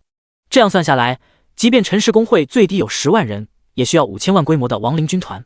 利用2天时间完成第2次7星公会任务，转化发展的蜥蜴人仆从也才将近1000万，很可能打不过。但最终在不甘心的驱使下，他还是决定冒险进入光幕战场。即便不能消灭陈氏公会，自保应该没什么问题，顺带再弄死点人，找回些利息。可是眼下仅仅500多万的蜥蜴人仆从就破了对方的防线，成摧枯拉朽之势，确实有点出乎他的意料。不过转念一想，其实也很正常。最初1比500的预估是建立在拥有足够大的空旷战场，且陈氏工会的人悍不畏死，直至体力耗尽、精神力枯竭的基础上。简单来讲，就是最理想化的状态。首先，林天没想到陈氏工会竟把战场选择在了山顶上的山庄中。诚然，这个山庄的面积非常庞大，可以容纳下10几万人。只是容纳是一回事，战斗又是另一回事。密集在一起的人群施展不开手脚，又在蜥蜴人仆从的长矛攻势下失去了空中优势，这就相当于作茧自缚，自己让自己陷入了劣势，助长了以群体作战的亡灵军团的优势。这倒不是说陈天鹤傻，毕竟在开战前他对标的敌人是转职者，而非数之不尽的亡灵生物。其次，林天忽略了人性。在正常情况下，一名4、50级的转职者确实可以拼掉几百只40级属性降低1半的蜥蜴人仆从，60级以上的强者能够杀死的数量还会更多。但是人都会畏惧，都会贪生怕死，又有几个可以做到真正耗尽体力和精神力战至最后一刻？啊呀，啊呀！渐渐的，战场中人类的惨叫声开始响彻，数量越来越多，也越来越密。防御圈一处处的尸首就好似导火索一般快速蔓延。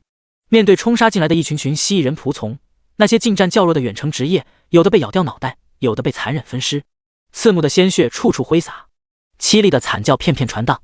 高空中的林天望着战场中血淋淋的屠戮，听着传来的惊恐惨嚎，内心古井无波，没有一丝一毫的怜悯。陈氏工会的10几万人中，只有少数本部人马，大部分都是联盟助战的人。这些人没牵扯灭门的事情，或许也不似陈氏工会那般无恶不作，甚至可能还会有少数心存善念。但雪崩之下，没有一个人是无辜的。在他们加入陈氏工会助纣为虐的那一刻起，就预示了他们的命运。数个小时后，战斗渐渐息止，林天缓缓向下飘落，体外溢散的黑雾随之向内回缩，虚无的身躯也在快速凝实，直至恢复脸戴面具、身穿恶灵长袍的正常形态。死神状态下，视线中的整个世界都变成了灰暗色调，看上去让人很不舒服。山庄内一座房屋前的小院落中，还有一小部分人在激战，也是偌大山庄里最有一处还在反抗的地方。实际上，在亡灵生物冲进了防御圈，大肆屠杀，彻底崩盘后，就已经开始有人在绝望下放弃了抵抗，束手等死。但对于这些放弃抵抗的人，所有亡灵生物全数绕开，没再赶尽杀绝。见到这一幕，可想而知会造成什么样的连锁反应。能活着，没人想死。假如对方放过自己了呢？世界法则没有强制规定开战双方必须有一方全灭才会结束，一切的主动权都掌握在战胜方手中。想让你死，你就必然死；想让你活，你才有机会活。总之，生死皆在对方一念之间。况且，继续抵抗下去也没有任何意义。在杀之不尽的敌人面前，最多也就多残喘一会儿罢了。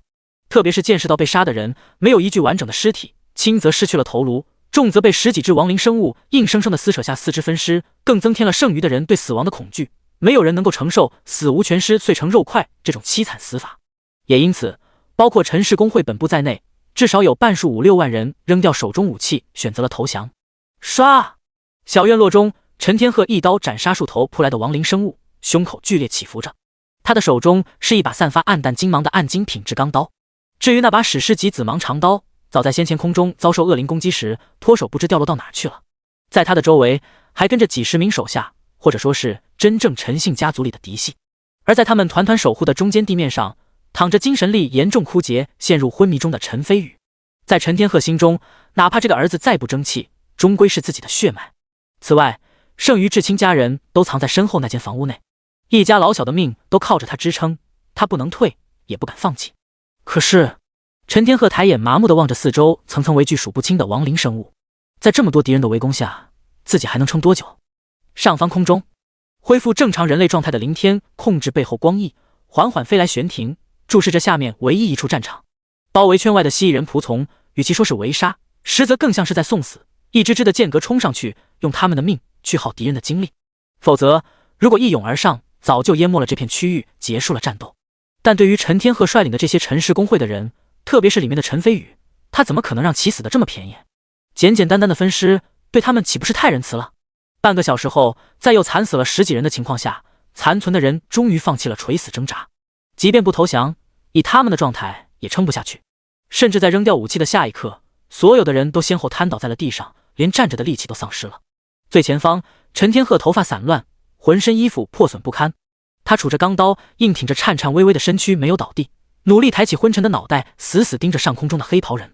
他现在很后悔在对方出现时还妄图开条件谈价码，没有立即下令10几万人一起攻杀，给了对方变身和召唤亡灵生物的时间。更让他后悔的是，当初为了顾全大局，没有听儿子的话，放任被残害的5人死亡，利用世界法则的清剿令杀了这个人。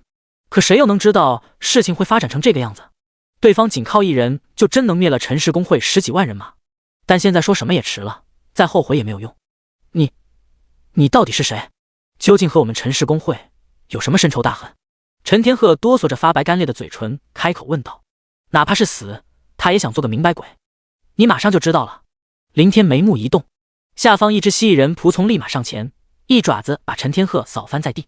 随后又有一群仆从涌出，将地上还喘着气的人全部拖向外面陈氏公会俘虏集中区域。山庄之外，召唤空间裂缝前依旧在源源涌出的蜥蜴人仆从渐渐停歇了下来。不多久，老王的魁梧身影首先出现，紧接着罗峰缓缓步出，在他的怀中还抱着一具身体苍白、生出些许尸斑的大肚女人。其后，一名蜥蜴人仆从抬着一具尸体鱼贯而出。大肚女人是罗峰的妻子，那些尸体是火山公会一众成员的家属。临行前，林天和罗峰一起动手挖开了那座坟，取出了所有尸体，就像先前他所承诺的那般，一切血债血偿。第93章，刀呢？我 TM 刀呢？山庄外，召唤空间裂缝之前，密集的蜥蜴人仆从纷纷如潮水般退散，敞开一条道路。罗峰顺着这条道路缓步向前，由于他的整条右臂旗杆断，只能单手拦腰抱着怀里的女人。女人双脚悬空，脑袋微微倾斜，枕靠在他的肩膀上，宛若熟睡了一般。在罗峰的身后，老王扛着狼牙棒，亦步亦趋，紧紧守护。在后方，则是抬着一具尸体的蜥蜴人仆从，排成一条直线，远远延伸至召唤空间所在的裂缝。山庄内，5万多名陈氏公会俘虏全部集中在一处巨大的广场中。这个广场由于没有建筑，保留的最为完整。其他地方的大部分房屋乃至山庄前拱形的巨大石雕正门，基本都在先前的战斗中全数被摧毁。广场周围的四面八方区域，一片片亡灵生物层层拥挤，将这里围居的水泄不通。一名名男女老少还不时地被一群群蜥蜴人仆从自少数还未倒塌的房屋里押送过来。那些是陈天鹤的嫡系亲人，基本都是些没有战斗力的生活职业，并且全是陈氏公会的成员。陈氏公会毕竟属于家族公会，在建立之初，家族里的人就会第一时间加入，平常为公会处理一些琐事，顺便管理东海或其他城市里的公会产业。广场上方，林天悬空而立，扫了眼瘫倒在地面上的密集俘虏，随后转向远处正走来的罗峰。在开战前，他强制命令罗峰和老王不得出来参战，实在是这2个高级亡灵的特征太显眼了。老王高大魁梧的体型，在一群蜥蜴人仆从群中如鹤立鸡群，浑身又弥漫浓郁的死气，眼眸还闪动着绿芒。罗峰虽说身躯较小，但体外翻滚的死气更盛，血红色的眼眸也更为醒目。在一片片漆黑色的蜥蜴人仆从海洋中，这般特征很容易被盯上。转职者不似那些低质的怪物，保不齐会来个斩首行动。他们可没有自己无视物理伤害的死神形态，也没有死灵仆从抗伤害，还没有精神力来释放光翼飞到空中，一旦在地面遭致集火，很有可能就此陨落死亡。在广场正前方靠近石雕拱形倒塌的正门内，特意预留出了一大片空荡区域。罗峰走了过来，缭绕在他体外的死气已经全部收进了体内，但身上套着一件黑色长袍，遮盖了他的躯体，就连脑袋也完全隐藏在宽大的罩帽内，手中还持着一根如利爪般的硕长漆黑魔杖。黑袍和魔杖都是之前林天给的普通白装，一个用于换掉他那身破破烂烂如布条般的衣服，另一个是为了便于单手抱着妻子固定之用，不至于滑落下来。当然，亡灵生物不能穿戴法则装备，即便套在了身上拿在了手中，也等同普通的衣服和木棍，无法增加任何装备属性。来到广场那片空旷位置，罗峰把怀里的妻子小心翼翼地平放在地上，后面跟来的一名蜥蜴人仆从也将抬着的尸体放下，排成一排排，一列列，整整齐齐地远远铺开。光幕外，观战人群一直处在时而哄闹喧嚣，时而又沉寂无声的状态。当看到数量庞大的亡灵生物终于攻破陈氏公会的防线，绝大部分人都高声叫号，拍手称快，宣泄心中的畅快情绪。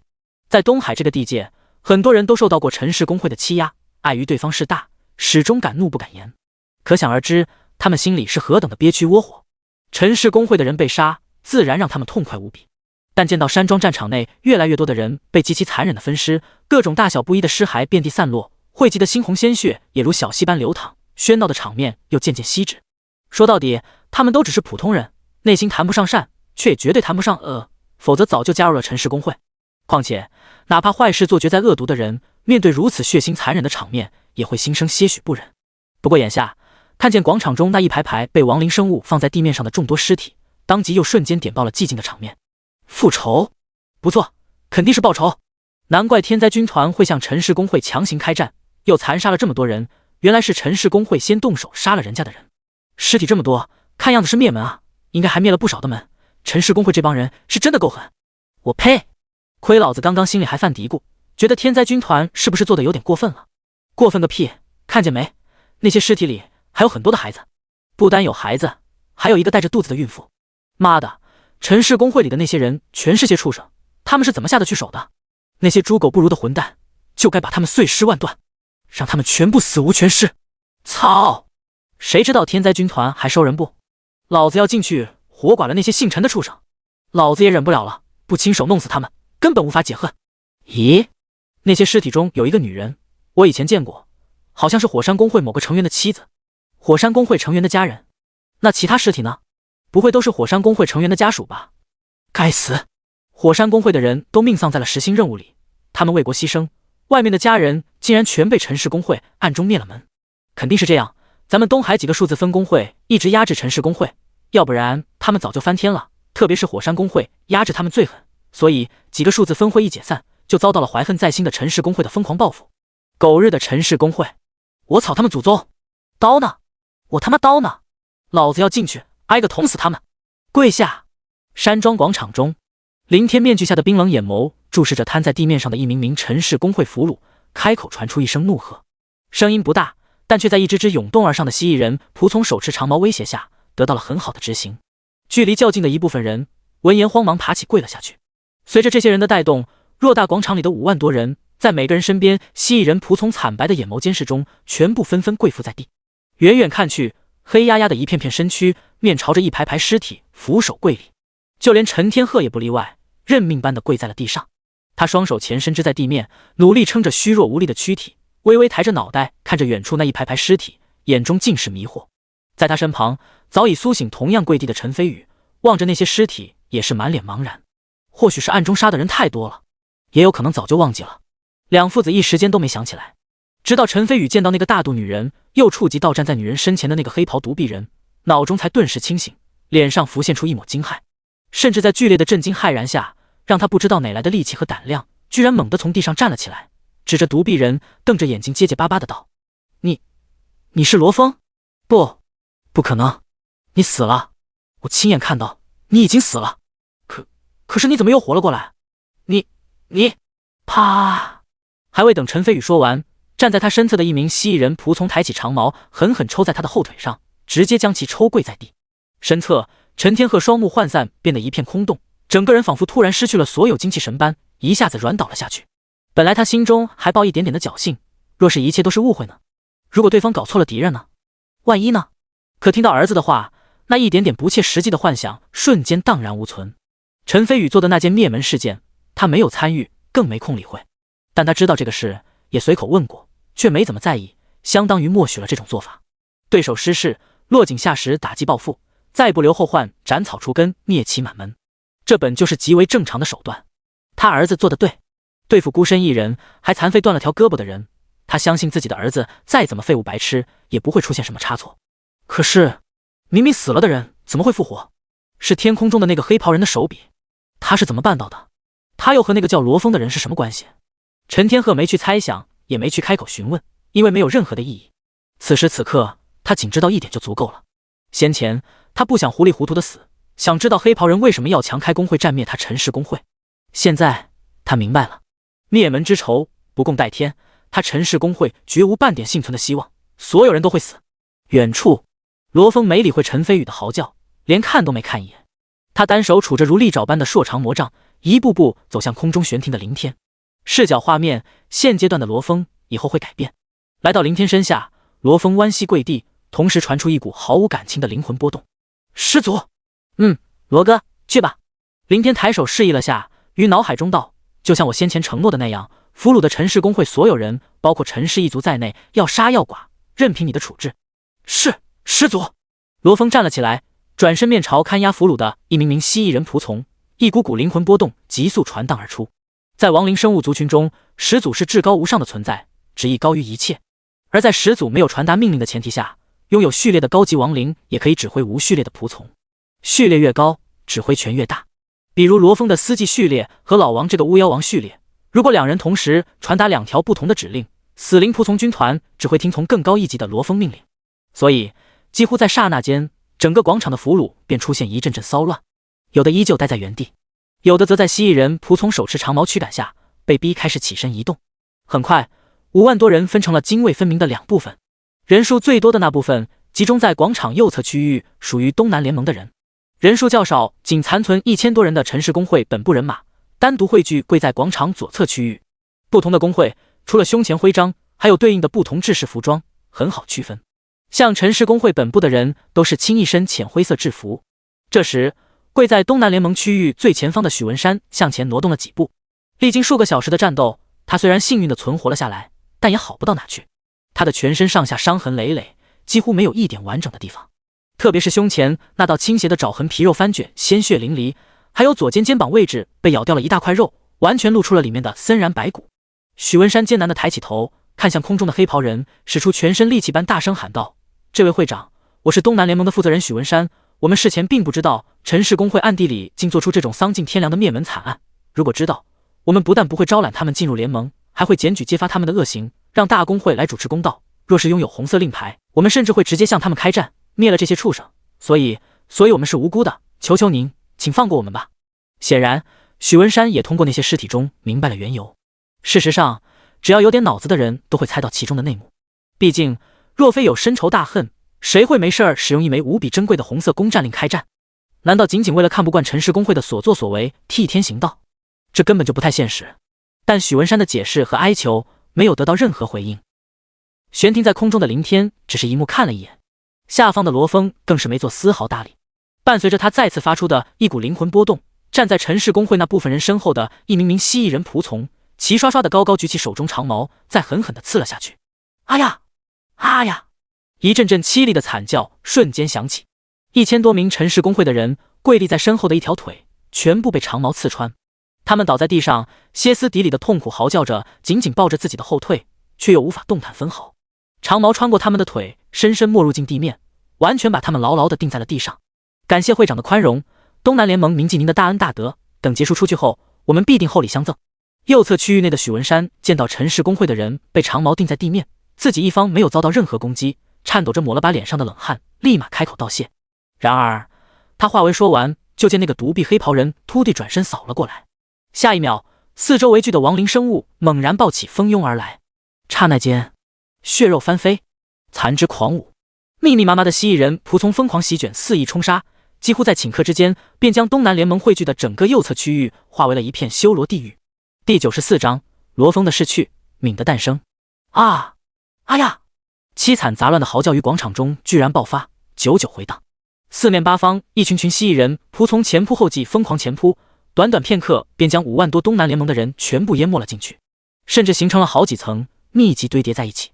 广场大半区域，你所能看见的只剩下亡灵生物汇聚成的黑色海洋，剧烈涌动不停。一条条残肢，一块块碎肉，从黑色海洋里高高急剧抛飞上天空，又远远洒落而下，宛若下了一场场残尸暴雨。在一片片黑色覆盖下，还不时爆起一道道耀眼翅芒，那些应该是少数转职者的挣扎反抗，消耗残存的精神力释放出的技能。但这些稀少的技能光芒很快便泯灭消失，就仿佛转瞬即逝的流星，用他们的余烬绽放出的最后一抹光华。不说东南联盟的人基本都处于强攻之末，即便鼎盛状态，在被无数亡灵生物淹没的情况下，也没有太大的生存希望。死亡是他们唯一的归宿。不多时，强烈翻涌的亡灵海洋渐渐息止，随之向周围退散。有的蜥蜴人仆从浑身猩红，仿佛整个躯体被血水浸泡了一遍；有的满是鳞片的扁平脑袋上，獠牙间残存着一些碎肉；还有的身上挂着半截胳膊或一整条腿。而在他们散开的区域，血淋淋的人头密集散落，破碎的残尸遍地堆积，有些地方血水混合着肉末，几乎形成了一片片泥泞的红色沼泽。集中在广场左侧一片区域内的1000多陈氏工会的人早已集体晋升。眼前的尸山血海、修罗地狱，似乎让他们完全忘记了腿上的刺痛，全部陷入呆滞中。清醒之后，很多人当即低头狂吐，近乎连胆汁都给吐了出来。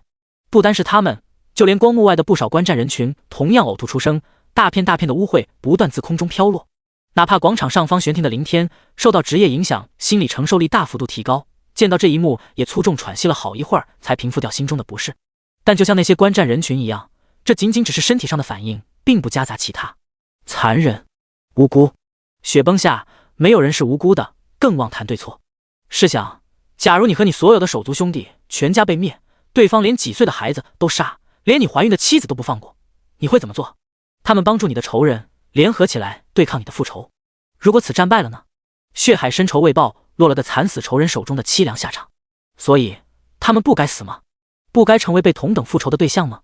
今天是工会战最后一天，先前的战斗已经耗去了大半天，若非时间不允许，林天相信罗峰绝不会让5万多名东南联盟的人死得这么简单。哗啦啦，广场中数千只蜥蜴人仆从在罗峰的命令下，快速脱离群体奔向远方。在陈氏山庄之后，有一片小山包，也是整个山顶唯一一处还保持着原貌地形，没有任何建筑存在。那处区域是林天先前在天空中观战时无意中发现的。你何必做得这么绝？人既然是我们杀的，由我们偿命就行了，你为何还要这样做？下方本来早已面如死灰呆愣着的陈天鹤，看到那些亡灵生物狂奔的方向，顿时变得激动起来，双眼通红，满目愤怒，挣扎着想要起身，却由于后腿被钉死在地上，加之本就虚弱无力的身体，尝试了好几次也没能站起来。身旁瑟瑟发抖的陈飞宇似乎也想到了什么，但刚见识到东南联盟的凄惨下场，这个时候他根本不敢像他父亲那般硬起脖子说什么，连半个字都不敢冒出来，低着脑袋剧烈抖动着。远处罗峰充耳不闻，转化成为高级亡灵后失去了听觉器官，只能通过灵魂波动感应到人类传出来的话语，却无法分辨出其中的具体意思。当然了，罗峰也没兴趣知道。他抬起隐藏在罩帽下的脑袋，闪动着红色眼眸，静静注视着那片小山。小山中整整齐齐地立着10几座坟，能够在陈氏山庄立坟，唯有葬着陈家的人，也只能是他们的祖坟。奔驰到小山内，数千只蜥蜴人仆从没有丝毫停顿地扑了上去，直接用他们尖锐干枯的利爪开始刨土挖坟。很快，一座座棺木被挖了出来，又被一群群蜥蜴人仆从抬了过来。啪啪啪啪啪，来到广场，10几个棺木被重重扔在地上，碎裂开来，散落出一具具枯骨尸骸。罗峰转头扫了陈家父子一眼，缓缓抬起了手，配合其传达的命令，一大群蜥蜴人仆从立即一涌而上，抓起尸骸疯狂拉扯踏溅。转眼间，所有尸骸便全部碎成满地的断骨碎末，混杂在血水中，尤为刺目。哈哈，好解气！以前经常听说刨你家祖坟，今天可算是真正见识到了。对这些人渣，就应该挖开他们的祖坟，再挫骨扬灰。就是让他们老祖宗看看自家后代都出了些什么玩意儿。哼，陈天鹤和陈飞宇这2个王八蛋干了这么多缺德事儿，他们的祖辈也绝不是什么好东西。呸，都是一丘之貉的货色。光幕外，观战人群看到广场中的情景，瞬间爆发出一阵哄响笑闹。罗峰，你不得好死，你绝不会有好下场，我做鬼也不会放过你。陈天鹤跪爬地上，双目赤红地看着眼前血水中的碎骨，口中不断的愤声咒骂。甚至就连陈飞宇这时也咬牙微微抬起了自己低着的脑袋。在龙国，祖坟对所有人的意义不言而喻，被掘祖坟，尸骸又当面被辱，却无能为力，绝不亚于一种精神酷刑。但随即看到那些亡灵生物押着一名名男女走来，又见罗峰捡起散落在地上一把染着鲜血的长刀，陈天鹤马上闭嘴不骂了。陈飞宇抖动的也更加剧烈了，几十名男女被排成数排，跪在陈家2父子面前。老头子，救我！飞宇，救救我！父亲，爷爷，伯父，三叔，岳父，大哥，二伯。望着一张张熟悉的面容，听着他们传来的一声声哭喊，陈飞宇心痛欲裂，陈天鹤更是肝肠寸断，老泪纵横。罗峰，求求你放过他们吧！罗峰，他们是无辜的，他们什么都不知道，不管他们的事，要杀就杀了我吧，放过他们，求求你，求求你！面对家人们一对对求助的目光，父子2人顿时没了刚刚的硬气，纷纷声泪俱下，开口祈求。那些祖先终归早已死了，可这些家人还活着，若无意外，还可以活很久很久。无辜，又是无辜。半空中，林天心下突然冒出一股深沉的愤怒。先前那个东南联盟的负责人说他们无辜，他们不知情。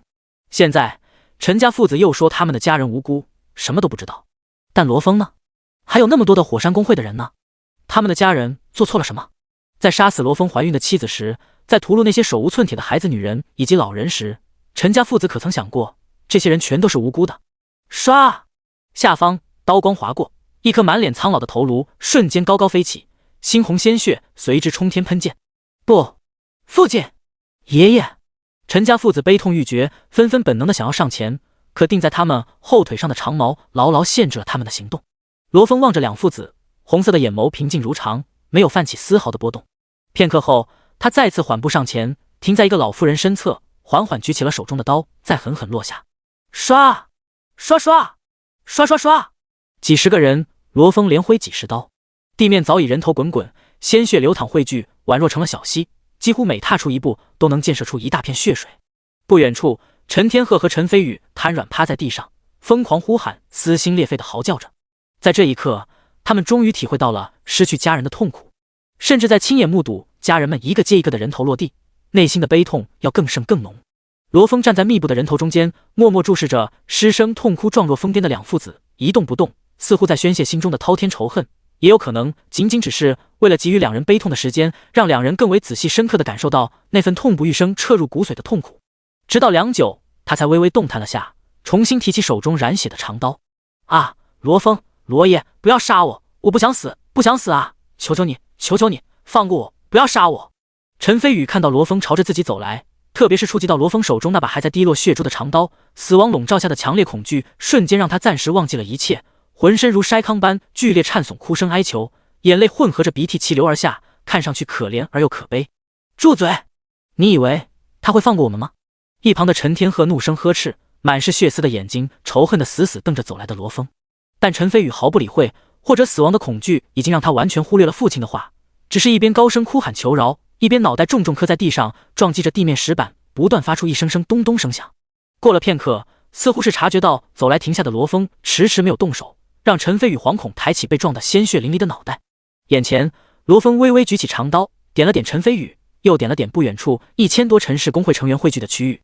高级亡灵生物无法开口说话，目前灵魂波动上的交流只限于和自己灵魂相连的始祖以及其他有序列的亡灵生物，所以罗峰只能做出这种示意动作。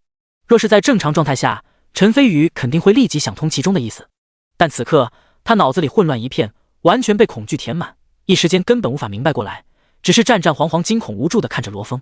僵持了好几分钟，远处空中悬浮的林天实在看不下去了，他快速震动，光翼飘飞而来，开口出言提醒道：“把所有参与灭门的人全部指认出来。”指认？好，我指认，我把他们全部指认出来。陈飞宇哆嗦着念叨一句，江湖般的脑袋立马恢复一丝清醒，同时他整个人如同抓住了救命稻草一般，冒出只要自己配合罗峰报了仇，对方说不定就会放过自己的念头。至于自己是灭门的主导者，更是罗峰复仇的主要目标，他没去想，也不敢去想。对于一个贪生怕死、懦弱到骨子里的人来说，面对死亡的威胁，思维已经下降到了极限。或者说，只要有一丝一毫的存活可能性，哪怕再怎么的不切实际，即便再如何的自欺欺人，他们都不会放弃。在陈飞宇的指点下，150多人被单独押了出来，集中在陈家父子周围跪伏。随后，罗峰持刀走向剩余的人，手起刀落，逐一斩下一颗颗头颅。罗峰的仇，罗峰的恨，来自陈氏工会，更准确的说，是直接参与灭门的人。这些人才是他接下来需要慢慢刨落的对象。当然，如果有足够的时间，罗峰势必会让所有人生不如死，受尽各种酷刑折磨而亡。关键是时间不多了，工会战最后一天，仅剩下不到半天。一旦工会战效果结束，世界法则的杀戮禁令就会重新笼罩，即刻生效。况且这一战结束，若是因为时间耽搁，让陈氏父子以及一些人活下来，他们必然会马上退出陈氏工会。为了避免天灾军团再次使用一枚红色攻占令强行开第二战，陈天鹤也肯定会第一时间解散工会。到时所有人都成了无工会的散人，继续复仇将无从谈起。人群中，一颗颗人头落地，一具具无头尸体栽倒，一直到剩余最后10几个人，露出一个让林天很眼熟的小胖子。他的一条后腿同样被长矛刺穿钉在地上，全身也密布无数道爪痕伤口，鲜血徐徐流淌，染红了他整个身躯。之前或许出于愧疚，也可能位置靠后，距离太远，有前方的大批人遮挡住了身形，他没机会开口。眼下见罗峰持刀走来，他连忙努力支起身体，带着一抹惊喜，高声喊道：“罗哥，真的是你吗？你没死，太好了，太好了！罗哥，你还记得我吗？是我呀，我是庞和，嫂子们的尸首和你都是我安排找人下葬的。”罗峰闻声看去，但脚下却丝毫未停。来到小胖子身前，他没有半点犹豫和停顿，持着长刀急速挥下。噗嗤，随着一股冲天喷出的鲜血，一颗脸上还挂着笑容的圆乎乎脑袋抛飞滚落在地。罗峰已经死了。上方空中见到这一幕，让林天心中颤了颤，低语呢喃，重复了那句罗峰曾经说过的话。当初这句话指的只是罗峰身躯的消亡，内心或许会源于沉重打击而导致性格上的改变，变得郁郁寡欢、沉默寡言。但在妻子丧命以及需要他照顾的所有兄弟家人被全数灭门后，特别是刚刚斩下小胖子脑袋的这一刀，让以前的罗峰彻彻底底的消失了，取而代之的是没有任何情感、心如冷铁寒冰的亡灵族高级亡灵生物。明第95章，永生永世，生不如死。在林天的心中，至少在作为人类的正常思维而言，叫庞和的小胖子罪不至死。一来他没有参与灭门事件，二来他自掏腰包耗尽钱财，甚至可能还背了一身的贷，去竭力收买贿赂处理罗峰尸体的人以及那些运尸的人，让他们下葬掩埋，不至于让这些人死无全尸，成了怪物的食物。以他的能力也只能做到这个程度，而且顶着可能被发现继而遭到陈飞宇报复的风险，暗中做了这些事，已经算仁至义尽，配得上他与罗峰的交情。当初林天从庞和口中找到了深山那处尸坑，又得知了其中的种种内幕，没有为难放走了他，也是出于这个原因。正因为有了他，罗峰的尸体才没有被怪物分食，才能有机会复生，最终替惨死的所有人复仇。林天本以为，如果小胖子在先前的混战中活了下来，罗峰应该会念及这些网开一面，可是最后他却不带丝毫犹豫地把小胖子杀了。身为外人，林天无法真实体会到罗峰的内心，但可以想象一二。在这个世界，罗峰失去了所有，人未亡，心已死。他不在意任何人的死亡，任何人也无法撩动他那冰冷如铁的心，亦或他已完全失去了情感。下方解决完了剩余的人，罗峰扔掉手中的长刀，来到陈家父子跟前。在他们身后，150多人瘫倒在地。罗峰缓缓扫了眼这些参与灭门的刽子手，抬手随意指向其中一个满脸横肉的魁梧男人。呼啦！一群10几只蜥蜴人仆从当即一涌而上，将其扑倒在地。平！啊！伴随着数道金铁交鸣以及一阵凄厉的惨叫，魁梧男人的四肢，包括那条伤残的腿，全部被一根根长矛深深钉入地面，整个人面朝下呈大字形趴在地上。罗峰巡视一圈，目光扫过一处处混杂鲜血碎肉的地面，地面上散落着很多各式各样的武器，这些都是在先前战斗中遗落和陈氏公会的人投降后主动扔掉的。很快，罗峰找到了自己想要找到的东西，一把刺客使用的匕首。他上前捡了起来，在手里掂量了下，随后来到趴在地面的魁梧男人身边，蹲了下来。哧！匕首刺入魁梧男人的脊椎部位，缓缓向下滑拉，在背部中间位置切割出一道狭长的翻卷伤口。然后罗峰顺着伤口开始活剥其皮。魁梧男人看似强壮，实则满身都是肥肉，皮肤和肌肉之间堆积了一层厚厚的脂肪，这无疑增加了剥皮的难度。但罗峰一点也不急，手持匕首一点点的分割，仿佛极为认真的在雕刻一件精美的艺术品。甚至为了单手方便下刀，他还特意换来2只蜥蜴人仆从，用他们干瘪利爪笨拙的向上扯起，拉紧一整面皮肤。啊！魁梧男人嘶哑嚎叫着，他四肢被钉在地上无法动弹，此刻也仅剩下用惨叫来宣泄身上的彻骨疼痛，乃至到了最后连喊叫的力量都失去了，只能时不时的弹动一下身体。渐渐的，魁梧男人整个后背上的皮肤被剥开，宛若蝙蝠翅膀一样向两侧打开，耷拉在地上。罗峰站起身，传出一道命令，身前几名蜥蜴人仆从立马上前，将魁梧男人转了个面。同样的大字形，同样的四肢重新被钉在地上，不同的是，这次魁梧男人面朝上躺着。杀！你他妈杀了我吧！求求你杀了我！魁梧男人微微抖动着失去血色完全发白的嘴唇，翻着一对死鱼眼，有气无力地哀求道。罗峰没去理会，自顾自地蹲下来，开始继续剥对方正面的皮。与此同时，远处一大群蜥蜴人仆从自废墟中翻出一口巨大的铁锅，那只铁锅应该是陈氏山庄厨房里的厨具，毕竟陈氏公会的驻地就在山庄里，平时会有很多成员都待在这儿。如果用个形象点的比喻，这个世界的公会就好比公司，成员就像打工仔，提供免费工作餐是最基础的福利待遇。那群蜥蜴人仆从将大锅抬到广场，用砖石架起，开始取水灌入进去，再就地取材，从废墟中找来一些断裂的桌椅放在锅下。就在这时，不知是脑子有泡，还是想以此博取好感，求得活命机会，那150多人中，一个火系法师职业者主动消耗掉刚刚恢复的一点精神力，释放出一颗小火球，点燃了大锅下的一堆木材。轰然一声，大火随之熊熊燃烧，不断发出噼里啪啦的声响。广场前方，细工雕琢良久的罗峰终于再次站起了身，随着几名蜥蜴人仆从将魁梧男人高高举起，他再轻轻一拉，一整张完整的人皮自对方身上脱落。罗峰扫了眼手中的人皮，随手如同丢垃圾一般扔在了地上。他要的当然不是这张皮，而是整个活剥的过程。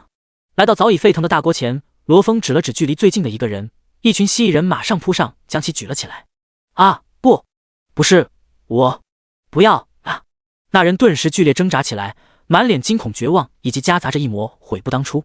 没错，这货正是刚刚耍小聪明的那个火系法师，火是他点的，谁也是他烧的，末了竟然要煮自己。停！随着一阵热气腾腾的沸水四溅，那个火系法师被直接丢了进去，传出一阵阵歇斯底里的惨嚎。对于罗峰来说，无所谓谁点的火，谁烧的水，反正都要死。而且相对来说，这个法师还算较为幸运的，因为大锅内很快就没了动静，最起码可以少承受些折磨。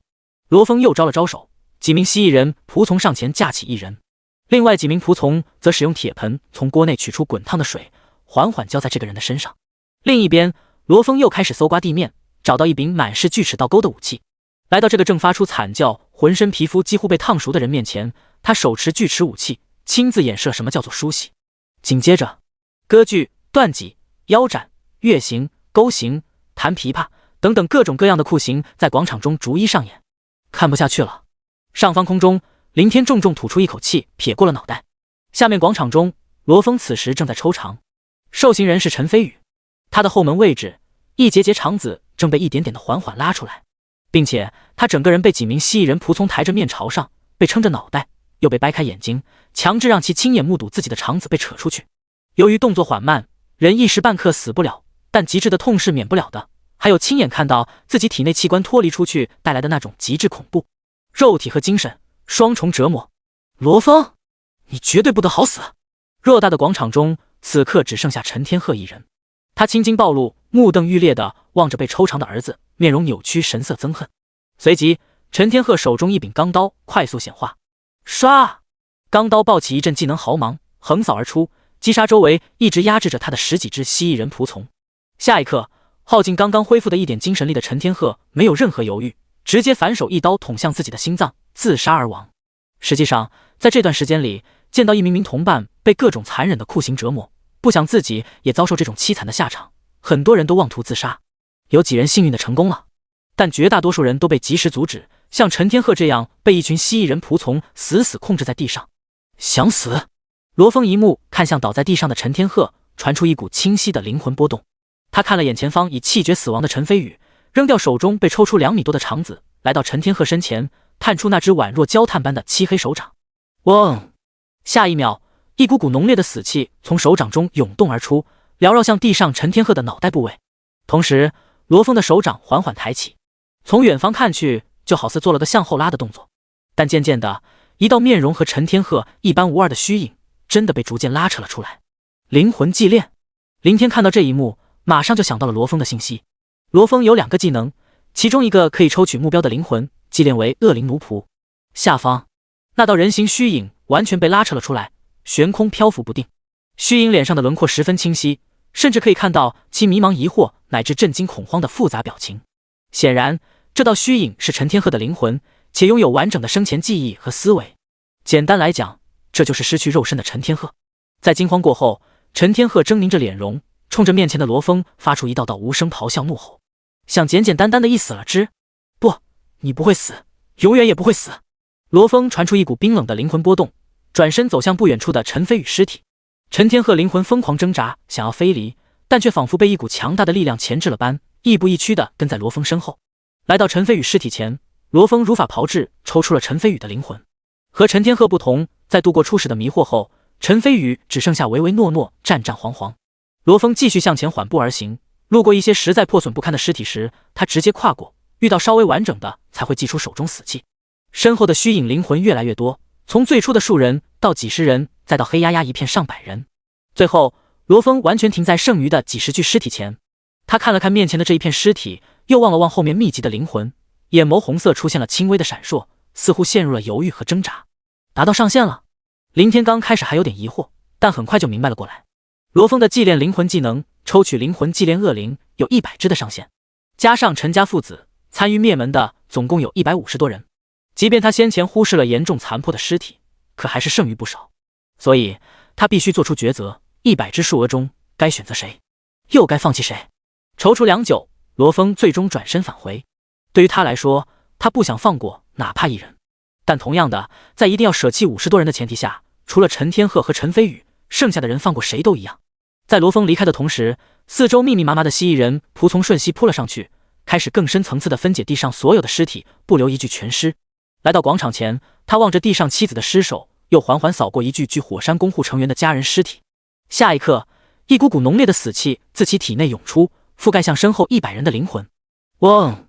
在离体的刹那，浓郁死气顿时化为一片片宛若实质般的黑色火焰，开始焚烧所有的灵魂。那些灵魂的脸庞上瞬间纷纷浮现出一抹扭曲，乃至扭曲到变形。通过与罗峰之间的特殊感应，林天可以清晰感受到这100个灵魂传出的深入骨髓的无尽痛苦。随着黑色火焰的持续焚烧，一个个灵魂的脸庞渐渐呆滞，双目呈现出一抹空洞茫然。也就在此时，黑色火焰立马消散，随之重新变为仿佛清风般的一缕缕死气，去修复所有灵魂上的创伤，直到重新恢复，焕发出一丝丝神采。黑色火焰的焚烧应该是祭炼恶灵的过程，而恶灵是没有意识的。罗峰的这种做法相当于故意中断了祭炼，让所有人体验到祭炼的痛苦，却又不会让他们失去意识。就像他之前所说的那样，他们永远不会死，但永远会承受祭炼焚烧的折磨，生不如死。第96章，葬了所有人，也葬了过往。嗡！广场上方一大片空域中，漆黑的火焰伸缩吞吐，激荡不止。火焰之上，一个个人形虚影灵魂扭曲扯动，凄厉嚎叫，却又由于没有实体，他们连最基本的惨叫出声、宣泄痛苦的权利都被剥夺了。一排排尸体前，罗峰一动不动，微微昂首，静静注视着上面那些灵魂的惨状。浓烈黑雾在他的控制下，始终在重复火焰灼烧和死气修复的循环过程，从下午持续到天黑，再从黑夜到天色泛白，直至次日太阳高高升起，一道道灵魂虚影才化为一股股漩涡涌进下方罗峰的体内。陈氏山庄正殿所在位置的废墟，在先前已经被一群群蜥蜴人仆从清空，且被挖出一个巨大的四方深坑。罗峰没有让麾下的亡灵生物动手，亲自抱起妻子和一具具火山公会成员家属的尸首，整整齐齐的层层放置在坑内，再一点点的埋下泥土，渐渐耸立起一座庞大的坟墓。坟内葬了所有人，也葬了罗峰的过往今生。坟前没有立碑，远远看去，就好似这座山顶正中间的山包，俯视着周围的残垣断壁和尸山血海。撒下手中最后一点泥土，罗峰转身离去，不留一丝眷念，径直走向前方刚刚打开的召唤空间裂缝。他为妻子复了仇，也为所有火山公会兄弟们的家人复了仇，但仇恨远远没有结束，更不可能结束。也许后生后世支撑他活下去的信念，就是不断祭炼那100人的灵魂。随着老王紧跟罗峰没入裂缝内，其后残存的蜥蜴人仆从立即犹如潮水般纷纷涌了进去。空中那道笼罩整个陈氏山庄和旗下山脉以及周边大片区域的战场光幕，早已因为时间截止而消散。世界法则对转职者的死亡判定，指的只是身体的消亡，而非灵魂的泯灭。在攻占令生效前，只要人死了，灵魂层次就不属于杀戮禁令管辖的范畴。四面八方的观战人群，除了少数提前离场，其他绝大部分都悬浮在原地。但哪怕光幕早就消失，也没有任何一人敢向前踏出半步，全都围聚在原光幕笼罩的范围之外，鸦雀无声。哗啦啦，其中一片空域中，看到收起亡灵生物飞行而来，打算离开的黑袍人，他们立即退散，敞开一条通道，盯着黑袍人的目光，所有人的眼神中没有丝毫看待邪恶的恐惧，唯有的只是面对强者的敬畏。虽然针对陈氏公会的人各种酷刑过于残忍，但这一战本就是为了报仇。难不成只允许你做初一，不许别人做15？既然敢下手杀人全家灭人满门，就得做好被同等甚至更血腥报复的准备。换位思考，假如他们的家人和亲朋好友全家被灭，如果有实力，他们也绝对不会一杀了之让仇人死得这么痛快。至于抽取灵魂，那就更算不得什么了。在这个世界，每个人的能力都来自世界法则赐予的技能，不是自己研习需要故意去抽取人的灵魂修炼什么邪术。况且邪恶与否不在于技能，而是使用的那个人。就好比一把菜刀，可切菜，亦可杀人。所以，因为菜刀可以杀人，就断定所有持着菜刀的人都是邪恶的。人家没有伤天害理，屠戮无辜，使用技能抽取灵魂的目标是陈氏公会的那些刽子手。难道他们不该死，不该被抽出灵魂折磨？再则，就算对方真做出什么残杀无辜的事儿，自有世界法则降下清剿令。在所有人的注目中，林天一路而行，畅通无阻。飞了10几分钟，他转身望了一眼，见那些观战人群都已超出了视线。但为了以防万一，林天正准备使用暗影幽魂技能引下身形，返回市区回家休整一番。下方突然闪出一道身影，急射而上。对方速度太快，几乎在林天刚发现就已近身。停！在一道清脆声响中，一点寒芒自林天脖颈位置划过，前方空域，那道身影借着惯性向前冲刺途中释放出光翼翅膀悬停下来。对方造型有点奇特，一身刺客装束，黑衣蒙面，过分的是就连脑袋都被紧紧包囊，仅仅只露出一对眼睛。他转身看到毫发无伤正注视着自己的林天，眼中闪过一丝惊讶，随即他眼神微沉，再次提着手中反握的匕首冲杀了上来。第97章陈氏公会的漏网大鱼。半空中，林天盯着急速冲来的蒙面刺客，满目疑惑。在自己刚刚召唤上千万死灵仆从屠灭陈氏公会10几万人的前提下，外加期间以各种残忍手段虐杀上百人的基础上，竟然还有人胆敢对他出手，疯了吗？难道是陈氏公会的漏网之鱼？林天脑海中下意识地冒出了这个念头。或许在开启红色攻占令之前，对方出于某种原因暂时退出了陈氏公会，这才侥幸逃过一劫。然后在光幕外目睹战场中陈氏公会所有人被逐一残杀，所以立即展开复仇。不过能够头脑充血做出这种宛若送死般的疯狂举动，唯有是陈家的嫡系家人，并且还是条大鱼。刚刚那看似微不足道的一击，却让林天清晰感应到了召唤空间内替他抗下伤害的亡灵生物，阵亡了足足上千只。要知道，这可是40级的蜥蜴人仆从，死灵仆从等级越高，实力越强，可承担的伤害就越高。当初3转78级的张文海，随手一道火龙魔法也才灭了他5000多只15级的地穴矮人。也因此，即便刚才那一击是对方全力出手，两相比较下来，等级恐怕也不会比张文海低多少。这一切其实也就在电光闪念之间。眼见对方再次杀来，林天顾不得多想，也没时间使用死灵之眼去查看对方的信息。本能上的反应让他心念闪动，数百根骨毛快速在两侧空域凝聚成型，急射而出。砰砰砰！刹那间，一根根骨毛断裂崩散，于漫天挥洒白茫茫一片的骨屑中，一道身影飞速坠下。在那道身影的胸口位置，深深地钉入一根骨毛，甚至刺穿了他的身体，被捅了个透心凉。没有立即毙命，但看上去绝对重伤是没跑了。见到这一幕，多少让林天有点傻眼。实在是这个情景和预期相差太大。虽然他没来得及查看对方的信息，但通过死亡的蜥蜴人仆从数量，多少估摸了个大概，已经对标78级的张文海。可就是这么一个堪比大佬级的强悍人物，居然连自己这个40级亡灵法师释放的骨毛都应付不了。在正常情况下，这根本就是不可能的。这时，视线远处，一道空间裂缝快速敞开，从中窜出一头色彩斑斓的巨鸟，稳稳接住了下坠的身影，急飞向远方，几乎在数个呼吸之间就已飞至视线之外。想跑？林天眉目一缩，立即控制光翼追了上去。远远望去，两道身影如同流星般一追一赶，在空中飞速掠过。数分钟后，林天从即时状态悬停下来，也不得不停下。前方空中，两道黑衣蒙面包裹头部的身影，好似早就在等待一般，闪动背后，光翼静静悬浮在空中，风堵住了道路。在他们身后远处，还可以依稀看到那头依旧在疾飞逃窜的斑斓巨鸟。有帮手，陈氏公会的余孽再多，也不至于一下子出现3个，而且怎么看都像是早有预谋的样子。林天皱了皱眉，紧接着双目浮现出一抹灰霾。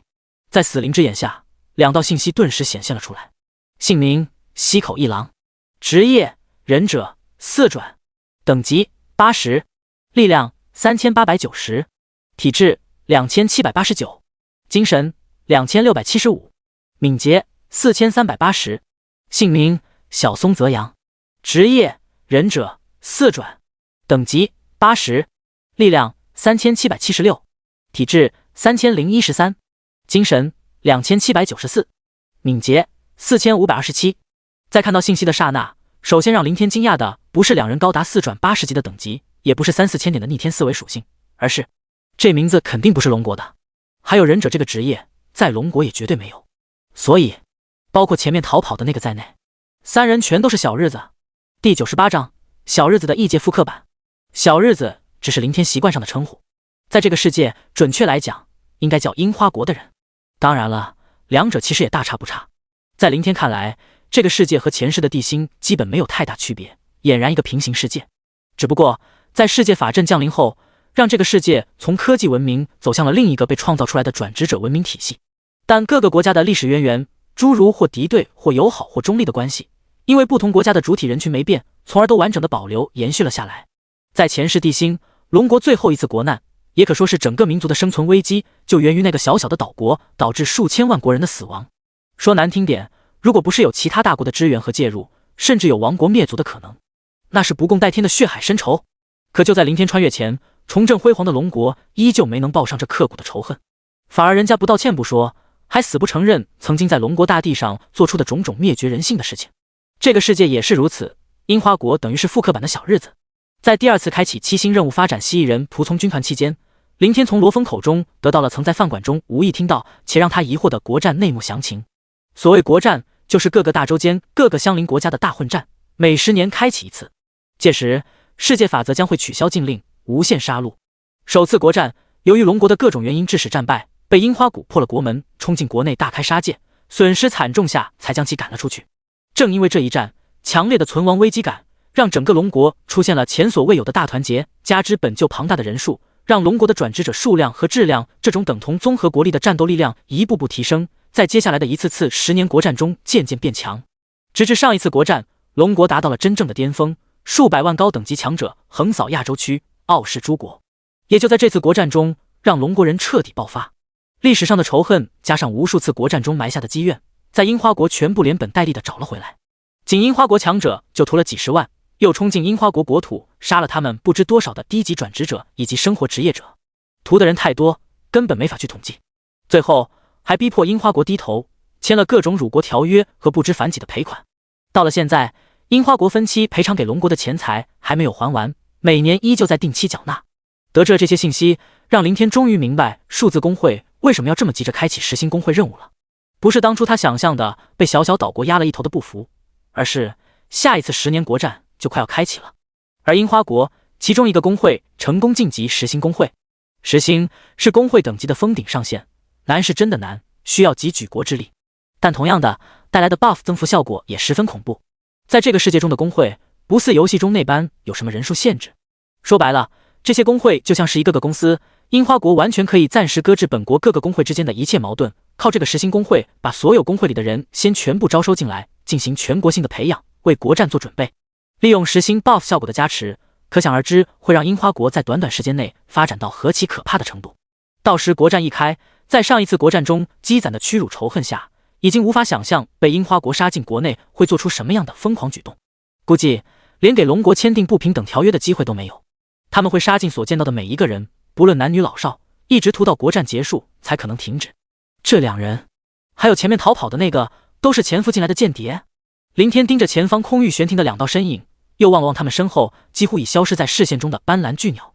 自从世界法则降临，定下10年一次的国战规则之后，这个世界就不存在什么世界大融合。各国除了一些如同外交官形式的官方正式代表团体外，不允许任何其他国的人进入本国领土，一旦发现立即围攻抓捕囚禁。但相互潜伏间谍也是大家心照不宣的事儿。当然了，碍于人种差异，基本只限于肤色和外貌相差不大的国度之间。像樱花国，除了个头矮点，其他和龙国人并无差别。如果再说一口流利的汉语，默默隐藏分散下来，很难区分，也很难将他们挖出来。若是换作阿三的暗黑肤色或者灯塔国的白人，在龙国一眼就可以看出区别，潜伏间谍根本就不现实。至于在全世界几乎都处于闭关锁国的大背景下出现的最基本粮食问题，各国都可自行解决。解决的办法就是来自每天都会刷新的怪物，好比龙国的东海市，仅东海湾那一片怪区，除了类人的哥布林和鱼妖，其他诸如大海龟、野猪、黑熊、野狼等等繁多的怪物尸体都可以作为食物供给，每天也都会有专人进行收集。这是发现了自己这个威胁，所以马上露面刺杀，铲除后患。林天又扫了眼前方2个忍者的等级信息，很显然，之前的观战人群中有樱花间谍，发现了自己一人可以召唤上千万亡灵生物的情报。这股力量不说左右半年后的国战，至少可以产生一些实质性的影响。第99章下水道里的臭虫们。半空中，林天见远处2名忍者开始显化外在装备，绽放出一股股刺眼的璀璨光辉。他立即唤出亡灵生物界面查看了下，亡灵生物数量564784，高级亡灵巫妖王1，司祭1，死灵仆从深寒蜥蜴人564722。和陈氏公会一战，折损了将近400万蜥蜴人仆从，这还是在绝大多数人贪生怕死，并且其后近半人全部选择投降放弃抵抗的前提下。若是10几万人不畏死亡，个个拼死血战，直到体力耗尽、精神力枯竭的最后一刻，乃至临时前还拉一些敌人垫背，这一战胜负还真不好说。即便获胜，也是惨胜，很难残存太多蜥蜴人仆从。但眼下剩余500多万死灵小弟，面对2个4转80级的樱花国强者，林天还真是一点都不怵。撕拉撕拉撕拉，下方地面连续3道空间裂缝开始快速敞开。然而裂缝仅仅破开了一道缝隙，还没等里面的蜥蜴人大军和骸骨魔弓手以及魅惑女王走出，就见远处那2个原本正在蓄势待发、全身笼罩在刺目光芒下的樱花间谍秃地一脸，瞬间收起刚刚显化的外在装备。紧接着他们毫不犹豫地转身就跑，并且分为2个不同的方向，一左一右疾驰而去。搞什么？这些樱花杂碎难道脑子抽风都嗅透了？不是来刺杀的吗？还没打就开溜。林天被这一出搞得有点懵，看了眼正前方最初那个早已失去踪影的负伤樱花间谍，右左右扫了一圈，略微犹豫了下，林天最终还是取消技能，关闭3道裂缝，控制光翼快速朝着其中一人追了上去。或许对方是想请君入瓮，也有可能对方在前面设置了陷阱，打算围杀。但有几百万死灵小弟打底，林天是真的不怕。况且在龙国地界，樱花国潜伏的间谍又能有多少？就算他们把在整个龙国潜伏的所有人手全数调集过来，一旦闹大引起了注意，这些如同活在下水道中不敢见阳光的老鼠臭虫们，就等于是在自掘坟墓。在东海乃至周边各大城市源源不断赶来的龙国转职者围攻下，哪怕他们等级再高，实力再强，也绝无半点逃生希望，势必会被龙国一网打尽。半个小时后，一路追赶，没遇到任何想象中的埋伏阻拦，视线里的那道身影似乎仅仅只是为了逃跑。又过了10几分钟，林天不得不悬停下来。视线中那道身影近乎已经逃出了视野范围，对方胯下骑着一头身躯纤细的鸟形生物，是逃跑途中召唤出来的，速度奇快，比之前那头斑斓巨鸟快了不知多少倍。光翼卷轴毕竟属于大众消耗飞行道具，再快也不能快过一头敏捷型坐骑，双方距离越拉越远，根本不可能追上。操！该死的小日子，最好别让我再碰到。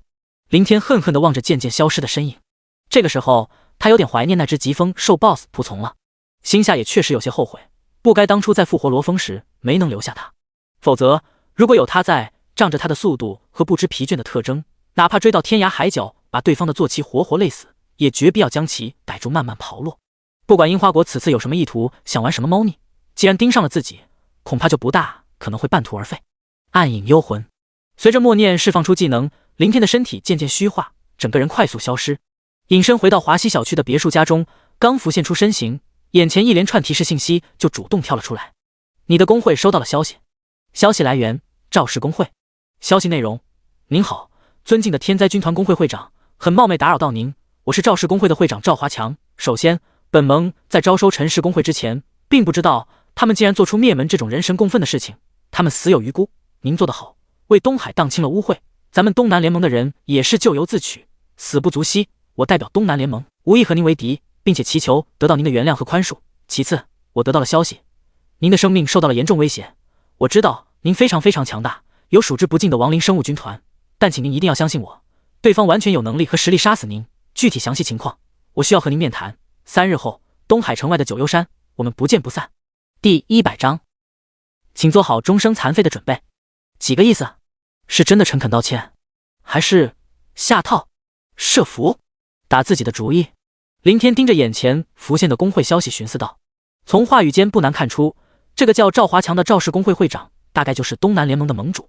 由于他们派出10几万人帮助陈氏工会对抗自己，反被打了个稀碎，全军覆没，无一人存活。战后担心自己找他们麻烦，外加可能得知了自己手里还有一枚红色攻占令的消息，特意发消息来做下解释，撇清关系，合情合理。但配合赵华强后面几句话，其中具体是什么意思就有点耐人寻味了。自己受到了生命威胁，还被你一个被打残了的小小地方联盟探知好心告诉自己，这不得不让人怀疑这货是不是居心叵测。可问题是，有陈氏工会10几万人血淋淋的前车之鉴，这个垃圾联盟的盟主究竟哪里来的狗胆？他们真就不怕死吗？算了，不想了，特么的爱谁谁。林天回到3楼卧室，倒头就睡。这段时间他太疲惫了，不断进出工会任务，发展死灵小弟。完事了后，又马不停蹄的去干陈氏工会。身体倒不是很累，可吃没吃好，睡没睡好，精神实在扛不住。至于赵华强和东南联盟，林天本就没打算理会，还有对方口中的什么威胁，他更没准备去赴约。想下手也好，想射套也罢，活得不耐烦，来就是看看是他们的命硬，还是自己的小弟们够多。这一觉一直睡到次日下午，林天醒来，刚睁开睡眼朦胧的眼睛，又是几道信息主动闪现了出来。你收到了新的好友消息，钱多多，庄少爷，想我了没？我可快想死您了，真的，我迫不及待的想要见到您。不过放心，我过2天就回东海了，您准备好了吗？嘿嘿，这死胖子，说话就说话，就不能正常点。幸好家里没人，有人也看不到个人好友消息，不然还以为老子在搞基。操！林天满脸黑线，看着眼前的消息，一觉睡到自然醒的好心情瞬间荡然无存。特别是看到最后那刺眼的黑黑俩字，下意识脑补出前胖子猥琐荡漾的笑容，让他更是浑身忍不住打了个冷战。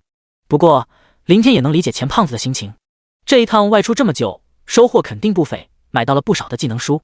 按照当初的协议，除原价外，一本普通技能书10万小费，一转以上20万，上不封顶。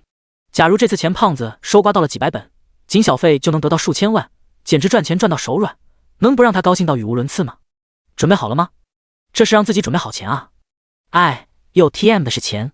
林天头疼的揉了揉眉心，这个时候他终于体会到钱是那些有钱人的日子了。能赚钱是不假，分分钟几十上百万，可一旦急需用钱，同样不是小数目，不够的话，估计能彻夜睡不着觉。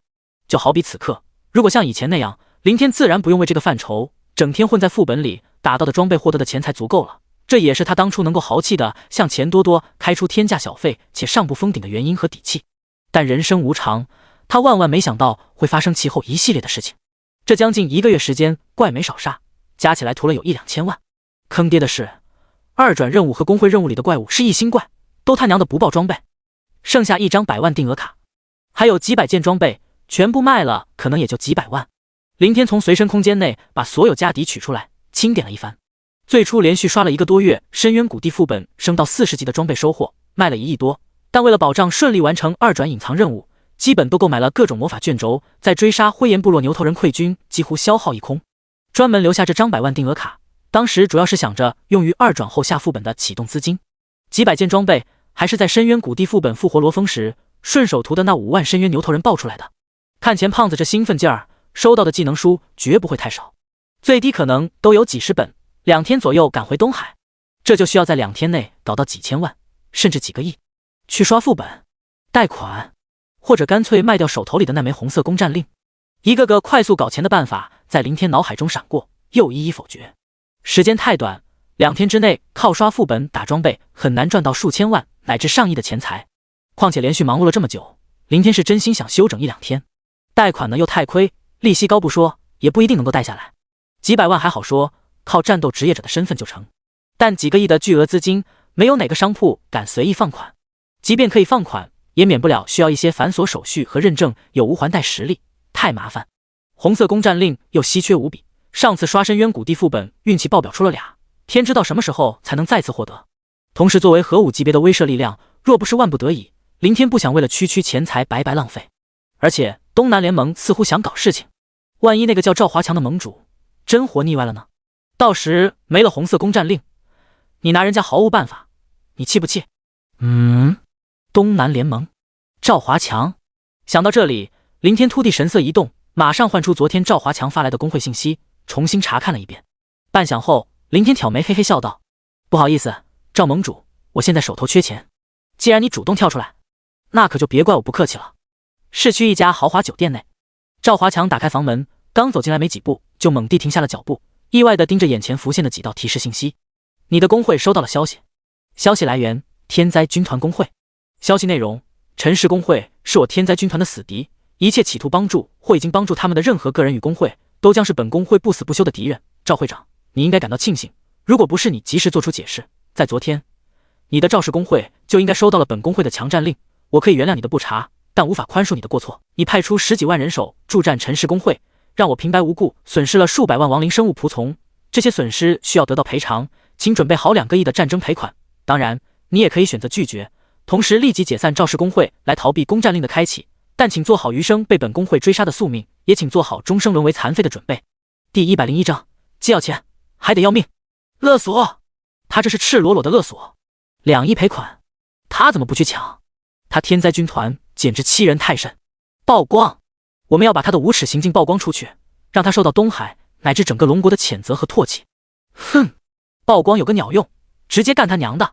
酒店豪华套房内，东南联盟几个核心工会会长齐聚一堂。从盟主赵华强口中得知天灾军团索要2个亿的赔偿，他们个个神色激动，义愤填膺。只是当听到最后一人的怒喝，叫嚷的场面瞬间安静了下来。一众人纷纷转头望向刚刚开口的那人，仿佛在看白痴一般。拜托，我们只是口头上附和一下好吧？没看盟主脸色很难看吗？你个智障竟然想来真的？打？怎么打？人家天灾军团可是刚杀了联盟10几万人，受到这一战影响，整个东南联盟本就已经出现了分崩的趋势，先不说能不能继续保持团结，即便可以听令召集起来，但在联盟内所有工会全部残存半数人马，仅剩10几万人的情况下，拼得过吗？退1万步讲，就算打得过，可在世界法阵的禁令下，也不能将对方杀死，最多也就将其打残。关键是，对方属于隐藏职业亡灵法师，还是特殊一点点的类型，能够召唤数之不尽的亡灵生物大军。换句话说，对方的战力来源是召唤的亡灵生物，身体残缺丝毫不影响人家的战斗力。而且天灾军团工会还有一枚红色攻战令，随时可以使用。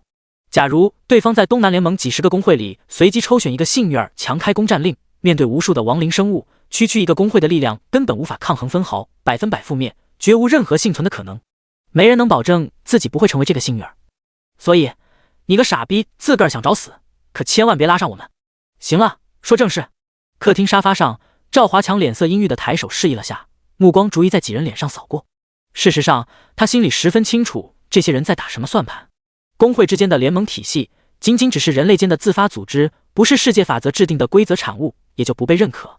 而在没有世界法则约束的前提下，能够聚拢一批工会，建立起一个联盟，赵华强当然不可能看似表面那般的简单人物。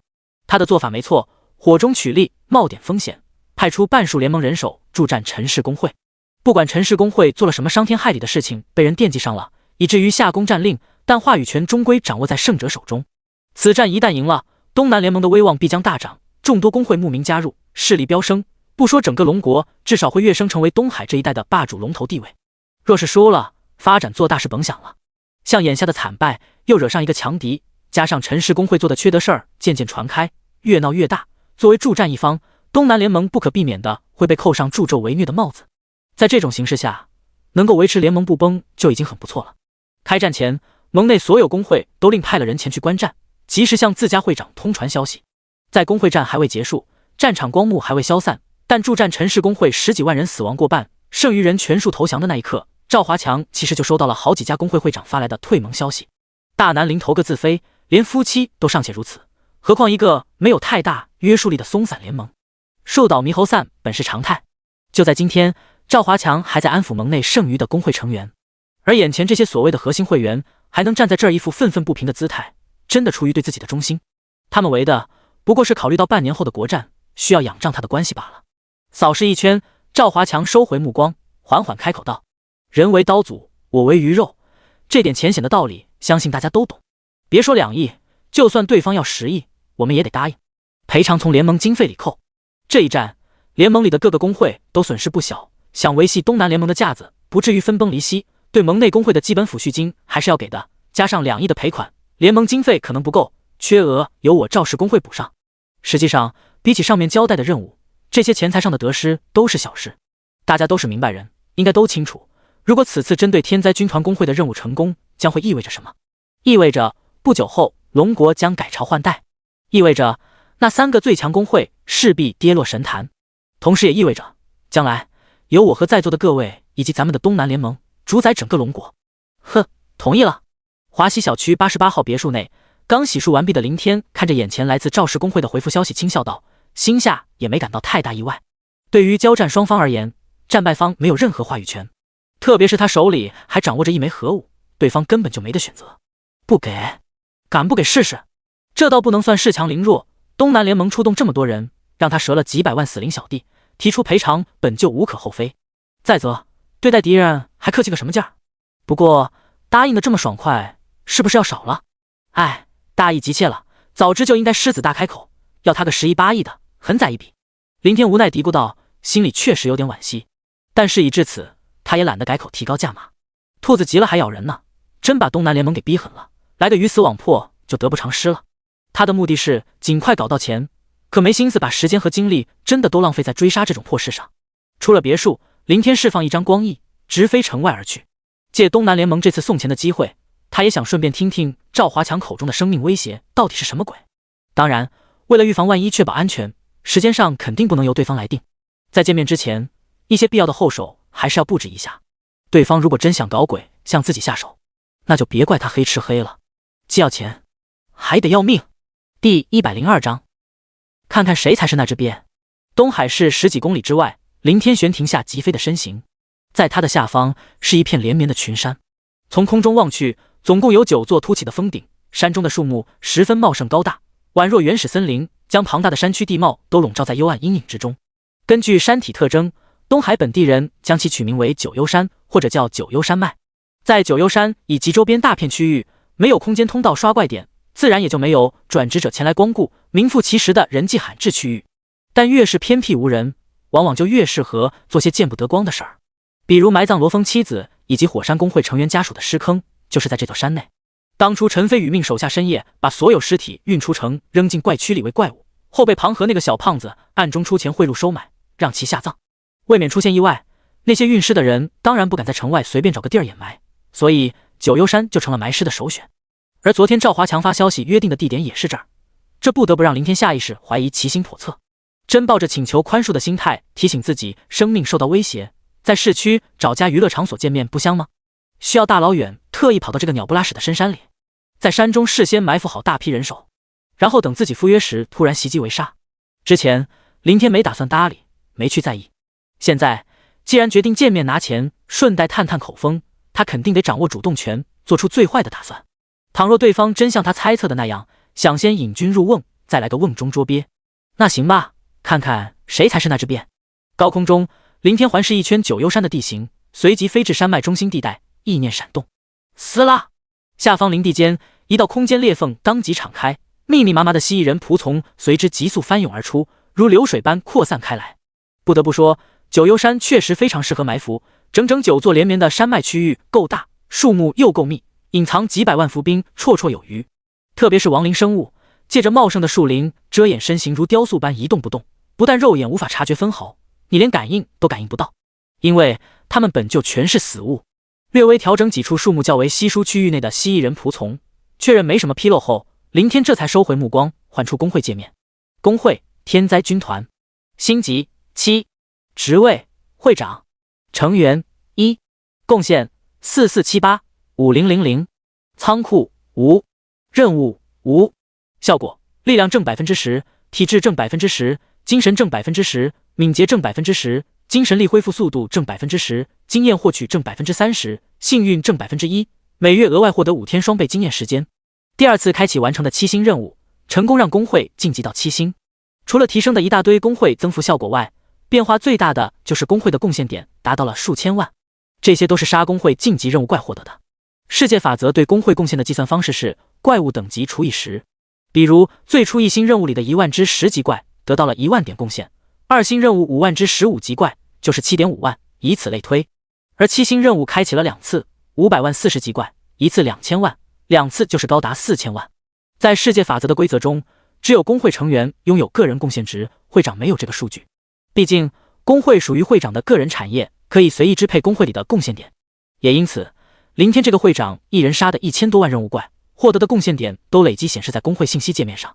工会贡献点的作用有很多，例如收集一些装备放入仓库，供工会成员消耗个人贡献点来兑换，又或者消耗少许来开启刷新一些工会任务，让成员花费个人贡献接取完成。总之都是些互动的内容，但放在林天这里，工会贡献点等同鸡肋。因为整个工会就只有他这一个会长，根本用不着搞这些。当然，也并不是完全无用。林天嘴唇微动，很快数道提示信息出现在眼前。目标工会赵氏工会，消息内容：赵会长，准备好2亿赔偿，速来九幽山，我最多只能等你半天时间，过时不候，一切后果自负。消耗贡献100万，请确认发送。确认。林天默念一句。工会之间只要知道对方的工会名字，就可以通过消耗贡献点来相互发送消息。世界法则大概为了避免滥用，所以设置的价格较高，一次100万。像昨天突然收到赵华强的工会消息，就是对方利用的这个方式。从1星到2次7星任务，林天本来总计获得了4578.5万的贡献，先前用了1次，这是第2次。按照100万的价格，最多只能使用45次。不过对于他而言，工会贡献点的仅有价值，可能也就是发消息。数分钟后，林天眼前提示信息闪动，不出预料，赵华强同意了。在他的强硬措辞下，这货也不敢不同意。唰，在一阵阵闪烁的光芒中，一件件装备在林天体外快速显化，包括脸上的鬼脸面具。一切准备就绪，剩下的唯有耐心等待。这一等就是数个小时。就在林天有点不耐烦，准备再发一条消息催时，终于视线中一片身影疾驰而来。让他有点意外的是，对方来的人不多，看上去仅有10几个。领头的是一个身材极为魁梧的大胖子，赵华强。林天眼中浮现出一抹灰霾，在死灵之眼的注视下，魁梧胖子的信息上的确叫赵华强。林天又移动视线，缓缓在10几人身上扫过。黄元58级战士，严永昌62级弓箭手，孙正文。林天突地一怔，目光停顿了下。在赵华强身后，他竟然发现了2个老熟人，西口一郎、小松泽阳。这2个昨天跑路的混蛋，今天居然主动送上门了。还有剩下的那些人，操！全 TM 是小日子。第103章，你们就真的不怕死吗？总共来了18个人，除了赵华强和身边的5个人，剩下12个人全是小日子。林天使用死灵之眼再次详细查看了一遍，确认无疑。那12个人的名字一看就是小日子的风格，而且这些人最低都是4转80级，赵华强几人和他们相比，明显不在同一个层次。这其实也很符合潜伏间谍的身份。自从世界法则降临后，这个世界原有的汽车、飞机等诸多交通工具全部凭空消失，转职者想从本国前往邻国，只能靠坐骑或者连续释放光翼长途跋涉的飞行，途中要穿越一个个怪区，就连海洋也不例外，被密集的怪区占据，有时根本无法绕开。再加上各国边界常年有人驻守，暴露率非常高，没点实力不可能进得来。不过各国间谍事先都会遮掩住面容，一旦冲出了怪区，又突破或躲过了边界防线逃走，那就真的天高任鸟飞，海阔凭鱼跃了，失去了各种科技设备的辅助，宛若回到了原始社会。想要在国内数千万乃至10几亿的庞大人口里将敌人查找出来，无疑难于登天。就像视线里的那12个人，此时都没隐藏面容。如果不是林天死灵之眼的侦查，他压根看不出这些长着一张和龙国人没什么区别的大众脸，实则居然都是樱花间谍。远处，赵华强一群人十分谨慎地控制背后光翼翅膀悬停在山区外围，目光不时地瞟向下方的深山密林，纷纷交头接耳。显然他们也不傻，应该是在担心山中有没有什么埋伏。有10几个樱花国80多级的强者随行，这股力量不说在东海这座沿海小城里横着走，但完全可以无视一般的危险。如果换做其他人，即便知道是个套，他们估计也不会惧怕。但对于林天，他们是真的不敢掉以轻心，不得不万分小心。陈氏山庄那一战历历在目，面对数之不尽的亡灵生物军团，区10几个高等级强者，在围攻下绝无太大活命的机会。数字工会的实行任务是怎么失败的？1800多万人，又为什么会阵亡过半，损失惨重？还不是被无穷无尽的虫群给活生生拖垮耗死的？这些樱花杂碎难道活腻歪了？昨天派人莫名其妙的刺杀拦截，今天不但主动送上了门，在怀疑有埋伏的情况下，居然还敢不要命的进来。林天疑惑望着视线中交流片刻便重新缓缓向自己飞来的一群人。刚刚他还在想着，为了以防万一确保安全，对方可能会提出让自己出去的要求。毕竟若是在山区外围，山内再多的埋伏也根本无法威胁到他们，发现不对可以及时四散而逃。可对方却堂而皇之的进入有可能的埋伏圈，有点明知山有虎，偏向虎山行的意思。但转念一想，林天很快就释然了。刚才他陷入了先入为主的误区。假如站在那群樱花间谍的视角，首先他们并不知道自己拥有死灵之眼这等可以查看任何转职者职业信息的逆天技能。其次，昨天的刺杀和拦截，那3个小日子没有露脸，更没有使用忍者这个樱花国特色职业的能力，所以他们不可能知道自己已经彻底暴露了。也就是说，在那群小日子的眼中，他们只不过是赵华强的手下，跟随会长前来交赔款的赵氏工会成员罢了。您好，尊敬的天灾军团工会会长，我是赵氏工会的会长赵华强。10几米开外，赵华强停下，看着对面的林天，带着些许诚惶诚恐的语气开口道：“近在咫尺，面对一个刚屠杀10几万人的恐怖强者，加之林天外在装备看上去太过于瘆人，导致他多少有些紧张。”紧接着，赵华强指了指紧跟在身侧的那5个龙国人，介绍道：“这几位都是我东南联盟的核心会员，分别是黄氏工会的黄元会长、严氏工会的严永昌会长、孙氏工会的……行了，赵会长，废话少说，我没兴趣结识你们，更没兴趣和你们打交道。钱呢？带来了吗？”林天开口打断，直言问道：“是，带来了。”赵华强姿态卑微的连忙应道，心下没有丝毫被蔑视的气氛，反倒觉得对方的这种态度理所应当，谁让人家强呢？他抬手招了招，身后2人立马飞出，一人手中提着一个沉甸甸的黑色皮箱。呵，林天看着飞到自己身前的2人，面具下的嘴角扯出一抹笑意。这2人都是小日子，也只能是小日子，因为在场的除了赵华强几个工会会长外，剩下的小日子们所扮演的都是手下小喽啰的角色。但在这种情况下，是为了借此接近自己，再来个突然袭击。当然，林天倒也没有丝毫的危机感，更妄谈什么如临大敌。想杀他，首先得屠完几百万的死灵小弟。林天饶有兴致地注视着眼前2个小日子平平无奇的脸庞，直到远处赵华强的声音传来，才移开视线。会长大人，每个箱子有2亿定额卡，总共是4个亿。4亿！林天意外地望向赵华强，多给了1倍。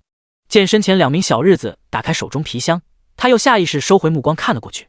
箱子里的确整齐码放着一张100万定额卡，大致清点了下，也确实如赵华强所说，每个箱子200张，总计4亿的钱财。林天又抬头扫了眼面前的2人，本来他以为对方想借机靠近偷袭，但2个小日子把箱子递过来后，就径直转身飞了回去。几个意思？不是刺杀？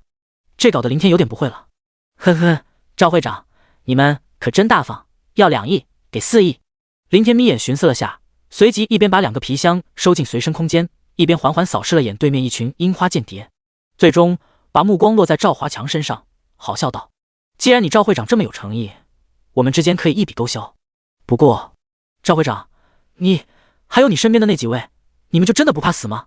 距离国战还早着呢，你们这就急不可耐的和敌国勾搭上了。就算我放过你们，但假如今天这个事儿传扬出去，你们觉得等待你们的将会是个什么下场？”第104章，小日子果然不是这么好骗的。高空中，气氛一时间沉寂了下来。林天的话不言而喻，就差没直接点出一群间谍的身份了。赵华强和其他5个会长眼神闪烁，面色难看，身后的那10几个樱花间谍更是纷纷眉头紧锁。很明显，他们都在疑惑林天到底是怎么得知他们身份的。沉默了半晌，赵华强似乎想要开口辩解什么，但见身后一人主动起飞上前，他又马上很识趣地闭上了嘴巴。飞出来的人长着一张国字脸，身材高大，腰背挺直，看上去给人一种浩然正气的既视感。不得不说，樱花国对于派出来的间谍也算是下了很大的功夫，至少在长相上做了细致的挑选。要么就像眼前这个人，仅从外表看，完全是地地道道的龙国人，并且还属于英武十足的类型；要么就好比先前送钱箱的那2人，都长着一张看一眼就会忘记的路人脸庞。前方国字脸男人停下身形，没有开口，而是首先主动展示出了自己的信息界面，名字叫邱吉武，同样的忍者职业，高达90级，也是一众樱花间谍中等级最高的人。会长阁下，我是樱花国情报局驻龙国东南地区侦察组的负责人。邱吉武关闭了界面，看着对面的林天，用一口极为纯正的汉语继续道：“既然你已经知道了我们的身份，用你们龙国的谚语，那我们就打开天窗说亮话，不再拐弯抹角的试探。我们此行的目的是希望你能够加入我国。赵军刚刚多送出的2亿资金，就是我们的诚意。”哦，林天笑了笑，心里没有感到丝毫的意外。这一点其实他刚刚就料到了，毕竟一群樱花间谍跟随前来，不是为了杀死自己免除国战后患，那么除了收买还能是什么？或者也可以说，大概昨天刺杀失败，硬的不行就来软的。所以你们天真的想要用区2亿来让我叛国？会长阁下，你误会了，就像我说的，2亿只是为了表示我们的诚意，假如你答应，几十亿上百亿甚至更多钱财我们都可以提供。邱吉武解释道。好，我答应，给我1000亿，我就加入你樱花国。林天没有半点犹豫的报出了价码。这邱吉武闻言顿时愣了下，他本以为这事儿会很艰难，很不顺利，甚至为此提前安排了后手，压根就没想到对方会这么爽快的答应。怎么，嫌多？林天有点不高兴了，带着些许不耐道：“你应该清楚，我的实力远值这个价钱。”是的，会长阁下，你配得上这个价格。邱吉武转醒过来，立即说道：“上千亿，对个人来说或许是一个很恐怖的数字，可对一个国家算不得什么。最起码，这个价钱收买一个潜力无限且极为强大的转职者，非常划算。”压下心中惊喜，邱吉武没有任何迟疑道：“我们可以提供1000亿，不，我可以做主，给你2000亿的入国资金。那行，给了钱，我马上加入樱花国。想让我跨洋去你们国内也没问题。好的，但筹集这么多资金和运送进来都需要时间，或者若是你相信我们，也可以前往我国后再把2000亿转交给你。无论你选择哪种方式，我们都会无条件配合，这点请你放心。”邱吉武答应的也十分干脆。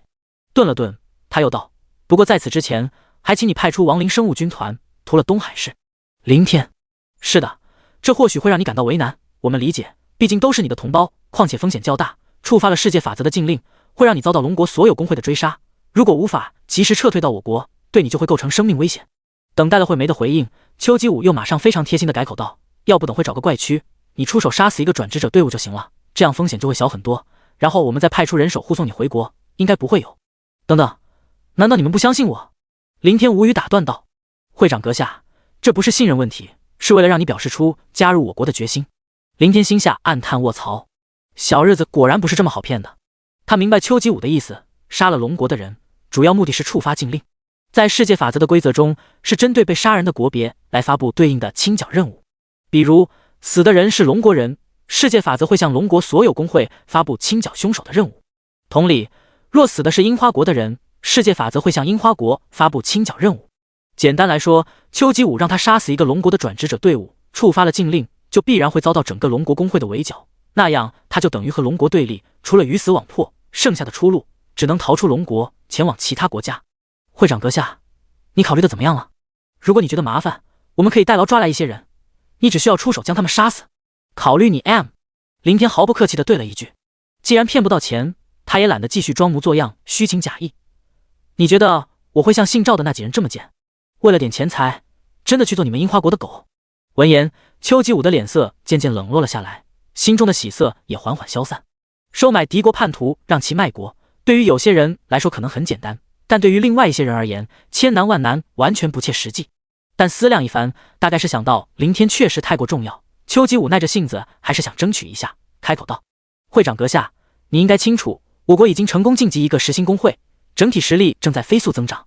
而你们的数字工会前不久冲击实心失败，让龙国元气大伤。到时国战开启，你们必败无疑。你的实力很强大，或许在一定程度上会影响国战的局势，但你再强大，也无法仅凭一人力敌我整个樱花国，更无法左右龙国的命运。龙国有句谚语说得非常好，识时务者为俊杰。既然没办法拯救龙国，何必跟着龙国陪葬？5000亿，条件杀死一批龙国人，加入我国。国战开启时，你可以不动手，可以待在我国的国内。国战后，你想回龙国也行，我们甚至可以帮助你坐上龙国之主的位置。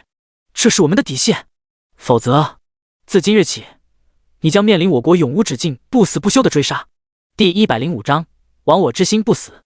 5000亿，帮助我坐上龙国之主的位置。林天心下好笑，说白了，不过是扶持一个傀儡罢了。而历史总是会出现惊人的相似。在这个世界转职者文明之前的科技时代，两国的渊源具体是个什么样子，林天没去想查，不太清楚。但在前世，这种事儿小日子就曾经干过。以小小弹丸之地，总是想掌控浩瀚广阔的龙国沃土。一句话，倭卡寄于长存，亡我之心不死。对面邱吉武一直没得到回应，似乎认为林天在衡量得失犹豫不定，于是继续劝说道：“会长阁下，还请你慎重考虑。如果你不想加入我国，我们可以再退一步，你可以远走他国，只要不再参与即将到来的国战。但为了保证你能够履行这条协议，杀死一些龙国人，彻底与龙国决裂，这个前提不能变。这是我们底，又是你们的底线。你们樱花国还真是没有下限。”林天闻言忍不住笑出了声。还有你所说的追杀，你不觉得很可笑吗？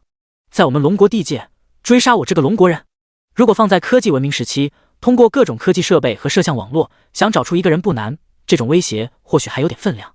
可在眼下的转职者时代，无异于黔驴技穷，纯属吓唬人的伎俩。就好比龙国无法轻易查找出潜伏进来的一些樱花国间谍，同样的，仅靠少数潜伏间谍，又如何在庞大的龙国找到追杀的目标？先不说林天压根就不怕对方的追杀，即便被骚扰烦了，一旦出了东海，对方怎么找自己？找不到自己，又何谈追杀？会长阁下，这并不好笑，也并不是口头上的威胁。邱吉武显然听出了林天的言外之意，以十分严肃的口吻说道。随后，或许是从林天面具下微眯着的眼神中察觉到了不屑与嘲弄，犹豫了下，邱吉武深深叹了口气：“会长阁下，本来我希望以极为融洽的气氛来达成我们之间友好互利的合作，但你的态度让我不得不做出较为激进的方式，是吗？”林天随口应了声，懒得再与对方废话下去。只是就在他刚准备命令下方埋伏的蜥蜴人仆从动手，就见前方的邱吉武嘴唇微动，似乎是在发送消息。随即，邱吉武扭转脑袋向身后看去。林天顺着对方的视线，很快就见到4个疾驰的身影自远方空中渐渐显现，最终控制光翼翅膀全部悬停在山区外围。准确的说，总共有5个人，其中4人抬着一个担架，在担架上还躺着一个人，并且这个人的装束让林天很熟悉，黑衣蒙面，脑袋也紧紧包裹。会长阁下，还记得昨天的那场袭击吗？邱吉武回首问道。紧接着也不等林天回答，他便抬手指着身后道：“担架上的人就是昨天被你的技能重创的人，他是我的一名属下，奉命前去刺杀，不，严格上来说是为了故意被你击伤。他伤得很重，如果得到及时治疗，可以保下他的性命，但我并没有这样做，任由他的生命在我面前流逝。在他即将毙命的前一刻，我消耗了一张极为珍贵极为稀有的高阶卷轴，再利用秘术暂时冻结了他的生命。卷轴和秘术效果随时可以撤销，一旦撤销，他将会很快死亡，到时……”说到这里，邱吉武停了下来，没再说下去，也没这个必要，其中意思几乎显而易见。林天盯着远处担架上的人，原本漫不经心的目光随之渐渐冷了下来。这个时候，他终于明白了昨天的袭击为什么会虎头蛇尾，莫名其妙。就像邱吉武所言，那不是刺杀，而是送命。后来拦截的2人也不是真的要拦截，他们只是想给重伤逃走的人争取时间，避免落入自己的手中。一切的目的主要是为了让自己背上一条命。如果那个被自己击伤的人死亡，肯定会归咎到自己身上，即刻触发世界法则的禁令。到时自己的真实姓名和职业乃至实时动态位置等一切信息都会出现在樱花国所有工会的清剿任务上。也就是说，在樱花国的人面前，他将再无任何保留，更没有丝毫隐秘可言，甚至于连隐藏都无法做到。接了清剿任务的樱花国间谍可以根据任务刷新的实时位置信息，随时都能找到他。这就是清剿任务的可怕之处，被清剿的人根本逃无可逃，藏无可藏。呵呵呵，你们为了我还真是煞费苦心。林天收回目光，看向邱吉武，冷笑道：“对于樱花间谍刺杀的目的，里面的弯弯绕绕其实并不难猜测，但凡他昨天上点心，就会揣摩出来。但当时将近1个月没怎么休息，精神太过疲乏，压根就没心思去深想。是的，会长阁下，这是逼不得已的手段。”邱吉武又转头眺望了远处的担架，脸上浮现出一抹无奈与哀伤。沉寂了少许，他回身看着前方的林天，缓缓道：“会长阁下，你可能不知道，昨天在收到关于你的消息，当我宣布这个必死的任务时，我的那些属下们每一个人都在争相请命，明知必死却义无反顾，他们都是帝国最无畏的勇士。会长阁下，你更不可能知道，这些年我国到底经历了什么。10年前的国战，你们龙国杀进我国，几十万人拼死抵挡，全部陨落，无数家庭在其后的屠杀中消亡。那刻骨铭心的惨烈一战，那深入骨髓的国仇家恨，我们永远不会忘记。我们发誓将要复仇。为此，我们一直在拼尽所有的在朝着这个方向上努力。我们之间没了私怨，没了矛盾，所有的人都在压抑着心中的仇恨，几乎昼夜不停地去练级提升实力。如果这几年你去过我国，应该会看到一种很奇怪的现象，所有的城市不论大小，全部冷冷清清，死气沉沉。因为我们不想浪费一点点的时间，包括来回赶路的花费。所有的战斗职业者吃住全部在野外的怪区解决。在这个过程中，有很多的人丧命，有的劳累过度，精力损耗过重，不慎被怪物撕碎；有的为了保护更有发展潜力的队友，主动舍身冲向了怪物。还有实行任务一战，我国投入了所有。会长阁下，你们龙国的数字工会开启的实行任务战斗场景，我有所耳闻，很凄惨，也听说过很多感人的悲歌。但和我们相比，你们所谓的感人事迹是那么的幼稚和可笑。抱歉，会长阁下，这不是嘲笑和讽刺。对于勇士，我们向来尊敬，我说的是事实。我国实行任务那一战，我有幸亲身参与，向你们传扬的悲壮，在我们那一战里处处上演。每一个人都把自己的生命置之度外，争先恐后地冲向怪物，为身边的人创造哪怕一丝一毫的战机。精神力枯竭了，就挥动长刀用命去搏；体力耗尽了，就抱住怪物用牙齿去咬，乃至被怪物分尸，他们的手、他们的牙齿依然死死固定在怪物的各个身体部位上。惨烈，或许吧，但我相信每个牺牲阵亡的人都抱着同一个信念和期望，用他们的尸体堆砌起完成实心任务的几率，在于即将到来国战，向整个龙国复仇。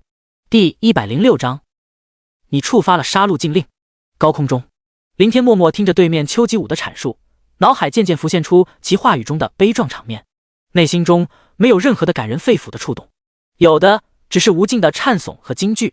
当一个民族遭遇灭亡危机时，确实会爆发出前所未有的团结和各种各样的牺牲，但樱花国却表现得更甚更烈，几乎超出了正常人类的范畴。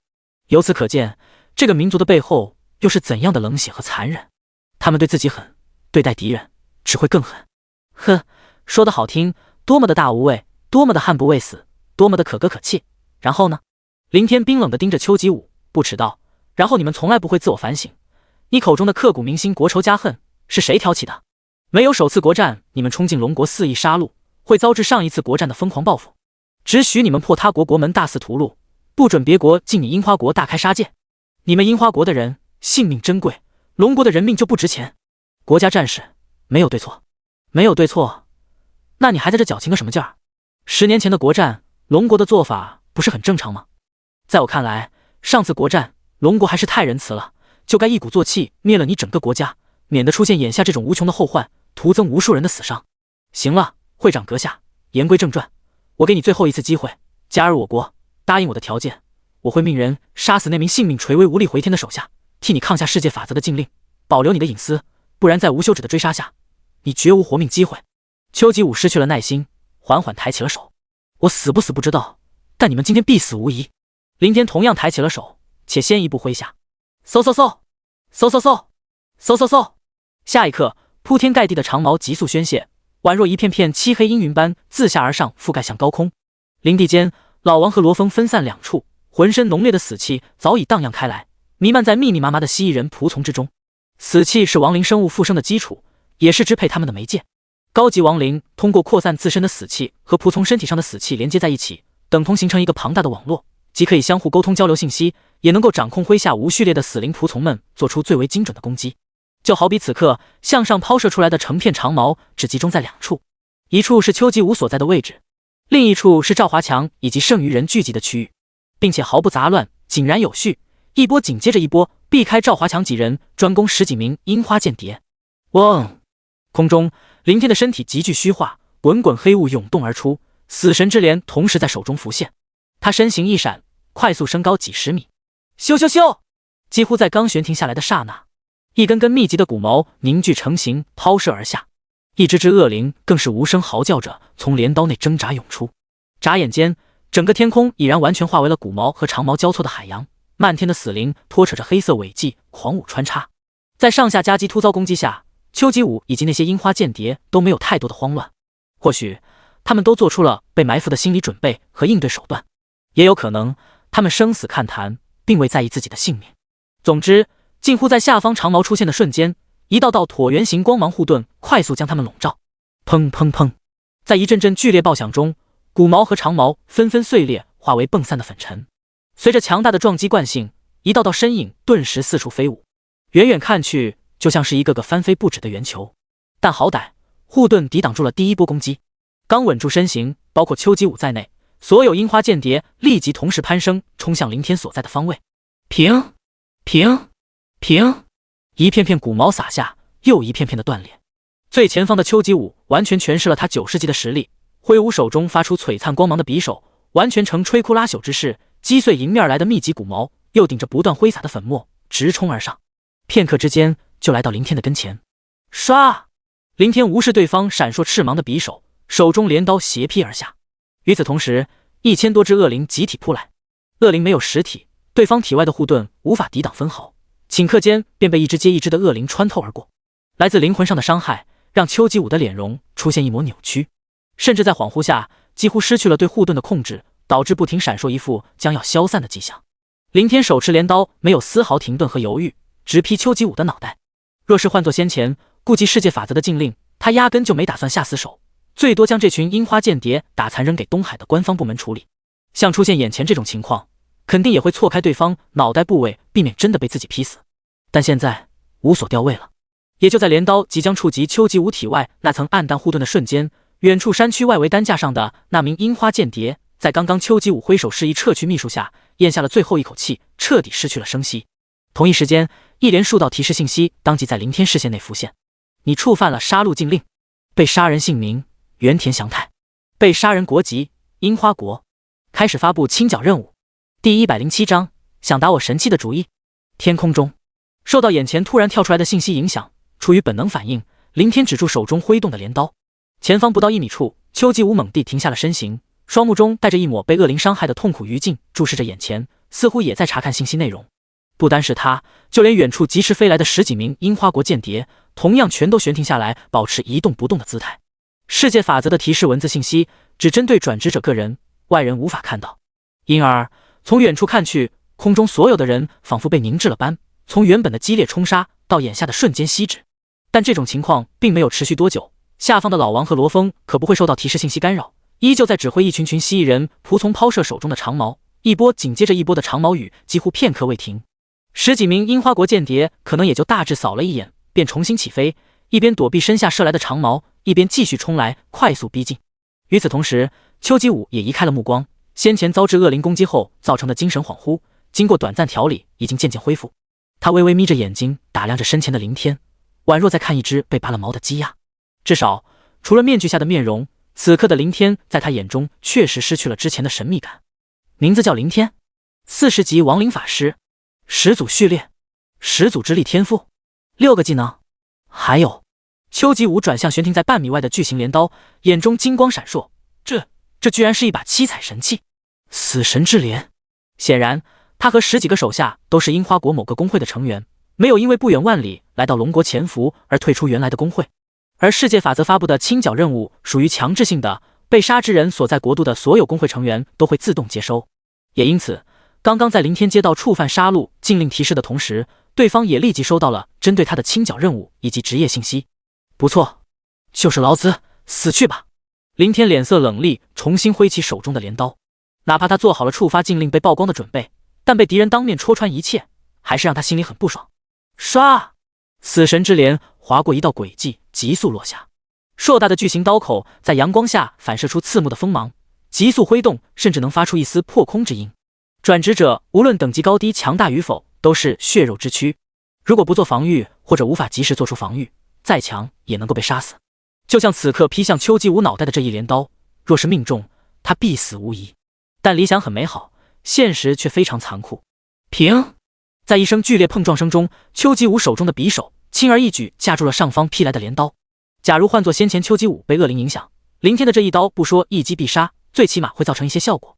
可此时对方已经恢复过来，注意力得到了集中，被挡住并不奇怪。林天其实也没天真到认为自己的随手一击就真能杀了对方，刚刚只是出于恼怒以及敌人冲到身前的潜意识攻击行为。见攻击无效，他立即收起镰刀急退，拉开距离。他一个远程亡灵法师职业，还属于召唤类型，靠召唤出的亡灵生物作战，近身搏杀本就是弱项。况且对方足高了他50级，巨大的属性差距更不占任何近战优势。然而就在他刚退出一段距离，远处丘吉武的身影突然间如同瞬息般闪烁而至，手中绽放着毫芒的匕首直刺他的脑袋。嗡！下一秒，匕首中蕴含的狂暴能量瞬息爆开，林天的脑袋随之4分5裂，四处击散。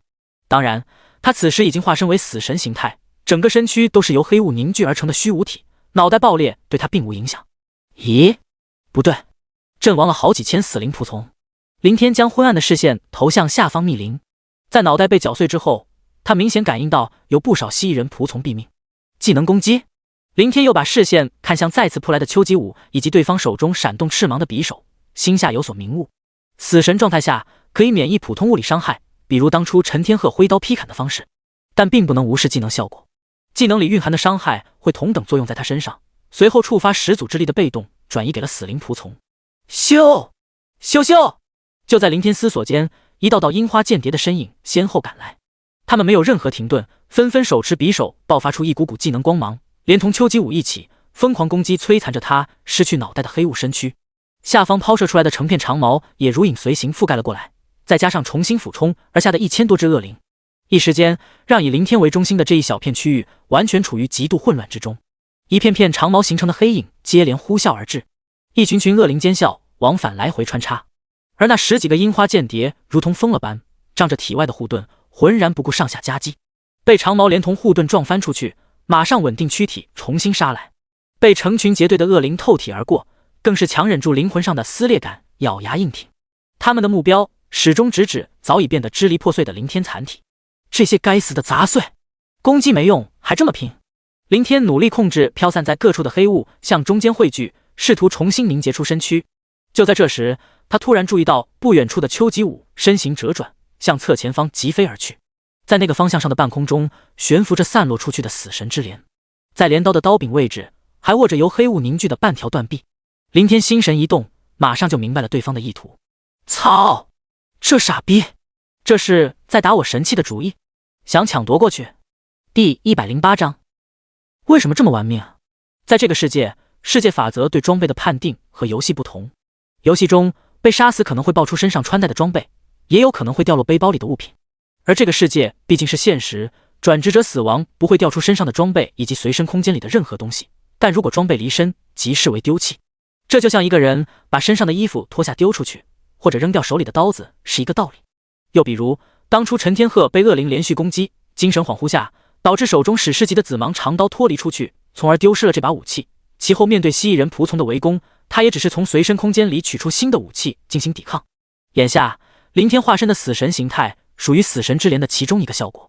反过来说，靠死神之镰他才能维持住这个形态，这也是他能够凭借黑雾凝聚的虚无手掌可以握住死神之镰这种实体武器的原因。别说现在镰刀的刀柄还链接有半截手臂，即便只沾染一缕黑雾，也足以表示这把神器没有离开身躯脱离掌握，因为他的整个身体本就是由无数缕黑雾构成。这个智障！林天扫了眼疾飞扑向死神之镰的丘吉武，也没敢迟疑，马上在心中默念隐藏。下一刹那，半空中漂浮的死神之镰立即消失，只剩下孤零零的一截黑雾断臂。隐藏装备不是将装备收进随身空间，就相当于把身上或手中的装备隐去外在形态，因此不会失去加持的效果。远处，丘吉武扑了个空，停下疾驰的身形，眼中浮现出一抹阴郁怒色，转身再次杀来。同一时间，或许是得到了他通过消息传达的命令，其他10几个樱花间谍的攻势更猛了，完全不顾精神力的损耗，像一片片黑雾倾泻着自己的技能，爆发出一股股刺目的光芒。刚开始，林天还在竭力控制黑雾汇聚，但渐渐的，他就彻底放弃了。在这种狂轰滥炸下，重新凝聚身体根本就是天方夜谭。明知没有效果，为什么还这么玩命啊？林天透过黑雾中的灰暗视角，注视着来来回回毫不停歇释放技能的一群樱花国间谍。陈氏公会那一战，对方既然有人在光幕外观战，就不可能没看到。当时陈天鹤一刀切开他死神形态的身体，很快就再次贴合凝聚完整，没有受到丝毫损伤。也就是说，他们肯定知道这个信息，除非他们认为这样耗下去可以磨死自己。实际上，这个想法也没错。世界上没有真正意义上的无敌能力，就算有，也是暂时的，并且有诸多的限制和条件。就好比死灵仆从抗伤害的被动效果，看似无敌，可若是死灵仆从消耗完了呢？对了，差点忘了，自己身上挂着清剿任务。对方得到了自己的始祖之力天赋信息，知道天赋中有死灵仆从抗伤害的效果，所以他们妄图用这种方式来杀死我。林天思索了下，但很快又否决了这个猜测。他没接到过清剿任务，不清楚世界法则把凶手的职业信息展示给工会成员会细致到什么程度，有可能只是一个笼统的职业属性面板，也有可能会把包括天赋和技能在内的所有信息全部详细注释出来。但假如是后一种情况，世界法则把他的天赋、技能乃至亡灵生物界面都展示了出去，丘吉武最正确的做法应该是立即率领一众属下撤退才对。他们12个人80级到90级不等，确实非常强大，一个人的技能攻击可以让承担伤害的数千只蜥蜴人仆从暴毙。可是他目前拥有高达560多万的仆从军团，这就意味着12个樱花间谍每一人都要释放100多次技能。先不说他们的精神力能不能支撑这种高强度的消耗，即便可以，但在1000多只恶灵不断袭击，外加下方长矛持续攻击下，他们绝无任何杀死自己的希望，只会白白浪费10几人的性命。邱吉武再蠢，也不会蠢到故意来送死，那就只能是第一种情况了。世界法则展示的职业信息并不详细，对方只知道始祖之力这个天赋，不清楚天赋的具体效果，也不清楚亡灵生物界面信息。那么邱吉武只是在尝试这样耗下去，能不能杀死我？假如势不可为，他们最后可能会逃，不是肯定会逃走。林天扫视着依旧在疯狂攻击黑雾的一群樱花间谍，心里念叨着 MMP。 当初攻打陈氏公会，能够依靠蜥蜴人仆从抛射长矛掌握制空权，那是因为世界法则降下光幕笼罩了整个战场，飞到空中逃不出长矛覆盖的范围，只会成为被攻击的靶子。而眼下没了光幕囚笼，10几个樱花间谍若是一心想逃，他很难将其全部留下来。最简单的办法，对方只需控制光翼翅膀不断的升空，脱离长矛的射程即可。空军，又 TM 是空军。林天咬了咬牙，如果有飞行死灵小弟，不说多，仅仅像复活罗峰之前的10几万，他也不会这么被动。在对方精神力消耗差不多想逃跑时，再突然放出来，或者提前安排布置在视线之外的空中，绝对可以将其一网打尽。但此刻再去纠结也于事无补，略一犹豫，林天便立即控制散落在各处空域的一缕缕黑雾，向着下方林地俯冲。呵，真追来了！灰暗视角中，邱吉武几乎没有半刻迟疑，当即带着11名属下追杀而下。一路上甚至还在不断释放技能，于黑雾中爆出一团团的肆虐能量。显然他们的精神力还很充沛，哪怕知道密林中有不计其数的亡灵生物，也毫不畏惧。而且自己的逃亡姿态或许也让他们觉得自己无法长时间维持黑雾状态，这是被逼即将显现真身的前兆。停！离地数米的半空中，林天汇聚黑雾凝聚出躯体，再取消死神状态恢复肉身。为了让身后追杀而来的一众樱花间谍认为自己到了强攻之末的地步，他甚至还给自己加了点戏，没取出光翼卷轴释放，而是咬牙直接狠狠地摔了下来，还是脸朝下摔了个狗吃屎的那种，看上去极其狼狈。轰轰轰！上方邱吉武一马当先，手中匕首光辉迸发，接连击碎一片片射来的长矛，首先落地，其余11人紧随其后落在林地间。哗啦啦！几乎在他们刚一降落的刹那，早已待命的蜥蜴人仆从瞬间犹如潮水般扑了上去。忍术，分身，忍术，分身，忍术，分身。随着一声声暴喝，一道道虚影自一名名樱花间谍的身躯中剥离，1分为2， 2分为4， 4分为8。每一道虚影都在快速由虚到实，且不断的分裂，越来越多，也越来越密。转瞬间，密密麻麻的人影便布满了前方一大片林地。远远看去，至少多达上百人。第109章，阴险狡诈的小日子。砰砰砰砰砰！偌大的林地间，凌厉的风啸尖锐肆虐，狂暴的气息狂舞激荡。一群群席卷而去的蜥蜴人仆从，几乎在顷刻间身首异处，残破的尸体高高抛起，又四处砸落。短短数分钟，拥挤的林地便被清空出一大片区域，形成一个巨大的圆形防御圈，乃至就连里面一棵棵高大繁茂的树木，也在狂暴的能量下被摧毁，又被搅碎为漫天的落叶和四散的木屑。远处，林天从地上爬了起来，立即释放一张光翼卷轴，悬在离地数米的半空中，眺望视线中那片近乎被屠戮的混乱战场。不得不说，在地面上，那群樱花间谍才真正发挥出了契合他们8、9、10级的实力。任何类型的战斗职业，在天空中作战都会受到一定限制。像弓箭手或法师之类的远程职业还好点，只需释放魔法射出箭矢以及其他诸多技能瞄准目标即可。但近战职业是真的束手束脚，特别是在技能上很多都无法使用。比如战场中那些樱花间谍的忍术分身技能，在空中根本就不能也不敢释放。他们的本体是依靠光翼卷轴这个道具保持或飞行或悬停状态，仅只能作用于自身。倘若贸然释放分身技能，可想而知会出现什么样的景象。所有分身都会因为失去了本体的光翼翅膀而全部坠落下去。况且分身技能除了增加战斗力外，另外最大的作用大概就是为了迷惑敌人。若本体还如鹤立鸡群般背后长着一对光翼，一眼就可看穿，等于完全失去了迷惑的效果。在那10几个樱花间谍降落地面后，他们就立即取消了光翼翅膀，然后才释放的分身技能。大多数人的分身属性4维都在500多点，而且数量都只有8具，也就是分裂了3次。邱吉武和其他2、3个人分裂了4次，整整16个具，属性也高了一点，每个分身都有6、700点的样子。不过分身都没有技能，一点灰霾占据了林天的瞳孔，缓缓扫过激战的区域，逐一查看每个人的属性信息。一群樱花间谍最低80级，四维属性本来都在4000上下，分身的属性降低，显然也是和分裂的数量以及技能的等级有关。技能等级越高，分裂的分身数量和属性可能就会相对越高。但哪怕每个分身属性降低到500多，和40级属性减半的蜥蜴人仆从相差无几，并且失去了本体技能，战斗依然呈现一面倒的屠戮。那些樱花间谍的分身明显都完美继承了本体的作战技巧。忍者和刺客两个职业大同小异，追求的都是一击必杀，所有死亡的蜥蜴人仆从基本都被削去了脑袋。无论是转职者还是怪物，属性只是衡量其实力高低的数值，并不能代表最终的胜败输赢、生死与否。不然遇到矛盾，大家也不用打一架，直接展示出属性界面对比一下就得了。在现实中，弱者可能会越级击杀强者。同样的，那些分身和蜥蜴人仆从属性相当，出现秒杀被对方命中要害一击毙命也并不为奇。操，太乱了！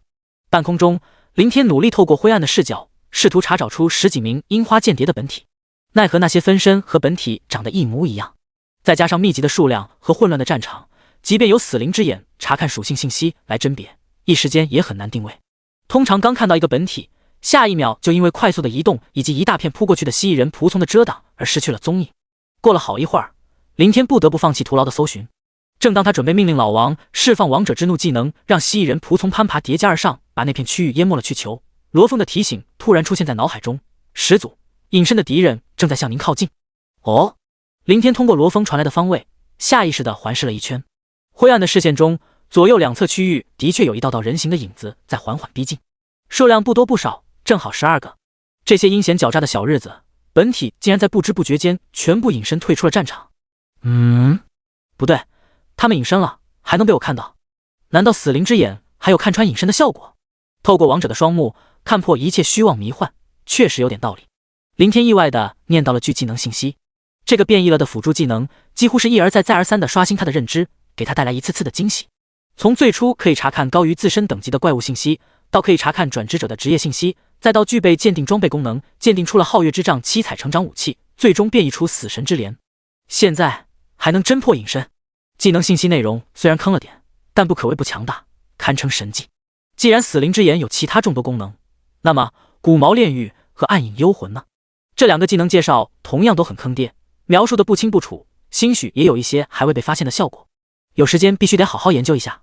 这个时候，林天也没心思去多想，他不着痕迹地向左右区域瞄了一眼，一群樱花间谍的速度很慢，小心翼翼穿插在蜥蜴人仆从的空隙中，乃至就连弥漫在林间的死气黑雾也十分谨慎的能躲就躲，能避就避，只有实在绕不开躲不了才会快速穿透而过。可能也正是这个原因，才让罗峰发现了隐身的敌人。他和老王浑身的死气都扩散了出去，链接在一片片蜥蜴人仆从之间进行精准的战斗指挥。一旦有生命体触碰到他们的死气，即刻就会收到感应回馈，悄咪咪的逼近。这是还不死心，想尝试偷袭一波？行吧，老子就给你们这个机会。林天略微寻思了下，便将目光注视向远处的战场，同时于脑海中命令罗峰和老王不得主动攻击，任由对方过来。数分钟后，第一个隐身的樱花间谍来到数米外的位置，但似乎想集结力量，他并没有立即动手，而是跳跃上旁边一棵树木枝丫上，耐心等待。又过了10几分钟，所有人终于集体就位，分散在周围一棵棵大树上，一切准备就绪。下一刹那，嗡！磅礴的能量波动瞬息疯狂宣泄，一道道身影猛然急射而出，强悍的力量甚至让他们脚踏的树干纷纷轰然炸裂。绽放出的刺目技能毫芒，更是仿佛太阳般将他们紧紧包裹，犹如一支支光芒四射的耀眼利剑，直指半空中的林天。第110章，被动承受不如主动出击。老王，罗哥，在周围爆发一股股恐怖气息的同时，两道狂呼便在林天脑海中荡出：王者之怒，王者领域。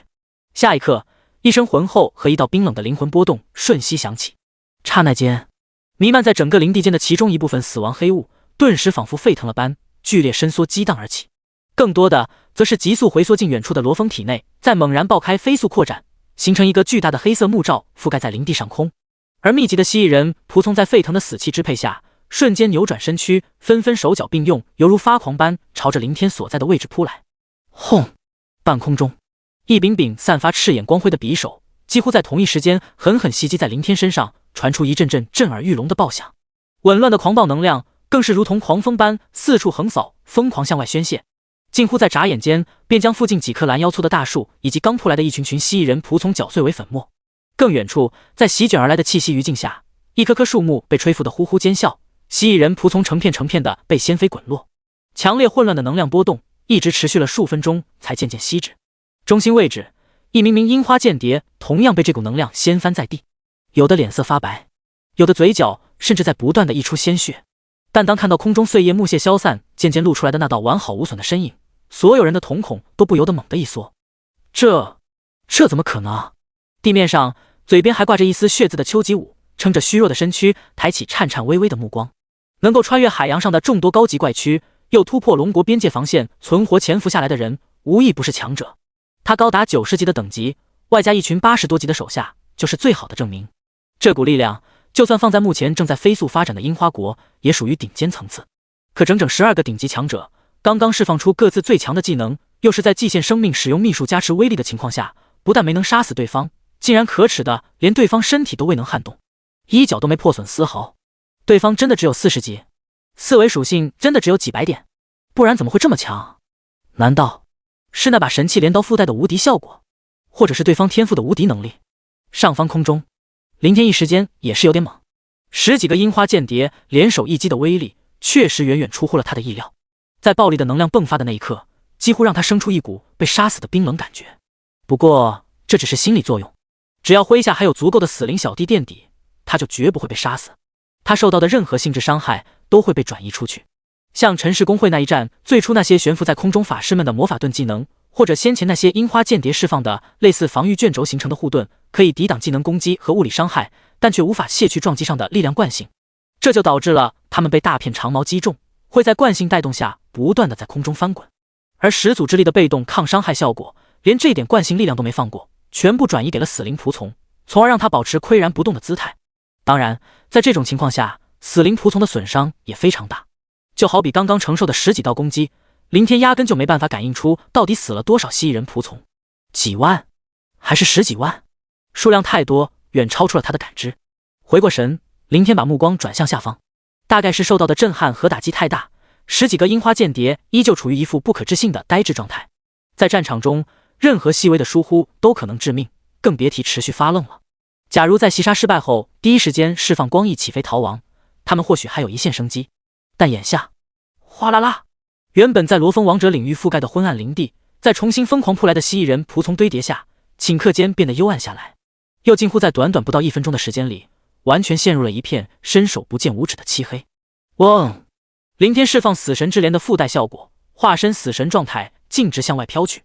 死神状态是黑雾凝聚而成，不是实体，可以轻易穿透一只蜥蜴人仆从的身躯。来到外围，又向前飘飞了一段距离。林天转身望去，哪怕有所心理准备，但眼前极为壮观的一幕，还是让他忍不住头皮发麻。在他刚刚所在的位置，也就是那群樱花间谍所处的大片区域，密密麻麻的蜥蜴人仆从完全堆砌起了一座10几米的高山，且四面八方还不断有蜥蜴人仆从在向这里汇聚。远远看去，就如同一片片的黑色流水，在快速堆叠这座由亡灵生物形成的高山。几乎每过1秒，这座涌动不止的大山就会扩大拔高数米。这不是林天的命令，而是老王和罗峰的指挥。被灌注传承了亡灵族群记忆信息的高级亡灵，比他这个始祖更清楚亡灵生物的优劣和作战手段。就像眼下这种局势，对付10几个强者，唯有用死灵仆从的躯体构成一座牢笼，囚禁住对方。至于消耗，几百万的数量，就算任由对方去屠，也能将其活生生累死。总之，在被庞大的亡灵生物重重围困攻击下，里面10几个本就受伤的樱花间谍绝无太大生还希望。远处，罗峰和老王快步走来。林天退出死神状态，恢复肉身降落了下去，扫了眼前方依旧在攀爬堆叠的密集蜥蜴人仆从，看向来到身前的罗峰，无语道：“罗哥，咱们今后的日子估计就有点难受了。”“是的，始祖。”罗峰回应一声。作为麾下的高级亡灵，两者灵魂相连，也因此，罗峰通过灵魂上的感应，大致了解了遭遇樱花间谍以及这一战的前因经过。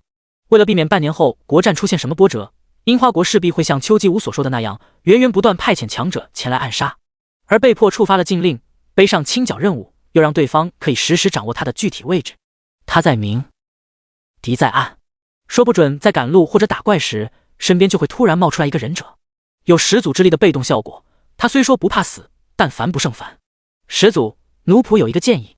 罗峰沉默半晌，传出一股灵魂波动道：“哦，说说。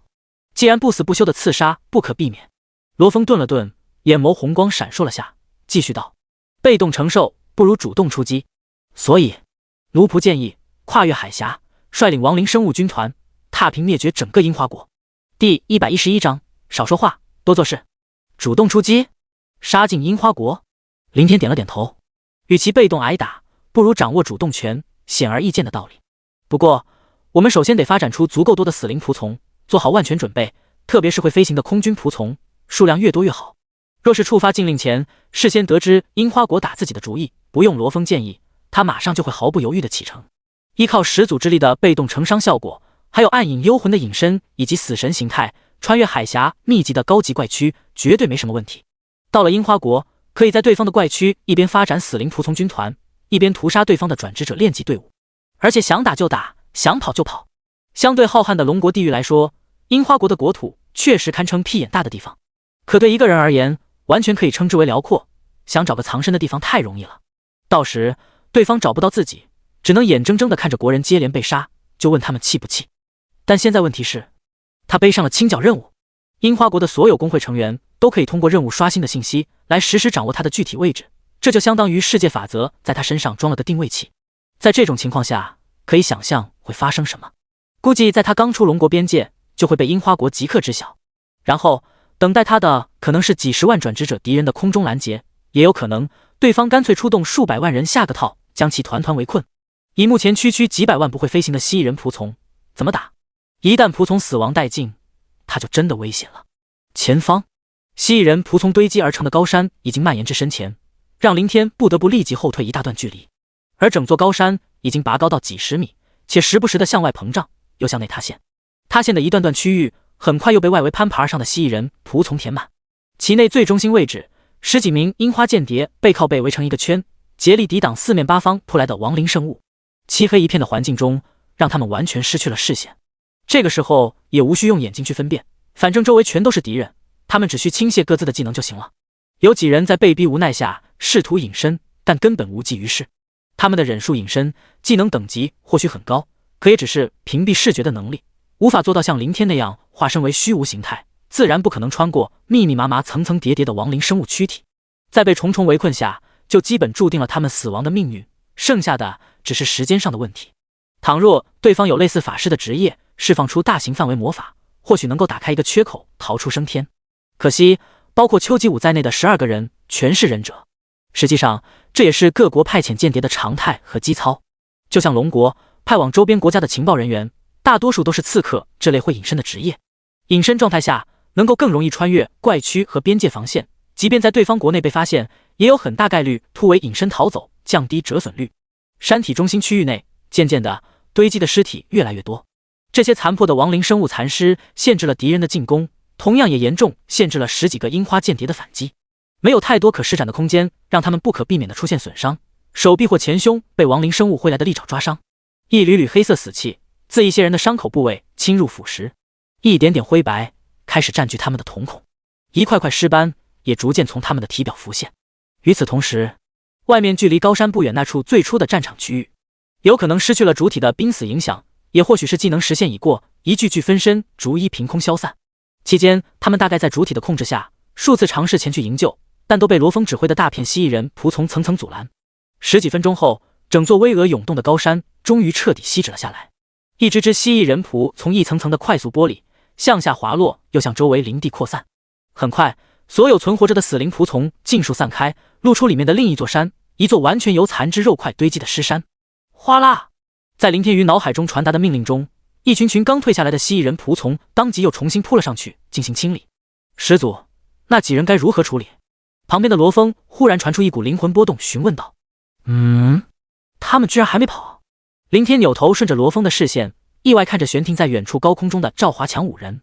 在开战之初，罗峰指挥蜥蜴人仆从抛射长矛，特意避开了他们，但这么长时间，他们竟然还都乖乖待在原来的地方。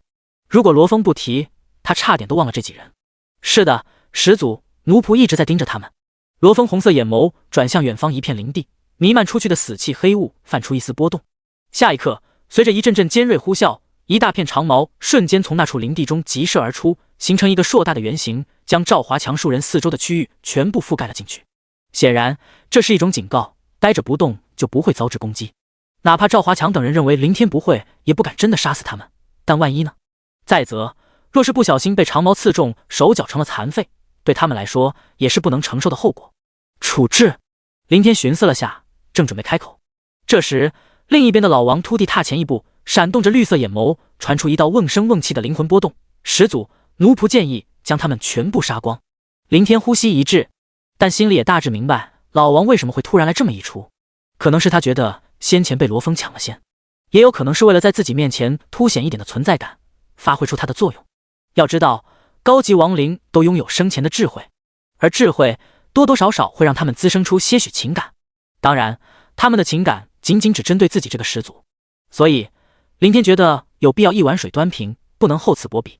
他抬起手，本想拍拍老王的肩膀以示认可，奈何老王身躯太高够不着，只能拍了拍其大腿，点头道：“很好，这个提议提得非常好，非常具有建设性。但下次你别说了，记住，以后少说话，多做事。”第112章，老子弄的就是你们。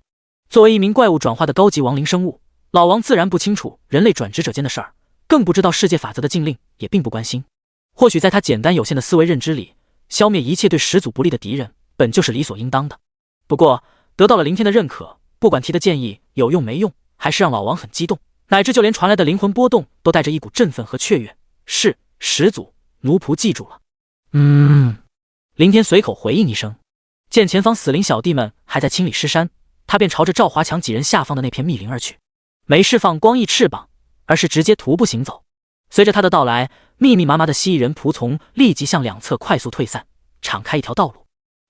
会长大人，我们是被骗的，对，是被欺骗蒙蔽的。我们之前并不知道那些人都是樱花国的间谍，他们只是给我们钱，通过我们向您传达消息。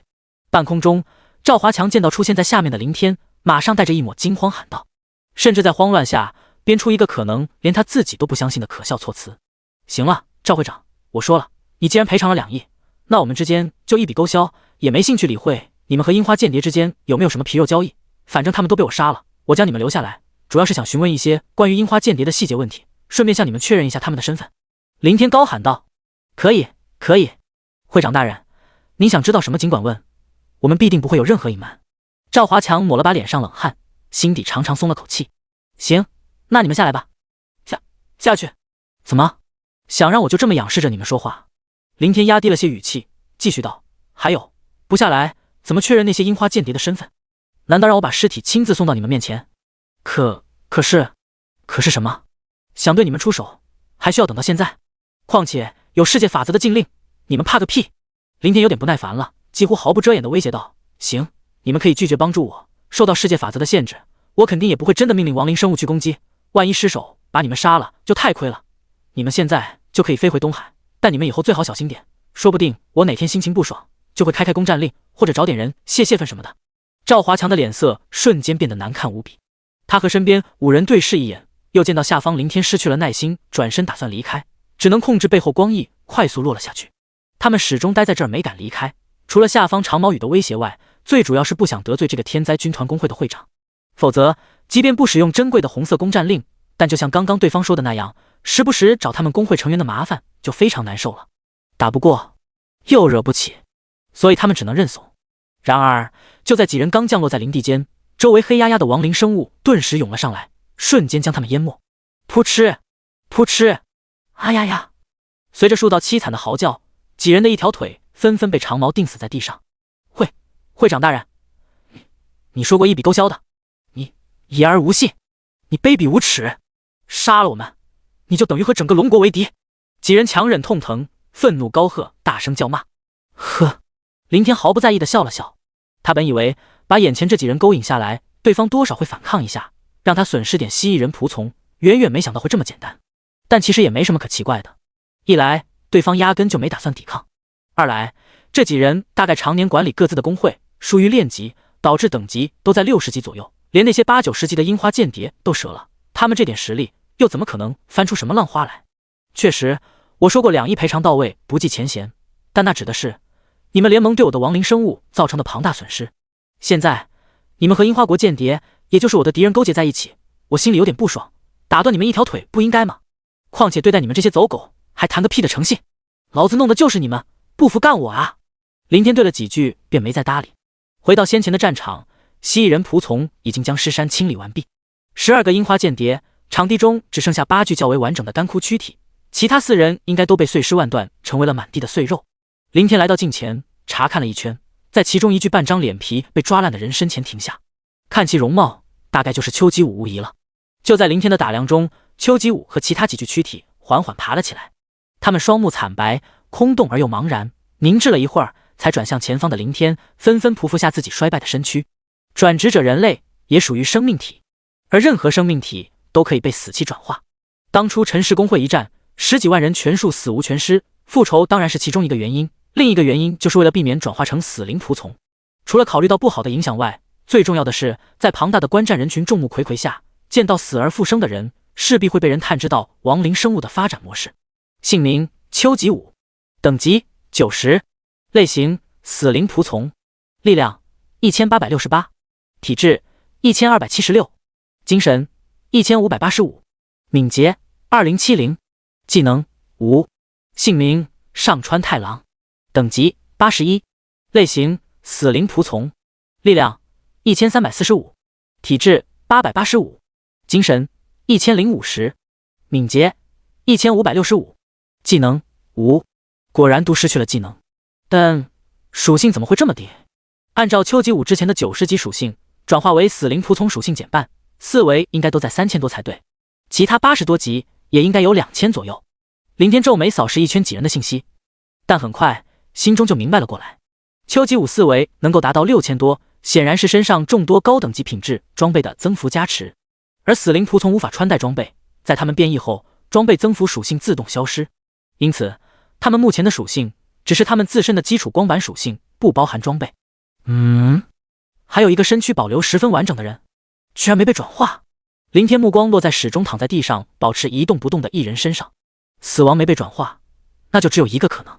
这时罗峰的灵魂波动也及时传了过来，始祖，这个人没有死亡，他只是精神力消耗过度，陷入了昏迷状态。呵呵，那正好。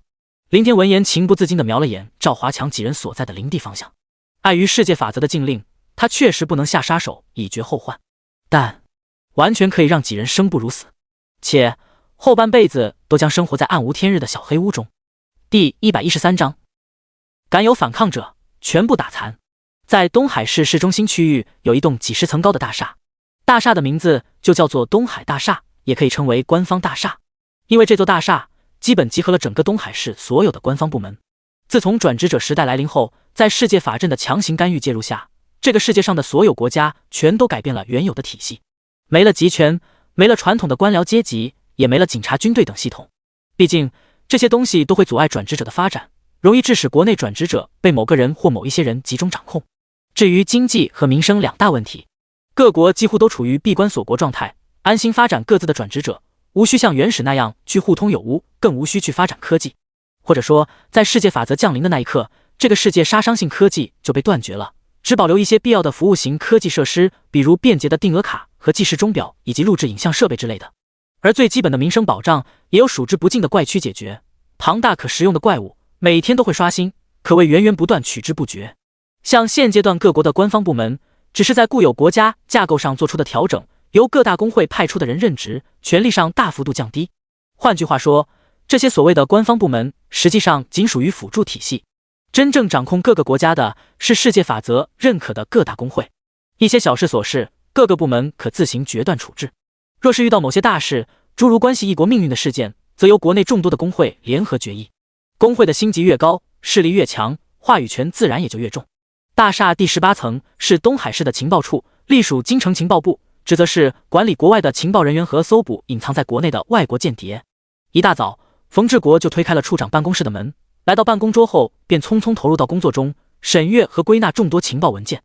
情报部门本来是一个很清闲的衙门，搜寻抓捕国内间谍千难万难，主要还是国外情报上的收集，这些可交由属下们去完成。若换作以往，核查1天时间也就混过去了。但前段时间由于数字工会冲击实行任务失败，情报上的不足，从而导致整个情报系统都受到了极大的波及和追责。上到京城情报总部，下至各城各地的分部，负责人几乎全都换了个遍，包括东海市也不例外。作为前不久刚上任的东海市情报处处长，加上国战迫在眉睫，急需情报支撑，让冯治国不敢有丝毫马虎懈怠。处长，这是近2天收集总结的各国情报。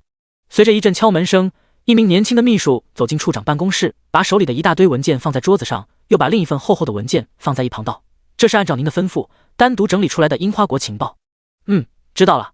另外通知本处管理下的樱花国情报人员，让他们每天务必回禀，不管大事小事，也不管有用没用，全都给我传回来。记住，每人每天1份情报，不得间断。”冯治国头也不抬地吩咐道。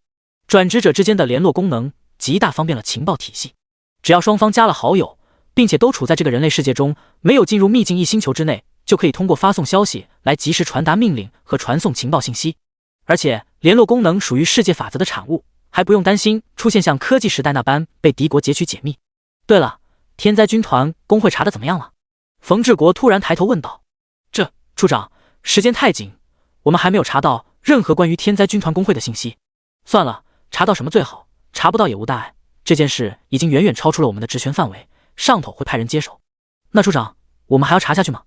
当然要继续查，这是上面的命令，但告诉我们的人切记要暗中进行，不要明查。就算恰巧在城内城外遇到了那个戴着面具像是天灾军团会长的人，也千万不要正面接触或者试图跟踪。谁如果敢违背命令私自行事，造成的一切后果自行承担。是，处长。行了，出去吧，没事不要来打扰。冯治国话未说完，就被眼前一道手下发来的消息提示打断。当看完信息内容的刹那，他的脸色当即变了变，扔掉刚拿起来的一份文件，起身冲出了办公室。行动组的人，给我全部到楼下集合！冲着外面的办公区域狂吼了一句，冯治国直接飞奔下楼。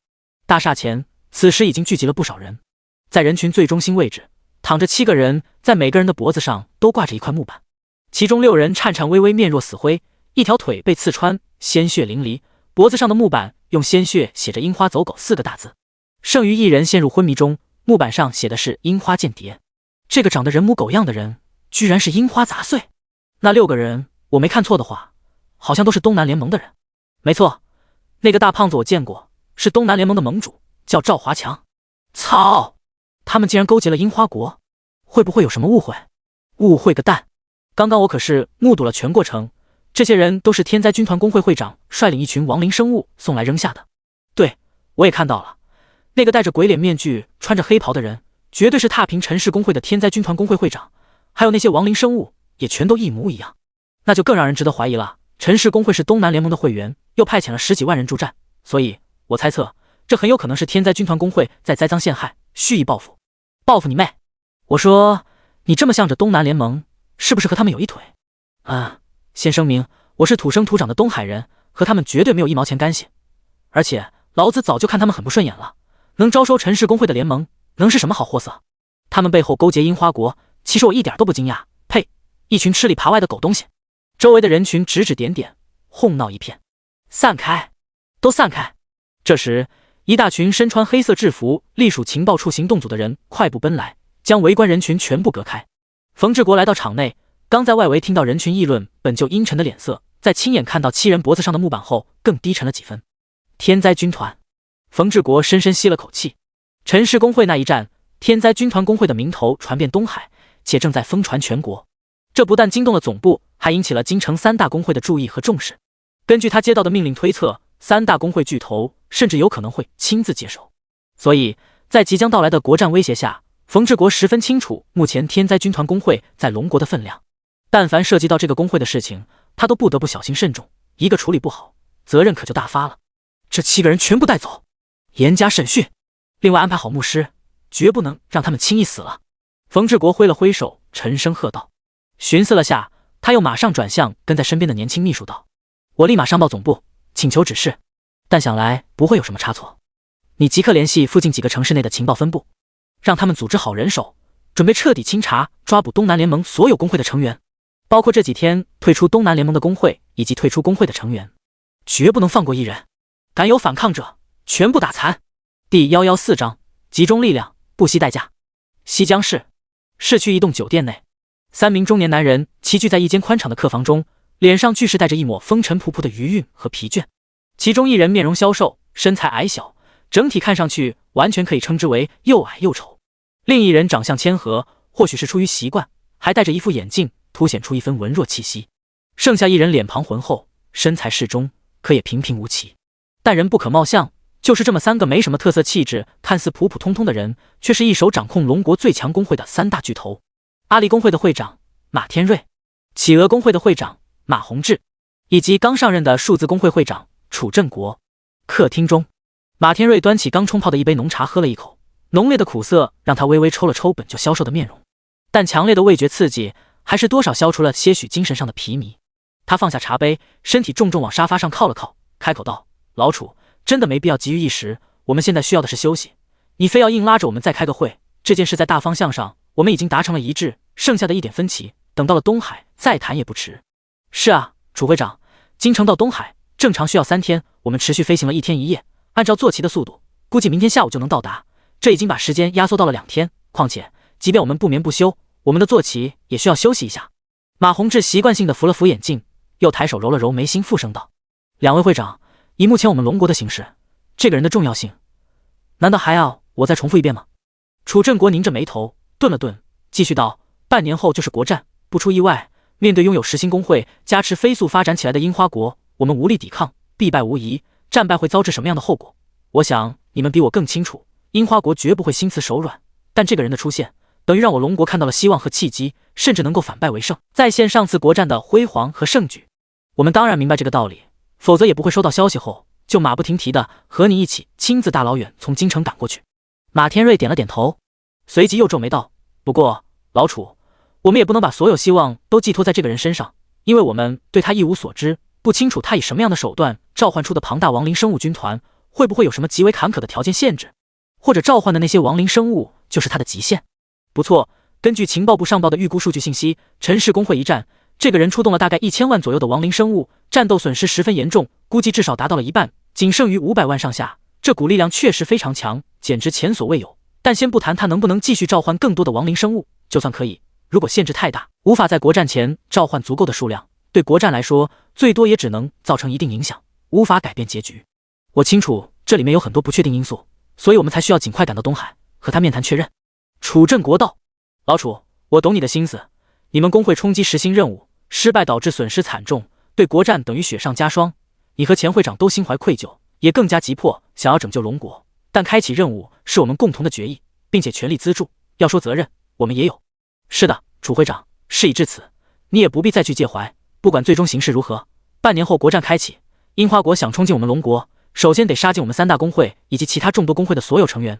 到时，我和马会长也绝对会冲在第一线，死也好，活也罢，万事做到问心无愧。”马宏志话未说完，突地停了下来，注视着眼中出现的新消息提示。几乎同一时间，马天瑞和楚振国也各自收到了属下传来的信息。半晌后，待看完消息内容，3人脸色顿时一沉，疲惫之色更是一扫而空。樱花国间谍对天灾军团工会的会长下手，他们的行动居然这么快！3人对视一眼，没有任何迟疑，当即起身。老楚，由你通过工会向天灾军团工会发送一条工会信息吧，告诫这位会长，近日不要外出，待在东海市官方大厦。简短交流一句，3人直接在阳台外召唤出坐骑，急飞东海方向。随行居住在其他客房内的一群群手下也纷纷起飞，紧紧跟随，于空中投下一片片的阴影。与此同时，一道道命令通过消息快速层层传达：本会80级以上成员即刻增援东海，东海附近城市所有分会成员立即全部赶往东海。东海市采取战时管制，派人把守交通要道，所有进出市区人员强制展示职业信息，派出人手排查整个东海市区，发现樱花间谍，格杀勿论，集中所有力量，不惜一切代价保护天灾军团工会会长。第115章，暴风雨来临的前兆。东海市华西小区88号别墅内，林天懒散地躺在后院游泳池旁边的躺椅上，一只手枕着脑袋，另一只手随意翻动着一本厚厚的书籍。舒适被一名魅惑女王跪坐在地上，双手捧着悬在她的眼前，另一名魅惑女王则半跪在一侧，手中端着一个果盘。每当林天张开嘴巴，一粒葡萄或者草莓马上就会送入他的口中。作为使用技能召唤出来的骷髅型亡灵生物，是没有智慧的，像魅惑女王这种拥有躯体形态的特殊存在，智慧也非常有限。若是放在亡灵族群中，大概介于无序列的死灵仆从和有序列的高级亡灵之间，但智慧再低，一些简单的服饰还是完全可以胜任。左右两侧位置各站着一名骸骨魔弓手以及骸骨战士，更远处则分别耸立着老王和罗峰。一片片浓烈的死气自两人身上翻滚而出，弥漫四散。除了林天所在的这片区域，整个后院全都覆盖在层层缭绕的死气黑雾之中，就连林天头顶上的空中也不例外，只是稀薄了些许，不至于遮挡了光线，让下方完全陷入一片黑暗。这算是一种警戒线，任何触碰到死气的生命体，哪怕是在隐身状态下，也会被即刻发现。在收到保护始祖这条明确的命令，老王终于职责，扛着巨型狼牙棒，闪烁着绿色眼眸，不断的四处扫射。罗峰则在特许下释放出了他的100个大宝贝，死气转换的黑色火焰激荡肆虐，焚烧着一道道千疮百孔乃至变形的灵魂虚影。自从昨天回到家中被召唤出来后，罗峰就一直在片刻不停的祭炼，欣赏着那些灵魂痛苦到扭曲的面容。可能待在召唤空间内也是这个状态，除非彻底消亡，否则罗峰绝不会停歇，毕竟这是支撑他残存下去的动力。躺椅前，林天吃着嘴里的草莓，翻看着面前的书籍，目光时而错开书本，触及到后面魅惑女王的波涛汹涌，顿时情不自禁的心神一荡。如果换做前胖子那个 LSP， 此时估计早就忍不住冲上去狠狠揉捏一番，但魅惑女王那苍白的肤色实在让林天下不去手。唉，太咸鱼了。林天嘀咕了句，收回落在魅惑女王身上的目光，又张嘴接过另一名魅惑女王送上来的一粒葡萄。事实上也算不上咸鱼，在昨天把侥幸活下来的那个樱花间谍和赵华强几人扔给官方处理之后，当天下午他就吩咐别墅管家去市区图书馆把东海市副本大全给借阅了过来，也就是魅惑女王手里拿的这本。和10几名樱花间谍那一战，以及其后对付赵华强几人，让他深刻意识到空军力量的重要性。当时若是有飞行仆从，直接在空中即可解决，哪里还用得着勾引诱骗这么麻烦？况且不管是面对即将到来的樱花国刺杀，还是打算主动杀进樱花国内，都需要庞大的空中亡灵军团作为后盾，所以发展飞行死灵小弟就成了眼下的当务之急。而飓风峡谷副本内的25级疾风兽等级太低，显然已经不适合现阶段的转化对象。先前开启2转隐藏任务和工会星级任务杀的1-2千万怪物都是异形怪，无法获得经验，也不能爆出装备，这导致他的等级还停留在2转后的40级，老王是36级，罗峰更是处于刚转化的1级状态。也因此找到一个匹配当前等级的副本，一边练级一边发展飞行仆从，效率才会最大化。但飞行怪连野外怪区都不多，更别说副本了，找了这么长时间也没找到一个合适的。异魔岛。就在这时，林天突地停下翻动的手，微微坐直身躯，盯着书册上一个叫异魔岛的副本。根据副本介绍，位置在靠近东海市的一座孤岛上，里面的怪物就叫做异魔，还配有插画。异魔怪的外形和疾风兽有点类似，但却长着一前一后2对翅膀，还有一条长长的鞭尾。即便不看资料介绍，林天通过插画就能看出绝对属于敏捷性怪物，速度肯定比疾风兽快许多，也是他目前最急需的。就是等级太高，达到了60级，但理想中的40多级或50多级的飞行怪副本根本就没有，别无选择。亡灵生物数量5032369，高级亡灵巫妖王1，司祭1，死灵仆从深寒蜥蜴人5032367。林天换出亡灵生物界面扫了一眼，围攻10几个樱花间谍，损失了60多万蜥蜴人仆从，其中大半估计都是抗下对方那波集中袭击阵亡的，真正在战斗中被杀的并不多。不过500万的庞大数量，无论是防备樱花间谍的暗杀，还是刷副本发展仆从军团，都绰绰有余。关闭界面信息，林天也没墨迹，立马起身招呼了一句：“老王，罗哥。”远处，罗峰迅速收起正在祭炼的100个大宝贝和扩散的死气，同老王快步走来，纷纷进入刚敞开的召唤空间裂缝内。又收回其他几名召唤生物后，林天直接释放一道光翼，疾驰向城外。从昨天到今天，差不多过去了30多个小时。林天本以为期间会遭致其他樱花国间谍的刺杀，为此还在家中做好了防备，让罗峰和老王散出死气警戒，却始终平静无事。或许是对方不敢在城内动手，但这个几率不大。剩下的只有可能是在集结力量。潜伏进龙国的樱花间谍本就不可能会太多，又分散在全国各地。丘吉武那12个人，加上抬着担架赶来停在山区外，又于开战时及时逃走的那4个，可能就是东海这个小城以及附近一片地区的所有人手。其他地方的人赶到东海需要时间，也就是说，这几天的平静更像是暴风雨来临的前兆。一旦对方动手，那就不会再是区区10几个人。但在此之前，如果能够发展出一批飞行仆从，应对起来势必会轻松许多，至少不会出现上次那般的被动。第116章，不要钱，要命！东海市上空，林天的身影急速飞驰，在路过中心广场上方时，他下意识瞄了眼那座几十层高的官方大厦。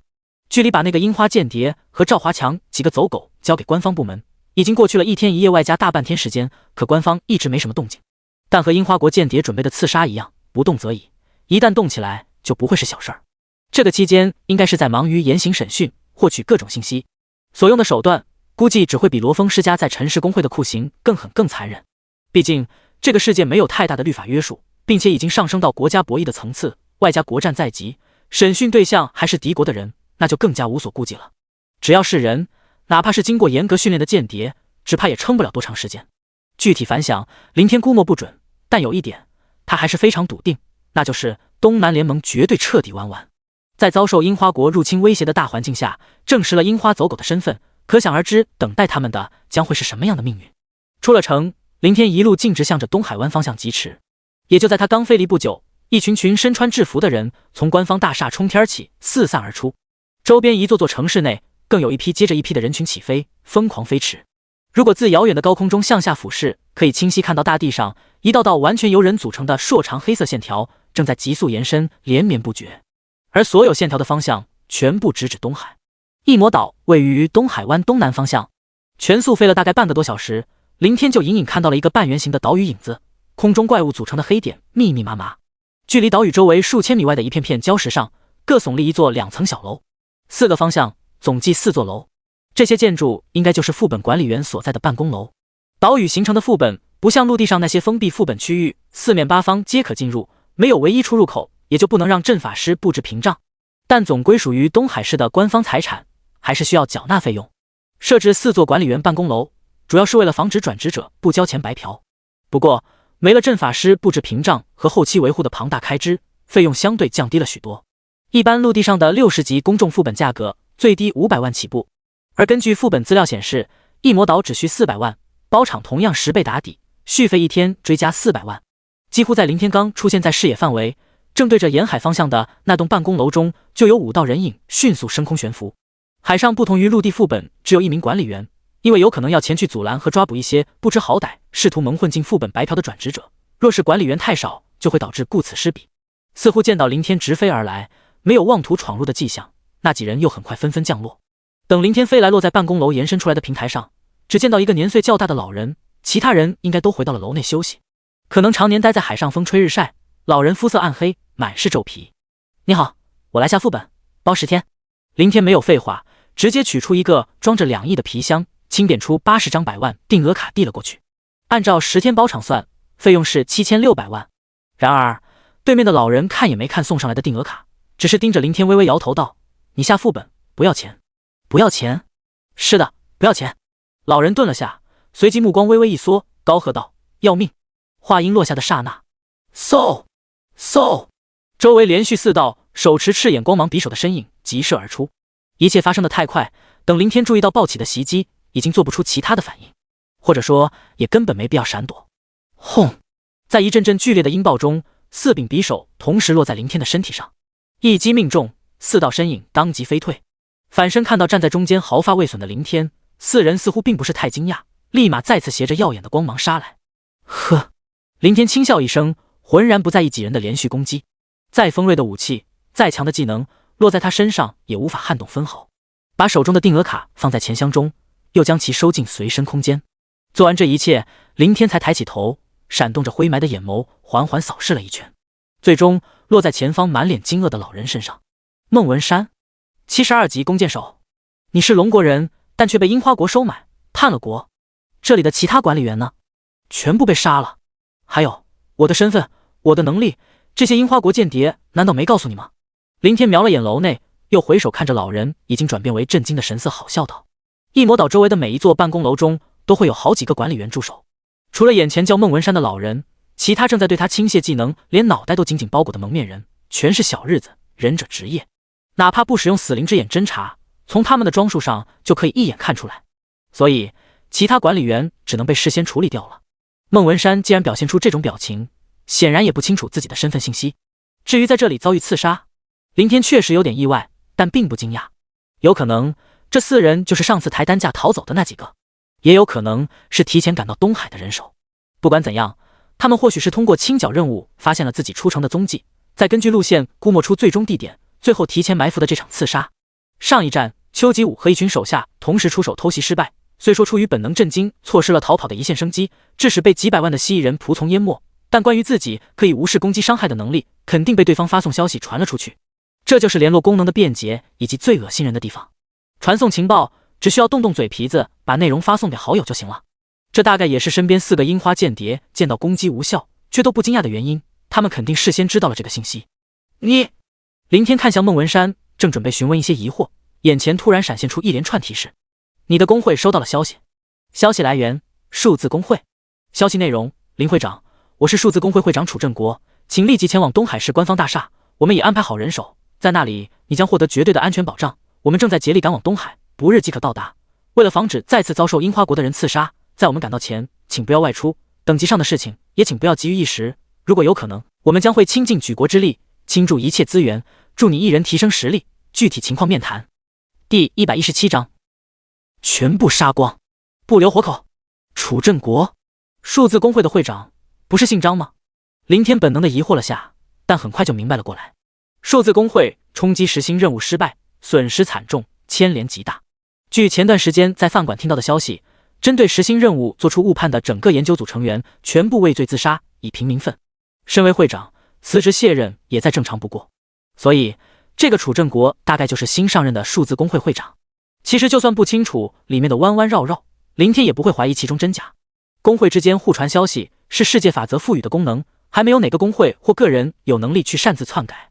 消息来源是数字工会，那就是数字工会。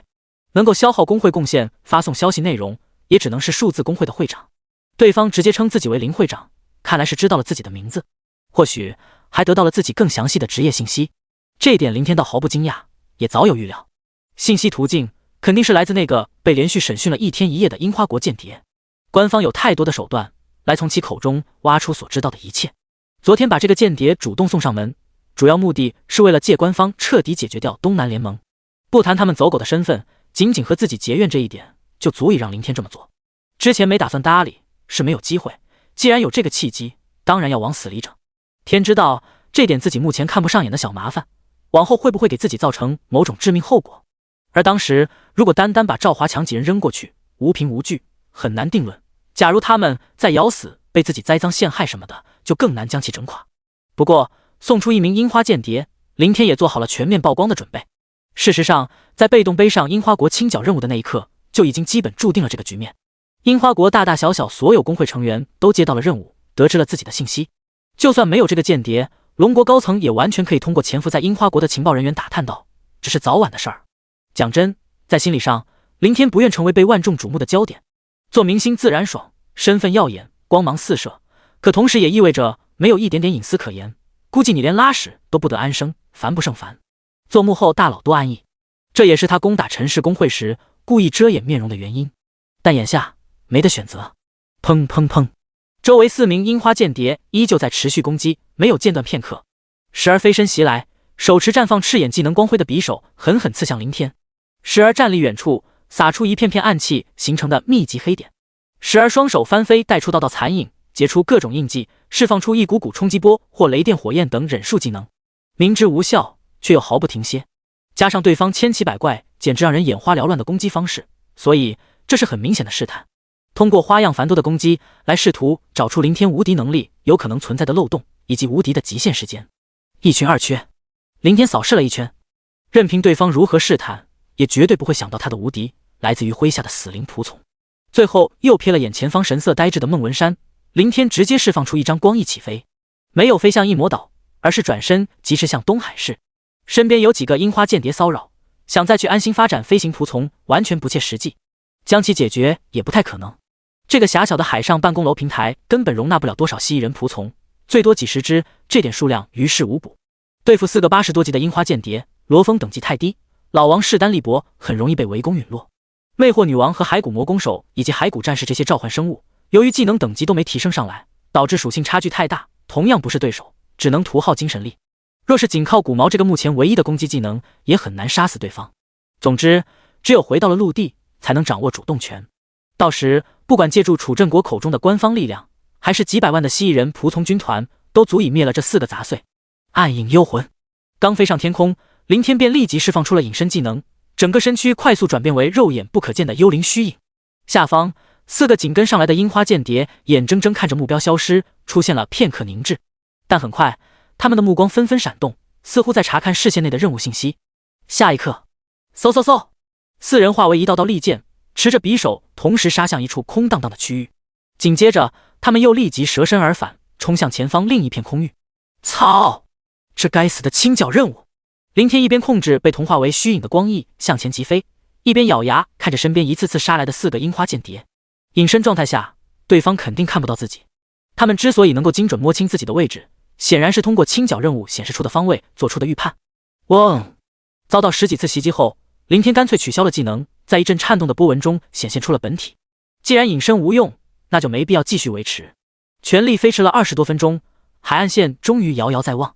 然而，就在林天刚准备降落，打开召唤空间，释放出蜥蜴人仆从反攻，依旧追杀在身后的4个樱花间谍，视线中一大片身影猛然从下方起飞激射而来，一眼看去最少不下30人。这些狗日的来的居然这么快，还集中了这么多人手。死灵之眼下浮现出来的一道道信息，全是樱花国独有的名字和职业。林天眼角狂跳，面目阴沉，几乎没有任何犹豫，当即放弃召唤死灵仆从，继续飞驰向东海市。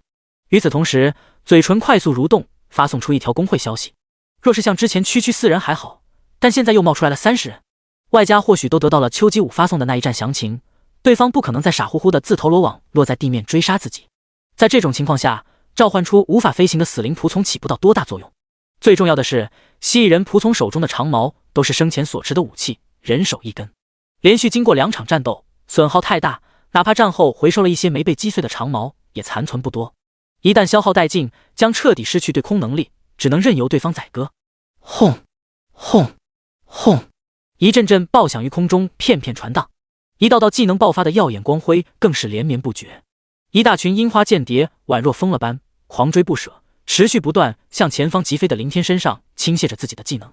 通常前一道技能光辉还会消散，下一道光芒就已迸发绽放。从远处看去，几乎连成了一整条完全由各种技能光芒构成的彩虹路线。林天的身影自一片片肆虐的能量穿出，又被一层层的翅芒覆盖。此时此刻，他根本不敢停留分毫，也没心思去感应损失了多少死灵仆从，更没办法感知，因为每一分每一秒都会有数量庞大的仆从在承受无数道技能下毙命。500多万的蜥蜴人仆从看似很多，但也遭不住这种程度的轰炸。如果按照一名80级樱花间谍一次技能攻击折损数千仆从算，30多人一轮就可消灭数万乃至10几万，500万的数量仅可支撑50轮左右。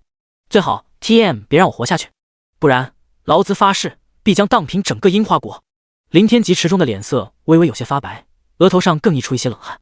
自打穿越以来，这是他第一次切切实实感受到了死亡的气息，且越来越近，仿佛在下一秒，召唤空间内的死灵仆从就会消耗一空，他的身躯随之在肆虐的技能下被撕成碎片。平日里感觉很快就可赶到的东海市，此时却犹如相隔千万里，迟迟见不到影子。就在林天度日如年乃至绝望的飞驰中，视线内一道道密密麻麻完全由人影组成的黑点，如同一片片铺天盖地的黑云般急速倾压而来，隔了老远就能够听到一阵爆发的震天高喝：保护林会长！剩余所有樱花间谍全部屠光，不留一个活口。第118章，那个彪悍人物居然是一个年轻小伙。刷刷刷刷刷，一片片人影自身侧空域飞速掠过，急剧的速度和庞大的人数带起的一股股声响，甚至在耳边传荡出一阵阵连绵的风啸。在见到援军到来的瞬间，悬停下来的林天心神一松，整个人差点从空中摔落下去。林会长，您没事吧？林会长，您哪里受伤了？牧师，操！牧师呢？快他妈滚过来！快！释放治疗术！随着一阵混乱的呼喝，数十道人影疾驰而来，搀扶住了林天近乎摇摇欲坠的身体。紧接着，连续10几道白光接连洒下，落在林天的身上。我没事，没受伤。林天摆摆手，深深喘了几口气，挣脱眼前几人搀扶的手。他确实没受一点伤，表现出的这般虚弱，完全是劫后余生的冲击，精神从长时间紧绷到居然松弛所引起的后遗症。其中一名方脸男人似乎还不放心，前后左右仔细检查了一遍林天的身体，这才重重地舒了口气。随后他来到前方，下意识盯着林天的脸庞打量了一会儿，神色中浮现出一抹惊讶。其实不单是他，周围其他10来个人全都大差不差，神态讶然乃至怪异。可能先前处于慌乱之中，直到此时他们才注意到眼前这个人竟然是如此的年轻。您真的是林天？天灾军团工会的会长？方脸男人本能的脱口出询问道。他们只是得到上头传来的命令，前往东海湾方向救援遭到大批樱花国间谍追杀的天灾军团工会会长。至于这个叫林天的天灾军团工会会长，具体长什么样，谁也没见过。先前在远处看到空中一个人被一大群人追杀，非常契合，自然而然就把被追杀的人当做了救援的目标。可是这个十分年轻、长相还非常帅气的小伙子，和那个脸戴鬼脸面具的黑袍人，两者的形象实在是相差太远。是我，你们是楚镇国派来的？林天懒得多费口舌，直接展示出了自己的工会信息界面。之前在沿海见到那群冒出来的樱花间谍，他发送出去的工会信息就是向楚镇国求援。是的。方脸男人一边愣愣的回答，一边仍旧不断往林天脸上瞅，包括周围一群人也都同样带着一副不可思议的表情。显然他们还是无法接受那个前不久屠杀陈氏工会10几万成员，且拥有几百上千万亡灵生物军团的彪悍人物，背后竟然是这么一个年轻小伙。这简直就是瞎扯淡。但工会信息做不得假，他们再不信也只能接受这个很荒谬的事实。方脸男人马上整理好情绪，开口道：林会长，我是东海市情报处的处长冯志国，接到上头的命令后，我立即征调了所有官方部门的行动组以及整个东海市所有工会能出动的成员赶来，没敢片刻耽搁。请您放心，那些樱花间谍绝对跑不了。根据上面的命令，接下来暂时由我全权负责保护您的安全。行了，回去吧。林天回首望了眼身后完全被数之不尽的人群占据的天空，以及里面不时爆发出来的光辉，便起飞向东海市。在如此多人的围攻下，那30多个樱花间谍十死无生。冯志国和一众10几人紧紧跟在林天身后，可能得到了消息命令，中途又有数百个身穿黑色制服的人先后加入进来，看上去黑压压一片。实际上这里离市区也没多远了，刚飞了10来分钟，就已经看到了大片建筑的影子。这时林天眼前一道提示突然浮现：你收到了新的好友消息。钱多多，庄少爷，我马上就到市区了，正在城西排队接受检查。离开几个月，没想到东海居然出了这么多大事。庄少爷，您稍等一会，或者您先去店里等着我，我最多半个小时就到。这钱胖子总算是回来了。不过这检查是什么情况？林天玄停下来疑惑道。跟在身边的冯志国闻言，立马主动解释道：林会长，这是今天审讯完那个樱花间谍，把关于您的事情上报上去后，3大会长亲自下的命令，东海市这段时间将实行战时管制，所有进出城的人强制展示职业信息，防止樱花国间谍渗入，威胁到您的安全。哦，林天看了冯志国一眼，随即也没多想，径直转到飞向城西。快到了市区范围，基本就安全了。短短1天1夜多时间，樱花国就集结了30多人，本就远远超出了林天的预料。这些人应该是目前对方赶来的所有人手，此刻全部暴露，正在遭受围攻。即便还有一些刚赶到没现身的人，但数量太少，也不太可能在紧靠市区的地方动手。况且身边还有一堆官方的人保护，就更没必要畏首畏尾了。这波遭遇追杀，死灵仆从损失惨重，让林天非常急迫增强自身的自保实力。而钱胖子收购回来的大批技能书，对他来说无异于雪中送炭。第119章战时管制，官方零容忍。东海市城西，通往市区的主干道上设置了一座拦截关卡，关卡两侧站着10几名黑衣制服的官方人员，关卡上方的半空中更有一片片几百人控制光翼翅膀静静悬浮，他们全部都显化出了外在装备，浑身几乎都包裹在5颜6色的毫芒中，特别是他们手中所持的各色武器更爆发出一股股璀璨的耀眼光辉。光辉之下，一对对如鹰隼般的凌厉目光不断扫视着下方远远延伸出去，几乎一眼望不到尽头的排队人龙。所有市民请注意，东海市遭遇樱花国间谍严重渗透，近期将实行战时管制。管制措施1，除官方和一些特殊人员外，市区和市区外方圆1000米范围内全面禁飞。管制措施2，除市区各方向的主干道外，禁止通过其他道路和方式进入市区。管制措施3，凡进出市区人员，请主动展示职业信息界面接受检查。请大家谨记以上3点，相互通传。请切记，也请牢记，官方将采取零容忍态度，任何触犯或扰乱管制措施的人都会被视为协助敌国间谍罪处置。最后一点，检举揭发敌国间谍及同党，或提供任何有价值线索，最低悬赏100万，上不封顶，另有各种装备和技能书等丰厚奖励。包庇掩护敌国间谍及同党，一律按照卖国罪处理，绝不姑息。国战在即，龙国危难，望所有市民万众一心，众志成城，注意秩序，排好队伍，配合管制，切勿生乱。所有市民请注意，东海市遭遇。关卡前，一个高高悬挂在木杆上的扩音喇叭在不断的进行重复播报。林天来到这里的时候，所见到的是3条长长的密集队伍，一直延伸到视线尽头。每当走到关卡，3条队伍最前方的3人都会马上展示出一道道光幕，上面是自己的职业信息。3名检查人员确认姓名和职业没什么问题后，才会挥手放行。目前时间太紧，人手不足，各种准备措施还不到位，比如更详细的证件检查等都没办法展开，只能做下大致筛选。或许是提前收到了冯志国这个情报处长的消息通知，见到林天和一大群人飞来悬停在空中，关卡上下的官方人员只是向这边扫了一眼，没呼喝触犯管制什么的，更没人前来检查，全都继续着自己的工作。就在这时，队伍后方突然出现一阵骚动，呼啦！几乎在下一秒，原本悬于林天后方的数百人迅速上前，如临大敌般的将其紧紧守护在中间。与此同时，关卡上严阵以待的几百人中，立即飞出一半扑了过去。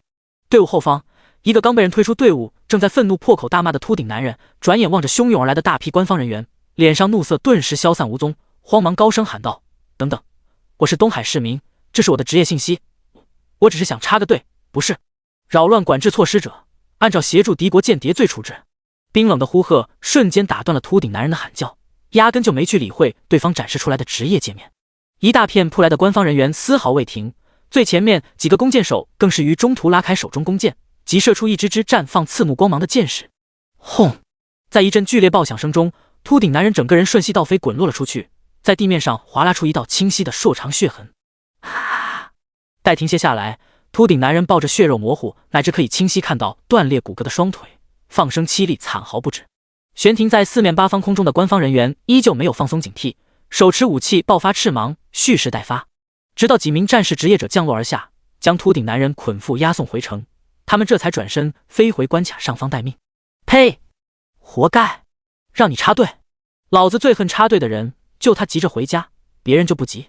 就是，我们都能老老实实排队，就这货特殊，不但插队，还他妈开口骂人，活该倒霉！哎，这人算是彻底废了。我没看错的话，双腿都被打断了。怪谁？播报了这么长时间，一再强调不能扰乱秩序，官方零容忍，那个傻缺还要头铁去试试。话说，我们东海就是一座小城，有必要为了樱花国的杂碎搞出这么大阵仗？是啊，我也很奇怪。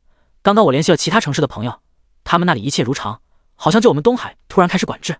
这个我打听到了点眉目，据说好像和天灾军团工会有关。哦，说来听听。队伍中议论纷纷，渐渐变得喧哗一片。但在远处关卡中飞出一人的呵斥下，很快渐渐息止。哪怕相互交谈，也全都刻意压低了声音，不至于让场面哄闹絮乱。冯处长，这是不是做的有点过了？100米外的半空中，林天透过缝隙远远看到下方队伍中的一幕，转向身边的冯志国道：“仅仅插个队就出手葬送了一名转职者的未来，确实太过于残忍狠辣。林会长，特殊时期只能使用特殊手段，以雷霆手腕消除一切有可能存在的不安定因素，这样肯定会造成一些不必要的伤残和冤屈，但您的安全已经牵扯到我国的国运，所以如果从国家层次出发，区个人的牺牲又算得了什么？”冯志国开口恭敬地隐晦解释道。虽然没得到上头的详细命令，但从那个审讯间谍口中得到关于林天的情报，外加3大巨头的态度，作为一个地方情报头子，如果连这点深意都猜测不出来，岂不是白混了？就像前不久接到命令前去救援，他不但抽调了所有官方部门的行动组成员，还强行征调东海所有工会的力量，就可见一斑。假如先前林天有个闪失，他所要承担的责任，只怕死个10次100次都无法抵消。我知道你的意思，我也清楚我的能力，但我可不能保证什么。林天道。林会长说笑了，属下只是一个小小的地方情报处长，不敢也没那个资格让您做出任何的保证。属下只是按照命令行事，联合众多部门对东海实行战时管制，保障您的人身安全。至于其他的事情，自然有上头亲自和您接洽商谈，可能也不需要多久，明天就应该到了。冯志国再次压低了一些姿态，陪笑道。他口中的上头显然指的是楚镇国3大巨头。算了，帮我找个人。林天也懒得去智慧这些涉及到国家层次的手段。他扫了眼下方庞大的排队人群，把钱多多的信息告诉了冯志国。人数太多，密密麻麻的一片，很难从中找到一个人。而若是不动用官方人员，在血淋淋的前车之鉴下，他即便发送消息给钱胖子，估计打死这货也不敢擅自冒头。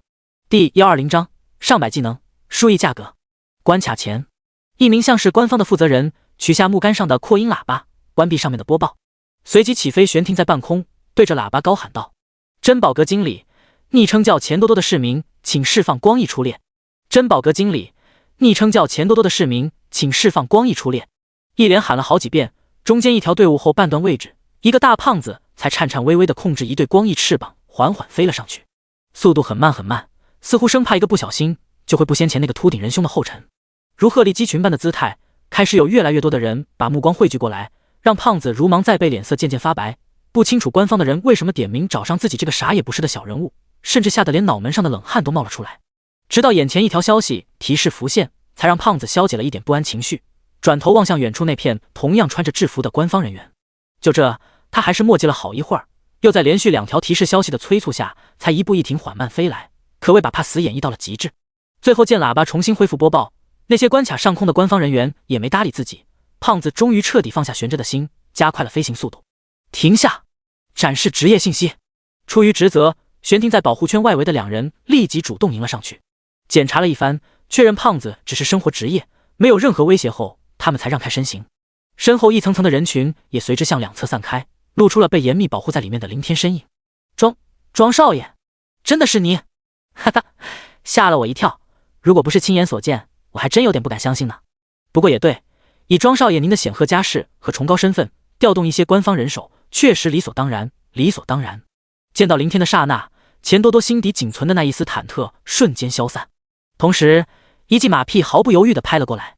出去这几个月，东海市竟然发生了这么多事，据说冒出来的天灾军团工会，前段时间出手灭了陈氏工会10几万人，哎，可惜了，竟错过了一饱眼福的机会。妈的，陈氏工会那群垃圾，以前可没少来店里收保护费，干他娘的！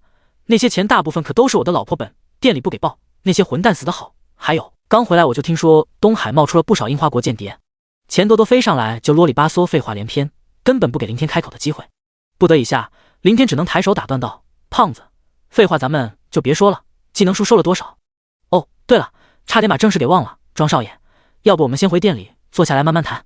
就在这儿吧，速度交易完，我还有事。林天懒得来回折腾。那行。钱多多也没坚持，手腕一翻，一本本各色技能书顿时出现在手中，渐渐的数量越来越多。末了，林天不得不带头降落了下去，身边除了冯志国，其他几百人四散在周围的地面以及半空中，紧密防护。钱多多把手里的技能书全部摊放在地上，并且做好了分类，形成好几堆，然后继续从随身空间里往外取，一直持续了好几分钟，这货才停下来。庄少爷，在回来前我就详细清点了数量，这趟总共收了156本。最基础的骷髅兵技能最多，这玩意儿相对来说较容易收购，有92本。其次就是普通骨刺技能41本，还有更高一级的普通辅助型骨劳技能16本。下面就是1转以上的技能。钱多多指了指单独放在另一旁数量很少稀稀拉拉的3叠技能书，继续道：这是1转普通类型的骷髅弓箭手，有4本；1转特殊类型的巫妖，太过稀少，不过也被我费尽心思搞到了1本。还有2转普通类型的骷髅法师，收了2本，才100多本，绝大多数还都是骷髅兵，1转以上才区7本。其实这已超出了林天预想中的几十本，但还是让他有点不满意。倒不是人心不足蛇吞象，主要是眼下面对樱花国的威胁，他确实太需要更多更强的实力保障了。庄少爷，你也知道，亡灵法师属于隐藏职业，技能输出产率本就很低，能收到这么多已经很不容易了。不过您别急，等出了这些货，您再给我点时间去收，哪怕跑断了腿，就算活活累死，我也绝对会为满足您的技能需求，以后下半辈子我就为您一个人服务。钱多多看到林天微微皱眉的脸色，连忙保证道。实际上他比林天更想收到更多的技能书，毕竟他每收到1本就能得到一笔丰厚的小费。2转以上怎么才2本？收不到吗？林天疑惑问道。这也不是收不到，如果有现金应该可以再收到1、2本，但2转以上价值太高，人家根本就不赊账。这些技能除了一小部分是我自己店的资金，其他99%全都是以珍宝阁名义打的空头支票，所以庄少爷，价格方面我只能以店里的价格出，您看钱多多为难道？行了，价格好说，算总计多少钱，加上我事先承诺的小费。林天不想再浪费时间，又补充道：对了，不用墨迹向我解释，直接报价就成。不是第一次合作了，我相信你不敢坑我。好嘞，庄少爷就是豪气。钱多多献媚的首先送上一具马屁，随后取出一个计算器，快速算道：骷髅兵每本200万，92本，外加每本10万小费，一共 1.932亿。骨刺每本300万，41本，外加每本10万小费，就是 1.271亿。骨劳每本350万，16本，外加每本10万小费，加起来5760万。一转骷髅弓箭手每本440万，4本，外加每本20万小费，1840万。一转巫妖还是440万的老价钱，加上20万小费，460万。二转骷髅法师市价650万，2本，还有每本20万小费，1340万。全部算下来 4.143亿。老规矩，抹掉30万的零头，您给4亿1400万就成。计算完成，钱多多抬起笑靥如花的肥硕脸庞。林天有些尴尬且很是无语的凝滞了下气息。4亿多，操，他钱不够。第121章，你他妈把合同给我是几个意思？世界上最恶心人的事情是什么？就像做那啥，差一点点就可以得到尽情的释放。同理，4亿1400万的价钱，林天手里只有刚从赵华强以及小日子手里坑来的4亿，就缺这么一点点零头。对于目前的林天来说，1000多万确实相当于毫不起眼的零碎。随身空间里还有几百件装备，大概值几百万，加上原来剩下的100万定额卡，林天闭住了气息，感觉心里有1万只蚂蚁在爬。如果缺口太大，比如上亿，那也就算了，可一番算下来，偏偏还是少几百万。关键是缺额越少，就越 TM 恶心，让人如鲠在喉。当然了，这只是他内心中那点强迫症在作祟。先不说他能够以转职者的身份贷款等问题，仅仅和钱多多的数次合作就不止这区1000多万。若是他开口赊账，钱多多绝对不会有异议，反而会求之不得，借此赚一波人情。说到底，自己可是这货的大客户，甚至可以称之为天大的贵人。仅这一趟下来，钱多多就血赚1630万的天价小费，简直和捡钱没什么区别。这时，一直站在一旁没有言语的冯志国看到林天的脸色，马上主动上前一步。或许是把林天心下那点强迫症引起的无语神色给误解成了窘迫，故而似乎为了维护其脸面，还刻意压低声音问道：林会长，钱不够吗？少了1000多万。林天随口回道：1000多万。冯志国神色一动，立即道：林会长不必为难，剩余的交给我好了。上头传下的命令，除了保障您的安全外，您的任何要求，只要可以办到，都必须保证满足。哦。林天转向冯志国，直勾勾地盯了半晌，嘴角逐渐浮现出一抹笑容，但很快就收敛了起来，有点欲拒还迎道：这不太好吧？林会长太客气了，这有什么好不好的？区一点钱财而已，又不是太多，况且堂堂天灾军团工会的名头，难道还不值这个价？冯志国沈然大笑道：林会长，庄必凡少爷姓林，还是一个工会的会长。钱多多瞄了眼身前的林天，刚刚冯志国最后一句话没有再故意遮掩，所说的他自然也听到了。可下一秒，回过未来的钱多多腮帮子猛地一抖，看向林天的神色宛若见到了鬼一般。天灾军团工会，这个与他合作多次、出手极为大方，他一直认为的某个豪门大少爷，竟然是天灾军团工会的会长。既然冯处长这么说，林天故作迟疑了下，便点了点头。随即他转向已经完全处于懵逼状态中的钱多多道：胖子，你个价格合同。胖子啊，哦，好的，林会长，您稍等。钱多多惊醒过来，连忙从随身空间移出一份备用空白合同，刷刷几笔填上交易物品清单和钱款价格，又忙不使的双手递了过来。林天接过扫了一眼，就顺势递给了身边的冯志国，咧嘴笑道：冯处长，那就谢谢你了。啊！冯志国怔了怔，自己只是答应补齐1000多万的零头好不好？你他妈直接把4亿多的合同递过来，到底是几个意思？刚刚那些话只是他随意搪塞的措辞，可没真的收到满足任何要求的命令。上头具体究竟是什么意思，还没有定论。在此之前，一切皆有可能，比如双方谈崩了，或者出现其他变故。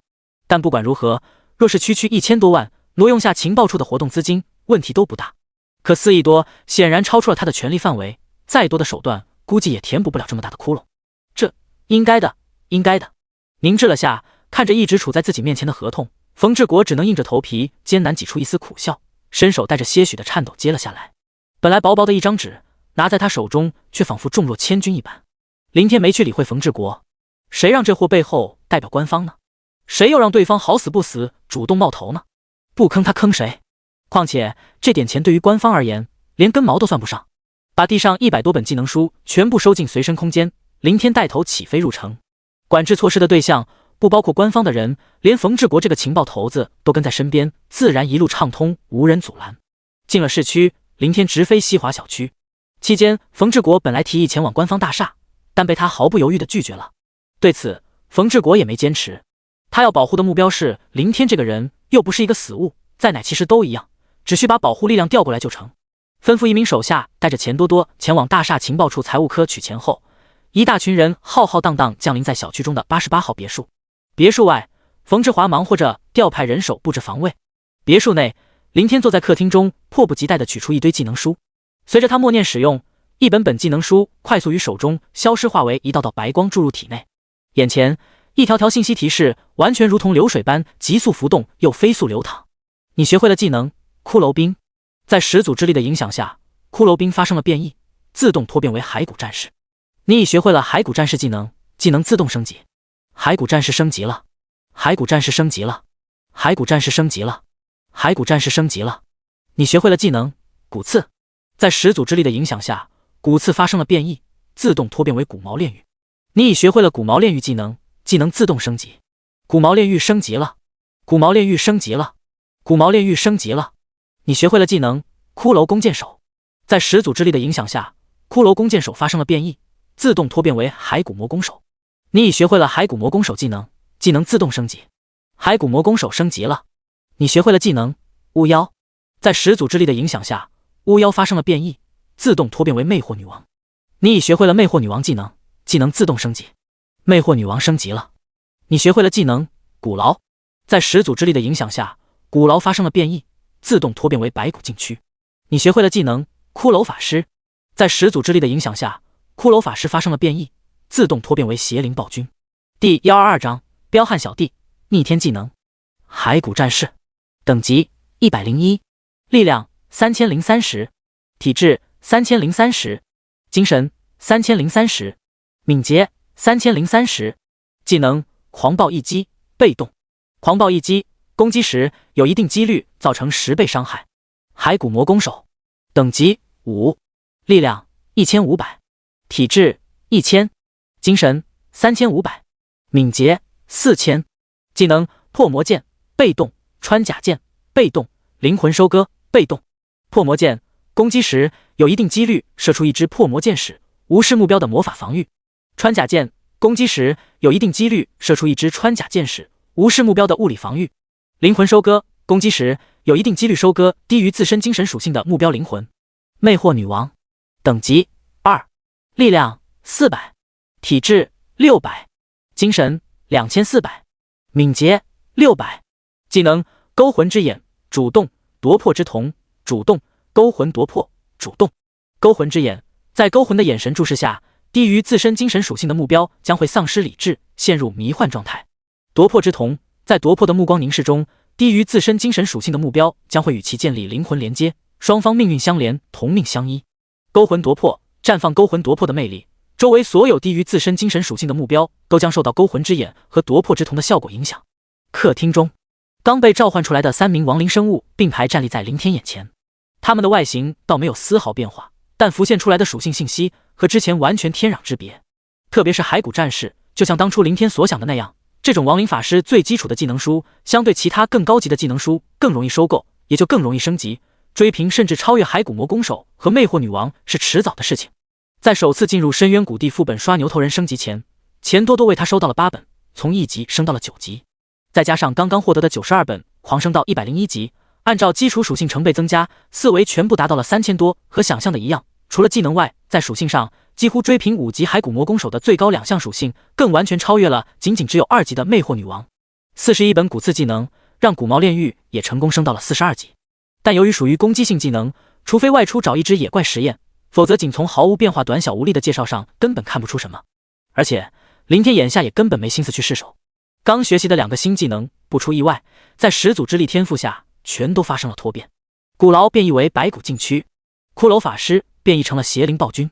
白骨禁区 LV16 主动技能白骨所及，皆是禁区。还是熟悉的配方，熟悉的尿性。林天打开信息界面，看到白骨禁区的技能描述，内心毫无波澜。或者说，他早就骂了。假如学习的主动技能介绍突然来个像召唤生物技能那般的详细清晰，估计他还不习惯呢。关闭界面，林天心神一动，撕拉，一道空间裂缝在客厅中快速敞开。很快，一个2米多高、浑身死气缭绕的人形生物缓缓走，不是整个飘了出来。和魅惑女王一样，她有着一副肉身，穿着少许衣服。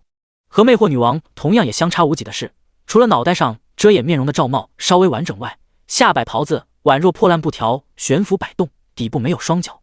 不过从她完全裸露如同焦炭般的漆黑上身可以看出，这只亡灵生物明显属于男性。具体长相在罩帽遮盖下看不清楚，只隐约看到一张带着些许邪魅阴郁的嘴巴和尖细下巴，两侧的双手仿佛利爪，硕长尖锐无比。其他最醒目的就要数悬在他下摆周围的数个黑色链条，有的剑条最顶端呈弯钩状，有的则是菱形利刃。邪灵暴君，邪灵暴君，等级2，力量800，体质400，精神6000，敏捷800。技能：邪灵形态，主动；生命吸取，主动；灵魂锁缚，主动；死亡绞杀，主动。邪灵形态，变身虚无邪灵，免疫一切物理攻击。生命吸取，释放邪灵之链，抽取目标的生命。灵魂锁缚，低于自身精神的目标，在被邪灵之链捆缚时，将会有一定几率被禁锢灵魂。死亡绞杀，以死亡为代价，绞杀一切被邪灵之链禁锢灵魂的目标。卧槽，单项精神属性这么高，居然达到了整整6000！猛地看到邪灵暴君的属性，林天在震惊下直接从沙发上跳了起来。但见到信息上方的等级，这才让他有些释然，重新坐了下去。2本骷髅法师脱变，让变异的邪灵暴君升到了2级。按照基础属性成倍增加的规则，初始1级的邪灵暴君精神只有3000，力量、敏捷和体质分别是400和200点，加一起，2传召唤生物的4维总属性就是4000，比1传召唤生物高了2倍。林天换算了一下，又把目光落在眼前的信息上。仅从属性上看，邪灵暴君显然是高攻法系脆皮生物，4000点的基础属性90%都堆在了精神上，其他都只有可怜的几百点。特别是体质，2级才400点，脆的一笔。不过2转召唤生物多达4个技能，邪灵形态和死神之镰的被动效果差不多，都属于免疫物理伤害，多少弥补了脆皮的缺陷。另外3个都是攻击或辅助攻击类型，死亡绞杀大招更是妥妥的秒杀神技。可惜有前置条件，必须禁锢目标灵魂，而禁锢灵魂技能不但要低于自身精神属性，还 TM 有操蛋的几率问题。林天无语吐槽了一句，但总体来说已经非常逆天了。最重要的是，邪灵暴君漂浮的身体可以在空中战斗，不用局限于地面。倘若像前2天那样遇到樱花间谍的追杀，召唤出邪灵暴君，一旦被其禁锢住了灵魂，立即开大，对方跑都跑不掉。而用一只召唤生物换取一名80多级敌人的命，绝对是稳赚不赔的买卖。他所需要的代价不过是消耗一些精神力罢了。注视着眼前漂浮在客厅中上下沉浮的邪灵暴君，林天实在心痒难耐。关掉属性信息，他索性起身，直接快步向外走出，准备外出找个怪区试试这名彪悍小弟的实力。第123章，该死的小日子又在打什么算盘？别墅外，数百名官方人员层层悬停，围聚在别墅周围空域，在四面八方还不断有成群结队的人疾飞而来。那些人中有隶属各个部门行动组的人，也有东海市各大工会的成员。官方部门外在衣着都是统一制服，只是在款式上有略微区别，不同工会也有对应特色服装，这点很好区分。冯志国震动背后光翼翅膀悬停在前院上空，时而嘴唇触动通过消息传达命令，时而高声呼喝指挥调派一批批赶到的人员，时而又转头向身旁一名像是秘书的年轻女人吩咐几句，可谓是忙得不可开交。随着他的指令，一些人降落而下，守在别墅四周区域，另一些人则分散在更外围空域。无意中瞥见林天出现在别墅门前，正向外走的身影，冯志国立即落下。林会长，您这是？有点事，需要出城一趟。林天停下道。出城？冯志国闻言迟疑了下，为难道：林会长，麻烦您先待在家里，暂时忍耐一下，有再紧急的事情，也还请您延迟几天。说着，他又生怕林天误会，连忙解释道：林会长，这不是什么软禁，限制您的自由，主要是为了您的安全着想。您也知道现在樱花国对您的态度，还有目前的形势。虽然我能够以官方的名义抢征所有部门和东海所有工会的人手来配合这次保护行动，但咱们东海地小，附近的怪区资源也不是很丰富，就算出了些高等级强者，也会很快被其他大公会招收，举家迁往那些大公会驻扎的大城市或者京城，留下来的实力都不是太强，在单体等级和战力上远远比不上那些樱花间谍。在市区范围内，我还可以利用众多的人数来尽量保障您的安全。可一旦出了市区，当然我也可以把所有能调动的人全部调来，集中跟在您的身边，但一来动静太大，人员太杂太多，很难做到统一协调。其次，通往市区的几个交通要道就势必会缺少人手检查，容易给樱花国的间谍钻了空子，让他们潜伏进市区。您留在市区，先让外围的各个检查关卡筛选一遍，假如有敌人企图蒙混过关，就能及时发现，我再集中一些战力较强的人手过来重点保护，这样我的工作就会相对轻松许多，还希望您能理解。而且也不需要您待在市区太久，可能最多就这1-2天时间。明天上头来的人就到了，还有其他城市的大批援助人手也会陆陆续续赶到，到时候有大量强者时刻守护跟随，您想去哪就去哪。我们龙国虽说由于上次实行任务失败导致损失惨重，但底子还在，远没到山穷水尽的地步，至少在咱们的地盘上还轮不到区区一些樱花间谍猖狂放肆，保管让他们来多少死多少。但目前这个时间点比较尴尬，事情发生的太过突然，又是在东海这座小城市，一切都来不及准备和布置，只要熬过了今明2天，不，就今天1天吧，只需度过今天，您的安全就绝不会有任何问题。不等冯志国说完，林天便抬手打断点头道：冯处长，不必再说了，我能理解，也会配合你的保护工作。刚刚在获得新技能的惊喜情绪冲击下，让他一时间忽略了这个问题。是技能而已，哪有自己的小命重要？就在前不久，他就差点死在了那批樱花国间谍手中。想到这，林天顺口问道：对了，那30多个追杀的樱花国间谍怎么样了？我刚收到手下传来的消息，全部被击杀，无一人漏网。冯志国开口回答道。在说这话的时候，他脸上没有浮现丝毫的快意喜色，反倒升起一抹怅然忧虑。略微调整了下情绪，冯志国缓缓摇头继续道：其实他们也都没想着逃跑，据手下发来的消息禀报，那群该死的混蛋彻底疯了，他们陷入包围后没有任何突围的打算，哪怕个别人冲了出去，也会立即折返回来，疯狂攻击我们的人手。由于他们的等级和实力高出太多，当时的战斗场面几乎是一面倒的屠杀，就算最后他们耗尽了精神力，无法再释放出技能，也手持武器拼死近战拉人垫背。具体阵亡的人还没有上报，但想来数量不会太少。哦，林天眉头一皱，这个消息多少出乎他的意料。本来在他的预想中，能够留下对方几个或10几个人就已经很不错了。唉，冯志国叹息一声，抬头看到远处一批批刚刚赶来的人，因为没有得到分配，拥挤在一片空域内越来越多。他忙转向林天道：林会长，还请您回屋休息，我得去继续安置防卫工作。好，你去忙。林天望了眼起飞离开的冯志国背影，释放出死灵之眼，缓缓扫视了一圈。冯志国说的没错，视线中无论是身穿制服的官方行动组人员，还是那些各个工会的成员，等级都不是太高，基本都在50多级或60级左右，连70级的都很少见。转身回了屋，林天心下带着些许的沉重和烦躁。樱花国在东海，不可能只有赵华强那几个走狗，肯定还发展有其他人。特别是国战在即，敌强我弱，人心惶惶的大环境下，收买一些叛徒简直不要太容易。也就是说，在东海市区还存在一些本市的转职者和樱花间谍在保持联络。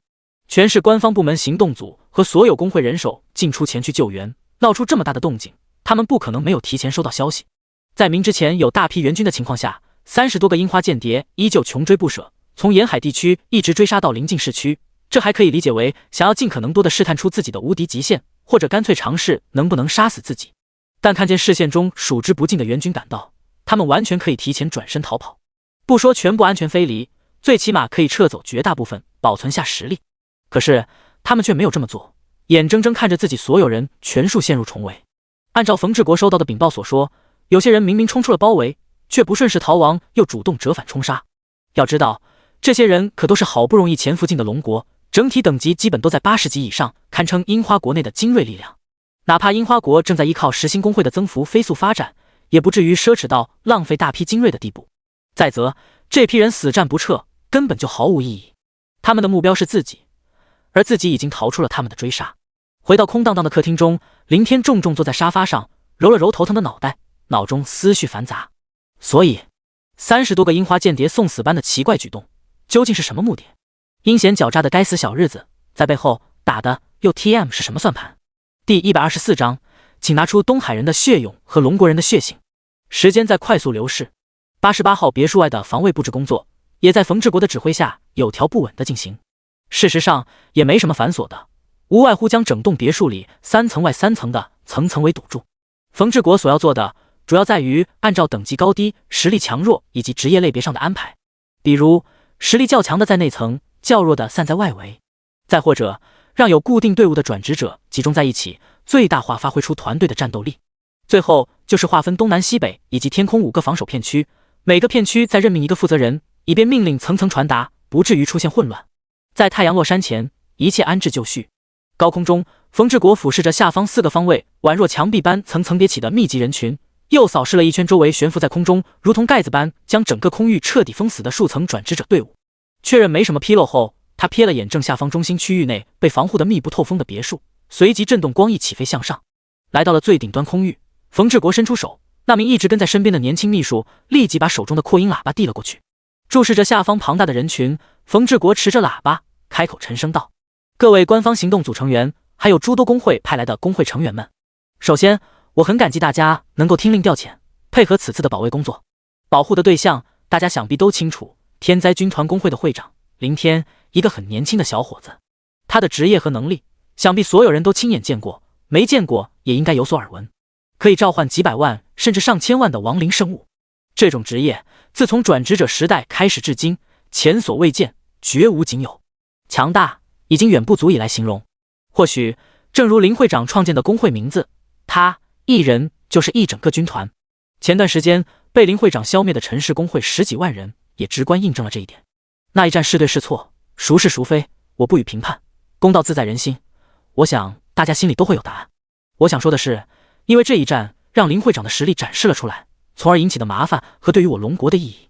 半年后，10年一度的国战将会开启，而樱花国却完成了世界上首个实星任务，将他们的一个工会升级到了10星。在10星工会的大量 buff 增幅下，他们的整体实力正在飞速提升。半年后，他们绝对会远远超越我国，也绝对会毫不留情地冲杀进我国，疯狂报复上一次国战的破国之仇。为了追平差距，不久前，我国数字工会冒险开启了10星任务。结果我不忍再提，大家都了解。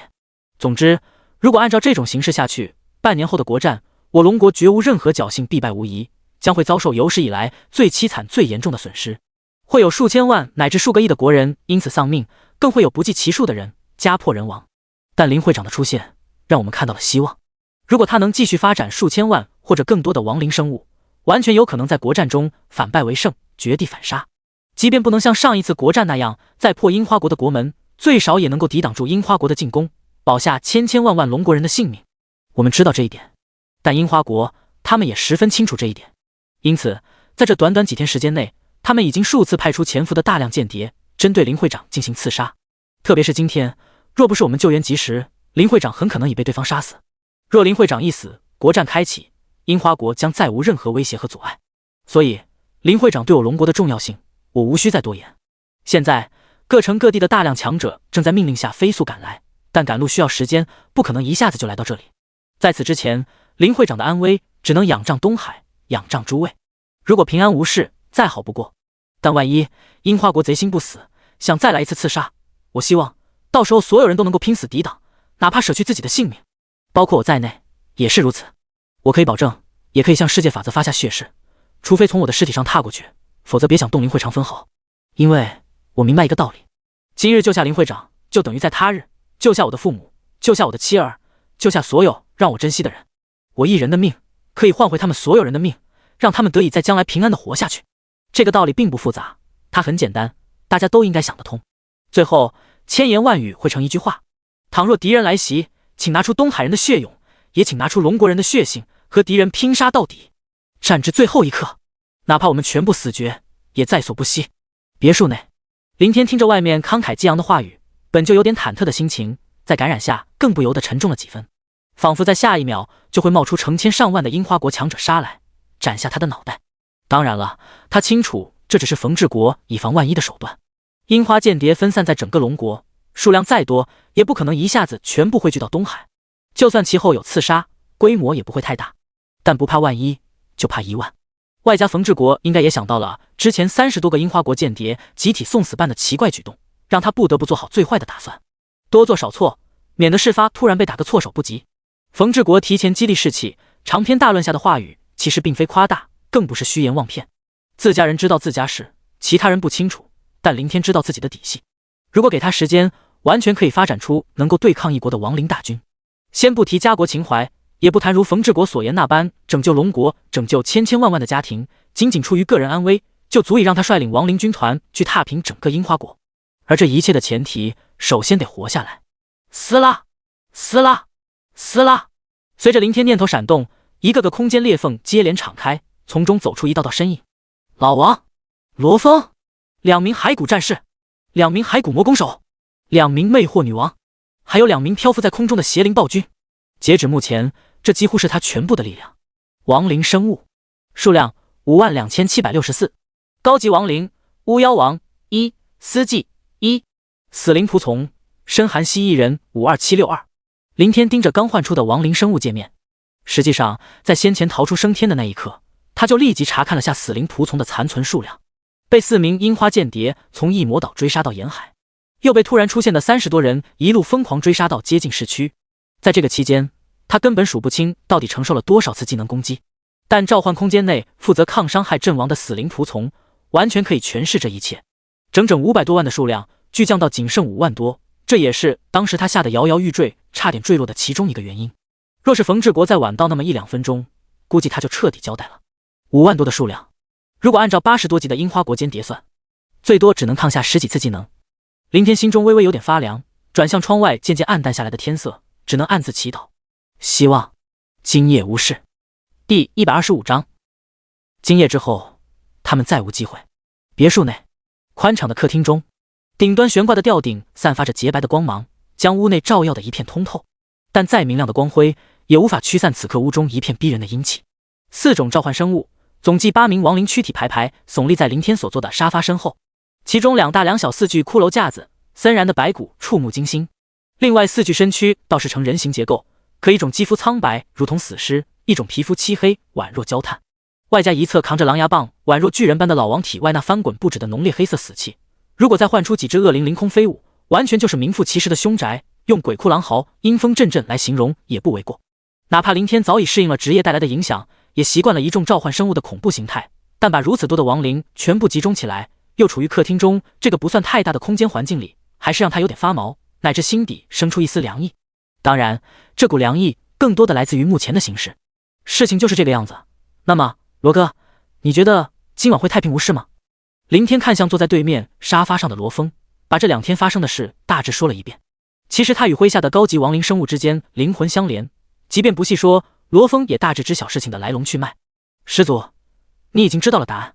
罗峰传出一股灵魂波动道：是啊。林天点了点头，与其说他是在求证，不如说是想找个自己人来缓解心中越来越盛的不安。手底下一群召唤生物毫无智慧或者极其有限，而老王又四肢发达，头脑简单，剩余能够交流的也唯有罗峰。始祖。罗峰闪烁了下眼眸红芒，似乎觉得刚刚的回答太过于搪塞，也太敷衍，故而继续道：奴仆认为敌人要么放弃，今夜什么事情都不会发生，要么暴风骤雨，敌人抱有必杀的信心，相比前一种，后一种的可能性更大。但不管如何，我们都必须做好最坏的准备。怎么准备？我们现在差不多已经山穷水尽了，有清剿任务在，敌人可以实时获取我的位置，跑不了，藏不住，待在这里，靠外面官方安排的人手保护，是目前最稳妥的做法。如果突然间真冒出一大批8、9十级的敌人，外面的人挡不住，依靠5万多仆从，还有几个召唤生物，我们可能最多也就挣扎一下。还有一个办法。罗峰停顿了少许，传来一股灵魂波动讯息。林天微微一愣，皱眉道：失去了大批死灵仆从的保护，这个办法也是九死一生，但总归有一线生机。确实是这个理，不过只能作为万不得已的后手，不到最后一刻，还是不要使用的好。这时，一阵脚步声传来，林天转过头，发现冯志国正带着10几人走了进来。这些人年纪都挺大，基本都在50岁上下的样子，有几人甚至白发苍苍，并且每个人身上都穿着官方制服，各式各样，看上去身份都不低。但在今晚这个特殊时期，能够靠近自己的人，仅有身份显然还不够，最重要的是等级和实力。见到客厅内站立的一群亡灵生物，触及到他们扫来的一对对窟窿眼窝，以及或妖异或忧虑或暗红的眼眸，包括冯志国在内，一众人全都顿了顿脚步，纷纷紧了紧身上的衣服。当然，这只是下意识行为，相对于他们这些人来说，什么大风大浪没见过，区区一些看似外形特殊恐怖的亡灵生物而已，还不至于让他们畏惧到胆怯的地步。林会长，这3位是本市其中3个官方部门的负责人：治安管理处的刘处长、副本管理处的李处长，还有民生管理处的赵处长，其他也都是各个部门的重要人物。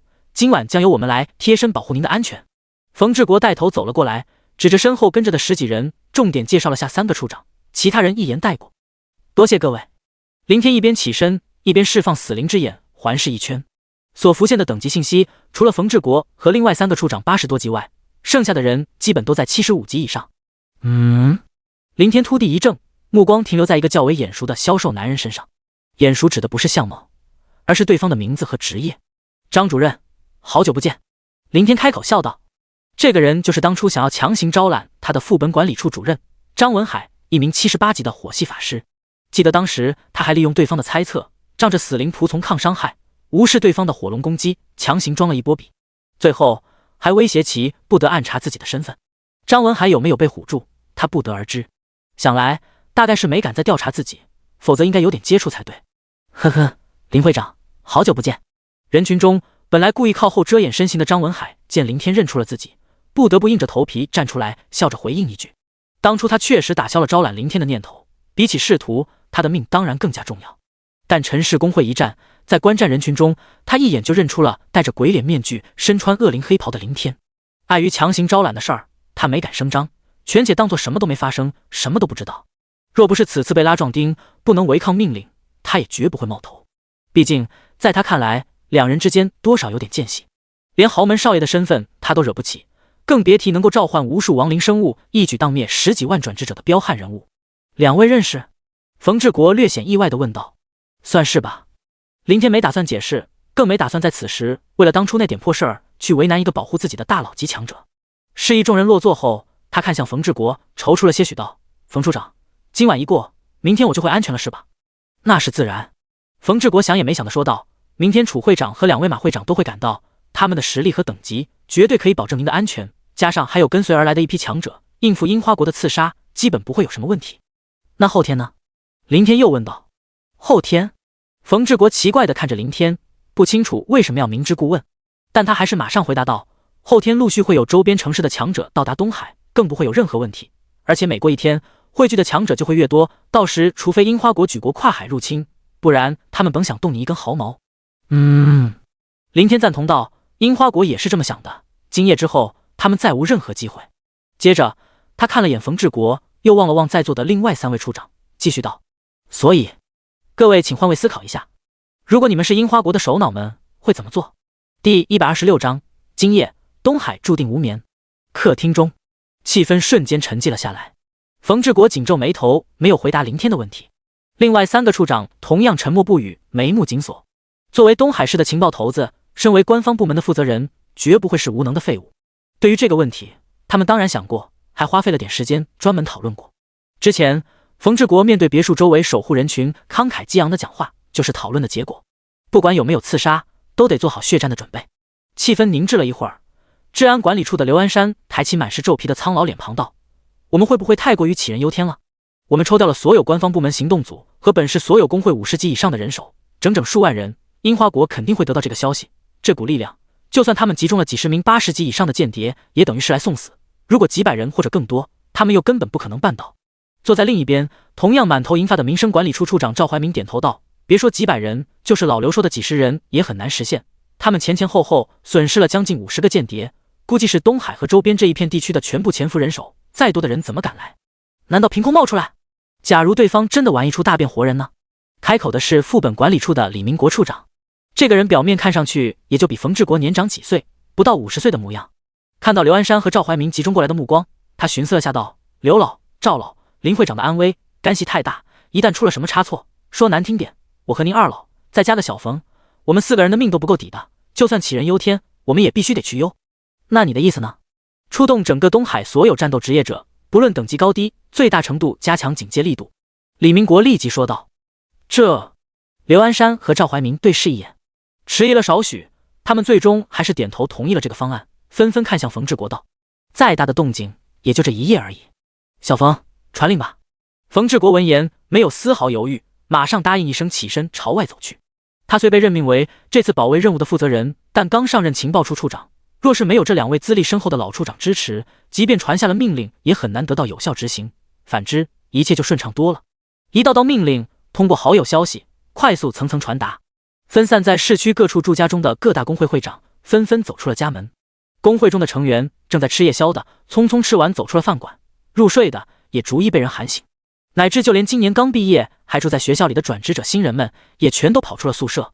各个小区、每一栋居民楼、各个商铺以及每一个娱乐场所，毫无例外，全部打开了他们每一处的灯光。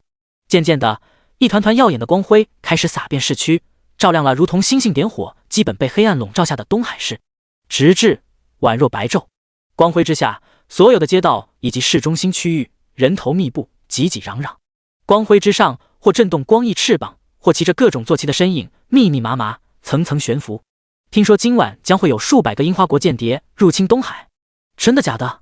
什么几百？是好几万好吧，不然官方会号召整个东海市的转职者联合抗敌。看见了没？连那些今年毕业的新人都来了。我的天，不会是樱花国跨海杀过来了吧？你们净瞎扯淡！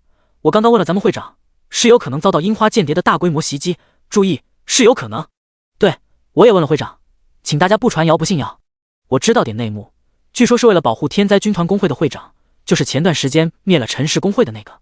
保护他，樱花国想对他下手，那可不，已经刺杀好几次了。刺杀他干毛线？我说，你是个没脑子的二缺吗？也不想想人家的实力，人家可是能够召唤几百亿亡灵生物。拜托，只是几百万，就算几百万也强大到逆天，到时候国战一开，就问那些狗日的樱花杂碎怕不怕。所以樱花国派人刺杀。是啊，他们想提前解决掉威胁。算了算了，管他个蛋，什么刺杀威胁的，反正只要看到樱花国的垃圾敢踏入东海，大家闭眼往死里对就成了。一片片人群，一片片声浪，汇聚而起的宣泄轰响几乎传荡了市区的每一个角落。在吵嚷不断的声音以及万家灯火的照耀下，今夜整个东海注定无眠。相比外面的喧嚣，88号别墅内寂静无声。冯志国已经回到了屋内，坐在椅子上低头不语。其他3名处长以及剩余贴身保护的大人物们或坐或站，全部默然一片。所有人的内心大概都保持相同的7上8下，几乎每过一会儿，一个个人的目光都会转向墙壁上挂着的时钟。可时间在刻意注视下，总会走得很慢很慢，让所有人都有种度日如年的感觉。居中位置，林天靠在沙发上，怔怔出神。比起一众人的焦躁不安，他心底反倒渐渐平静了下来。既然担忧无用，何必去自寻烦恼？况且真到了陷入绝境的地步，他还有一个九死一生的办法。若是活了下来，再得到龙国的举国资助，今后在这个世界上将再无任何人可以威胁到他。时间在一点一滴的流逝，不知过了多久，一阵阵轰鸣炸响突然隐隐传了过来。与此同时，一直处于愣神状态的冯志国猛然站起身。来了！所有人立即齐刷刷起身看了过去。在这一刻，他们脸上凝滞的表情反而集体松懈了下来。与其煎熬惶恐的等待下去，还真不如上场拼杀一番。座椅前，冯志国一动不动凝视着眼前，神色一变再变，直至彻底阴沉冷厉到近乎滴出水来。什么情况？李明国忍不住出声问道。收回目光，转头看到所有人全都围聚了过来，冯志国二话不说，干脆展示出了消息界面。唰！随着一面光幕显现，一条条好友消息接连闪动。到了最后，连续闪现的消息几乎如同流水般飞速流淌。报告处长，城西发现大批敌人。处长，西南方向杀出数百名敌人。城南出现大规模敌人踪迹，数量不明。东南区域正在遭遇敌人袭击，损失惨重，请求支援。敌人突破了城东主干道关卡，正向城内冲杀，请求支援。拦截失败，拦截失败。城北关卡防守人员几乎死伤殆尽，上千名敌人已经冲进了城内，请求支援。第127章，万倍奉还，举国陪葬。噗嗤！市区一栋金碧辉煌的娱乐场所前，一道黑影浮现，闪电般向前疾驰，手中赤芒匕首划过大门外一名值守工作人员的脖颈。在一大片挥洒的鲜血中，年轻的工作人员重重砸倒在地。黑影没有丝毫停顿，径直越过尸体奔入门内。不多时，随着黑影去而复返飞跃而出，其内火光渐渐汹涌，越来越盛，不断发出噼里啪啦的剧烈燃烧声响。哗啦！城东一间商铺内，一名留守的店员在重击下口吐鲜血，飞速向后翻滚，沿途撞飞一张张桌椅。在店员原先所在的位置，一名全身被黑衣遮掩的蒙面忍者显出身形。他蓦然扫了眼远处那名生死未知的店员，快速取出一张火系魔法卷轴，随手释放扔出。在一道爆响声中，凌空飞舞的卷轴化为一片烈焰喷发，点燃了屋内翻倒在四处的桌椅家具。轰！几乎同一时间，远在市中心的另一座商铺浓烟滚滚，烈焰漫漫。一眼望去，偌大的市区被点燃的建筑越来越多，乃至就连一些区域内的居民楼层也被一片片的火海覆盖。冲天起的一股股滔天火势，让本就处处灯光宛若白昼的东海市更映照出一阵阵炙热的火红。很快，随着四面八方冲杀而来的大片人影，顷刻之间便让整个市区陷入无尽的混乱之中。尖叫、呐喊、咒骂、怒喝。88号别墅最顶端的高空中，林天和4位处长以及其他一众贴身守护人员高高悬浮，望着市区燃起的一处处火光，听着传来的震天厮杀和凄厉杂乱惨叫，每一个人的眼中都迸发出一抹怒火。愤怒之下还夹杂着浓浓的担忧，有一些人在有忧心下甚至忍不住想要飞离救援。连他们这些上位者都如此，更别提下方层层叠叠悬停的守护人群了。其中大部分官方行动组的人员有严格的纪律约束还好点，但那些征调来的工会成员就没有这么多顾忌了，很多人都已经开始震动起背后的光翼翅膀。冯志国俯视一圈，目光微凝，立即抢过身侧那名年轻秘书手中的扩音喇叭，飞前几步高喝道：擅离职守者，事后无论生死，全家老小全部以通敌罪处置。我知道大家担心家人安危，我也很担心，我的父母妻儿也全部在市区的家中，但请大家冷静想一想，此次樱花国来势汹汹，等级必然都不会太低，以你们的单体实力，即便回到了家中碰上了敌人，不但救不了家人，还会导致白白送命。留在这里，你们的家人反而还有可能活下来。敌人四处点火，很明显只是想制造混乱，而不是无差别的屠杀，只要他们逃出火海就不会有事。同时，敌人另一个目的显然是想借此引大家离开，削减这边的防守力量，所以我们绝不能让敌人得逞。请大家稳住阵脚，严阵以待，保护林会长就是在保护你们的家人，否则一旦林会长被杀，半年后的国战，你们以及你们的家人都绝逃不过敌人的屠刀。蠢蠢欲动的人群在冯志国冷厉呼喝声中渐渐平息了下来，哪怕他们再如何担忧家人安危，也不得不听令行事。冯志国不是在危言耸听，更不是在开玩笑，任何事情但凡涉及到了国家层次，都会被无限放大。倘若这时候有人真敢违背命令离开，事后肯定会被冠上通敌罪的帽子。况且冯志国说的缘由也不无道理，以他们任何一人对上敌人都没有丝毫存活的希望，还有国战威胁，更是血淋淋的事实。林会长，前方。冯志国回身看向林天，欲言又止。我懂。林天明白冯志国的意思，在这个时候他显然想让自己亲自出面安抚一下人心，或者说拿出一个姿态，不然那些素不相识的人为什么要拼命保护自己？林天没有犹豫，立马上前接过冯志国手中的扩音喇叭，他缓缓扫视了一圈下方齐齐盯着自己的一对对目光，开口高声道：我林天向世界法则起誓，今夜东海市遭受的任何损失，我势必会让樱花国千倍万倍的奉还。今夜每一位阵亡的同胞都绝不会白白牺牲，我会让整个樱花国举国陪葬。如果你们有人能够在今夜活下来，将会亲眼见证这一切。林天没有多言，实际上所有人求得也不过是自己的一句承诺，不管这承诺是真是假，至少给了一个他们不顾性命去血战的理由。顺着下面空域敞开的人群，林天和一众10几人降落在别墅的院子中。林会长，还是进屋吧。有区别吗？林天看了眼冯志国，又遥望了眼周围传来的一阵阵厮杀呼喝。如果连数万人都挡不住，躲进屋内又有什么用？对了，敌人的数量估摸出来了吗？有多少？根据属下传来的消息，预计最低不下5000人，外加还不断有新的敌人从市区内外冒出来，具体规模不好估算，而且实力都非常强。外围各个主干道关卡留守的行动组人员基本都是被秒杀，60多级的关卡负责人也很难支撑太久，所以敌人的等级应该都不低于前几次刺杀的那些樱花间谍。冯志国沉声道：5000多，全都是80级以上。林天点点头，没去想樱花国通过什么方式突然变出这么多人，包括冯志国以及另外3个处长，此时都没去深思这个问题。战后有的时间去调查，现在去想这个根本就没有任何意义。略微寻思了下，林天开口道：敌人实力太强，等级低的人等于送死，也阻拦不了多长时间。传令让那些30级以下的人，包括今年刚毕业的转职者，全部撤下去救火吧。总得给东海留点苗，不能真的拼光了。如果我侥幸活了下来，日后率领亡灵大军踏平了樱花国的反抗力量，也好有人亲手去给他们的家人和亲属朋友们复仇。第128章，到时候老子陪你一起死！轰轰轰！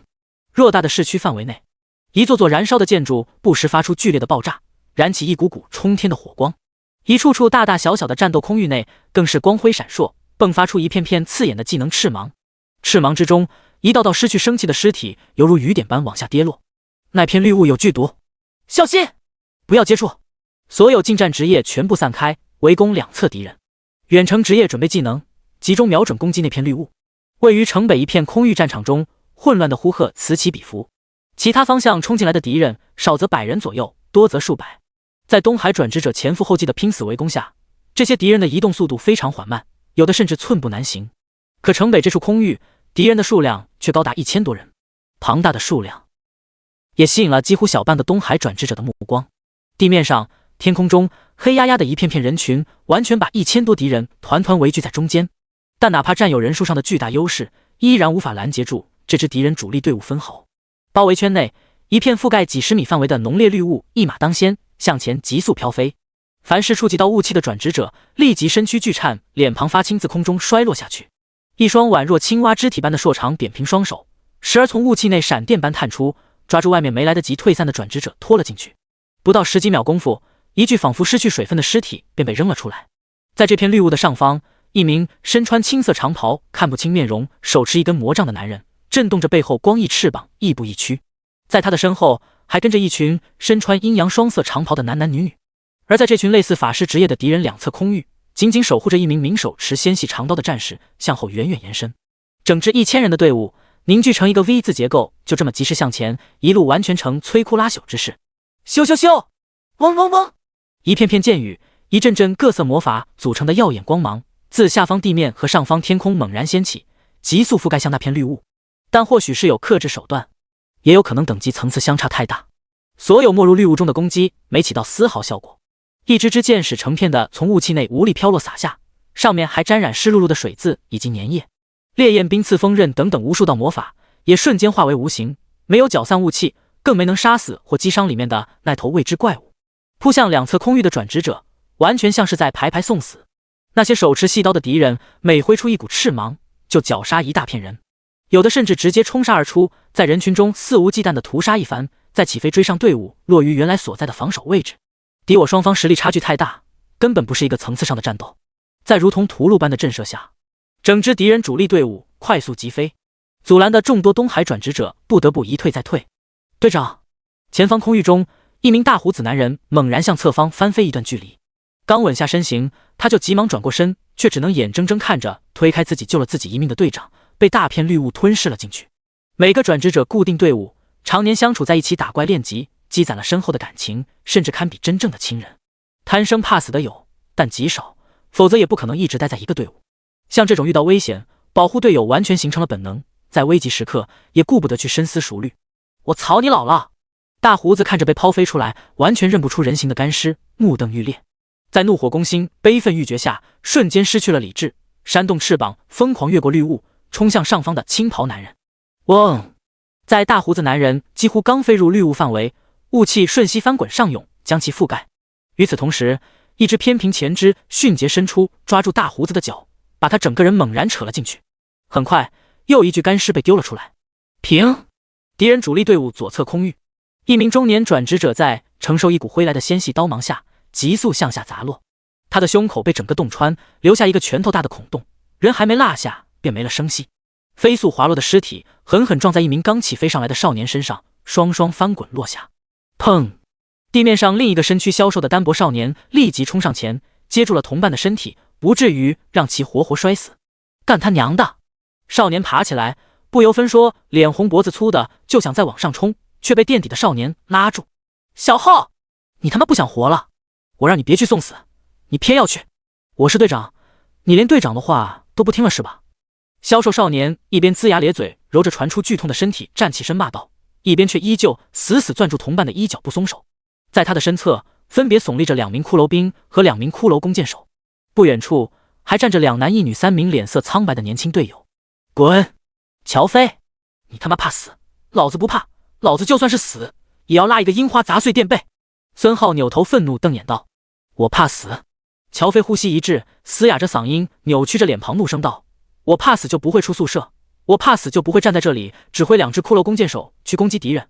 东海被樱花国入侵，我想尽自己的一点点力量，哪怕我知道这点力量毫无用处，但老子没藏，老子也没躲，还他妈立在这儿！”乔飞一指天空中那片肆意冲杀的大片敌人，咆哮道：“你知道那些樱花国的混蛋多少级吗？实力有多强吗？你才多少级？如果你真能拉一个敌人陪葬，行，老子不管你，老子还会亲自为你收尸，为你立坟。但以你现在的等级实力，上去近战除了送命，还能干什么？你跟了我几个月，自打毕业我们就在一块练级，老子拿你当亲兄弟。你呢？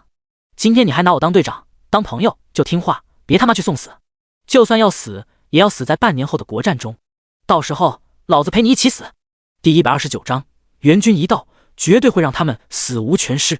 黑暗的天幕下，一头双翅麒麟和一头单翅魔纹白虎以及一头斑斓火凤震动羽翼并驾在前疾驰，在他们身后紧紧跟随着数百头形态各异的魔兽坐骑，于暗淡的空域中形成一大片漫漫长的朦胧阴影。老楚，大概还有多久能到？坐在麒麟背上的楚正国眼前闪动出一条好友消息，他看了眼旁边白虎坐骑上的马天瑞以及最右侧骑着火凤的马宏志同样投来的询问目光，心里大致估摸了下，连续回复了2条消息，还要几个小时吧，凌晨10分应该差不多就可以赶到东海地界。3人的坐骑风驰电掣，耳边狂风呼啸不止，哪怕他们相互之间离得再近，也没办法出声交谈，只能通过传送好友消息的方式。哎，这都多少年没这么折腾了。记得上次我们连续好几天不眠不休，还是10年前的那场国战吧？是啊，但那时候年轻力盛，现在老了，精力有点跟不上，再累也是值得的。如果那小子的职业能力没什么问题，这一次的国战稳了。我说老楚，你也别抱太大希望，万事首先都得做好最坏的预期，这样就可以避免产生心理落差，遭受过重的失望打击。当然，若是惊喜，那就最好不过了，多多益善。你懂我的意思吧？我知道，不过就算是最坏的结果，那小子召唤亡灵生物有太严的限制，或者干脆无法再召唤新的亡灵生物，但以他目前剩余的几百万数量，也能够在国战中发挥非常大的作用。这话说的倒不错，几百万的亡灵生物足以抵得上数万名的主力。不管结果如何，还是按照我们事先商议的结论，全力扶持倾注举国之力，在半年时间内尽最大的力量把他的等级给提上来，还有装备技能书什么的全部优先配给。就在这时，正在谈论的3人突然齐齐一震，微凝双目盯着眼前主动跳出来的一连串信息提示，甚至在强烈的情绪波动下，纷纷不由得放缓了身下坐骑的速度。后方数百坐骑上的一名名随行下属们也毫无例外全部如此。你的工会收到了清剿任务，清剿目标中须贺一，目标国籍樱花国，目标位置龙国苏省东海市。提示：你可以通过任务界面查看清剿目标的职业信息和实时坐标方位。你的工会收到了清剿任务，清剿目标松山一郎，目标国籍樱花国，目标位置龙国苏省东海市。提示：你的工会收到了清剿任务，清剿目标川木峰，目标国籍樱花国，目标位置龙国苏省东海市。提示：你的工会收到了，你的工会收到了，你的工会收到了。刹那间，大量的清剿任务提示逐一浮现，且速度越来越快，最后完全化为了一片片信息流，占据了整个视野。几乎在下一秒，一条署名为冯志国传来的消息单独闪现了出来。楚振国和马天瑞以及马宏志脸色一变，没有任何交流，纷纷居然加速。其后，原本几乎凝滞悬停下来的数百人队伍，更是宛若一道道利箭向前疯狂疾飞。同一时间，东海市周边数百公里乃至数千公里之外的一片片区域，一座座城市内，一处处荒野外，不管是领命师员夜晚休息在中途城市中的一批批3大工会分会成员，还是在外练级就地住在野外没有回城的转职者队伍，但凡加入了工会的人，在收到清剿任务的那一刻，全部立即走出了住宿的酒店和野外的帐篷。在有灯光照耀的城市中，或者野外漆黑的天色下，一道道人影接二连三的冲天起，迅捷疾驰，千千万万乃至数之不尽的庞大数量，几乎组成了一片又一片连绵不绝的浩瀚黑云。东海市敌人上千人的主力队伍周围，伴随着一条条传送的消息，一声声呼喝四处传荡，不绝于耳。所有人请注意，所有人请注意，官方传令，凡30级以下转职者和今年刚毕业的新人不得参战，全部撤退救火。30级以上的人无差别攻击。接到最新消息，我们的大批强者援军正在赶来，很快便可到达东海，请大家坚持住。所有人请注意，一座坍塌了一半的商铺旁，乔飞望着上方空中一边飞驰一边高声呼喊的人影，松开了拉着孙浩的手。有工会的成员可以通过开启工会频道或者成员之间发送消息来快速传达和接收命令，但对于还没加入工会的转职者新人，只能用原始的喊叫方式。走吧，去救火。这种级别的战斗不是我们能够参与的，上去也是白搭。乔飞冲着不远处的3名队友挥了挥手，走了几步，见孙浩没有跟来，他又皱眉回身道：小浩，官方都下令不让我们去送死了，你还愣着干嘛？那些狗日的畜生，别看现在狂，等我们的人一到，他们一个也跑不掉，我们留着条命，等国战再去拼也不迟。半年时间足够我们再升级，提升下实力，总比早早的折在这里强。孙浩闻言，又抬头红着眼看了下空域中那片飞驰的敌人，这才恨恨的抬步跟了上来。相同的一幕几乎在市区地面处处上演，即便心里再不甘心再愤怒，那些今年刚转职的新人们也不得不退出战场范围。就像刚出生的婴儿和成年的魁梧大汉，这本就不属于他们的战斗。没了大量低级转职者的牵制，敌人主力队伍速度再次提升，急速飞向远处那片数万人守护的区域。事实上，有没有阻碍对他们的影响也并不大，甚至堪称微乎其微。88号别墅前，随着视线中大片敌人的身影越来越近，一条条消息命令也在飞速传达。北面区域准备迎敌，其他3个方位的人不得妄动，防止出现空白区域被有可能隐身的敌人趁机杀进来。最上方空域的人手注意消息命令，随时支援。此战重在拖延时间，阻拦敌人的进攻，能争取1秒是1秒。一旦我们的援军赶到，绝对会将所有的敌人一网打尽，让他们全部死无全尸。第130章，他们绝不是潜伏的间谍。别墅周围，层层叠叠的数万人严阵以待，所有人显化在外的各种装备和武器绽放出的各色光芒，完全将这片区域笼罩在一片七彩霓虹之下。正对着敌人的北面区域更是毫芒迸发，强烈的技能和魔法气息波动，几乎把整片空域都搅动出一股股乱流和风啸。然而，正当他们准备上前接战，视线中构成的 V 字形敌人主力队伍却先一步停了下来。除了对方守护在周围的一名名战士时而冲出抵抗那些悍不畏死杀上来的东海转职者，位于最前方的那片绿雾没再向前移动分毫。很快，绿雾上方那名青袍男人脱离出阵型，飞前一段距离，用一口极为生硬的汉语高声喊道：林军，我是此次任务的负责人上河野，为了保护你，这座城市已经死亡了很多人，但死再多的人也改变不了注定的结局。龙国人很注重担当和勇气，我希望你能够展现出这种美好的品德，不要再做缩头乌龟，让更多无辜的人替你流血丧命。我可以保证不会杀你，我也可以保证，只要你乖乖跟着我们离开，我们马上撤退，绝不再屠戮一人。林会长，不要上当！别墅前的院落中，冯志国伸手拉住刚要起飞的林天。林会长，您的个人安危，您的命，现在已经不仅仅属于您自己，而是属于龙国。是的，林会长，别说东海今晚遭遇袭击损失惨重，就算全城人全部死绝，只要您能活下来，都是值得的。不错，您的职业非常强大，有能力帮助龙国抵挡半年后的国战。如果您死了，或者让樱花国引诱离开囚禁，国战一开，被对方杀进国内，那就不是区区1成人的性命，而是国土的沦丧和大半国人数个亿的人口消亡。一切要以大局为重，不要在意对方的胡言乱语。林会长，就算你想避免更多人牺牲，打算跟对方走，我们也绝对不会同意。另外3名处长异口同声严肃道，其中的副本管理处处长李明国更是跨前几步，挥手带着包括张文海在内的几名直隶属下来到林天身边，一副随时准备出手阻拦的姿态。各位放心，我又不傻，难道还听不出来对方的激将法？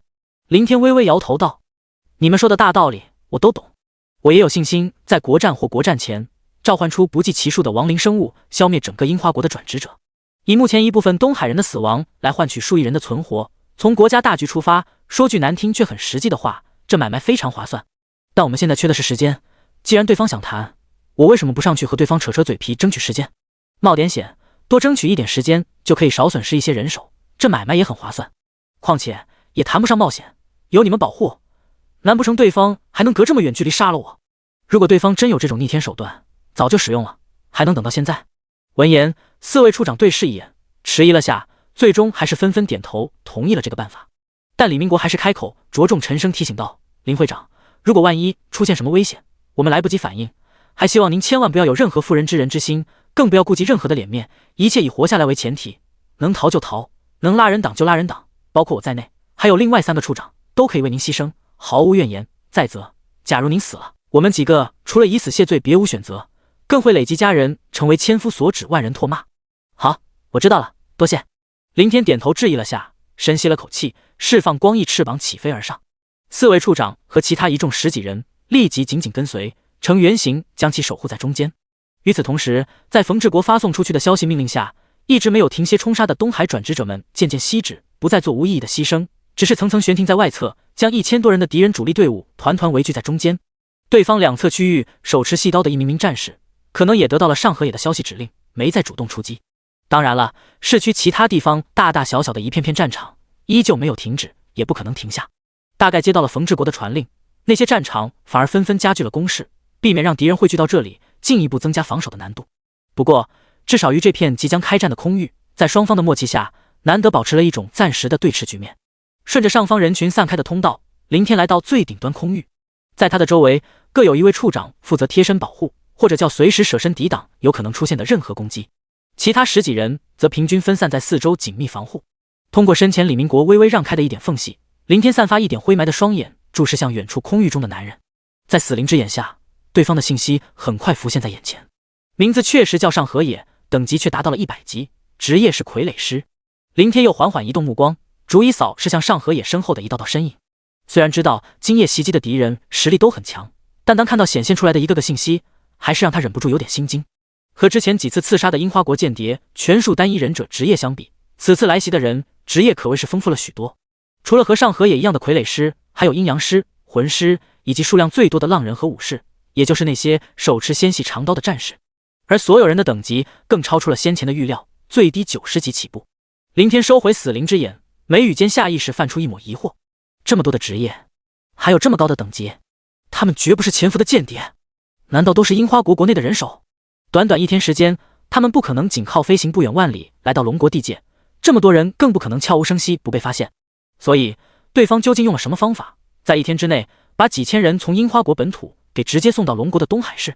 第131章，一切以拖延时间为主。数月前，樱花国以凄惨的代价晋级实心任务成功。作为与其隔海相望且拥有血海深仇的龙国，在迫在眉睫的国战威胁下，没有太长的时间慢慢集结实力，加之情报严重不足，被逼无奈不得不冒险开启实心任务，试图抹平和樱花国的差距。结果惨败而归，阵亡了大量强者，导致综合国力大幅度受损。按照这个形势发展下去，半年后的国战，龙国必将重蹈首次国战被樱花国攻破国门的覆辙。甚至在上次国战的仇恨下所遭受的损失，绝对会比首次国战惨重无数倍，最低预估数亿人口会在这一战中死亡。但前不久陈氏公会一战，林天所展现出足以影响国战的强悍实力，让龙国看到了希望，也让本来胜券在握的樱花国升起一股阴霾。接下来对林天这个人，两国的态度可想而知。龙国必会死保，樱花国则肯定会不惜一切代价消除这个隐患，而两国对此的反应也都极为迅速。樱花国启动大批潜伏间谍收买不成，改为竭力刺杀。龙国高层在收到消息的那一刻，3大巨头立即从京城带领属下亲自赶往东海，中途得知林天遇刺，更是马不停蹄不眠不休的启程，下令东海官方介入保护的同时，又调集周边城市大批人手前往支援。正常情况下，樱花国想要靠基本损失带进的潜伏间谍，在龙国本土去刺杀已经被官方严密保护的人，无异于天方夜谭。再加上龙国无数强者正在赶来的路上，不日即可到达，更完全不切实际。要说唯一的渺茫机会，就是龙国支援人手赶到前的短短1夜时间。这一夜，只有东海本地的官方人员和各大工会成员，整体实力相对较弱，也是仅剩的保护力量薄弱期。樱花国十分明白这一点，东海官方当然也清楚这个问题。为了预防出现几率很低很低的万一，在传出的命令下，万家灯火点亮了整个东海市，所有转职者起出警戒防备。当发现数千樱花国的人冲入东海，林天和4位负责保护的处长，乃至每一个人心底都会产生一股迷茫。这么多人到底是怎么冒出来的？但也只是下意识的不解罢了，都并没有去深思这个暂时注定不会得到答案的问题。既然事到临头，唯有死战，抵挡敌人的进攻。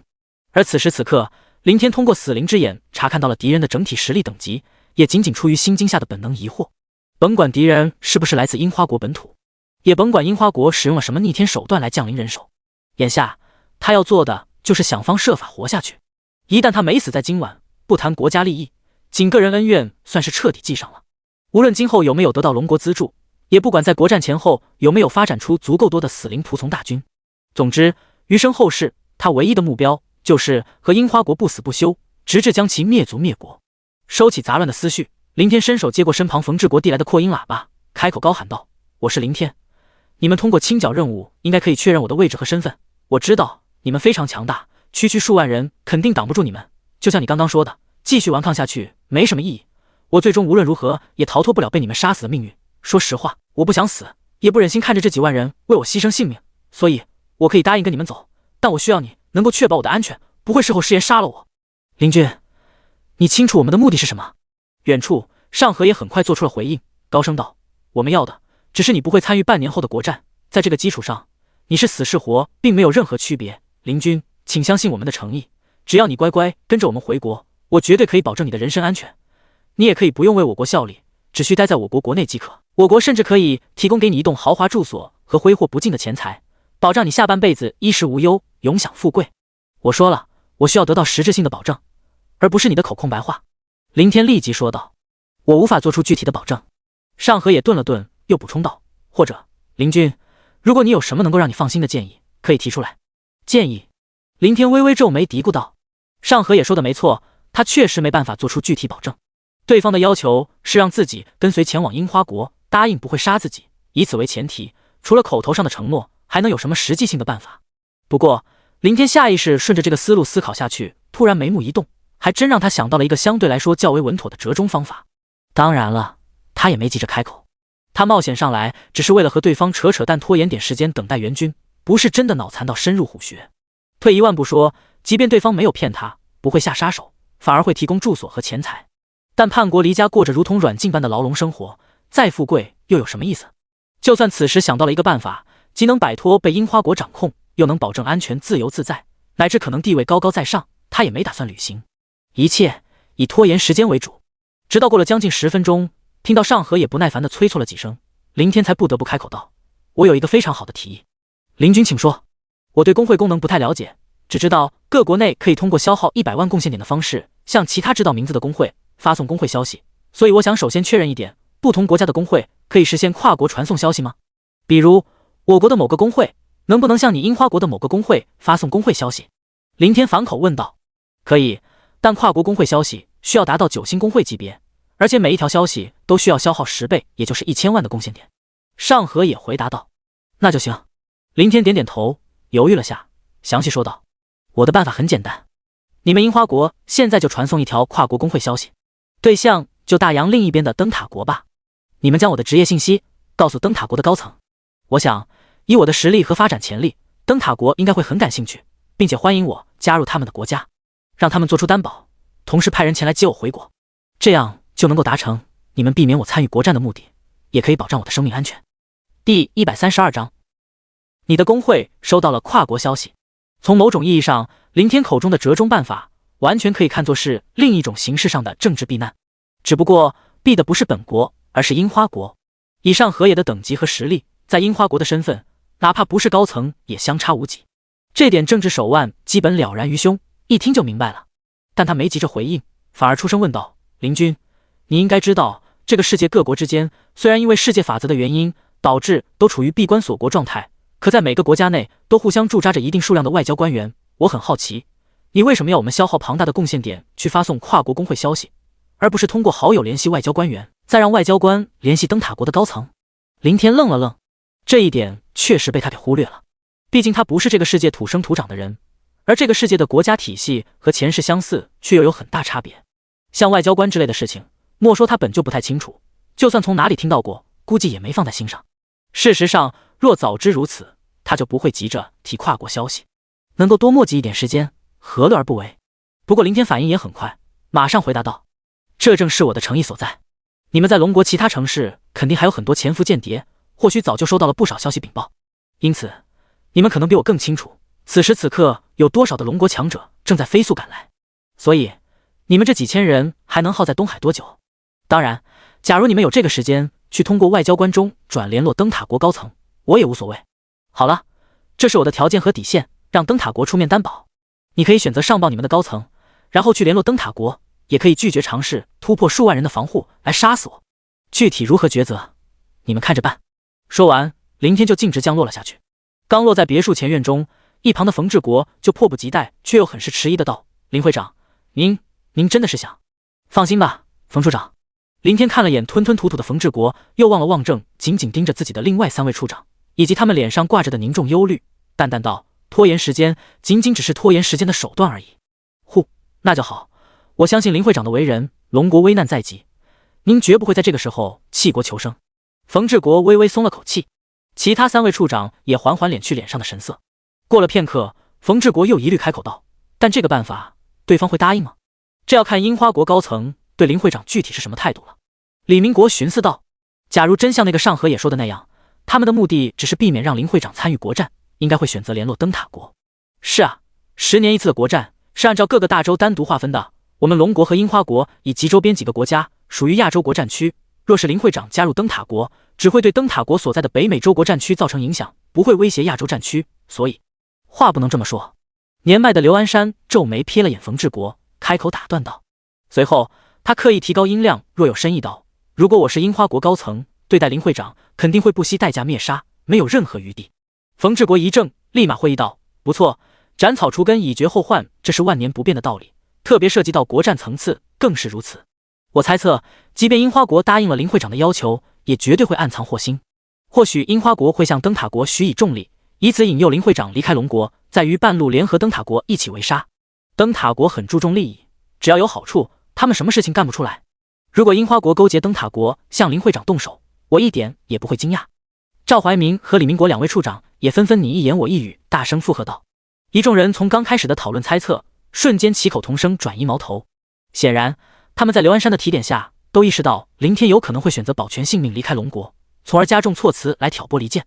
对此，林天也只是心下笑笑，并未开口辩驳。几人虽然因为担心，故意把话说得非常重，但不是没有一点道理。假如灯塔国得知了他的职业信息和发展潜力，又得到了他的入国意愿，只要不是白痴，都不会拒绝。而作为一个堂堂大国的高层，又怎么可能都是目光短浅的傻子？一旦他的亡灵军团发展起来，一人抵一国的强横实力，绝对会让灯塔国称霸北美洲战区。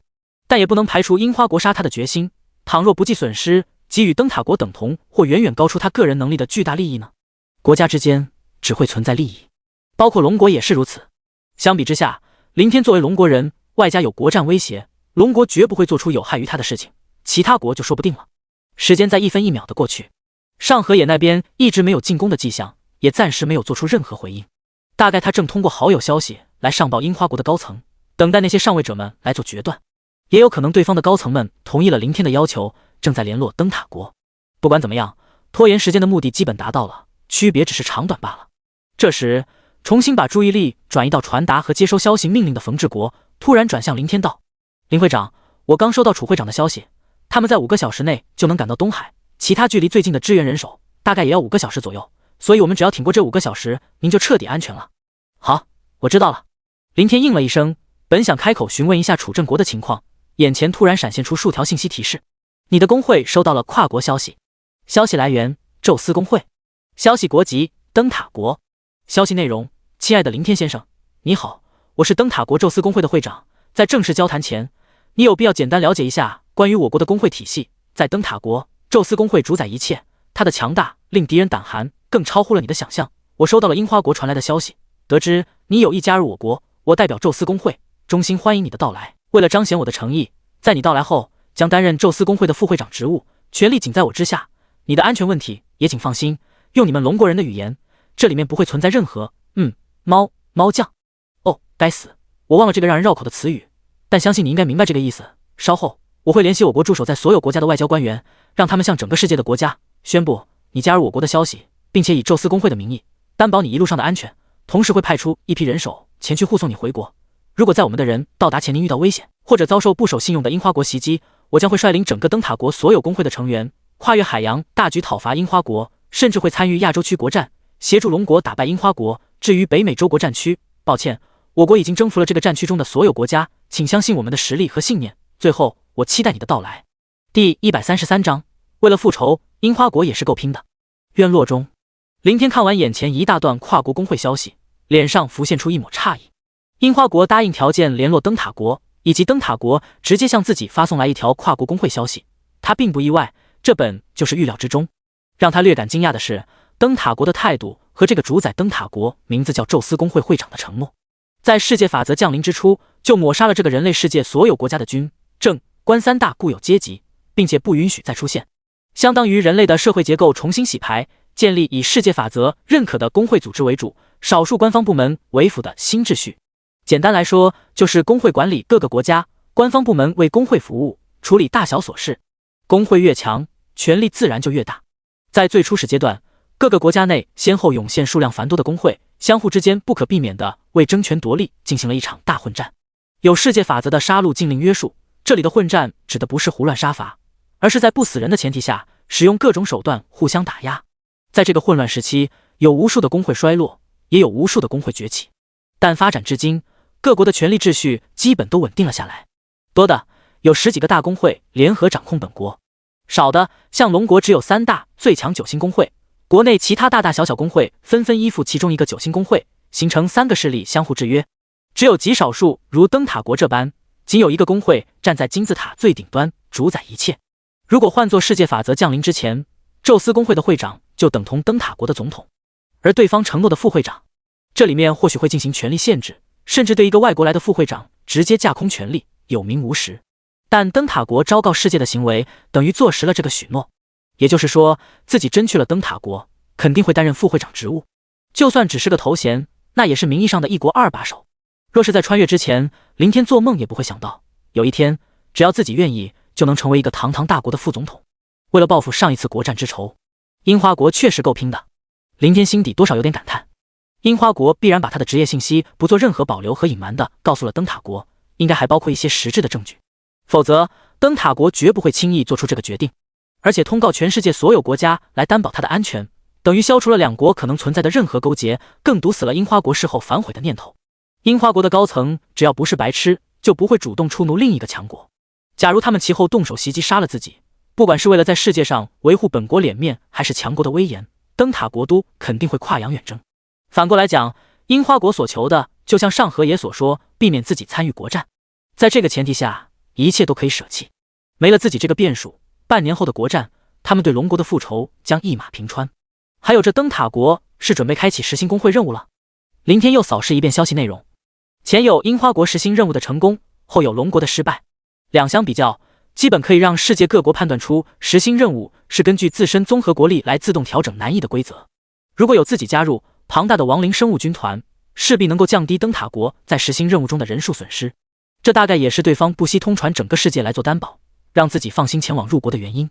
林军，你应该收到了来自灯塔国的跨国消息，我需要立即得到你的答复，不然我将即刻发起进攻，不再有任何回旋的余地，直至将你杀死为止。守护圈外一连传来数道上河野的催促，最后甚至直言威胁。院落内4位处长闻言，马上将目光纷纷转向林天。个人和工会消息都只有接收本人才能看到，因而他们并不知道林天收到了消息。樱花国答应了我提出的要求，灯塔国也传来了跨国消息做了担保，并且里面不存在丝毫的漏洞。我再尝试下，但时间可能拖不下去了。冯处长，传令让所有人做好开战的准备吧。林天简单交代一声，便起飞而上。对灯塔国许诺的副会长职位，他只是惊讶，却并不稀罕，更妄谈什么心动了。在这个世界，实力就等于权力，有实力打底，还怕没有权力？又何必远走他方，去往一个陌生国度？至于隐忍苟活、发展壮大、再图报复之类的做法，虽说理智，但林天不想委曲求全。更何况眼下也没到必死的地步，即便真陷入了绝境，不是还有罗峰提出的那个9死1生的办法吗？林军，刚刚我国收到了灯塔国传来的回复消息，他们做出了担保，同时通到了全世界。你应该清楚，在这种情况下，我们不可能再对你动手。现在你可以放心跟着我们回国，到了我国本土，你想滞留一段时间，或者立马前往灯塔国都行，我们会派人一路随行护送，直到交给前来迎接的灯塔国的人。远处空域，上河也见到林天一群人刚飞上来，就立即高声说道：好，但我需要一点时间收拾一下。林天开口道：不行，你必须立刻跟着我们离开。上河也想也没想的直接言辞拒绝，如果你有任何需求，我国都可以提供。我可以不收拾，但最起码要向家人亲属交代一声，再带一些家属朋友一起离开。根据我们的调查，你是个孤儿，没有家人，也没有多少朋友。林天凝滞了下，对方几乎把他查了个底调。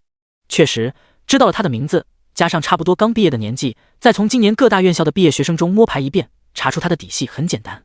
磨蹭了下，林天只能无奈直接道：“给我1个小时。”不行。50分钟？不行。半个小时，这是我的底线。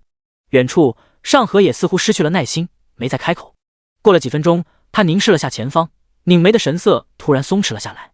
不单是他，就连他身后的一群傀儡师和阴阳师等法系职业属下，以及更后方的一名浪人和武士，在这一刻，本来略带一丝急迫的脸庞瞬间集体平静了下来，每个人的表情都宛若一潭潭的死水，亦或者叫视死如归。第134章，龙国谚语，反派死于话多。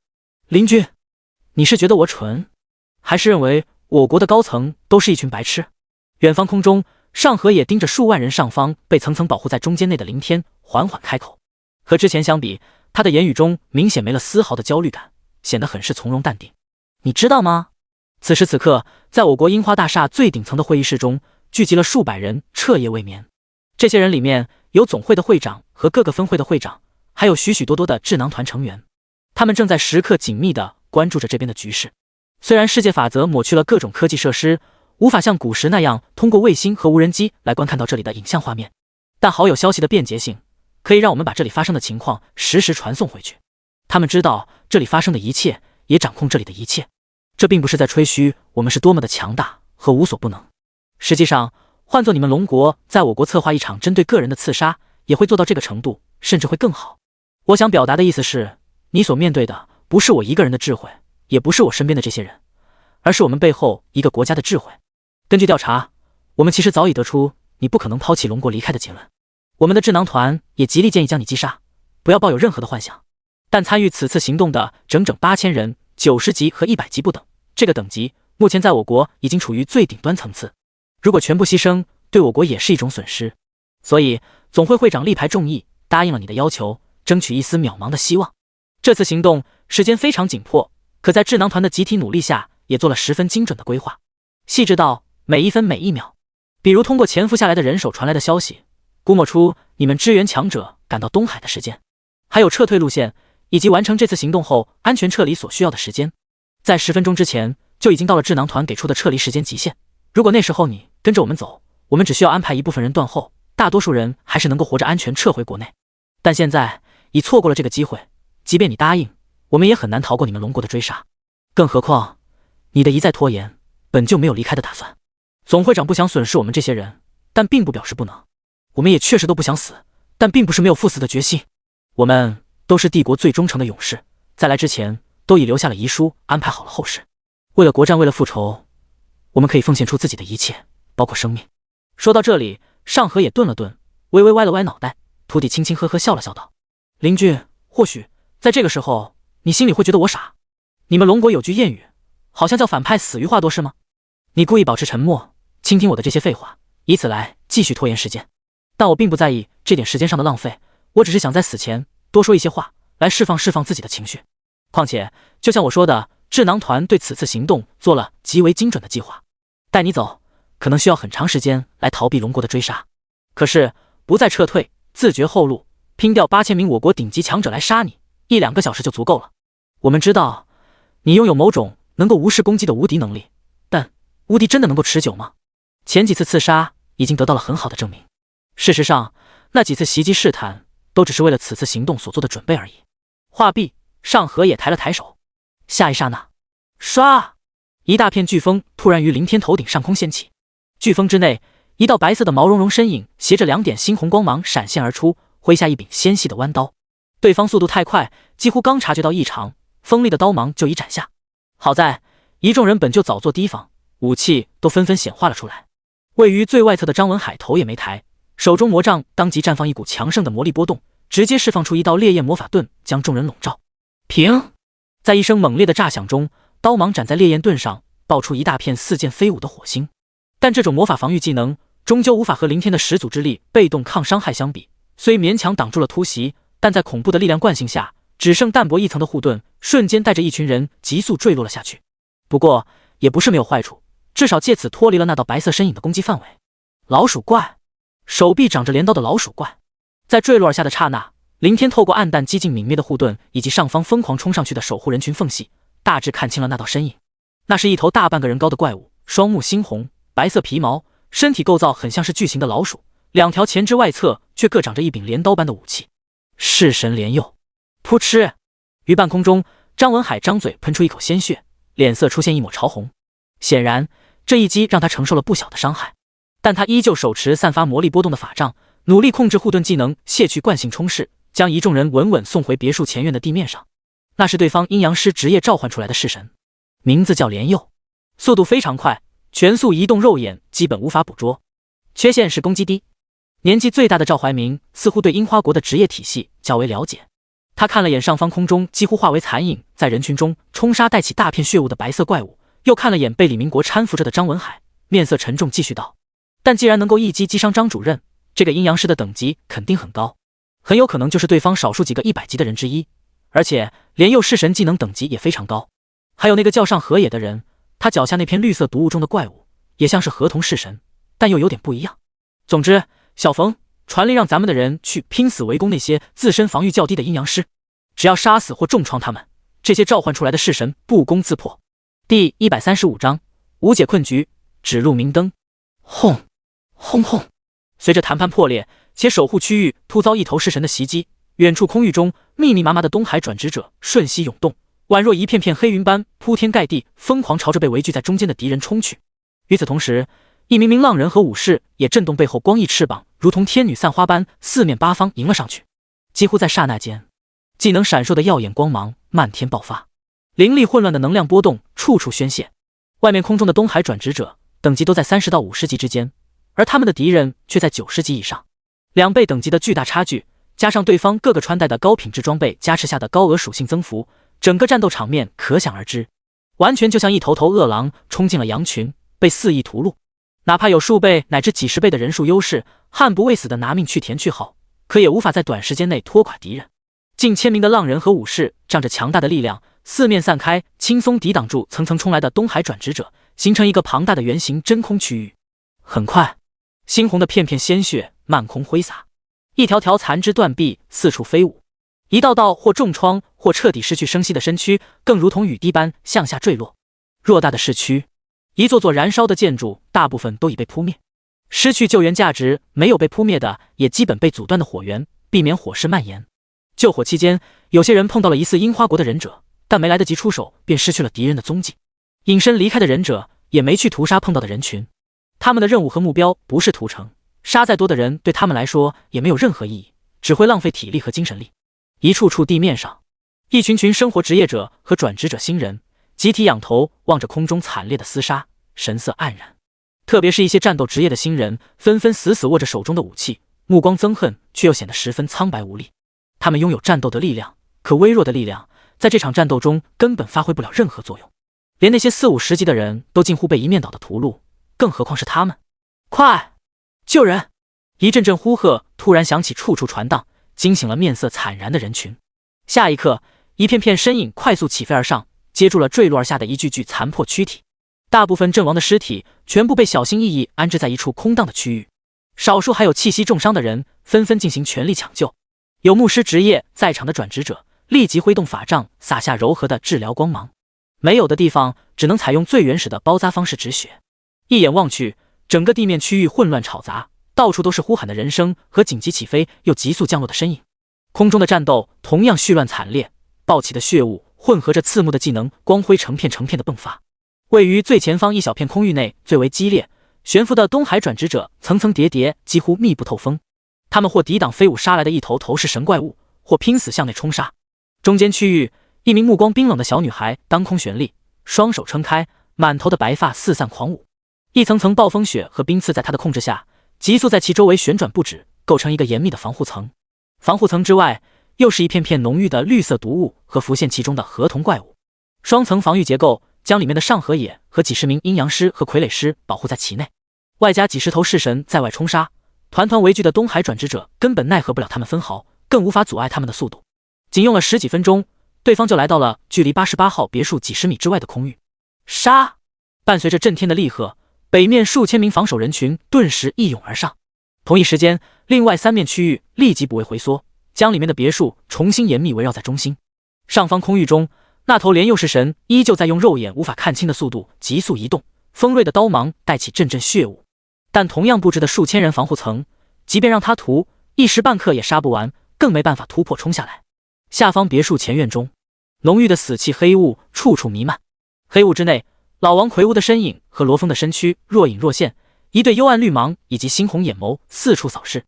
4具白色骨骸和魅惑女王的苍白躯体四面散布，其上2名邪灵暴君起起伏伏。最中心一片没有死气的位置，4位处长和10几名下属将凌天团团守护，冷厉的目光不断凝视着周围。这样下去撑不了多久，必须另想其他办法。分出一部分人手，带着林会长撤吧，向楚会长他们赶来的方向撤，剩下的人完全可以牵制住敌人。绝对不行！上河野带着的人只有1000多，加上市区其他大小战场中的敌人只有5000多人，他们来了8000人，还有将近3000人手没有出现，肯定是在预防这一点。不错，这些人要么就隐藏在我们周围寻机动手，要么聚集在城外守株待兔，贸然撤退等于羊入虎口。那怎么办？在这里等死？这是最好的办法，带一些人撤退，面对3000左右敌人的追杀，只会死得更快。4位处长争论的声音渐渐息止，这就是他们现在所面临的无解困局。以目前的形势，数万守护力量根本无法坚持长达5个小时之久，等待援军赶来。而林天身上又挂着清剿任务，等同指路明灯、暗度陈仓或狸猫换太子等撤退手段，压根就行不通。敌人不需要专门盯着别墅，只要随时查看清剿任务，就能掌握林天的实时位置。事实就像上河也说的那样，汇聚一国精英智囊团制定的刺杀行动，又怎么可能出现漏洞？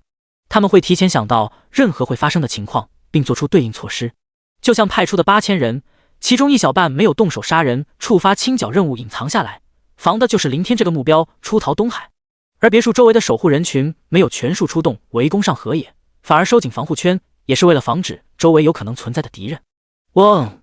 就在这时，上方死气覆盖的边缘空域突然间翻滚而起，剧烈震荡的黑雾之中，一道道黑影居然爆发，携着阵阵赤眼毫芒急速冲杀而下。第136章瞬息秒杀，大放异彩。嗖嗖！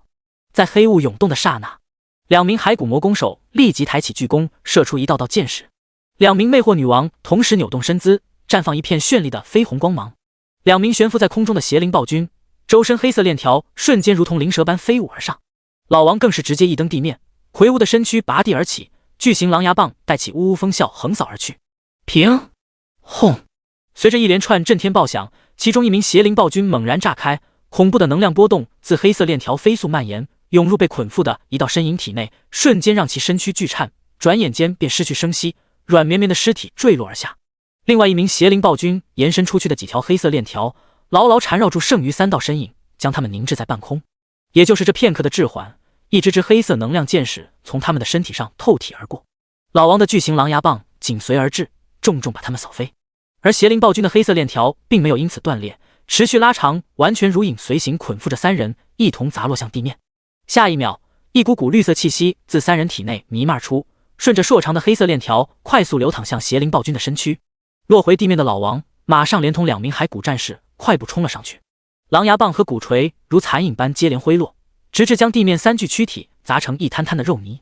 直到此刻，4位处长以及其他10几人才刚刚抬起手中的武器，爆发出一片片光芒。但战斗已然结束，他们又不得不取消技能释放。这倒不是说他们反应迟钝，4个隐身敌人从空中突袭，进入死气范围，被老王和罗峰察觉，在他们传荡出的灵魂波动下，才让一群亡灵生物做出迅捷攻击。整个战斗又是在眨眼之间完成，根本不给他们反应的时间。忍者！一群人来到不远处的那具完整尸体前，尸体身上穿着黑衣蒙面，一看就属于忍者的装扮。望了眼这个忍者空洞灰白的眼睛，一众人又回身看了看空中那名如焦炭般的漆黑身体，目光都下意识地微微缩了缩，似乎都在惊异于这种召唤生物居然能够秒杀一名90多级的敌人，就连林天也不例外。不过相对他而言，惊喜要远大于疑惑。不得不说，在这场战斗中，2名邪灵暴君可谓是发挥了至关重要的作用，甚至大放异彩。地上被秒杀的忍者，精神属性显然低于2级邪灵暴君的6000点，又幸运触发了灵魂所附技能的几率，从而被邪灵暴君释放大招死亡绞杀，以自身死亡为代价泯灭了其灵魂。另外3个忍者被另一名邪灵暴君的链条锁住，同时抽取生命压制，才给了老王和2名骸骨战士攻击的机会。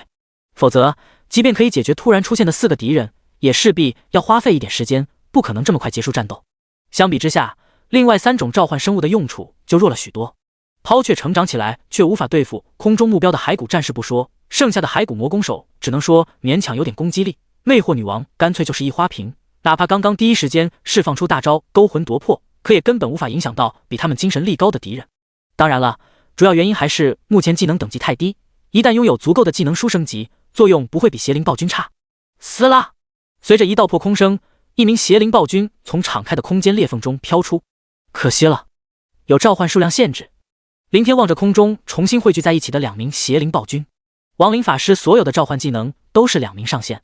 假如没有这个限制，提前召唤出一堆邪灵暴君，这一战有的打，至少可以支撑更多的时间。防御圈已经出现了漏洞，大家斗！冯志国收回目光，本想开口做个提醒，但说到一半又叹息一声咽了回去，因为这纯属废话。再出动一面防守区域，数千人迎敌，导致守护人数的减少，出现一些空白地段被敌人隐身侵入，本就是必然趋势。轰轰！外围空域一阵阵爆响，片刻未停。有守护人群阻挡视线，根本看不到战斗情景，只能通过外面属下不时传来的消息。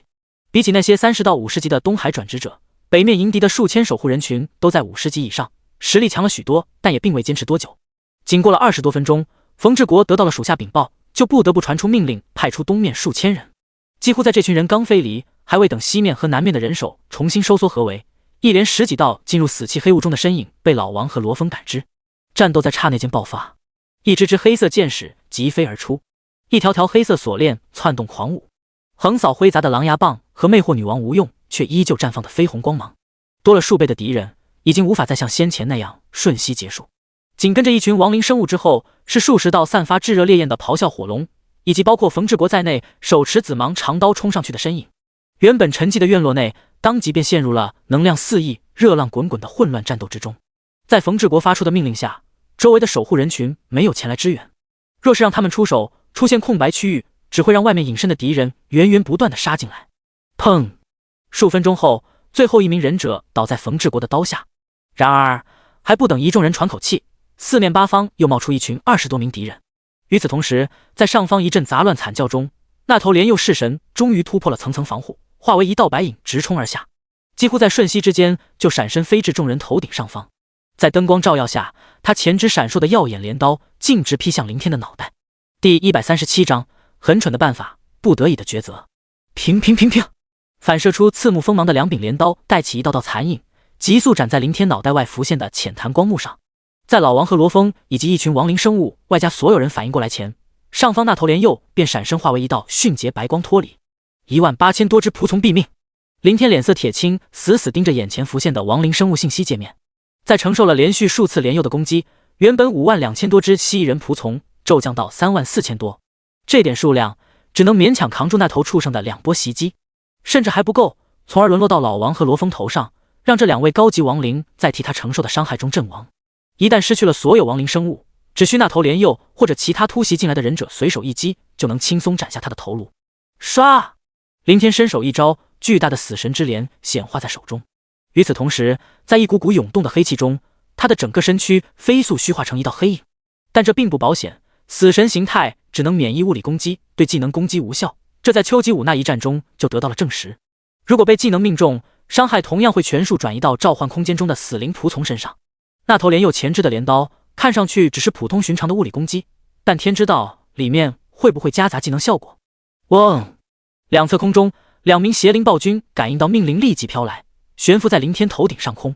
他们如同焦炭般的躯体，在瞬息虚化为阴影变成邪灵形态的同时，周身一条条黑色链条急速窜动，四处抽打狂舞盘旋不止，彻底封死周围一片空域。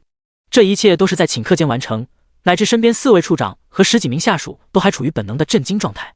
那头莲佑的攻击，连78级的张文海都扛不住受伤，可林天硬生生承受了数次，却毫发无损。他们先前就听到上河也说林天拥有某种无敌能力，现在眼见为实带给他们的情绪波动可想而知。但同样的，他们也从上河也口中得知了这种无敌能力无法持久。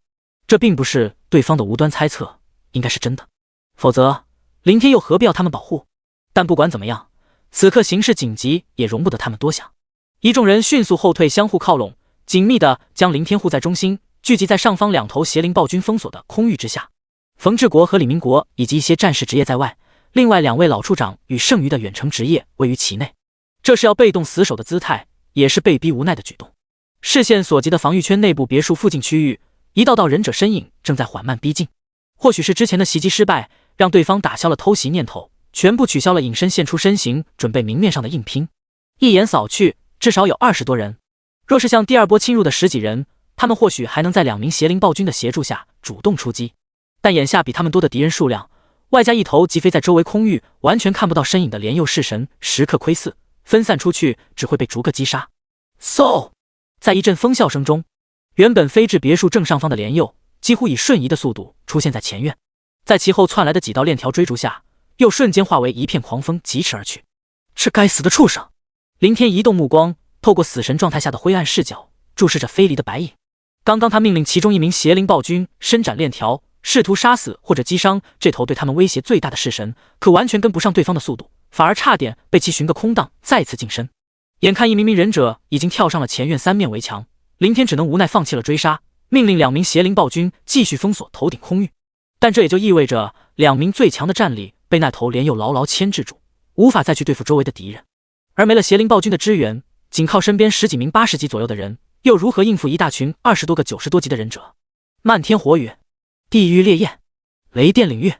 在一名忍者跳下围墙冲杀上来的刹那，紧挨着林天的张文海咬牙撑着体内恢复些许的伤势，连同另外2名法师职业纷纷抬起手中魔杖，低声厉喝。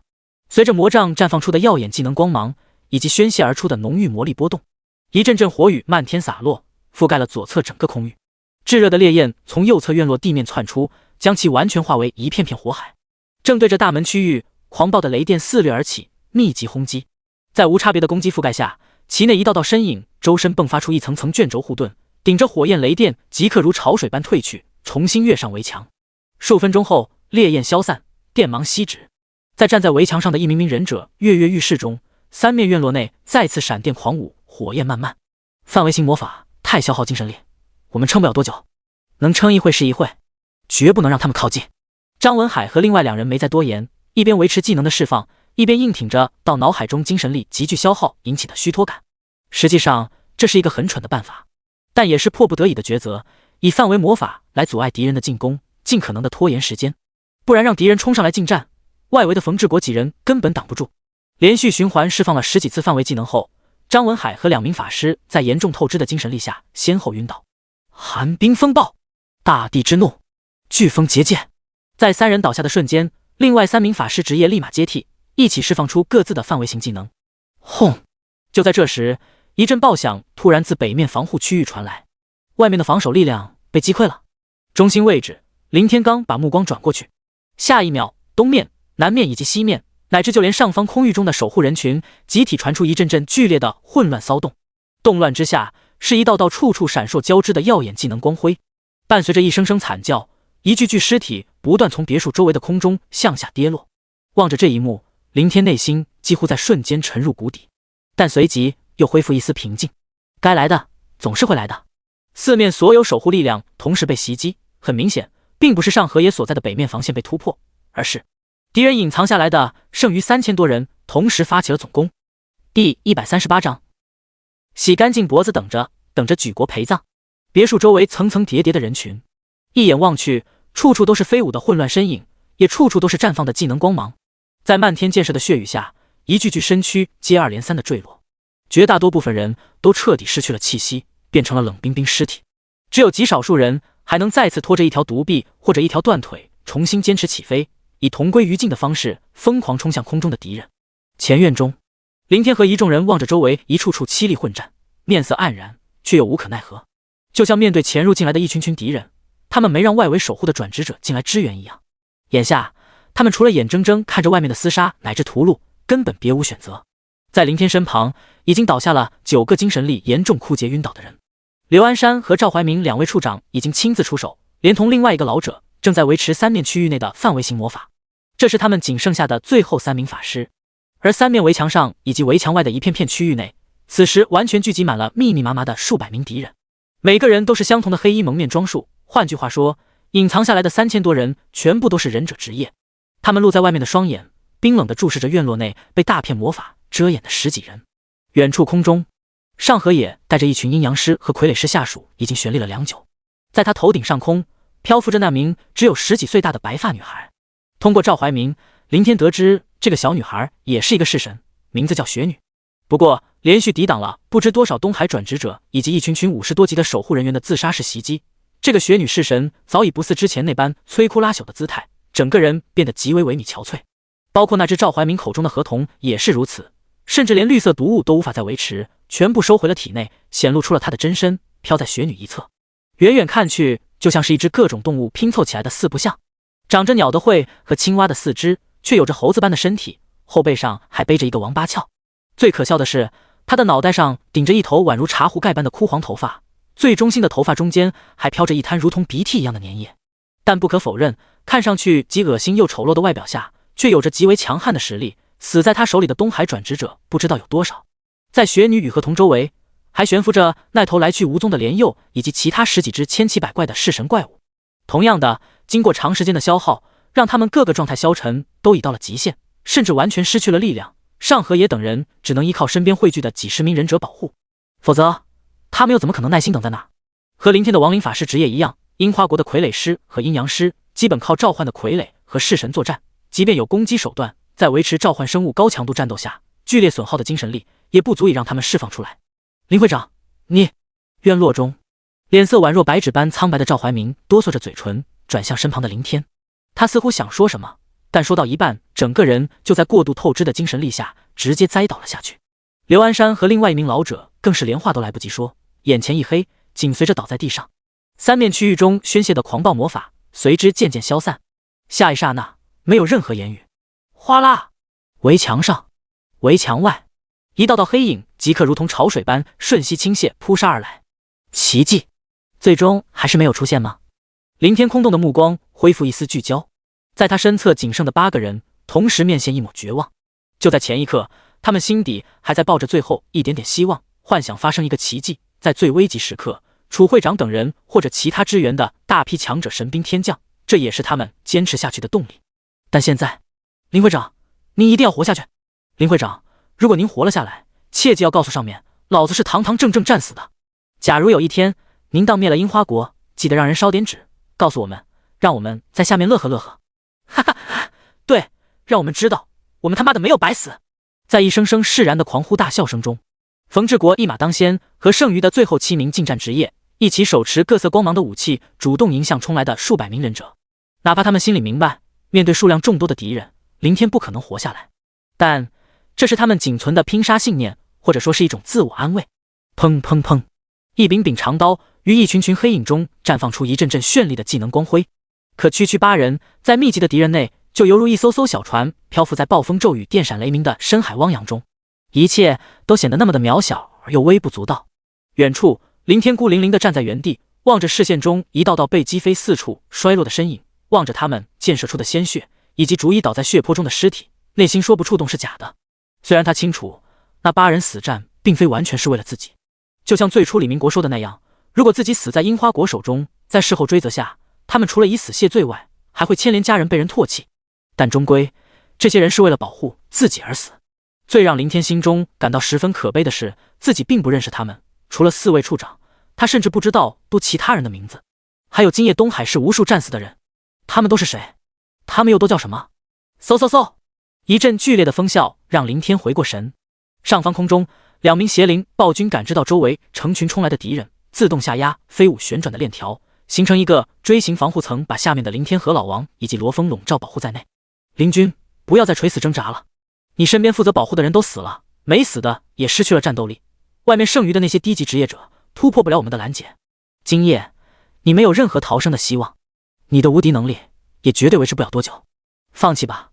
如果你能够自己动手，我可以答应你，率领所有人立刻撤退，不再杀戮这座城市里的人。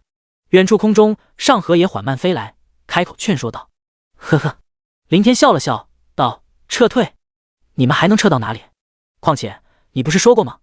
你们已经自绝了后路，如果我是你，在杀了目标完成任务后，势必会疯狂屠戮这座城市，因为这是你们死前最后的价值，尽可能削减龙国的战斗力量。还有，林天顿了顿，冷冷地望着上河野道，你就这么有信心吃定我？你……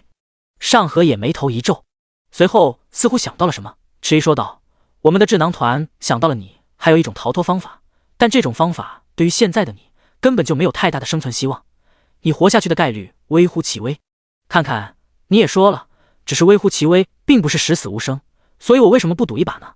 说完，林天不再废话，念头一动，打开召唤空间裂缝，命令老王和罗峰进去后，他没有片刻犹豫，当即开口，开启8星公会任务。撕拉！身前一道数米高的空间裂缝瞬息敞开，在踏进去前，林天抬头缓缓扫视一圈周围的一名名忍者，最后将目光汇聚到空中的上河野身上。传消息去告诉你们的高层，让他们祈祷我最好死在8星公会任务里，否则你们整个樱花国就洗干净了脖子，等着为今夜所有东海战死的人举国陪葬。第139章九死一生的公会任务。夜，繁星点点，朦胧的月光洒向大地，让昏暗的世界浮现出一点点微光。大地之上的空域中，一道道修长的身影急速飞驰，来回往返，层层叠叠密密麻麻的浩瀚数量，让下方那座占地数千米的巨型光幕几乎陷入一片伸手不见五指的漆黑。光幕最中心位置，林天转身透过正在缓缓闭合的空间裂缝，望着外面隐约可见的上河野身影。对方也在凝视着里面的林天，但并未脑残到做出跟随进来或者其他攻击举动。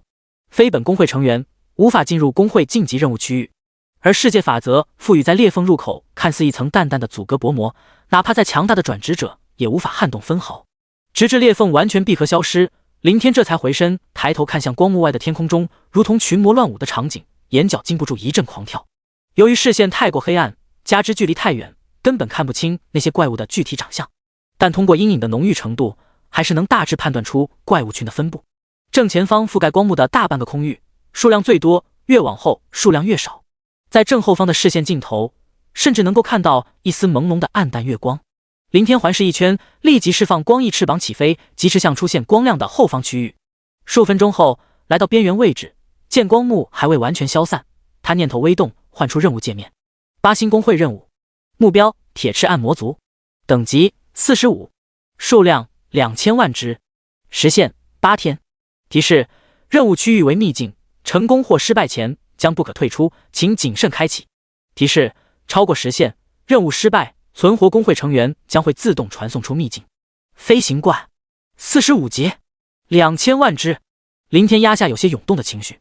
除了10星公会任务外，公会会长都可以提前查看1到9星公会任务的信息，再决定是否开启。这是世界法则给予的福利，也可以看作是在世界法则的规则中，只要各国开荒完成了9星以下任务，对应的星级任务信息就会自动开放，向其他准备晋级的公会展示。当初完成了7星公会任务后，林天其实就立马查看了8星任务内容，心中早已有数。铁翅暗魔族，仅从名字上就可以看出肯定属于飞行怪物，又是2000万的恐怖数量。哪怕当时拥有上千万的蜥蜴人仆从军团，他都没有丝毫信心完成，更何况残存的区数万仆从。这也是罗峰提出这个办法后被他暂时忽略的主要原因。贸然开启，硬拼消耗或者利用转化复生边打边发展，在怪物庞大的数量下根本无从谈起。唯一的生路只能逃，挺过8天任务时间，被世界法则判定任务失败传送出去。问题是对方会飞，仅靠光翼翅膀逃出升天的几率极为渺茫。但眼下被逼无奈开启，林天只能祈祷这种叫铁翅暗魔的怪物飞行速度要远远低于光翼翅膀这等大众飞行道具。不，在一阵微不可闻的声响中，眼前光幕彻底消散。下一秒，林天没去看那些怪物，当即控制背后光翼疯狂震动，竭尽全力向前迅速疾飞。一连埋头飞了10几分钟，他这才察觉到身后似乎始终悄无声息，没有听到丝毫翅膀拍打的声音。怎么回事？这么容易就被甩开了？或者干脆没有追上来？林天忍不住好奇，转头向后望了一眼。这一看之下，顿时让他头皮发炸，浑身汗毛更是根根倒立。视线中遮天蔽日的一片片阴影紧紧跟随，最近的一大群几乎距离他只有几十米。操！这些该死的怪物！飞行时竟然不会发出任何声响。林天脸色铁青，眼看身后追杀的怪物越来越近，立即念头闪动，撕拉撕拉！随着2道破空声，2名邪灵暴君快速从前方敞开的2扇空间裂缝中飘出，并且在林天的命令下，黄武周身黑色链条冲向了后方，为其断后。若是像之前对付那些忍者那样，利用邪灵暴君的链条形成一个防护层，把它保护在内部，完全不切实际。先不说能不能防得住，仅仅在数量上就是无解，估计刚形成保护圈，就会被庞大的怪物群给彻底淹没。轰！一声声爆响自身后不断传来。此时林天也顾不得去观看战果，更没这个必要。在失去2名邪灵暴君感应的刹那，2道召唤空间裂缝再次于前方敞开。昏暗的大地上，广阔的平原一眼望不到边际。大地之上，数之不尽的漫漫阴影，如同幽灵般寂静无声迅捷，疾驰在更为辽阔的天际。阴影群的最前方，拼命飞驰的林天，神色间浮现出一抹无尽的披靡。他不知道飞了多久，也不清楚使用了多少张光翼卷轴，更没去数究竟召唤了多少次邪灵暴君。在竭力逃窜途中，他早已失去了对时间上的判断。此时此刻，仅有的感知只剩下越来越昏沉的脑海。平，一道重击自身后袭来，体外闪现出的光层卸去了这股伤害和惯性，让林天整个人依旧保持疾飞状态。而林天对此也是不管不顾，或者已经带着点心如死灰般的麻木。这已经不是第一次被后面的怪物追上攻击，具体是多少次，他同样记不得了，也压根没必要去惦记这个。眼下除了继续向前飞，他别无选择，更无法再去召唤邪灵暴君断后。严重损耗下残存的一点精神力，即便能够成功释放一次技能召唤出来，他也很可能会陷入昏迷。一旦昏过去，结果可想而知。山脉，不是森林。视线内前方地表出现的一大片黑影，让林天萎靡的神色猛然恢复一丝神采。没有半刻迟疑，他立即倾斜身姿，向着下方越来越近的漆黑森林中飞去。或许这片陌生森林中还生存有其他怪物，但至少可以让他暂时躲避后方无数飞行怪物的追杀。平，身后的攻击越来越急，也越来越密。在恢复一丝清醒刻意感之下，林天可以清晰感应到召唤空间内的蜥蜴人仆从越来越少，几千只，甚至仅剩下几百只。这么点数量，很难坚持到安全落在森林内。更重要的是，还要面对森林中有可能会出现的未知怪物。心思电转间，林天索性咬咬牙，念头连续闪动。撕拉，连续2道空间裂缝急速敞开，一名邪灵暴君自空中的裂缝内飘出，挥动黑色链条急速冲来。下方紧靠森林边缘的地面，老王和罗峰的身影出现在裂缝前。快进森林躲！在一股股汹涌如同浪潮般的眩晕感冲击下，林天勉强吐出断断续续的几个字，便眼前一黑径直从离地10几米的空中坠落了下来，狠狠砸到在地上，又在冲击惯性下，整个人向前不断的翻滚。第140章，这是一个死亡衰败的腐朽世界。不知过了多久，林天迷迷糊糊的睁开眼睛，映入眼帘的还是一片幽暗无比的天际。随着昏迷前的记忆渐渐涌入脑海，让林天猛地从地上弹跳了起来，但依旧沉重无比的脑袋差点让他直接栽倒，直至被2双冰冷的手掌稳稳撑住。师祖！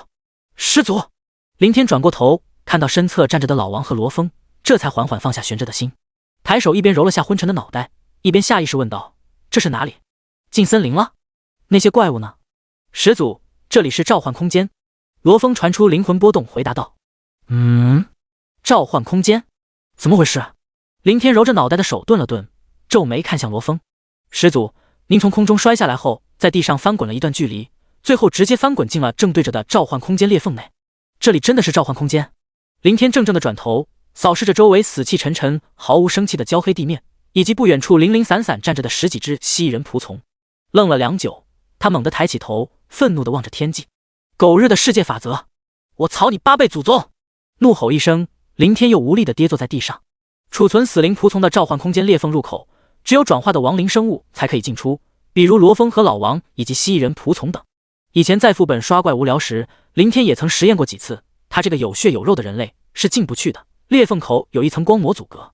可是现在他却神奇地穿透这层阻隔进来了。除了世界法则，还有谁有这个能力？换句话说，阻隔裂缝口的光膜本就是世界法则赋予的。但既然世界法则对他取消了这个限制，为什么不早点通过提示信息来告知他？如果早知道这样，何必担心樱花国的刺杀，又何必需要东海官方的保护？直接进入召唤空间，再关闭空间裂缝入口，哪怕樱花国来再多的人也奈何不了他。虽然林天知道自己有点不知好歹，世界法则不知出于什么原因取消了限制，让他进入召唤空间，躲过其后无数铁翅暗魔怪的袭击，相当于利用特权救了他一命。但为了抵挡敌人，东海市牺牲了不计其数的低级转职者，还有冯志国那几位处长，所有的人岂不是全都白死了？一旁的罗峰见到林天的阴郁神色，红色眼眸闪烁了下，传出灵魂波动道：始祖，奴仆猜测入口限制并不是很早就取消的，而是在您从空中摔落下来陷入昏迷后，世界法则才突然取消了这个限制，而且不清楚是不是永久的，也有可能只是临时性质。罗峰停顿了下，继续道：还有最重要的一点，你已经进入了召唤空间内部，不知能不能再次打开召唤空间的出入裂缝口，假如无法再打开，您……罗峰没再说下去，但意思不言而喻。如果不能打开召唤空间裂缝，就预示着林天再也回不到外面的人类世界，只能永远的待在这里。等恢复了一点精神力，试一试就知道了。林天沉默了一会儿，微微抬头回应一句。或许罗峰的安慰多少起到了点作用，让他心里的愧疚感降低了许多。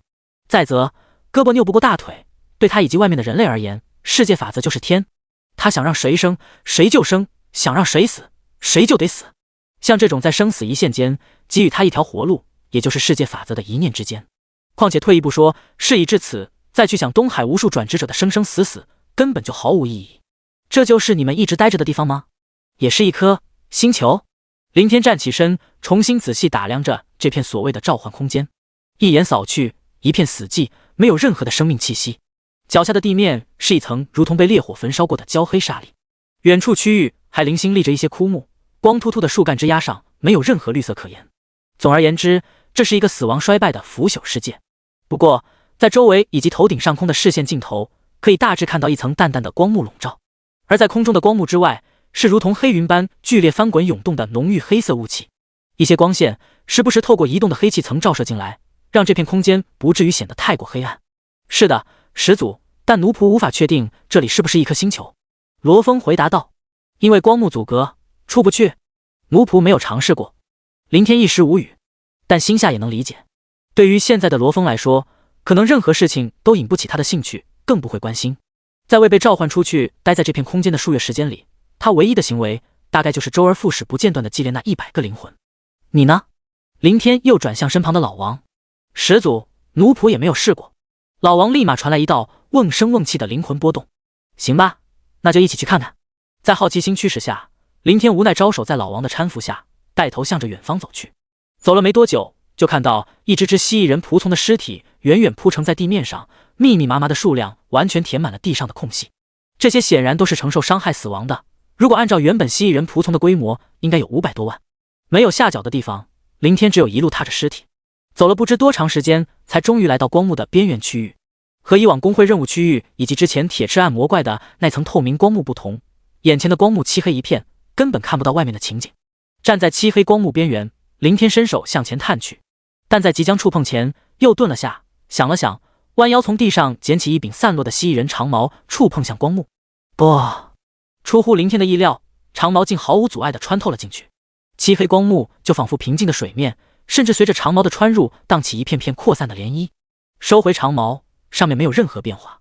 然而，随着林天手中微不可察的细微动作，刚刚没入光幕外的前半段长矛乃至长矛顶端的那一节金属部分，就好似过了千万年之久被彻底腐朽了一般，瞬间化为一股粉尘飘散而下。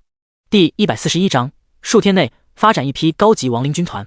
漆黑光幕前，林天的胸口剧烈起伏，甚至在本能泛起的惊惧下，向后狂退了好几步，远离光幕区域。蜥蜴人的长矛，他曾经在副本刷怪时查看且检验过，整根长矛是由一种未知的树木制造，极其坚硬。最起码，他使用打怪掉落的一些长刀或匕首等法则武器切割挥砍，上面连印痕都未留下。长矛顶端的矛尖金属部分，更是比林天认知中的钢铁还要硬无数倍。然而，就是这么一根长矛，居然化成了粉末。假如刚刚探进去的不是长矛，是他的手，即便有10组之力抗伤害的被动，但估计在这种程度的伤害下，仅存的10几只蜥蜴人仆从，外加老王和罗峰都有可能瞬息毙命。其实相比后怕，更让林天好奇的是，光幕外究竟是什么？他看了眼身旁的老王和罗峰，最终还是舍不得让仅有的2位高级亡灵去以身犯险。天知道进去后会不会如同长矛那样瞬间成了一堆粉尘。你进去！林天转向不远处跟着的一群蜥蜴人仆从，随手指了指其中一个，命令道。那只蜥蜴人仆从立即抬步，麻木地走向光幕。死灵仆从都是复活的死物，没有情感，自然谈不上畏惧。别说是涉险，哪怕林天这位始祖让他抬起长矛捅自己的脑袋，他也绝不会有半点犹豫。不，在林天和罗峰以及老王的注视下，蜥蜴人仆从缓缓没入进光幕内。2米多高的身躯随之震荡起比先前更大面积的扩散涟漪，而正是大范围的波纹让林天立马看出了一些端倪。光幕并不是固有的漆黑颜色，应该是外面汇聚了极其浓厚的黑雾层，从而造成视觉上的假象，让其看上去像是漆黑色的光幕。最直观的一点，它可以清楚看到光幕外蜥蜴人仆从的躯体以及躯体周围散开的黑雾，没有化为粉末，但断了联系，失去了感应。林天不断在脑海中下达命令，全都石沉大海。因为没有收到命令，外面没有思维也绝不会自主行动的蜥蜴人仆从，背对着他一动不动，直到被飘散汇聚来的黑雾重新渐渐遮掩了身形，恢复到一整面的漆黑光幕状态。外面到底是什么？林天在强烈的好奇心下，正准备再命令一只蜥蜴人仆从进去，眼前光幕外的漆黑浓雾突然急剧散开，扩散出的黑雾内逐渐显现出了之前那只蜥蜴人仆从，并且他还转过了身，面对着自己。也就在林天疑惑间，里面的蜥蜴人仆从消失了几秒，又突然出现。什么情况？瞬移。林天有点惊讶地望着这一幕，紧接着让林天更有些懵逼的事情发生了。那只蜥蜴人仆从深深低下了那布满鳞片的脑袋，屈膝跪伏，似乎在向自己行礼。随后他又消失无踪，过了片刻再次显现。就这样循环重复了差不多几十次，最终一大团浓烈的黑气出现在光幕外，黑气随之向内急缩，露出了那只蜥蜴人仆从的身躯，或者说仅仅只是类似，和先前相比，它的形态发生了翻天覆地的变化。原本干枯苍白的肤色变得漆黑如墨，且充盈壮实了许多。布满鳞甲的硕长扁平蜥蜴脑袋向内压缩了些许，又向上拉高了一点，若不是依旧满是鳞片，粗看上去几乎就像是一颗人类的椭圆脑袋。最醒目的是，它本来惨白死灰般的双目绽放着一抹紫芒。面对光幕内的林天，他依旧屈膝跪伏下来，抬起的紫芒双眸闪动了一会儿，又探出双手，似乎在示意着什么。能够自主行动，又懂得打手势，这明显属于思维的象征。也就是说，竟然诞生出了智慧。望着这一幕，不单林天目瞪口呆，就连身侧的老王和罗峰眼中光芒都剧烈闪烁了几下，甚至于他们对着里面的蜥蜴人仆从微微地弯下了各自身躯。始祖，在我族中，双眼散发紫色光芒，是主祭的标志。罗峰抬起身躯，传来一股灵魂波动，可能是想到了什么，他又马上补充解释道：主祭序列在奴仆的司祭序列之上。他主祭比你的序列还高。林天闻言，指着光幕外的蜥蜴人仆从，不可思议的道：短短几十分钟时间，一个无序列的炮灰死灵仆从生物，不但诞生出了智慧思维，还做火箭似的连跳数级，晋升到了司祭序列之上的主祭层次。你确定不是在开玩笑？始祖，虽然我也很难以相信，但这是事实。我传承的亡灵族群体系知识中，紫芒是代表主祭序列的高级亡灵。或许确实对罗峰造成了一些情绪冲击，他在传来的灵魂波动中，连一直挂在嘴边的奴仆两字都忘记了，改换成了我。难道他在外面发生了什么？或者是受到黑雾的某种影响？林天转头看向光幕外依旧在向他打手势的蜥蜴人仆从，可惜他完全看不懂对方想表达什么，而且脑海中也没感应到其他灵魂波动。当然了，如果这只蜥蜴人仆从如罗峰所说那样晋级到了主祭序列的高级亡灵，见到了自己这位始祖，肯定会第一时间传来灵魂波动讯息，但大概被光幕隔绝，收不到反馈，他才改为用手势来表达。过了片刻，他大概意识到了手势无用，眼眸紫芒跳动了几下，随即一缕缕黑雾从其体内弥漫出来，形成一节节的线条，又渐渐在空中汇聚成一长段极为抽象的字符。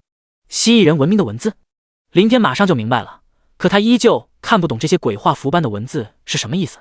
像老王这种哥布林族群的王转化变异成的高级智慧亡灵，也包括罗峰，说话都是通过灵魂波动，类似于把想要说的话语直接作用在他的脑海中，或者用较为直白的比喻，等同一种心灵感应，所以才能无障碍的交流。寻思了下，林天再次派出身后一只蜥蜴人仆从进入光幕，相同的一幕很快再次上演。第二只蜥蜴人仆从消失又显现，连续重复几十次后，眼前双目散发紫芒的蜥蜴人从一个成功的变成了两个，只不过第二只在脸庞轮廓上明显和第一只有着显著的区别，就像不同的两个人长相胖瘦的分别。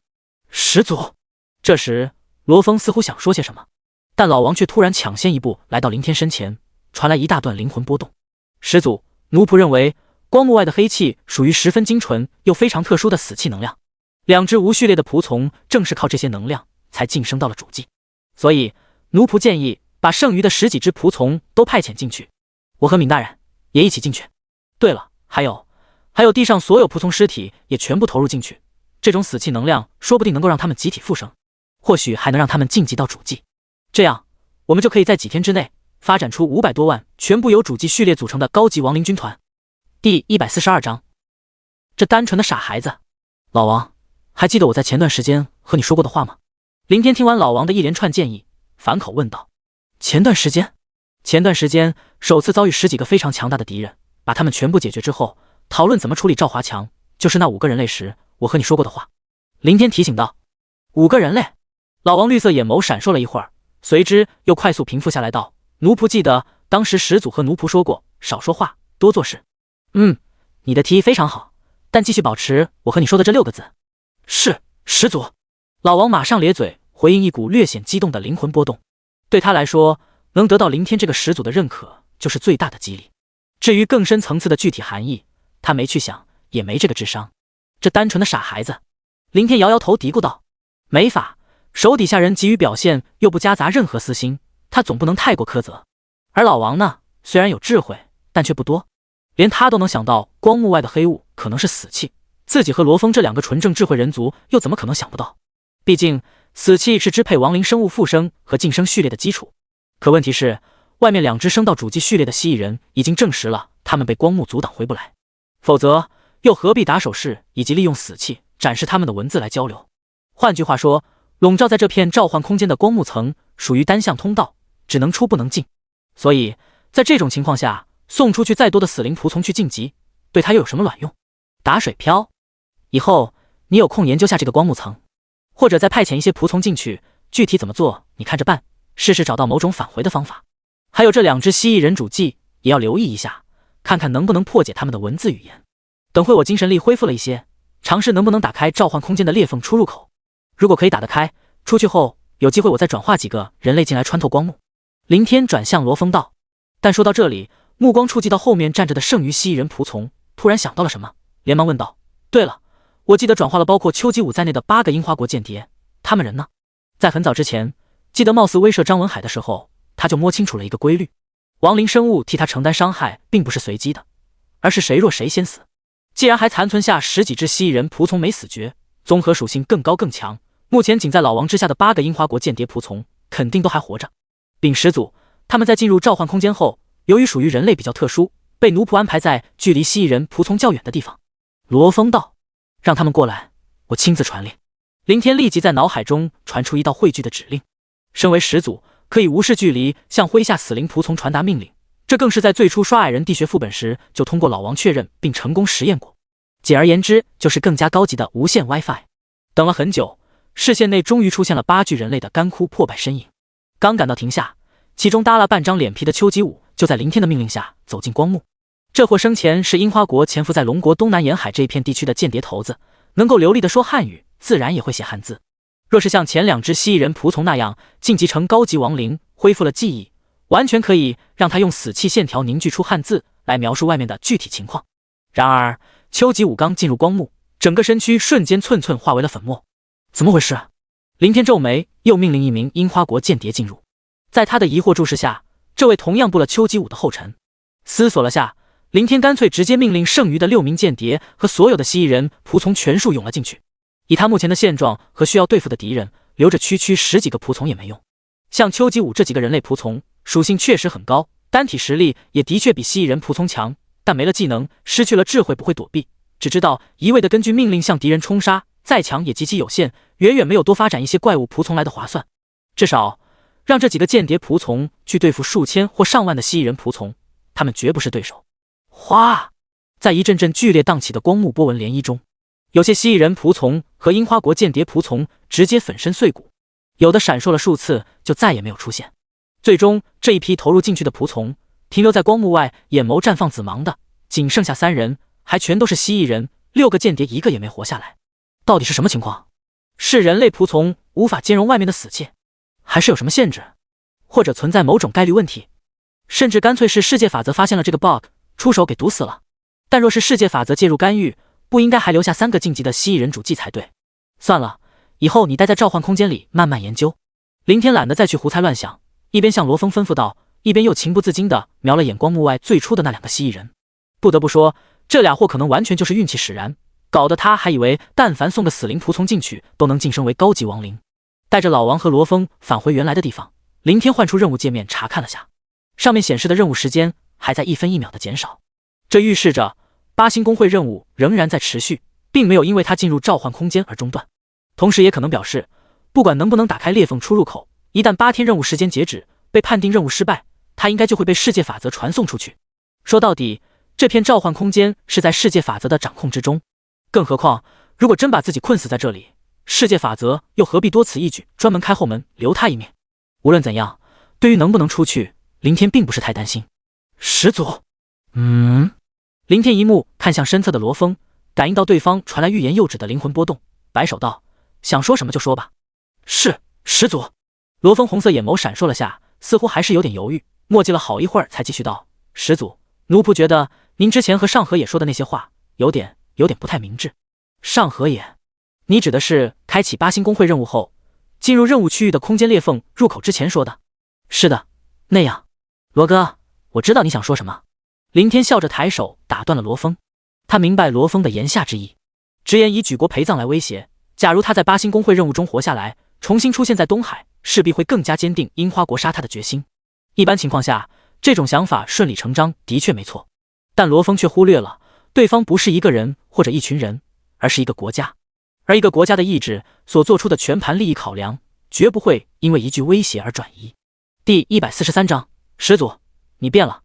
遍布蜥蜴人仆从尸体前的焦黑沙地上，林天示意身侧的罗峰坐下来，寻色半晌，开口道：“罗哥，你知道东海这一战给我最大的感触是什么吗？”紧接着，不等罗峰回答，他便自顾自地说道：“一个人的力量在一整个国家的体量面前会显得那么的渺小。我的职业，我的始祖序列，还有始祖之力以及始祖之手的天赋，全部加起来已经非常的逆天了。世界法则创造这个转职者的世界，从整体机制上来说还算公平，理论上不会出现打破平衡的职业类型，但我的职业早已严重破坏了这个规则。以前在刷副本时，我也会思索这个问题，世界法则为什么会赋予我这种破坏公平机制的职业？算了，扯远了，罗哥，我想说的是，面对樱花国的刺杀，连我这种逆天职业都扛不住。虽然这里面有清剿任务，还有准备不足等等一系列的因素，但如果不是世界法则开的这个后门，取消了召唤空间入口限制，又很巧合的让我跌落的时候顺势翻滚进召唤空间内，我必死无疑，没有任何侥幸。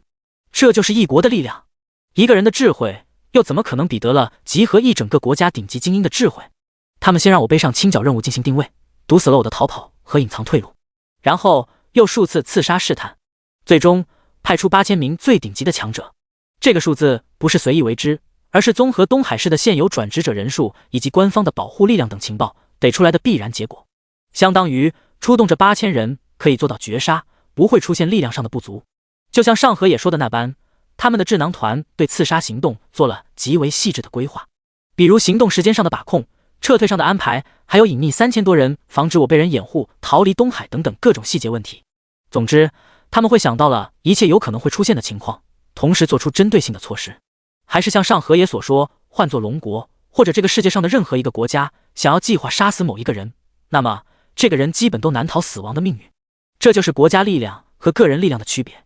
同样的，一个国家做出的任何决定都会首先考虑到国家整体利益。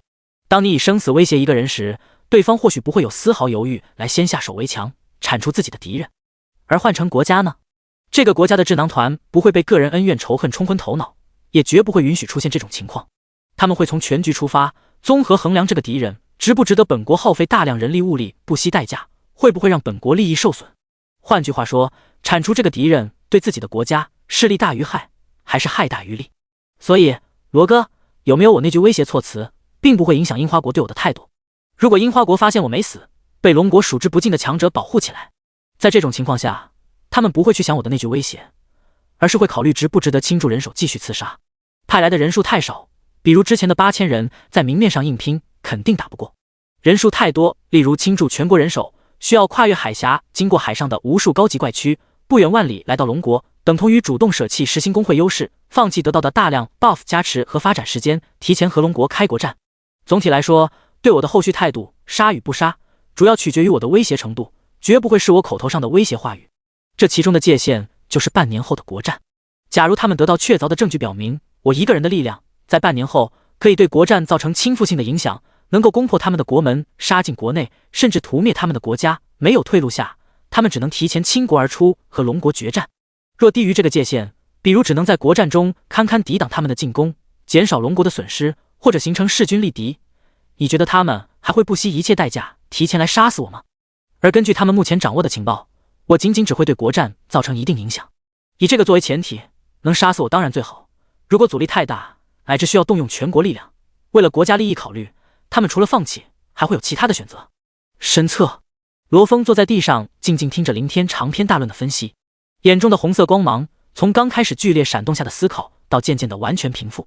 最后，他微微歪着脑袋，侧身注视了林天良久，才缓缓传来一股灵魂波动：“始祖，你变了。”什么意思啊？我哪里变了？林天下意识问道。变得陌生，变得理智，变得和以前我认识的那个天真开朗、稚气未脱的少年完全判若两人。以前那个少年不会也不可能想到这种涉及国家的深层次复杂问题，更不可能分析出让我哑口无言的结论。闻言，林天怔了怔，沉默了下，点了点头，喃喃道：“或许吧。如果用一句矫情的话来说，大概就是成长。人总得学会长大。”记得刚来到这个世界，天生的乐观性格，加上18岁还在上学的年纪，始终让他无忧无虑，甚至天真烂漫，对人对事一直保持玩闹心态。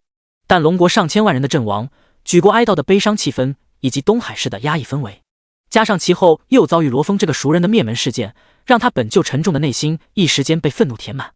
哪怕后来灭了陈氏公会报了仇解了恨，可一系列的事情多多少少已经对他产生了一些心理上的不可逆影响，少了些稚嫩，多了些稳重。接下来又面对樱花国的连续刺杀，特别是之前几乎直面死亡，短短数月时间就经历灭门灭族这种人类间最黑暗的一面，又亲身经历了生死。这一切的一切都逼得他不得不快速成长起来，也让他在不知不觉间快速成熟了起来。还能回到以前的时光吗？林天双手撑在身后地面，双目迷离的仰头望着漆黑的天际。罗峰没有回答，也不需要回答。事实上，林天心底本就有了答案，就像很多成年人时常都会怀念小时候一样。但时光不会倒流，成长起来的心性更不会倒退。其实，早在得知龙国实行任务失败，在东海市中心广场上见到了那座刻满名字的巍峨丰功碑，从那一刻起，林天就隐隐清楚，在此之前没心没肺的欢乐时光回不去了，永远也回不去了。在这个血淋淋的世界，不成长，不长大，不成熟，不稳重，还像个天真的幼稚少年，即便再强大的职业，就算再逆天的能力，也保不了他的性命，迟早会死。第144章，任务失败，重回东海。漆黑的天际，浓厚的黑雾层翻滚涌动不止，时不时透进来的一丝丝亮光，略微点亮了下方光照内的枯寂世界。焦黑的大地上，孤零零地坐着3道身影。距离他们不远的地方，是成片成片扩散开来的密集干枯尸体，或者说，整个光照之内，除了他们所在的这一小片区域，四面八方所有的地方都已被尸体填满。庞大的尸体数量，让这个本就死气沉沉的衰败世界更徒增一分凄凉。500多万的死灵仆从就这么没了，加上陈氏工会一战的损失，上千万的规模。林天坐在沙地上，一边吃着手中的干粮，一边略带感叹地眺望着周围漫漫无尽的蜥蜴人尸体。兴许是在惋惜当初连续10几天不眠不休开启工会任务、发展死灵仆从的努力，短短时间内化为乌有，一朝回到了解放前。也有可能是整天待在这里，孤单情绪所产生的感触。这是他第一次进入召唤空间，不清楚以前是个什么样子，但可以脑补想象。数百万乃至上千万的浩瀚死灵仆从拥挤在一起，浩浩荡荡，一望无际，带给这片空间可想而知是何等的生机勃勃。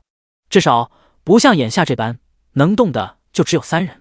准确的说，仅有他这一个活人，老王和罗峰都是死人，不需要吃喝拉撒睡。这片空间所在的世界是不是一颗星球？还有光幕外究竟是什么？林天又下意识地抬头看了看天际的光幕。这些问题暂时找不到答案，不过有一点，通过罗峰和老王得到了证实，那就是头顶上笼罩的光幕大小并不是固定的。老王首次率领2000多只哥布林仆从进入召唤空间时，光幕范围只有几千个平方。后来随着发展起来，涌入的死灵仆从越来越多，光幕也越来越大，直到此时能够容纳上千万蜥蜴人仆从的巨大区域。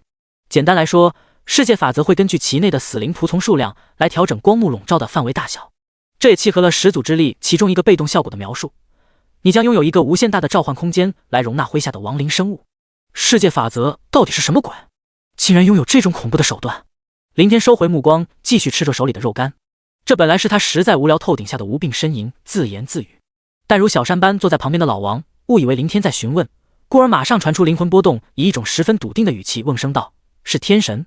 左侧数米开外，刚祭炼完一轮，将100个残破灵魂收回体内恢复，正走来的罗峰也立即道：“始祖，奴仆觉得世界法则应该是一个科技十分发达的外星文明种族。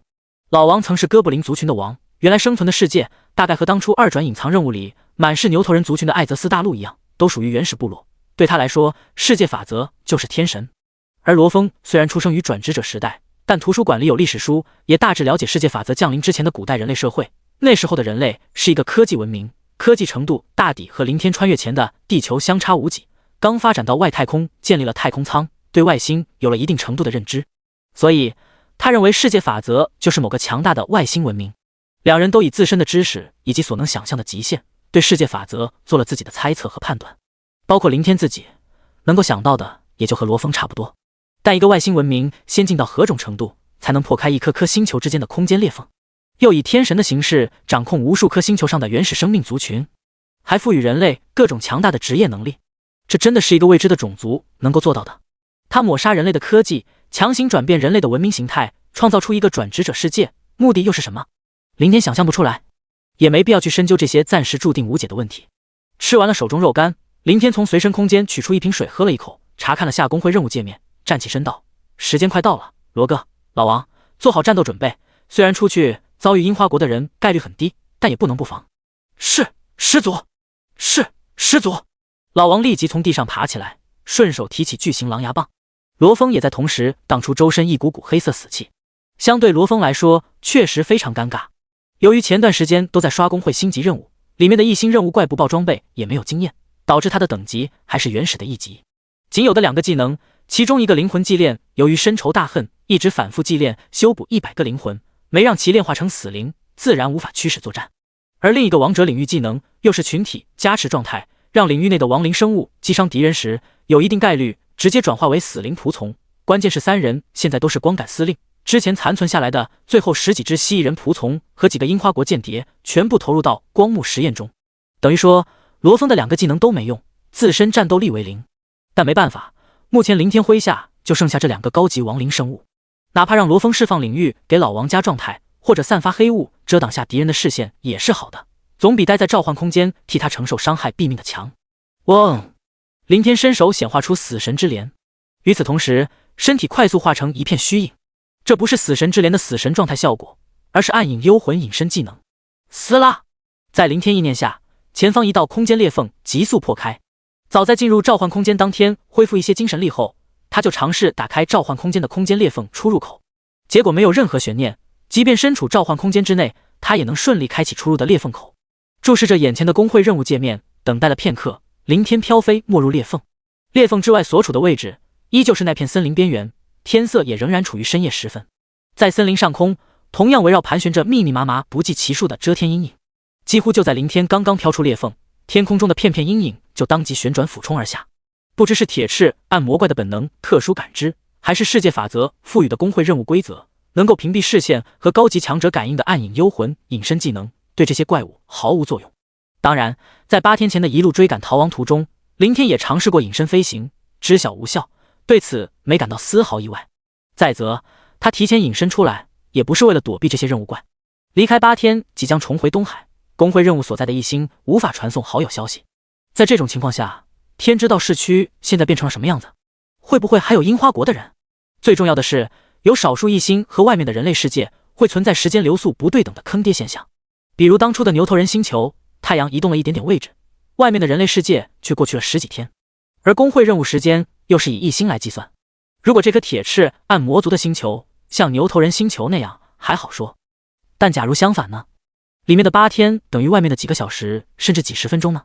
一出去还得面对几千名樱花间谍的围剿，不怕1万就怕万一。就算对方可以通过清剿任务发现隐身下的自己，但也不可能时刻盯着任务界面，提前隐下身形，多少可以争取一点时间来打开召唤空间，尝试能不能再躲进去。凌天望了眼空中越来越近的密集阴影，随后将目光继续盯在眼前工会任务界面上渐渐减少的倒计时。数秒后，倒计时归0。同一时间，眼前迅速浮现出一连串信息提示：消灭铁翅按摩0，消耗时间8天，超过时限，8星工会任务失败。工会剩余成员即将自动传送出秘境，请做好准备。第145章，放心吧，他们所有人都绝不会白死。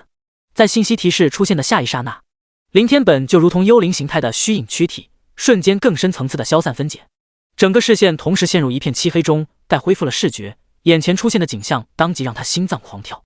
上方黑暗的天幕，下方倒塌的88号别墅废墟，远处万家灯火齐亮，如同白昼的市区，以及一些地方还未消散殆尽的燃烧火光。周围密密麻麻、层层叠叠的悬停人群，还有那些四处来回飞舞的呼喝身影。除了没有发生打斗厮杀和迸发的技能光芒，一切几乎和开启8星公会时没什么区别。或者也有可能，樱花国的人已经解决完了附近的守护人群，倒塌的别墅就是最直观的体现，证明这里爆发过强烈的战斗。出于本能反应，林天当即心念闪动，准备开启召唤空间裂缝。与此同时，他释放出死灵之眼，迸发灰霾的双目快速扫视了一圈。也就是这匆匆一谋，让他马上打消了开启召唤空间的念头。眼中所浮现出的信息，上面的名字毫无例外全是龙国人，等级也基本都在8、90之间。最重要的是，林天注意到了一个有点眼熟的身影，那个经常跟在冯志国身边的年轻女秘书。支援赶到了，樱花国的人全部被解决了。抱着谨慎的心态，林天又详细查看了一会儿，目光着重扫过那些数量庞大且始终悬停在空中一动不动的人群，直到没见到任何一个樱花国的姓名和职业，他这才彻底放下心来，取消隐身技能，缓缓显露出身形。哗啦！几乎在林天的躯体刚从前院上空显现，四面八方悬停的人当即涌动而下，飞速靠拢。一柄柄绽放各种颜色光芒的武器瞬息显化在手中，一件件铠甲重盔以及皮甲魔袍等装备也快速覆盖在他们的体外。直到最前方的一个个人看清楚了林天的长相，这才抬手喝停后方的人群，隐去手里和身体上刚显化的武器装备。同时，每一个人的脸上全部露出如释重负般的神色，纷纷深深地松了口气。林会长，我们已经在此等了您很长时间。我是这里的负责人，叫洪坤，隶属数字工会，是会长亲卫队的队长。其中一个留着寸板头的中年男人上前开口道，他的身外衣着上还染着大片的血渍以及实际处尚未愈合的大小伤口，但看到林天，他略显方刚之气的面容上却带着一股几乎抑制不住的激动神采。还未等林天答话，那名年轻女秘书就震动背后光翼，顺着敞开的人群快速飞了上来。林会长，能再次见到您太好了。女秘书的身上也染着一些血迹，透着红晕的白纸脸庞上还能看见一道血痕。随后她抬手指了指外面道，我被任命为您的联络人，3位会长大人的临时驻地离这里不远，根据命令，如果您出现，还请第一时间前往会面，我已经发送消息通知了3位会长。好，带路。林天没有啰嗦，直言道，眼下不比当初，作为龙国的3大巨头，为了半年后的国战需要他的助力。同样的，在耗尽所有死灵仆从的情况下，他也需要尽快得到对方的资助，以便在最短的时间内让自己恢复到以往乃至更强的实力。女秘书闻言没有多说，马上转身向外疾飞，林天跟随在身侧。周围悬浮的一片片人群同时尽数呼啸而出，有的在前开道，有的紧紧严密护卫在两侧和上下空域。叫洪坤的亲卫队队长更是亲自带着一大批人紧跟在林天身后，寸步不离。所有人毫无例外全部移动着锐利的目光，时刻注视着四周的动静，但凡远远见到有人试图靠近，立即喝止。甚至在林天讶然的目光中，分出数人急速冲向一些距离太近的人，且直接出手，根本不给对方开口的机会。仅飞出数百米，就有2个人在一阵阵猛烈的技能光辉中惨叫着跌落下去。这种保护力度自然让林天内心的安全感完全爆棚，但又忍不住生出一股疑惑。皱眉看了眼远处空中在攻击下衰落的第3个人，林天回首看向身旁一直默契与他保持等同速度飞行的女秘书问道，距离那夜的樱花国入侵过去了多久？回林会长，刚过去1天，现在是第2天的深夜，时间9点1刻。女秘书详细回答道。才1天？林天拧眉念叨了一声。如果这样算的话，在8星工会任务区域所在的一星球中待了8天，相等于外面的1天多时间。不过在出来前他就考虑到有可能会出现的时间流速不对等问题，倒也不是太惊讶。是的，林会长，今天先后赶到的一批批支援人员在市区和樱花国的敌人打了将近1天，到了傍晚时分才结束，包括昼夜不停最先赶来的3位会长大人和亲卫队，在杀光了市区的敌人后，他们才刚刚找个了临时住所休息。打了1天？林天心下释然，难怪整个市区到处还有很多未熄灭的燃烧建筑，也怪不得周围保护的人为何会这么紧张，甚至做出不分敌我的攻击举动。刚结束战斗不久，保不齐在市区还有少数潜伏下来没有背上清剿任务的樱花国余孽，估计此刻大多数人都在忙于搜寻和清理。对了，几位处长，剩下昏迷的那2位处长呢？他们怎么样了？还有东海转职者的伤亡情况呢？林天迟疑了下，虽然心里知道结果，但还是忍不住开口问了一句：“死了，都死了。”女秘书缓缓收起脸上的一直挂着的喜色，带着一丝叶恩颤音道：“樱花国的人在您进入空间裂缝消失后，他们就出手杀死了院子里所有陷入昏迷的人，然后他们就发疯般的四处屠杀，死了很多人，具体人数还在统计。”果然，林天放缓了些许速度，8000个樱花国的人确实如他想象那般没有离开逃亡，他们也逃不掉，在几乎每个人手中都沾了东海人的命，背上了清剿任务，被定位下，又怎么可能逃得过后续龙国强者的追杀？站在樱花国的立场，他们唯一的选择只能用自身最后的生命价值来削减龙国的战斗力。想了想，林天停下飞驰的身形，从随身空间里取出那2个装着定额卡的皮箱，递给女秘书道：“这里面有4亿定额卡，是我的全部家当，帮我把它分给4位处长的家属，还有其他战死转职者的家人。我知道人数太多不够分，也清楚官方会发放抚恤金，但总之麻烦了。还有，放心吧，他们所有人都绝不会白死。”第146章举国资助，不计一切代价的满足。市区一栋2层小楼外，密密麻麻的数千人层层叠叠团团守护在周围空域，密不透风。作为3大公会直隶会长的亲卫队队长洪坤以及另外2人，更是各自骑着一头狰狞魔兽坐骑，亲自高高悬停在楼房最顶端位置。内侧紧靠小楼四周地面区域，几十名身穿黑白法袍分散而立的阵法师职业者，高高举起手中绽放绚丽色彩的短柄魔杖，联手维持着一个高级屏蔽法阵，形成迸发强烈魔力波动的巨型光罩，将整座小楼笼罩在内。小楼1楼客厅中摆着一个茶几，茶几上方，楚振国和马天瑞以及马宏志并排坐在一张长条沙发上，茶几下手单独坐着林天。整栋楼房里除了4人外，别无他人。其实以3大巨头的身份和林天的重要程度，以及接下来需要讨论堪称可以影响将来龙国命运的话题，无论哪一种都不至于在这种简陋寒酸的场合与这种粗劣的方式下进行。但事急从权，外加市区尚未彻底平定，一切形式上的东西能减则减，调派数千强者在外面严密防护，禁止任何人进入，屏蔽法阵，保障不会有任何一点点声息透露出去。仅有这2点，对于目前来说就足够了。3位巨头的通红双眼中都密布着血丝，神色显得十分睥睨。连续不眠不休，疯狂赶了几天的路，来到东海毫不停歇，率领各自属下马上投入战斗，厮杀了一整天。其后又忙碌安排战后事宜，一直到夜里8点多，他们才随便找了这间小楼休息，前后仅睡了不到1个小时。哪怕再强大的人，也遭不住这种程度的连番摧残。但这只是身体机能的表象，他们看向林天的目光和萎靡状态相比，却呈现与之相反的锋锐，乃至隐隐带着一抹亢奋炙热。对面，林天也在打量着3人。在刚来时，双方就做了简单的自我介绍。第一眼看上去，3人给林天的感觉就只有2字：普通。除了楚振国外，其中叫马天瑞和马宏志的人，一个长相谦和，戴着平光眼镜，一个脸容瘦弱，又矮又丑。这2人的特征让林天下意识想到了前世叫小马哥和被称为马爸爸的2位大佬人物，再结合工会名字，更让他怀疑是不是2个平行世界的同一个人，或者眼前这2人干脆就是这个世界中小马哥和马爸爸的后代。当然，不管他们的身世渊源，也不论他们的相貌普通与否，最重要的是他们现今崇高的地位和身份，和灯塔国的宙斯公会会长一样，在龙国面前，这3位最强公会的会长联合掌控着一切。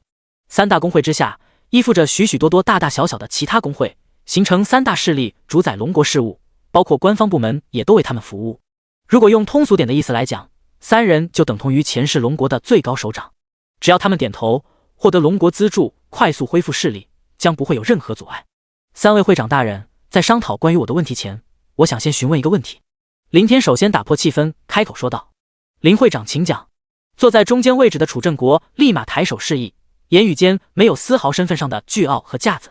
不单是他，就连另外2位在之前的介绍中同样平易近人，不存在任何的拿捏。先不谈林天的职业能力本就有资格在一定程度上和他们平起平坐，更主要的是他们需要林天的能力去应付国战。樱花国是以什么样的手段在短时间内将8000人送到东海的？有没有从一些俘虏口中问出来？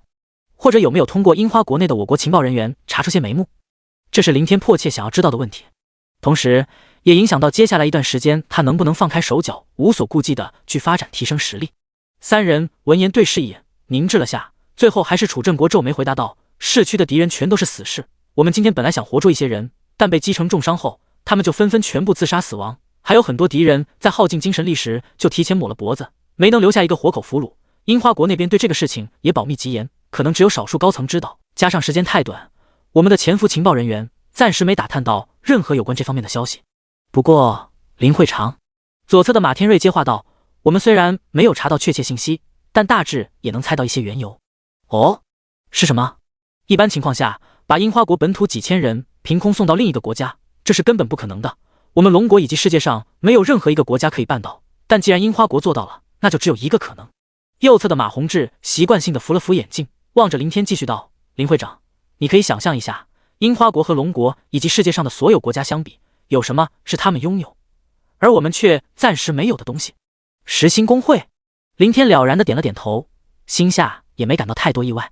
在召唤空间内待了整整8天，他除了思考外什么也做不了，因此想了很多，其中就包括突然冒出来的8000个敌人。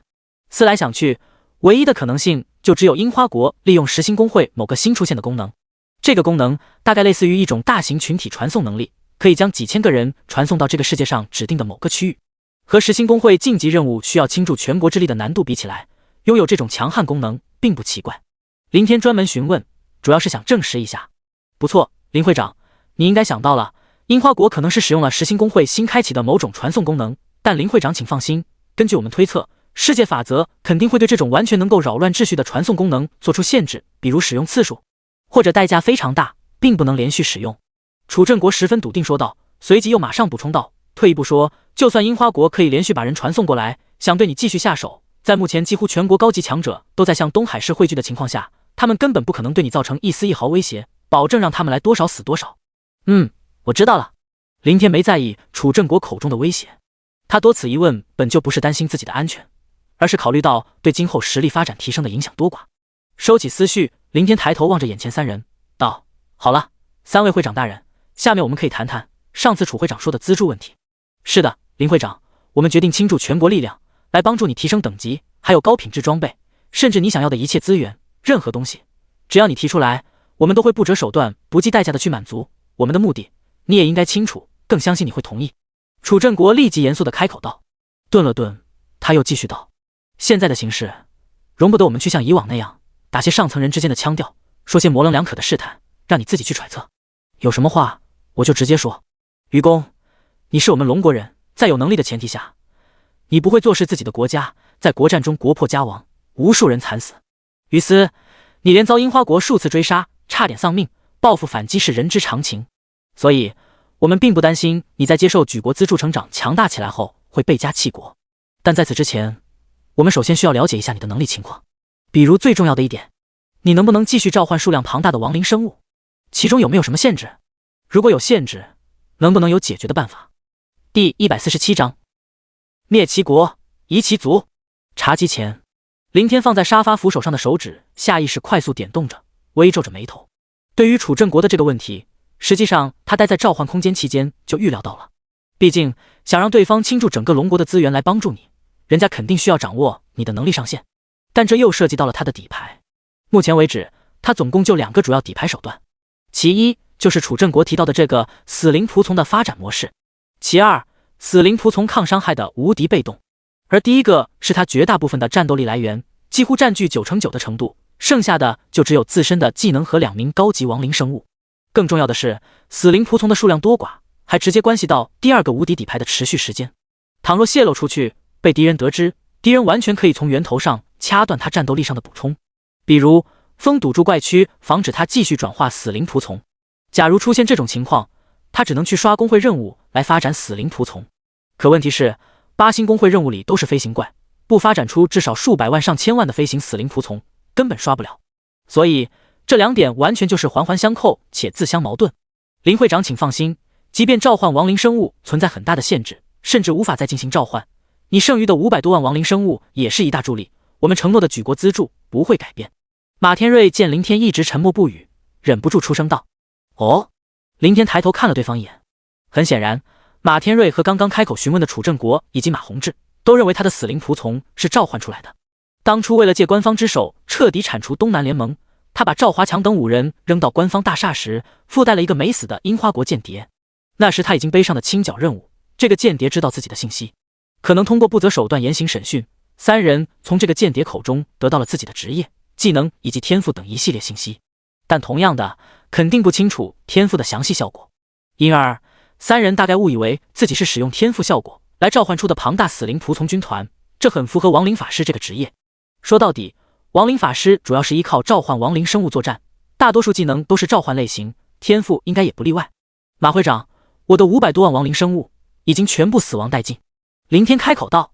什么？马天瑞猛地站了起来，但这只是本能上的反应，他很快就重新坐了下来，脸上非但没有丝毫的失落，反而升起一抹强烈的期许。旁边的楚振国和马宏志也是如此，巨变的神色快速消失，取而代之的是一股抑制不住的振奋。能坐上他们这个高度的位置，又怎么可能都是那种头脑简单的废材？一句话乃至一个表情，他们估计都能揣摩出个花来，判断出好几层潜意思，更别说现在这种情况了。在林天主动提出资助的前提下，才说出麾下亡灵生物尽数损失，两者结合在一起，这说明了什么？说明林天绝对可以继续源源不断的召唤亡灵生物，并且限制不是很大。否则，如果丧失了召唤能力，损失完了所有的亡灵生物，又何必提什么资助？又怎么可能得到资助？三位会长，这里安全吗？林天寻思了会，转头看了眼这栋小楼。我接下来的话会触及半年后的国战输赢，半点都不能传出去。林会长可以完全放心，我们命令了几十个阵法师彻底隔绝了这栋楼。楚振国立即开口保证，但说到一半又渐渐停了下来，神色一转，看向一侧的马宏志。马宏志点了点头，起身抬手一招，一柄七色交织的流光法杖瞬息显化。嗡！随着七彩法杖涌动而出的一股浩瀚磅礴的魔力，一层光罩当即把四人所处的区域笼罩其内。光罩之上同样闪动着七彩夺目光辉，宣泄出的恐怖能量波动几乎在空气中震荡起一片又一片肉眼可见的波纹。在释放完技能的下一秒，马宏志身子一软，整个人径直砸倒在身后沙发上，甚至就连手里的七彩法杖都有些无法握住，显得摇摇欲坠。瘫在沙发上休息了片刻，他强忍住脑海中传来的沉重感，示意手中法杖向林天道：“这是这根七彩神器魔杖的主动效果，诸神结界，1个月只能释放一次，以抽空我的精神力为代价，大概可以维持1个小时左右。本来属于困锁目标的技能，也能够用于现在这个情况，完全屏蔽内外，包括声音。除非樱花国的那个实心公会会长或者少数几个最顶级强者亲临，否则绝不可能探知到结界内的任何情形。这并不是在吹嘘，况且站在他这个位置和高度，也根本没必要在林天面前去炫耀什么，专门做出解释，仅仅只是在阐述结界技能的安全性。有劳了，三位会长，我麾下的亡灵生物其实并不是召唤出来的，而是……林天微微点头致意，又缓缓扫视了眼三人。这不是他故意停顿渲染气氛，若是有选择，他是真的不想透露死灵仆从的发展模式，但此时又没有其他办法。如果顺着三人的推测，说是召唤出来的，或者隐瞒500多万死灵仆从覆灭的事实，以此来获取资助，一来对方就算答应，在资助力度上也很有限，不可能如刚刚所说那般不计一切代价，因为三大巨头对他的资助是建立在他能力大小的基础上，500多万死灵仆从的力量确实非常强大，但也就仅此而已，就像之前马天瑞所说，只是一大助力。二来也是最重要的一点，若是不摊牌，其后发展死灵仆从就只能依靠自己的几个召唤生物和老王以及罗峰这2个高级亡灵，先刷1个月或更久的副本怪，慢慢积攒实力，然后才能去刷8星公会任务的2000万铁翅按摩。他没这个时间，更没这个耐心，更何况想要在三大巨头眼皮子底下做事，压根就藏不住，迟早会暴露。比如出城去副本，让不让对方派出的人手跟随保护，不让贴身保护孤身一人，会不会被樱花国得知，从而继续派人刺杀？要知道他身上现在还背着樱花国的清剿任务，被实时定位，龙国内肯定还有继续潜伏赶来的樱花国间谍。总之，与其被三大巨头察觉出来，还不如早早的摊牌，尽快获取全国力量的支持，飞速提升自己的实力。而且早在先前的召唤空间里，他就深思熟虑，做出了摊牌的决定。深吸了口气，林天不再优柔寡断，索性一口气的说了出来：三位会长，我麾下的死灵仆从军团发展模式是通过持续不断的转化，只要是被我的召唤生物或亡灵生物杀死的怪物，并且尸体没有严重破碎，特别是脑袋保留完好，就会复生为新的死灵仆从，没有任何限制，也没有任何的消耗，杀死多少就会转化复生多少，无限杀戮，无限转化。所以我的第一个要求是，你们首先派出高级强者协助我发展死灵仆从军团，由他们击伤怪物，再让我的召唤生物补刀转化，人手越多，转化效率就越快，不需要等到半年后的国战，可能只要1-2个月或更短的时间，我就可以发展出几十亿上百亿规模的死灵仆从军团。一旦拥有足够多的数量，我将率领亡灵大军提前跨越海峡进入樱花国，然后刮地3尺，寸草不留，屠尽所见到的每一个活物，最终灭齐国，夷其族。第148章，打破公平机制，倾覆性的职业能力。小楼客厅内，寂静了很长很长时间。楚振国和马天瑞以及马宏志3人从最初的震惊到渐渐的缓和，但哪怕平复了震动万分的涌动情绪，他们的脸上依旧挂着不可思议的神色，无法接受似的盯着林天，久久无言。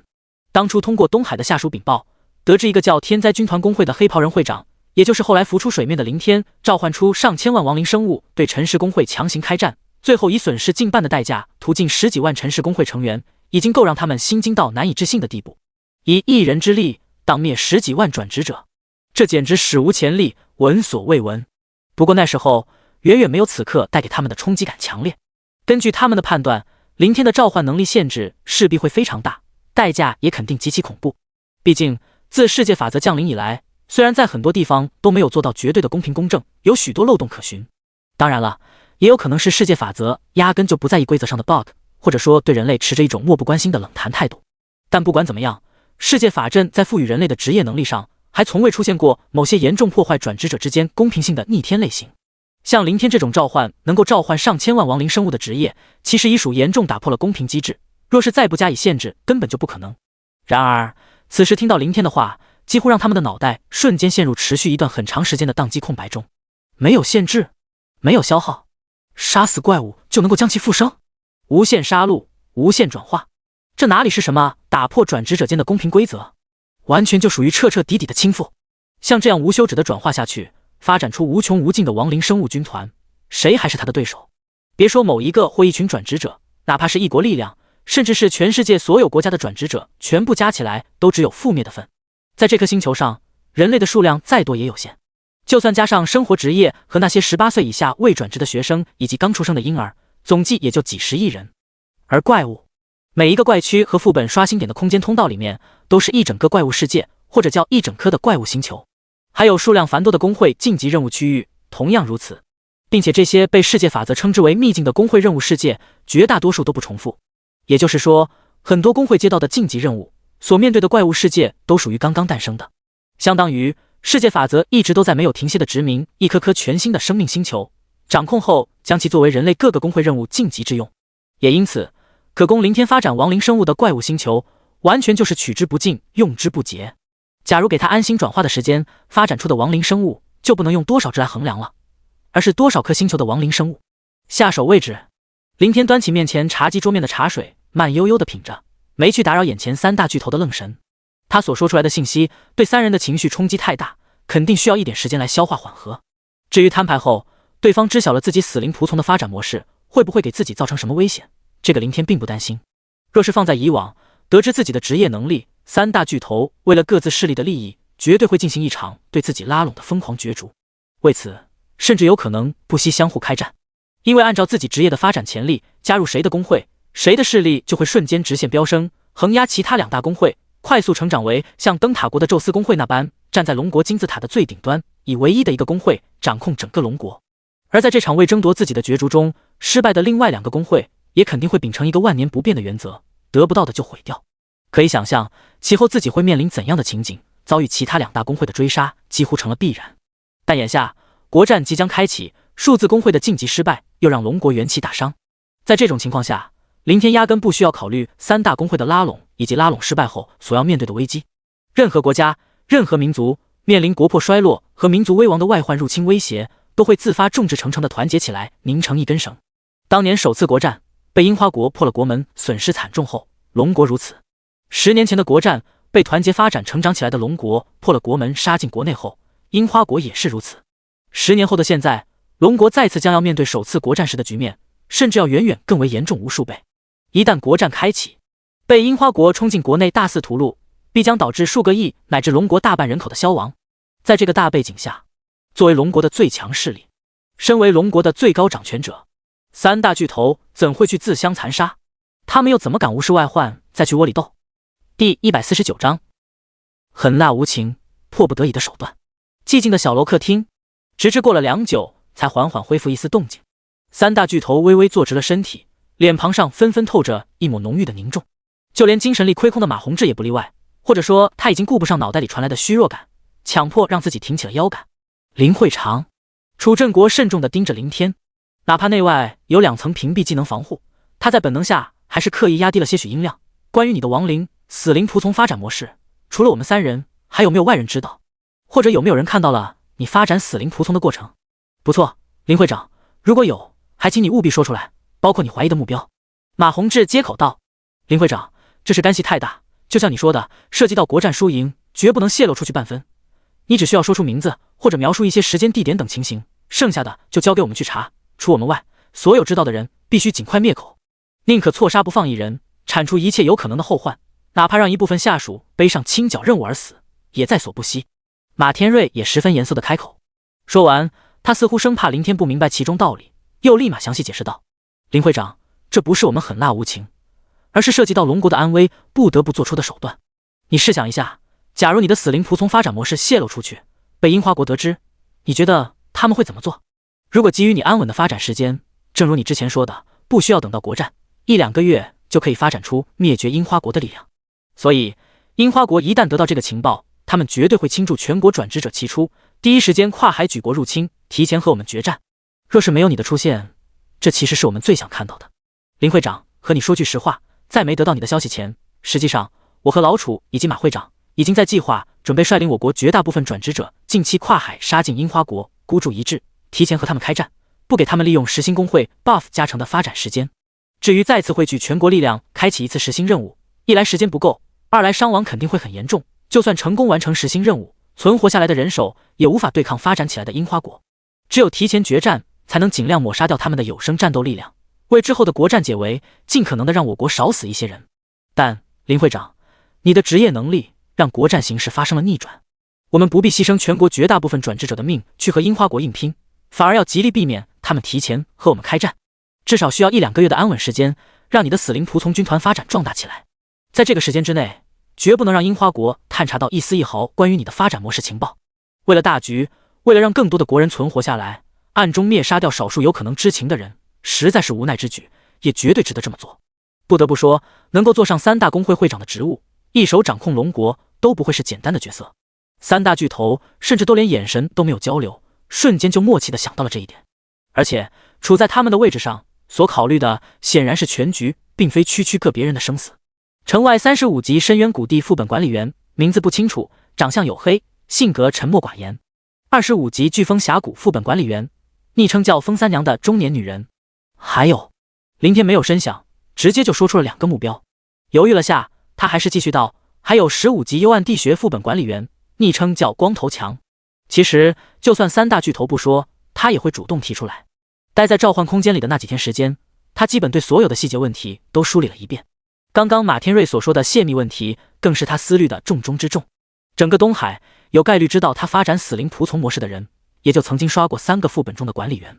大量被转化后而战死的死灵仆从尸体都堆积在副本内，虽说尸体很快就会被刷新出来的怪物吃掉或者处理掉，但在清理干净之前，无法保证3位管理员有没有擅离岗位进入查看过。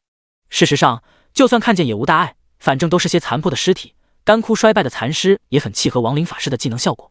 可就怕出现几率很小的万一。想了想，林天又临时加了一句，这3个人如果没牺牲在东海市昨夜的保卫战中，能不杀就不杀，特别是光头强。或许这3人由于工作都留在副本办公楼，都没有参与保卫战，但光头强的姐夫张文海可是贴身保护他的其中一人，最后精神力枯竭，陷入昏迷，死于其后樱花国的屠杀中。于情于理，林天都不希望张文海的家属亲人被灭口，否则就有些恩将仇报了。不过林天也清楚自己有点妇人之仁了。总体来说，上升到国家层次的事情，绝不能夹杂任何的个人情感，也没有丝毫的情感可言。假如光头强看到副本中的尸体，又猜到了自己的死灵仆从发展模式，一不小心透露了出去，一旦被樱花国间谍探知，好有消息的便捷性，可以马上将这个重要情报传给樱花国的高层。接下来不需多久，樱花国势必举国入侵。到了那时，在不死不休的抵抗下，龙国会死多少人？几十万、几百万，乃至数千万。一个人或者这3个人的命来换取龙国千千万万的命，无论从哪个角度出发，都是非常值得的。冷血、残酷，但这就是血淋淋的现实。当然了，林天心底更清楚，即便他想把光头强独自隐瞒下来，也压根就不可能。进出副本都会登记转职者的信息名字，三大巨头完全可以命令副本管理处把各大副本都详细筛查一遍，寻找出自己下副本的记录。以他们的头脑，估计早就这么做了。毕竟准备竭力资助自己，肯定会事先调查一番自己的底细，这是上位者最基本的风格。第150章资助方案，倾国之力。客厅中，三大巨头一动不动，各自凝视前方，嘴唇快速动弹，明显是在发送一道道消息命令。过了数分钟，楚振国才首先收起目光，看向对面的林天问道：“林会长，请你再想一想，还有没有什么遗漏？”没了，将近1000万蜥蜴人仆从，也就是陈氏工会一战出现的亡灵生物，都是我从七星工会任务里转化发展的。林天倒也没多想，直接摇了摇头，因为在召唤空间的8天时间里，他前前后后思虑的无数遍。而七星工会任务里的蜥蜴人，应该属于世界法则全新开辟的晋级任务星球。在此之前，没有哪个工会在晋级7星时接到过这个任务，不然在蜥蜴人仆从军团覆灭陈氏工会时，早就被人认出属于转化的怪物，而人尽皆知了。况且这本来就很正常，6星以下工会任务消灭的任务目标都是几十万，同一个星球还可以多利用几次，到了6星就达到了100万，7星500万。工会任务区域所在的星球内生物需要时间去休养生息、繁衍发展，除非世界法则想灭绝这颗星球，但这显然是不可能的。世界法则掌控一颗颗生命星球，只是利用星球中生存的生物给人类转职者做任务，绝不会直接耗尽这颗星球里的生物，这无异于杀鸡取卵。它肯定会根据星球内生物总数和可持续繁衍而做出适当调整。比如一颗星球里只生存了几千万生物，在被世界法则抽调成为工会任务区域，又被转职者消灭了几百万后，会适当的放养几年时间，等这颗星球中的生物重新繁衍了起来，才会将其安排成为下一个工会任务。像蜥蜴人星球，大概是刚刚被世界法则殖民掌控不久，第一次作为工会任务迎接林天这个人类转职者建立的天灾军团工会的挑战。而且星球中生存的蜥蜴人总数量不会太多，几个亿，或许更少。林天利用卡 bot 的方式连续刷了2次，死了上千万蜥蜴人，这差不多已经到了蜥蜴人星球的极限，再死下去就会严重影响蜥蜴人的繁衍，有可能导致灭绝。所以当初假如林天在第2次依旧留下一个活口，想刷第3次，估计也会被世界法则临时换成另一个实力和蜥蜴人相差无几的生物星球。陈氏工会那一战，近1000万蜥蜴人仆从，损失了近半，这个你们应该都了解过。在遭遇樱花国的首次刺杀，又几乎消耗完了剩余500多万蜥蜴人仆从的长矛武器，从而失去了对空能力，这才导致无力应付后来樱花国间谍的空中追杀。昨夜一战没有召唤出来，也是基于丧失空中作战力量的原因，当然也是为了保存实力，用于被逼无奈躲避樱花国的人时，开启8星工会任务后对付里面的怪物。如果没有这500多万的蜥蜴人仆从保护，我不可能活着出来。但正如我之前所说，所有的死灵仆从因此全部葬送在了里面。林天望着楚振国以及先后转完命令看向自己的马天瑞和马宏志，多补充了几句。事实是，这500多万蜥蜴人仆从都消耗在替他承担的伤害中，能在8星任务里活下来，也是进入召唤空间的缘故。故意编造这个理由，表面是解释下在昨夜为什么没有召唤出来对敌，实则是为了隐藏死灵仆从抗伤害的无敌能力。2大底牌，死灵仆从的发展模式已经对3大巨头公开，他不想仅剩的无敌方式也被对方推敲出来。林会长不必担心安全问题，我们会全权负责。目前你有没有死灵仆从守护，并无大碍。楚振国立即接话道。很显然，他把林天的话误解成了是在暗示失去死灵仆从后，自身变得脆弱无比，急需安全上的保障。林天顺势点了点头，也没有多言，全当做了默认。好了，下面来说说对林会长的资助。马天瑞抬手道，这也是今夜的正题。首先是等级，林会长现在只有40级，到时我们3人会亲自带队帮助林会长提升，但升级可以暂缓，因为林会长的战斗力不是靠等级和属性。其次是装备，这个要立即开始寻找收集，争取一定要为林会长凑出一整套可成长的7彩神器套装。7彩神器成长需要的各种资源也由我们提供，在最短的时间内全部成长到上限。第三，技能，这个也必须要马上着手，稍后我们会下达命令，在全国范围内收购市面上所有的亡灵法师技能书。第四，也是最重要的，协助林会长转化发展亡灵生物军团。说到这里，马天瑞停了下来。前3点是在赶来东海之前他们就商讨出的方案。方案有2套，一个是适当资助，另一个是不计代价倾国之力。具体实行哪一套，主要是林天的职业能力而定。比如，若是像他们之前想象的那样，林天召唤亡灵生物有很大限制，在原有500多万的基础上，只能继续召唤几十上百万或者更少。在这种情况下，他们不可能倾注全国的资源，还需要预留出绝大部分资源给其他转职者，以应对半年后的国战。但眼下得知了林天的能力，根本不用多想。甚至马天瑞还擅自做主，把第二套方案提高了无数倍，例如整套七彩神器，这在先前方案中是没有的。对此，楚正国和马宏志也没有反对，更不可能反对。迫在眉睫的国战形势，让他们只能把注全部压在林天一个人身上，唯有不惜一切手段把林天的综合实力提升上去，才能保障打赢这场国战，乃至直接灭了樱花国，为龙国永久性根除这个后患。这第4点。马天瑞沉思了半晌，转头看了眼身侧的楚正国与马宏志，三人又对视了好一会儿，马天瑞才开口继续道：林会长的死灵仆从发展模式绝不能泄露，以此为前提，野外怪区和副本怪区都不可行，只能是工会任务所在的异星世界。只有在封闭的异星，无法向外界发送好友消息，才能万无一失，保证发展模式不会泄密，并且在协助人数上也必须做出限制，防止人数太多太杂，出来后利用好友消息透露出去。我和老楚以及马会长肯定会亲自出手。另外，仅靠我们3人远远不够，还得挑选一批最低100级以上，并且绝对忠实可靠的人手。剩下的就是工会星级任务上的选择，还有需要发展死灵仆从的怪物类型。第151章，冷血无情下的绝对理智。天空中，太阳高悬，洒下的阳光照耀着大地，也照亮了耸立在大地上的东海市。一眼望去，整个市区残垣断壁，满目狼藉，处处都是战斗后留下的破坏痕迹。但东海并没有如同被摧残的花朵那般凋谢衰落，反而更像是一种新生。每一天乃至每一分每一秒，都会有一批批转职者陆陆续续的赶到，越来越多的庞大人数向东海这座小城注入了无穷的活力。在官方层层传达的命令下，又拥有无数人力物力和财力的支援，重伤的转职者都得到了救治，补偿的伤员慰问金和阵亡的抚恤金正在调拨何时下发，市区的废墟和尸体也已开始着手清理，甚至很多地方都恢复了重建。视线所及，到处都是密密麻麻且有条不紊的忙碌身影，一派热火朝天的喧嚣景象，让这座城市重新焕发出了它应有乃至更盛的生机。3大巨头的驻地早已从2层小楼迁到了市中心的官方大厦，原本数千人的护卫也剧增到了数万，层层叠叠悬停在大厦上下空域，防护的严严实实。不过他们所要保护的不是3大巨头，以3位顶级大佬的实力也无需这种级别的保护。这些人的唯一职责就是守护一同迁移过去的林天安全。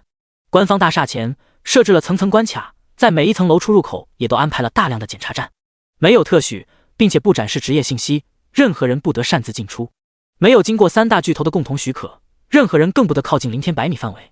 一旦进入警戒范围之内，无需禀报，全部格杀勿论。官方大厦顶层最上方空域，林天震动光翼翅膀高高悬浮，瞭望着市区的喧闹繁盛景象。在他的身后悬立着3大巨头的亲卫队队长以及一群群的亲卫队成员。只不过这3位大佬的亲卫队现在已经彻底沦为了他的私人保镖，并且还是真正意义上的寸步不离，连吃喝拉撒睡3个队长都会贴身守护左右。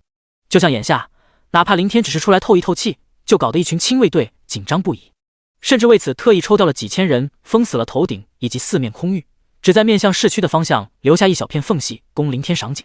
咿呀咿呀，这时悬停在身后的洪坤飘飞上前一步，来到林天面前，张嘴发出一连串的嘶哑破音。随后他抬手向下面的官方大厦指了指，打了个手势。好，我知道了。林天看了眼这位面色方刚的汉子，心下忍不住颤了颤。虽然已经过去了好几天，但每当听到对方只会咿咿呀呀的怪叫，他依然会情不自禁地生出一股酸楚。这个名叫洪坤，隶属数字工会会长楚正国的亲卫队队长，是他从8星工会任务区域出来后面对的第一个人。记得那时这位队长是会说话的，他的名字还是自己开口介绍的，但现在他哑了，舌头被割了。不单是他，包括身后另外2个工会的会长亲卫队队长也全部被割了舌头。他们3人是第一批被选为协助发展死灵仆从的人手，这也是他们舌头被割的原因，防止泄密。转职者发送好友消息和释放技能不同，释放技能只要在心中默念就成，也能够喊出来，没有限制。而发送好友消息需要念出声，哪怕声音再小或者外人微不可闻，但也必须要亲口说出来。然后世界法则才会把你说出来的内容传送给指定的某个好友目标。被割了舌头，无法发出声音，等于断绝了发送好友消息的途径。其实作为3大巨头的亲卫队头领，忠诚度自然无需多说，可即便如此，为了防止几乎不可能存在的泄密情况，他们还是如此下场。这完全刷新了林天的3观，更让他深刻认识到了那3位掌权者的冷血无情，以及冷血无情下的绝对理智。但凡涉及到国家安危的事情，在他们眼中都没有概率一说，更没有信不信任，要么彻底堵死，要么禁止参与。当然了，这一切都是建立在自愿的基础上，并不存在任何的强迫性质。那一幕，林天亲眼目睹，楚振国等3个会长直言告知触碰绝密前必须割掉舌头。3位队长当时确实陷入了犹豫，但得知事关国战输赢，急需人手时，他们再也没有迟疑。从理性上来说，他们只是失去了一条舌头，口不能言罢了。否则，国战一开，龙国若是无力抵抗，失去的就是他们各自的命，还有他们的家人以及无数龙国人的命。孰轻孰重，作为时刻跟随自家首长的安保队长，他们自然掂量得清。林天收起思绪，摇头叹息一声，向下飞去。贴身相处了这么多天，他明白刚刚洪坤的意思，不能在外久留，避免出现某种意外，他也不想让其为难。回到了顶层，林天带着3位队长来到了一间几乎占据了这一整层楼的偌大会议室内。主席台上，3大巨头正在忙碌审阅手中的一份份名单资料。为了保障发展死灵仆从军团计划的安全性，关于这方面的事情全部都由他们亲自处理，不允许任何外人插手。在台下坐满了1000名转职者，这些人都是经过这几天从先后赶制的庞大转职者中精心挑选出来的，也可以说是整个龙国最顶尖的一部分精英，等级清一色的100级以上，没有近战职业，特意挑的都是远程职业，职业类别也很简单。其中弓箭手800人，各系法师200人，而这整整1000人和之前的3位亲卫队长一样，至此之后，他们全部丧失了说话的权利，只剩下服从命令的义务。林会长，你来的正好，刚刚正打算发送消息通知你。楚振国抬头看到林天，立即放下手中名单，开口道。3大巨头和林天在那晚敲定详细事项后，就相互加了好友，方便彼此联络。准备好了？是的，差不多了，计划马上就可以开始。楚振国扫了眼下面数量庞大的人群，他口中的计划就是通过工会晋级任务来发展死灵仆从军团的实施方案。具体做法其实很简单，或者也可以看作是完全钻了世界法则工会体系中一个不大不小的漏洞。第152章，你们的名字将永久载入史册。世界法则的规则中存在非常多的漏洞，比如杀戮禁令，禁止转职者互相杀戮，并没有禁止转职者之间打斗，把人打残也好，打废也罢，只要不触碰死人这条底线就行。或者像当初陈飞宇的所作所为，将罗峰的妻子以及一大批火山工会成员家属全部掳走看押，再收买一个在打怪过程中断腿残废生活穷困潦倒的转职者，让其挥刀把所有人全数杀死，最后陈飞宇再出手杀死这个残废，完成降临的清剿任务。这实际上就是钻了世界法则的禁令漏洞。诸如此类的 bug 还有很多很多。以世界法则的威能，不可能不知道规则下的诸多纰漏，也肯定拥有修补这些纰漏的能力，实行更严谨的规则。但就像林天所想，高高在上的他对人类持着一种十分冷淡的漠视态度，或许只要不严重影响转职者时代的正常发展，他都不会在意，都会选择无视。如果说得更直白一些，人类的生命在他眼中犹如蝼蚁，他不想为此花费过多的精力去关注这方面的事情。对于工会体系，世界法则同样没做太多的限制，例如最简单的，各个工会的会长可以自由提拔成员接替自己会长的职位，相当于把工会转让给别人，没有任何要求，也不可能设限。现实不像游戏，这个世界里的各大工会其实就等同现实里的公司。抛却所有因素，老板想把公司转让给公司里的某个职员，难道还要得到谁的批准不成？但话说回来，利用无条件转移工会这一点，足以让人类转职者做许多事情。那一夜，林天和3大巨头商讨出的依靠工会晋级任务来发展死灵仆从军团的计划方案，就是以此为基础。为了保密问题，协助人手不宜过多。其实，即便想增加人手也不可能。这几天下来，从赶到的转职者中精挑细选出来符合计划的人数也就1000人。哪怕所有人全部100级以上，但想要以区1000人来挑战之前8星工会任务中的200045级铁翅暗魔，无疑是去找死。单体实力差距再大，也根本弥补不了数量上的巨大鸿沟。数字工会冲击实行任务失败，就是血淋淋的例子。浩瀚无穷、杀之不尽的怪物数量，能够把所有转职者活生生的拖垮耗死。所以，只能从低星工会晋级任务开始慢慢发展。这几天时间，3大巨头基本都在忙着这个事情。他们将麾下分散在全国各地数量庞大的分工会整顿了一遍，挑选出符合条件的分工会，又把这些分会里的成员集中整合到其他分工会内，留出一个空壳，只有1人挂着会长的职务。以这种方式，3大巨头在短短数天内就几乎接管了上百个低星分工会。而此刻沉寂无声坐在会议室里的1000人，全部是无工会的散人。包括三大巨头和刚进来的林天以及3位亲卫队长，同样如此。楚正国和马天瑞以及马宏志都把会长职务临时转让给了会内的某个高层，自身退会。林天的天灾军团工会昨天也被指派加入进来的一名亲卫队成员接替，暂时顶着会长的职位，他自己选择退出，沦为散人。3位队长也是一样的操作，退了各自所在的3大工会。10几分钟后，主席台上的马天瑞和马宏志先后收起手中审阅的名单，纷纷冲着一旁的楚正国点点头。林会长，一切准备就绪，可以开始了。楚正国立即开口，见林天没有异议，他又马上注视前方，发送出一条消息命令。很快，2条信息提示浮现在林天的眼前。你收到了新的消息，长隆工会会长何德元招收你入会，请选择接受或拒绝。加入工会没有距离限制，只要知道工会名字，默念申请加入，对应工会的会长就会收到信息提示。同样的，某个工会的会长想要招收某一个人，无论天南地北身处何方，只要知道对方的名字，发送招收信息即可。接受。林天默念回应一声。你加入了长隆工会，工会星级2星，你获得了工会加成效果。你在工会期间力量正 2%， 你获得了工会加成效果。你在工会期间体质正 2%， 你获得了工会加成效果。长隆工会会长何德元向你转让会长职务，请选择接受或拒绝。接受。恭喜，你成功担任长隆工会的会长职务。工会成员何德元退出了工会。看到最新浮现出来的信息提示，林天转向正望着自己的3大巨头，点了点头。站在最前方的楚正国则立马扫视着台下人群，高声喝道：所有人注意，目标工会名字长隆工会。下一刻，一条条提示瞬间飞速在林天眼前刷新。你收到了入会申请。楚正国申请加入你的工会，请批准。马天瑞申请加入你的工会，请批准。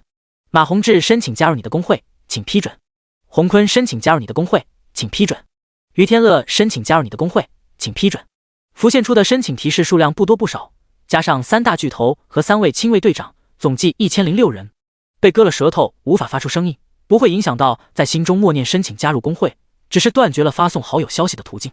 毕竟发送的消息是转职者口述出来的，内容繁杂多变，需要世界法则对其做出正确的甄别再进行传送。而申请加入的某个工会名字是恒定不变的。林天选择全部同意后，念头一动，唤出工会晋级任务界面。3星工会晋级任务，目标雪貂，等级20，数量10万只，时限3天。提示：任务区域为秘境，成功或失败前将不可退出，请谨慎开启。提示：超过时限，任务失败，存活工会成员将会自动传送出秘境。开启晋级任务。林天粗略扫了眼，便没再迟疑。唰！伴随着林天这个会长的声音，一道空间裂缝直接在主席台前方快速敞开，其内白雪纷飞，寒风呼啸。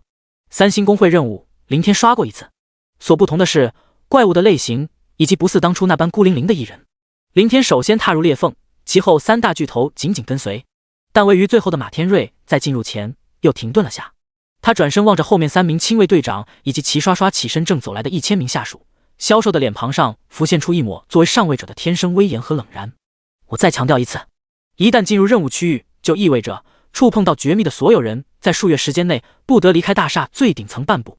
除了需要一次次进入开启的工会晋级任务区域外，回来后吃喝拉撒全部在这一层解决。我和另外2位会长已经向值守下层出口以及外面的所有防务人员传下了严令，若是今后发现有人没有得到许可试图离开，一律杀无赦，包括你们的家属也将会因此受到极大的牵连。请所有人员谨记这一条，这是关我龙国将来的威王和振兴。待此事结束后，你们每一个人的名字必将永久载入龙国的史册。你们为此付出的牺牲，失去的说话能力，也将会获得国家丰厚无比的补偿。你们的家人子女更会享受到国家最优渥的待遇。另外还有一点，请大家要牢记，工会任务区域里面的所有怪物只准击伤，绝不允许擅自击杀。第153章，以彼之道还彼之身。遥远天际，暗淡阳光点点挥洒，空气之中雪花飘落，凛凛寒风。大地之上，银装素裹，皑皑白雪。这是一个完全被冰雪覆盖的冰冷世界，视线之内白茫茫的一片，一望无际。就连生活在其中的生物都是通体雪白，比如那些飞舞在半空中展翼10米左右的密集雪貂怪，它们的外形和普通鹰雕没什么区别，但浓密的羽毛却是洁白无瑕，没有丝毫的杂色，乃至连锐利的眼眸都呈现出一抹白色，若是不移动，根本无法在这个白色的世界中察觉到他们。下方地面，一个个火焰护盾、飓风屏障、土之壁垒等各系魔法防御技能交织而成的五颜六色光芒，正四处扩散，飞速蔓延。一个国家执行的任务，特别是三大巨头亲自参与其中的行动，自然不可能马虎草率。像战前的细致规划是最基本的。1000名转职者事前被分成了200个战斗小队，每一个小队中有4名弓箭手和1名法师组成。进入任务区域后，由法师释放防御技能掩护其内队友散开，分割怪物群。若是简简单单的杀戮，当然不用这么麻烦。以每个人100多级的强悍实力，对付空中那些区20级的雪雕，完全可以放开手脚进行肆无忌惮的一面倒屠杀。但问题是，他们得到的命令是击伤。在这个前提下，各个战斗小队不得不多此一举，这也是战前做出的行动方案。很快，在下方快速远远扩散出去的一个个队伍吸引下，空中原本汇聚在一起的10万只雪雕开始成群结队的四散俯冲，纷纷扑向各自盯上的目标。在他们有限的智慧里，可不存在集中优势兵力消灭某个敌人的高级思维。嗖嗖嗖嗖嗖嗖！与此同时，各个小队头顶上的魔法护盾被瞬间取消，一支支箭矢紧跟着集体向空中倾泻而出。能够将等级升到100多级，使用弓箭射杀的怪物不知几何。这些弓箭手职业的转职者，箭术可想而知，说是出神入化也绝不为过。完全意义上的百发百中，箭无虚发，乃至达到了指哪打哪的精准程度。几乎下一刹那，天空中就仿佛下了雨一般，坠落而下的雪鹰绝大部分都是胸口部位被箭矢穿透，但都并不致命，没有触及到心脏等要害，只是在创伤下暂时失去了飞行能力，纷纷痛苦地挣扎在地上。猩红的鲜血不断从他们腹部留下细小孔洞中流淌出来，染红了一片片的白雪。作为凌天麾下的所有亡灵生物早已全数出动，2名骸骨战士和2名骸骨魔弓手携着周身死气四处奔驰在庞大的战场区域，进行最后的补刀工作。化为邪灵形态宛若阴影的2名邪灵暴君飘飞在空中，狂舞体外黑色链条，同样在急速收割地上雪鹰的生命。身躯如同铁塔般魁梧的老王更是穿插其中，甚至就连罗峰和2名魅惑女王也没闲着，纷纷在3位亲卫队长的保护下，手持一根蜥蜴人的长矛武器游走于战场各处。黑色死气顺着他们手中的长矛蔓延至雪鹰体内，将其杀死，从而达到转化的目的。战场最后方位置，凌天和3大巨头并排而立，远远注视着战场内的情景。对付这些仅20级的怪物，暂时用不着他们亲自出手，有那些弓箭手转职者下属绰绰有余。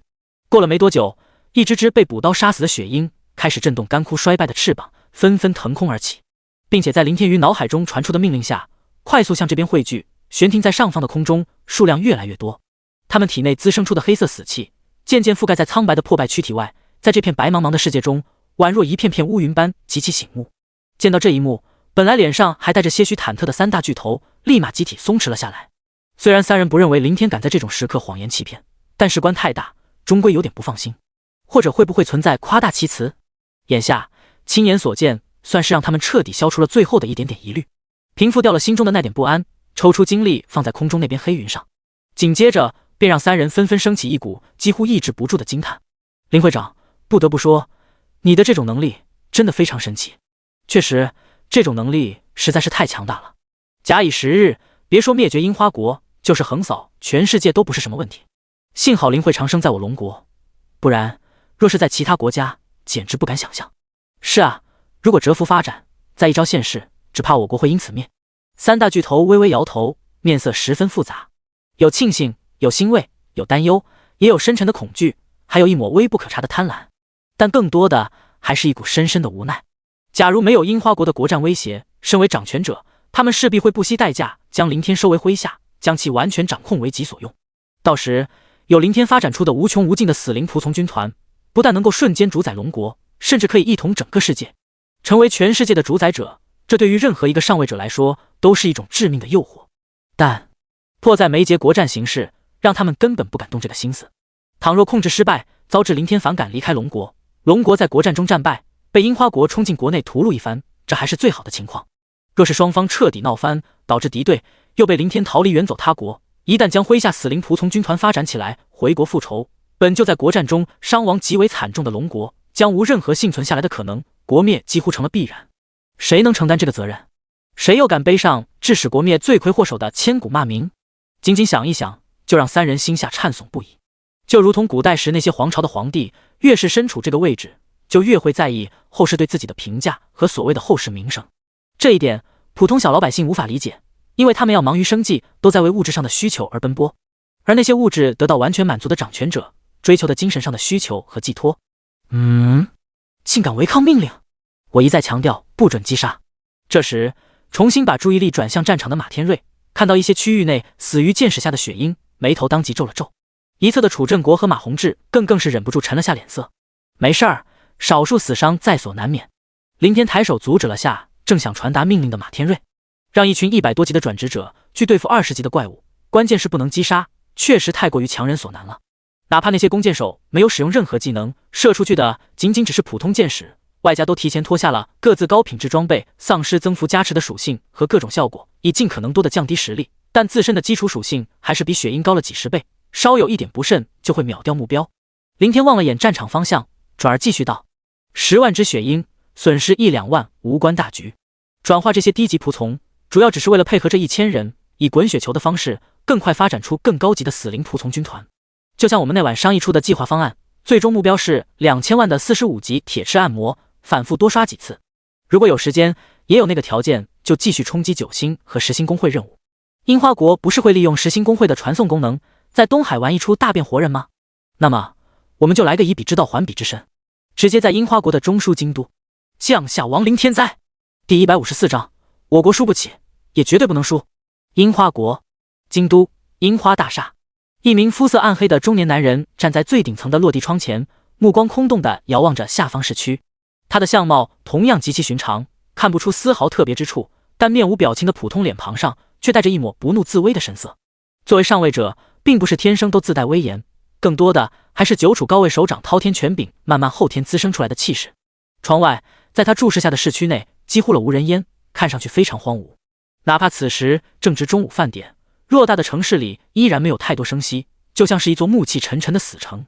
不过，在视线尽头的城外怪区，可以隐隐约约看到大片飞舞空中与怪物厮杀的身影。在怪区外的边缘，密密麻麻的帐篷排排耸立，帐篷之间穿梭着一名名生活职业者，有的在搬运怪区中刚被杀死的一具具怪物尸体，有的在就地利用这些尸体烧制简单的食物，有的再把食物集中运送到战斗职业者汇聚的区域，还有的在缺少治疗职业的情况下，紧急包扎刚从怪区退出来的战斗职业者伤势。连绵的帐篷区域远远延伸，连接着一片片高低不等的怪区，乃至就连遥远的深山以及远离城市的海岸线，全都如此。战斗职业者们默默吃着送上来的食物，面色冷厉，稍作休息，恢复了点体力和精力后，便立即提着武器重新杀入怪区。非战斗职业者除了必要的交流，同样沉默无声，各自做着自己力所能及的事情。看似忙碌热闹的场景，在沉寂的氛围下，却又显得格外压抑。连堂堂京都尚且如此，更不用说其他大小诸城。所以，樱花国的城市不是没人，而是所有的人都把家安置在了野外怪区。事实就像丘吉武当初所说的那样，为的仅仅是不浪费一点点练级提升实力的时间，吃喝拉撒全部在怪区解决。樱花大厦顶层内，一名满头白发却精气十足的老者走进社长办公室。世界法则的工会体系在全世界都一样，但有一部分国家会根据习惯，在称呼上会做出一些改变。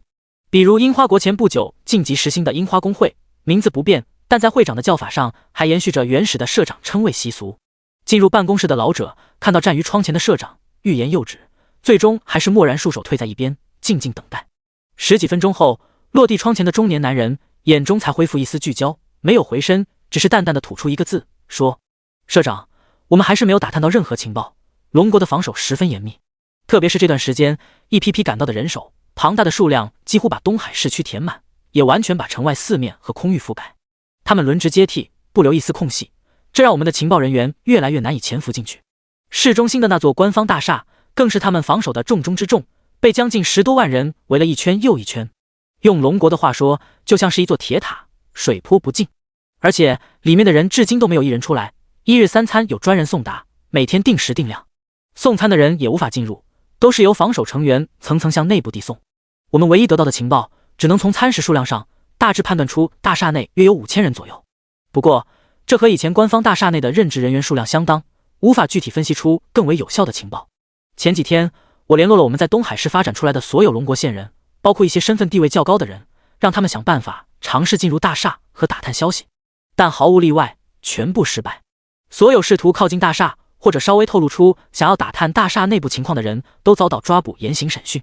短短几天时间，我们的线人损失殆尽。昨天我按照您的吩咐，传令派出了之前潜伏进去的几十名情报人员，其中大多数为了吸引分散防守人员，全部战死。另外，利用隐身顺利潜入大厦内部的7人里，有4人被第1层的值守人员发现围杀而死，剩余3人，2人冲到了第2层，另外1人死于第3层的楼道中。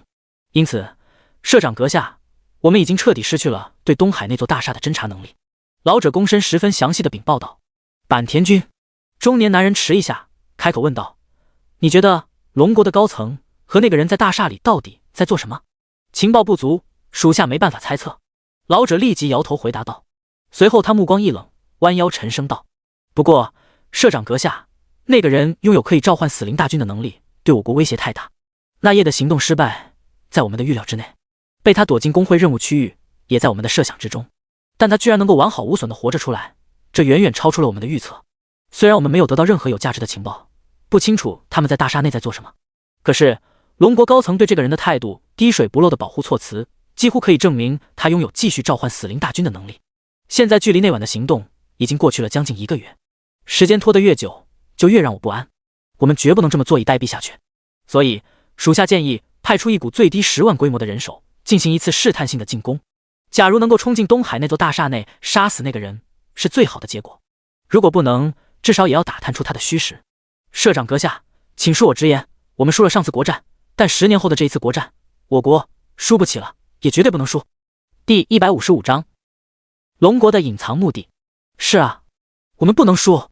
藤原康介怔怔念叨着身后坂田苍太的话，身躯微不可察地晃了晃。短短几个字，却犹如万斤巨石般压在他的脊梁上，几乎让他感到有些站立不稳。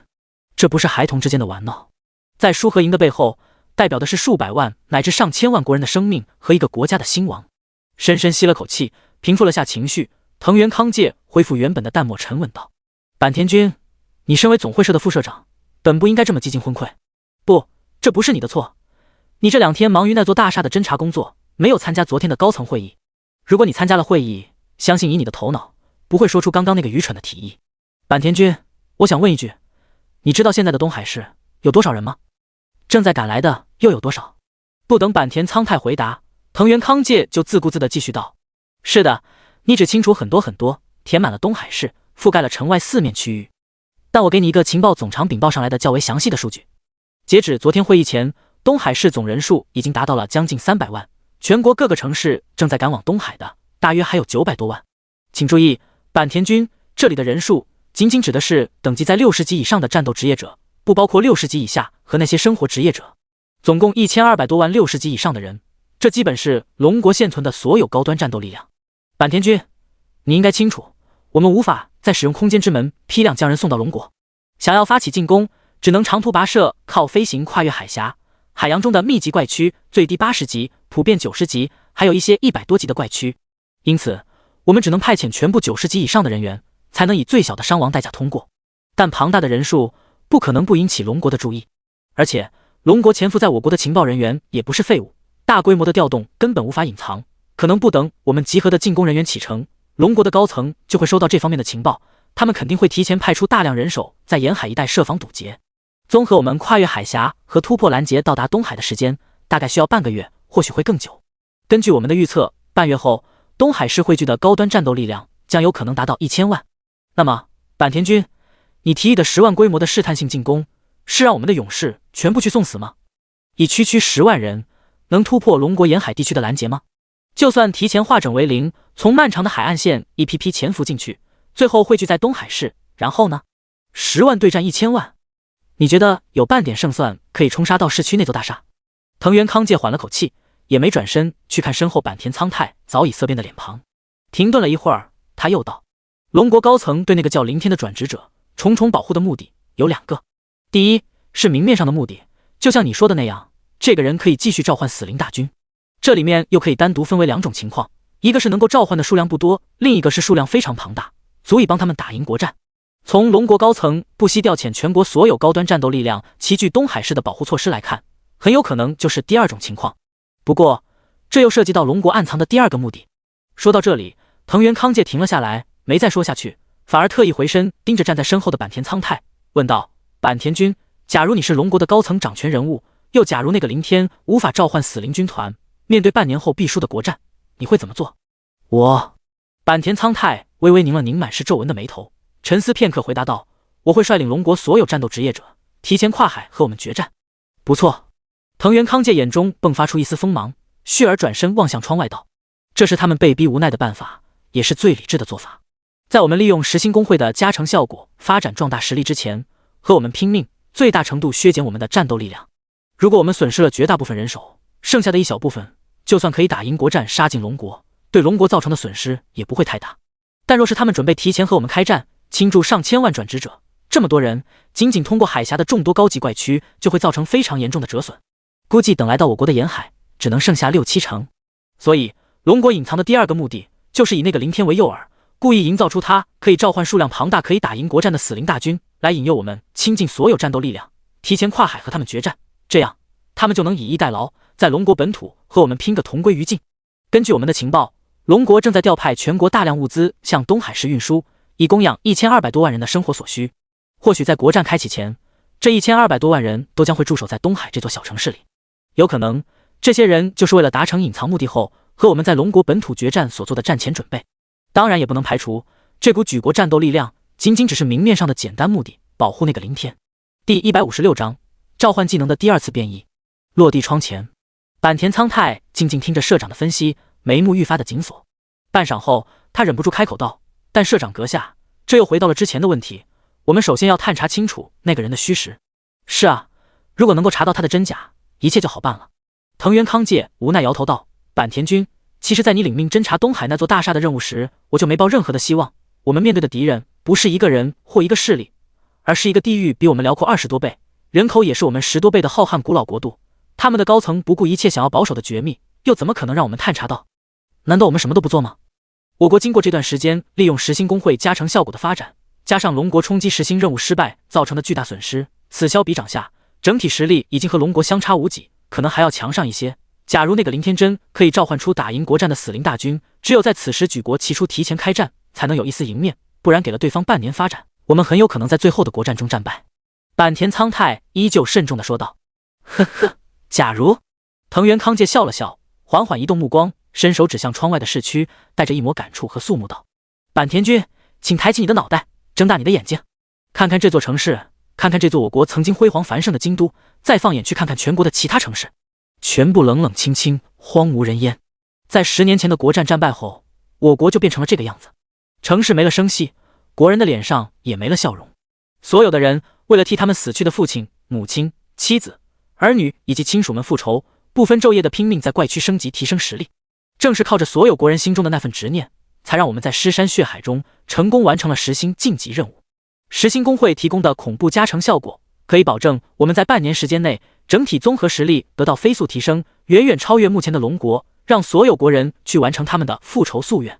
所以，坂田君，请你告诉我，我怎么可能为了一个假如，为了一个不知虚实、不知能不能继续召唤死灵大军的人，去让国人白白浪费掉由无数尸骨堆砌起来的实心工会，以及他们用性命换来的这珍贵的半年发展期？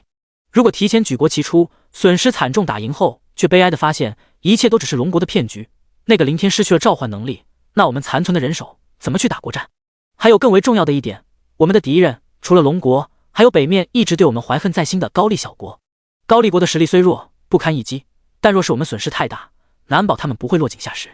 最有可能出现的情况，就是在国战中，他们会和已经被打崩的龙国联合起来，对抗我们残存人手的进攻。总之，没有实质性的证据，我不能也不敢冒这个险，只能按照最稳妥的做法，安稳发展，增强实力，静待国战开启。闻言，坂田苍太深深叹了口气，他知道社长是对的，国事不能有概率或假设，无法得到证实，只有采取最为保守的方法，否则一步走错，满盘皆输。凝滞了一会儿，似乎突然想到了什么，坂田苍太嘴唇动了动，寻思了下，还是开口道：“社长，属下还有一个疑虑，我清楚仅靠猜想不能做出任何决断，但属下还是想说出来。假如那个凌天在半年后可以召唤出能够灭亡我国的死灵大军呢？”藤原康介猛地一怔，愣了良久，他才苦涩叹息道：“世界法则不会赋予一个人类这种恐怖的职业能力，万一真的有这种力量，那就说明不是那个凌天或者龙国想亡我樱花国，而是世界法则不给我国活路。我们可以拼尽一切去对抗一个古老强大的国度，但我们怎么可能去对抗一个神的意志？龙国东海市官方大厦最顶层一个小房间中，炫目的光芒急速闪动，其内一本本技能书自凌天手中不断的绽放出片片白芒消失，而在他的身前地面完全堆满了整齐叠放着技能书的大木箱，甚至远远延伸到了门外走廊中。不得不说，此时此刻切切实实让凌天深刻感受到了国家的力量。就连这将近1个月时间在大量人员协助下飞速发展起来的死灵仆从军团，也没有眼下带给他的震撼大。想当初钱多多花费了几个月时间，也才好不容易收购到100多本，现在呢，国家出手扫荡市面上所有亡灵法师技能书，不到1个月，成箱的技能书就送到了他的面前。而且这还是附近几十个城市的收获，据说更多装着技能书的箱子正从全国其他距离较远的大小城市里陆续运送过来。当然对凌天来说，最主要的是不要钱，全部白嫖。学习技能也是力气活，居然还有这么多。凌天看着刚刚被洪坤拿出去的空木箱，又望了眼重新被抬进来的几个大箱子，眼中不禁浮现出一抹疲惫。在此之前，他从来没想过有一天自己居然会被学习技能累到精神虚脱。一直重复拿起学习的动作，真的很消耗一个人的耐心，乃至在麻木下，他不得不关闭快速刷新又飞速流动的学习技能信息提示，也懒得去看技能书的种类，直接闭眼学习。休息了会，凌天硬着头皮继续进行这项令人十分枯燥的工作，又持续了半个多小时。见到终于没有新的木箱被再送进来，总算让他彻底松了口气。不过当凌天换出职业界面，看到上面的技能信息以及那晃眼的技能等级，顿时让他原本萎靡的精神顿时一振。咦，骸骨战士的名字居然变了，变成了骸骨魔卫，这是在大量升级后产生的某种变异。凌天换出信息意识界面，仔细搜索了起来，果然其中一条提示显示的是在始祖之力的影响下，骸骨战士发生了变异，自动脱变为骸骨魔卫。召唤生物竟然还可以在升级中第2次脱变，那别的技能呢？凌天立即耐着性子仔仔细细一条不漏地查看了一遍所有的信息提示，可惜除了这一条提示，并没有出现相同的特殊信息，还是坑爹的几率问题。凌天略一思索，也不再多想，关闭职业界面，急不可耐的心念一动，召唤骸骨魔卫。撕拉，一道空间裂缝敞开，一名浑身绿雾和黑气交织缭绕的身影缓缓步出。这，凌天眨了眨眼睛，上下打量着完全踏出来的骷髅。和骸骨战士相比，眼前的骸骨魔王外在形态完全发生了翻天覆地的变化。手中武器从原来的骨锤换成了一柄溢散黑气且锈迹斑斑的剑，一些骨骼也披上了同样如同腐朽般的重铠，肩胛以及护腿的宽厚甲靠上还竖立着一根根尖刺，看上去威武狰狞了许多。还有就是身体内外散发的醒目幽暗绿雾。第157章技能等级飙升，数万属性。骸骨魔卫，等级564，力量16920，体质16920，精神16920，敏捷16920。技能致命一击，被动瘟疫之源，被动致命一击，攻击时有较小几率造成100倍伤害。瘟疫之源，攻击时瘟疫毒物会感染目标，腐蚀目标的躯体。564级。凌天看着眼前浮现出来的骸骨魔卫信息，禁不住眼皮狂跳。去掉原来的101级，也就是说这一次骷髅兵技能书学习了足足463本。当然这本就很正常，相对亡灵法师其他技能来说，这种最初始的技能书在市面上要多得多。但如果按照1本200万的价格，仅此一项就需要消耗高达近100亿的资金。若不是国家出手，就算这么多技能书摆在他的面前，他在短时间内也凑不出足够的钱财。还有属性16000多。凌天深深吸了口气，强制平复心中剧烈涌动起的情绪。事实再一次印证了他当初的想法，假以时日，由最基础也是最容易收购的骷髅兵变异出的骸骨战士，也就是眼下第2次变异的骸骨魔卫，一旦成长起来，必将追平或超越他麾下的所有召唤生物。要知道，正常100级的转职者，在有全身高品质装备附带的属性堆积下，4维才能勉强突破1万点。2次变异多了一个技能，感染瘟疫毒物，相当于简易状态 buff， 而且原来10倍伤害的狂暴一击变成了致命一击，100倍伤害。但还是坑爹的几率问题，看上去概率还不高。凌天摇头嘀咕道，记得狂暴一击的描述是一定几率，现在成了较小几率，显然在触发机制上进一步降低。不过总体来说2次变异的骸骨魔卫已经相当强悍了，比正常100级转职者高了 50% 左右的属性。如果在战斗时再爆发个致命一击，妥妥的秒杀，没有哪个100级转职者能够扛得住经过100倍增幅的恐怖伤害。唯一让林天感到可惜的是，再次变异的骸骨魔卫还是没有远程攻击能力，对于飞到空中的敌人根本束手无策。但有利有弊，至少在地面区域，骸骨魔卫几近无敌，单打独斗且敌人不逃不躲的硬拼情况下，估计这个世界上最顶级的转职者也不是其对手。撕拉撕拉，随着林天心念闪动，一道道空间裂缝快速于前方敞开。趁着里面的召唤生物走出来的空档，林天查看了下职业技能界面。骨毛炼狱从之前的42级升到353级，学习了311本。由古劳变异的白骨禁区原本16级升到214级，学习了198本。这两个主动技能比基础骷髅兵技能高了1-2个档次，但也着实高不到哪去。严格来说，都属于1转和2转之间的普通技能，所以收购起来也不是太困难。先前由于2个主动技能级别太低，林天也没去尝试释放攻击那些樱花国间谍。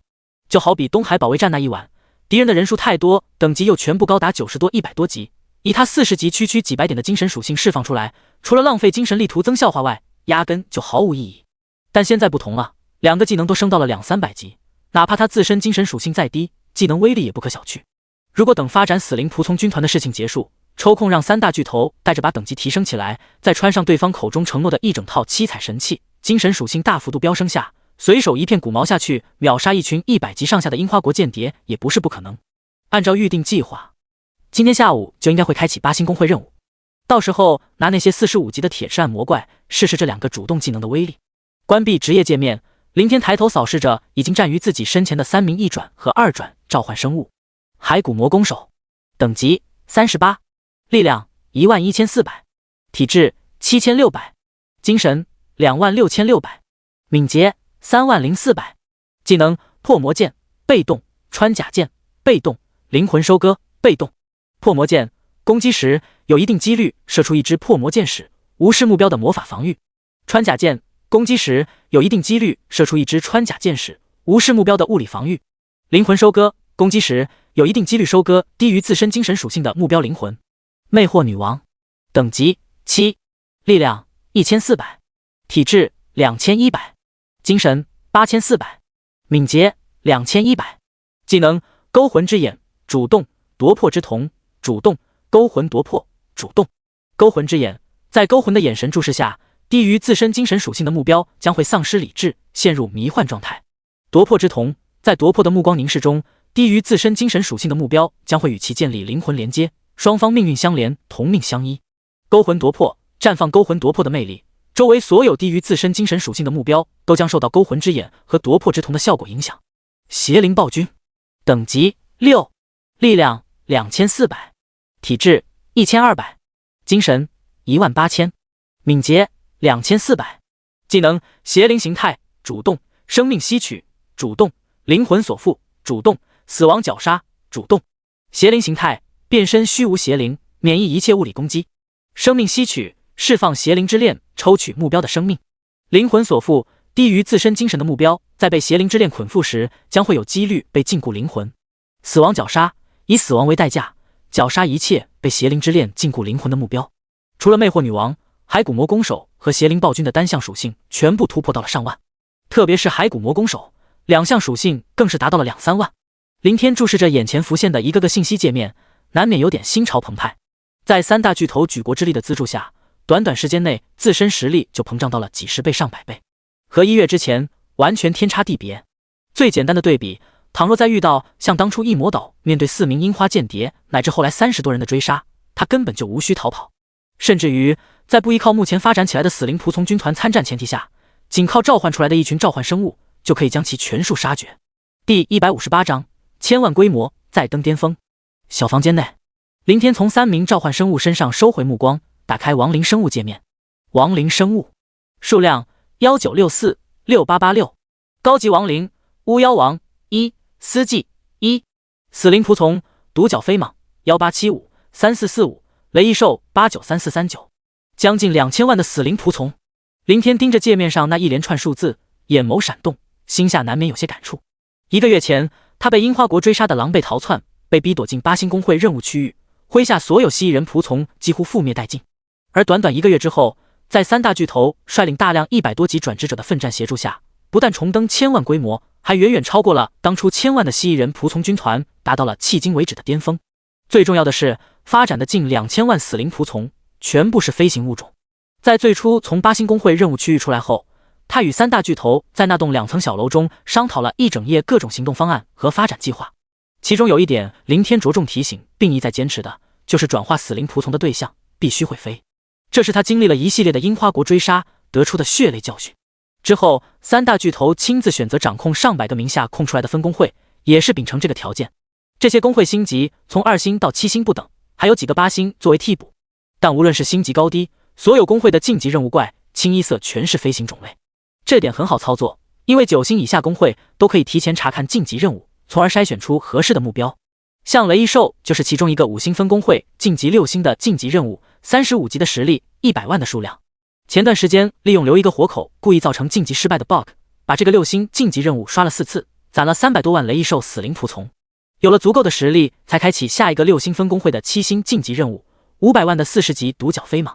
300多万雷翼兽仆从，外加3大巨头以及庞大的100多级转职者协助，第一次7星任务依旧损失较大。500万的独角飞蟒虽然9成9完成转化，但在持续投入的厮杀下阵亡了不少，只残存300多万，雷翼兽仆从更是折损了一半。然后卡 bug 刷了第2次、第3次。亡灵族群的优势就在于能够无限转化，越打越多，越打越强。最终刷了足足6次，才发展出这1800多万的独角飞蟒仆从。为了保障8星任务中对付铁翅按摩的成功率和转化效率，3大巨头本来建议再刷1-2次，但被林天否决了。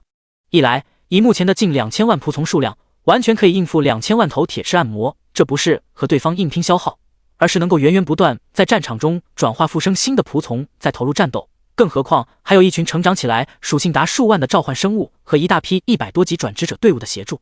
二来，也是最主要的一点，随着怪物级别和数量的提高，协助人手不可能像最初对付20级血鹰那样单纯依靠普通物理攻击，都逐渐开始使用各自技能。一场大规模工会任务下来，所有人的体力和精神力都几乎耗尽枯竭，通常需要休息冥想恢复半天或1天才能开启下一场。这近1个月来，有一小半时间都用于休整，多刷一次7星任务就意味着要拖延进度。若非必要，林天实在是不想再耽搁下去，尽快把更高级的死灵仆从军团给发展起来，才能彻底保障他的安全，也能更快进行下一步的灭国计划。姓名：林天，职业：亡灵法师，隐藏2转，序列：始祖，等级40%， 0%，力量362，体质306，精神550，敏捷424。装备：幽灵长袍，白银，白骨吊坠，黑铁，暗影鞋，黑铁，指骨手环，无闪亮的破戒指，无凶煞面具，无技能：骸骨魔卫，主动；死灵之眼，主动；骸骨魔弓手，一转，主动；骨毛炼狱，主动；暗影幽魂，主动；魅惑女王，一转，主动；白骨禁地，主动；邪灵暴君，2转，主动。天赋：始祖之力，被动；始祖之手，主动。等级太低了，属性也仅有几百。还有装备。林天看着刚刚打开的职业信息界面以及上面自己可怜的数值，相比现在的技能等级和高达数万属性的召唤生物来说，他自身的数据确实太磕碜了，简直惨不忍睹。自从当初完成2转任务后，遭遇罗峰灭门的事儿，他就一直忙于刷工会任务，发展死灵仆从军团。工会任务区域属于一星球，里面的怪物没有被世界法则数据化，杀的再多也没有经验，更不会爆装备。后来又连遭樱花国间谍的刺杀，他根本就没时间也没机会去副本练级，也因此等级还停留在原来的40级2转阶段，装备也没有更新。不过有了举国资助，这一切都不是问题，整个龙国的资源都在向他一人倾斜。只要他愿意，目前3大最强9星工会可任意选择一个加入，获得经验 buff 加成效果，再让3大巨头或者随便在东海挑一些100多级的大佬组成几百个队伍，全力带他一人刷高等级副本，比如击伤怪物，由他补刀杀死，独享经验等。工会经验加成以及杀高级怪的翻倍经验加成，双层增幅下，等级可以飞速提升起来。装备更不是问题，3大巨头正在全国范围内收购寻找适合亡灵法师职业的7彩神器，据说半月前就收到了好几件，但由于是散件，让3大巨头不是很满意。根据3人的设想，最好是一整套拥有套装效果的亡灵法师7彩神器套装。总之，等级和装备的事情不用林天去操心，这个也急不来。路要一步一步的走，眼下最要紧的还是优先把死灵仆从发展起来。一旦麾下有了数亿乃至几十亿的高级仆从军团，哪怕他仅有1级，即便全身垃圾白板装，这个世界也没人能奈何得了他。不知死神之镰成长得怎么样了？林天看了下时间，见距离既定的开启8星公会任务还有半个多小时，便抬不出了房门，顺着走廊向最里侧的一个房间走去。早在从首次3星血鹰公会任务区域出来后，他就把死神之镰交给3大巨头指定的10几名亡灵法师职业者，由他们穿戴上，专职负责这把神器的成长。死神之镰需要吞噬法师职业的武器来进行升级，相比技能书，法师装备要容易收购了太多，只要有充足钱财，完全用之不竭。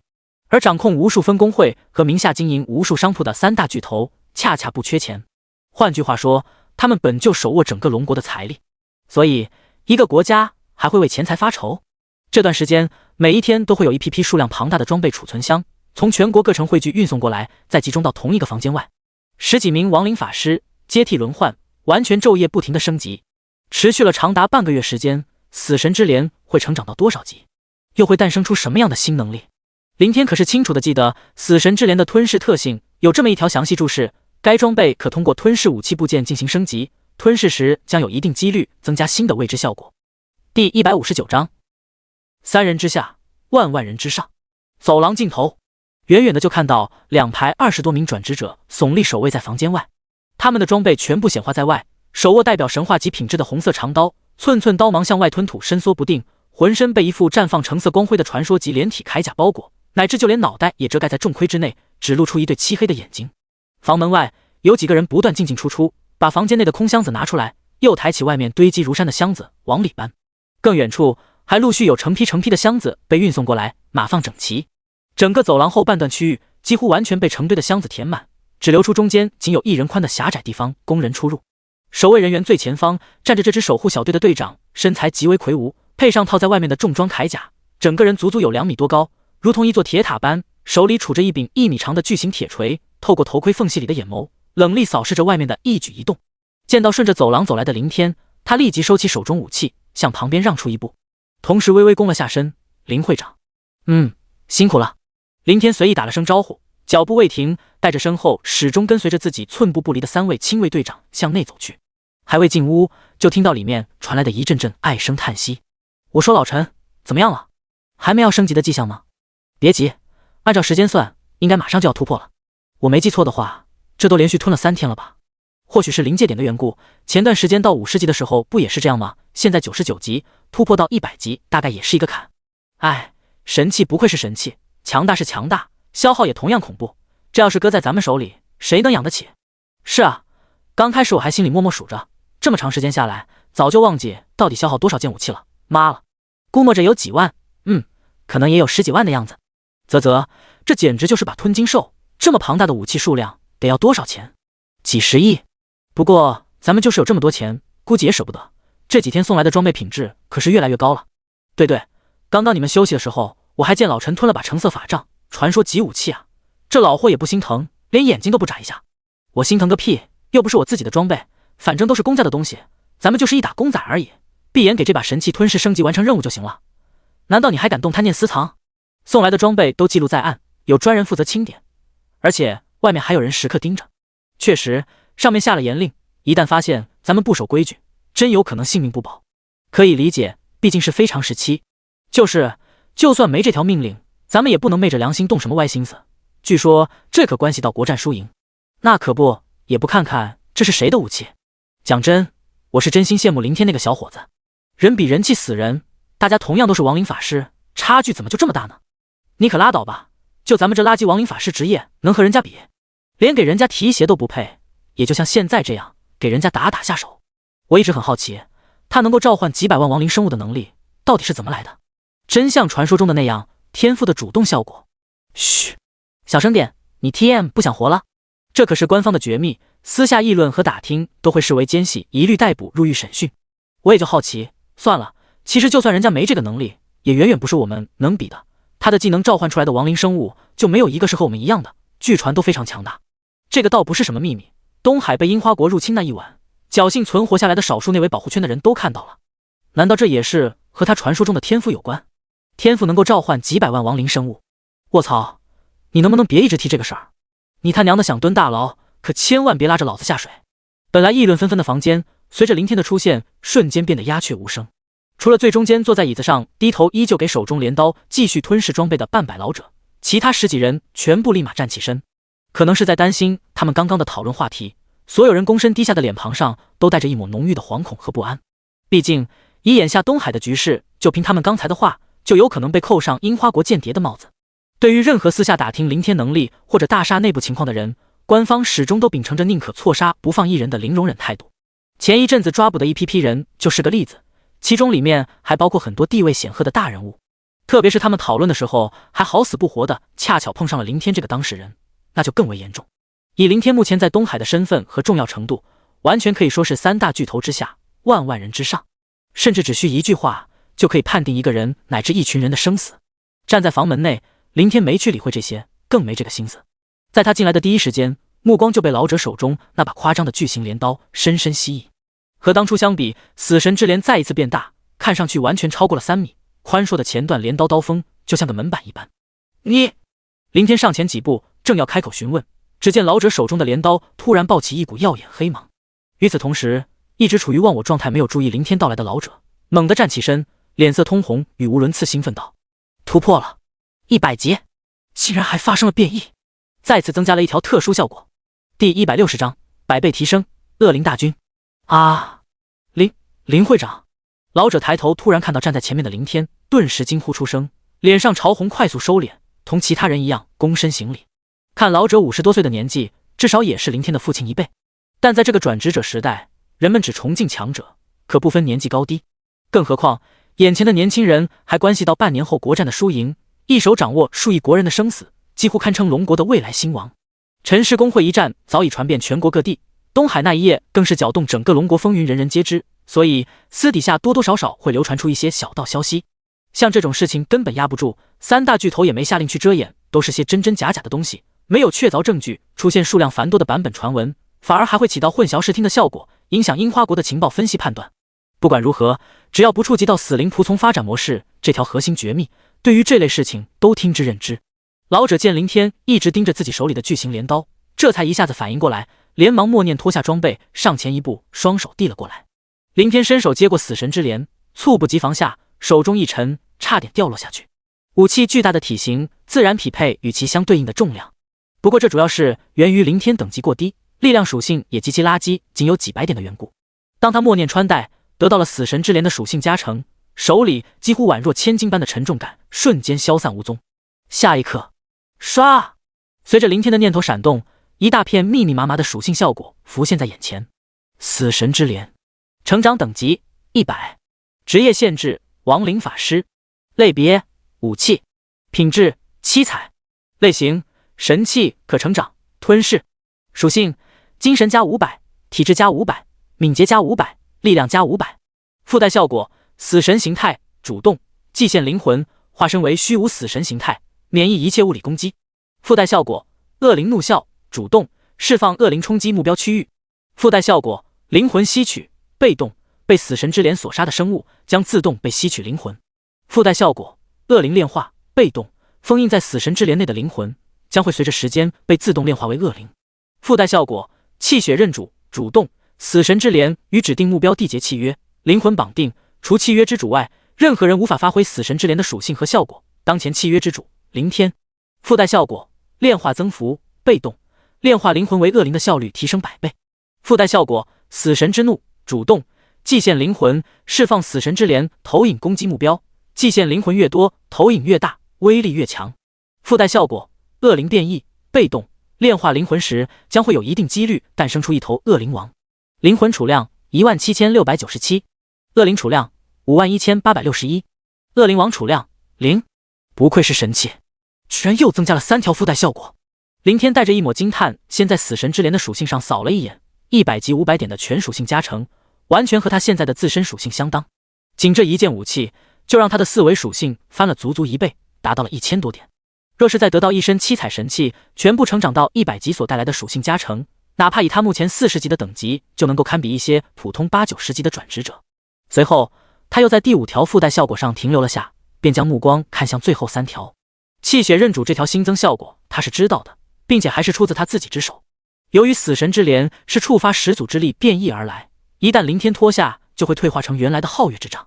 也因此，从首次血鹰工会任务区域出来后，趁着1000名协助人手恢复体力休整的数个小时期间，他亲自动手利用运送来的武器进行升级。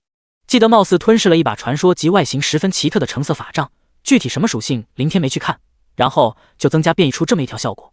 当时他还欣喜若狂，毕竟这可是自得到死神之镰以来出现的第一个效果。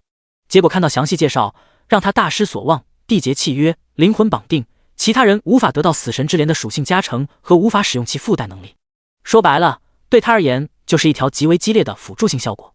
现今在整个龙国，谁敢染指他的装备？哪怕在战场上，若是拥有发展出的不计其数的死灵军团守护，又有谁夺得走他的武器？不过要说作用，也不是没有。或许是灵魂绑定的缘故，他脱下死神之镰后还维持固有形态，没有失去始祖之力的影响，退化成皓月之杖。而且其他亡灵法师职业者也可以穿戴，只是无法得到死神之镰的属性和效果加成。所以气血认主唯一的一点用处，大概就是方便，无需他亲力亲为，把大量时间浪费在吞噬升级死神之镰上。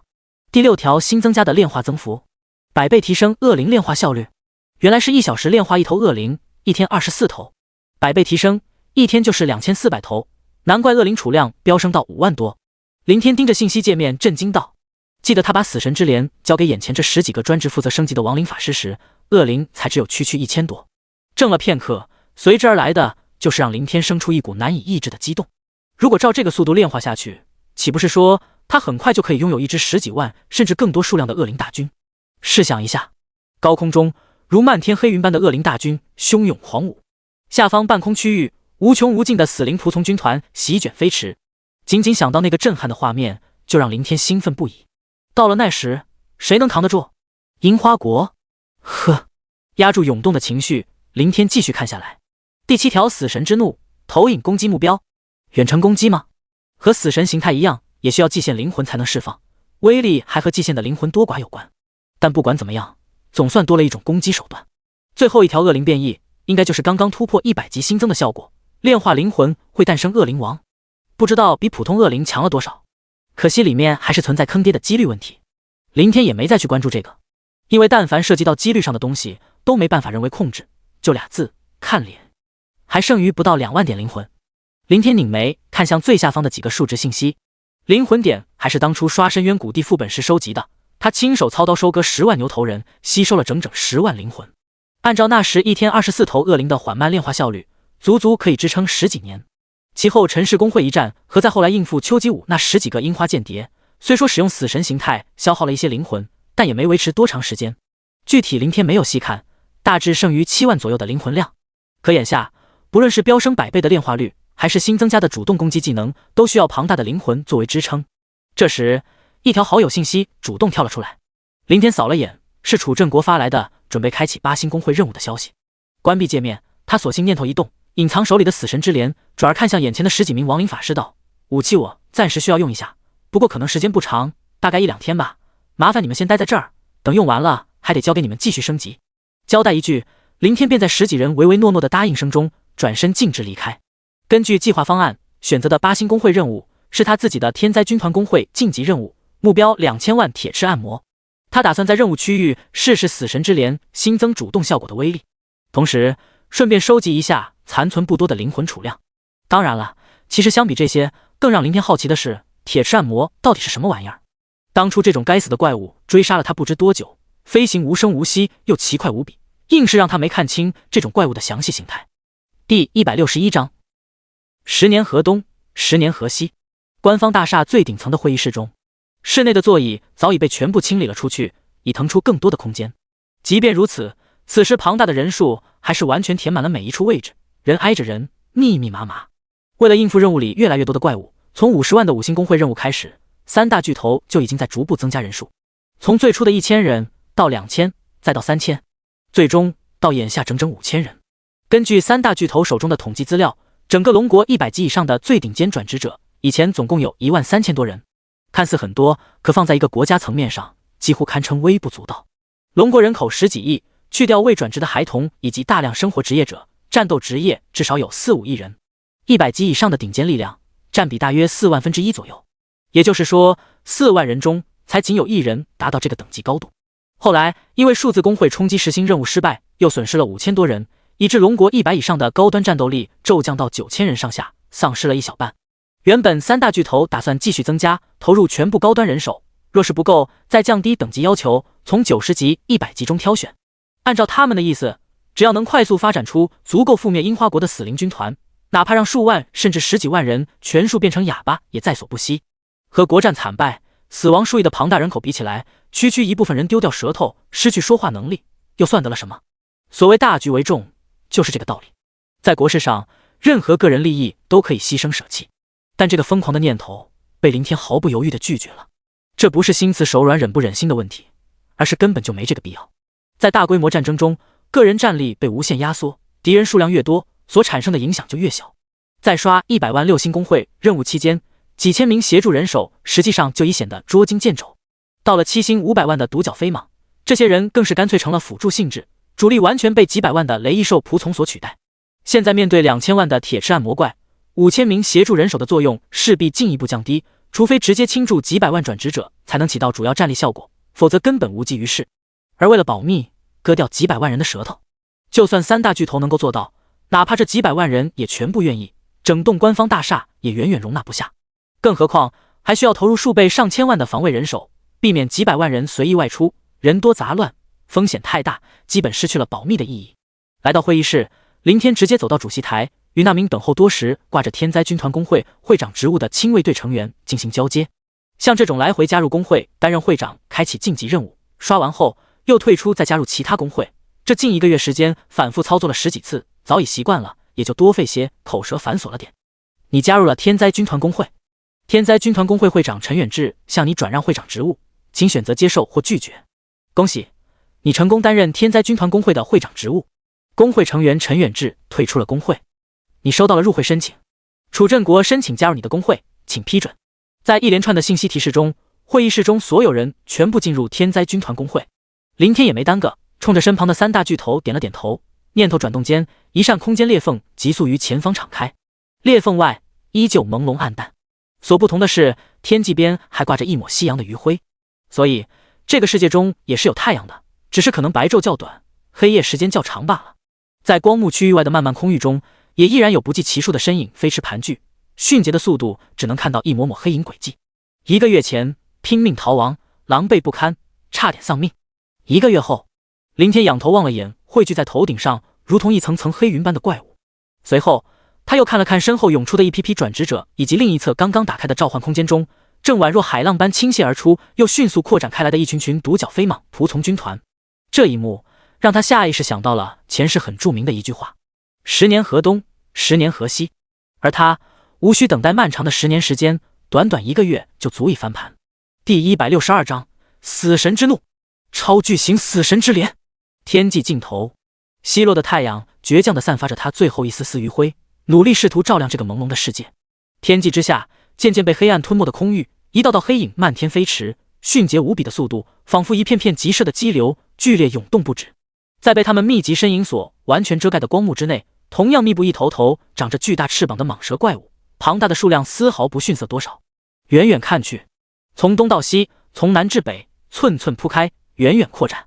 再从上到下，从高空至地表，层层叠叠，密密麻麻。但凡视线所及的光幕内区域，全是他们拥挤的干枯衰败身躯，一直蔓延到地表一面敞开的巨大召唤空间裂缝之中。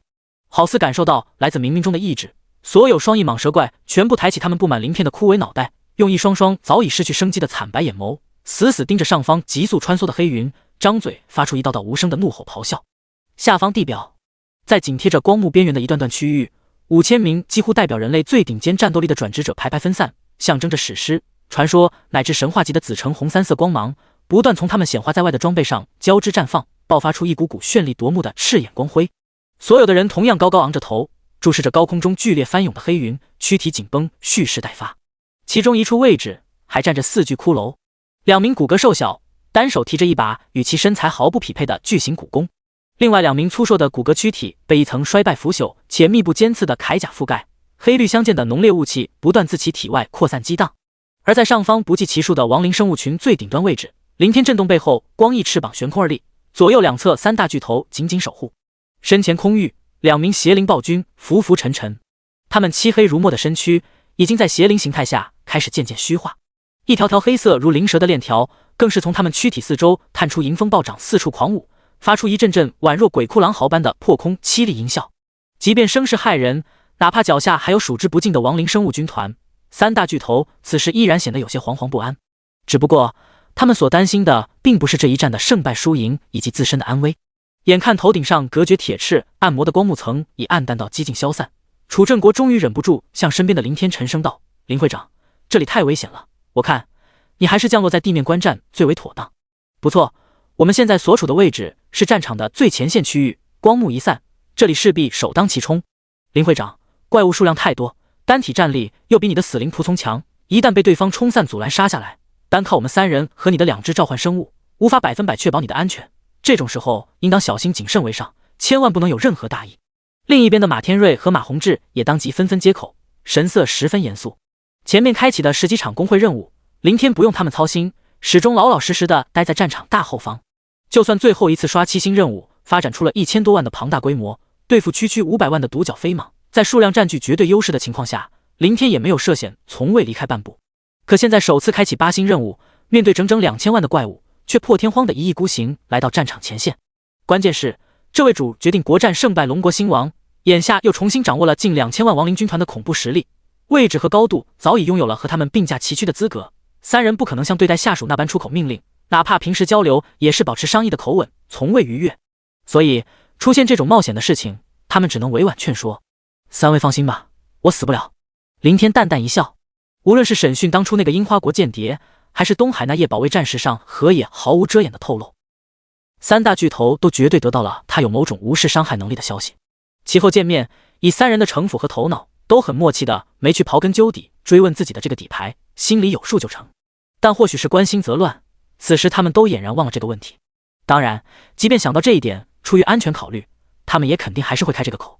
况且自己的无敌能力无法持久，这几乎是公开的秘密，否则也不会被逼进入8星工会任务区域。见3人还想继续劝说，林天立即打断道：“没事，这次我主要是想试手。”试手？3大巨头先是疑惑了下，随后当看到林天手中瞬息显化出来的巨型镰刀，这才马上会意过来。不过这非但没让他们打消劝说的念头，反而集体脸色一变，纷纷急迫道：“林会长，你难道打算亲自动手？我说句难听点的话，林会长，以你现在的等级，贸然冲杀上去等于找死。2000万的怪物群，就算以我们的实力深陷其中，也必死无疑，更何况是你这个自身没有多少战斗力的亡灵法师，一旦被围，我们3人根本没办法保护你。林会长，切勿心浮气躁，这等于是在自寻死路。林会长，你的安危事关重大，我们绝不能让你以身犯险。”闻言，林天无奈的笑了笑，3人显然是误会了。他正要开口解释一下，头顶上空随着一声微不可察的响动，暗淡到极限的光幕瞬息消散。下一刹那，高空中的黑云猛然剧烈翻滚，宛若一股股龙卷风般疯狂旋转，俯冲而下。与此同时，林天眉目一灵，当即抬起死神之镰。死神之怒！嗡！在一阵强烈的震战中，成群成群的牛头人灵魂虚影自死神之镰内宣泄挣扎而出。但刚一出现，这些灵魂就在顷刻间分解化为一股股浓烈的黑气。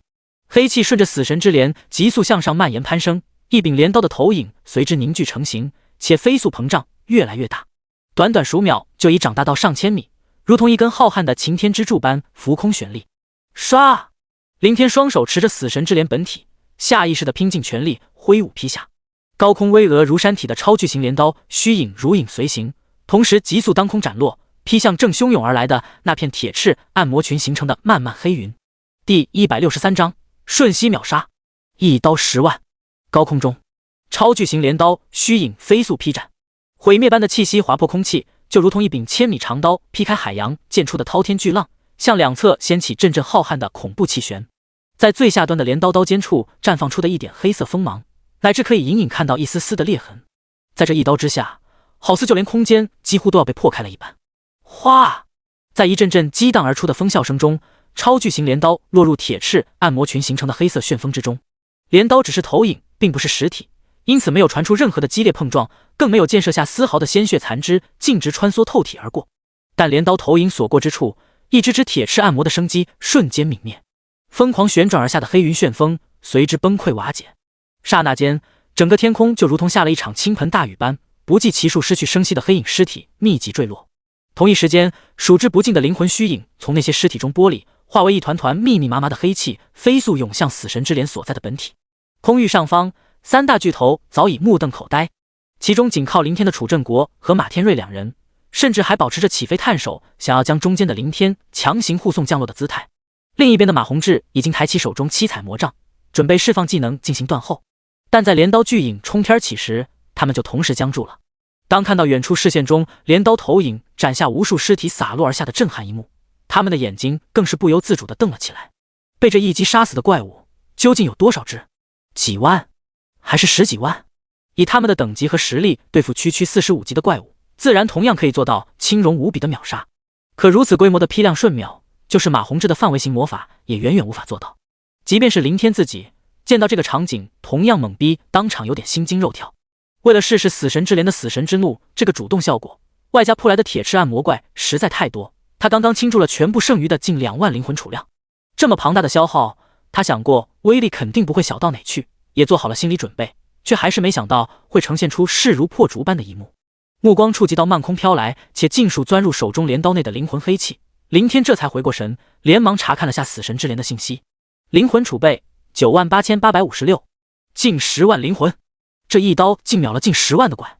凌天眼皮狂跳，不过转念一想，心下很快就平静了下来。他原来的单项精神属性有600多，加上死神之镰的500加成，已经达到了1100多点。由于这里处于异星区域，世界法则没有将其数据化，没办法查看45级铁翅按摩怪的详细属性。但如果按照外界怪区45级怪的属性标准来衡量，铁翅按摩的4维属性大概在1200点上下，两者实力本就相差无几，他释放出的技能至少可以把铁翅按摩击伤。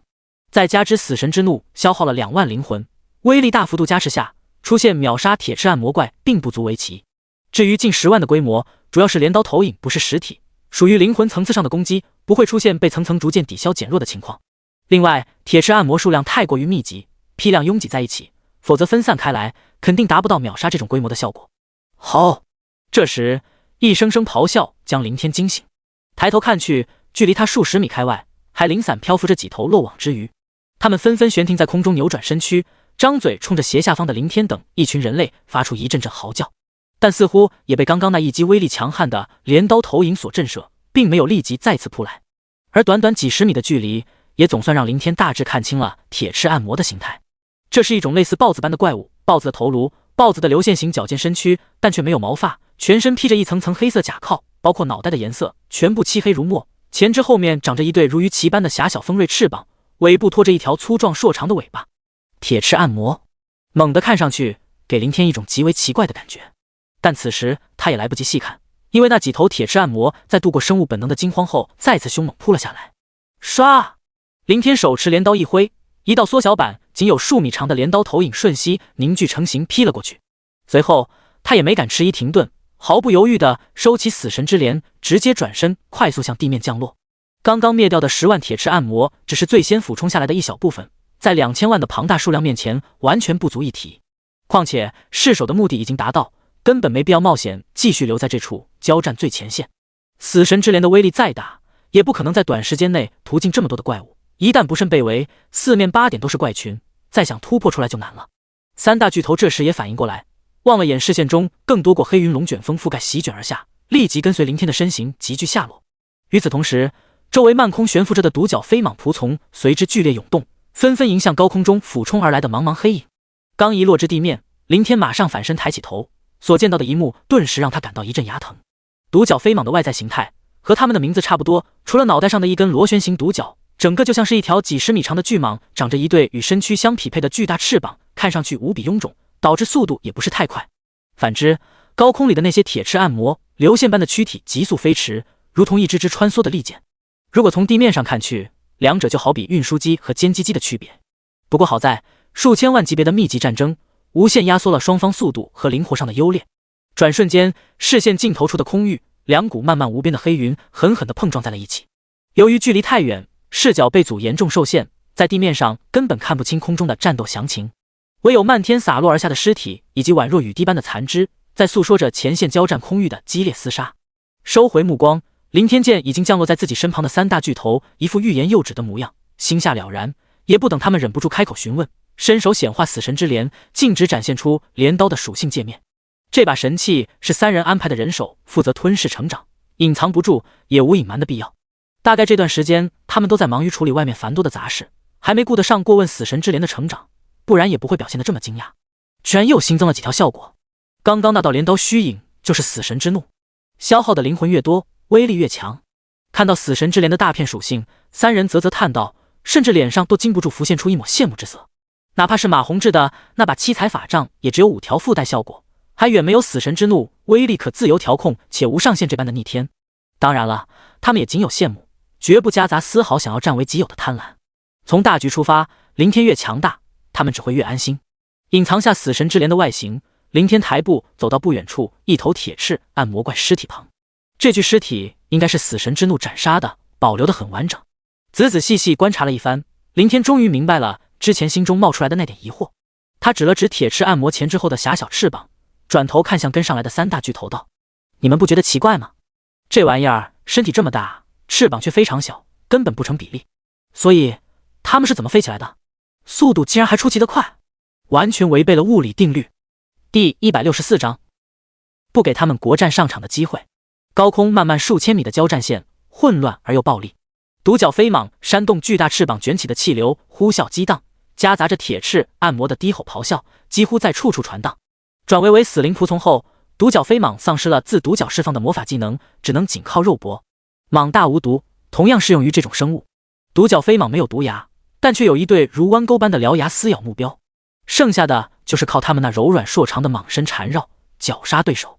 只不过独角飞蟒生前只是40级怪，4维属性900多，附身为亡灵生物全属性减半，又失去了魔法攻击能力。单论实力，他们比铁翅按摩低了不止一筹，在正面厮杀上根本不是对手。45级铁翅按摩1200多的4维属性，身披黑色的坚硬甲壳，4只利爪时不时绽放出类似魔法能力的青色光芒，可以轻易切开独角飞蟒的干枯躯体，有的甚至张口咬住独角飞蟒的脖梗或脑袋，疯狂撕扯下，直接将其撕碎。数量较少，仅有80多万，长相酷似猎狗，却又长着鹰嘴以及翅膀的40级雷翼兽仆从更是不堪。一眼望去，整条空域战线完全呈现出摧枯拉朽般的一面倒屠杀。属于独角飞蟒和雷翼兽的残破尸体和灰白血肉以及破碎的头颅，成片成片的在向下坠落。但作为亡灵生物，不存在丝毫的畏惧情感，压根不会出现兵败如山倒的战争态势。前方被屠，后方一群群独角飞蟒和雷翼兽仆从立即争先恐后飞扑上前填补，前赴后继连绵不断。而且被单方面肆意屠戮的形势并没有持续多久，很快就随着一个膨胀开来的黑色光幕被打破。战场后方半空中，3名亲卫队长震动光翼翅膀四散而立，在他们守护的中间位置，罗峰骑着一头独角飞蟒，一股股浓烈的死气从其体内急速弥漫，继而向四面疯狂扩展。短短数分钟时间，便形成一个巨大无比的黑色光幕，完全覆盖住数千米的巨大战场范围。黑幕内，一缕缕死气缭绕在一头头独角飞蟒和雷翼兽身上，顺着他们的獠牙和利齿破开的细微伤口，注入进铁翅按摩体内。即便罗峰的王者领域技能因为扩大领域范围，从而导致转化活物的几率大幅度降低，可是在庞大战场上几十万上百万的厮杀，每分每秒都有不知多少铁翅按摩受伤被死气腐蚀的情况下，也着实低不到哪去。过了没多久，成批成批受伤的铁翅按摩颤动着翅膀失去平衡，开始挣扎下坠，狰狞的锐利眼眸失去锋芒，逐渐变得一片惨白，一丝丝死气不断从其体内滋生，腐朽着他们的身躯，同时快速泯灭他们的生机。高空中的战场伴随着时间的推移也在迅速扩展。空中不像地面有什么地形限制，空域有多大，战场范围就会有多广。从最初接触交战的一条数千米长战线，在后方双方涌来的生物越来越多，自然而然的开始向两侧空域摊开厮杀，很快占据了原本光幕笼罩的方圆数千米区域，又向四面八方急速延伸。罗峰撑开的领域也在一次次跟随着战场扩展，但双方加起来整整4000万的数量所形成的庞大战斗范围，以他目前仅有1级的实力，不可能全部覆盖。到了最后，仅笼罩了1/10左右的战区，罗峰就不得不停下来，努力维持着已经变得十分稀薄暗淡的黑幕。脱离领域之外的大部分战场，也并没有失去领域加持而重现最初被屠的现象。2名邪灵暴君虚化漂浮的躯体快速游动，10几条黑色链条四处狂舞，升到6级达近2万的精神属性，让他们完全无视了铁翅暗魔的抵抗。但凡被其链条捆缚锁住，皆在顷刻间被绞杀，所过之处切切实实的寸草不生。地面上一只只蕴含恐怖威力的箭矢，以及5颜6色弥漫强烈魔力波动的魔法，不断在铁翅暗魔群中爆开。特别是其中2名骸骨魔攻手宛若连珠箭射来的黑色箭矢，更如同收割的机器。以他们眼下高达2、3万的属性，对付区区1200多属性的铁翅暗魔，哪怕没有触发3种特殊剑，仅用普通箭矢就远远可以做到秒杀。外加有死气能量构成箭矢没有实体径直透体而过，以及铁翅暗魔的密集程度，完全是成群成群的屠戮。降落在地面上的凌天也没有闲着，在整个战场彻底摊开，双方陷入焦灼厮杀后，他便在3大巨头的保护下重新起飞。一道道或大或小的镰刀投影，专挑那些汇聚铁翅暗魔最多的区域下手。至于之前他疑惑的铁翅暗魔违背物理定律的奇特飞行能力，3大巨头除了面面相觑外，也无法做出任何解答。最终凌天只能归咎在天外有天上。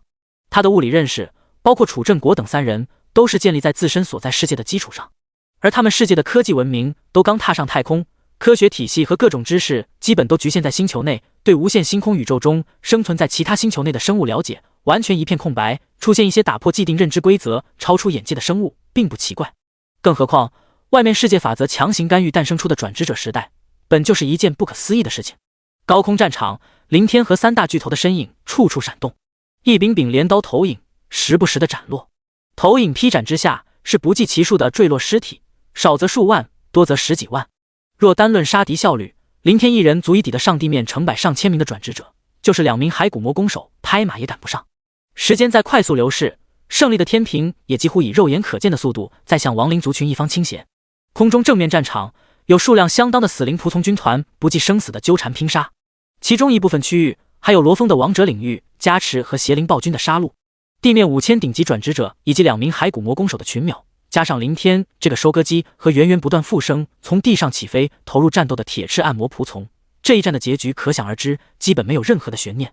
不知过了多久，整个空域战场渐渐熄止，凌天也早已收起死神之镰，降落回到了地面。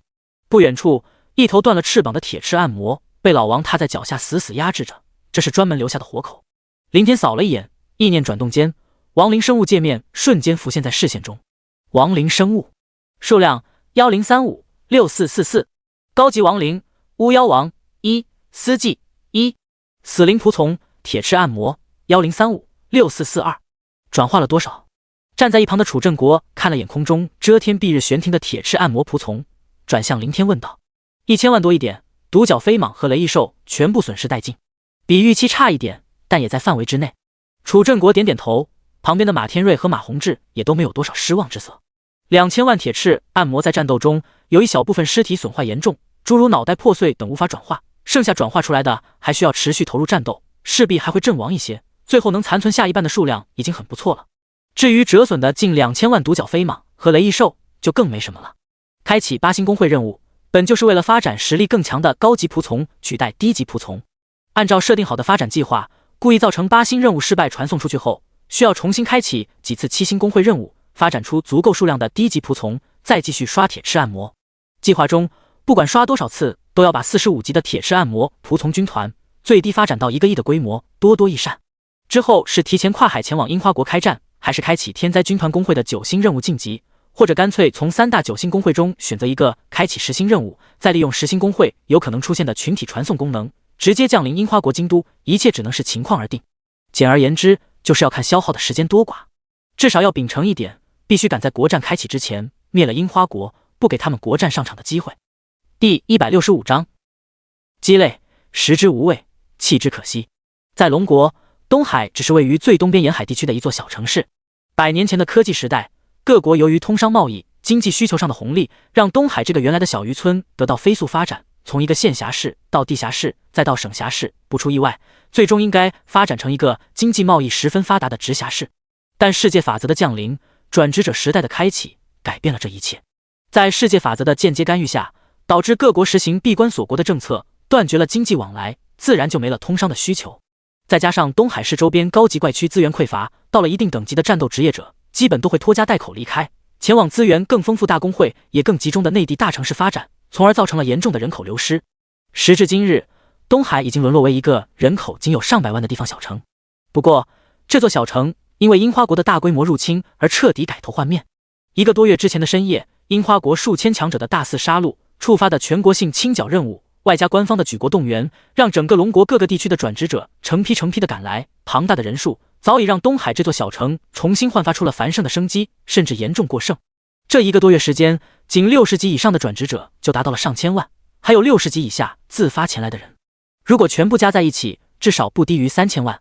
而且还有许多距离较远城市里的人正在赶来的途中。大概再过个10天半月，东海汇聚的力量最起码还要再翻3、4倍，或者更多，达到1、2亿的恐怖规模。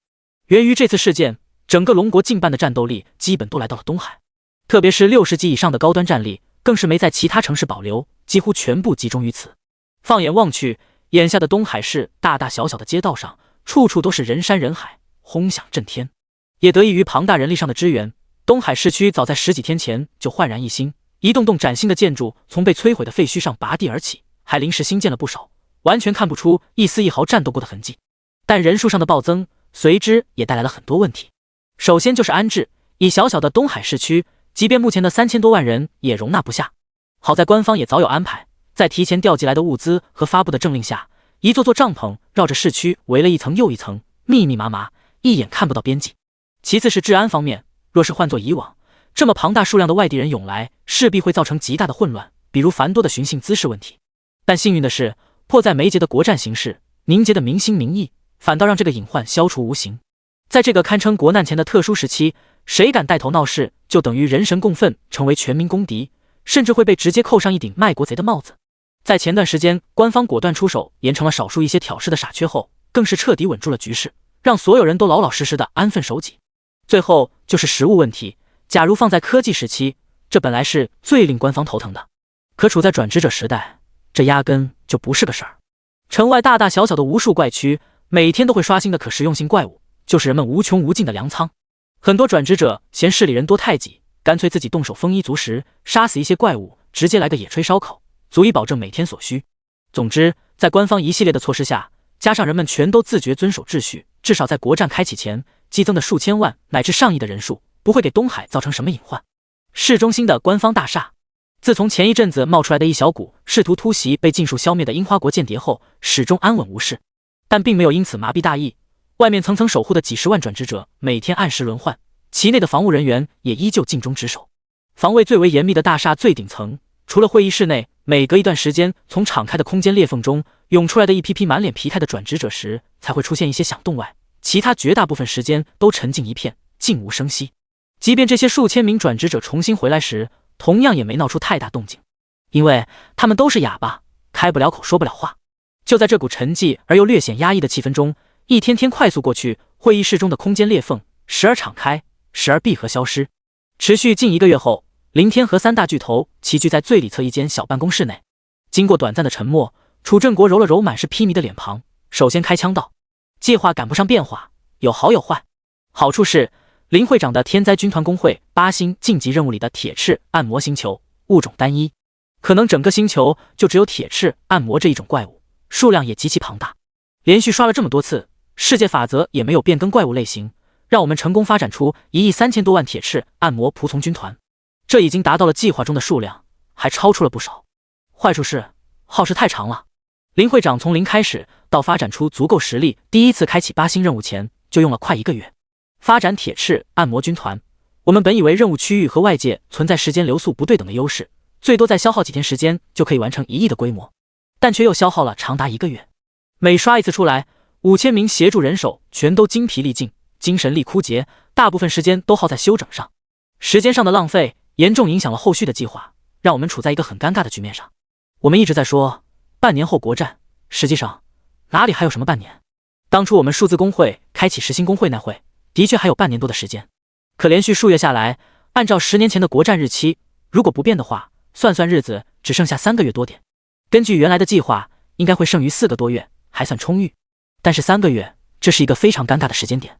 后续计划1，带林会长升级，筹集来的技能书运送，还有正在送来的大半套7彩神器以及剩余2个部件的收集，然后提前跨海向樱花国开战等等一系列的事情，在3个月的时间上都略显富余。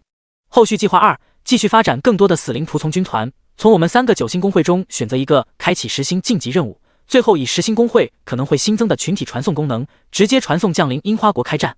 但问题是，我们没有办法查看10星公会任务信息。如果目标是当初本公会面对的虫子生物还好，单体实力低微，以林会长的转化能力和铁翅按摩的单体战斗力，可以形成越打越多的优势，到时不但不会降低损失，还有可能会再一次增长死灵仆从军团的规模。可假如10星公会里的任务目标改变了呢？变成了另一个单体十分强大的物种呢？到了那时，失败先不谈，就说打赢这一战，1亿多的铁翅按摩军团肯定也会损失惨重，甚至全军覆没。在完成10星任务出来后，我们还要继续发展死灵仆从军团。这一次发展耗时2个月，下一次重新发展，如果以2个月算，3个月的时间就只剩余1个月或者更短的准备期。仅剩1个月，要安排林会长升级，要抽调准备一同传送樱花国的人手等诸多事情，可能会出现时间不足。因此3个月对后续计划2又略显紧迫。综上所述，3个月时间，无论是计划1还是计划2，都如同鸡肋，食之无味，弃之可惜。用粗俗的话说，就是真的非常非常恶心。所以今天大家得拿出个结果，接下来具体要实行哪个方案？第166章，这坑爹的9星公会任务。楚镇国连续用2个非常，以此来凸显内心中的纠结。马天瑞和马宏志同样眉头紧锁，3人显然事前都各自盘算过，但又都没有更好的办法。3个月的时间是死的，无法改变。后续的安排也都并不复杂，十分简单明了。在这种情况下，哪怕他们再怎么老谋深算，智慧过人，也没法做到两全其美。对面沙发上，林天没好气的白了3人一眼，浪费这么多时间，怪谁？本来在发展出3000多万铁翅按摩仆从军团时，有了一定的基础，他就提议暂停所有转职者的协助，自己单干。他一个人不需要恢复体力和精神力休整，刷完前一个工会任务后，立马就能开启下一个工会任务，不会浪费一丁点的时间。就像他当初打陈氏工会前，一个人刷自己的天灾军团工会任务，从0星干到7星，仅用10多天就发展了上千万蜥蜴人。而有了3000多万的底子，单刷8星工会里的2000万铁翅按摩，就算没了5000名转职者协助，导致很大损失，刷一次任务新增残存的数量不多，可多刷几次或10几次就行了，最终肯定会节省出至少20天左右的时间。但3大巨头死活不同意，在他们心中，发展耗时长短排在其次，放在第一位的始终是他的安全。假如他一个人在任务区域所在的异星球发生了什么未知的意外，一切就全完了。即便这里面的几率再小，小到可以忽略不计，他们也不敢拿龙国的生死存亡来冒这个险。说到底，位于他们这个层次地位，一旦牵扯到国家危亡的大事，都不存在任何几率上的问题，只有万无一失。就像眼下拥有1亿多规模的死灵仆从军团，开战的主动权已经掌握在龙国手中，想打随时就能打，所要考虑的无非是选择一个对龙国更优的计划罢了。3位，我想问一个问题。林天思虑了半晌，看向3人投来的目光道：2个后续计划，先不管时间，仅以实施上，哪个更好？当然是第2个计划。楚镇国想也没想的接话回答道：计划1是跨海提前开战，他们不可能放心让林天一人前往。要知道，林天身上还挂着樱花国的清剿任务，对方会时刻盯着他的实时位置，估计在跨海半途就会遭遇樱花国一批批的顶尖强者拦截阻杀。所以按照议定的方案，菊石龙国所有90级以上的战斗职业者全部出动，一同随林天跨海远程樱花国。但这样即便突破重围到达樱花国本土，也势必会遭受极大的损失。而计划2若是有10星公会的群体传送，清剿任务的实时定位就彻底失去了意义。突然降临樱花国本土，倾泻1亿多的死灵仆从军团，完全可以打对方一个措手不及。利用亡灵生物的转化特性，从一个点向外四面八方的迅速辐射，分散扫荡，转化一片片怪区和一座座城市。在如此大面积的扩散下，樱花国的战斗职业者根本防不住，也杀不完，只能眼睁睁看着自己的国家化为亡灵的乐园。不过林会长，不管是哪个计划，都不能无视时间上的问题。马天瑞拧眉提醒道：就像老楚刚刚说的，我们无法确定10星公会任务目标到底是当初的虫群还是其他物种怪物，这就有可能导致辛苦发展出的死灵军团全部覆灭，我们就必须再用2个月时间去发展。如果赢了，成功晋级10星公会还好，但若是失败了呢？等于让我们浪费2个月，重新回到了现在的起点，得不偿失。所以实行计划1吧。我也赞同，这里面的变数太大，我们不能去拼其中的概率，实行计划1才最稳妥。剩余3个月，我们可以继续发展几千万或者更多规模的死灵仆从，也有足够的时间把林慧长的等级提升上来。马宏志扶了扶眼镜说道。楚振国没有开口，但看其神色也差不多相当于默认。我的意思是，我们能不能折中一下？林天目光缓缓扫过三人，先开启我的工会9星任务，一来晋级到9星，增加我国的9星工会数量，二来顺带发展死灵仆从，最后要不要开启10星任务，在意。实际上，这是他一早就想好的。10星任务他肯定要开启，不然不会死心，只是顾虑到3大巨头的疑虑，才说的较为委婉。到时他准备一人进入，再视情况而定。在这2个月刷工会任务期间，他尝试过数次重新进入召唤空间，没有丝毫阻碍。世界法则不是临时性对他开放召唤空间，而是永久性的。假如10星任务区域的怪物异常强大，势不可为，大不了直接躲进召唤空间，等待任务失败传送出来即可，不会因此造成发展出仆从军团全数覆灭，更无需担心自身的安全问题，最多也就浪费几天任务时间而已。而万一顺利完成，哪怕付出点代价，那也是十分值得的。可以依靠10星工会新增的传送功能进入樱花国，何必千辛万苦大老远的靠飞行，并且还要突破樱花国的重重拦截。3大巨头对视一眼，也没过多优柔寡断，纷纷点头同意。毕竟这和计划一并不冲突。再则以目前1亿多的死灵仆从军团，去完成9星任务几乎没有任何问题。先不谈以此来发展增加更强的一种仆从怪，就算是做最坏的打算，损失也绝不会严重到哪去。次日，林天和3大巨头早早来到顶层会议室，经过休整完全恢复体力和精神力的5000名协助人员也再次聚集一堂。所有人都还挂在天灾军团工会名下，不必操作更换工会，省去了麻烦。9星工会任务目标：魔灵族，等级50，数量5000万个，时限9天。提示：任务区域为秘境，成功或失败前将不可退出，请谨慎开启。提示：超过时限，任务失败，存活工会成员将会自动传送出秘境。林天扫了眼早就查看过的9星工会任务，随后念头微动，首先步入前方敞开的空间裂缝。裂缝内，天际中的太阳高悬，照耀着整片大地一片明亮，甚至亮得有些刺眼。这让林天和紧跟着进来的3大巨头以及其他人都下意识的很不适应。先前进入的工会任务区域，无论星级高低，要么处于漆黑的深夜，要么昏沉暗淡，像眼前这种阳光明媚的大白天少之又少。但很快，待适应强烈的光线后，扫视一圈，包括林天在内，所有人都瞬间愣住了。脚下的地面不是想象中的沙土或者草原，而是一整片平铺开来的钢铁材质，远远延伸出去，一眼望不到尽头。周围的区域看不到任何一棵树木和植被，哪怕野草都没有，全部被冰冷的钢铁地面覆盖。视线尽头的空中，甚至还能看到一些大大小小正在疾驶尾部喷着各色火焰的飞行器。更让所有人愣神乃至蒙圈的是，远处光幕笼罩的外面，密密麻麻一丝目标的怪物排着十分整齐肃穆的队列，整齐到完全夸张变态的地步，每个怪物之间留出的空隙距离都几乎分毫不差。远远看去，俨然一支纪律森严的军队。但这不重要，像这种可能有着自我文明和军队的目标怪，林天不是第一次遇到了，比如当初的蜥蜴人星球。可让他有点不可置信的是，视线里那些排排耸立的怪物，全身上下，就连脑袋全都泛着金属的光泽，在阳光的照耀下，反射着一股股刺目的亮光。凝滞了好一会儿，林天依旧带着一抹不可思议，指着光幕外，向身边同样瞪着眼睛的3大巨头道：“我没看错的话，那些怪物全都是机器人。这个9星工会任务目标，竟然是坑爹的5000万机器人大军。”第167章，一言难尽的魔灵机械人。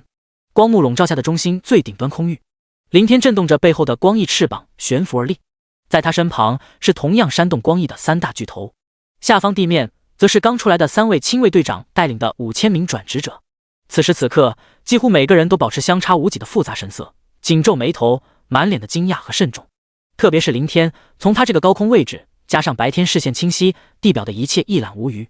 光幕外的4个方位，覆盖着由机器人大军形成的4片巨大方阵，完全将里面的光幕区域团团包围。除了这处光幕和机器人大军所在的极为空旷平坦地面外，周围远远延伸出去的钢铁地表，可以看到一座座真正意义上拔地而起的钢铁丛林，不夹杂任何外界人类建筑中的砖瓦，密集的数量一直望不到尽头，让人头皮发麻。更远处的空域，还有一艘艘数量繁多、奇形怪状的飞行器来回往返。有的飞行器体型较大，非常臃肿，速度缓慢，很像是在运输物资；有的纤细无比，如穿梭利剑，疾驰呼啸，尾部卷起一片片肉眼可见的鹰豹云。远远望去，一片极其忙碌的壮观景象，却又分工明确，没有丝毫的杂乱。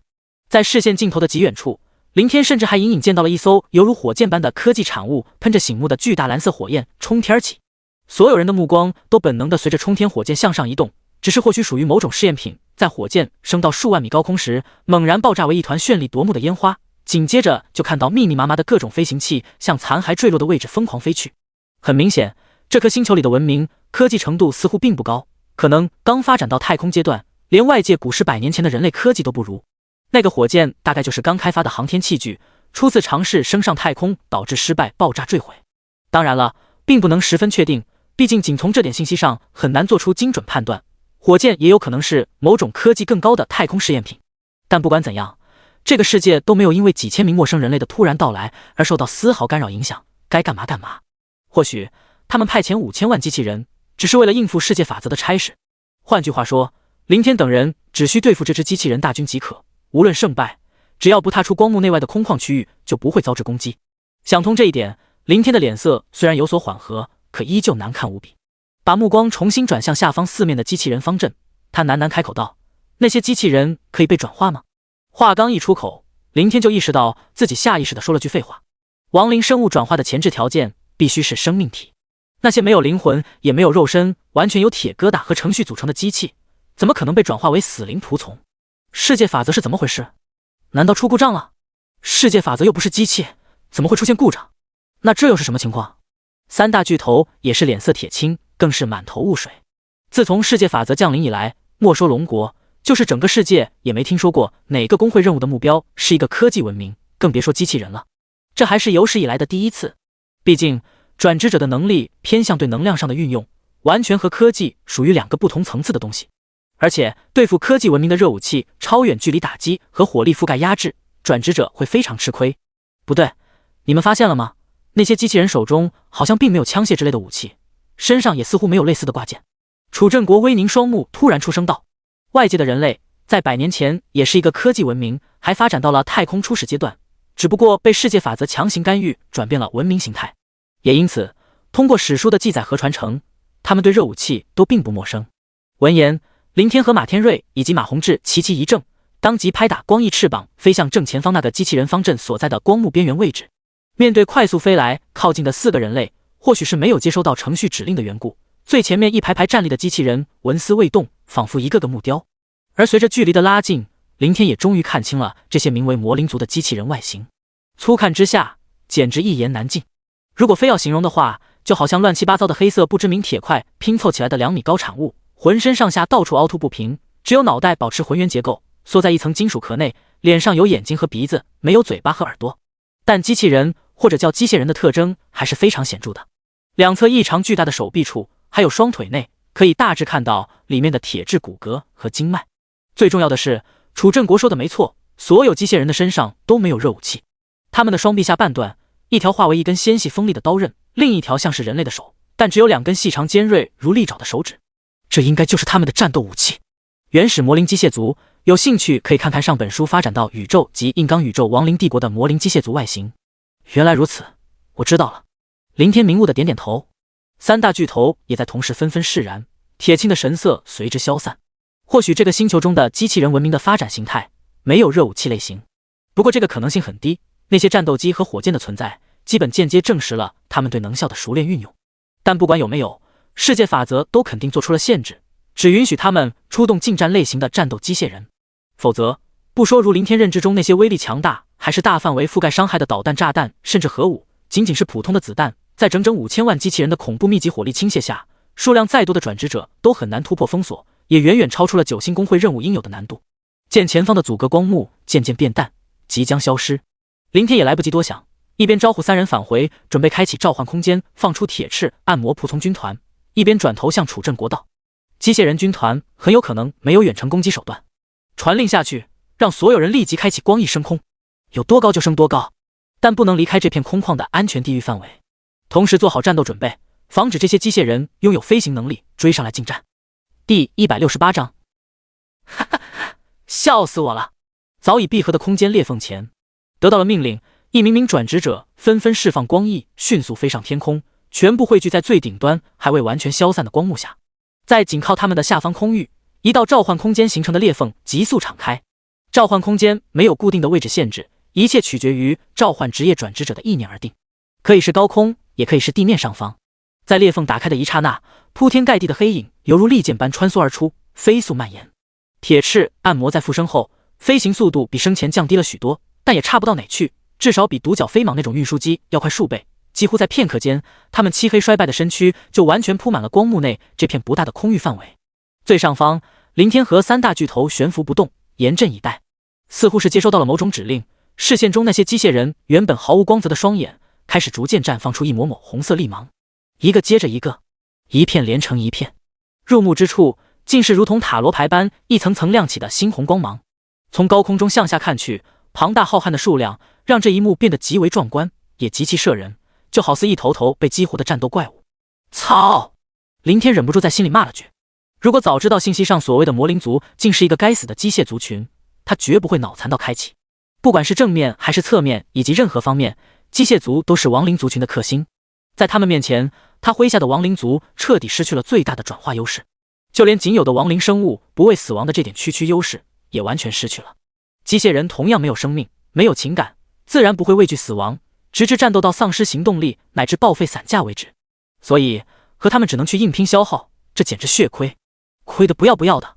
若是为了把自己的天灾军团工会晋级到9星，那也就算了，以目前1亿3000多万的铁翅按摩仆从规模，再加上几种召唤生物和5000名转职者的协助，不可能拼不过只有5000万的机械人。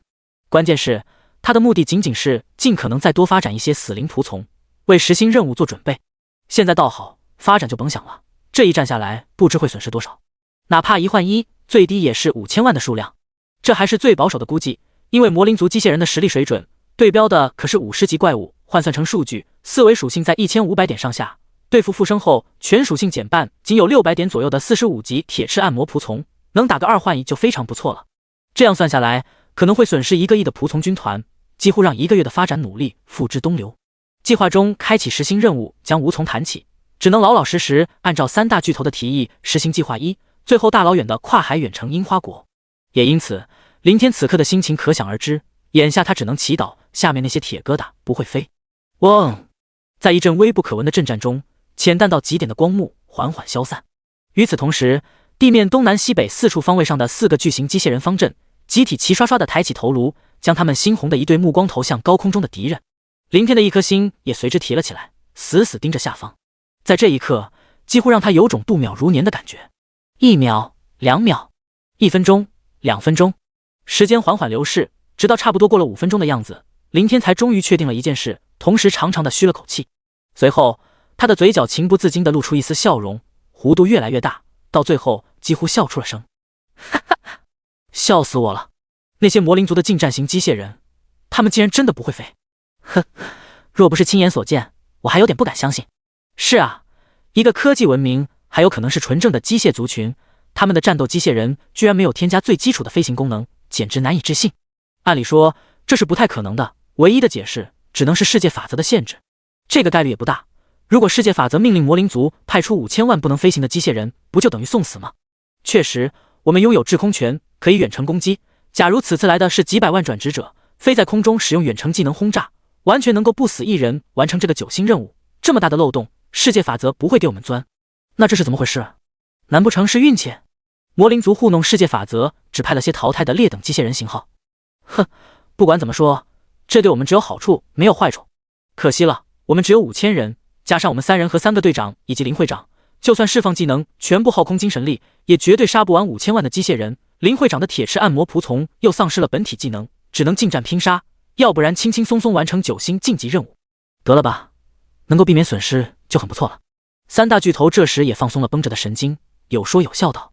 事实上，3人心里倒没有林天那般紧张到度秒如年的程度。反正他们已经打算实行计划1，这一战损失多寡不会对后续方案造成倾覆性的影响。不过就像楚正国最后的话，能够不损一兵一卒，那就再好不过了。走，下去看看。林天也是心情大好的挥了挥手，下降到几百米的半空中，他就谨慎地停了下来，看向一头铁翅按摩仆从。那头铁翅按摩感应到进攻命令，立即身形者转，犹如飞蛾扑火般俯冲向地面的机械人方阵。砰！还未等铁翅按摩冲下来，只见10几个机械人猛地弯曲膝盖，重重一踏地面，钢铁躯体顿时如同出膛的炮弹般径直射来。在双方接触的刹那，他们急速挥动双手利刃，带起阵阵破空之音。围攻之下，转瞬间便肢解了铁翅暗魔的躯体，一条条干枯的碎肉残肢随着他们回落的身躯一同飘洒而下。林天眉头一拧，再次命令一头铁翅暗魔冲了下去。相同的一幕再次发生，10几个机械人弹跳而起，分分钟将其切割为散落的碎片。反复试了几次后，林天这才恍然道：这还算合乎情理。身侧的3大巨头也纷纷点了点头。显然，这种近战类型的机械人不是不能远程攻击，只是距离有限。根据刚刚的数次尝试，极限大概在100米范围，相对于人类来说，从地面跳上空中100米，其实已经非常惊人了。但威胁不到他们4人所在的数百米，更别说上方1000米左右的铁翅暗魔、仆从军团和5000转职者了。得到了实战数据，林天便停下让铁翅暗魔仆从的送死行为，也没打算尝试完成这个9星任务晋级，也根本不切实际。在不出动铁翅暗魔军团的前提下，仅靠几千转职者向下面扔技能魔法，除了浪费精神力毫无意义。接下来只能耐心等待9天时间，超出时限导致任务失败，被世界法则自动传送出去。过了数个小时后，林天有点耐不住性子，保持100多米的安全距离，开始飘飞游走在一处处机械人方阵的上方空中，时不时地释放出一片片骨毛下去，望着被撞击东倒西歪，甚至少数几个被攻击到核心直接报废瘫痪在地的机械人，观察他们的反应，算是打发时间。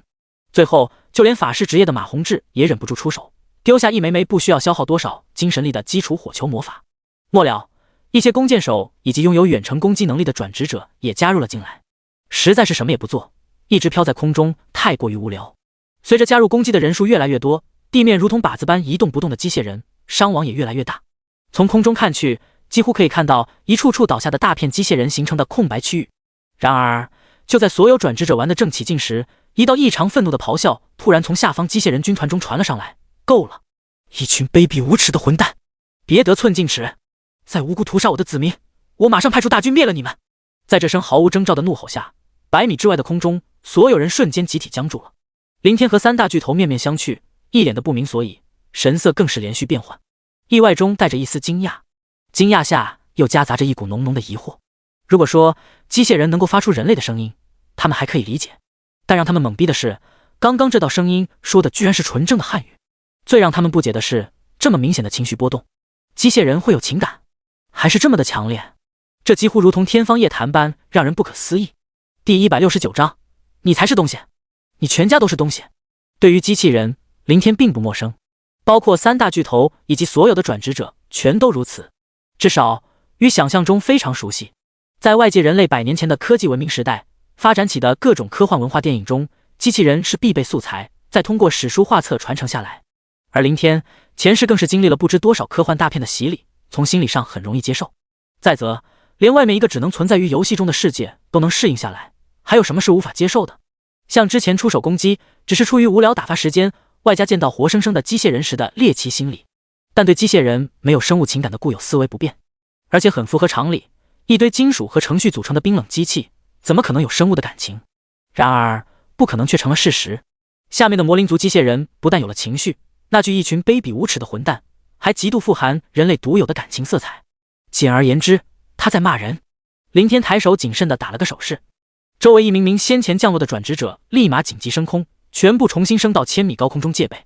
扫视了一圈，林天连同身旁负责保护的3大巨头一起来到发出声音的地方，距离保持在100米安全范围。奈何下方一排排机械人的躯体一模一样，就连抬头望天的姿态也分毫不差，一时间根本分不清那句话出自谁的口。你不用找了，是我。其中一名机械人踏出整齐的队列，传出纯正的汉语说道，似乎是为了区分，他双目中原本散发的红色光芒特意转变为紫色，还一闪一闪的不断跳动着。林天看向那个机械人，脸上的疑惑更盛。他注意到了这个机械人的用词，按照他的想象，一个机械人面对自己，最起码应该在话语前加上人类这个前缀才恰当，可对方却直接用你。如果闭上眼睛再去听这句话，就好似在和一个人类交流一般，而不是机械人。你到底是个什么东西？林天下意识地开口问道。岂料这句话刚一出口，就仿佛刺激到了这个机械人的痛处，立即破口大骂道，你才是东西，你全家都是东西。林天无言以对，不过大概让他确定了点什么。整理了下措辞，林天重新问道，我不是在故意骂你，我的意思是，你或者是连接这个机械人和我交流的那个幕后的你，是人类。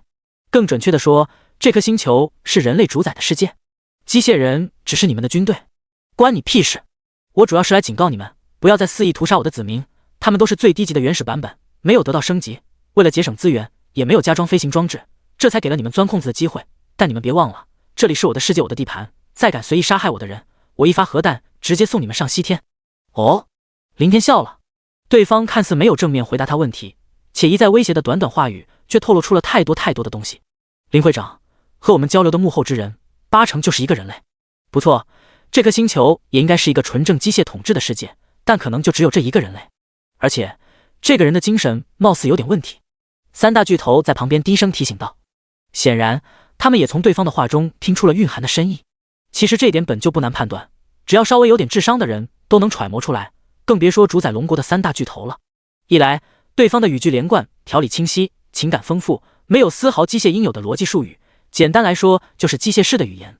二来，对方一再强调机械人大军是他的子民，既然是子民，那么他就是皇帝了。还有最重要的一点，林天不知道外界100年前的科技文明时代有没有研发出核武，也没去图书馆查看相关史书资料，但他穿越前的地星可是拥有切实的核弹。在不同的星球，即便文明相同，开发的各种武器也相似，可是肯定会因为不同的种族和不同的文化，从而在武器命名上各不相同，绝不会一样。比如地星上的核弹在其他星球可能叫聚变能量反应弹，或者是其他什么乱七八糟的名字，但对方却直接使用地星专用的核弹名称，再加上对方口中的西天这两个极为熟悉的特色词汇，在这一刹那几乎让林天本能的有种老乡见老乡的错觉。不过林天倒没有两眼泪汪汪，更没去在意对方的威胁，他反而径直下落，穿过100米警戒线，来到距离这个机械人不到10米的位置，肆无忌惮的开口嘲笑道，送我们上西天？好啊，你有种就放一颗核弹给我看看。第170章，你究竟来自哪里？天空中上100米开外，在林天刚向下飘落，三大巨头就没有丝毫迟疑的立即跟随而下。与此同时，一套重装铠甲瞬间从楚正国体外显化，绽放出耀眼的七彩光辉，手中一柄重剑更是窜出尺长红芒。马宏志则身披一件看不出品质的流光法袍，但脖子和手腕等几处装备的饰品却和他手里爆发强烈魔法波动的魔杖一样，爆发出显著的七彩光芒。马天瑞反握一把黝黑匕首，全身笼罩在黑色布甲之内，上面没有任何代表品质的颜色散发，可这并不意味着他的装备很差，怎么说也是掌控龙国其中一个最强公会的巨头，等级也和另外2人一样达到了110级，龙国最强的3人，有强悍的实力，又有崇高的身份，想要什么装备没有？但或许和马天瑞的刺客职业有关，应该使用了某种方法或者装备的某种隐蔽效果，敛去了装备的光辉外散。就像此时他悬浮在林天身后，明明可以用肉眼看到，却又给人一种不存在的恍惚感觉。在这2个月开启的工会任务中，三大巨头很少显化装备直接出手，一般都是充当林天的贴身护卫，寸步不离。眼下林天突然进入机械人的攻击范围，虽然他们清楚这个时候不太可能遭致进攻，毕竟机械人的皇帝都现身了，但为了以防万一，他们还是做出应有的戒备姿态。以他们的实力，即便下面所有机械人来个突袭，他们也有十足的信心将林天安全护送回高空。至于对方刚刚口中威胁的核弹攻击，和林天的心态差不多，在三大巨头听来完全就像是个笑话。不管对方是不是人类，也不管精神是不是有问题，但既然能够主宰这颗机械星球，就绝不会是个傻子。对林天等人来说，天灾军团工会的9星任务是魔灵族5000万机械人，于对方而言也肯定知道这个规则。现在作为目标的5000万机械人已进入战场，双方也交过了手。在这种情况下，世界法则不会允许对方再派出哪怕一个机械人加入进来参战，因为这就等于擅自增加了任务难度。而对方威胁发射核弹来消灭他们，这已经不是什么增加任务难度，而是属于严重违抗世界法则的命令。说白了，就是脱离了掌控。世界法则会怎样对待失去控制的星球种族？三大巨头心知肚明，林天更是体验过。比如当初2转隐藏任务被他消灭踏平的那个叫灰岩部落的牛头人族群，假如对方胆敢使用核弹，等待他的就只会有2种结局：要么世界法则亲自出手，彻底抹去这颗星球上的所有机械人；要么将这颗星球作为一个大型任务，持续不断派遣转职者进来，直至灭绝机械人为止。但凡对方还有点脑子，就不会做出这种等同自我毁灭的脑残事情。下方地面，那个负责传出声音交流的机械人，双目中跳动的紫色光幕渐渐静止了下来，似乎陷入了沉默。显然对方没有发疯，刚刚的核弹威胁也仅仅出于口头上的威胁罢了。空中的林天这时也收敛起了笑容，没再嘲弄下去，转而开口问道：“你应该不会在意这些机械人的损失，说吧，故意出来到底是为了什么？”这一点在对方刚现身时，林天就想到了。若是换做一个生命智慧种族冒出来阻止他们杀戮，他还可以理解，毕竟生命体死了也就真的死了。但对方是机械族群，别说刚刚被他们攻击瘫痪的不到1万机械人，就算所有5000万机械人全部被摧毁，对他也根本谈不上什么损失。战后完全可以把损毁的机械人残体回收熔炼，重新转化为资源。况且他派出这些没有加装飞行功能的原始版本机械人，本就是为了送死。如果是其他工会的9星任务，或者林天目的是晋级工会，5000万机械人势必将覆灭殆尽，不会有任何幸存的可能。过了片刻，下方那个机械人的双目恢复了闪动，他先是扫了眼3大巨头，最终将目光锁定在林天身上，传出声音道：“我只想和你谈。”行。林天挥手向身后的3大巨头示意了下，见他们似有疑虑，补充笑道：“没事，他威胁不了我，别忘了，我可是拥有某种无敌的能力。”闻言，3人这才蛇身向上飞去。待3大巨头升上高空，林天重新看向下方机械人问道：“你想要谈什么？首先，我很好奇，你们来到我的世界的目的，他只是让我派遣5000万机械人迎接你们的挑战，具体没有。”他世界法则？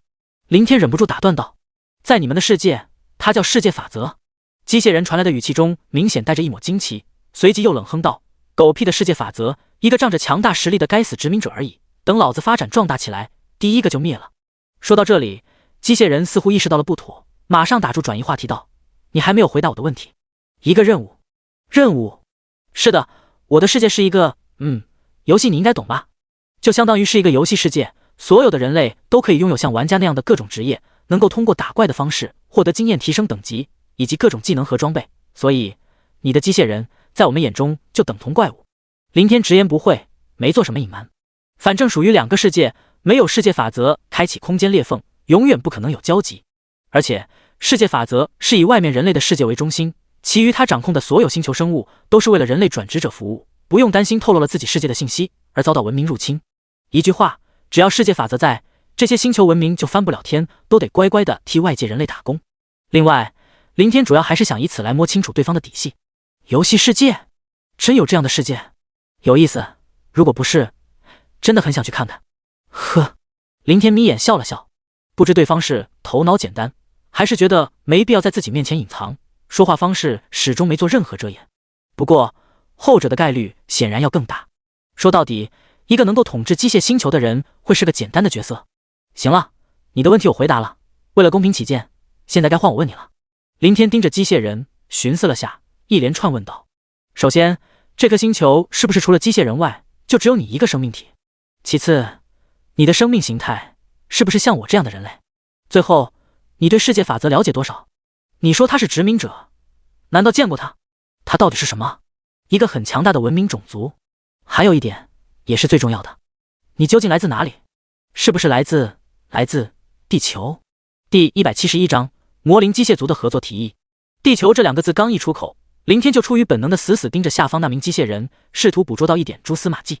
可惜，机械人终归不是人类这种感性生物，不会出现人类听到某种事情后的震惊触动神色。机械人面部都是由冰冷钢铁组成，唯一可以看出点眉目的双目光芒，闪动的频率也没有发生一丝一毫的改变，根本看不出什么。况且和他交流的不是这个机械人，而是背后连接的某个人。再则，他也不清楚究竟是不是人类。退一步说，即便真的是人类，有可能保留人类躯体站在屏幕前遥控这个机械人和自己说话，也有可能他放弃了人类的身体，利用某种特殊方式直接将意识或者思维融入到了机械人的网络之中。假如换作林天自己，又假如可以将思维融进机械网络，他肯定会毫不犹豫地放弃人类的躯壳。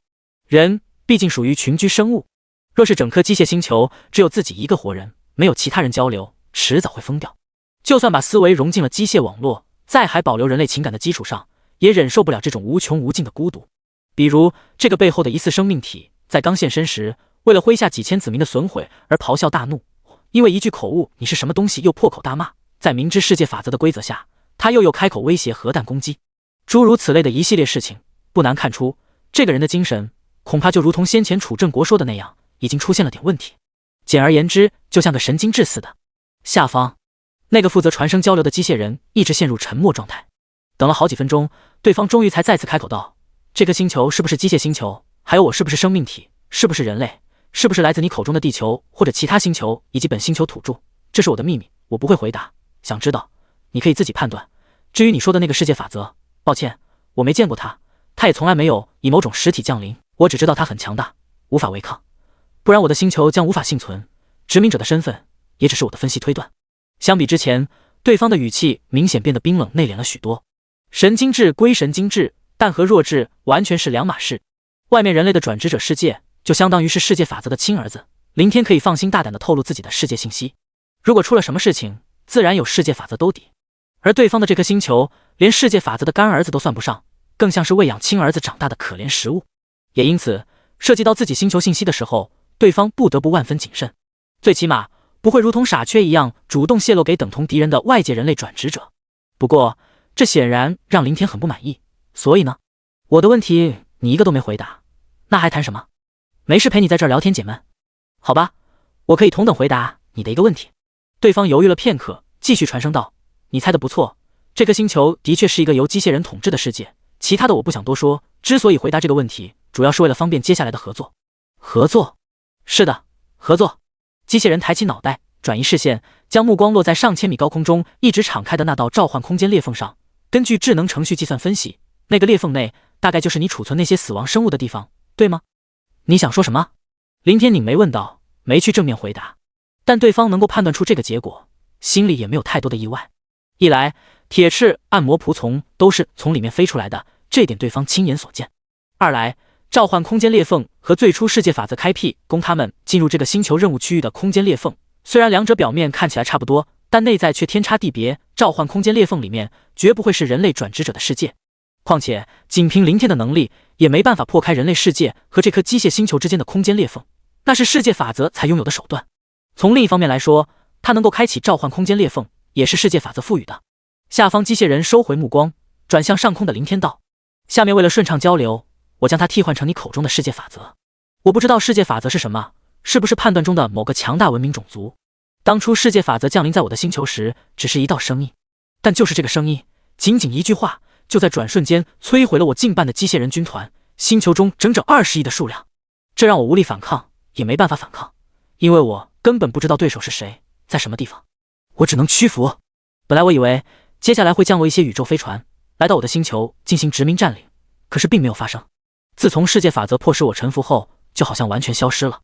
直到今天，那道声音再次出现，传达了派遣5000万机械人的旨意和一些不容逾越的规则。然后我就见到了从空间裂缝中涌出来的你们，并且之前通过你了解了一些你们世界的信息。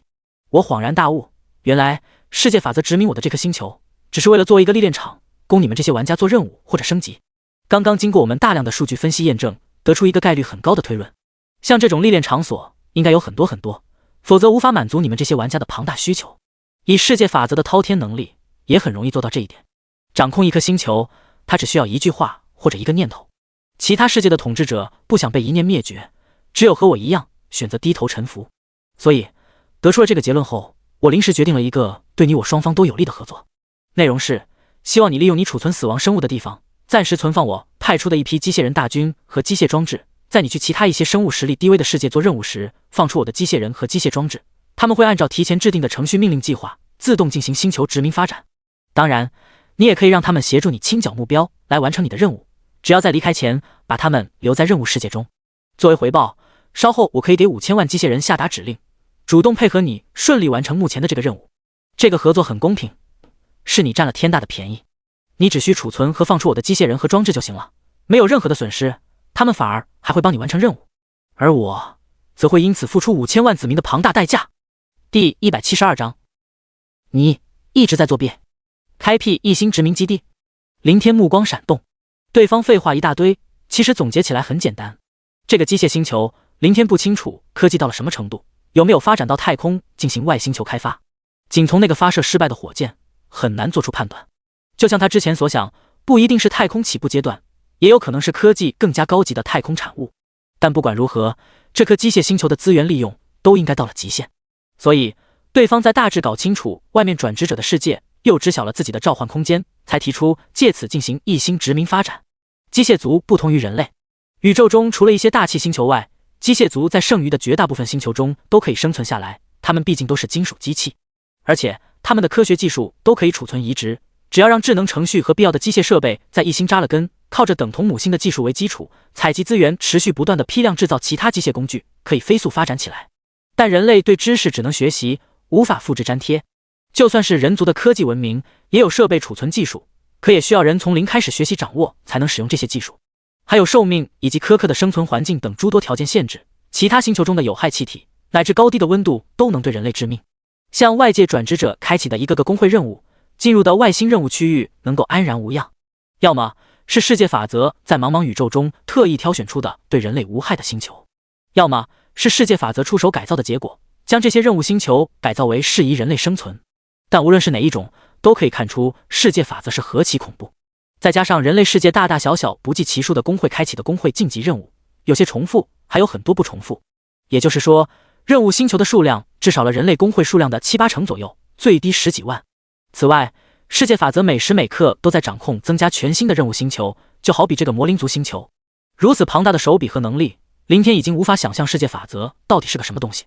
哪怕是再强大的文明种族，也不太可能做到这种程度。况且，像刚刚机械人的皇帝所说，一句话灭了20亿的机械人军团，这真的是生命体能够做到的？越想越让林天心惊。片刻后，他收起飘散的思绪，不再深究，看了眼机械人，好笑道：“我占了天大便宜的合作。呵呵，我想你大抵是误会了。消灭5000万机械人的任务，对我来说可有可无，完全无所谓。完成最好，完不成也没有任何损失。你的这批原始版本机械人没有飞行功能，无法攻击到我的人。我们可以飞在空中，耐心等待几天时间。任务失败，世界法则就会把我们所有人全部传送回去，不会伤亡一人。而携带你的机械人大军放入其他任务星球，这相当于什么？相当于给了你一颗颗星球的资源。假以时日，待这些殖民基地发展起来，进入太空探索宇宙，如果和你会合，等于让你的实力瞬间飙升无数倍。那么，你觉得究竟是谁占了便宜？实际上，林天清楚，这个合作里面存在很多问题。比如，世界法则虽然取消了召唤空间对他的限制，可以让他随时进入其中，但并不知道能不能让机械人进入。又比如，对方下达指令，主动配合他消灭5000万机械人，来完成这个9星工会任务，这等于是在作弊，世界法则允不允许？还有就是，任务星球是世界法则掌控的，自己贸然放入机械人大军去殖民占领，世界法则会不会做出惩罚？不过，林天也暂时没去想这些问题，反正他目前无事可做，权且和对方扯扯淡解闷。下方机械人双目光芒连续闪动，似乎在分析权衡。或许他也明白，这个合作表面看上去是自己吃亏，实则自己受益最大。之前故意说的这么夸张，可能主要目的就是忽悠林天，让其答应下来。但很可惜，他眼中这个看似年纪轻轻的稚嫩人类，并不是这么好欺骗的。刚刚他说出世界法则一念抹杀手下20亿机械人，但没有说明具体过程。详细情况他至今记忆犹新，甚至每次回想起来都会感到一阵无尽的颤悚。20亿的机械人大军不是被摧毁散架，而是全部在顷刻间化为一片片粒子粉尘。但眼下主动葬送5000万机械人就不一样了，最多也就报废。他可以重新回收利用，资源上的损失几乎可以忽略不计。况且这些原始版本的机械人本就是需要更新换代的淘汰产品。沉默了半晌，对方通过机械人重新转音道：“那你需要什么条件？你可以提出来，只要我能做到，都可以尽量满足。”条件？林天抬头扫了眼周围，尽是钢铁构成的冰冷世界。这个问题确实把他难住了。如果对方是一个生命族群，他还可以狮子大开口，要几千万或几个亿的生物来转化增加死灵仆从大军的数量。但偏偏是机械种族，一个钢铁构成的科技世界，有什么是他需要的？思前想后了好一会儿，林天也没想出一个对自己有利的条件，索性暂且搁置，转而好奇问道：“既然你提出这个合作，不应该没有分析出里面存在的一系列问题，这种作弊手段以及派人去抢世界法则的地盘，你认为世界法则会允许？”“是的，智能程序分析计算过，无法100%判断世界法则会不会允许，但几率很大，超过了50%，这值得让我去冒险。”对方先是很笃定的传音道。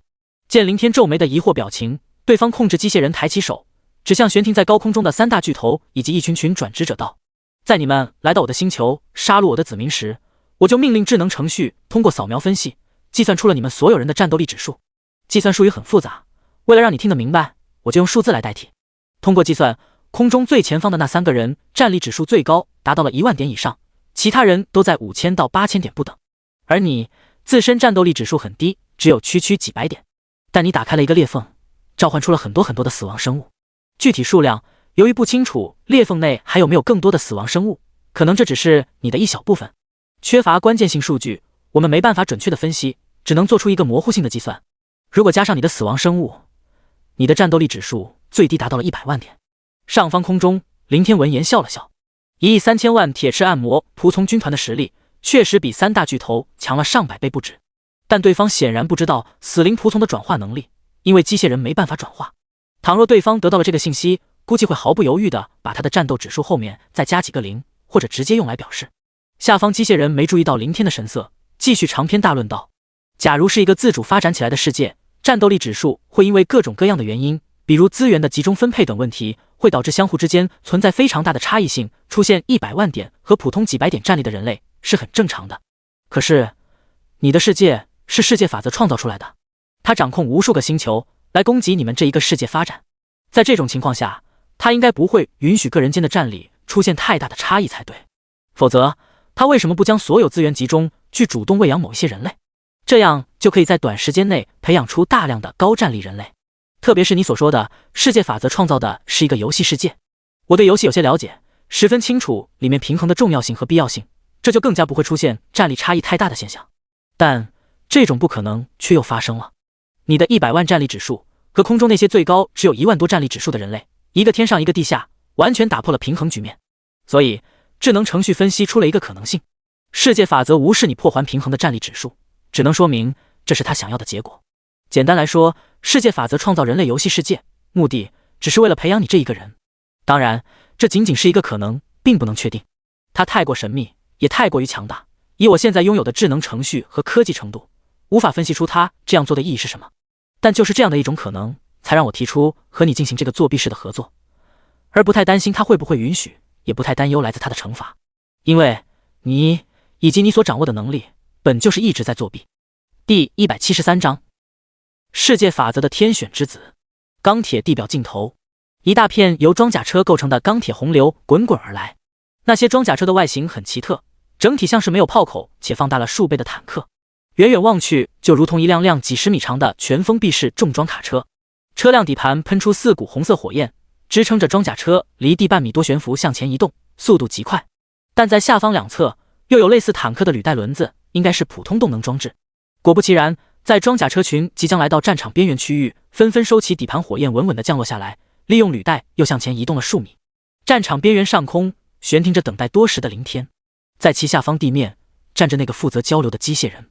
他双目光芒急促闪动了片刻，抬起头颅，开口传音道：根据我们刚刚议定的合作条件，总共500辆殖民车，他们将分为5批，每一批100辆殖民车为一个殖民队伍，进入5颗任务星球。每批中包含兵力装载、分级智脑程序中枢、资源探索开采和工程器械等一系列基地所需要的基础简易设备。在进入任务星球后，如果世界法则不允许，可能会直接摧毁他们。几百辆殖民车对我不会造成太大损失，万一允许，他们将会在智能程序的指令下寻找一片安全地区，构建基地，采集资源，开始发展。首先会快速扩充兵力，清除附近存在的安全威胁，再逐渐向四周辐射扩散，直到占领整颗星球。但请注意，由于每批殖民队伍的兵力装载有限，前期非常脆弱，不足以保障基地的安全，请你务必将他们投放到生物实力低微的星球中。上方，林天无所谓的点点头，他答应了魔灵族的合作提议。之前对方的作弊分析，早在几个月前他就想过，其中的道理也并不复杂。世界法则赋予他这个逆天职业，势必会对外面的人类转职者世界产生倾覆性的影响，只是时间长短而已。假以时日，发展出几百亿、数千亿计的死灵仆从军团，只要他想，完全可以毁灭世界法则亲手所缔造出来的世界。对此，世界法则却不做任何限制，也不管不问，不但任由其成长，反而还曾出手救了他一命，不准许他死。当初樱花国入侵东海那一夜，他被逼躲进8星公会任务区域，又被2000万铁翅暗魔疯狂追杀。在命悬一线时，世界法则取消了召唤空间的限制，让他恰巧的翻滚进去。之后更是干脆永久取消了召唤空间限制，等于让他多了另一个无敌的能力。只要进入召唤空间，敌人再强也奈何不了他。所以，事实或许真如机械人分析的那样，世界法则创造外面游戏世界的意义，就是为了培养他一个人。不过，林天心下没有一丝一毫身为天选之子的觉悟。世界法则想要培养一个始祖级亡灵法师，没有他林天也肯定会有陈天、李天、王天、刘天等人来取代，自己最多也就被幸运的选择罢了。其实反过来说，天知道这是不是真的幸运。世界法则劳师动众，大费周章创造一个转职者世界，专门培养自己这个掌控亡灵族的人，会没有目的。而以世界法则这种级别的存在，所要达到的目的又会是何等的恐怖。至于世界法则有那个能力，又为什么不集中资源来直接灌输，而是以建立人类游戏世界这种折中且麻烦的方式来培养？就如同机械人所言，他们这些蝼蚁又怎么可能知晓？撕拉！远处高空中的召唤空间急速闭合，随之又于林天前方地表上方敞开。其中一辆殖民装甲车在程序指令下喷出火红烈焰，缓缓升空，飞向裂缝。但刚一接触到裂缝口，一道透明的光幕瞬间浮现，看似薄如蝉翼的一层，却让这辆装甲车无法前移半分。看来我们的合作失败了，你的储存空间无法进入除了死亡生物之外的物体。下方机械人双目闪动，传出一道十分惋惜的声音。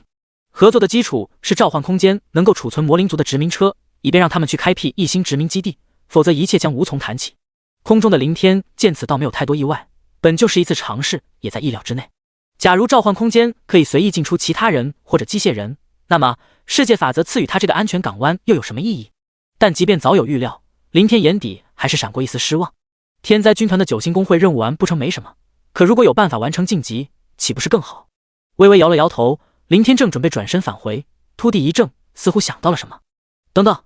林天喊住准备离开的殖民装甲车，也没向机械人解释，念头一动，一群铁翅暗魔仆从召唤空间疾驰飞出，随后于空中盘旋了一会儿，缓缓下落，全部贴在装甲车的外围。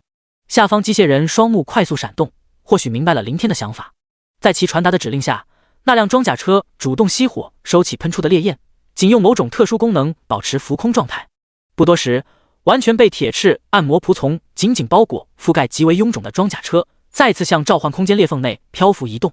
接触到铁翅暗魔仆从的躯体，那层透明隔膜剧烈颤动了下，数秒后，最终还是渐渐消失。看来我们的合作又成功了。林天以先前对反的口吻笑着看向正缓缓钻入裂缝内的装甲车。召唤空间裂缝入口的限制不可能时刻由世界法则亲自控制，而是应该设定了某种规则。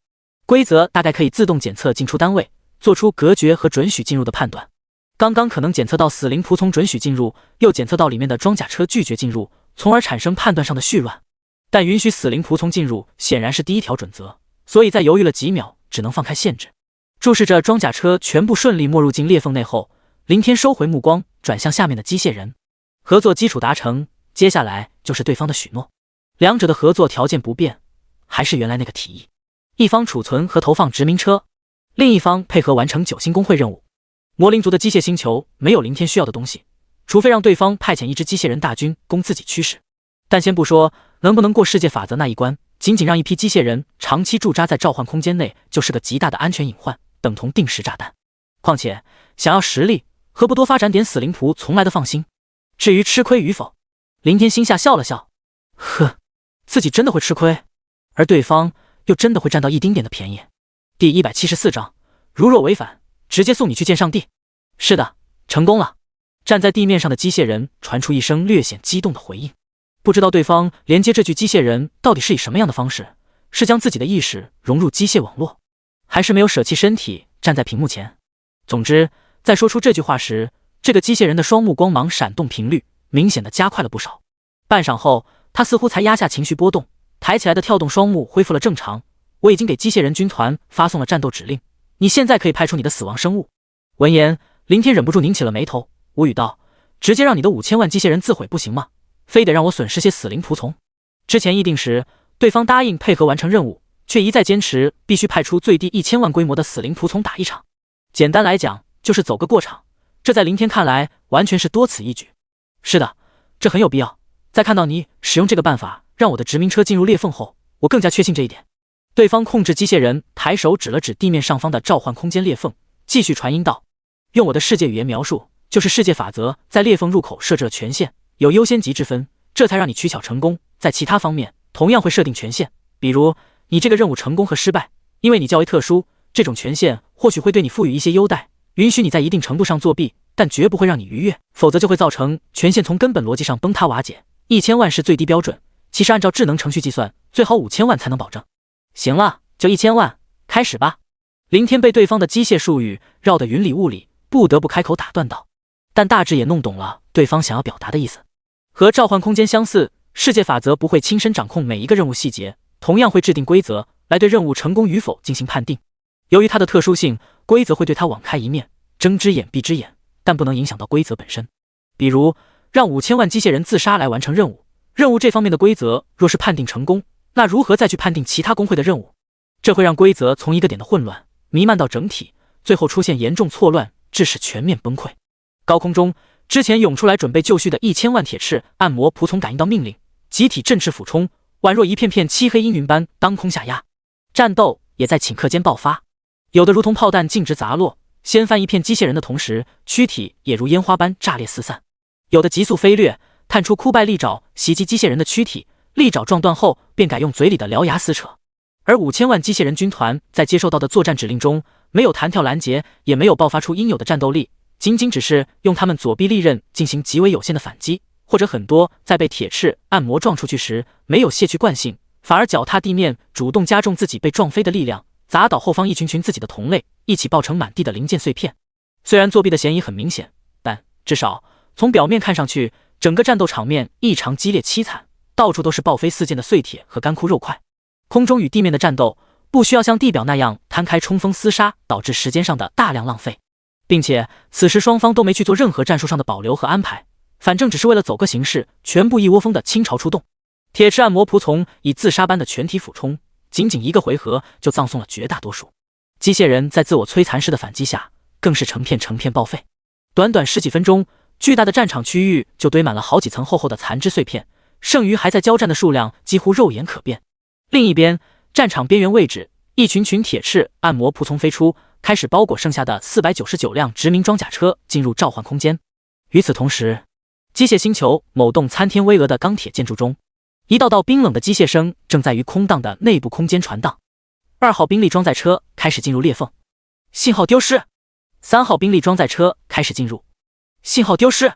50号分级智能程序装载车准备进入，开启内部灭星弹自动触发程序和自毁指令，开启成功，开始进入，信号丢失。51号工程装载车开始进入，250号分级智能程序装载车准备进入，开启内部灭星弹自动触发程序和自毁指令，开启成功，开始进入，信号丢失。450号分级智能程序装载车准备进入，开启内部灭星弹自动触发程序和自毁指令，开启成功。报告领袖，我方500辆殖民装载车全部进入完毕，信号均已丢失。按照您的指令，每一批殖民装载车中分别携带1颗灭星弹，总共5颗灭星弹已提前开启触发和自毁程序，一旦启动，它们的威力可以保证将5颗直径5万公里以内的星体100%几率摧毁。知道了。一道冷淡的声音回应了句，随即又带着些许情感色彩的自言自语冷笑道：呵，你当我是傻子吗？配合你完成那个什么任务，让我损失5000万的子民，那我该如何保障你以后会遵守合作协议，乖乖的去任务星球里投放一批殖民车？不过没关系，如果你敢违反合作协议，长时间闲置不管或者试图摧毁我的殖民车，5颗灭星弹，老子直接送你去见上帝。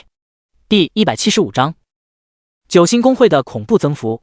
东海市官方大厦最顶层会议室内，一名值守队长带着10几名手下望着前方一名名正走进空间裂缝内的人群，神色触动。虽然这段时间以来他见过很多次这样的场景，但每当此时都会禁不住地泛起一股感触，甚至在这股情绪下，他以及身后的队员全都不由自主地深深弯下了身躯，尽自己所能来表达心中最崇高的敬意。这些从全国汇聚而来，有资格被选中成为协助人员，每一个最低100级。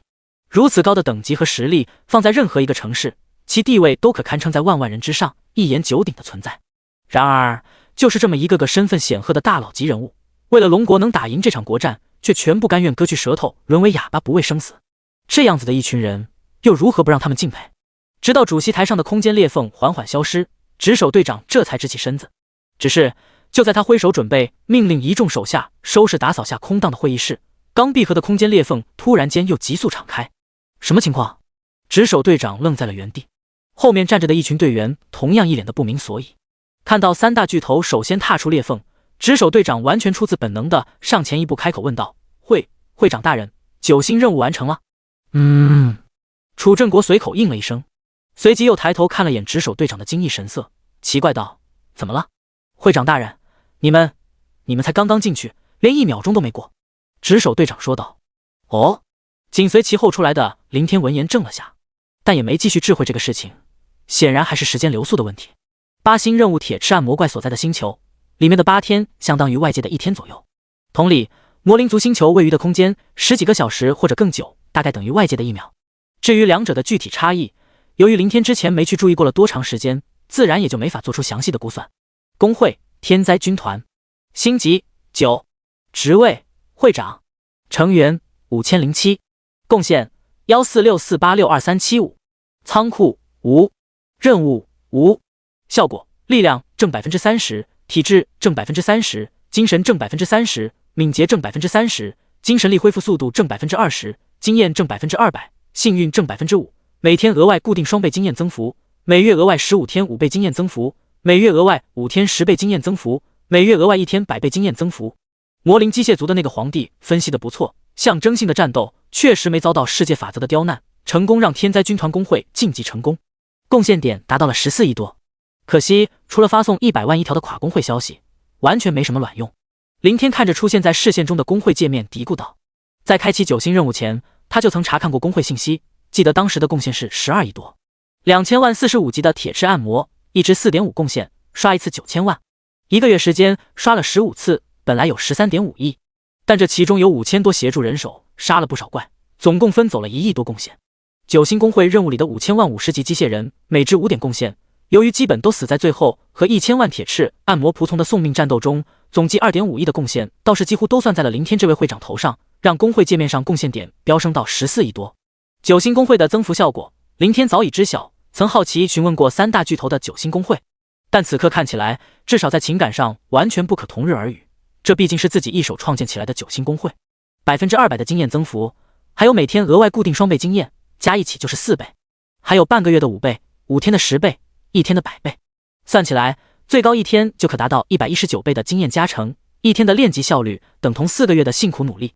连9星工会都这么恐怖，那10星呢？会是多少倍？林天心下忍不住有些感叹，更禁不住有些急迫。先不说10星工会可能会出现的超远距离传送，仅经验增幅这一点就让他有理由放手搏一搏。这时马天瑞走了上来，林会长，按照计划1，接下来我们会带你把等级提升上来。这个先不急。林天回过神，抬手打断道，先给我点时间，我需要去解决一些麻烦。马天瑞闻言也没多说其他，只是点了点头。实际上他和楚正国以及马宏志都清楚林天口中的麻烦是什么。先前3人虽说被支开，不知道他和魔灵族的交易，但后来看到进入召唤空间里的机械装甲车以及5000万机械人近乎以自毁般的战斗，再加上他们出来的方式是预示任务成功的空间裂缝，而不是失败下被传送出去，一切的一切都几乎不言而喻。但3大巨头都很默契的没去刨根究底，只要不影响国战，对于林天自己的事儿，他们不会插嘴多问，更不会替林天做主去决定什么。况且实行计划1，时间非常富裕，不在乎多浪费1-2天。撕拉！召唤空间于前方敞开，林天立即快步走了进去。裂缝之内，罗峰已经等待在了一旁。不远处，一片焦黑的死寂大地上，老王扛着狼牙棒，闪动眼眸绿芒，死死盯着眼前孤零零停着的500辆装甲车。在上方空中是密密麻麻、层层叠叠的铁翅暗魔，浩瀚的数量就如同覆盖的无边无际的黑幕。黑幕与黑色大地的距离只留有2米多高的空隙，仿佛整个世界就只有这么点空间，仅站在下方看上一眼，就有种让人喘不过气来的压抑感觉。怎么样了？林天望了一眼，转向身旁罗峰问道。高级亡灵与他灵魂相连，加之当时在魔灵族殖民装甲车批量进入召唤空间后，他也特意打过招呼，因此罗峰知道事情的经过，暂时没有异常举动，进来后就一直待在原地。罗峰回答了一句，紧接着问道，始祖，你打算怎么处置他们？按照合作协议把他们投放进任务星球区域。哼，合作协议？林天笑了笑，反问道，罗哥，你觉得这个魔灵族和我们比起来如何？对我们克制很大，在他们面前我们丧失了所有的优势。罗峰没做任何思考，直接说道，所以罗哥，我怎么可能去帮助他们发展壮大？虽然就目前来说，只要世界法则不开启空间裂缝，我们与他们就没有交集，但不怕一万就怕万一，万一某一天他们发展起来有办法入侵我们这个世界，或者在其他什么地方碰到了他们成了对手，这不是搬起石头砸自己的脚吗？林天摇头道。那……罗峰顿了顿，显得欲言又止，犹豫了下，才继续传出灵魂波动道：那始祖的意思是消灭掉这批殖民车，这里是我们的地盘，摧毁500辆装甲车和里面装载的一些战斗机械人，对我们轻而易举。但始祖，奴仆有一个疑问。第176章魔灵机械族的天选之子。罗哥，我知道你想说什么。林天抬眼看向那群钢铁装甲车，回首道：任何形式上的合作都是建立在有约束的基础上，否则就是空口白话。比如人类间的合同背后有律法作为支撑，倘若有一方违反，就会受到律法部门的强行制裁，这才能保证合同双方遵从履行。之前与魔灵族的合作协议，我故意没去提保障问题，可对方却也没有开口，哪怕是让我发誓，这种等于自我心理安慰的保证也没有，这不是很奇怪吗？也更加不正常。他就不担心我反悔？说完，林天转口问道：罗哥，假如是你，你会怎么做？如果站在对方的立场。罗峰思索了下道：对方清楚这个合作并不公平，有个先后顺序，他必须首先配合我们完成9星工会任务，然后才轮到给他投放殖民车开辟1星基地。而我们的任务既然已经完成，加上他的几百辆殖民车进入我们的地盘，生死等于掌控在我们手中，是否投放1星更是全凭我们的意愿。但对方又没办法在协议上提出某种保障，所以对方应该会留下一个后手，以确保或逼迫我们履行协议。是啊，他就是一个疯子，风言风语，不过做事又非常理智，不然也不可能在了解了我们的世界后，就马上提出开辟1星发展基地这个对他极其有利的合作协议。保障问题不是他想不到，而是已经有了他自己的保障手段。林天又看向那片装甲车，继续道：这个保障手段并不难猜，肯定是在那些车里，对一个科技文明来说也很好安排，比如放这些威力很高的炸弹。不同科技文明里的武器各不相同，在进入召唤空间前，就算对方打开每一辆装甲车让我们检查，或者干脆把某种炸弹放在我们面前，我们可能也认不出来，更检测不到。那始祖不能直接摧毁，又不能将他们投放1星任由发展成长，下面该怎么办？罗峰闪动眼中红芒询问道。其实这也是他之前的疑虑，将其全部消灭自然干净省事，但他不认为对方会没做些安全布置。就像林天刚刚所说，殖民装甲车里若安置了高威力炸弹，一旦引爆，绝对会让剩余的1亿2000多万铁翅暗魔仆从损失惨重。当然是摧毁，只是在做法上折转一些罢了。林天将目光投向视线尽头，开口问道：召唤空间的光幕外区域查清楚是什么了吗？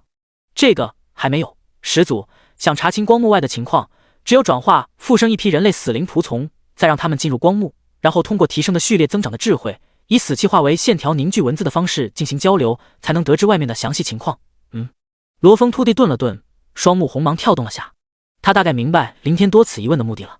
转化人类，上次实验仅有5个蜥蜴人仆从存活下来得到晋级序列，其他10几个蜥蜴人仆从和几个樱花间谍仆从全部死亡化为粉末，这已经证明了其中存在的几率问题。因此转化的人类仆从数量少了不行，必须成千上万的批量投入去拼概率，总不能在这个时候去大量屠杀东海市里的人。算了，不管怎么说，是死灵仆从还是金属物体，光幕外都属于死亡禁区。林天也不再多想，抬步走向殖民装甲车群。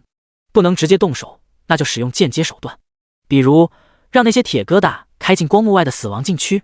问题是该如何让他们主动配合，而非强行驱赶，否则无法保证对方急眼会不会来个有可能的鱼死网破或者同归于尽。始祖，或许我们还有一条选择。罗峰跟在后面说道。哦，说来听听。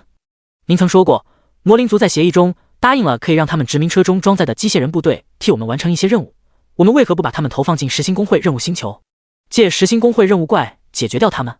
罗峰是知道林天打算开启10星任务的，对于自己人，林天从不做什么隐瞒。这个我之前也想过，但里面还是会存在很多问题，例如这批殖民车不离开召唤空间，仅仅派出他们的机械人呢，这样威胁还是没有解除。退一步说，即便所有装甲车全部出动，可我们不清楚他们携带的炸弹威力，如果是几颗核弹还好，若是比核弹威力还要大无数倍的东西呢？万一把10星任务所在的整颗星球给直接炸了，那个疯子做出这种事情，我一点也不惊讶。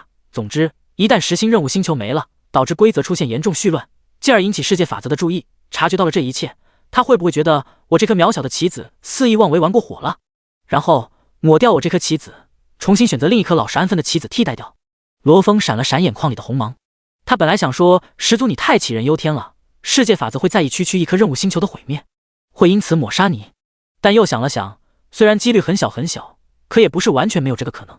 对于世界法则来说，无论是其他任务星球里的生物，还是外界的人类转职者，都如同蝼蚁般的存在。就是特意培养的凌天，也只是稍微大一点的蚂蚁罢了。引起他不高兴，甚至一点点不满，弹指间说灭也就灭了。重新选择一个始祖级亡灵法师职业者进行培养，对他只是浪费点时间而已。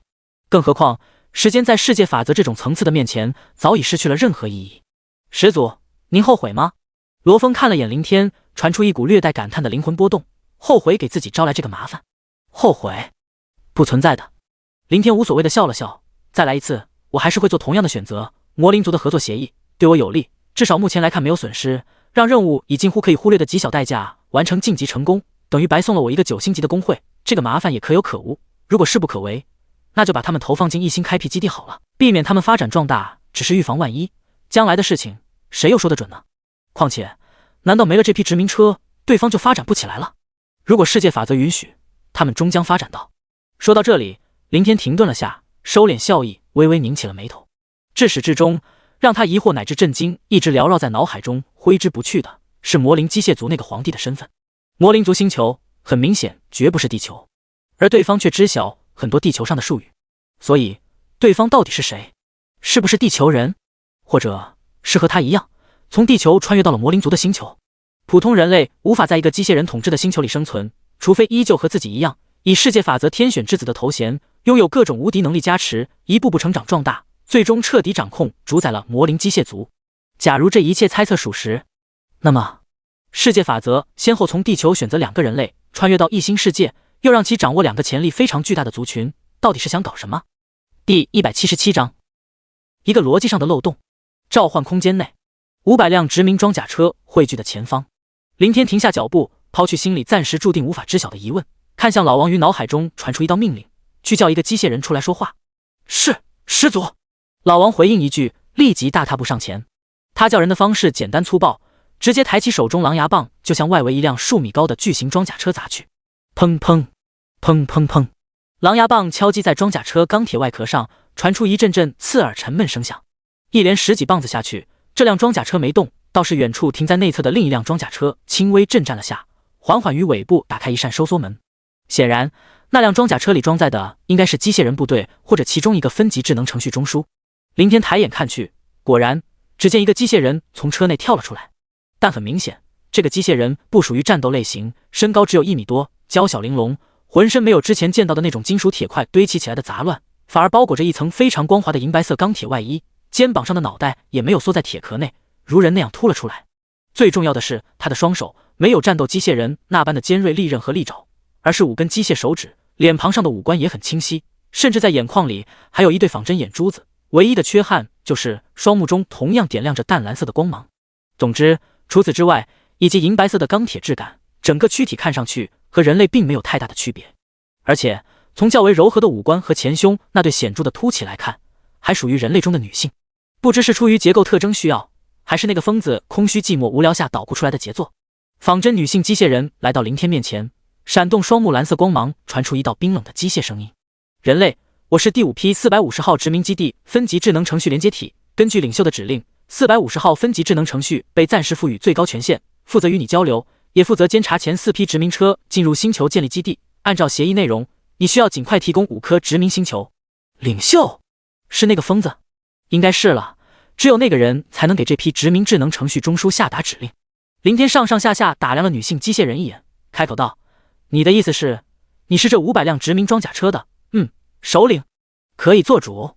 是的，你可以这么理解。那就好。首先我想问一下，你们的领袖是不是像我这样的人类？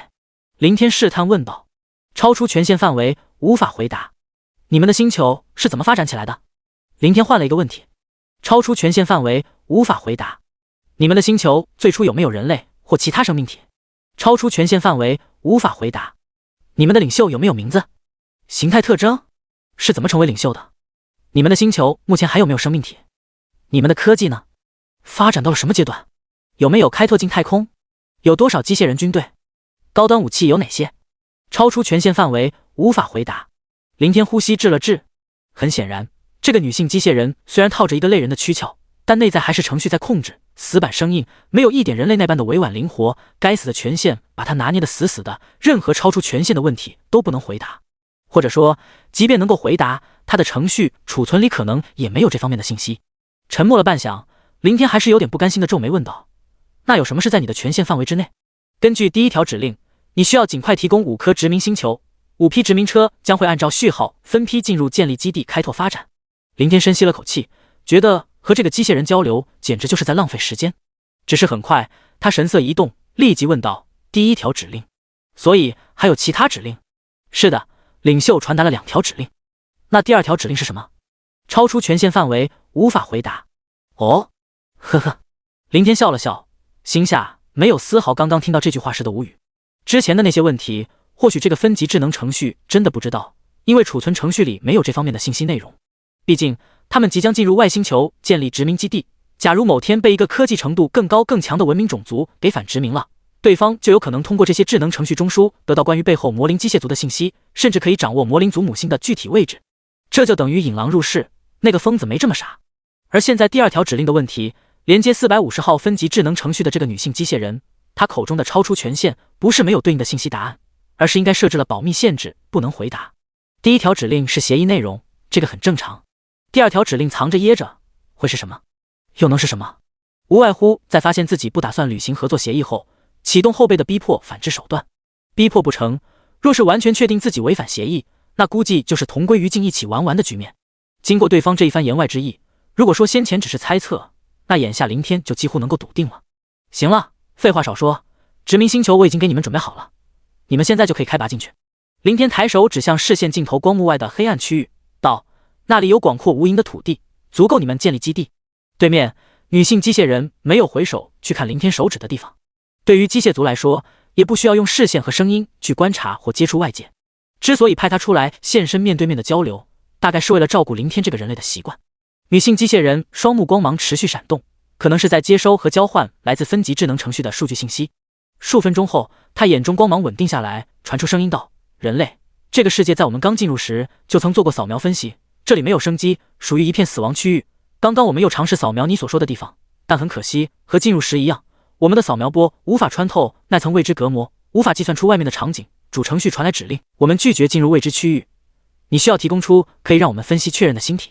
光幕外的世界，我麾下的5名死亡生物已经做过确认，他们就生存在外面。你们既然扫描了，应该发现了才对。”“是的，通过扫描数据信息反馈，我们察觉到了5个类似死亡生物的影像模型。那不就得了？根据我麾下的死亡生物禀报，外面的世界非常浩瀚庞大，相当于几千个魔灵族星球大小，而且那里同样没有生机，只有无比丰富的各种矿产资源。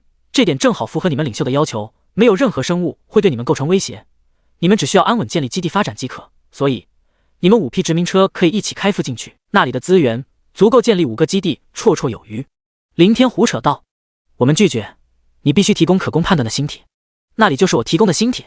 我们拒绝接受，爱接受不接受，反正我已经提供了。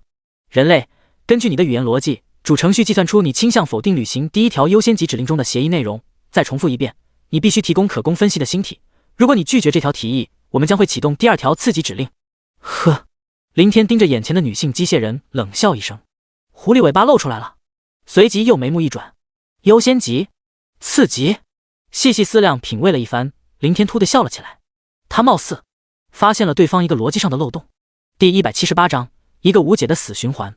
机械族是一个十分呆板的族群，至少在将科技和自身发展进化到一定程度前，他们只会遵从智能程序的指令行动，绝不会逾越。当然了，那个疯子是个例外，毕竟这货不是纯粹的机器程序。而处于这片封闭隔绝的召唤空间内，失去了那个疯子的领导，剩下的分级智能程序中枢再怎么智能，也不可能像拥有思维和智慧的人类那般做事圆滑多变。权限和指令就如同无法跨越的鸿沟，将他们牢牢束缚着。女机械人口中的2条指令和人类做某件事一样，有主次之分。所不同的是，人类会根据出现的不同情况，能够随时灵活调整这件事的优先次序。比如最简单的例子，一个人决定去商场优先买一套衣服，再去买双差点的鞋，结果在商场中首先看到一双价格昂贵且自己很喜欢的鞋子，那么在这个时候，这个人可能就会买下这双鞋，再用剩余不多的钱去买一套便宜的衣服。但换作机械族，不会源于自己的喜好而更改买衣服和鞋子的购买次序，他们也没有人类的喜好。即便有底层逻辑程序上的限制，也不会允许他们破坏优先指令和次级指令上的先后顺序，除非确认优先指令得不到贯彻执行，才会启动次级指令。所以这里面就有了漏洞可循。只要不直言否认协议内容，计算不出优先指令100%概率无法执行，他们就绝对不会启动次级指令。也因此，林天开口向面前的女机械人道：450号分级智能程序连接体，我需要你重申一遍2条指令的权限级别。根据领袖传达的指令，第1条权限最高设置为优先级，第2条权限较低设为次级。很好，那我也再重申一遍，我会严格遵从协议内容，为你们提供殖民星球建立基地。林天认真重复了一句，接着再次指向视线尽头的光幕外道：那里就是我提供的星球，我履行了协议。人类，请注意，我们无法扫描分析那里的环境。所以呢？林天抬手打断道，他早就料到对方会不厌其烦地提醒这一点。和一堆机器去争论一件事，就好比对牛弹琴，而且以程序的坚韧性格，他们肯定会陪你争论到天荒地老。停顿了下，林天盯着女机械人好笑说道：所以我已经给你们提供了协议上的星球，但由于你们的科技非常落后，扫描手段十分垃圾，检测不到光幕外的星体环境，最后怪我了，以此来认定我拒绝履行协议。女机械人沉默了下来，眼中光芒开始闪动，似乎连接的那个分级智能中枢在做快速的计算。林天没给对方分析的时间，继续说道：你们第1条最高优先级指令是配合我提供的星球建立殖民基地，却因为你们自身的技术原因导致无法执行，这是不是和最高指令相冲突？或者叫自己违反了这条指令？女机械人双目闪动的光芒更剧烈了，乃至出现了一些其他颜色光辉交替闪现的混乱现象。林天瞄了一眼，决定干脆下一剂猛药。撕拉！随着一声轻响，不远处通往外面人类世界的召唤空间裂缝入口急速敞开。林天指着裂缝口道：那是这个死亡世界的出入口，你们进来时就是通过这个裂缝，出去也要经过那里。现在你们可以尝试扫描裂缝外的环境，假如能够扫描出来，我会遵从你们的要求，为你们提供其他星球。但如果还是扫描不出来呢？是不是像刚刚那样无理的判定我拒绝履行协议？那么若是这样，这个协议因为你们自身的技术问题，从根本逻辑上就是错的。你们待在这里就扫描不出裂缝外的星球环境，你们不能确认裂缝外的星球环境，又不打算出去，这相互矛盾，完全属于一个无解的死循环。林天盯着女性机械人随着他的话而疯狂闪烁的各色光芒，笑着补充道：行了，你慢慢分析，可千万别死机了。至于对方能不能扫描出入口外的环境，他一点也不担心。入口的隔绝光幕和笼罩召唤空间的这片光幕都出自世界法则之手，既然对方的扫描波无法穿透后者，自然也就不可能穿透前者。等了足足有20多分钟，女机械人的双目才稳定下来，传声道：人类，我们无法扫描裂缝出入口外的星体，同意了你的逻辑结论，但为了确认安全，我们需要你提供裂缝出口外的星体。显然分级智能程序也不傻，最基本的理论，从哪里进来就从哪里出去。可以，没问题。林天无所谓的点点头道：不过时间上我无法做出保证，不知道你们的领袖有没有给你们传输关于我们世界的信息，我提供给你们的属于任务星球，不能由我控制，只能通过被动接受某个任务的方式实现。3大巨头手里掌控的高低星级工会有很多，随便拿出几个开启工会晋级任务就能满足魔灵族的殖民需求，但林天就是不给，也压根就没打算给。我们需要一个大概时间。女机械人道：我说了，这个我没办法控制，只有被动的接受任务才能进入任务里的星球，你们不急的话可以等。说完，林天紧接着着重提点道：注意，我已经履行了协议，没有不理会你们光幕外的世界，你们随时都可以开拔进去建立基地进行殖民发展，如果觉得不安全，那就等我的消息。好的，我们可以等。行，你们随意。林天不再多言，扭头就走，同时在脑海中向身边跟着的罗峰道：罗哥，我估计他们等不了多久，迟早会决定进入光幕外的区域，你在里面时刻盯着，不过要注意一点，在他们进入前，一定要记得给光幕外那5名晋级的蜥蜴人主祭传递一个消息。没办法交流，但简单的手势，我相信以他们增长的智慧，还是能够看得懂得。到时让他们时刻待命，万一这批500辆殖民车进入光幕外没有化为粉末生存了下来，立即展开攻击，全部摧毁。如果外面人手不够，就送几批铁翅按摩仆从出去晋级。务必做到一点，绝不放过一个机械人活口，哪怕是一块铁片，也要给我彻底碾碎。第179章重启实行工会任务。次日，林天一大早便来到了会议室，按照他自己的既定计划，接下来要开启实行工会任务。能不能完成倒是其次，主要是就像做 NASA， 到了顶点最起码也要进入尝试感觉一下，哪怕进去看上一眼，否则太过憋屈。相比前几天，宽敞的巨大会议室内空空荡荡，仅站着提前到来的三大巨头。见到三人，林天是一脸的无奈，顿足开口道：“三位，你们确定要跟进去？”昨天在处理完了魔灵族的事儿出来后，为了不必要的麻烦和口舌之争，他本打算背地里独自一人开启实心工会任务，但想到开除天灾军团工会所有成员，势必会被三大巨头第一时间知晓，加上自己若是不打招呼，直接进入任务区域，导致突然失踪，时间一长可能会造成恐慌，乃至蔓延到整个东海，让汇聚而来的几千万人因此陷入混乱。思量再三，还是告诉了三人。经过数个小时的争论，又在他一再坚持和保证下，即便三大巨头再不同意，最后也只能点头。但让林天十分无语的是，三人答应此次可以不带所有协助人手，可自己非要跟着进入任务区域，死活不听劝。那个场景让他彻彻底底见识到了这三位罕见的固执和偏执，任凭他磨破了嘴皮也无济于事。略微迟疑了下，林天也不等三人说什么，就继续认真道：“三位，这次实行任务没有信息展示，一切都是未知。如果是当初数字工会面对的虫群，单体实力较弱还好说，假如世界法则改变了怪物类型，换成某种单体战力十分强悍的怪物，或者再来一个机械族，对方若是属于智慧种族，可以像魔灵族那样能谈就谈，谈不成翻脸开战也没什么，我能够随时躲进某个地方，安全无忧，最多浪费几天时间，等任务失败就能传送出来。这也是我提出不带协助人手，在昨天把他们全部开除工会的原因。到时势不可为，我可能根本顾不上其他人，除了我外，任何进入任务区域的人都有很高的概率死在里面。所以我还是那个意思，这次我一人进去就行了，你们在外安心等待即可。”林天这话就差没直接说召唤空间了，这是他最后的底牌，实在不想告知外人。但为了断绝眼前三人的念头，只能隐晦提示。以三大巨头的智慧，应该可以猜测出来，但推测出来无法确认，和自己亲口说出承认完全是两码事。林会长，你不用再说了，我们都做好了准备。是的，我们知道你有很多无敌能力，但事关太大，与其在外面心烦意躁，不如一起进去。林会长不必在意我们的生死，我们都已经安排好了工会事宜，如果我们没出来，自有其他副会长接替我们的位置。总之，只要能够看到你安然无恙，就算是死，我们也能放心瞑目。不然万一你出现了什么意外，我们怎么面对国战？又怎么面对不远万里聚集在东海市的数千万国人？那种局面和心情，说句不负责任的话，还不如一死了之。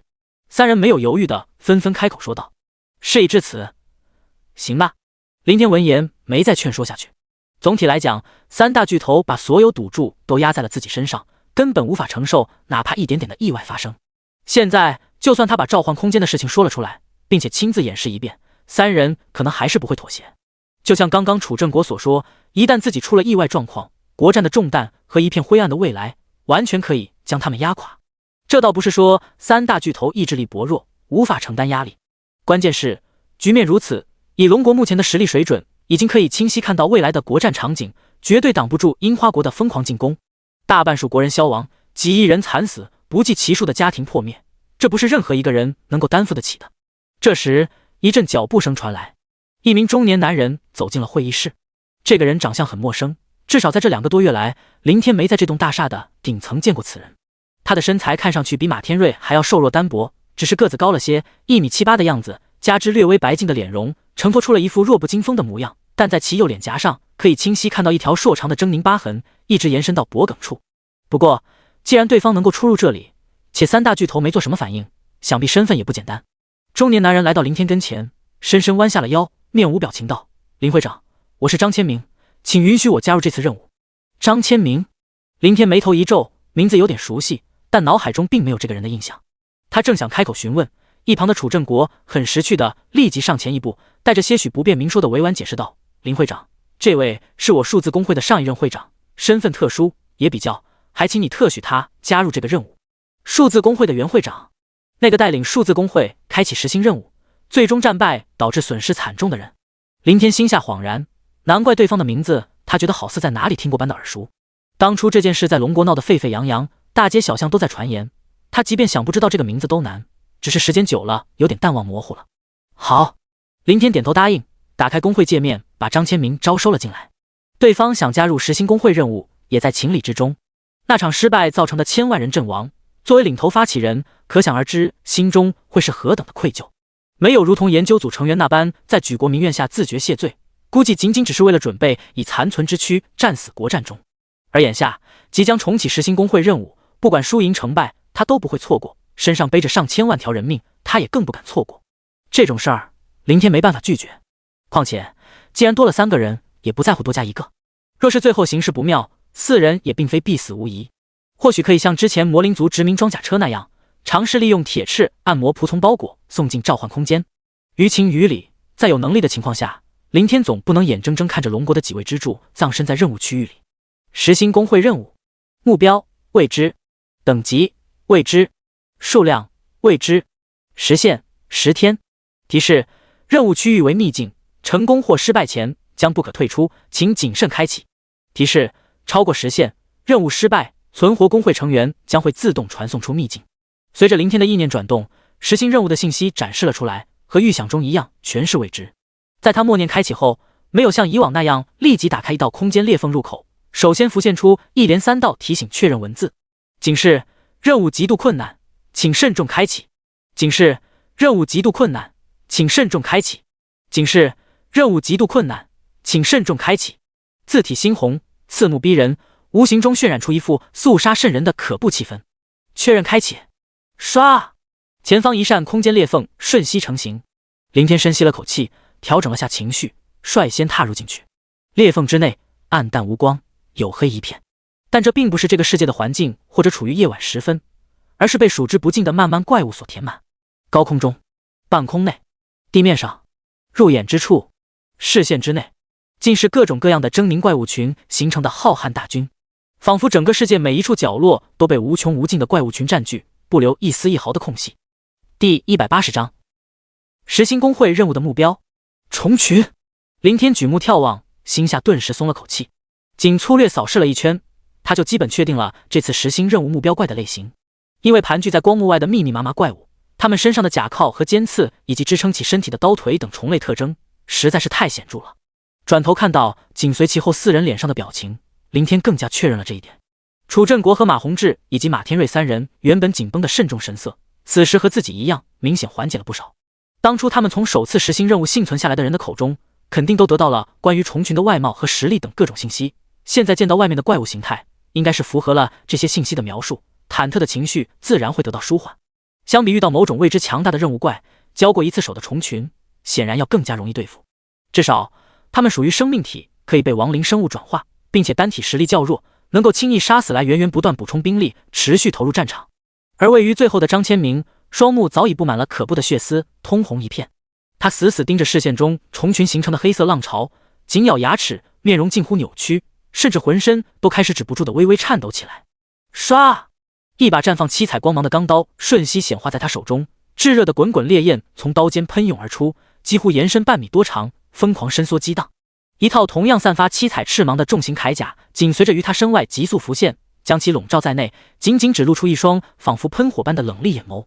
即便身体隐藏在铠甲之内，但无尽仇恨带来的颤悚还是让他在快速颤动，且越来越剧烈。张会长，你……林天本来想出口安慰一下，但话到嘴边又觉得无话可说。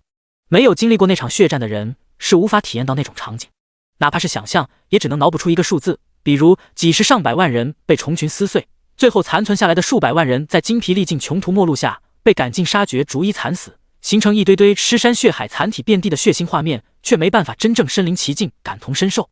况且这么多人的死，就算不是张千明的责任，但要说没有一点点责任也不现实。所以这世上又有谁能体会到他身上时刻背着上千万条国人性命到底是什么样的感受？林天微微摇了摇头，一边念头闪动于前方打开召唤空间裂缝，一边默念唤出任务信息界面。实行工会任务，目标虫巢阿拉奇虫族母皇，等级100，数量1，时限10天。提示：任务区域为秘境，成功或失败前将不可退出，请谨慎开启。提示：超过时限，任务失败，存活工会成员将会自动传送出秘境。进入任务区域后，任务内容显示了出来。林天查看了下，忍不住皱了皱眉，上面的信息远远超出了他的预料。这个族群的名字叫阿拉奇虫族，目标等级虽然高了点，但数量居然只有区1个。母皇，阿拉奇虫族的类似族长的身份，或者像普通虫子那样的繁殖母体。林天首先把任务界面展示了出来，看了眼覆盖在重铠内可能已经被仇恨冲昏头脑、巨颤不止的张千明，最终还是把目光落在楚正国身上，问道：“任务目标和你们上次实行任务一样吗？也是这个叫阿拉奇虫族的母皇？”“不一样。”楚正国快速看了眼，立即摇头道：“按照我们从一些存活人员，还有会长的亲自确认，上次任务的目标怪并没有名字，只有虫群2个字，而且有详细的数量，是501只。不错，上次实行任务，我们几大工会的高层都收集到了详细的信息，也根据幸存人员的记忆绘制了各种虫子的一系列图像，貌似和这一次的虫子形态有很大区别。比如，马宏志接口指向光幕外地面上黑压压的虫巢道，那些爬虫长着4条刀腿，支撑起来的躯体看上去有1米多高，腿上和身上还布满了黄黑花纹，但上次的地面爬虫没有花纹，身躯也没有这么大，大概只有半米多，还有天上的飞行虫子，外在形态也基本不同，或许是2种不同的生物。马天瑞拧眉望向光幕外四面八方层层围聚的虫群，但话还未说完，就被张千明低沉的声音打断：“不是他们，绝对是他们！”他收回盯着虫群的冷厉目光，极力压制颤动的身躯，过了好一会儿，才深深喘了口气，面向林天，双目通红，带着些许刻骨的破音道：“他们的形态可以改变，体型也可以改变，但他们临阵对敌姿态没变。”顿了顿，他缓缓扫过楚正国等3人，开口道：“难道你们没有察觉吗？在我们到来后，至始至终，那些爬虫，无论是地面上的，还是天空中的，都没有发出任何声息，甚至连每一只爬虫的位置都没有出现丝毫的变化和错乱。上一次他们很弱小，单体战斗力相当于外面30到40级的怪，这一次他们应该得到了某种进化，变强了许多。但不管强弱，都不是衡量他们强大与否的标准。上一战582万60级以上的主力，1200万60级以下的后备役，总计1782万的力量，面对500亿虫群，虽然平均每人需要杀死2800多只爬虫，但如果对付一般30-40级的怪物，即便战败，伤亡也绝对不会达到上千万。他们强大的地方不在于他们的单体实力。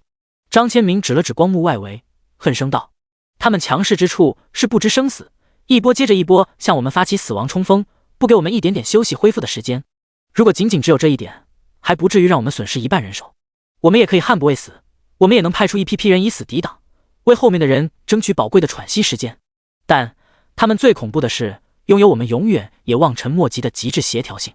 每一只爬虫，哪怕是死，都能恰到好处地发挥出它们的价值，给后续爬虫创造冲锋的机会。你们知道那一战给我的最大感触是什么吗？不是爬虫的数量，也不是他们的疯狂，而是这种令人恐怖的协调性，仿佛我们所面对的是一个统一整体，或者就像是有一只手在以细致入微的方式和快到极限的运算速度操控着如同提线木偶般的500亿只爬虫。第181章世界法则的任务目的。光幕之内，一群群铁翅按摩仆从缓缓扇动它们那破烂干枯的翅膀，从紧贴黄沙地面一直层层蔓延到高空中的光幕顶端。庞大的密集数量完全将光幕数千米范围填得满满当当，不留任何空隙。光幕之外，一处处地表区域，一只只爬虫支撑着它们如同刺刀般锋利的4条刀腿。远远望去，黑色的甲壳远远延伸，将整片大地都仿佛染成了一片片几无尽头的黑色海洋。在漆黑汪洋的上空，层层叠起的飞行虫类急速震动它们背上的薄翼，绕着光幕围了一圈又一圈，一层又一层，浩瀚的恐怖规模密不透风，遮蔽了天空，也阻挡了光线，完全把整个光幕笼罩在一片昏暗之中。仅有的一丝亮光，只有边缘位置那层看似薄如蝉翼却绝对坚固的淡淡光膜。隔着这道薄膜，两大族群形成一种暂时的对峙，一对对狰狞的复眼死死盯着光幕内，一双双惨白的眼眸，哪怕没有视觉，但同样也在瞪着光幕外。双方剑拔弩张，却又沉静无声，死寂一片。压抑的氛围几乎处处弥漫，甚至就连空气都在此刻如同凝固了般。高空中，林天控制光翼翅膀悬停在最前方，另外4人分别漂浮在靠后2侧区域。对于张千明之前对虫群的形容，3大巨头早已知晓，就是林天也曾从罗峰口中得知了关于虫群协调性的作战描述，但此时听起来仍然感到万般不可思议。如果像魔灵族那种机械族群能够发挥出极致的协调性，他们还可以理解，毕竟机械族拥有自己的通信数据网络，每一个机械人都可以通过接收到的指令信号做出统一的战斗部署。可出现在一个虫类生物族群身上，这简直有点天方夜谭。除非这个虫族也有自己的某种特殊生物网络，可以将命令实时传递到每一只虫子的脑袋里。你们不觉得奇怪吗？楚正国没再去思考虫族为什么会拥有这种能力，也得不到答案。他望着光幕外的漆黑海洋，疑惑道：这次实行任务世界法则给出的信息内容非常模糊，也有点不符合规则。目标是这个虫族的母皇，按照以往的任务，战场中不是应该只会出现这一只母皇虫子吗？但现在我们面对的却是不计其数的虫群，或许是一次斩首任务吧。虫族母皇大概就像蚁群中的蚁后，属于这个族群的繁衍母体，普通虫子守护他们的母体也是理所应当的。世界法则的意思是，可能让我们突进虫巢，杀死里面的那只母皇。至于巢穴，马宏志抬眼扫视了一圈周围被虫群填满的空域，视线阻挡，根本看不到外面的任何情况。顿了顿，他带着一抹笃定语气继续道：世界法则绝不会让我们整个星球的四处盲目搜寻，那样别说10天，就是10年也不可能找到，等于是必败的任务。因此他既然把战场安排在了这里，那就说明虫巢就肯定处于战场范围内，并且不会允许母皇离开虫巢。所以这个任务说容易也容易，我们只需要找到战场中的巢穴，进去杀死里面的母皇就可以完成任务。说难也远比上次实行任务困难无数倍，因为如果像马会长所说，母皇等同以后，那么这个族群可能就只有这一只母体，而我们所要对付的就是整个虫族的守护力量。马天瑞拧了拧眉，带着些许忧虑道：上次任务他们都能派出500亿的庞大数量，可见他们的繁殖速度是何其恐怖，再加上他们拥有的作战手段和协调能力，这颗星球只怕早就沦为了他们的地盘，一整颗星球的虫子。老马，别忘了，今日可不同往日。楚振国打断道：有林会长的亡灵生物转化复生，虫子数量再多也无济于事，反而更有利于发展亡灵大军。马天瑞闻言愣了下，随即苦笑的点点头。刚刚他下意识的把思维放在了转职者的对战层面上，倒忽略了这一点。有转化复生的特性，虫群的数量优势无限降低，即便他们的单体战斗力比上次强了些，也不可能在短短时间内飙升太多。至于虫族的统一协调性，欺负人类转职者还行，可对付没有情感没有思维，只是一具具复活尸体的亡灵生物。气氛短暂的沉静了下，楚振国又忽然好奇道：假如虫族只有一只繁衍母体，那世界法则发布这个任务，难道目的是打算灭绝这个族群？兴许吧，一个族群失去了唯一的繁衍母体，灭亡是迟早的事情。好了几位，屏障马上就要消散了，准备战斗。林天看了眼渐渐暗淡下去的光幕，提醒了句，随后伸手一招，死神之镰迅速显化成型。死神之镰，成长等级106，职业限制亡灵法师，类别武器，品质七彩，类型神器可成长吞噬，属性精神加530，体质加530，敏捷加530，力量加530。附带效果死神形态主动，祭献灵魂化身为虚无死神形态，免疫一切物理攻击。附带效果恶灵怒啸主动，释放恶灵冲击目标区域。附带效果灵魂吸取被动，被死神之镰所杀的生物将自动被吸取灵魂。附带效果恶灵炼化被动，封印在死神之镰内的灵魂将会随着时间被自动炼化为恶灵。附带效果气血认主主动，死神之镰与指定目标缔结契约，灵魂绑定，除契约之主外，任何人无法发挥死神之镰的属性和效果。当前契约之主灵天。附带效果炼化增幅被动，炼化灵魂为恶灵的效率提升100倍。附带效果死神之怒主动，祭献灵魂，释放死神之镰投影攻击目标，祭献灵魂越多投影越大，威力越强。附带效果恶灵变异被动，炼化灵魂时将会有一定几率诞生出一头恶灵王。灵魂储量1617248，恶灵储量87853，恶灵王储量28。咦，竟然诞生了恶灵王，而且还多达28头。林天看着浮现出来的镰刀信息，当初发展铁翅暗魔仆从，消耗大半个月刷了7、8次任务，在积攒了100多万灵魂后，他就把死神之镰重新交给转职负责升级的那群亡灵法师职业者。在今早前往会议室准备开启实行任务时，考虑到战力上的需求，便顺道取了回来，还没来得及查看。不过没增加其他效果也在他的预料之中，只提升了6级，同样没感到什么意外。前后不到半个月时间，加上吞噬升级所需要的装备数量越来越多，即便不眠不休也升不了多少。但变异出28头恶灵王就完全出乎了他的想象，平均一天竟然诞生2头。只是目光触及到其中一条效果，林天这才有点恍然。此时的死神之镰已经不是最初每天只能炼化24只恶灵的缓慢效率，提升了100倍，一天2400只恶灵，换算下来28头恶灵王也就1%的渺小概率。嗡！就在这时，笼罩的光幕层急剧闪动了几下，居然消散。下一刹那，滋滋吱吱滋，在一阵阵尖锐震天的虫啸声浪中，地面上天空中一片片虫群海洋飞速涌动。自空中看去，宛若一股股掀起的滔天漆黑浪潮，自四面八方疯狂向内席卷而来。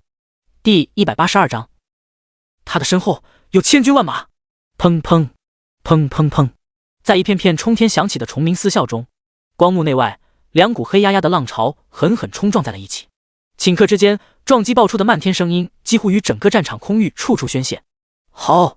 与此同时，一声连绵高昂的惊天龙吟声突然间爆起，龙吟之下，一条金黄色东方神龙自空中一道刚刚敞开的空间裂缝中窜出。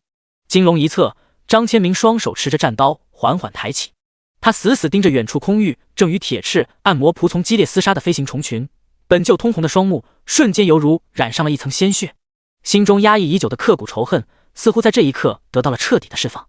杀！他挥起战刀指向前方，振臂高呼，声音嘶哑却铿锵有力。在他的身后，仿佛不是空荡荡的一片，而是正有上千万的阴魂在苏醒，在汇聚，在即将跟随着他重踏曾经战败的战场。下一秒，宛若带着士气如虹的千军万马，张千明整个人直接化为一团七彩流光，携着身侧金龙向着前方的交战空域冲去。会长，老张，张会长，三大巨头看着飞驰而去的身影，纷纷失声惊呼。一切发生的太快，等他们反应过来，张千明和他的那条金龙坐骑已经冲进了漆黑一片的飞虫群中。眨眼间，凌厉的刀芒便瞬间于前方空域猛烈爆发，赤红的龙炎更是犹如倾泻的火海，漫空狂舞。刀芒与龙炎交织之下，绿色的虫血夹杂着残破的虫枝，漫天飞射，疯狂四溅。一片片身首异处、化为焦炭的飞虫尸首，近乎如同暴雨般不断向下密集跌落。一人一龙看似勇猛无敌，但三大巨头的神色并没有得到任何好转，反而愈发的焦急和担忧。在敌人规模至少以亿为单位的战场上，单体实力被无限拉低，技能威力再强大，精神力也有耗尽的时候，体魄力量再浑厚，同样也有亏空疲累的那一刻。一旦精力耗尽，体力耗空，陷入虫群内无法突围，外面的人又无法及时冲进去营救，等于十死无生。况且在此之前又能杀多少？几万、十几万，亦或几十万？这点数量在敌人的规模面前，犹如九牛一毛般不值一提。三大巨头本打算像以往那样，加上张千明，一共4人负责贴身保护林天的安全，主力靠亡灵生物大军即可。即便上阵杀敌，也只会在战场边缘打打游击，时刻保持能够抽身而退，避免被围。否则，他们此行跟随进来，就不是增加那一点点可有可无的保障，而是需要林天分心救援的累赘。林会长，楚振国急迫地望了眼逐渐被虫群淹没进去的那道七彩身影，回首看向林天，欲言又止。旁边的马宏志和马天瑞虽然也是满脸忧虑，但没像楚振国这般几乎失了方寸。说到底，在两人心中，曾经的对手兼老友的安全，自然没有代表龙国安危的林天重要。而楚振国出自张千明的手下，会长的位置也是其接替，私人情感远不是两人可比。他没第一时间跟着冲上去，已经是保持理智的最大克制了。行了，三位，你们赶紧去支援张会长吧。林天挥了下手，心底没有丝毫责怪张千明擅自行动。就像他之前所想，不能体会对方的感受，又怎能指责对方的所作所为？又有什么资格去阻拦对方的复仇？换位思考，若是他再一次面对昔日残杀上千万手下的敌人，估计也好不了多少。对了，注意尽量不要太过深入，被虫群包围。放心，我这边不用你们保护，区区一些虫子，再多也奈何不了我。林天补充了一句。说完，他手持死神之镰一震，整个躯体顿时开始急速虚化为黑色雾态阴影。见此，或许是想到林天拥有诸多无敌能力，三大巨头也没太过迟疑，战场的形势更不允许他们慢慢的优柔寡断。好，救！随着一声声吼叫与凤鸣，三道身影当即从破开的空间裂缝中飞出，其中一头是长着2对翅膀的麒麟兽，浑身电芒闪烁；另一头单翅魔虎，身躯黑白相间的花纹间隐隐浮现出金色的锐芒。剩下那头则是斑斓凤凰，火红色羽翼每扇动一次，就于空气中激荡起一层层热浪。在召唤出各自坐骑后，三大巨头也没骑上去，将其作为协助战斗力，一起径直疾驶向张千明所在的厮杀空域。身为战士职业的楚振国一马当先，犹如锋锐的箭头直插飞虫群中，手持绽放红芒的重剑或劈或扫，巨大的单体实力差距让其势如破竹，凡是阻挡的飞虫皆被瞬息灭杀。他身侧的麒麟兽更是爆开浑身电芒，交织成一片片电网，四处扩散，急速弥漫。马宏志紧随其后，一股股浓烈的魔力自手中七彩魔杖中涌出，凝聚释放的寒冰风暴覆盖而下，将周围重新扑来的虫群成片成片的绞杀为碎末肉块。盘旋在其头顶的火凤羽翼快速闪动，洒下漫天火雨。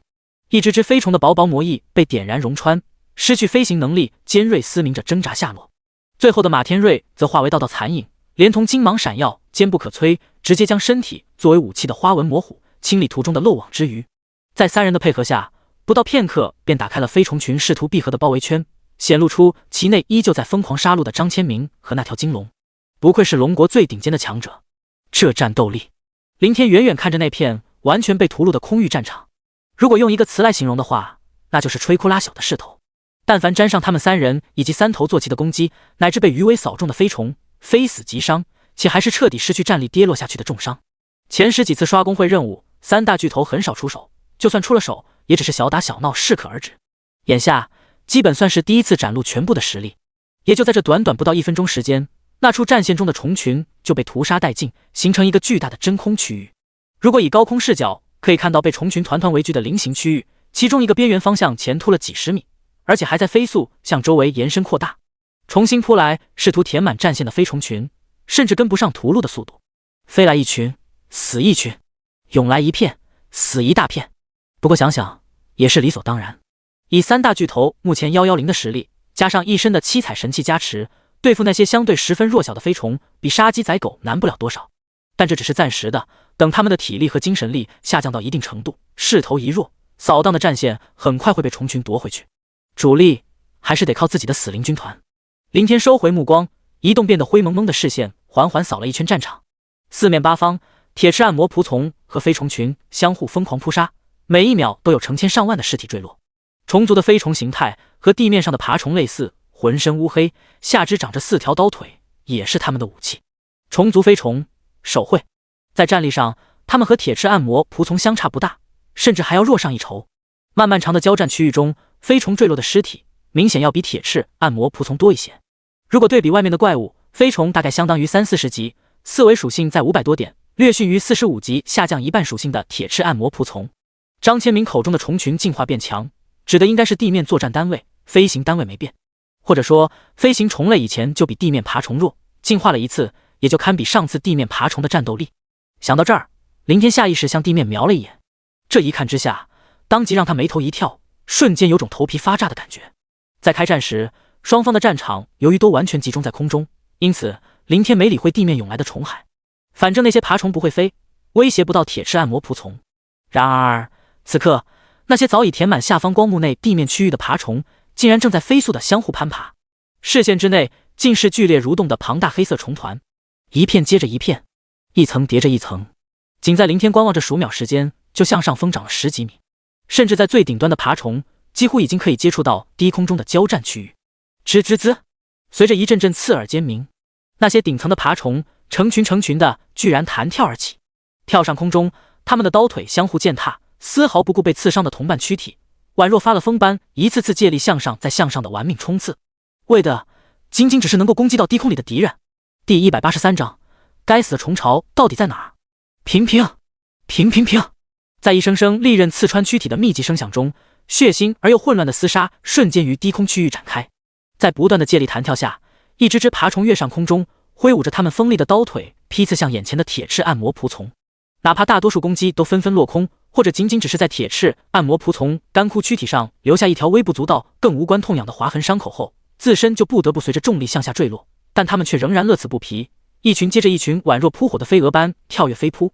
效果也不是没有，很快就有一些爬虫的刀腿深深钉入铁翅暗魔仆从的体内，整个虫身悬挂在空中，数量越来越多，远远看去，有些铁翅暗魔仆从的身体周围就像挂了一层层的密集虫团。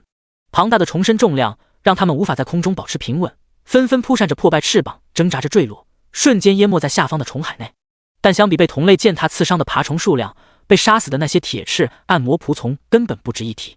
换句话说，就如同伤敌100，自损1000的亏本打法，严重不划算。不过从另一个方面来讲，也最大效率地利用了地面爬虫的战斗力，即便损失惨重，也好过让他们在地面抬头观战。这个族群的生物，真 TM 的都是疯子。林天俯视着下方战场，虽然他知道对方是为了战力最大化，但心里还是为之感到一丝震撼。低空中的那一幕幕，让他切切实实见识到了张千明口中虫族的疯狂。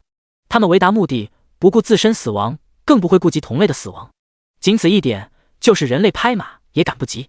在某种时候，人类在战场中当然也会牺牲一部分人来完成目标，但绝不会以损失成百上千人的巨大代价去杀死敌方的一名普通小兵。而虫族这种不顾一切的作战特征，从某种程度上来说，也意味着他们的爬虫和死灵仆从一样非常廉价，同时也秉承类似亡灵族群的战术，实力不够那就数量来凑，用数之不尽的规模来活活耗死对手。突然间，林天眉目一拧，投注在下方的目光停顿了下，随即快速扫视一圈整个地面战场。紧接着，一道意志命令宛若倾泻的巨浪，一波波急速向下扩散传递。下一刹那，不计其数翻滚埋藏在虫海中躯体颤动的飞虫尸体集体静默了下来，继续装死。这些即将转化已然改变阵营的飞虫死灵仆从，深陷敌群之内，一旦复生爬了起来，估计顷刻间就会被碎尸万段。如果这样发展下去，这一战也不用打了，必败无疑。所有转化的死灵仆从刚复生就被屠戮，得不到持续补充，仅靠1.2亿多万只铁翅暗魔仆从，又能支撑多久？好在虫族生物并不知晓亡灵的转化手段，那些廉价低劣的爬虫也感应不到死气能量，对待身边的尸体始终无动于衷，既没去破坏，更没有试图深度分解。或许这些尸体都被他们定义成了食物，战后很可能都会回收利用。毕竟他们都是生命体，不是亡灵生物，食物是最基本的生存资源保障，特别是相对于他们这种庞大的族群来说更是如此。一念及此，林天没再关注低空战局，念头一动，手中死神之镰隐藏消失，黑雾凝聚的虚无躯体随之向上攀升，穿过层层铁翅暗魔仆从，再从更上方围聚的飞虫群中透体而过，一路快速扶摇直上。陌生的人形黑色虚影在虫群里引起一阵阵巨大的骚乱，有的挥动刀腿进行拦截，有的探出双颚试图攻击，但全部毫无效果，更无法阻拦分毫。被割裂的残破虚影依旧在急速上升，不知穿过了多少层飞虫群，也不知飞了多久，终于林天的灰暗视线忽然豁然开朗，不再是一成不变的飞虫躯体。下方的飞虫群在明知徒劳下，却依然在追杀，形成一个层层增高的黑色旋风。这逼得最顶端的林天不得不继续向上飞，以便增加视线，开阔视野。此时，下面的光幕战场已经变为巴掌大的地方，已经可以清晰看到周围的景象。但哪怕林天有所心理准备，还是难免有点心惊肉跳。在以光幕区域为中心的四面八方，处处都是虫群形成的翻涌漆黑海洋，一直延伸到地表尽头。如果不是知道有沙土地面，这一看之下，几乎能让人误以为整个星球都是由虫子凝聚而成。该死的虫巢到底在哪里？林天压下情绪，一边持续攀飞，一边四处扫视搜寻。奈何地表和其上的半空都被无穷无尽的虫群覆盖遮掩，根本看不清内部的详细情况。而且不知道是不是为了故意掩人耳目，汇聚在最外面的层层飞虫群并没有悬停，而是正在围绕着光幕战场急速飞驰，形成一个漫漫无边的黑色移动漩涡，而且井然有序，没有丝毫混乱的现象，这就更加扰乱了视线，让人看不到里面的情形。操！林天暗骂一声，搜索了大半天，一无所获。在飞虫群急速的运动轨迹以及浩瀚规模的遮蔽下，想要找到疑似虫巢的区域，等于天方夜谭般不切实际。嗡！林天索性悬停下来，伸手显化出死神之镰，且在意念闪动间释放出的镰刀投影飞速暴涨，片刻不停。储备了高达160多万的灵魂值，林天也不在乎消耗。况且对付比铁翅暗魔怪更弱的虫子生物，这一刀下去，斩获的灵魂量远远足以弥补损耗。待镰刀投影膨胀到数万米，乃至最上方的刀口早已脱离了视线，没入了云端，他这才停止灵魂上的输送。下一刻，唰！巍峨如巨型山脉的镰刀投影，携着滚滚如雷般的恐怖声势和破空尖啸，飞速向其中一个方向上的虫海内斩去。吱吱吱！刹那间，万虫哀鸣，划破云霄。下方漫漫无际的黑色海洋，顿时被破开了一道长达数万米的缺口，从高空一直向下蔓延到地表，形成一道宛若晴天般的平滑裂缝。裂缝之内，无论是飞虫和爬虫，皆在瞬息毙命，失去生机，跌落死亡。只是很快，这面巨型裂缝就如同回流的海水一般，重新被两侧的虫群填满，让人很无奈，也很无力。并且这一击之威，非但没有让虫群恐惧，反而似乎刺激到了他们的神经和凶性。哗哗哗！魔翼急促震动的声响，在恐怖的数量下，连成一片片连绵的音波，处处响彻。正下方区域以及周围远处视线所及的空域，飞虫所形成的漫天乌云正疯狂倾轧而来。呵，林天毫不在意地笑了笑，没去理会密密麻麻杀来的飞虫群。只要没有某种类似技能的特殊手段，靠着刀腿物理攻击，无论来多少的虫子都伤害不了死神状态下的自己。就算能够使用特殊攻击造成伤害，他还有死灵仆从抗伤害打底，根本不触。巡视了一圈，林天把目光重新落在那些围绕着战场做顺时针飞行运动的飞虫群身上。刚刚打开的那处裂口已经被其他飞虫填补进去，并没有影响到它们整体上的漩涡飞行结构。对于自己的攻击，它们没有理会，也没有随同其他飞虫冲杀上来。很明显，它们有着自己的任务。任务是什么？其实显而易见，就像之前猜测的那样，它们是在掩护坐落在地面上的那座虫巢。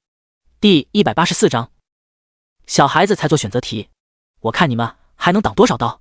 林天凌空而立，浑然不顾四面扑来的密集飞虫群，高举死神之镰，待投影再次冲天，暴涨数万米。他双手持着镰刀本体，瞬息劈下，破空之音犹如阵阵雷霆，爆发出尖锐狂啸。正前方冲锋而来的飞虫群首先迎上投影，顷刻间生机泯灭当空，如同暴雨般向下无力跌落。其后，万米巨型镰刀携着摧枯拉朽之势，径直没入飞虫漩涡中，形成一道如天堑般的恐怖缝隙。还不等投影没入地面，天际中另一道巨型镰刀投影已然凝聚。唰唰唰，漆黑翻滚的虫群汪洋之上，一道道参天暴起的镰刀虚影成形，又一次次急速向下劈落，一刀连着一刀，毫不停歇。每一刀下去，就是十几万乃至几十万或者更多生命的批量消亡。失去生息的虫尸漫天坠落，一片片飞虫的灵魂黑影更是仿佛无尽阴云般向同一个方向急速汇聚。灵魂阴云之内，一群群不计其数的飞虫同样也在竭尽全力拼命冲向那个位置。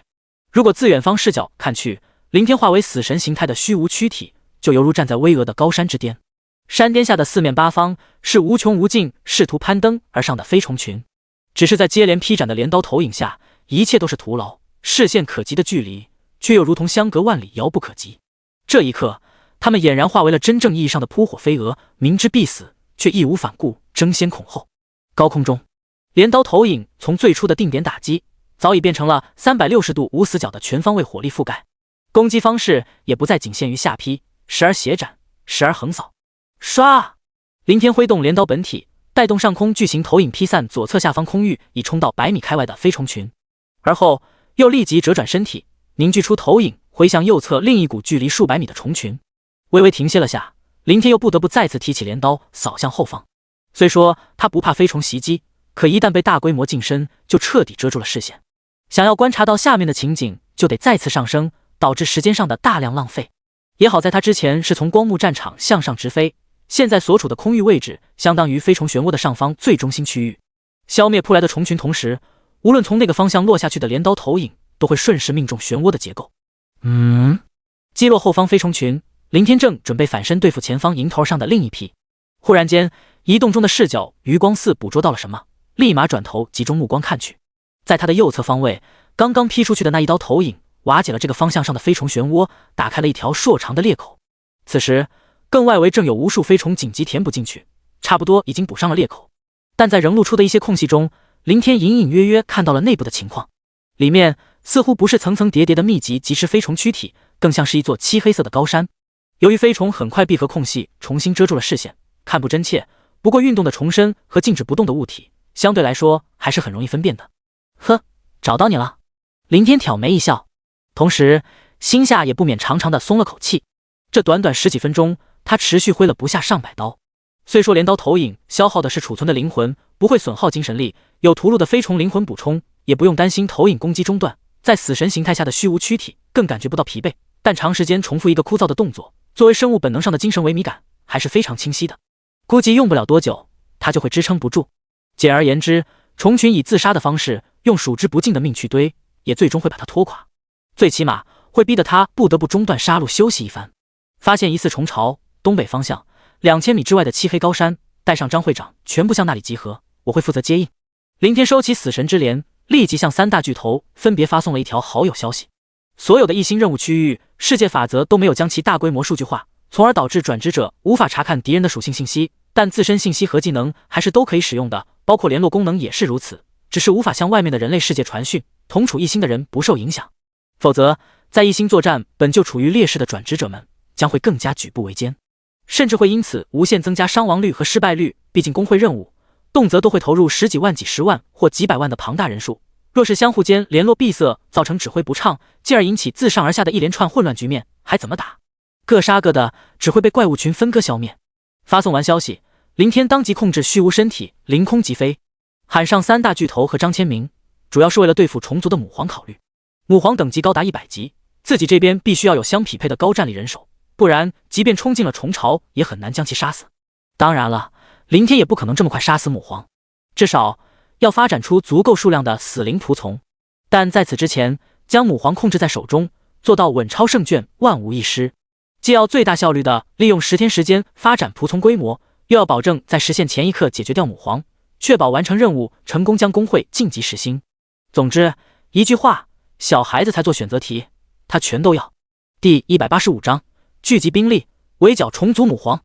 漆黑虫群翻涌的战场空域之内，金色的龙身腾飞游动，喷出道道炙热龙息，红色的凤影翩翩翱翔，洒下点点滚烫火雨。乌黑的麒麟振翅奔驰，绽放片片璀璨电芒，灰白相间的花纹魔虎更是四处穿梭，携着周身锐利金芒横冲直撞，炸开一朵朵飞溅的血雾。飞虫群中4头强悍的坐骑爆发出他们全部的实力，竭尽全力的配合各自的主人与整片战场肆意的屠戮。交战线的最前方，浑身覆盖在盔甲内的张千明冰冷的双目死死盯着扑到近前的一群飞虫，手中战刀猛然窜出数米长的烈焰，火焰的焚烧夹杂着紧随而至的凌厉刀芒，瞬间将其绞杀一空。解决完这群飞虫，似乎等不及10几米外的另一批飞虫扑来进行补位，张千明身形一闪，径直主动迎了上去。在他的这种不顾一切的突进杀戮下，这个方向的战线在短短10几分钟时间已然深入了数百米。身侧不远，除了时刻跟随的楚镇国以及身后紧紧守护的马宏志和马天瑞外，还有一群接着一群杀进来的铁翅暗魔仆从，替他们拼死挡住四面和上下空域冲来的飞虫群。轰！随着一声爆裂声响，几十只飞虫在烈焰刀芒下化为漫天飘散的碎肉，溅射出的绿色虫血在高温下直接气化，蒸腾起一片片暗灰色的浓浓雾气。从雾气中穿出的张千明视线中闪烁出一道署名为楚镇国的文字消息，但他却好似没看到一般，对其视而不见，再次震动背后光翼，急迫地冲向前方的飞虫群。或者说，此时他的眼中只剩下虫子，他不能停，更不敢停。每停顿一下，哪怕是1秒，都让他感觉背后仿佛有上千万人在催促着他，在歇斯底里地驱赶着他。杀！杀！杀！张千明双目依旧血红一片，浑然不顾眼前又连续跳动出的几道信息。他手持战刀翻飞不止，扑飞而来的虫子无一不是碎尸万段。飞溅的焦黑肉末早已让他体外的铠甲沾染上厚厚一层斑驳一片，彻底遮住了原有的七彩光辉。接连屠戮了几批飞虫群后，一道同样满身虫血挂满碎肉的重铠身影突然疾驰而来，阻挡在了他的面前。停！张千明本能的爆发烈焰，挥刀而出，却被对方的重剑稳稳架住。会长，清醒一点！楚镇国近乎咆哮般的开口，一连发送好几条消息都没有收到回复，他只能亲自过来。不料刚现身，就遭致似乎意识完全陷于疯狂中的张千明的攻击。若不是自身有着条件反射般的战斗反应，这一击估计就得让他重伤。或许暴起的强烈金铁交鸣之音起到了效果，再加上看到封闭头盔隐藏消失显露出来的熟悉面容，终于让张千明的血红色视角恢复一丝聚焦。会长，现在不是意气用事的时候，一切以任务为主。楚镇国放下高举格挡的重剑，继续高声喊道。此刻战场内虫群密布，周围各种嘶鸣尖叫声不绝于耳，也不得不用喊的方式才能听到。顿了顿，楚镇国接着道：林会长那边发现了虫巢，在东北方向2000多米外，林会长让我们立刻全部赶过去，还有他的死灵仆从军团也都会在那边汇聚，集中所有力量围剿虫族母皇。张千明闻言没有废话，只是默然的点点头。随即他和重新显化出头盔的楚镇国一起调转方向，身后已经得到消息的马宏志和马天瑞两人紧紧相随。上方以及两侧区域内的4头坐骑在感应到主人传来的命令下，也当即向内收缩。4人4兽相互聚拢，形成一个宛若尖刀般的紧密队形，竭力向东北方向冲杀突进。与此同时，这片战场空域内原本弥漫在一头头铁翅暗魔仆从躯体上的一丝丝黑气，瞬间快速向后回缩，缭绕扩散在战场光幕边缘一条条交战区域中的大片黑气，也在同时急速抽离。远远望去，就如同一片片倒卷而回的黑色浪潮。最终，所有的黑气全部汇聚于在最中心的罗峰身上，在他的身侧是那道敞开的召唤空间裂缝，裂缝内依然在源源不断的持续窜出铁翅暗魔仆从，至始至终片刻未停。光幕内的空间只有数千米，即便全部塞满也容纳不了多少。而在开战之初，飞虫群呈4面8方围困之势，将整个光幕团团围聚彻底堵死，且前赴后继，不给扩大战场的机会，以至于能够接触交战的区域仅处于光幕边缘，以及之前张千明4人开辟的那片，外加低空面对地面爬虫类跌起来的跳跃袭击，拥挤在内部的铁翅暗魔仆从只能等外面战线上的同类死完了，才能冲上去替补。不过随着罗峰收回黑气中断作战指挥，又在其传达的命令中召唤空间停止了兵力上的输送。他闪动着红色眼眸，远远地眺望了眼东北方向，随后便控制胯下骑着的那只铁翅暗魔仆从和一旁的老王，双双转身没入了裂缝。下一刻，召唤空间入口随之闭合，远方的空域密密麻麻涌动的飞虫海洋内，失去了亡灵生物的支援，冲杀出去的4人在顷刻间就犹如一艘孤舟，遭致虫群暴风骤雨般的全方位打击。刚突进几百米，就仿佛陷入泥潭般举步维艰。上方、下方、左侧、右侧、前后空域，处处都是飞虫的乌黑躯体，处处也都是扑杀而来的身影。一只只飞虫密集地拥簇在一起，不留丝毫的空隙。刚突一批，形成一片空荡，瞬息就被后续疯狂涌来的虫群填满，乃至到了最后，每前进1米就要消耗双倍或者数倍的体力和精神力。加之这段时间的损耗，4人4兽的攻击渐渐开始放缓。就算是张千明，哪怕内心的执念再强，复仇的信念再盛，也不得不限于人类身体上的束缚。而虫群却一如既往地发起一波波猛烈的攻势，他们不畏生死，他们更不知疲倦。换句话说，他们也没有疲倦可言，因为每一只近身的飞虫都在瞬息被杀死亡坠落，其后扑来的都保持最旺盛的战斗力。但此消彼长的趋势不可避免，继续下去，4人最终的命运只能被活活耗死。只是很快，正前方的飞虫群内部忽然传出一阵阵骚动，躁动声响越来越大，宛若巨浪般层层掀起，急速扩散，片刻间便传递到4人前方。在无数飞虫爆发出的冲天嘶鸣声中，一头头拖着黑色尾迹的恶灵，扭曲着狰狞的模糊面容，纷纷穿过他们的身躯透体而出，数量越来越多，也越来越密，几乎在眨眼之间，大半个空域便彻底化为了黑色的恶灵汪洋，其内虚影穿梭，漫天狂舞。恶灵海洋之下，是生机泯灭、成片成片衰落的飞虫尸体。第186章，人类，你们打不赢的。黑漆漆的高山之下，2名邪灵暴君悬空漂浮，周身的数道黑色链条宛若疯狂转动的螺旋桨般急速翻狂舞不止。山脚这片数百平米的区域，在他们的链条下俨然已化为了真正意义上的死亡禁区。无论是空中扑来的飞虫，还是地面冲来的爬虫，但凡触碰到链条覆盖之处，皆在瞬息间被绞杀。其内地面上分散耸立着2名骸骨魔卫，负责清理极少数的漏网之鱼。骸骨魔卫之后，则是2名骸骨魔弓手，一道道箭矢几乎连成了连绵的线条，不断自他们手中的巨弓中急射而出。38级高达2-3万的精神属性，让他们射出去的箭矢威力可想而知，连45级的铁翅暗魔怪都能秒杀，更别说弱小的爬虫了。时不时爆出的特殊箭矢，甚至能秒掉10几只。特别是蕴含着锐利锋芒的穿甲剑，对付浑身坚硬甲壳的虫子效果更好，威力完全超越了只能单秒的大招灵魂收割剑。一剑穿甲之下，整个一竖排的几十只爬虫犹如成了糖葫芦般被串成了一大串。最内侧，凌天低空悬浮，之前在死神状态下，普通飞虫再多也根本无法阻拦他半分，一路畅通无阻地来到了这里。在来时的路上，他突发奇想，若是确认虫巢无误，他索性就干脆利用由黑气凝聚的虚无身体结构优势，直入虫巢内部。至于张千明4人，可以提前尝试用铁翅暗魔仆从严密包裹的方式送入召唤空间，最后再于虫巢内打开召唤空间裂缝，放出几人以及亡灵大军，这样简单省事，一了百了。但凌天望着眼前高达上千米的漆黑高山，这座山并不是自然形成的山脉，山体周围处处都是大大小小的无数孔洞，如同蜂窝煤一般，且光秃秃的，没有任何植被。更重要的是，上面的土壤类似粘液混合泥土风干后形成的结构。整座高山给凌天的感觉，就好似记忆中白蚁垒砌起突出地面部分的蚁穴，只不过更为庞大罢了。仅此一点，至少有5成把握可以确定属于虫巢，另外的5成就是这里存在的特殊物质。前方不远的山脚处敞开着一个昏沉幽暗的洞穴入口，入口非常大，长宽约有10几米，其内隐约可见一对对密密麻麻的猩红虫眸。凌天飘飞上前，直接无视了里面守卫的虫群，探出黑气凝聚的虚无手掌，再次渐渐向入口内探去。嗡！和前几次一样，手掌刚一没入，顿时4分5裂，化为一丝丝飘散的黑气，就好似在入口内有某种超高频率的震动波纹，看不见却真实存在。任何能量体踏入进去，顷刻间就会被震碎，包括死神状态下的虚无躯体。不但如此，还拥有极强的阻碍效果。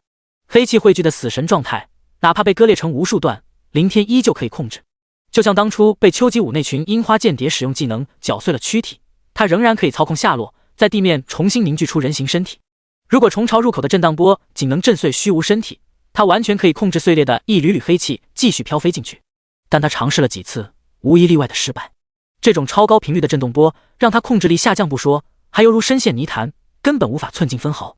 不过对生命体倒是毫无效果。比如林天此时退出死神状态，显现出自己的血肉身体，手掌轻轻松松地探入进去，并且没有感觉到丝毫伤害。这更加让他确认这座漆黑高山就是虫巢的事实。很显然，龟缩在里面的母皇大概利用某种方式看到了自己虚无形态不受虫群阻挡，直接来到了他的老巢前。所以他使用某种方法或者自身释放出了这种特殊的高频率震荡波来阻碍自己进入，但同时也不得不让林天无奈放弃了之前直入虫巢打开召唤空间围剿母皇的想法。死神状态下进不去，独自一人又很难突破里面守护的不知有多少的虫群，只能集中力量硬刚一路杀进去。这时斜后方密集飞虫群汇聚的空域中突然传出一阵剧烈的骚动，片刻后，在大片大片的飞虫失去生机衰落中，一群20多头特殊恶灵首先杀出。在他们身后是一个完全由数万只普通恶灵围绕旋转凝聚而成的庞大黑色球团。林天转身抬头望去，最前方的20多头特殊恶灵就是前不久诞生的恶灵王。他们和普通恶灵明显不同，普通恶灵都是由收集的各种怪物灵魂通过炼化而成的类人虚影，轮廓模糊不清，且只有上半身，下半段是一团激荡的黑气，也因此他们飞舞起来常常会拖着一条黑色尾迹。而恶灵王威武的体型不但高达7、8米，同时有着完整的类人躯体结构，脸部也较为清晰，浑身的黑气也更为凝结。另外，他们每一人手里都提着一把黑气凝聚的缩小版死神之镰。还有最重要的一点，他们拥有一定的智慧，能够理解最简单的命令，并能天生控制普通恶灵。来到虫巢后，林天就将其全部释放出来，命令前去接应张千明4人。现在看来，他们很好的完成了任务，因为随着恶灵球团飞至上空纷纷散开，很快就露出了里面的4个人类。没有见到那4头坐骑，可能是被几人提前收回了坐骑空间。林会长，就是虫巢。首先震动光翼降落下来的楚镇国，隐藏体外的全套装备，来到林天身前，抬手望着巍峨高山问道，言语间露头出来的疲态十分明显，神色中的萎靡也非常清晰。另外降下来的4人也是如此，虽说体力和精神力没到双双耗尽的地步，可也大差不差了。应该是了，洞穴里面有。林天点了点头。话未说完，似乎虫巢内的母皇察觉到了外面的动静，一阵阵仿佛能撕破天际的虫鸣忽然席卷而出。虫鸣之下，山体四面如同蜂窝般本就让人头皮发麻的密集孔洞内，刹那间涌出一股股体型更加庞大也更加凶残的特殊虫群，组成一条条黑色长龙，汹涌澎湃式若奔雷般的冲锋而下，疯狂杀向入口前的这一小片区域。拥挤在周围的地面爬虫以及空域中的飞虫群更是瞬息狂躁起来，纷纷宛若自杀般的拼死冲向2名邪灵暴君的封锁线。与此同时，一片精神力如同波浪般从虫巢内扩散而来，扫向在场的几个人类。精神波内，一道冷冰冰的声音直接出现在每个人的脑海中：人类，你们打不赢的，我的孩子们遍布整颗星球，你们杀不完，更屠不尽。为了保护我，他们也会战斗到最后一刻，哪怕整个族群为此灭亡。所以认输吧，我可以承诺放过你们，给你们一条活路。第187章，直到虫巢，活捉虫族母皇。虫巢前，林天把视线从正滚滚冲锋的一群群特殊爬虫中转移向洞穴入口。既然将虫群称之为自己的孩子，那么这句话显然来自那只虫族母皇。至于一只虫子会说话，包括林天在内的楚镇国几人都略感意外，却并不惊讶。声音只是个形容词，刚刚那些话是直接作用在他们的脑海中，没有听到任何声音，但能感受其中表达的意思。原理有点类似于高级亡灵生物之间的灵魂波动，就像林天平常和罗峰以及老王交流的那样。这算是一种更为高级的沟通方式，无视不同的民族，也无视不同的种族，可以做到彼此无障碍的交流。比起低级单调的语言，甚至更能清晰明白相互间所要传达的内容以及情绪。而身为主宰一整颗星球的虫族母皇，能够散发精神波，掌握这种高级交流方法，也并不足为奇。当然了，精神力波动只是林天等人的理解，也有可能是契合虫族发展进化的某种生物信号。哼，认输？杀我千万国人，哪怕是战死至此，我也要让你和你的整个爬虫族群举足偿命。林天看向愤恨出声、双目染血的张千明。其实从另一个外族视角出发，上一战代表人族的数字工会和虫族一战，无论谁胜谁败都没有对错。或者用更为公正的角度来说，错的是人族。人家虫族好端端的生存在这颗星球里，是人族为了任务涌出空间裂缝，主动挑起的这场战争，致使战败，能怪虫族吗？况且那一战，人族死了上千万不假，但虫族伤亡只会更多，最起码有10几亿乃至几十亿。而世间任何生命体，没有谁卑贱谁高贵之说，都只有一条宝贵的性命，死了就消失了，区别只是立场不同罢了。站在人族立场，虫族都是些低贱的爬虫；处在虫族的立场，人族也只是一堆堆的食物。也因此，那场战争如果仅仅从战果对比来看，虫族损失惨重，虽胜却犹败，人族反之。想到这儿，林天秃地眉头一皱，或许是受到亡灵组始祖职业的影响越来越深，他发现自己看待问题竟自然而然地开始带入亡灵族视角，以一个亡灵族的身份去评判一场涉及种族战争的是非对错。林天迅速地摇了摇脑袋，抛却这些乱七八糟的想法。不管如何，他目前始终是个人类，还是人类国度中的龙国一员，做事看物当然要站在龙国一边。一些如垃圾篓一般的区区虫子而已，能和人类相比吗？哪怕他们死个10亿100亿只，也抵不过一名龙国转职者的命。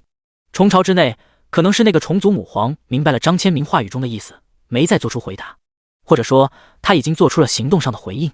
下一秒，吱吱滋，吱吱滋，吱吱滋，凶力高昂的虫群嘶鸣瞬间于巢穴山体处处爆发，一条条原本放缓些许冲势速度的特殊虫群形成的黑色长龙再次猛然提速向下倾压而来，其中数条黑色长龙转瞬即至。这些特殊虫子的外在形态并没有出现翻天覆地的变化，4条刀腿，浑身甲靠，但体型要比1米多的爬虫更大，至少达2米左右。甲靠没有普通爬虫的黄黑花纹，通体黝黑发亮，也更为厚重。远远看去，整个躯体没有任何多余的累赘，乃至就连甲靠都布满了用于伤敌的尖锐利刺，好似专为战斗而生的虫类。砰砰砰！奔涌在最前方的一只黑壳战虫毫不停歇，径直撞向邪灵暴君的封锁链条之中，顿时被绞杀抽飞了出去。但庞大的体型加上防御力更强的甲靠以及携着自上而下的冲锋惯性，还是让旋转的链条出现了一丝迟缓，就像切割在一块钢板上，虽然依旧可以破开，但远远没有切在木板上那般顺畅丝滑。这就是虫群的协调性吗？林天重新切换出死神状态，漂浮上半空，注视着前方的战线。自从开战到现在，遭遇的无论爬虫还是飞虫，基本都是一窝蜂的扑杀，没有丝毫协调性可言。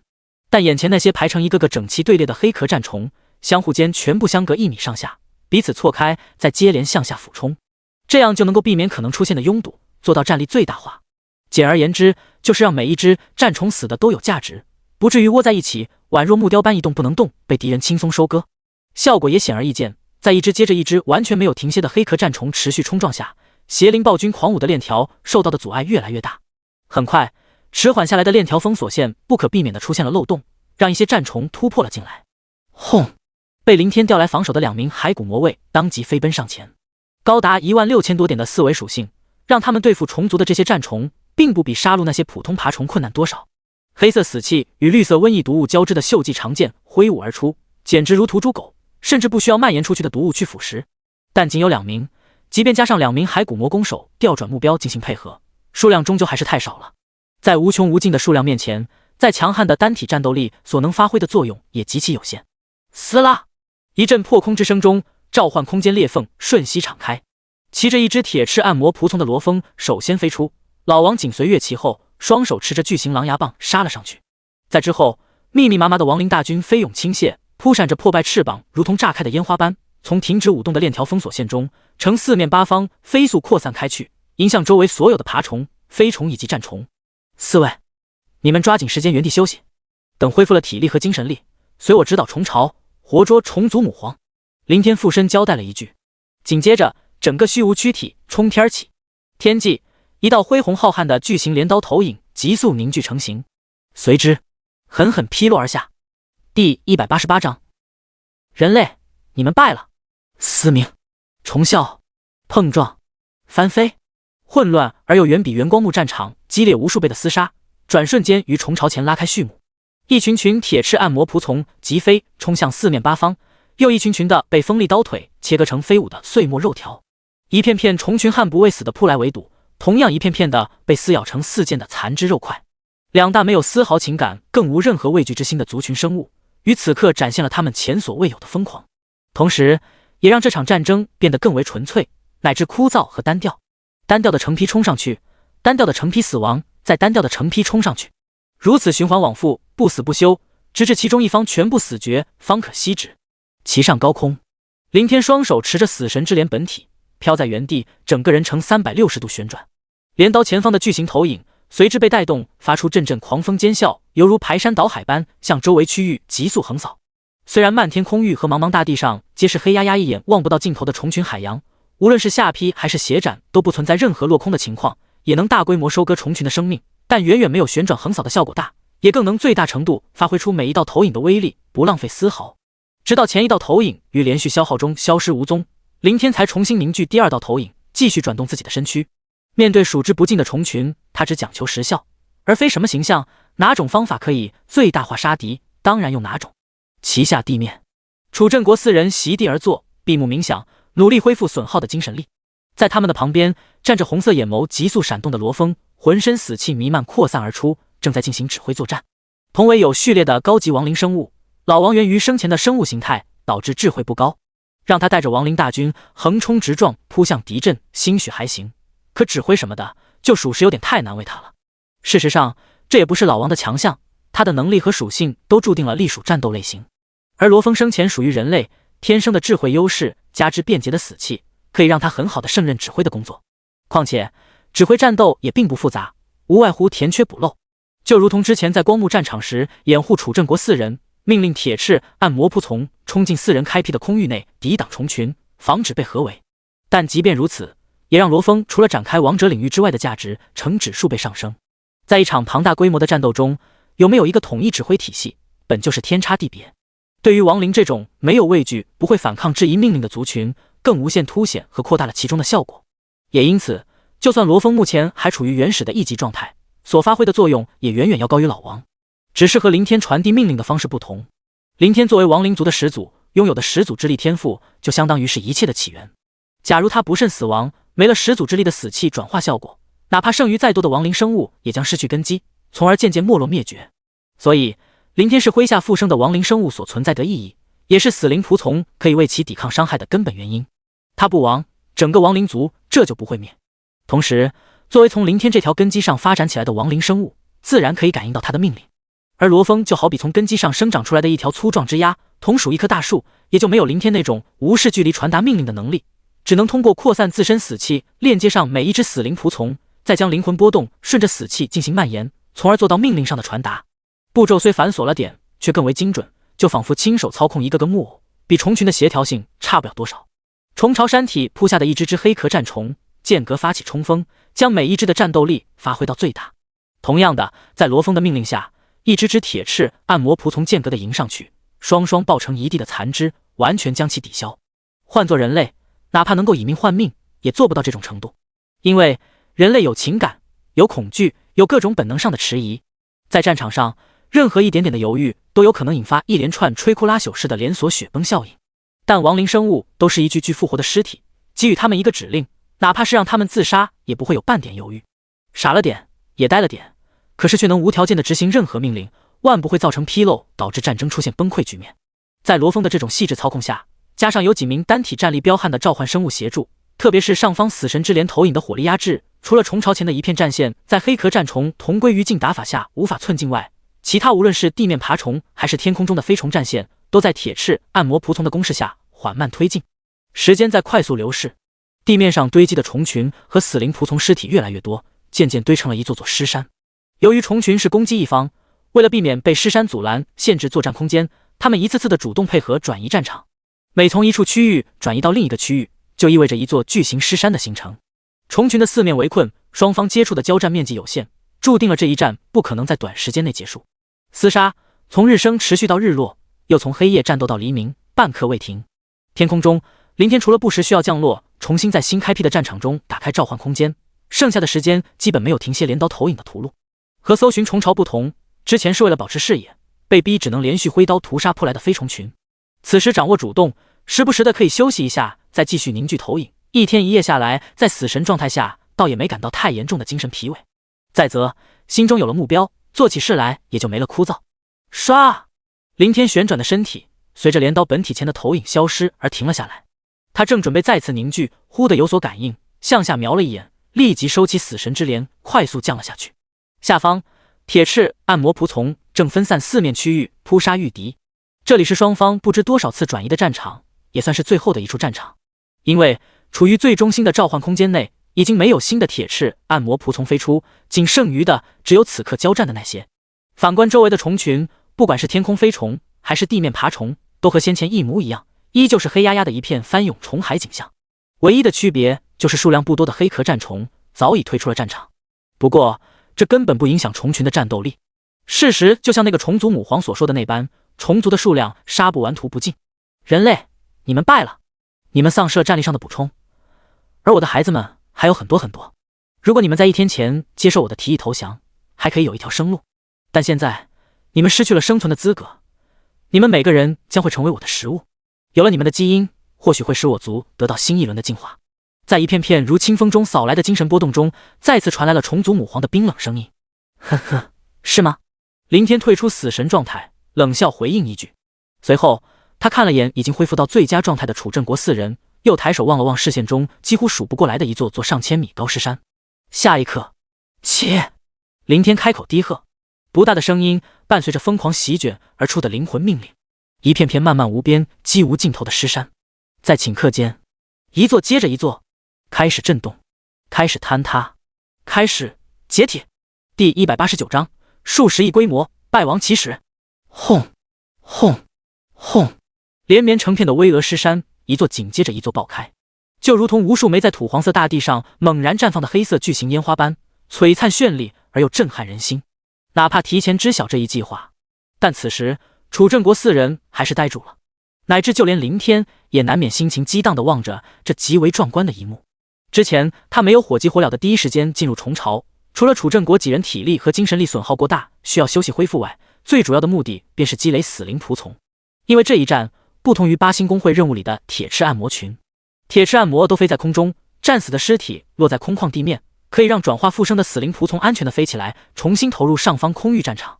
而眼下虫子尸体处于虫海汪洋内，四面区域全是敌人，复生一只起身参战只会被虫群瞬间淹没。因此他先前命令所有转化的仆从不得乱动，全部保持静默状态，继续挺尸。这1天1夜战斗下来，被杀死转化的虫子有多少？1亿2000多万只铁翅暗魔仆从的厮杀，6名召唤生物持续不断的屠戮，28头恶灵王率领8万多恶灵群毫不停歇的杀戮，还有不知多少道镰刀投影超大批量的连续群秒，以及罗峰指挥间隙命令一批批铁翅暗魔仆从对残喘重伤虫子的补刀。转化的虫子仆从具体数量，林天没去查看，也没那个时间。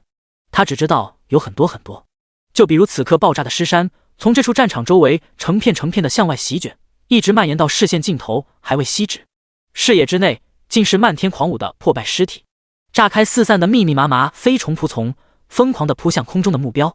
自尸山倾泻的爬虫仆从更是毫不犹豫，秉承来自冥冥中不可违抗的意志，抬起他们灰白的刀腿，挥向身边曾经的同类。虫族母皇扩散而来的精神力还弥漫覆盖在几人所处的这片区域，原本宛若一潭死水般沉寂平静的波动，顿时止不住的轻微震动起来，越来越强烈。到了最后，搅动空气激荡起的波纹，甚至已经可以用肉眼分辨的程度，形成一股股的抖动。或许虫族母皇本就是一只具有智慧和情绪的特殊虫类，也有可能是他在上次一战中吞噬无数人类转职者尸体，摄取基因进化的结果。总之，在这一刻，于巨颤的精神力波动中，林天清晰感受到了其中传达出来的颤悚情绪。那只虫族的母皇，他怕了，他恐惧了，他更无法理解这一切。明明死亡只能作为食物的尸体，为什么能够复活？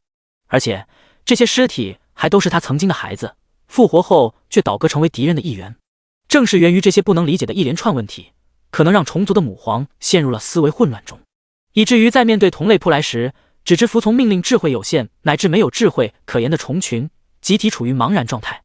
但复生的虫类死灵仆从可没有半分迟疑，纷纷将他们的刀腿狠狠刺向身边的每一只虫子。散布在漫漫无边的地面以及空域中的海量仆从，措手不及的袭击下，收获可想而知。仅此一波收割，就让林天刚打开的亡灵生物界面中的数字猛然飙升了整整1倍多，近20亿，不， 30亿多。林天盯着又一次暴增的数字，眼皮狂跳。这是虫类仆从发起的第2波攻击，最初的数量大概在10亿左右，在每只面对至少一个目标的情况下，一波突袭杀死转化了10亿，2波就是20亿多。毕竟目前的死灵仆从不是集中在一起，而是都分散在一处处广阔无边的战场内，而这些巨型战场密布着虫群，处处都是虫子的身影，根本不需要选择对手，更不存在时间上的浪费。外加虫子单体实力本就较弱，自身的甲壳又无法防御同类的刀腿，基本在转瞬间就会被刺穿身体死亡。也就是说，原本的仆从数量有多少，一次的杀戮就会有多少。直到虫子仆从开始发动第3波攻势，那只母皇似乎才终于从混乱中清醒，自虫巢中冲天起一道刺耳的嘶鸣尖啸。音效之下，迷茫的虫群当即开始反击。于茫茫的大地，于浩瀚的空域，混乱而又惨烈的厮杀瞬息爆发。只不过和最初不同的是，敌我双方基本都是同类，残存的铁翅暗魔仆从身影几乎可以忽略不计，而战场也不限于之前一片片数千数万米的狭小范围，凡视线所及，尽是彼此扑杀的激烈场景。绿色的虫血混杂着死亡的躯体，成堆成堆的飞溅散落，爆起的震天嘶鸣仿佛能刺破空气，荡出一片片清晰可见的涟漪。呵呵，反应过来了吗？可惜迟了。林天举目眺望一眼处处爆发的厮杀，他本意只是积累死灵仆从大军，防止被提前消灭，再以此为屏障阻拦抵挡虫群，给他们进入虫巢提供安全保障，却想不到最后这一波梭哈硬生生的把虫族母皇给打蒙圈了。他从未接触过亡灵生物，自然不可能知晓亡灵族的转化复生手段，但不管如何，虫族母皇的迟钝等于平白让他增添了2倍多的战斗力，所以大规模的战争中不能出现丝毫纰漏，任何一点点的失误都有可能给敌人可乘之机，遭来战败乃至覆灭之局。砰砰，前方战场中，老王释放王者之怒技能的声响开始剧烈传荡，一股股死气从他体内急速弥漫，覆盖向周围一片片的空间。不断敲击地面的狼牙棒以及震荡而出的激昂灵魂波动，让笼罩其内的虫子仆从如同打了鸡血般的奋抗。位于召唤空间裂缝前，一直隐忍没有使用技能的罗峰，此时不再顾及，浑身死气扩散而出，凝聚的王者领域疯狂暴涨，顷刻间便让整个天地化为一片漆黑。其内，一群群受伤的飞虫和爬虫在浑身颤抖中泯灭生机，黑色的复眼快速化为一片片的惨白，缕缕死气同时滋生。一眼望去，偌大的无边战场内，无数的虫子死亡，无数的虫子又重新爬起。在这种态势下，虫群再多又如何？拥有遍布整颗星球的庞大数量又能怎样？他们终归没办法全数汇聚在一个点，只能前赴后继地赶来投入战场。面对火力全开、有着持续补充兵力的亡灵族，这将注定是他们败亡的起始。如果用一句话来形容敌人的规模有多大，亡灵生物的战斗潜力就会有多强。数量不是他们的优势，恰恰是他们的劣势。林天收回目光，与楚镇国4人一起震动背后光翼飞上半空，悬停而立。远处，一群恶灵王和数万恶灵正在其命令下呼啸而来。很快，所有恶灵再次于几人周围急速翻飞，凝聚出一个旋转的黑色球团，破空疾驰。目标直指视线尽头的虫巢。第190章，狰狞恶心的虫族母皇。混乱而又血腥的战场上空，恶灵群汇聚的旋转黑球拖扯着长长的漆黑尾迹，呼啸疾驰。前方28头恶灵王势不可挡，所过之处，飞虫犹如雨滴般坠落死亡。恶灵是由灵魂炼化，严格上来说属于能量体，攻击针对的是生物体灵魂。像普通恶灵一次穿透的伤害并不大，只会让目标感觉到精神恍惚，只有重复不断穿梭才能重创乃至泯灭目标灵魂。而恶灵王灵魂也就是能量层次更为浑厚，对付羸弱的虫子基本秒杀。攻击方式也不再局限于穿透，他们手中缩小版死神之镰触及到飞虫，同样可以做到瞬间绞碎其灵魂。在他们的带领下，一路完全势如破竹。不到片刻，恶灵形成的漆黑球团就来到了虫巢高山之前。嗡！最前方一头恶灵王在命令中冲势不减，径直没入洞穴入口内。但在他刚进入的刹那，便如现泥潭，从极致的飞行到顷刻间的近乎凝滞。与此同时，幽暗的洞口空间震荡出一股强烈的波纹涟漪，仿佛蜗牛般向前移动了不到1-2米。那头恶灵王似乎再也支撑不住，整个躯体瞬息散裂，碎成一片黑气消失。果然还是进不去。后方，林天从敞开的空隙中看到这一幕，微微摇头道：诸如恶灵或者死神状态之类的能量体可以免疫物理攻击，不过劣势也很明显，无法抵挡技能类型的伤害，反而由于是纯能量体构成，承受的伤害会会比实体更大。就好比虫族母皇释放出的高频震荡波就属于技能的一种。先前他只是伸进去一只手掌，加上可控制碎裂的黑气收回来，以及有麾下死灵仆从抗伤害，倒没什么感觉。可恶灵王没有这种能力，又太过深入，可能还有那只虫族母皇针对性的缘故，加快了频率，直接被震碎消亡。而连强悍的恶灵王都无法抵抗，更别说普通的恶灵了。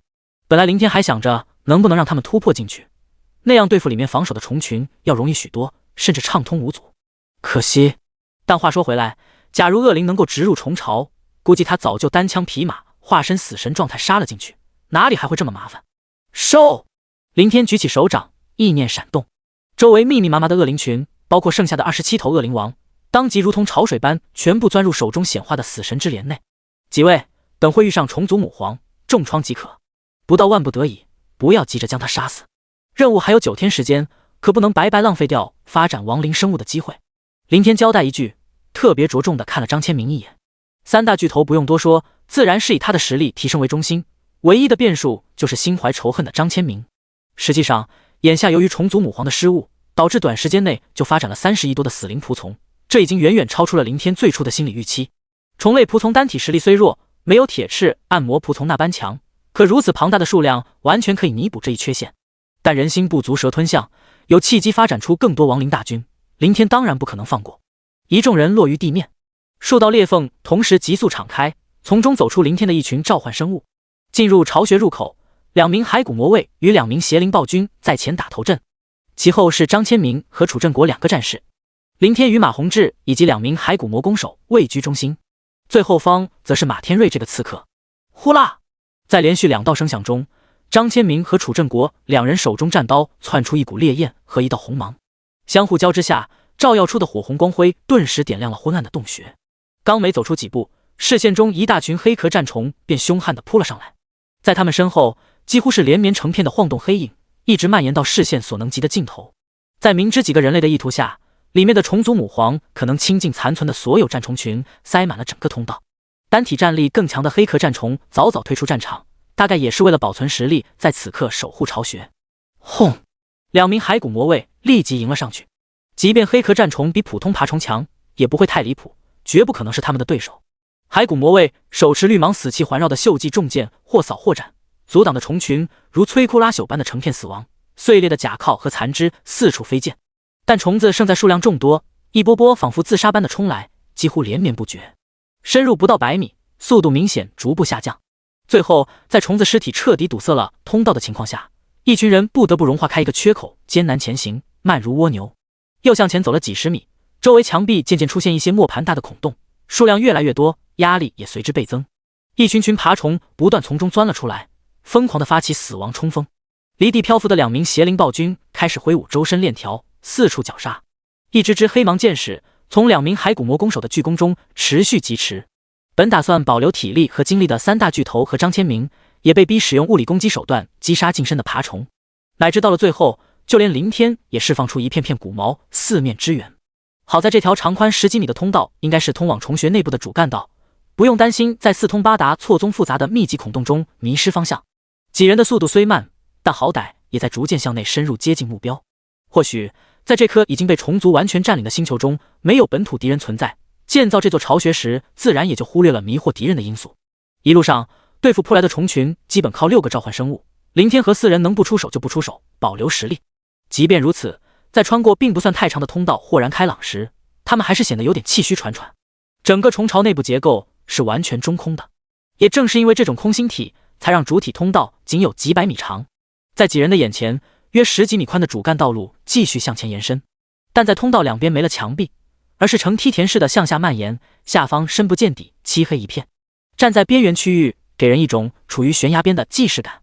而在正前方道路的尽头，则是一个占地上千平米的圆形高台，台上孤零零地趴着一只庞然大物，在其上方顶端有一个孔洞，投射下来的阳光正好照耀在它的身上，哪怕隔了很远的距离，依旧可以清楚看到这只巨型生物的外貌特征。一眼看去，虫类特征十分明显，上半身浑身甲操，长着好几对刀腿，其中一对刀腿特别巨大，支撑着躯体高高的隆起，宛若楼房一般。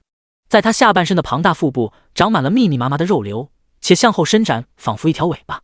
但那并不是尾巴，更像是产卵的器官，因为在它的身下周围密集一颗颗白色的巨卵，简直不计其数，还有一些刚破壳，如同蛆虫般的几十厘米长幼虫在缓慢蠕动着。这种体型，还有这种姿态，无不在证实这只巨型生物的身份。母皇，虫族的母皇。林天的眉头下意识紧紧皱了起来。在来之前，他脑补过母皇的外在形态，但此时此刻还是和想象中的相差太远，太过狰狞，也太过于恶心。第191章，你们所有人都会死。在林天打量视线中那只虫族母皇时，对方也在闪动着猩红的复眼，居高临下的审视着他们这几个远处站在洞口的小不点。以虫族母皇宛若高楼般的庞大体型，几个人类确实堪称小小的蚂蚁。双方就这么隔着上千米的吊桥相互对视，如同孤悬吊桥般10几米宽的道路两边，则是倾斜向下的无底漆黑深渊。好在身后主干通道内被虫子的尸体填满堵塞，虽严重限制了几人进来的速度，却也挡住了爬虫自通道墙壁密集孔洞中钻入从后方追杀上来，这才让林天几人有一丝喘息和打量的时间。但在片刻之后，嗡！一对对光翼从林天5人背后绽放而出，随着一阵阵急剧的震动，5道身影猛然窜起，连同2名邪灵暴君一同疾飞向虫族母皇所在的高台。下方地面，2名骸骨魔卫迈动脚下斑驳腐朽的战靴发足狂奔，另外2名矮小灵活的骸骨魔弓手更是先一步化为疾驰的残影。几乎同一时间，对面高台上，虫族母皇昂起头颅，发出一声尖锐的震天嘶鸣。下一刹那，自其身后昏暗的区域，一片片黑壳战虫呼啸席卷而出，自道路两侧的黑暗深渊内，不计其数的爬虫如浪潮般翻涌而上。自整个巢穴四面八方密密麻麻的孔洞中，更有铺天盖地的飞虫犹如暴雨倾泻而下。原本寂静的虫巢，在转瞬之间便彻底陷入了震耳欲聋的虫啸音浪中。几道光翼散发的点点光辉，在偌大的洞穴以及浩瀚的如雷声势下，就仿佛几只萤火虫闪烁微光，飞翔在深邃空幽的漫漫夜空，显得是那么的渺小和微不足道。但就是这几道微弱的暗淡光辉，却爆发出了与其表面完全不匹配的强悍战斗力。轰！轰轰轰！在一阵阵轰然炸裂声中，一群群扑杀来的飞虫顿时血肉纷飞，残肢四溅。张千明的战刀烈焰滚滚，杀意滔天；楚镇国的重剑红芒璀璨，刺眼夺目；马宏志的魔杖魔力涌动，寒冰狂舞；马天瑞的匕首锋芒烁烁，凌厉翻飞，乃至就连林天手中的死神之镰也在持续暴涨缩小版的镰刀投影，同时撒下一波波的骨毛。在这一刻，他们不再顾及体力和精神力的损耗，不做丝毫保留。面对通道内袭来的防守虫群，始终克制忍耐，尽量不出手，为的不就是眼下这最后一战吗？在5人倾注全部战力下，飞虫群几乎无法阻挡分毫。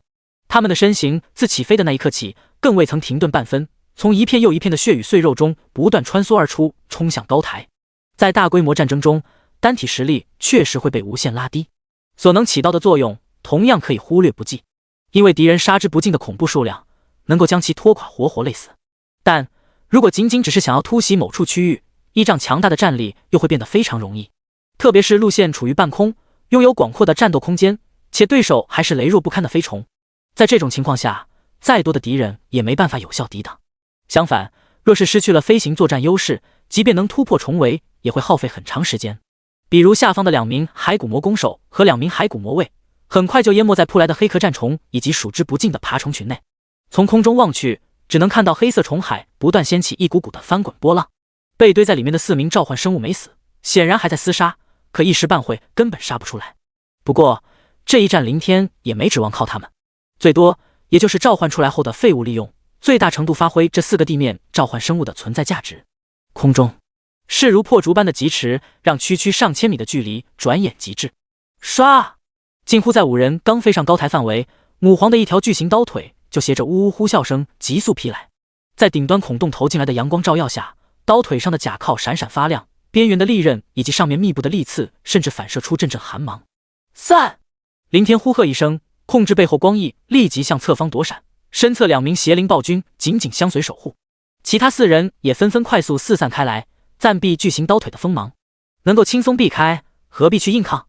再则这只母皇可是有100级，等级代表着实力，哪怕110级的楚镇国等人被击中也绝不会好受。只是相比没什么近身作战经验的林天，另外4人的表现可谓是完全拉满，相互间更有着十分默契的配合。刚退出巨型刀腿的攻击范围，在空中稳住身体，马宏志便当即召唤出自己的火凤坐骑，其后扬起手中魔杖，释放出一片片寒冰利刃，卷向周围追来的飞虫群。与此同时，剩下3人也快速召唤各自坐骑，在他们的命令下，3头魔兽咆哮而出，配合马宏志和火凤一起清剿飞虫，创造稳定的战斗空间。紧接着，楚正国和张千明一左一右疾驰扑向母皇，马天瑞则游荡在外围，隐隐和马宏志保持能够及时施援的距离，专职负责保护这位脆皮法师队友。期间4人没有任何言语，也没有交流过什么眼神，全凭本能就做到了战斗上的默契无间。甚至处于外围的马宏志此时把全部注意力都投入到了对付4面扑来的飞虫身上，再未去看身后的母皇一眼，这就相当于把自己的背后完全放心的交给了3位队友。远处半空，林天看着这一幕，心下不得不佩服几位大佬的战斗意识。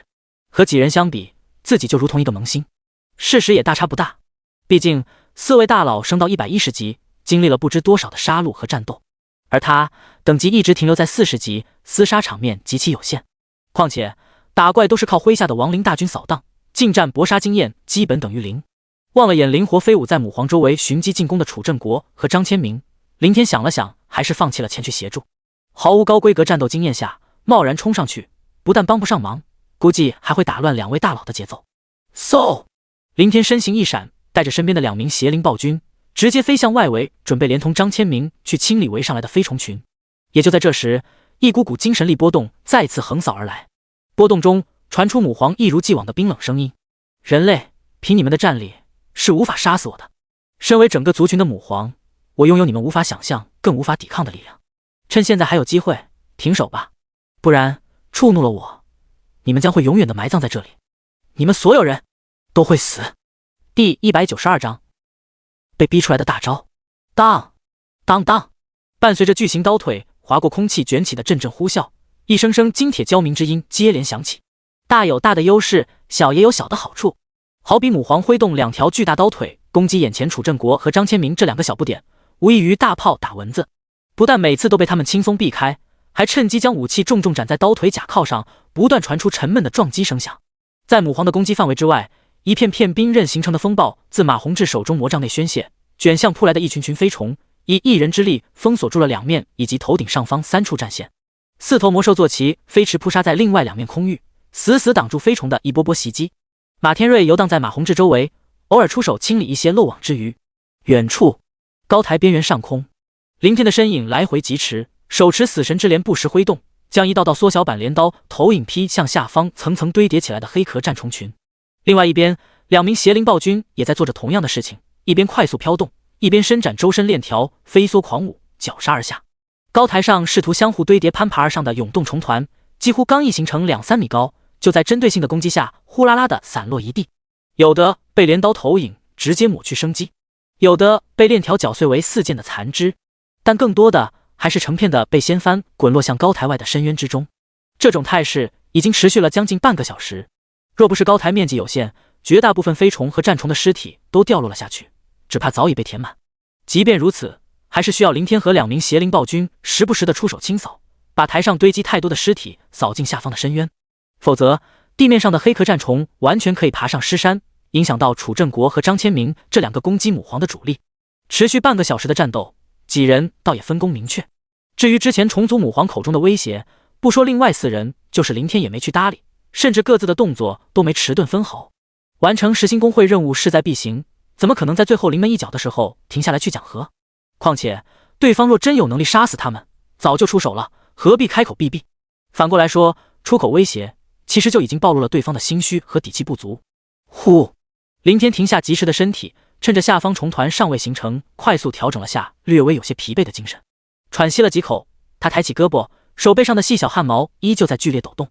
随后他有些不死心地注视向手里握着的死神之镰，一头普通恶灵在其命令下挣扎着钻了出来。只是刚一出现，恶灵的整个躯体便在急剧震动中碎裂消亡。这该死的震荡波！林天的脸色多少有点难看。自打在主干通道时，他就尝试过数次，来到高台后的这段时间又试了10几次，毫无例外，全部失败。那股高频率震荡波至始至终都没有消失，这就彻底堵死了恶灵的出现。如果可以放出数万头恶灵，凭借他们的能力，完全能够封锁4面的虫群。到时他和马宏志以及马天瑞就能抽出手，一起对付里面的母皇，尽早完事儿。林天抬头望向内部飞舞在母皇身体周围的楚镇国和上前，眉头微微拧了起来，是在寻找母皇释放震荡波的方式，还是在提防对方的大招？虽然母皇的甲靠防御很强，击打在上面甚至能传出金属的碰撞声音，但他不信以两人的实力无法将其破开重创。实际上这么长时间，两人更像是在试探，没使用技能，始终都只是普通的物理攻击。林天收回目光，索性不再去瞎琢磨。几位大佬拥有丰富的战斗经验，他们既然这么做，肯定不会无的放矢。唰，一道镰刀投影凝聚成型，掀飞重新翻涌起来的虫团。林天控制背后光翼，正准备飞向前方另一处虫团，一道高声呼喝突然自远处响起：“林会长，小心！”眼角余光中，马宏志的身影正疾飞而来。同一时间，一股冲天烈焰以及一道磅礴红芒分别自马宏志的战刀与楚镇国的重剑上爆发。原本在边缘区域打酱油的马天瑞更是身影疯狂闪烁，如同瞬一般径直扑向远处的母皇头顶位置。这个时候，即便不用马宏志提醒，林天也能清晰感受到空中出现的不正常。那股高频率震荡波先前如同微风，只能通过观察皮肤上的毛发来察觉，但此刻就仿佛猛然飙升的风暴，乃至可以用肉眼看到空气在剧烈震动中扭曲拉扯出一幅幅极为抽象的画面。这显然是母皇的孤注一掷，被逼释放出了大招。急速飞来的马宏志在隔了10几米距离，手中的魔杖就释放出一道较为熟悉的七彩光照，那是神器魔杖的主动效果——诸神结界。当初第一次与三大巨头会面时，马宏志曾使用过1个月只能使用一次，属于困锁技能，可屏蔽内外，包括声音都能隔绝，当然也可以作为防护之用，十分强悍。据说最顶级的转职者也无法轻易撼动。不用管我！林天冲着马宏志喊了一句，在诸神结界的七彩光幕笼罩过来前，主动飞离。三大巨头虽说知晓自己有某种无敌技能，可出于担忧和万无一失，还是会以自己的安全为主，这是他们的职责，也是他们跟随参与进来的主要意义。但林天清楚自己的底细，莫说这种看似恐怖的精神攻击，就算母皇把他一口吞下去，有几十亿的死灵仆从抗伤害，他也绝对死不了。砰砰砰！高台中的地面以及上方的空域，在似乎不分敌我的超高频率震动下，战虫和飞虫群几乎成片成片的爆炸，化为漫天洒落的碎肉。母皇所处的中心位置，如处于狂风暴雨中的3道身影先后赶至，仿佛能融化空气的烈焰夹杂着璀璨耀眼的红芒，同时挥下。轰！一声足以刺破耳膜的震天巨响瞬间爆起，混乱的气流随之激荡而出，席卷向四面八方。肆虐的狂暴能量甚至让整个巢穴都出现了明显的颤动，一副地动山摇天塌地陷般的景象。绽放而出的赤眼光芒更是让远处的林天出现了刹那间的失明。待恢复了视觉，首先映入眼帘的是一条断裂抛飞的巨型刀腿，深绿色的鲜血不断自断口处飙射飞溅，于一片绿色血雾中，还有3道如同断了线的风筝般向下坠落的身影。其中一道手持重剑的身影之上，另一条完整的巨型刀腿紧随劈斩而下，宛若尖刀般的锋利尖端闪动着寒芒，直指其胸膛部位。操！林天目光一缩，脸色顿变，当即疾飞冲了上去。与此同时，距离不远那道手握战刀的身影背后，光翼疯狂震动，硬生生地稳住坠落的颤巍身体。从极致运动到瞬息静止，强烈的动能让他忍不住喷出一口鲜血，但他浑然不顾，双脚重重一踏，飘落在身侧的断裂刀腿，借助惯性和剧烈煽动的光翼，整个人如同出膛炮弹般急速抛射了过去。第193章陨落，复仇。平！先一步抛飞而来的张千明重重撞在楚镇国的身体上，将其远远撞翻了出去。但他之前本就身受重伤，强迫悬停又急速飞来，已然榨干了绝大部分的力量，此时根本无法躲避袭来的刀腿。不过哪怕身受重创虚弱亏空，出于战斗本能，张千明还是立即抬起手中散发微弱烈焰的战刀，架于上方。当！在一道极具破空音效中，刀腿尖端狠狠刺在战刀上，爆发出一声剧烈撞击。恐怖的力量顺着战刀蔓延而下，让张千明无力招架分毫，顷刻间便随着这股力道和重力惯性急速向下坠落。轰！巨型刀腿携着万钧之势斩落而下，高高堆起来的2米多虫子尸山瞬间被破开一个大洞，重重落于地面。伴随着一道沉闷声响，一阵阵强烈的震颤于地面爆开，乃至掀翻周围成片成片的尸山，一只只虫子的尸体高高抛飞，漫天飞舞。张会长，老张，会长！看到这一幕，飞至半途的林天下意识地停下，惊叫了一声。身后刚刚散去诸神结界的马宏志忍不住失声高喊。远处摔落在地上竭力爬起来的马天瑞苍白的脸色变了变，更远处好不容易悬停下来的楚镇国更是目瞪欲裂。下一刻，刷刷刷，4道身影同时疾驰向张千明所在的位置，但来到近前，哪怕是林天，面容也在转瞬间冰冷阴沉了下来。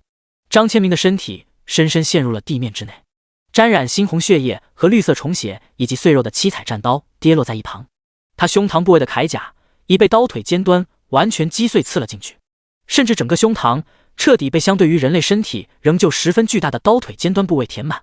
转职者的装备并不是无敌的，装备除了附加属性和各种效果，外加拥有可以隐藏显化等特殊功能外，其实和古代人类锻造的甲胄没什么区别，只是相对来说品质越高的装备更加坚固罢了。在现实中也仅仅属于外在的防护，保护转职者的身体。像那些普通的爬虫或者战虫，他们脆弱的攻击自然无法破开张千明这种神器级别的铠甲，可如果站着不动，让千千万万不计其数的爬虫攻击，哪怕击不穿铠甲，但却能震伤内部的身躯内脏。而面对母皇这种级别的虫子，实力和张千明等人相当，其浑身甲壳也不比神器级的装备弱，这就相当于是同一个层次的东西，全力一击足以将其破开。地面上，张千明并没有死，或者说还留着一口气，胸前致命的伤势让他的身体在剧烈颤抖，一口口夹杂着内脏碎片的鲜血不断自口中咳出来。他下意识地死死抱着胸口前的巨大刀腿，暗淡的目光在快速涣散。会长！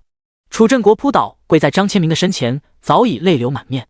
他伸出双手，似乎想要将其搀扶起来，但刀腿将张千明死死钉在地上，更占据了整面胸膛，近乎把身体刺成了两半，让他无从下手，只能悬在空中，止不住的剧烈抖动着。张千明是为了救他而死，躺在这里的本应该是他才对。或许是楚振国的嘶哑高喊，让张千明清醒了些许，出现了一点回光返照的迹象，涣散的眼神重新恢复了一丝聚焦。楚嗨嗨可。张千明望着眼前泪流不止的楚振国，似乎想说些什么，但堵在嗓子中的一股股鲜血让他不断的咳嗽着，根本没办法发出任何有效的音节。随后他的目光触及到站在一旁的林天，苍白的面色突地爆发出一抹潮红。林天蹲了下去，本想开口说些什么，只是所有的话临到嘴边又都咽了回去。说什么？报仇？将母皇碎尸万段？林慧。张千明努力微微抬起脑袋，移开抱着刀腿的手，探向林天，死死抓住林天的衣袖，灰暗的眼神突地迸发出一丝厉芒，仿佛用尽所有力气般带着一丝沙哑破音，吐出2个清晰的字：复仇。话毕，张千明的目光瞬息涣散，脑袋软软的落回地面，双手重重的砸落下去，双目没有闭合，依旧圆睁着，仿佛死不瞑目。会长！楚振国悲呼一声，满腔的悲痛和愧疚顿时化为滔天的无尽恨意。他猛地站起身，双目通红，持起重剑，燃起一丝红芒，整个人宛若疯了般劈向面前的巨型刀腿。老子要杀了你！一剑紧接着一剑，毫不间断的疯狂斩在刀腿上。远处母皇的庞大身躯早已软哒哒的趴在了地面，他没有收回遭致攻击的刀腿，也无力收回，释放那股可以伤害生物体的超高频率震荡波，几乎抽空了他全部的精力。加上被切断的一条刀腿，让他受到了不小的创伤，最后的反击已消耗了他仅剩下的力量。特别是他头颅上方那几根被斩落的触须，更是严重伤害到了根本。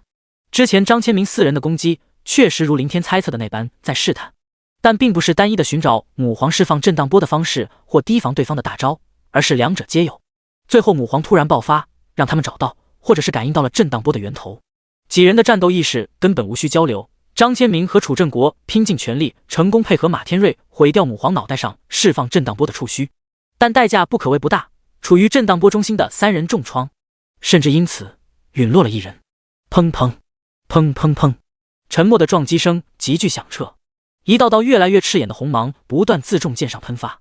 楚振国状若疯癫，双目血红，不顾一切的拼命一次次压榨自身本就不多的精神力，在刀腿上宣泄自己的愤怒。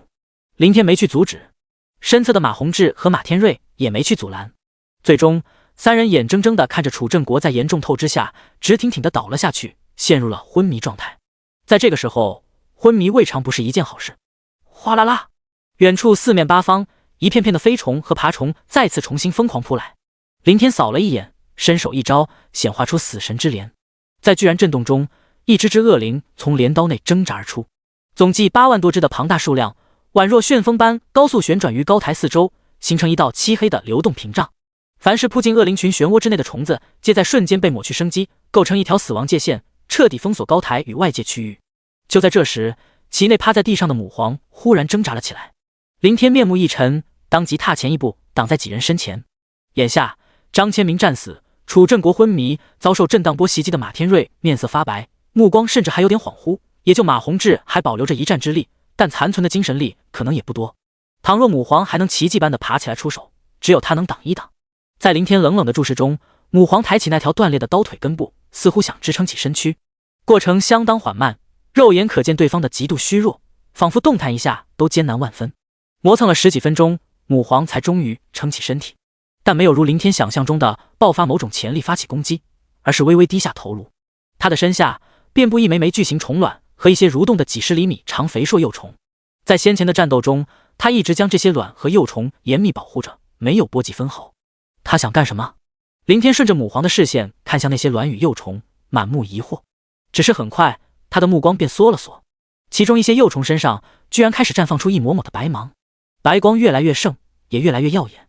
紧接着，在林天三人的惊讶神色中，以及在远处那只母皇同样充满极为疑惑的视线下，散发白光的幼虫逐一凭空消失，1条、2条、3条、17条、18条。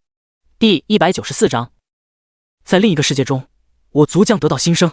18条虫族幼虫在众目睽睽下凭空消失，这绝不可能是母皇的能力，他也没这么大的本事。况且他和林天三人一样处于迷茫状态，这不是母皇那狰狞脑袋完全分不清神色的虫脸所表露出来的，而是微微歪着脑袋下的肢体表达。在肢体语言这一点上，大部分生命体其实都是共通的。如果不是母皇，更不会是林天几人，那么就只有一个可能。换句话说，在这个世界上，唯有一人才拥有这种滔天手段，世界法则。人类。远处，母皇抬起头颅，扩散出一片十分微弱的精神力波动，似乎想说些什么，但下一秒，声音戛然而止。在林天三人更加懵逼的目光中，母皇的脑袋突然间开始轻微抖动起来，继而是上半身、下半身、臃肿的腹部。不到片刻，母皇的整个庞大躯体都跟随着颤动，且越来越强烈。远远看去，就好似移动于地震中剧烈晃动的高楼，或者承受猛烈电击导致的极致震颤。在接受信息，林天和马宏志三人面面相觑。从母皇散发出来还未收回的那片精神波动中，他们都清晰感受到了一连串急剧闪动的画面，就好像正有一股股极为恐怖的信息片段在向母皇的脑海中强行灌输，然后通过精神波动溢了出来，被三人感知。如果用个形象点的比喻，之前母皇的声音是直接出现在几人的脑袋里，现在就好比有一个个画面连成一条线在超高速流淌。至于这些画面里具体是什么，由于流速实在太快，远远超出了感知界限，根本无法捕捉清楚。一直持续了将近10分钟，画面信息流速才缓缓降低，直至消失。轰！母皇高高撑起来的躯体随之无力的重重砸落在了地上，传出一声沉闷巨响和地面上一阵明显的震动。林天的心顿时提了起来，身后的马宏志和马天瑞两人也是如此，表情本能的出现一抹紧张。他们耗费这么大代价，乃至就连张千明也暂时强压下仇恨，配合重创母皇，为的主要是掌握绝对主动权，即可以做到随时杀死母皇来完成实行工会任务，又能够利用剩下的任务时间来最大程度发展亡灵军团。否则4名110级最顶端的转职者想要击杀区区一只100级的 BOSS 怪，用得着这么麻烦？甚至为此还折损一人。单纯的杀死目标和刻意留守不能伤及性命重创对手，两者之间的难度本就天差地别。但假如母皇就这么突然死了，一切就全白忙活了。张千明这个龙国等同3大巨头人物的陨落，将彻底变得毫无意义。不过很快，林天三人就稍稍放下了悬着的心。母皇并没有因此死亡，虽然趴在地上的庞大虫身一动不动，仿佛断气了一般，但那股精神力波动没有消失，也没有任何逐渐减弱的迹象。不知静止了多久，母皇的身躯终于恢复了点动静，缓缓抬起断腿，重新撑起身躯。他移动着猩红色的双眸，逐一扫过这边的林天和马宏志以及马天瑞，最终将视线固定在了林天的身上。于精神波动中传出一道依旧极度虚弱但却十分愤抗的声音：人类，我看到了你亡灵族的未来，也看到了我族的未来。亡灵族？林天闻言眉头当即就皱了起来。在进入这颗虫族星球之后，哪怕是在刚刚一战结束之前，这只虫族母皇至始至终都不清楚他麾下的亡灵族群这个名字。然而此刻他却直接说了出来。难道是接受的信息画面的缘故？未来，来自未来的信息。但这怎么可能？就在林天心疑不定间，母皇的声音再次传了过来。上一次最高意志命令我派出500亿孩子迎接你们人类的大规模入侵，同时向我传达了一系列的规则。最初我谨遵最高意志的律令，为参与和人类的那场战争，但在战争期间，我吞噬了孩子们送上来的一些人类尸体。人类的基因促使我得到新一轮的进化，获得了你们人类的某种情感。或许正是这种情感，在看到战场中人类对孩子们的屠杀时，让我感受到了极大的痛苦。我无法再漠视下去，所以我参与了战争，亲自指挥孩子们展开对人类的血腥反击。最终我族取得了战争的胜利，消灭了大部分人类。可是这也违背了最高意志的规则。如果用你们人类的理解，我的介入等于极大提高了这场战争的固有难度。我族是一个很特殊的族群，孩子们没有单独的意识，而是全部集中了在一起。身为母皇才能做出统一有效的意识统筹，否则就像是一盘散沙。因此在一场战争中，有没有我的参与，将会出现截然不同的战争结果。但我擅自违抗了规则，触怒了最高意志。在你们人类再一次降临，直接出现在巢穴前，并且察觉到自己无法离开这座巢穴时，我就知道最高意志彻底抛弃了我族。听到这里，林天大致弄明白了，母皇所说的显然是上一次龙国的实心工会任务，而母皇口中的最高意志指的应该就是世界法则。每个世界源于自身的发展和种族特征，对世界法则的叫法都各不相同。像牛头人所处的愚昧部落世界叫世界法则为天神，魔灵机械族的那个疯子则称为某个狗屎一样的强大殖民者。总之，上次实心任务的目标只是500亿只的爬虫，若是仅仅对付爬虫，即便任务失败，损失可能也不会太过于惨重。但虫族的母皇期间大概由于吞噬人类基因进化出了感情，不忍心坐视自己的孩子被大肆屠杀，果断出手指挥爬虫作战。最终不但导致数字工会的实心任务惨败，阵亡更是高达上千万人之巨。这已经不是违背世界法则，简直是赤果果的挑衅。对于脱离掌控更挑战其权威的族群，世界法则一向很直接，就像最初进入这颗星球时楚镇国猜测的那样，灭其族。人类，你可能想到了，我吞噬了很多人类的尸体，吸收了人类的大量记忆，了解了一些你们人类的世界。是的，你想的没错，最高意志就是你们称呼的世界法则。母皇似乎感应到了林天的心理，主动开口做出解释。随即他低下头颅，看向先前18只幼虫消失的位置，语气突然间变得高昂尖锐。林天甚至可以清晰感知到精神波动中几乎抑制不住的强烈激动情绪。传承的人类记忆中有句话叫做有失必有得，我的介入违抗了最高意志，为我族带来了灭族之灾，但同时也让最高意志看到了我族的特殊性。他带走了我的18个孩子，送往了另一个世界。在最高意志传来的画面里，我看到了那个世界以及我族的未来。那是一个名叫造物主的奇妙世界，在那里有一个叫晴天的人类造物主，正在等待着我的孩子们的降临。或许我族会因此在这个世界里灭亡，但在另一个世界中，在那个人类造物主的带领下，我族将会获得崭新的新生，更会走向伟大的崛起和复兴，在浩瀚无垠的宇宙星空创造出属于我虫群一族的辉煌盛世。第195章，你们都是来自同一个地方。晴天，人类造物主。林天闻言目光闪烁了下，心中完全出于本能使然，马上就想到了魔灵族的那个疯子。这个人的语言习惯和说话方式，以及熟悉的各种词汇字眼，无不在证实他的出身很有可能来自地球的龙国。而一个普普通通的地球人突然成为一颗星球族群的领袖，特别还是机械这种没有情感只知道冰冷执行程序命令的特殊族群，如果说没有 bug 般的诸多能力支撑，根本就是不切实际的天方夜谭。也就是说，对方80%属于被世界法则选中的人，世界法则赋予对方各种逆天手段，最终将其培养为魔灵机械族的领袖。这一点林天相信对方心知肚明。至于对方为何认为世界法则是某个强大的殖民者，而不是自己的幕后主子，有可能世界法则将他从地球穿越到机械星球时没有现身，例如直接赋予他一些能力进行放养，能否成长起来掌控机械族全靠他自己。在他不负所望成功掌握整个魔灵机械族后，世界法则才以无法违抗的强硬姿态降临，迫使其臣服，安排成为转职者的任务历练场。当然，这些只是林天根据有限信息得到的推测，并不一定是事实，或许还有其他可能性。但不管怎样，至少让他大致确定了对方和自己的2个共同点。第一点，魔灵机械族的领袖是个人类，且来自地球。第二点，对方是世界法则选中的天选之子。现在又冒出了个晴天，这个人所处的世界是一个造物主的世界。林天不知道茫茫宇宙中有没有这种奇葩世界，他关注的也不是这个，而是母皇根据接收到的未来画面里所阐述的后半部分内容。世界法则把10几条虫族幼虫投送给了这个人类造物主，然后对方以此为基础，带领虫族在另一个世界中发展、成长、壮大。那么，很明显，这个人属于世界法则选中的人，满足了其中一个共同点。剩下的问题是，对方来自哪里？会不会和他以及那个疯子一样，都来自地球？人类，你不用怀疑，我可以明确的告诉你，我虫族未来的主宰，魔灵机械族的领袖，还有你这个亡灵族的始祖，全部来自同一个地方。母皇显然看出了林天的疑惑，传来一个十分笃定的回答。随后，可能是之前的激昂情绪耗尽了仅剩的精力，让他在说完后，极度虚弱的庞大躯体缓缓落了下去，匍匐在地上。果然，林天眉目闪动，一切竟真和他猜想的那般，世界法则都是从地球挑的人。但在下一秒，林天似乎意识到了什么，抬头皱眉看向远处盯着自己的母皇，问道：“你知道魔灵族？”他刚刚只是在暗自琢磨，并没有说出哪怕一个字。母皇散发出来的精神力波动，仅仅用于相互交流，不可能强大到探查他心中所想。之所以一而再地看穿他的疑惑，做出回答，主要出于察言观色。或许这也是吞噬人类基因进化出来的结果，让一只虫子学会了观察人类的神色。再则，面对母皇这只虫子生物，林天没做什么遮掩，也没这个必要，所思所想基本都写在了脸上。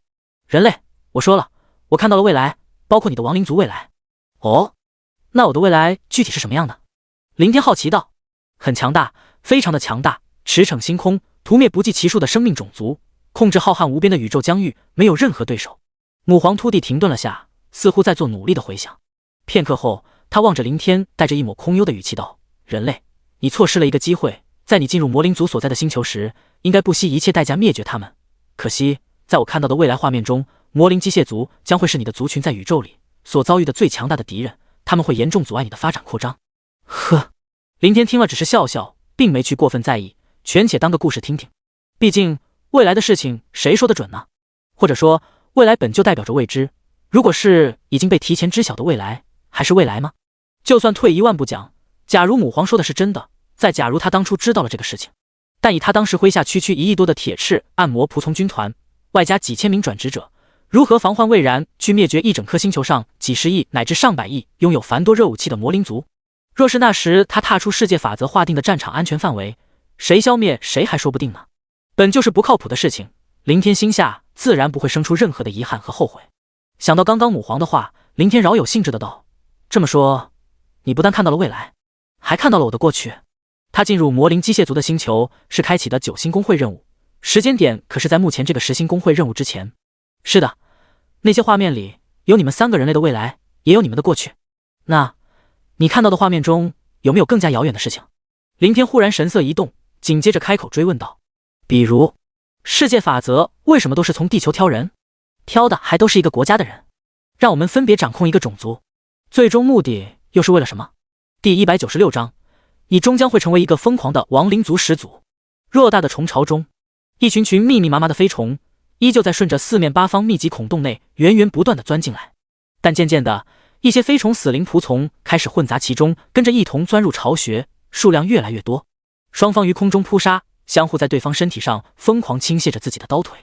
有些从半空厮杀，双双坠入深不见底的深渊；有些则从地面或深渊中重新起飞，再次锁定最近的目标扑了上去。远远望去，一片极度混乱而又异常激烈的景象。虫群的阵阵尖锐嘶鸣，夹杂着震动翅膀的扑哧呼啸，几乎在整个巢穴中处处响彻。下方地面，黑壳战虫以及爬虫形成的涌动虫海也依然在悍不畏死地冲向高台，试图营救他们的母皇。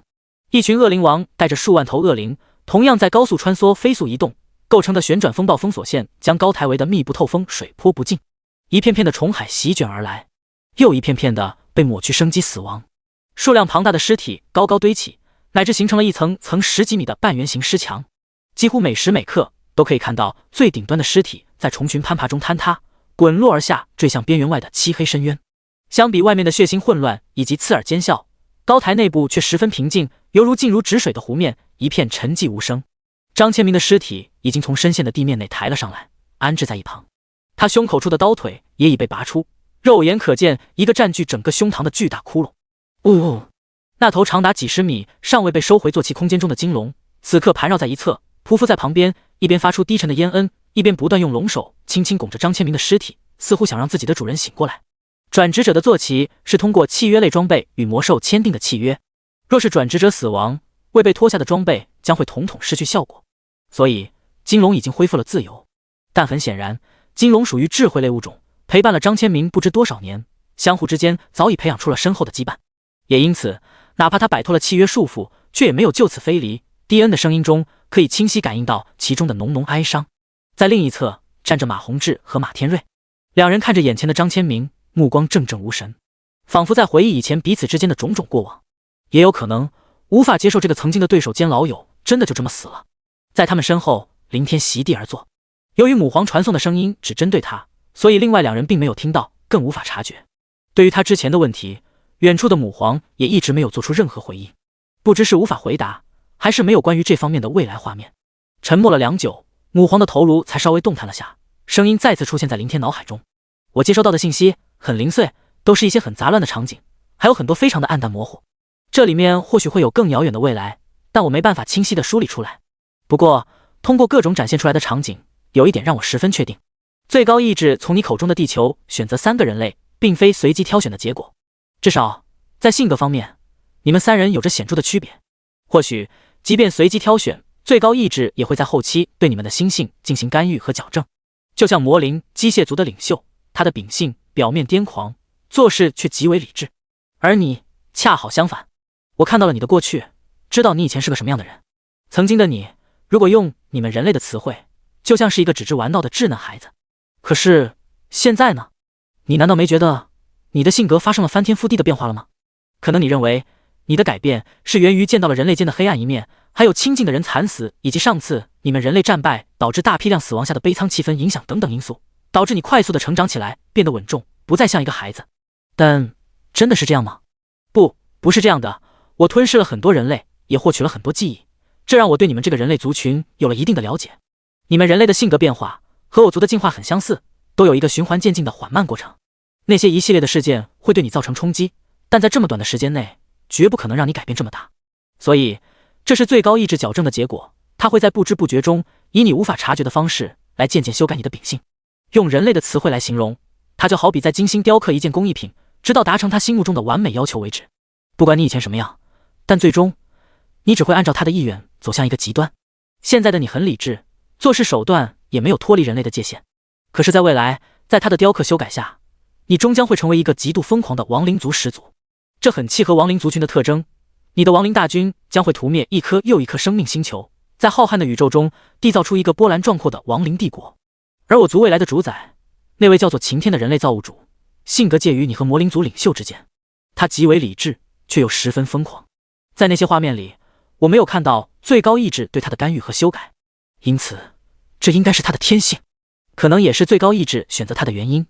他不信任任何人，所有他身边的人都是他的棋子。为了达成目的，他可以不择手段，也可以牺牲任何人，包括他掌控的虫族。在其中一些画面里，我看到了你的亡灵帝国对他的大规模征讨。那时他太弱小，根本无力抵抗你的亡灵大军。为了生存下去，你知道他做了什么吗？除了母皇外，他亲手主动葬送了当时发展起来的几乎全部的族群，数百亿的庞大数量。而这正是我族未来的那位主宰，他的魅力所在。他不择手段达成了目的，但虫群一族并没有因此衰落，相反，上百亿的消亡，换取的是数千亿虫族的新生和崛起。第197章，你必将会为此付出千倍万倍的代价。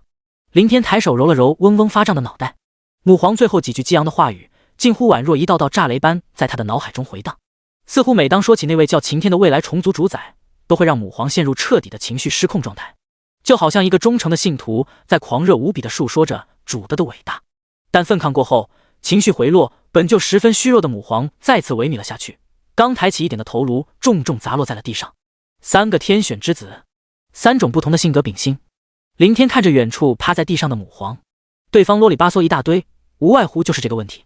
不过母皇说的也不是没有道理，那个虫族主宰他没见过，不清楚到底是什么样，但魔灵机械族的领袖短短的接触下来确实大差不差。表面风言风语，像个精神病，当时又是威胁派遣大军杀进战场安全区，又是威胁扔核弹，可不能否认他内在的清醒和理智。没点脑子，在知晓人类的转职者世界后，会立马提出开拓任务星球殖民地的合作，会在500辆殖民车中安排后手。自己的性格转变也的确如母皇所说的那样。想当初在刚来到转职者世界的那段时间，整天吊儿郎当没个正经，怎么爽怎么来。可是在知晓龙国的实心任务失败，上千万人阵亡，以及罗峰和一众火山公会成员的灭门事件，一切都变了。从那以后，他再也笑不出来了。举国哀悼和灭门的后续影响肯定有，但并不是全部。实际上，在为罗峰报了仇，屠灭了陈氏公会，回到东海，他曾想让自己回到以前那种无忧无虑的生活。比如其后对待东南联盟的赵华强和邱吉武那群樱花国间谍的时候，他故意放松心态，保持积极乐观的态度，但根本于事无补，再怎么刻意为之装模作样，也回不到以往纯天然的肆意笑闹。特别是东海保卫战那一夜，让他的性子彻底改变了，说话做事就像变了一个人。这一点他其实也有所察觉，当时被逼进入8星公会任务区域，又被2000万的铁翅按魔怪追杀，躲进召唤空间时，他还和罗峰一起讨论过这方面。那时他原以为是经历一系列事情的必然结果，属于一个人的成长过程。现在想想，这种成长确实有点太过于操之过急了。大概正如母皇所言，是世界法则利用这些事为遮掩，暗中动手，加速了他的心性变化。简单来说，类似于另一种意义上的拔苗助长，却没有任何后遗症。有黑暗的经历，有连番的打击，有敌人不遗余力的追杀，也有命悬一线的时刻。就算没有世界法则的修改，他最终可能也会变成这个样子。只不过世界法则大概等不及，或者是懒得等，直接出手进行一定的干预，来让自己快速变成他想要的样子。唉，林天叹了口气，不再去想。任何事情都有好有坏，有舍有得，没了以前的无忧无虑，但这种心性至少可以让自己更加安稳地活下去。至于世界法则对他的某种秉性修改，林天压根就没放在心上。说白了，自己在其面前就像是一只渺小无比又羸弱不堪的蝼蚁。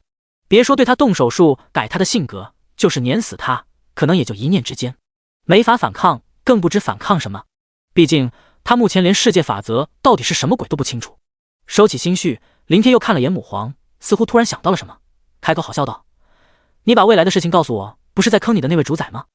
你就不怕将来我专门搜寻去找他，提前破坏他牺牲麾下几百亿的虫族想要达成的目的，甚至干脆集结所有力量灭了他？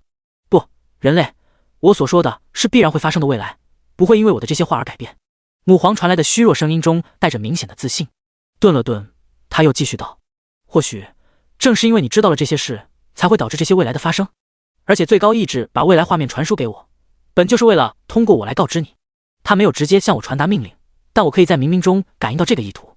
我无法揣测他的目的，也不敢再一次去违抗他的旨意。人类，你知道吗？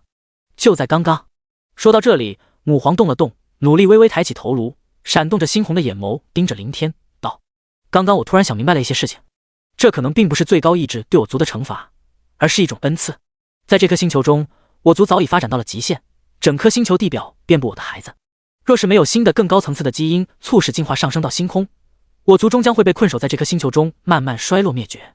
所以这是莫大的恩赐。最高意志把我的18个孩子送给另一个世界的人类造物主，让我族避免了消亡的命运。因为在未来画面里，我看到了那个人类造物主得到了一种极为强大的星空生物基因，将我族进化到了星空。还有一些画面是他带着星空虫族与你的亡灵帝国博弈，在浩瀚的宇宙里四处征战。他摧毁了掌控一个巨大星域的外星生物文明种族，最后将他们奴役，又瓦解了另一个宇宙人族帝国。如果有可能，我很期待有一天可以见到我族的这位主宰，匍匐在他的脚下，跟随着他去征战宇宙万族。母皇的声音下意识带着一抹空泛，闪烁的猩红目光也随之沉寂愣然，似乎在脑海中真的在想象这一天的到来。林天望了眼身后躺着的张千明尸体，毫不客气地打断对方，开口提高音量冷声道：“你觉得有这个可能吗？”闻言，母皇缓缓回过神，刚泛起一股神采的思维顿时黯然了下去。是的，人类，这注定是一场没有结局的幻想。就算没有你，即便我族可以一直在这颗星球上安稳生存下去，未来某一天也能幸运地得到一种星空生物基因，把我族进化到星空，能够有力量去寻找另一个世界中的那位主宰，但我也看不到那一刻。我吞噬了太多人类的基因，进化出的复杂情感已经不适合再去领导族群。人类的情感会影响我，让我做出很多不利于族群发展的错误决策，而任何的不利决策都有可能导致族群的灭亡。我认识到了这一点，也做出了改变。在你到来之前，这颗星球其中一处巢穴里剔除人类基因的下一代母皇已经在培育，可惜我等不到他的出生。说完，母皇转动脑袋，转向林天身后的张千明尸体，蕴含着一股深深的无奈说道：在接收到那些未来画面后，我就一直在后悔杀死这个人，哪怕在此刻，我依然在后悔。人类，我知道你想要做什么，虽然我清楚可能会出现的结果，但我族绝不会妥协。在下一代母皇的带领下，我族将誓死抗争到底。或许我族在这颗星球中会被你赶尽杀绝，但在未来的宇宙星空遭遇我族的主宰，你必将会为此付出千倍万倍的代价。第198章批量收割，肆无忌惮的屠戮。呵，你知道我要做什么？林天眯眼笑望着远处的母皇，至于对方的威胁，他直接无视了。在他看来，这就好比一个人在临死前都会不甘心的来一句我做鬼都不会放过你一个道理。只不过通常这种话的目标大多数都是反派，但上升到两个族群的对弈，没有什么正邪之分，一切都只是为了族群更好的生存发展罢了。人类，我说了，我看到了很多未来的画面。母皇收回目光，注视向林天，随即他突然昂起头颅，张嘴爆发出一道悠长的尖锐嘶鸣，如同波浪急速向外扩散。下一刻，外面无论是在自杀冲击恶灵防线的黑壳战虫和爬虫，还是与一片片空域厮杀的飞虫，全部整齐划一停止了动作。他们纷纷转动虫眸，看向高台方向。吱吱滋，吱吱滋，吱吱滋，仿佛回应般，一阵阵虫鸣尖啸随之响彻，此起彼伏。虫啸之后，地面的所有爬虫即刻如同潮水般开始快速退去，空中的所有飞虫也当即舍弃各自的对手，飞向最近的孔洞钻了出去，浑然不顾期间遭致死灵仆从的反扑攻击，只知道一味竭尽全力的拼命飞速逃离。这是放弃无谓的挣扎了，打算为下一代母皇保存实力。林天通过停止旋转散开的恶灵群，扫视着整座快速清空的巢穴。几乎与此同时，脑海中响起了罗峰及时传来的灵魂波动。始祖，外面的虫群正在全面撤退。果然吗？林天目光闪动，淡漠回应道：罗哥，你知道该怎么做。自打开战以来，一直都是罗峰负责指挥，也好在手下有罗峰这个人类转职者转化的高级亡灵，可以让他彻底的放手，不用抽精力应付指挥作战上。虽然死灵仆从不像虫族那般依赖协调统筹，说白了，他们都只是最低等的炮灰，去消耗对手的同时，源源不断转化更多的同类来滚雪球，壮大自身整体实力。但有指挥上的介入，终归可以发挥更大的战斗力，每一只仆从死的也更有价值。虫巢之外，地面上，空域中，黑压压的密集虫群犹如倒卷的滔天巨浪，正向着四面八方疯狂逃窜。而在漆黑巨浪后方，一只只浑身弥漫死气的虫类死灵仆从紧紧相随，肆意扑杀。自高空中视角看去，就好似一股股的漫天黑雾团，在向整个地表四散蔓延，急速流淌。任何战争与战场中大规模的突然撤离，都意味着溃败，同时也代表着敌人对己方的批量收割，乃至肆无忌惮的屠戮。就好比丢盔弃甲的士卒，如何去面对身后敌人的追杀？对于单体实力不强的虫子，更是如此。死灵大军构成的黑雾所过之处，密密麻麻的尸体倒下跌落。很快，一具具干枯衰败，同样开始滋生死气的尸体，接二连三，甚至成群结队的或重新爬起，或展翅冲上天空。几乎每分每秒，弥漫地表和空中的黑雾都在以肉眼可见的速度在增加暴涨。时间一天接着一天的快速流逝，全面撤退的虫群从未停下他们的步伐。间接失去了母皇的领导，让所有虫子都仿佛无头苍蝇般四处盲目的逃窜，要么在途中被追上杀死，续而加入追杀的行列，要么毫不间断的压榨躯体，迈动他们的刀腿向更远的地方狂奔。死灵仆从的规模每一天都在飞速飙升，待在虫巢内的林天情绪也始终都处于节节攀升的震撼中。乃至到了今日这最后一天，看到亡灵生物界面上显示出来的恐怖数字，依旧让他泛起一抹强烈的情绪波动。感应到罗峰传来的讯息，林天整理了下心绪，起身释放出一张光翼卷轴。离开前，他又忍不住看了眼被死灵仆从团团包围在中心的母皇。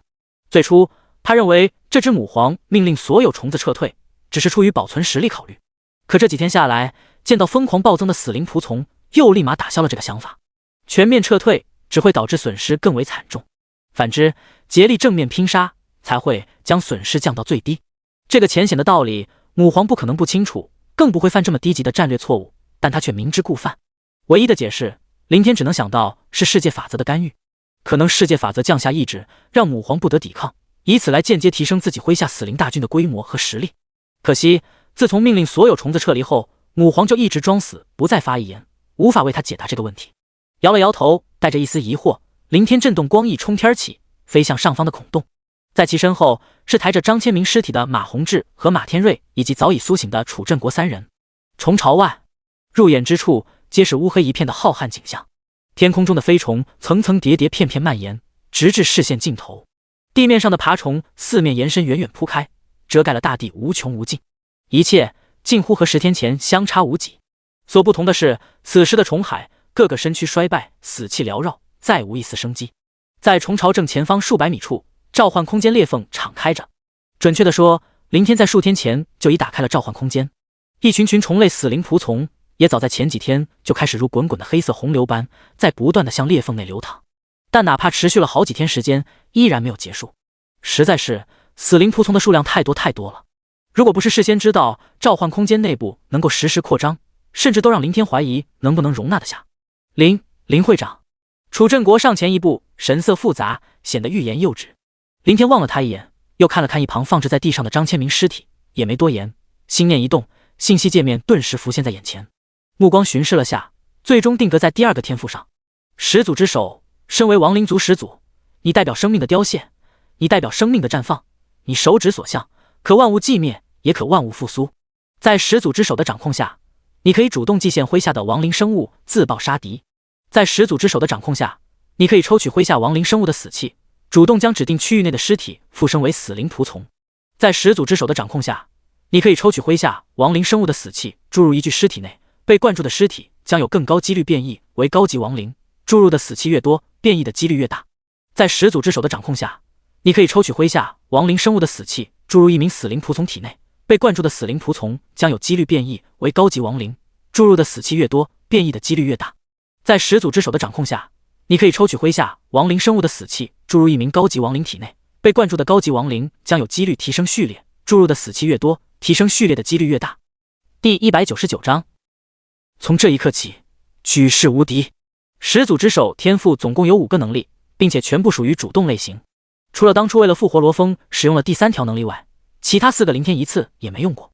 不是林天忘了，而是麾下死灵仆从的数量一直不足以让他使用。从得到这个天赋后，他就葬送了当时刚发展起来的所有牛头人仆从去复活罗峰，又搭上了一名刚变异的牛头人 BOSS 高级亡灵。在之后不间断的刷工会任务，转化出的上千万只蜥蜴人仆从，当灭陈氏工会损失了一半，剩下的500多万又应付樱花国间谍的连续刺杀，折损了一些。最终躲进8星工会任务，面对上千万铁翅暗魔怪的疯狂追杀，让仅剩的蜥蜴人仆从在抗伤害下全部阵亡。准确来说，还残存下秋吉武那8个樱花间谍仆从和10几个蜥蜴人仆从。只是这区20多个仆从可有可无，被他干脆全数投入进了召唤空间的光幕之外做实验。出于某种未知原因，最后诞生了5名蜥蜴人主祭，但这5个主祭被光幕阻隔，无法再返回召唤空间内。等于说，那时他几乎成了光杆司令，手下仅剩余罗峰和老王这2个高级亡灵。接着返回东海，在3大巨头的协助下飞速发展，直到进入这个10星工会任务的虫族星球前，他才重新拥有了1亿2000多万的铁翅暗魔仆从。看似很多很庞大，但林天根本不敢随意浪费。毕竟当时这批仆从军团既是发展的基础，又是应付国战剿灭樱花国的保障。像始祖之手天赋的第1个能力，祭献死灵仆从自爆杀敌，自爆杀死的目标无法转化，这就相当于让死灵仆从奢侈的变成了一次性消耗品，远没有让他们厮杀转化敌人来的划算。第2个，抽取亡灵生物的死气，去转化尸体复生死灵仆从，这就等同让他这个亡灵族始祖有了亲自转化仆从的能力。但1换1的转化方式还是同样的严重不划算。另外3个能力确实都非常强大，也是林天最为急缺的。其中2个灌注死气变异高级亡灵，最后1个提升高级亡灵的序列，都属于增加麾下亡灵族群的中间管理层。可问题是，里面存在几率问题，想保障100%成功，就得有数量庞大的死灵仆从作为支撑。记得复活罗峰时，整整消耗了近400万牛头人仆从，又榨干全部精神力召唤亡灵生物垫底，还吸取了1名高级亡灵浑厚精纯的死气才成功。由此可见一斑，代价何其之大。在这个期间，他怎么可能有多余的死灵仆从来尝试这3个能力？但现在，亡灵生物数量8263874595，高级亡灵巫妖王1，司祭1，死灵仆从阿拉奇虫族826387459593。林天看着信息界面上一串长长的数字，内心依旧忍不住泛起一抹澎湃。800多亿的恐怖规模，而这还仅仅只是追杀不到5天的结果。因为剩下的几天时间，在他的命令下，扩散至数万乃至十几万里之外的死灵仆从都在拼命往回赶。否则，一旦任务结束，没来得及钻回召唤空间里的死灵仆从，势必会被留在这颗星球中。可即便如此，平均下来，一天转化的数量也达到了100多亿只巨。主要原因在于，所有虫子都放弃了抵抗，数量又极其庞大。就像母皇之前所说的那样，整颗星球地表遍布无穷无尽的虫群，近乎被填满。再加上死灵仆从越杀越多，继而纷纷加入追杀行列。从最开始的30多亿，到最后上百亿规模的追杀，这才发展出总计800多亿的数量。若是用一句话来形容的话，这颗虫族占据的星球，完全就是亡灵生物发展的天然圣地。可惜时间有限，仅有10天，如果能多些10日，数量最起码还能再翻个几倍。这时，罗峰从远处走来，向林天微微俯首道：“始祖，准备好了。”林天一目向远方看去，位于召唤空间裂缝左侧那片区域，汇聚了一片片黑压压的虫类死灵仆从。这些仆从全部待在原地，没像其他飞虫或爬虫那般一批批的钻进召唤空间内，或者说，他们基本都失去了行动力。一眼看去，全是些缺胳膊少腿的类型。在视线更远处的空域中，还可以看到一只只飞虫仆从在将一些同样残废的仆从丢进去。在战场中被杀死的虫子，不管尸体完不完整，只要脑袋没破碎，就都会被转化。而上百亿的庞大规模追杀中，很难专门精细的去控制留下全尸，也因此800多亿的死灵仆从里，至少有10几亿或更多的复生仆从都残缺不全。先前林天让罗峰挑出一些彻底丧失战斗力的仆从聚集起来，用于抽取死气。既然都是消耗，干嘛不废物利用？在楚正国和马宏志以及马天瑞3人的复杂目光中，林天震动光翼缓缓飞起，悬浮于高空。林天扫视一眼，探出一只手，念头一动，嗡！下一刻，整只手居然化为一片深邃的漆黑，一股股磅礴的吸扯力瞬间自掌中猛地迸发。下方地面一片片失去刀腿趴在地上的爬虫，以及一群群丧失翅膀的飞虫，顿时集体仰天剧烈颤悚。浓烈的黑色死气随之从他们体内抽离飘飞，汇聚而起的滔天黑云，甚至在刹那间让整片天地都为之一暗，仿佛一下子来到了夜晚。在林天的遥控下，乌黑翻滚的漫天死气层开始急速流淌向地面上的张千明尸体。事前他只是告知楚正国3人将要转化复生张千明，没有和他们商议获得他们的准许。做这一切时，他也没去特意避讳。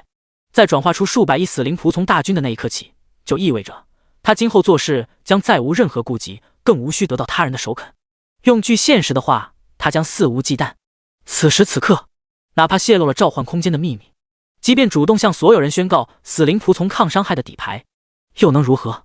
掌控几百亿的亡灵大军，等于让他上升到了真正意义上的举世无敌。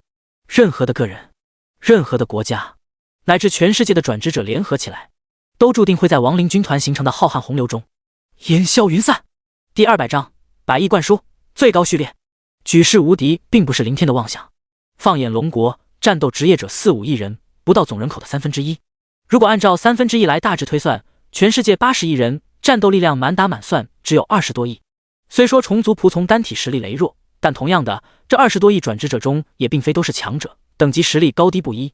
以800多亿几十倍的规模，再加上亡灵族群的转化特性，可以在战斗中做到持续补充，将其荡灭并非天方夜谭。况且各国之间有海洋阻隔，想真的集中凝聚成一根绳，也不是容易的事。而面对区区一国或者几国的力量，以目前死灵仆从大军的庞大数量，应付起来更是绰绰有余。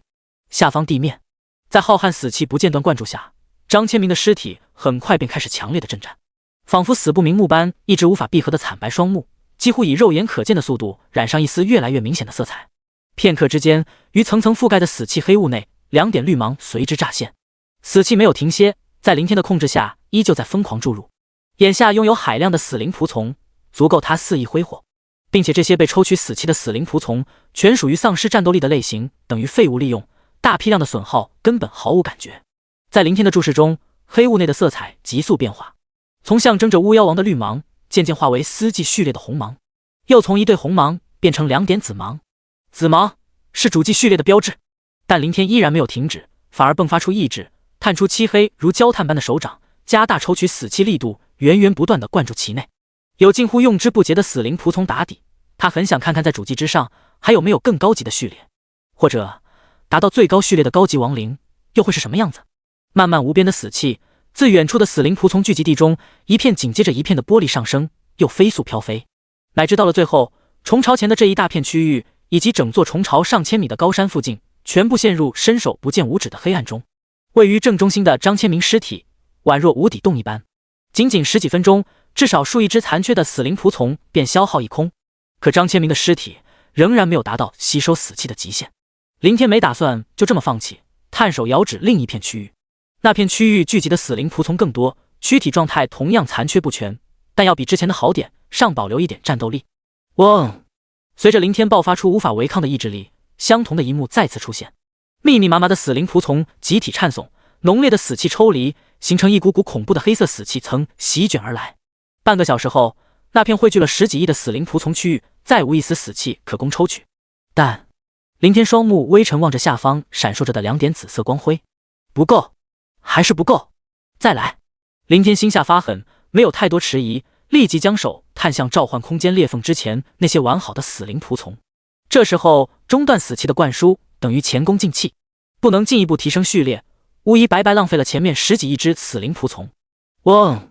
在无边的意志力支配下，地面被抽进体内死气的爬虫如同叠罗汉般排排栽倒，层层高空之上不计其数的飞虫如雨般密集跌落。林天没去关注那些死亡的仆从，也没去看张千明的尸体，只是死死盯着眼前浮现出来的亡灵生物界面。上面的数字完全在以瀑布式的速度在急剧下降。不知过了多久，感应张千明的躯体终于彻底饱和，无法再吸收一丝死气，林天才长长吁了口气，低头向下看去，紫色的光芒已然消失不见，没有其他颜色散发出来，也有可能颜色变成了黑色，淹没在死气黑雾之中。林天收回目光，转动视线，望着周围弥漫的大量未被吸收的死气，秉承着不浪费的原则，他念头一动，老王，罗哥！伴随着于脑海中传达出的呼喝以及意志掌控之力，四面八方凝聚的死气层当即如流水般灌注向老王和罗峰所在的位置。眼见多余的死气快速稀薄，被两人吸收一空，林天咬咬牙，随后注视向召唤空间裂缝入口。既然开了个头，他自然不甘心就此中断，索性顺势把麾下始终跟着自己的2个高级亡灵的序列一起给提升上去。但外面的死灵仆从已经全部耗尽，他只能从召唤空间内调取。在其传送的命令下，一批批死灵仆从倾泻而出，又成批成批的于抽离死气的剧烈抖动中死亡。随着不惜代价的疯狂灌注，老王和罗峰的眼眸颜色飞速变化，2对绿色和红色的光芒，渐渐到红色和紫色交织的光辉，最终如张千明那般，一切归于沉寂。待散去少量剩余的死气，出现在林天眼前的，果然如他想象的那样，是3对漆黑色的眼眸，消耗了将近300亿仆从，平均下来一人100亿。林天看了眼亡灵生物界面上的信息，由于虫类死灵仆从实力低微，蕴含的死气能量并不多，甚至比当初的牛头人仆从还少，更比不了那头牛头人 BOSS 高级亡灵。不过相对于他此时麾下的仆从规模来说，把张千明变异提升到主机序列，消耗的倒也不算太多，大概仅有几亿只。可从主机序列提升到极限，却耗去了整整近100亿。如果是一些残缺的死灵仆从也就罢了，关键是后续倾注的全是完好无损保持战斗力的仆从，原本800多亿的数量一下子损耗了一小半，绕是林天再怎么财大气粗，也不免感到一丝肉疼。但事已至此，他只有期望自己的投入物超所值。关闭信息界面，林天从高空中快速降落而下。张千明已经从地上站了起来，眼眸中蒙上了一层黑色光芒，犹如火焰般在剧烈伸缩激荡。在他的身前是刚刚快步走来的楚正国和马宏志以及马天瑞，只是在触及到张千明黑芒眼眸的刹那，他们纷纷凝滞在原地，双目几乎同时染上了一抹迷茫，并且在顷刻之间，迷茫就变成了惊恐，以致让3人的脸庞变得扭曲痛苦，就好似看到了某种极为恐怖的事情一般。甚至就连他们的身体也在恐惧下抑制不住的开始剧烈颤抖起来。这就是最高序列的能力。林天好奇的来到几人跟前，可能是身为始祖的缘故，对上张千明的黑色眼眸，他没有任何感觉。但很明显，楚镇国3人承受了极为强烈的精神影响，而且这应该不是张千明主动释放的某种能力，在保留生前记忆的情况下，他绝不可能对3人出手。所以最高序列的高级亡灵仅仅眼眸中散发出的光芒就如此强悍，连3大巨头这等最顶尖的转职者强者都无法抵抗，分毫瞬间深陷其中。第201章，未来的一切都是注定的。未命名，等级1%，序列始祖次级，力量1000，体质900，精神600，敏捷700。天赋始祖之力继承，始祖之手继承，灵魂归元被动。技能死亡之刃主动，死亡瞬击主动，死亡寂灭主动，恐惧凝视被动。死亡之刃以死亡之力凝聚一柄武器，死亡之力越多，武器威力越强。死亡瞬击瞬移突袭向目标，造成自身属性的500%伤害。死亡寂灭汇聚死亡之力对指定区域形成毁灭性打击，死亡之力越多，攻击威力越强，攻击范围越大。恐惧凝视至高无上的始祖不容亵渎，任何敢于直视始祖的生物都将陷入内心的无尽恐惧之中，直至在自我恐惧中崩溃死亡。介绍：始祖挽救了他的生命，始祖赐予了他新生。复活后，他心怀感恩，是将忠于始祖，但他继承了生前的执念，无尽的悲伤和愧疚充斥着他的内心。林天盯着刚浮现出来的张千明信息界面，陷入久久的愣神之中。过了好半晌，他才微微回过神，但情绪仍然在剧烈波动着。最高序列竟然是和自己一样，不是次级始祖，比自己低一个层次的意思。还有这属性，林天忍不住深深吸了口气，实在是有点太过于恐怖。1级的基础属性竟比他为穿戴装备的40级属性还要高，但这不是重点，重点在于高级亡灵和转职者相同，基础属性代表成长值。以张千明最高1000点力量为例，1级1000点，10级1万，100级就高达10万。相比外界同级的转职者，就是近10倍的巨大差距。而且这还是转职者穿戴装备有属性加成的结果，否则差距只会更大。4级始祖序列多了天赋信息，还一连3个，技能也有4个，3个主动，另一个被动。林天扫视着显示出来的技能信息，其中3个主动技能都是攻击类型，按照上面的描述，威力不用多说，还能自主控制强弱，并且有单体，也有群攻，这点应该和张千明生前的战士职业有关。转化复生的高级亡灵类型多多少少都会受到生前的潜在影响，只是当看到最后的被动技能时，林天顿时露出一抹恍然。难怪刚刚楚镇国3人触及到张千明的黑色眼眸会陷入无法自拔的恐惧中，显然是这条被动技能的因素。此时张千明已经主动移开了目光，摆脱出来的3人纷纷瘫倒在地，脸色苍白一片，额头大汗淋漓，乃至就连嘴唇都还在本能的颤抖着。简单看了下技能介绍，林天立即好奇的转向多出来的3条天赋。始祖之力，你继承了来自主级始祖的力量，获得了主级始祖的一部分影响之力。在始祖之力的影响下，你麾下的亡灵生物携带着死气，杀死的任意生物都将会被死气入侵，转化附身为死灵仆从。在始祖之力的影响下，死灵仆从会滋生死气，杀死的任意生物都将会被死气入侵，转化附身为死灵仆从。在始祖之力的影响下，被转化附生的死灵仆从将会有几率变异为高级亡灵生物。始祖之手，你继承了来自主级始祖的力量，获得了主级始祖的一部分掌控之力。在始祖之手的掌控下，你可以抽取麾下亡灵生物的死气注入一具尸体内，被灌注的尸体将会有更高几率变异为高级亡灵，注入的死气越多，变异的几率越大。在始祖之手的掌控下，你可以抽取麾下亡灵生物的死气注入一名死灵仆从体内，被灌注的死灵仆从将会有几率变异为高级亡灵，注入的死气越多，变异的几率越大。在始祖之手的掌控下，你可以抽取麾下亡灵生物的死气注入一名高级亡灵体内，被灌注的高级亡灵将会有几率提升序列，注入的死气越多，提升序列的几率越大。灵魂归元，你的灵魂层次突破了规则上限，等级不再受到经验数值限制，回归灵魂本质。任何你和你掌控的族群所杀的生命体都将会为你提供一定的灵魂能量，从而提升你的等级和实力。林天拧眉盯着张千明的3个天赋，前2个和字面意思差不多，继承了自己的2个天赋，但相当于是阉割版。表面看上去，这完全就是多此一举。毕竟有自己在，麾下高级亡灵要这2个天赋有什么用？还有第3个灵魂归元，更是纯属废话。杀怪获得经验值提升等级，和杀怪获得灵魂能量提升等级，两者又有什么区别？都是将怪物杀死。但林天抬头眺望了远远处的虫族星球地表，紧接着又看了看身后不远那座母皇所在的虫巢，眉头反而愈发的拧紧了起来。他复活转化张千明的目的，并不是为了让其跟随自己，增加麾下高级亡灵的数量，而是打算就地让张千明留下来，带着一些死灵仆从继续发展亡灵族群。实际上，这个念头在当初和魔灵族那个疯子领袖达成合作交易时就冒了出来。既然一个机械族群可以在任务星球里建立殖民地，为何自己的亡灵族群不行？特别是来到这颗等同亡灵生物天然发展圣地的虫族星球，这个想法就更抑制不住。再加上战死的张千明尸体，以及转化出的可以任由其挥霍的庞大死灵仆从规模，诸多条件加在一起，说是天时地利也不为过。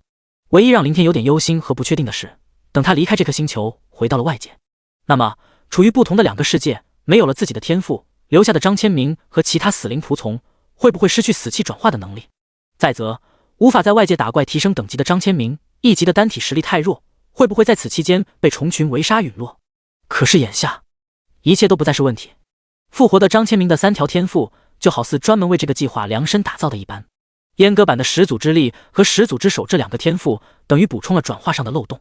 灵魂归元天赋又弥补了张千明这个高级亡灵无法在外界杀怪升级的缺陷。所以，就像母皇当初所说的那样，他真的看到了未来，看到了未来的自己派遣张千明留在这颗虫族星球中绞杀虫群，来发展亡灵族群。换句话说，自己未来所做的所有事情，在世界法则的操控下，难道一切都是注定的吗？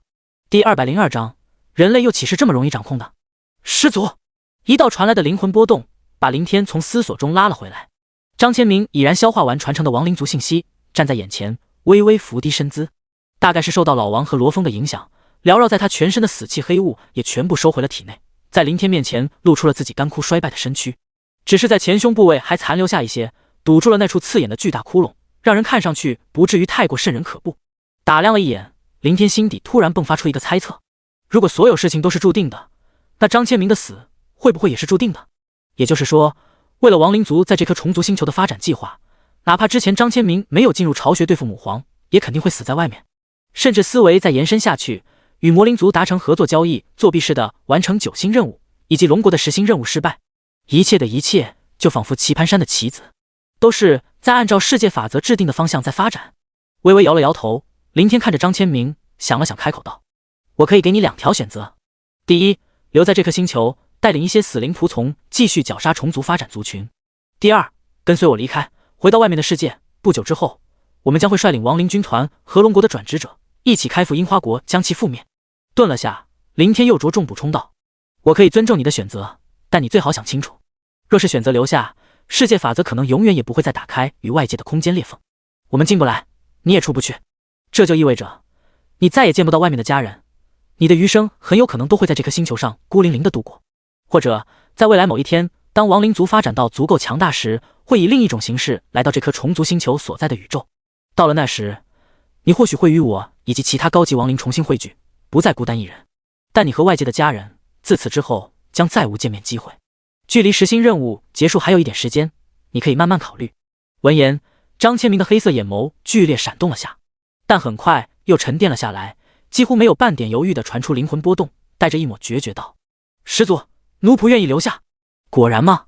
林天心下叹了口气，得到这个答案本就在他的预料之中。张千明信息界面上的介绍相当于内心写照，内容和当初的罗峰几乎一模一样，充斥着无尽悲伤和愧疚的执念。相对于罗峰来说，这股执念要更甚更烈，毕竟在这个执念的背后，可是上千万人的阵亡，背负着上千万条命。也因此，张千明跟随虫灵这颗星球，疯狂屠戮虫子，以图为阵亡的人复仇。哪怕在临死前残存的最后一口气，还是不忘喊出刻骨的复仇2个字。眼下重生复活，有了复仇的资本，他又怎么可能放弃？至于外面的家人，对他而言，他已经死了，出去见了又如何？难道还能像以往那样生活在一起？或许这也是世界法则选择他的原因。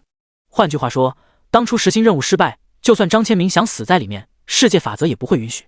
无论如何，他都会活着出来，而活着为的就是这一刻。呵呵，注定。林天突地一笑，在提前知晓的情况下，没有什么是注定的。想打破既定未来，最简单的做法就是强行命令张千明进入召唤空间，一同离开。以他身为始祖的最高意志，张千明即便再如何执着，也无法违背。甚至在以后母皇所阐述的所有未来，他都可以反着来。比如将来碰到了魔灵机械族，不与其为敌，完全可以联系上那个疯子领袖，2族互帮互助，共同发展。再或者未来见到了那个叫晴天的虫族主宰，同样不与其开战，互相联合。如此，母皇说的未来都将彻底烟消云散。当然了，林天也只是想想罢了。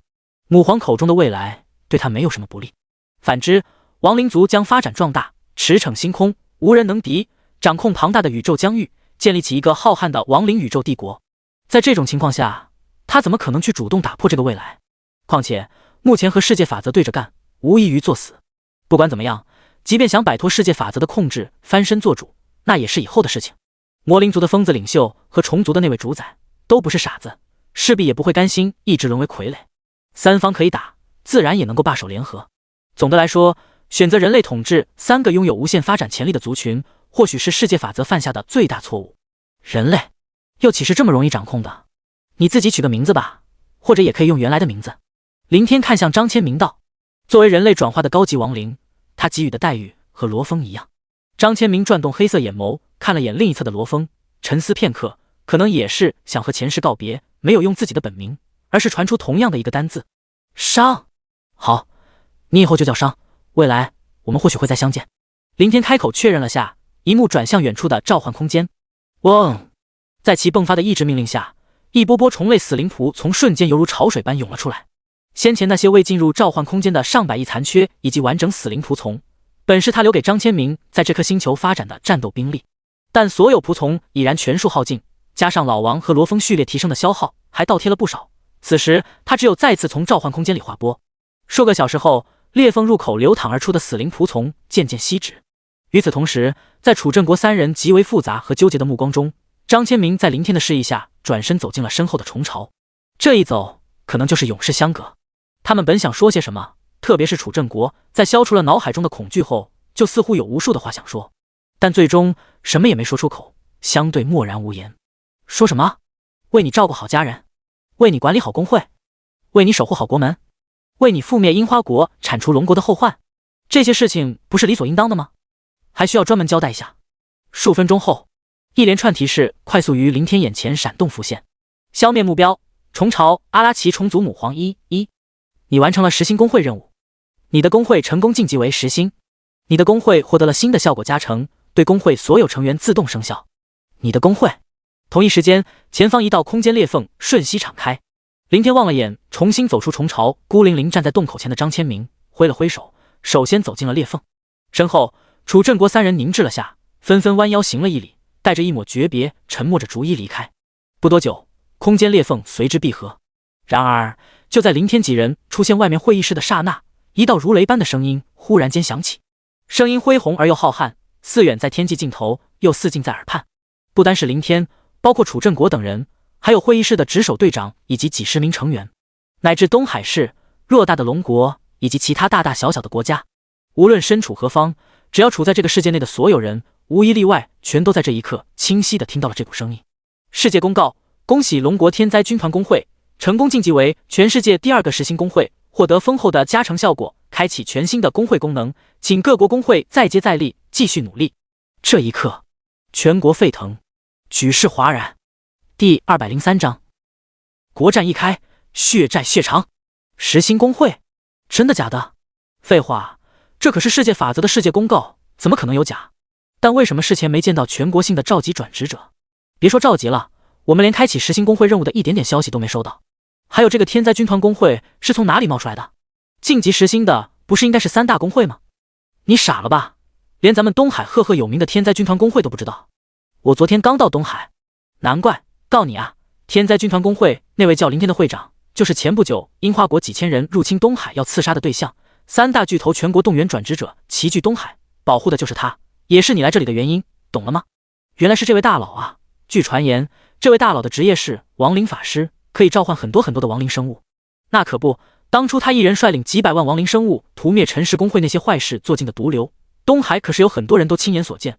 这也是樱花国为什么要杀他的缘由，担心他发展壮大，影响国战。哦，原来是这样，怪不得没有大规模召集转职者，看来应该是这个大佬召唤亡灵大军独自一人完成的10星工会任务。想当初数字工会组织了将近2000万人都失败而归，还损失了大半人手，结果这位大佬呢，以1人之力单挑10星任务顺利完成，这实力真他娘的可怕。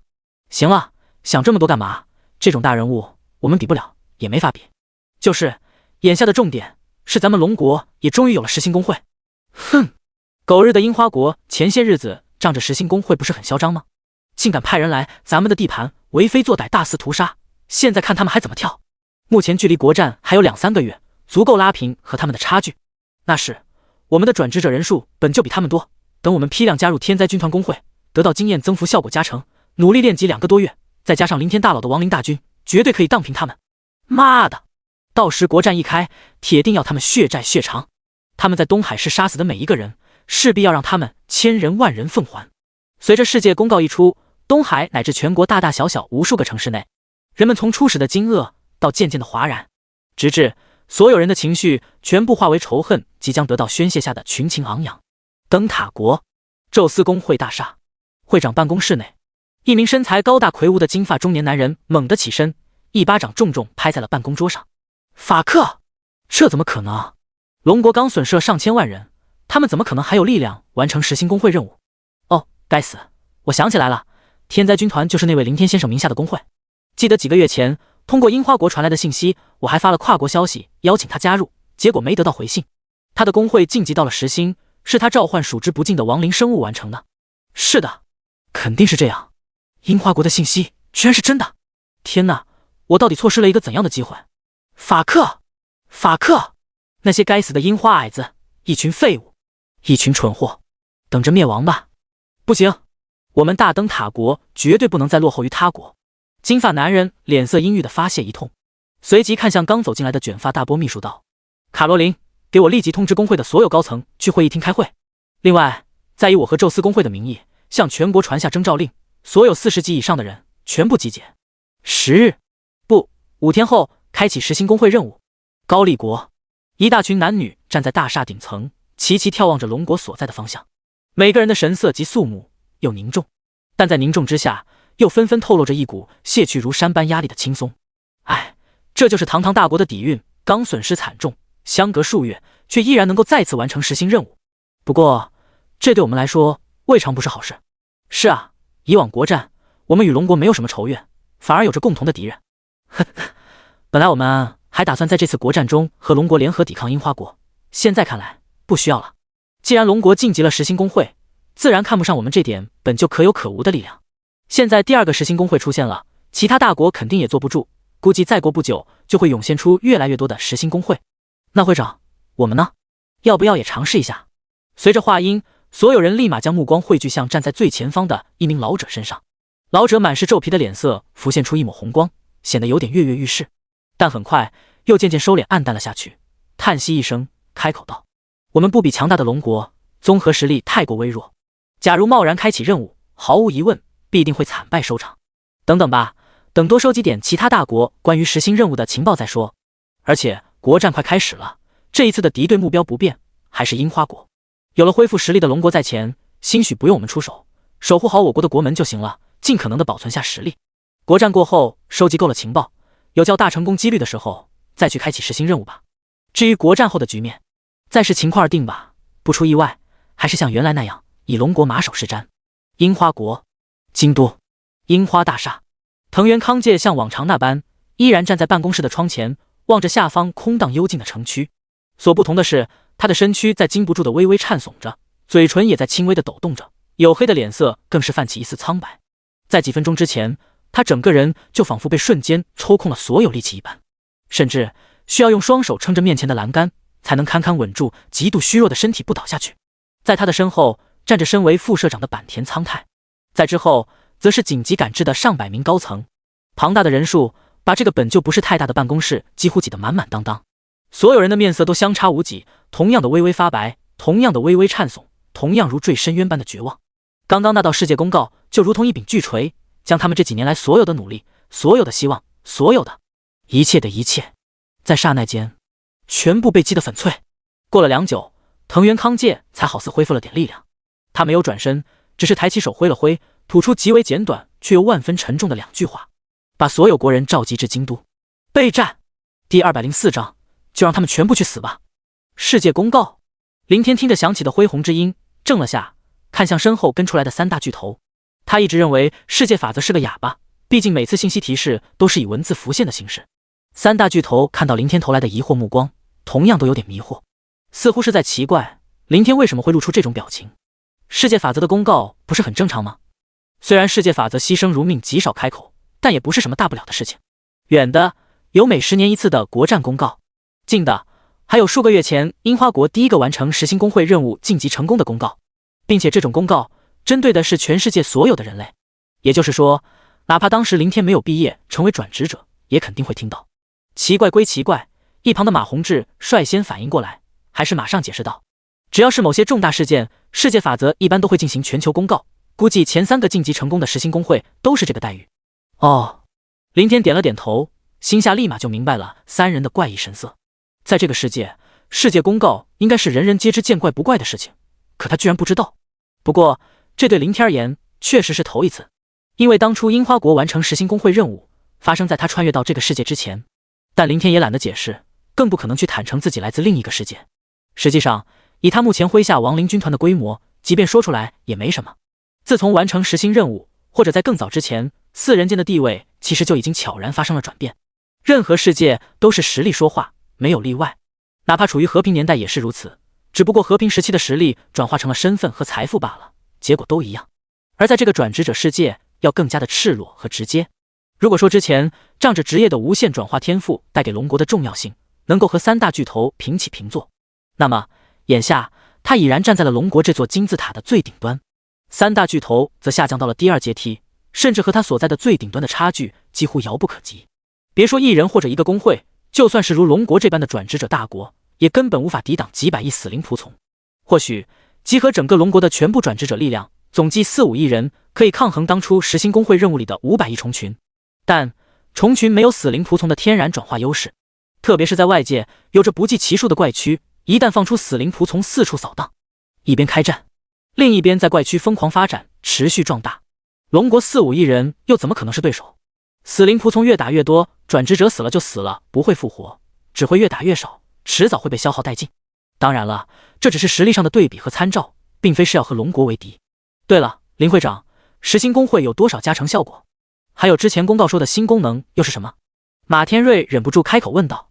闻言，不单是马宏志，就连还在为留在虫族星球里的张千明感到伤感意志略显消沉的楚振国都不由得抬起了脑袋。等下，我看看。林天立即唤出工会界面，当看到上面出现的大片信息，呼吸顿时停滞了下。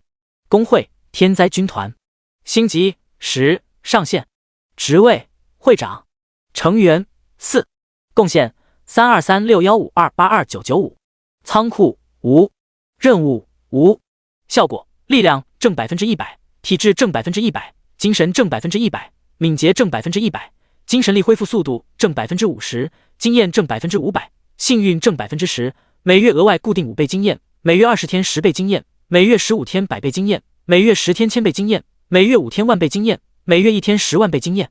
功能空间之门，空间之门以本工会任意一名成员为坐标，消耗500亿贡献打开一扇空间传送门，无距离限制，可进行工会成员的传送，每传送一名工会成员将额外消耗100万贡献。全属性100%增幅，精神力50%的恢复效果，还有所有经验增幅全数叠加起来，最高一天竟然达到11万倍多。林天紧盯着界面上的经验加成效果，心脏砰砰直跳。难怪樱花国晋级实心工会后，能够在短短半年时间内就可以发展出远远超越龙国的力量。记得9星工会全属性增幅只有30%，精神力恢复提高20%，经验增幅最高一天也仅有100多倍，两者的差距究竟是什么概念？举个最简单的例子，没有工会的散人，假如一天打怪获得1万经验，9星工会成员获得工会全部经验累积加成，最高一天翻100多倍，就是100多万经验。实心工会的人叠加经验增幅，最高一天翻111120倍，总计可获得恐怖的11亿多经验。而且这里面还有加快50%精神力恢复，可以在一定程度上做到持续使用技能。由此可见，差距何其之大。但话说回来，这毕竟是需要举全国之力才能完成的实心工会任务，属于封顶上限的最顶级。平复了下情绪，林天看向多出来的工会功能，空间之门。果然如此，当初樱花国5000多人入侵东海市，就是利用这个方式进行的传送。开启空间之门一次要消耗500亿贡献，每传送一个人还要100万。林天看了眼贡献后面的一串数字，总共3200多亿。上次晋级9星任务好像只有14亿多，相当于这3200多亿贡献基本都是这次屠杀虫群增加的。爬虫和飞虫以及黑壳战虫的等级实力高低不等，若是取个平均值，大概在30级左右。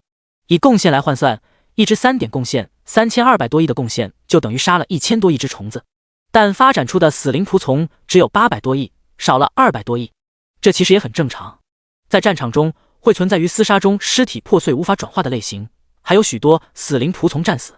如果不是后来虫群放弃抵抗，只知逃跑，正面抵抗的话，残存下来的死灵仆从只会更少。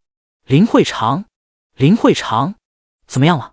马宏志见林天神色变幻，始终不开口，急不可耐地催促了一声。一旁的马天瑞和楚振国也眼巴巴地盯着林天。他们虽然此时还是天灾军团的成员，但都是老成员，既看不到效果加成，更不清楚工会的功能。只有刚加入工会的新会员才会被世界法则以文字形式提示一系列的增幅数据。林天收起目光，看了看三人，又向站在不远处的一群值守人员瞄了眼。马天瑞当即会意，朝着值守人员摆了摆手，示意他们出去。待那些人离开后，林天这才展示出工会界面。死！在见到工会信息的瞬间，三人几乎同时倒抽了一口冷气，紧接着和先前的林天一样，都陷入了愣神状态。过了足足数分钟时间，三人才稍微回神。三位，实心工会的信息你们也看到了。林天目光逐一扫过三人，继续道：所以最初的计划要变一变了，攻打樱花国的计划必须提前。一天10万倍和叠加的5天万倍经验增幅不能浪费，剩余的1000倍和更少的100倍暂时就算了。包括我在内，还有其后招收加入进来的人，总共5天练级时间，使用完叠加的10万倍和万倍经验加成。5天后就开启传送门，开始动手吧，免得夜长梦多。稍后我会赋予你们副会长职位，作为招收人员之用，具体是在东海市有多少人就招多少，还是有甄别的招收，你们看着办。但由于有传送贡献点的限制，传送前往樱花国的人手不能过多。3200多亿贡献，去掉500亿的开启消耗，还要预留一次500亿的开启费用，以防万一。剩下2200亿，传送一人需要100万贡献，最多就是22万人。这些人也都只是协助，负责主攻的还是我麾下的亡灵大军。几百亿的仆从数量足以踏平樱花国。这一战或许会持续很长时间，屠杀的时间，直到把他们整个种族尽数灭绝为止。否则留下后患，死灰复燃，将战无休止，仇无尽头。两国之间只有其中一方灭亡，才能彻底终结这场持续了100年的仇恨，没有任何转圜的余地。既然注定有一国消失，那就让他们全部去死吧。第205章，刺激始祖的特色套装技能。会议室中，面对林天的决定，三大巨头都很识趣的纷纷直接点头。莫说屠灭樱花国本就符合他们一劳永逸的决策，就算一些再不赞同的要求，他们也不能更不敢去反对。掌控了几百亿的亡灵生物，林天在此刻俨然自动成了龙国实际意义上的主宰者，一言一行都是命令，而不是什么商议。以三大巨头的城府和头脑，这点道理自然懂，也都持默认态度。一句话，谁让人家拥有以亿敌国的恐怖实力呢？数分钟后，三大巨头各自领命离开，前去安排接下来的招收工作以及其他诸多事宜。留在空荡荡会议室里的林天，则直接打开召唤空间走了进去。站在入口前，他眺望了一圈，地面上、半空中，凡视线触及之处，皆是一片片黑压压的虫子仆从，近乎无穷无尽的数量，完全填满了再度扩张几百倍的空间区域。但如此海量的庞大规模，却又死静无声，沉寂一片，让这个本就压抑无比的衰败世界，更徒增一分令人胆寒的颤悚。亡灵生物数量4133263573，高级亡灵次级始祖2，死灵仆从阿拉奇虫族4133263571。林天扫了眼浮现出的亡灵生物界面，事实果然和他预料的那样，虫族星球和外界由于属于2个不同的世界，从而进行了分割。界面上仅仅只统计了召唤空间里的亡灵数量。之前原本发展起来的800多亿死灵仆从，提升张千明和罗峰以及老王3名高级亡灵的序列，消耗了300亿多一点。其后又在虫族星球留下100亿，供张千明驱使，支撑其绞杀虫群发展壮大。也因此，目前只剩余400多亿。但即便400亿的数量，也足够应付樱花国。这时，在感应下，远处渐渐出现了罗峰和老王的身影。提升的序列让他们除了同样化为黑芒的双眸和浑身更凝实的死气外，姿态其实并无太大变化。罗峰依旧穿着那套遮住了全身的黑袍，步伐不急不缓，给人一冰冷如铁的感觉，仿佛任何事情都无法触动他的内心。老王也依然大大咧咧，扛着那根从不离手的巨型狼牙棒，脚步浑厚有力。只不过或许出于以前的习惯，哪怕此时老王的序列已经和罗峰相同，却还是本能下放低身姿，稍稍靠后一个身位，显示出以罗峰为主的意思。等级1 0%， 序列始祖次级，力量600，体质600，精神1000，敏捷800，天赋始祖之力继承，始祖之手继承，灵魂归元被动。技能王者祭炼主动，王者领域主动，王者炼狱主动，恐惧凝视被动。王者祭炼抽取生命体的灵魂，祭炼为恶灵奴仆，驱使其战斗无上限。王者领域扩散死亡之力，形成一处特殊的领域空间，领域之内所有亡灵生物都将得到死亡之力的加持，击伤生命体时，死气会侵入生命体体内，腐蚀生命体的躯体和灵魂，任何被侵蚀的生命体都会被逐渐转化为死灵仆从。王者炼狱凝聚死亡之力，将生命体的灵魂拉入恶灵炼狱中，承受恶灵的折磨。恐惧凝视至高无上的始祖不容亵渎，任何敢于直视始祖的生物都将陷入内心中的无尽恐惧之中，直至在自我恐惧中崩溃死亡。老王吧，等级1 0%，序列始祖次级，力量800，体质900，精神500，敏捷600，天赋始祖之力继承，始祖之手继承，灵魂归元被动。技能王者之怒主动，王者之体主动，王者之威主动，恐惧凝视被动。王者之怒，他生前是王，死后还是王。作为天生的王者，他天生拥有王者的威严，王者的威严不容挑衅，他的怒火将可以感染战场中所有的亡灵生物，为他们增加狂躁和暴虐状态，并提升200%属性。王者之体，他生前是王，死后还是王。作为天生的王者，他天生拥有王者的体魄，王者的体魄坚不可摧，死亡之力可以源源不断修补他躯体上的伤势，死亡之力没有耗尽，他将不死不灭。王者之威，他生前是王，死后还是王。作为天生的王者，他天生拥有王者的威势，王者的威势永不可挡，任何面对他的敌人都将减少50%属性。恐惧凝视至高无上的始祖不容亵渎，任何敢于直视始祖的生物都将陷入内心中的无尽恐惧之中，直至在自我恐惧中崩溃死亡。提升了序列，居然会清空原来的等级。林天盯着眼前浮现出来的罗峰和老王的信息。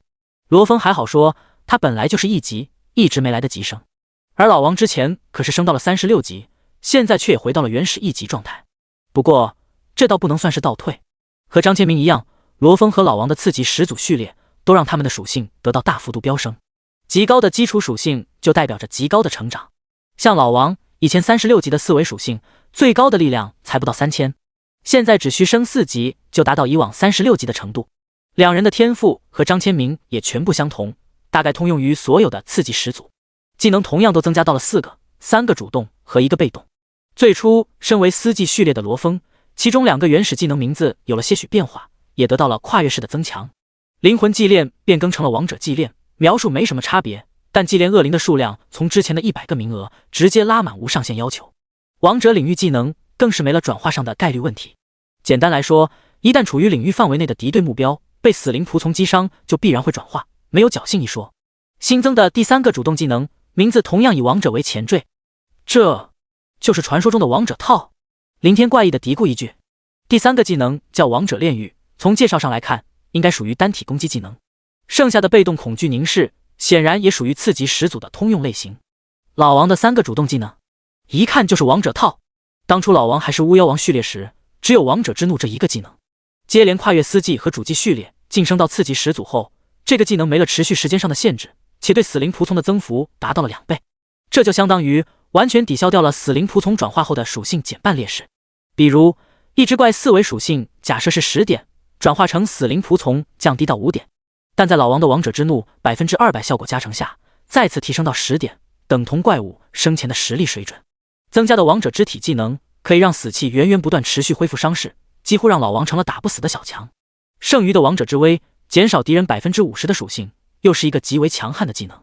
有了这3个主动技能在，老王想死都难，以后基本可以放心的让其上战场杀敌。张千明的技能好像都是以死亡为前缀。林天回忆了下，又看了眼刚来到面前的罗峰和老王。张千明是死亡套，罗峰是王者套，老王则是王者套。所以这难道就是次序始祖的特点？每个次级始祖都拥有各自的特色套装技能。第206章光幕外的秘密。始祖，始祖！罗峰和老王来到眼前，纷纷俯身传出灵魂波动。林天摆摆手，目光看向远处某个被虫类死灵仆从同样覆盖的区域，问道：那500辆魔灵机械族的殖民装甲车呢？去哪了？都开进光幕外了。是的，始祖。罗峰回应道，在我们离开进入虫族星球前，他们还待在原地，但在完成实心任务返回后，他们就失去了踪影。刚刚我去光幕边缘查看了下，发现外面漂浮了大量的钢铁碎片。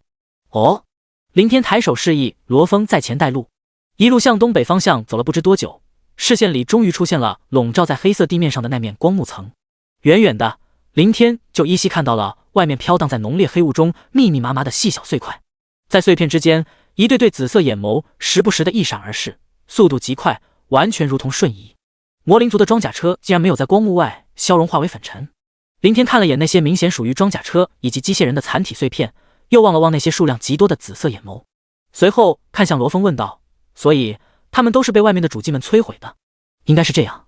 罗峰停顿了下，接着又传出灵魂波动道，之前我按照您的吩咐，分批派遣了10几万只铁翅暗魔仆从进入光幕外，损失很大，最终只成功存活了几千只，但可能受到自身生命形态的限制，虽然几千只铁翅暗魔仆从都晋级到了主机序列，可智慧程度并不高。最后我只能向那5名智慧较高的蜥蜴人主机通过手势传递消息，以您的名义命令他们带着所有主机序列的铁翅暗魔，一旦发现装甲车幸存下来，立即出手攻击，全部摧毁。从结果来看，他们很好的执行了命令，但仅靠手势无法和5名蜥蜴人主机进行更复杂的后续沟通，不能确定还有没有漏网之鱼。林天听了无奈的摇摇头，这也是没办法的事情。蜥蜴人虽有自己的文明，但相对他和罗峰来说，终归属于外星异族，文化不通。晋升主机后，蜥蜴人诞生了生前的智慧，继承了原来的记忆和文化体系。可是由他们利用死气凝聚线条构成的字体，在林天和罗峰眼中无异于鬼画符一般。不过几千名主机对付区区500辆装甲车，应该不会出现什么问题。就算那些装甲车里安置着某种高威力炸弹，只要出了光幕，就无法撼动世界法则制造的光幕，自然也就威胁不到里面的几百亿亡灵生物。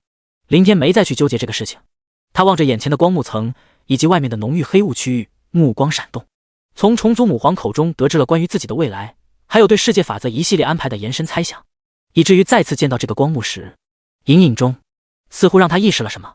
下午时分，一具具尸体被运进了东海大厦，又在里面值守人员的接替下，一层层往上传递，最终被全部堆积在最顶层的会议室内，数量达500多具。这些尸体都较为完整，是上午林天特意让3大巨头紧急收集来的。其中的少数来自东海市这段时间死在怪区里的转职者，且无亲无故没有家属认领的类型。另外的绝大部分都是那些勾结樱花国的叛徒卖国贼，证据确凿，被直接处死。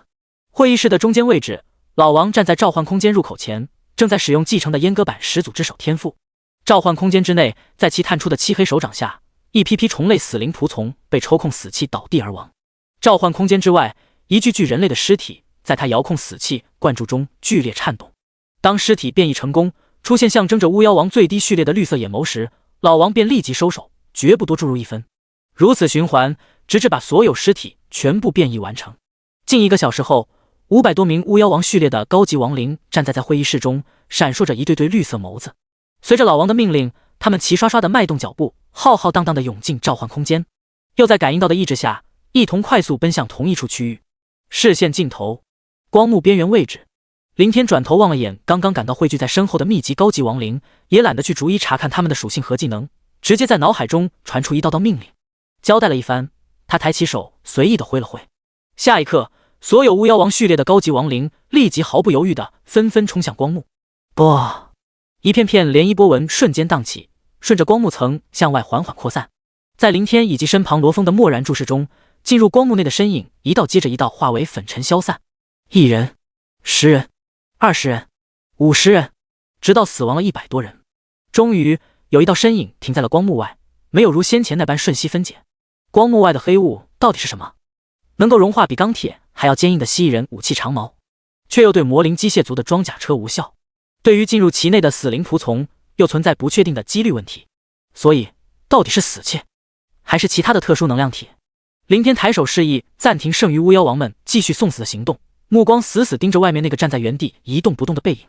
他让3大巨头送来几百具人类尸体，又命令老王前去接收，进行批量变异，再投入光幕，为的就是要搞清楚这一点。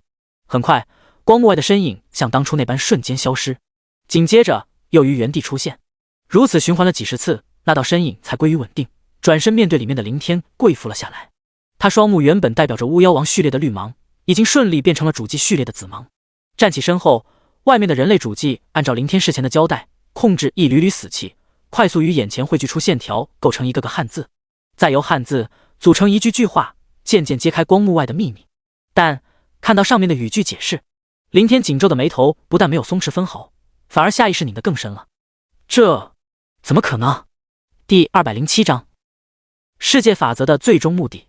始祖，光幕外面不是星球地表，这里除了非常浓郁的死气能量外，空荡荡的，什么也没有。刚刚奴仆尝试穿透了出去，发现了一个让奴仆震惊的事实：死气能量之外，竟是一片幽暗的宇宙星空。而我们所处的死气能量层，就类似于一个由死气构成的庞大气态星球。具体面积奴仆没办法估算，如果和人类转职者所在的星球相比，应该大了几百倍不止。在这颗死气汇聚而成的气态星球内部最中心区域，就是这面光幕笼罩的召唤空间。凌天再次仔细扫视了一遍光幕外的几大段文字，确定自己没有看错。但这怎么可能？本来在他的预想中，召唤空间应该坐落在某颗星球上，光幕就像是一个罩子，笼罩在地表，形成了一个可以容纳亡灵生物的空间区域。这个原理就如同每次开启工会任务时被光幕笼罩的战场，而召唤空间的每一次扩张，就等同光幕罩子一次次的向外膨胀，从而增加里面的面积。可是根据眼前这个人类主机的描述，外面居然是一个悬浮在宇宙里的气态星球。气态星球的核心就是光幕笼罩的召唤空间，这简直不可思议，更不合常理。其中有很多令人匪夷所思的地方，比如最简单的问题，召唤空间会随着亡灵生物的增多，逐渐向外面扩张，增加容纳空间。扩张出来的可都是货真价实的黑色大地。那么这些增加的地面是怎么冒出来的？难道世界法则已经强悍到可以凭空创造土壤，凝聚出大地？还有更重要的一点，既然是一个比外面人类世界更加庞大，乃至大了几百倍的气态星球，那面前的人类主祭是如何能够在短短时间内从核心穿透出去，最终上升至星空中观察到这颗气态星球的？要知道，刚刚对方的身影一直在反复交替的消失和出现，难不成？凌天神色一动，突然想到了一个可能。这时，光幕外的人类主祭大概也意识到了凌天的疑惑，立即主动控制死气线条，重新变换构建出一段段文字话语。始祖，外面的时间流速比里面快了无数倍。我所看到的您和闵始祖，还有里面的一切，都始终处于静止不动的状态。在外面，我用了很长时间跨越死气能量层，大概几个月，不，几年，几十年，还是不太对。奴仆失去了时间上的概念，也没有任何参照物。总之，奴仆离开了很久很久。回来后，奴仆看到始祖您还保持着离开时的样子，没有改变分毫。果然，凌天看着文字描述，紧皱的眉头缓缓松开。他刚刚想到的就是会不会属于时间流速不对等的问题。毕竟，只有时间流速不对等，才能解释这样一切。打个比方，假如光幕内外的时间比是1秒钟比1天，里面过去1秒钟，外面已然过去了1天，所以才造成了从里面看到外面的人类主祭以及当初的蜥蜴人主祭会如同瞬一般的消失和出现。因为你所看到的这1秒钟，外面的主祭实际上已经移动了1天时间，脱离了视线，才形成视觉上的消失假象。当然，这只是个比喻。如果按照人类主祭的话，他离开了几年或者长达几十年，甚至更久远的时间，在里面看到的却只是刹那一瞬。这就说明内外的时间差将更加巨大，巨大到几乎让凌天不敢想象的地步。也好在亡灵生物不是生命体，只要有死气补充，就可谓恒古不朽。换句话说，时间在亡灵生物面前完全失去了存在的意义。凌天移开目光，又扫视了眼光幕外的其他区域。若是时间流速不对等，先前诸多疑问也都得到了很好的解释。就像蜥蜴人长矛武器为什么会消融？事实上，那并不是消融，而是经过了无数年后的自然腐朽解体，外加还有死气的加速腐蚀作用。魔灵机械族的装甲车大概属于更加坚硬以及能够抗腐蚀性的特殊材质制造，因此才能抵挡不受太大影响。唯一无法解释的一点是，死灵仆从为什么会概率性的死亡和存活？光幕外，不知是感应到了凌天的疑问，还是下面本来就是那个人类主机要交代的内容。他控制死气线条，再次开始变换出语句。始祖，经过奴仆之前的研究，外面的黑色能量气体应该属于死气，但又不太像，或许更加精纯，也有可能是另一种极为特殊的死气。详细情况，奴仆无法做出判断。不过在联系上其他主机们，从他们身上，奴仆大致推测出了一些眉目。这种特殊死气非常猛烈，对死灵仆从的冲击性极强。一般情况下，他们的躯体根本无法承受这种强度的死气，才会瞬间被撑爆分解。但如果侥幸存活适应下来，就会得到质的升华，急剧提升实力，晋级序列。这里面具体是什么原因会让少数死灵仆从幸存下来，奴仆也无法得知，只是探查到了较为确信的一点：序列越高，实力越强的高级亡灵，承受力就越强，活下来的概率就越大。就像泯始祖进入光幕外，应该可以100%几率存活。罗峰就站在林天身侧，看到最后一句话，他没做任何犹豫，径直踏前一步，伸手探出。林天也没阻止，他之前派出100多巫妖王序列的高级亡灵送死般的进入，主要是为了查看光幕外的情况。现在实验罢了，无需罗峰冒险走进去，即便损失也只不过失去一条胳膊，更何况他伸出去的只是一根手指。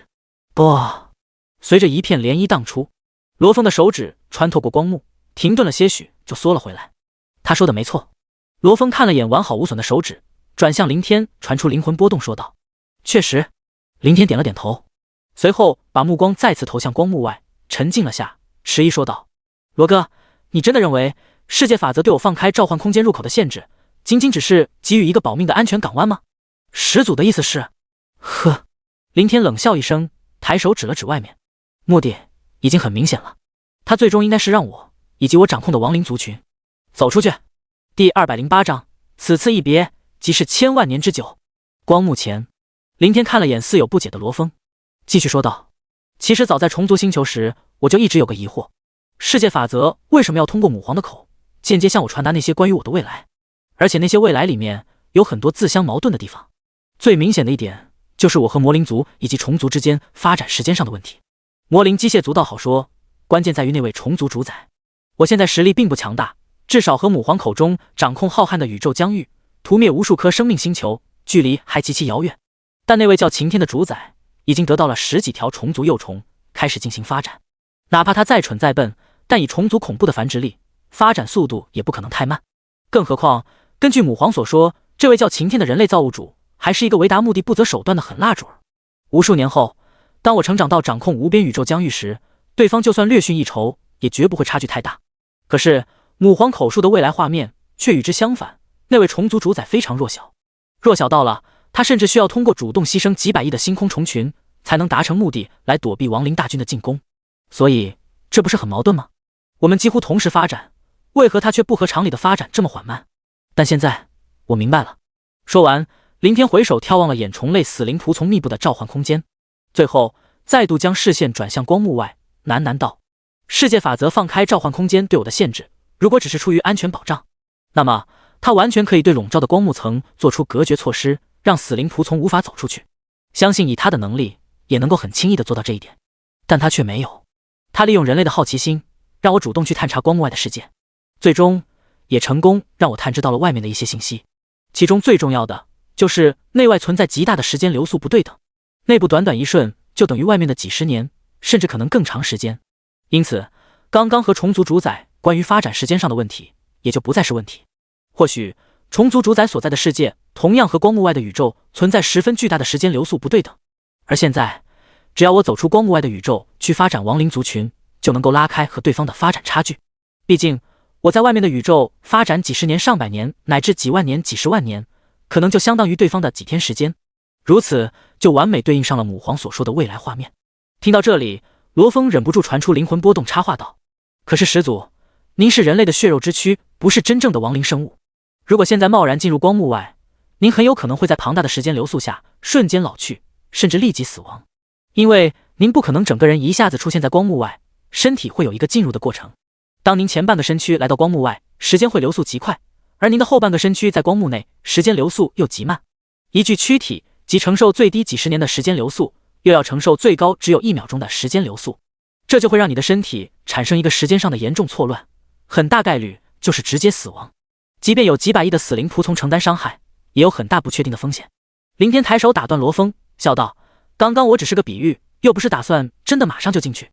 顿了顿，又纠结了半晌，林天收起笑容，抬头盯着罗峰凝重道：罗哥，前往光幕外基本是势在必行，这应该也是世界法则通过母皇传达未来画面的主要原因，算是一种提醒，否则他这么做就没有任何意义。我们目前没办法去反抗他，只能按照他的意志去做事，所以我需要你先进去摸摸底，为我以后进入外面的世界做些准备。靠那些蜥蜴人和其他人类主祭，我不放心。可始祖，罗峰眼眸黑芒闪动了下，道：外界攻打樱花国一战，你还在意国战，或者在意樱花国的生死存亡？林天好奇问道。不，我在意的是始祖的安全。罗峰没有丝毫犹豫地传出灵魂波动说道。闻言，林天心里刚冒出来的那点疑惑顿时尽消。他清楚，这不是罗峰在拍神摇马屁。自从妻子以及火山公会所有成员的家人被灭门的那一刻起，罗峰的内心就已封闭。别说樱花国，就算龙国的死活，他也不会放在心上。简而言之，在这个世界上，再也没有人能够让他在意。即便有，也只有自己这个始祖。自己是罗峰存在的意义，也是支撑其继续祭炼那100个仇人灵魂的基础。放心吧，拥有几百亿的死灵仆从，还有龙国几十万转职者随行，我的安全绝对不会出现任何问题。你留下与否，影响也不大。不单是你，还有老王以及剩下的400多名巫妖王序列的高级亡灵，也一起进去吧。林天看向远处正走来的老王，罗峰见此便不再多说什么。等老王到来后，林天简单交代了一下，对于始祖的命令，老王从来都只会服从，他有限的智商也不会去思考其他的弯弯绕绕。只是在领命后，老王又立马俯身小心翼翼的道：始祖，您能不能重新给我换一个名字？哦，你想要换什么名字？林天好笑的看着老王，或许是和罗峰长期待在召唤空间，通过罗峰得知了老王八这个词汇的含义，所以这货才请求改名。信息上的名字当然无法改变，但口头称呼上可没有限制。叫。老王支支吾吾了一会儿，可能脑子不太灵光，实在想不到，最后干脆道：请始祖赐名。行，那就和闵始祖以及商始祖一样，取个单字，就叫。林天认真思索了下道：就叫允吧，示意死亡，代表你所过之处皆是毁灭和消亡。紧接着他又生怕老王误会，连忙补充道：没有吧，只有一个字，允。谢始祖赐名，奴仆以后就叫允。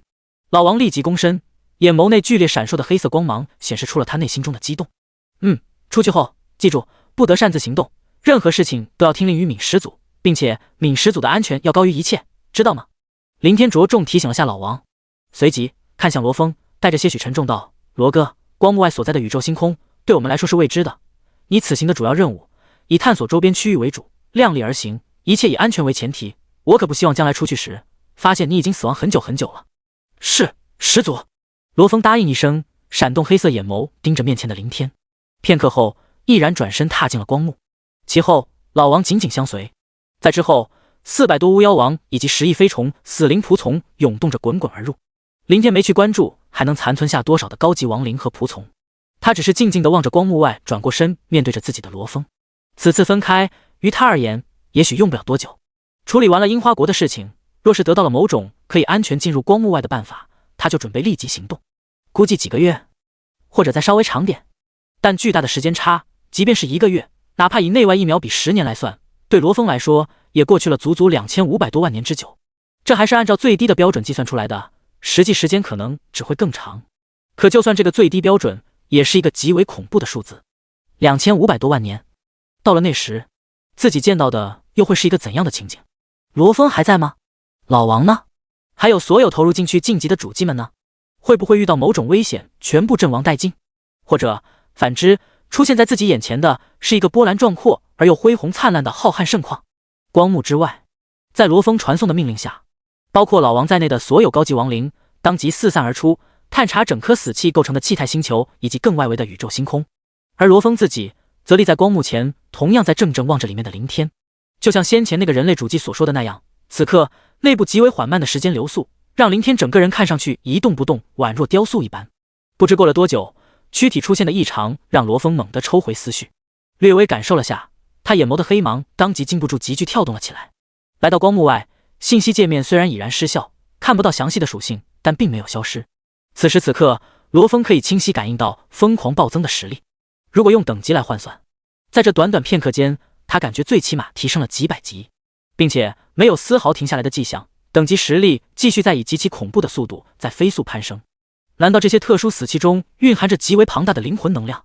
然后触发灵魂归元的天赋，开始自动吸收这些灵魂能量提升的等级。就在罗峰惊异不定地打量着弥漫在身边浑厚无比的黑色雾气时，一名人类主祭突然传来一股急促的灵魂波动，禀告闵始祖，外部星空中发现一艘小型宇宙舰船正在靠近我们所在的死气星球，里面有疑似类人生物活动的迹象。罗峰眼眸黑芒瞬间微微一缩，立马折转身形疾驰而出。与此同时，扩散出一道淡漠而又冰冷的命令：杀！一个不留，全部杀绝进行转化。第209章，万古不朽，不死不灭。次日，林天自东海大厦震动光翼冲天起，飞驰向东方内陆。在他的身后，转职者组成的密集黑点紧随起飞。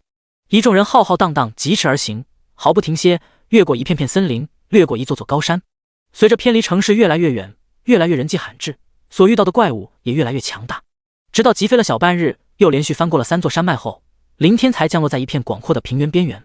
视线内，一头头长着肉翅的巨龙正于天空中翱翔。那些怪都是100级的风雷魔龙，也是他此行的练级目标。撕拉！在一阵阵破空之音中，一道道空间裂缝快速敞开，其内一名名骸骨魔卫、骸骨魔攻手、魅惑女王以及邪灵暴君相继踏出，但他们并非杀怪的主力。林天眺望了眼，抬手示意了下，身后一众转职者当即携着各色绚丽的武器光芒扑了上去。吼！随着魔龙刺耳的咆哮，顷刻之间，技能的耀眼光辉夹杂着肆虐的能量波动，于前方空域猛烈宣泄，处处爆发。由于3大巨头也需要利用5天时间提升等级，所以此次并没有跟来，只是派出一部分人协助他升级。人数不多，仅有1000人，但也足够了。这1000人最低100级，有着丰富的战斗经验，特别是对付100级的怪，更是得心应手。毕竟他们日常练级的对象本就是这些同级怪。不到数分钟，其中一头风雷魔龙就在10几人的围攻下重创跌落。一群召唤生物感应到林天的命令，立马快速冲了过去，进行最后的补刀收割。同一时间，林天开口默念，一道道信息提示迅速开始逐一浮现。你开启了工会10倍经验加成，上限20天，倒计时开始。你开启了工会100倍经验加成，上限15天，倒计时开始。你开启了工会1000倍经验加成，上限10天，倒计时开始。你开启了工会10000倍经验加成，上限5天，倒计时开始。你开启了工会10万倍经验加成，上限1天，倒计时开始。你击杀了100级风雷魔龙，获得66.6720万点经验。你升级了，你升级了。哪怕林天事前估算过，也做好了心理准备。可是当看到那一长串经验数字以及飞速刷新的升级提示，还是感觉头皮一阵发麻。一只100级风雷魔龙的基础经验只有1000点，但他目前只有40级，越60级杀怪就是60倍的增幅。再加上有实现要求的总计111110倍工会经验，还有工会固定的2个5倍经验，全部叠加在一起，让一只风雷魔龙的经验直接飙升到66亿多。这就是有工会经验倍率加成的好处，更是实心工会的恐怖之处。杀一只怪，就相当于那些小工会成员或者没有工会的散人几个月甚至几年的辛苦努力。你击杀了100级风雷魔龙，获得61亿1160万点经验。你击杀了100级风雷魔龙，获得57亿7824万点经验。你升级了，你升级了，你升级了。伴随着远处越来越多被收割死亡的风雷魔龙，信息提示刷新的频率也越来越快。即便每一只的经验都在等级提升下不断降低越级杀怪增幅的原有倍率，但依旧极其恐怖，基本都是几十亿打底。在这种效率下，练级速度可想而知。不知不觉间，原本急速流淌的提示就彻底停止。你升级了，你的等级达到了60级，请及时领取3转任务。温馨提示：完成3转任务前，你将无法获得经验。林天关闭信息界面，给领队的那几位协助练级的队长发送暂停打怪消息。待所有人全数返回，便立即带头往回赶。回到东海，在转职神殿接取了3转任务后，又马不停蹄地展翅飞驰。3转任务的目标是几头110级的 BOSS 级怪物，并不是太难，至少对林天来说十分简单。转职任务不能靠外人帮忙，但麾下几百亿的死灵仆从大军足以将其轻松灭杀。接下来的几天，林天完全可以用忙得脚不离地来形容，不是在指挥一群召唤生物在补刀被打成重创的怪物收割经验，就是在赶路。其中赶路几乎占据了绝大部分时间，赶往练级区，赶回东海接转职任务，又赶往任务目标所在的地方，完成后又立即前往下一个练级点，如此反复，近乎没有片刻的休息。5天后，傍晚时分，林天站在东海大厦最顶层的落地窗前，窗外正对着大厦的广场，广场中此时近乎人满为患。上方的空中悬浮着3大巨头，他们时而降落，和一些人吩咐着什么，时而升空静静旋立。明天就是计划开赴进攻樱花国的日子，3人正在做最后的安排和调整。比如选择22万最高等级的协从人员，又或者进入樱花国之后的各自任务和职责等等。打量了一会儿，林天收回视线，嘴唇微动，职业信息界面瞬间浮现。看了眼已经提升到116级的等级，又看了看增加到数万点的4维属性，再扫过一件件3大巨头收集来经过变异的7彩神器装备，最终林天的目光停顿在天赋上面。相比之前，天赋信息除了原来的始祖之力和始祖之手，又新增了3个。始祖之体，身为亡灵族始祖，你代表万古不朽，你代表不死不灭。在始祖之体的改造下，你的躯体得到了更高层次的升华。在始祖之体的改造下，你的生命特征得到了颠覆性的变化。在始祖之体的改造下，你的血液将凝结，你的肉身将凝固，你的骨骼将凝滞。在始祖之体的改造下，你将不再需要进食和呼吸以及睡眠等一切生命体的原始生存需求。始祖之魂，身为亡灵族始祖，你代表永恒的存在，你代表永恒的尽头。在始祖之魂的影响下，你麾下的每一名亡灵生物都将会为你提供一定的灵魂强度。在始祖之魂的影响下，你的灵魂将可以分化亿万，融入麾下任何一名亡灵生物体内，掌控他们的行动。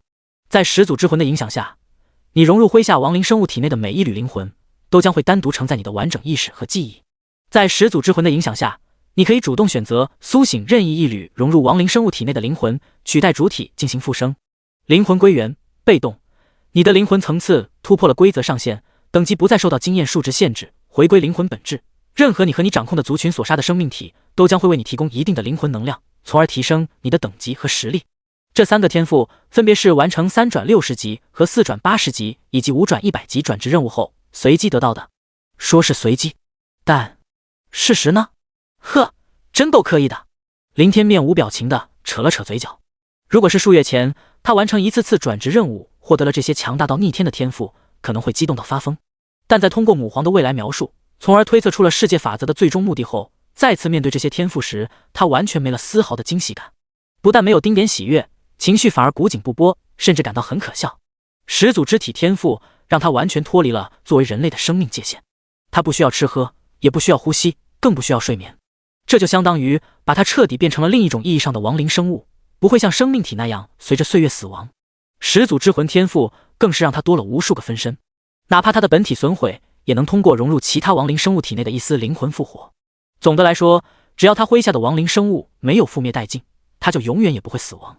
最后的灵魂归元天赋和张千明与罗峰以及老王3个次级始祖一样，杀死任何生物都可以提升实力，不再局限于击杀数据化的转职者世界中的怪物。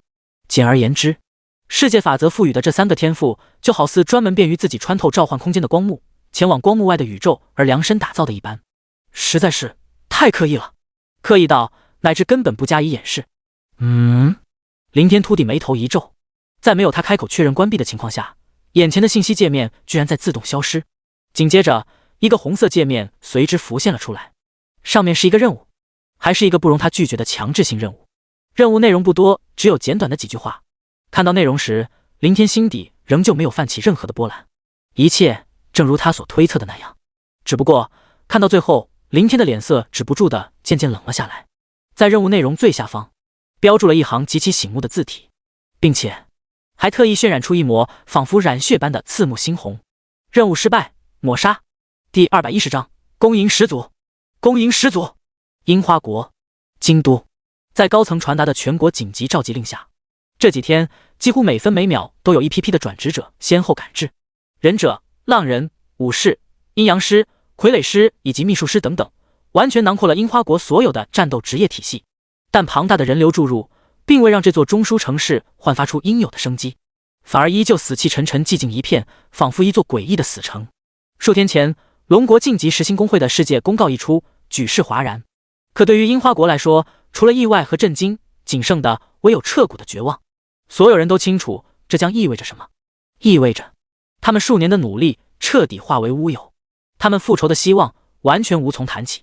龙国靠着晋级的实心公会将很快拉平与他们的差距，甚至仗着本就更加庞大的战斗职业者人数，会在极短时间内发展出远超他们的力量。国战一开，他们必败，或者龙国根本不会等到国战的那一天，也等不及。当初利用实心公会的空间之门，他们传送数千名高等级强者于龙国东海市大肆杀戮，现在龙国也有了可供传送的空间之门，又怎么可能放弃报复的机会？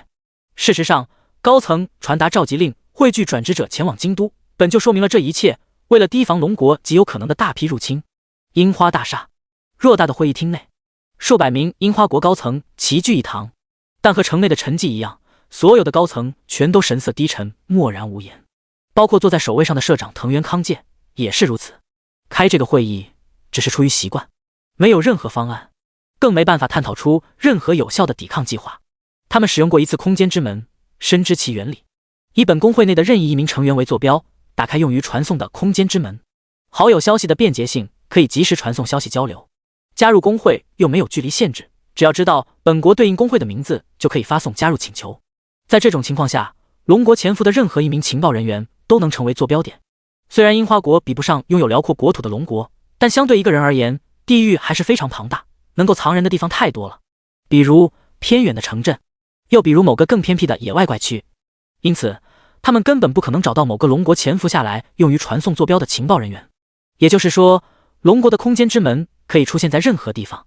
此时此刻，他们只有等龙国先出牌，才能做出被动的反应。但一想到龙国那位叫林天的亡灵法师，所有高层脸上瞬间蒙上了一层阴影，乃至颤悚。有这个人在，即便被动做出了反应，又能如何？藤原康介起身离开座位，抬步来到会议厅的落地窗前。在背过身的刹那，他原本维持的威严神色当即回落了下去，染上了一抹深深的无力。用手撑着窗前的栏杆，望着外面寂静无声却又人群密集的京都，藤原康介的眼中浮现出一抹迷茫。他的脑海中不由自主地想起了当初副社长坂田苍太的那个问题：假如那个人可以召唤出能够灭亡我国的亡灵大军呢？记得他当时的回答是：世界法阵不会赋予一个人类这么恐怖的职业能力。如果赋予了，那就说明不是那个人或者龙国想亡我国，而是世界法则不给我国活路。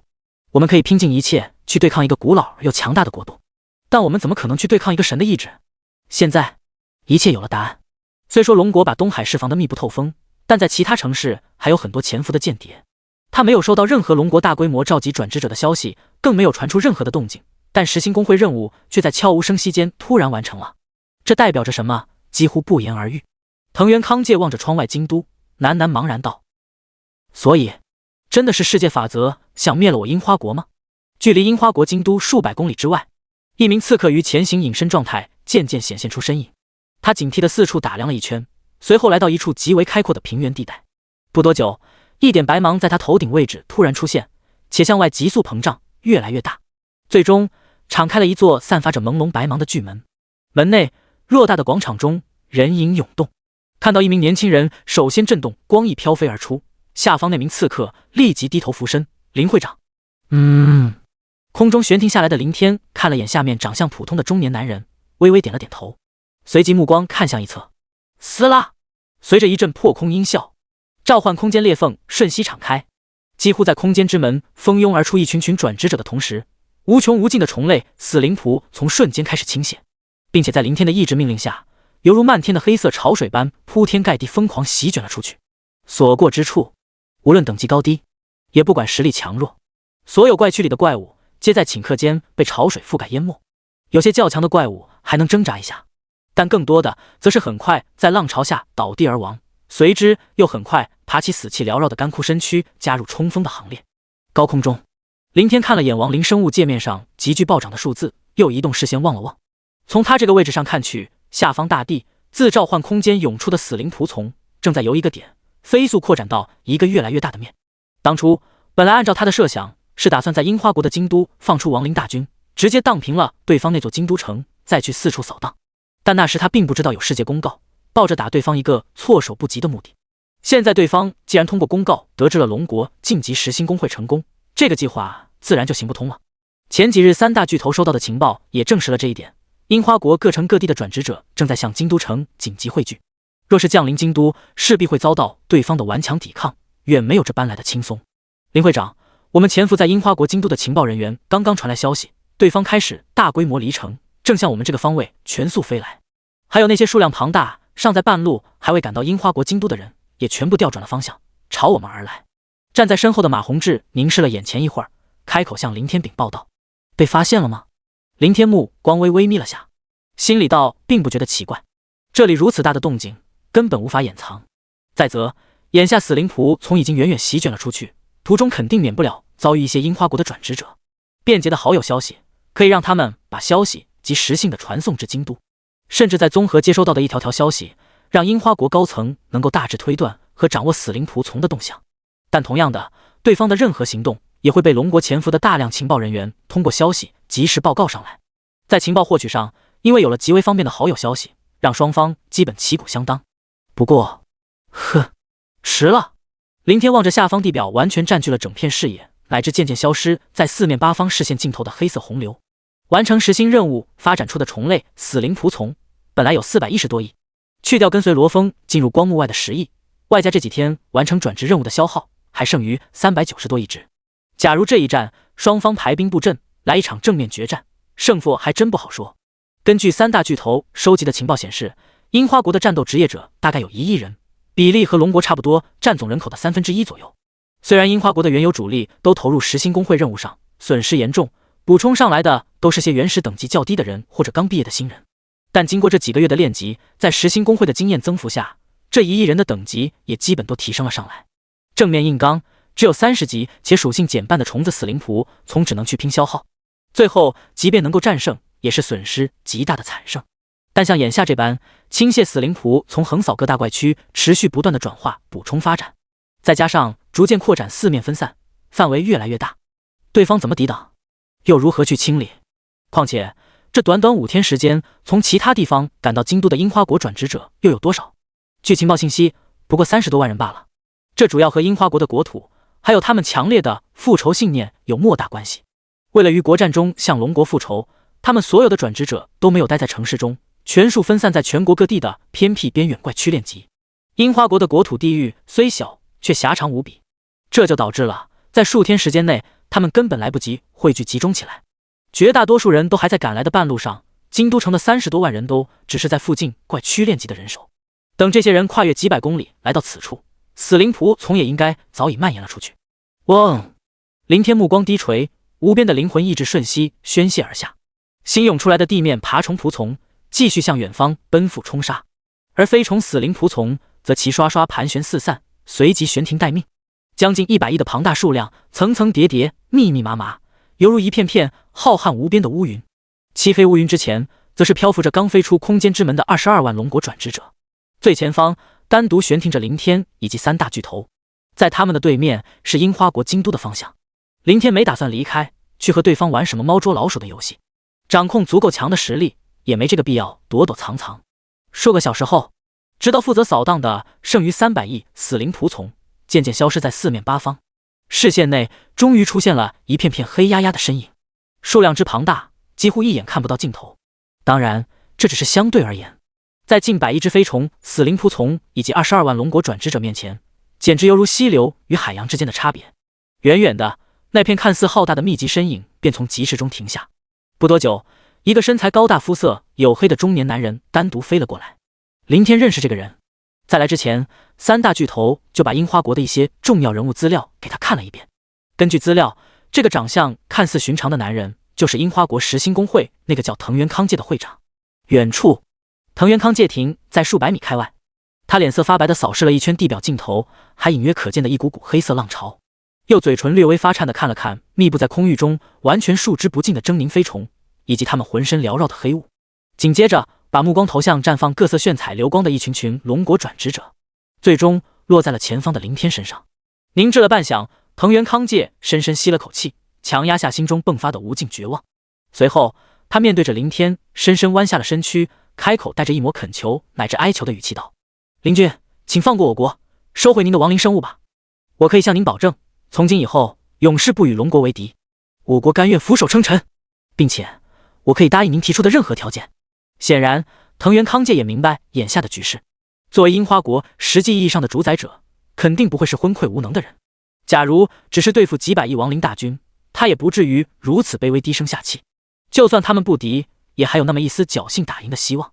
但现在这么多亡灵生物都扩散了出去，四处屠戮扫荡，怎么去追杀，又怎么去清理？退一步说，即便最终能清理干净，也会对那些数量更多的生活职业者和老弱妇孺造成极为恐怖的伤亡。而这还不是最重要的，重要的是藤原康介在途中收到的一些消息。据消息称，很多遭遇亡灵生物的国人都亲眼看到了那些被亡灵生物杀死的怪躯怪物，全部重新复活，爬了起来，成为一只新的亡灵生物。在那一刹那，藤原康介顿时明白了一切。他明白了凌天为何能够召唤出无穷无尽的亡灵生物，他也明白了凌天把亡灵生物分散出去的真正用意，不是仅仅为了大开杀戒和故意制造他们清理的难度。对方真正的目的是去发展，是去壮大。整个樱花国内分布着无数的怪区，而每一天，所有怪区里的怪物都会重新刷新至满额，这就代表着对方的亡灵生物持续发展下去，将永远也杀不尽屠不完。得到了这个情报后，瞬间就击碎了藤原康介仅存的那一丝抵抗的念头，乃至万念俱灰。等待了一会儿，见远处凌天没有回应，藤原康介脸色浮现出一抹惨然。随后，在龙国以及对面樱花国几十万人的众目睽睽之下，他径直降落在了地面，且重重地跪了下去，脑袋触地，高喊道：“灵君，请给我国一条活路！”活路！凌天望着跪在地上的这位樱花国巨头，开口冰冷道：“当初派人刺杀我的时候，你是否想过给予我活路？还有东海那一晚，在我被逼进入工会任务区域，你们那5000多人在东海屠杀时，你是否也想过给那些无辜的人一条活路？那么多被杀的人，那么多的老人，还有那么多的孩子，他们难道都白死了吗？”地面上，藤原康介微微直起上半身，诺诺了下发白的嘴唇，似乎想争取说些什么，却又觉得无话可说。最后，他只是有些无力的道：“凌君，国事无对错，国事无对错。”凌天怒极反笑，点点头：“行，国事无对错是吧？那我龙国的国事，就是彻底杀绝你们整个种族。”话毕，凌天不再废话，抬手一挥，下一刻，杀！杀！杀！22万龙国转职者齐声爆发出一阵阵震天呼喝，带着无尽的仇恨汹涌而出。其后，遮天蔽日的死灵仆从同时倾泻，转瞬间，耀眼的技能光芒处处绽放，澎湃的能量波动疯狂宣泄，飞虫衰败干枯的躯体以及人类的残肢断臂，当即漫天四溅，一片片血雾更是漫空爆开，挥洒而下。短短片刻之间，下方的大地便堆满了厚厚的残尸，又在不断飘落的血雾下染上了一层层刺目的猩红。远处，凌天悬浮在原地，淡漠地望着战场空域中的激烈拼杀。身侧的3大巨头同样漠然地注视着这一切。近100亿死灵仆从的围攻，外加数量相差不大，实力又相差无几的龙国转职者，樱花国这批前来的区30多万人，近乎被一面倒屠戮。但3人心下毫无波动，更妄谈任何怜悯。换位思考，倘若此时示弱的一方是龙国，樱花国又岂会心慈手软？反之，他们下手只会更狠。两国的仇恨积攒已久，更深入骨髓，已无任何缓解的可能。唯一的结局只能是一方的终结。前方空域战场厮杀仅仅持续了不到半个时辰，或许是得到了命令，残存的近半数樱花国转职者纷纷开始突围，四散而逃，有的慌不择路，随意逃往一个方向，但绝大部分人在本能下还是向着京都的位置撤离。很快，双方的正面厮杀彻底演变成了单方面的疯狂追杀。日升日落，时间飞逝，面对蔓延扫荡的数百亿死灵仆从，樱花国无法抵挡，更无力抵挡。5天时间根本不足以让樱花国的转职者集中全部力量，唯一一次聚集于京都赶来的30多万人也被打散，死的死，逃的逃。对付分散各地且各自为战的敌人，死灵仆从大军非但没有减少，反而在反复扫荡刷新的无数怪区下，每一天都在飙升，从最初不到400亿的数量，渐渐增长到400多亿，再随着时间突破到500亿。席卷的区域也从距离京都城数百公里外的一个点蔓延至最近的海滨城范围，再从海滨城向外继续扩散，直至辐射整个樱花国的国土。宛若滔天浪潮般的亡灵生物大军，秉承着来自始祖的意志，所过之处无一活口，所经过的城市更是沦为残垣断壁，彻底化为了一座座真正意义上的死城。侥幸残存下来的一些樱花国转职者，放弃无谓的挣扎，纷纷被逼利用光翼或者各自的飞行魔兽坐骑跨海逃亡。同一时间，3大巨头传令，让驻扎在全球的外交官员向所有国家传递出一个态度极其强硬的信息：所有敢于接收樱花国余孽的国家，都将自动视为龙国的敌人。龙国将于国战中不死不休，誓灭七国。樱花国京都，这座距离当初亡灵大军并不是太远的中枢城市，也早已化为了一片废墟。入目之处，满城狼藉，处处都是倒塌的建筑断壁。处处都是干枯的血渍和残肢，还有那几乎占据了整个城市的亡灵生物。其中有各种各样的怪物仆从，也有残存的虫类仆从，还有一些眼睛惨白、浑身干枯如行尸般的人类。没有得到始祖的命令，他们纷纷麻木地呆立在原地。浓郁的死亡气息弥漫在偌大的城市内，近乎让人窒息。位于最中心的巍峨樱花大厦也于战争中塌陷了一大半，下方地面耸立着一名名身体残缺的人类亡灵，从他们沾满血渍的破烂衣服上面残留的工会徽章，勉强还可以看出曾经的显赫地位。这些人是当初那30多万人的一部分，里面还不乏有很多樱花国的高层。他们顺利地逃了回来，却又纷纷死在了最后的围杀中，包括他们的会长藤原康介。只不过这位会长幸运的没能被转化，因为他整个人被死灵仆从分尸成了碎片。距离樱花大厦不远，半空中，林天收回探出去的漆黑手掌，18名人类的尸体正在于一片片被抽空死气刚刚倒下的死灵仆从尸首中缓缓爬起。最前面一人眼眸闪动着摄人的漆黑光芒，剩余17人眼眸光芒不一，有的是代表主祭序列的紫芒，有的是代表司祭和巫妖王序列的红芒和绿芒。站起身后，他们又立马纷纷跪伏下来。你以后就叫着是吧？林天望着那名眼眸黑芒的次级始祖序列的人类，这个人是前不久阵亡的龙国转职者，身体保留的最为完整。他并不知道这个人以前叫什么名字，当然也不需要知道。是始祖，谢始祖赐名。今后由你继续统领留在这个岛国中的亡灵族群。林天扫了眼站在远处正在向这边观望的3大巨头，停顿了下，继续道：曾经对东海市那些为了保护我而死亡的人做出的承诺，我也做到了。樱花国灭了，至于以后你是和龙国联合为龙国后盾，还是其他，你可以自行决断。将来我或许会再次来到这个世界，也有可能自此以后永远也不会再回来。总之，行了，就这样吧。林天不再多言，头也不回地径直踏进身侧敞开的召唤空间内。对于这个世界，他心下没有太多的留念。这里不是他所熟悉的地球，哪怕再相像，也终归有一些差别。他也没再去和3大巨头告别，该说的这段时间也说了，不该说的也没必要说。况且他也没有时间，他必须马上离开。在进入樱花国之前，他收到的那个强制性任务就是进入光幕外的世界，时限3个月。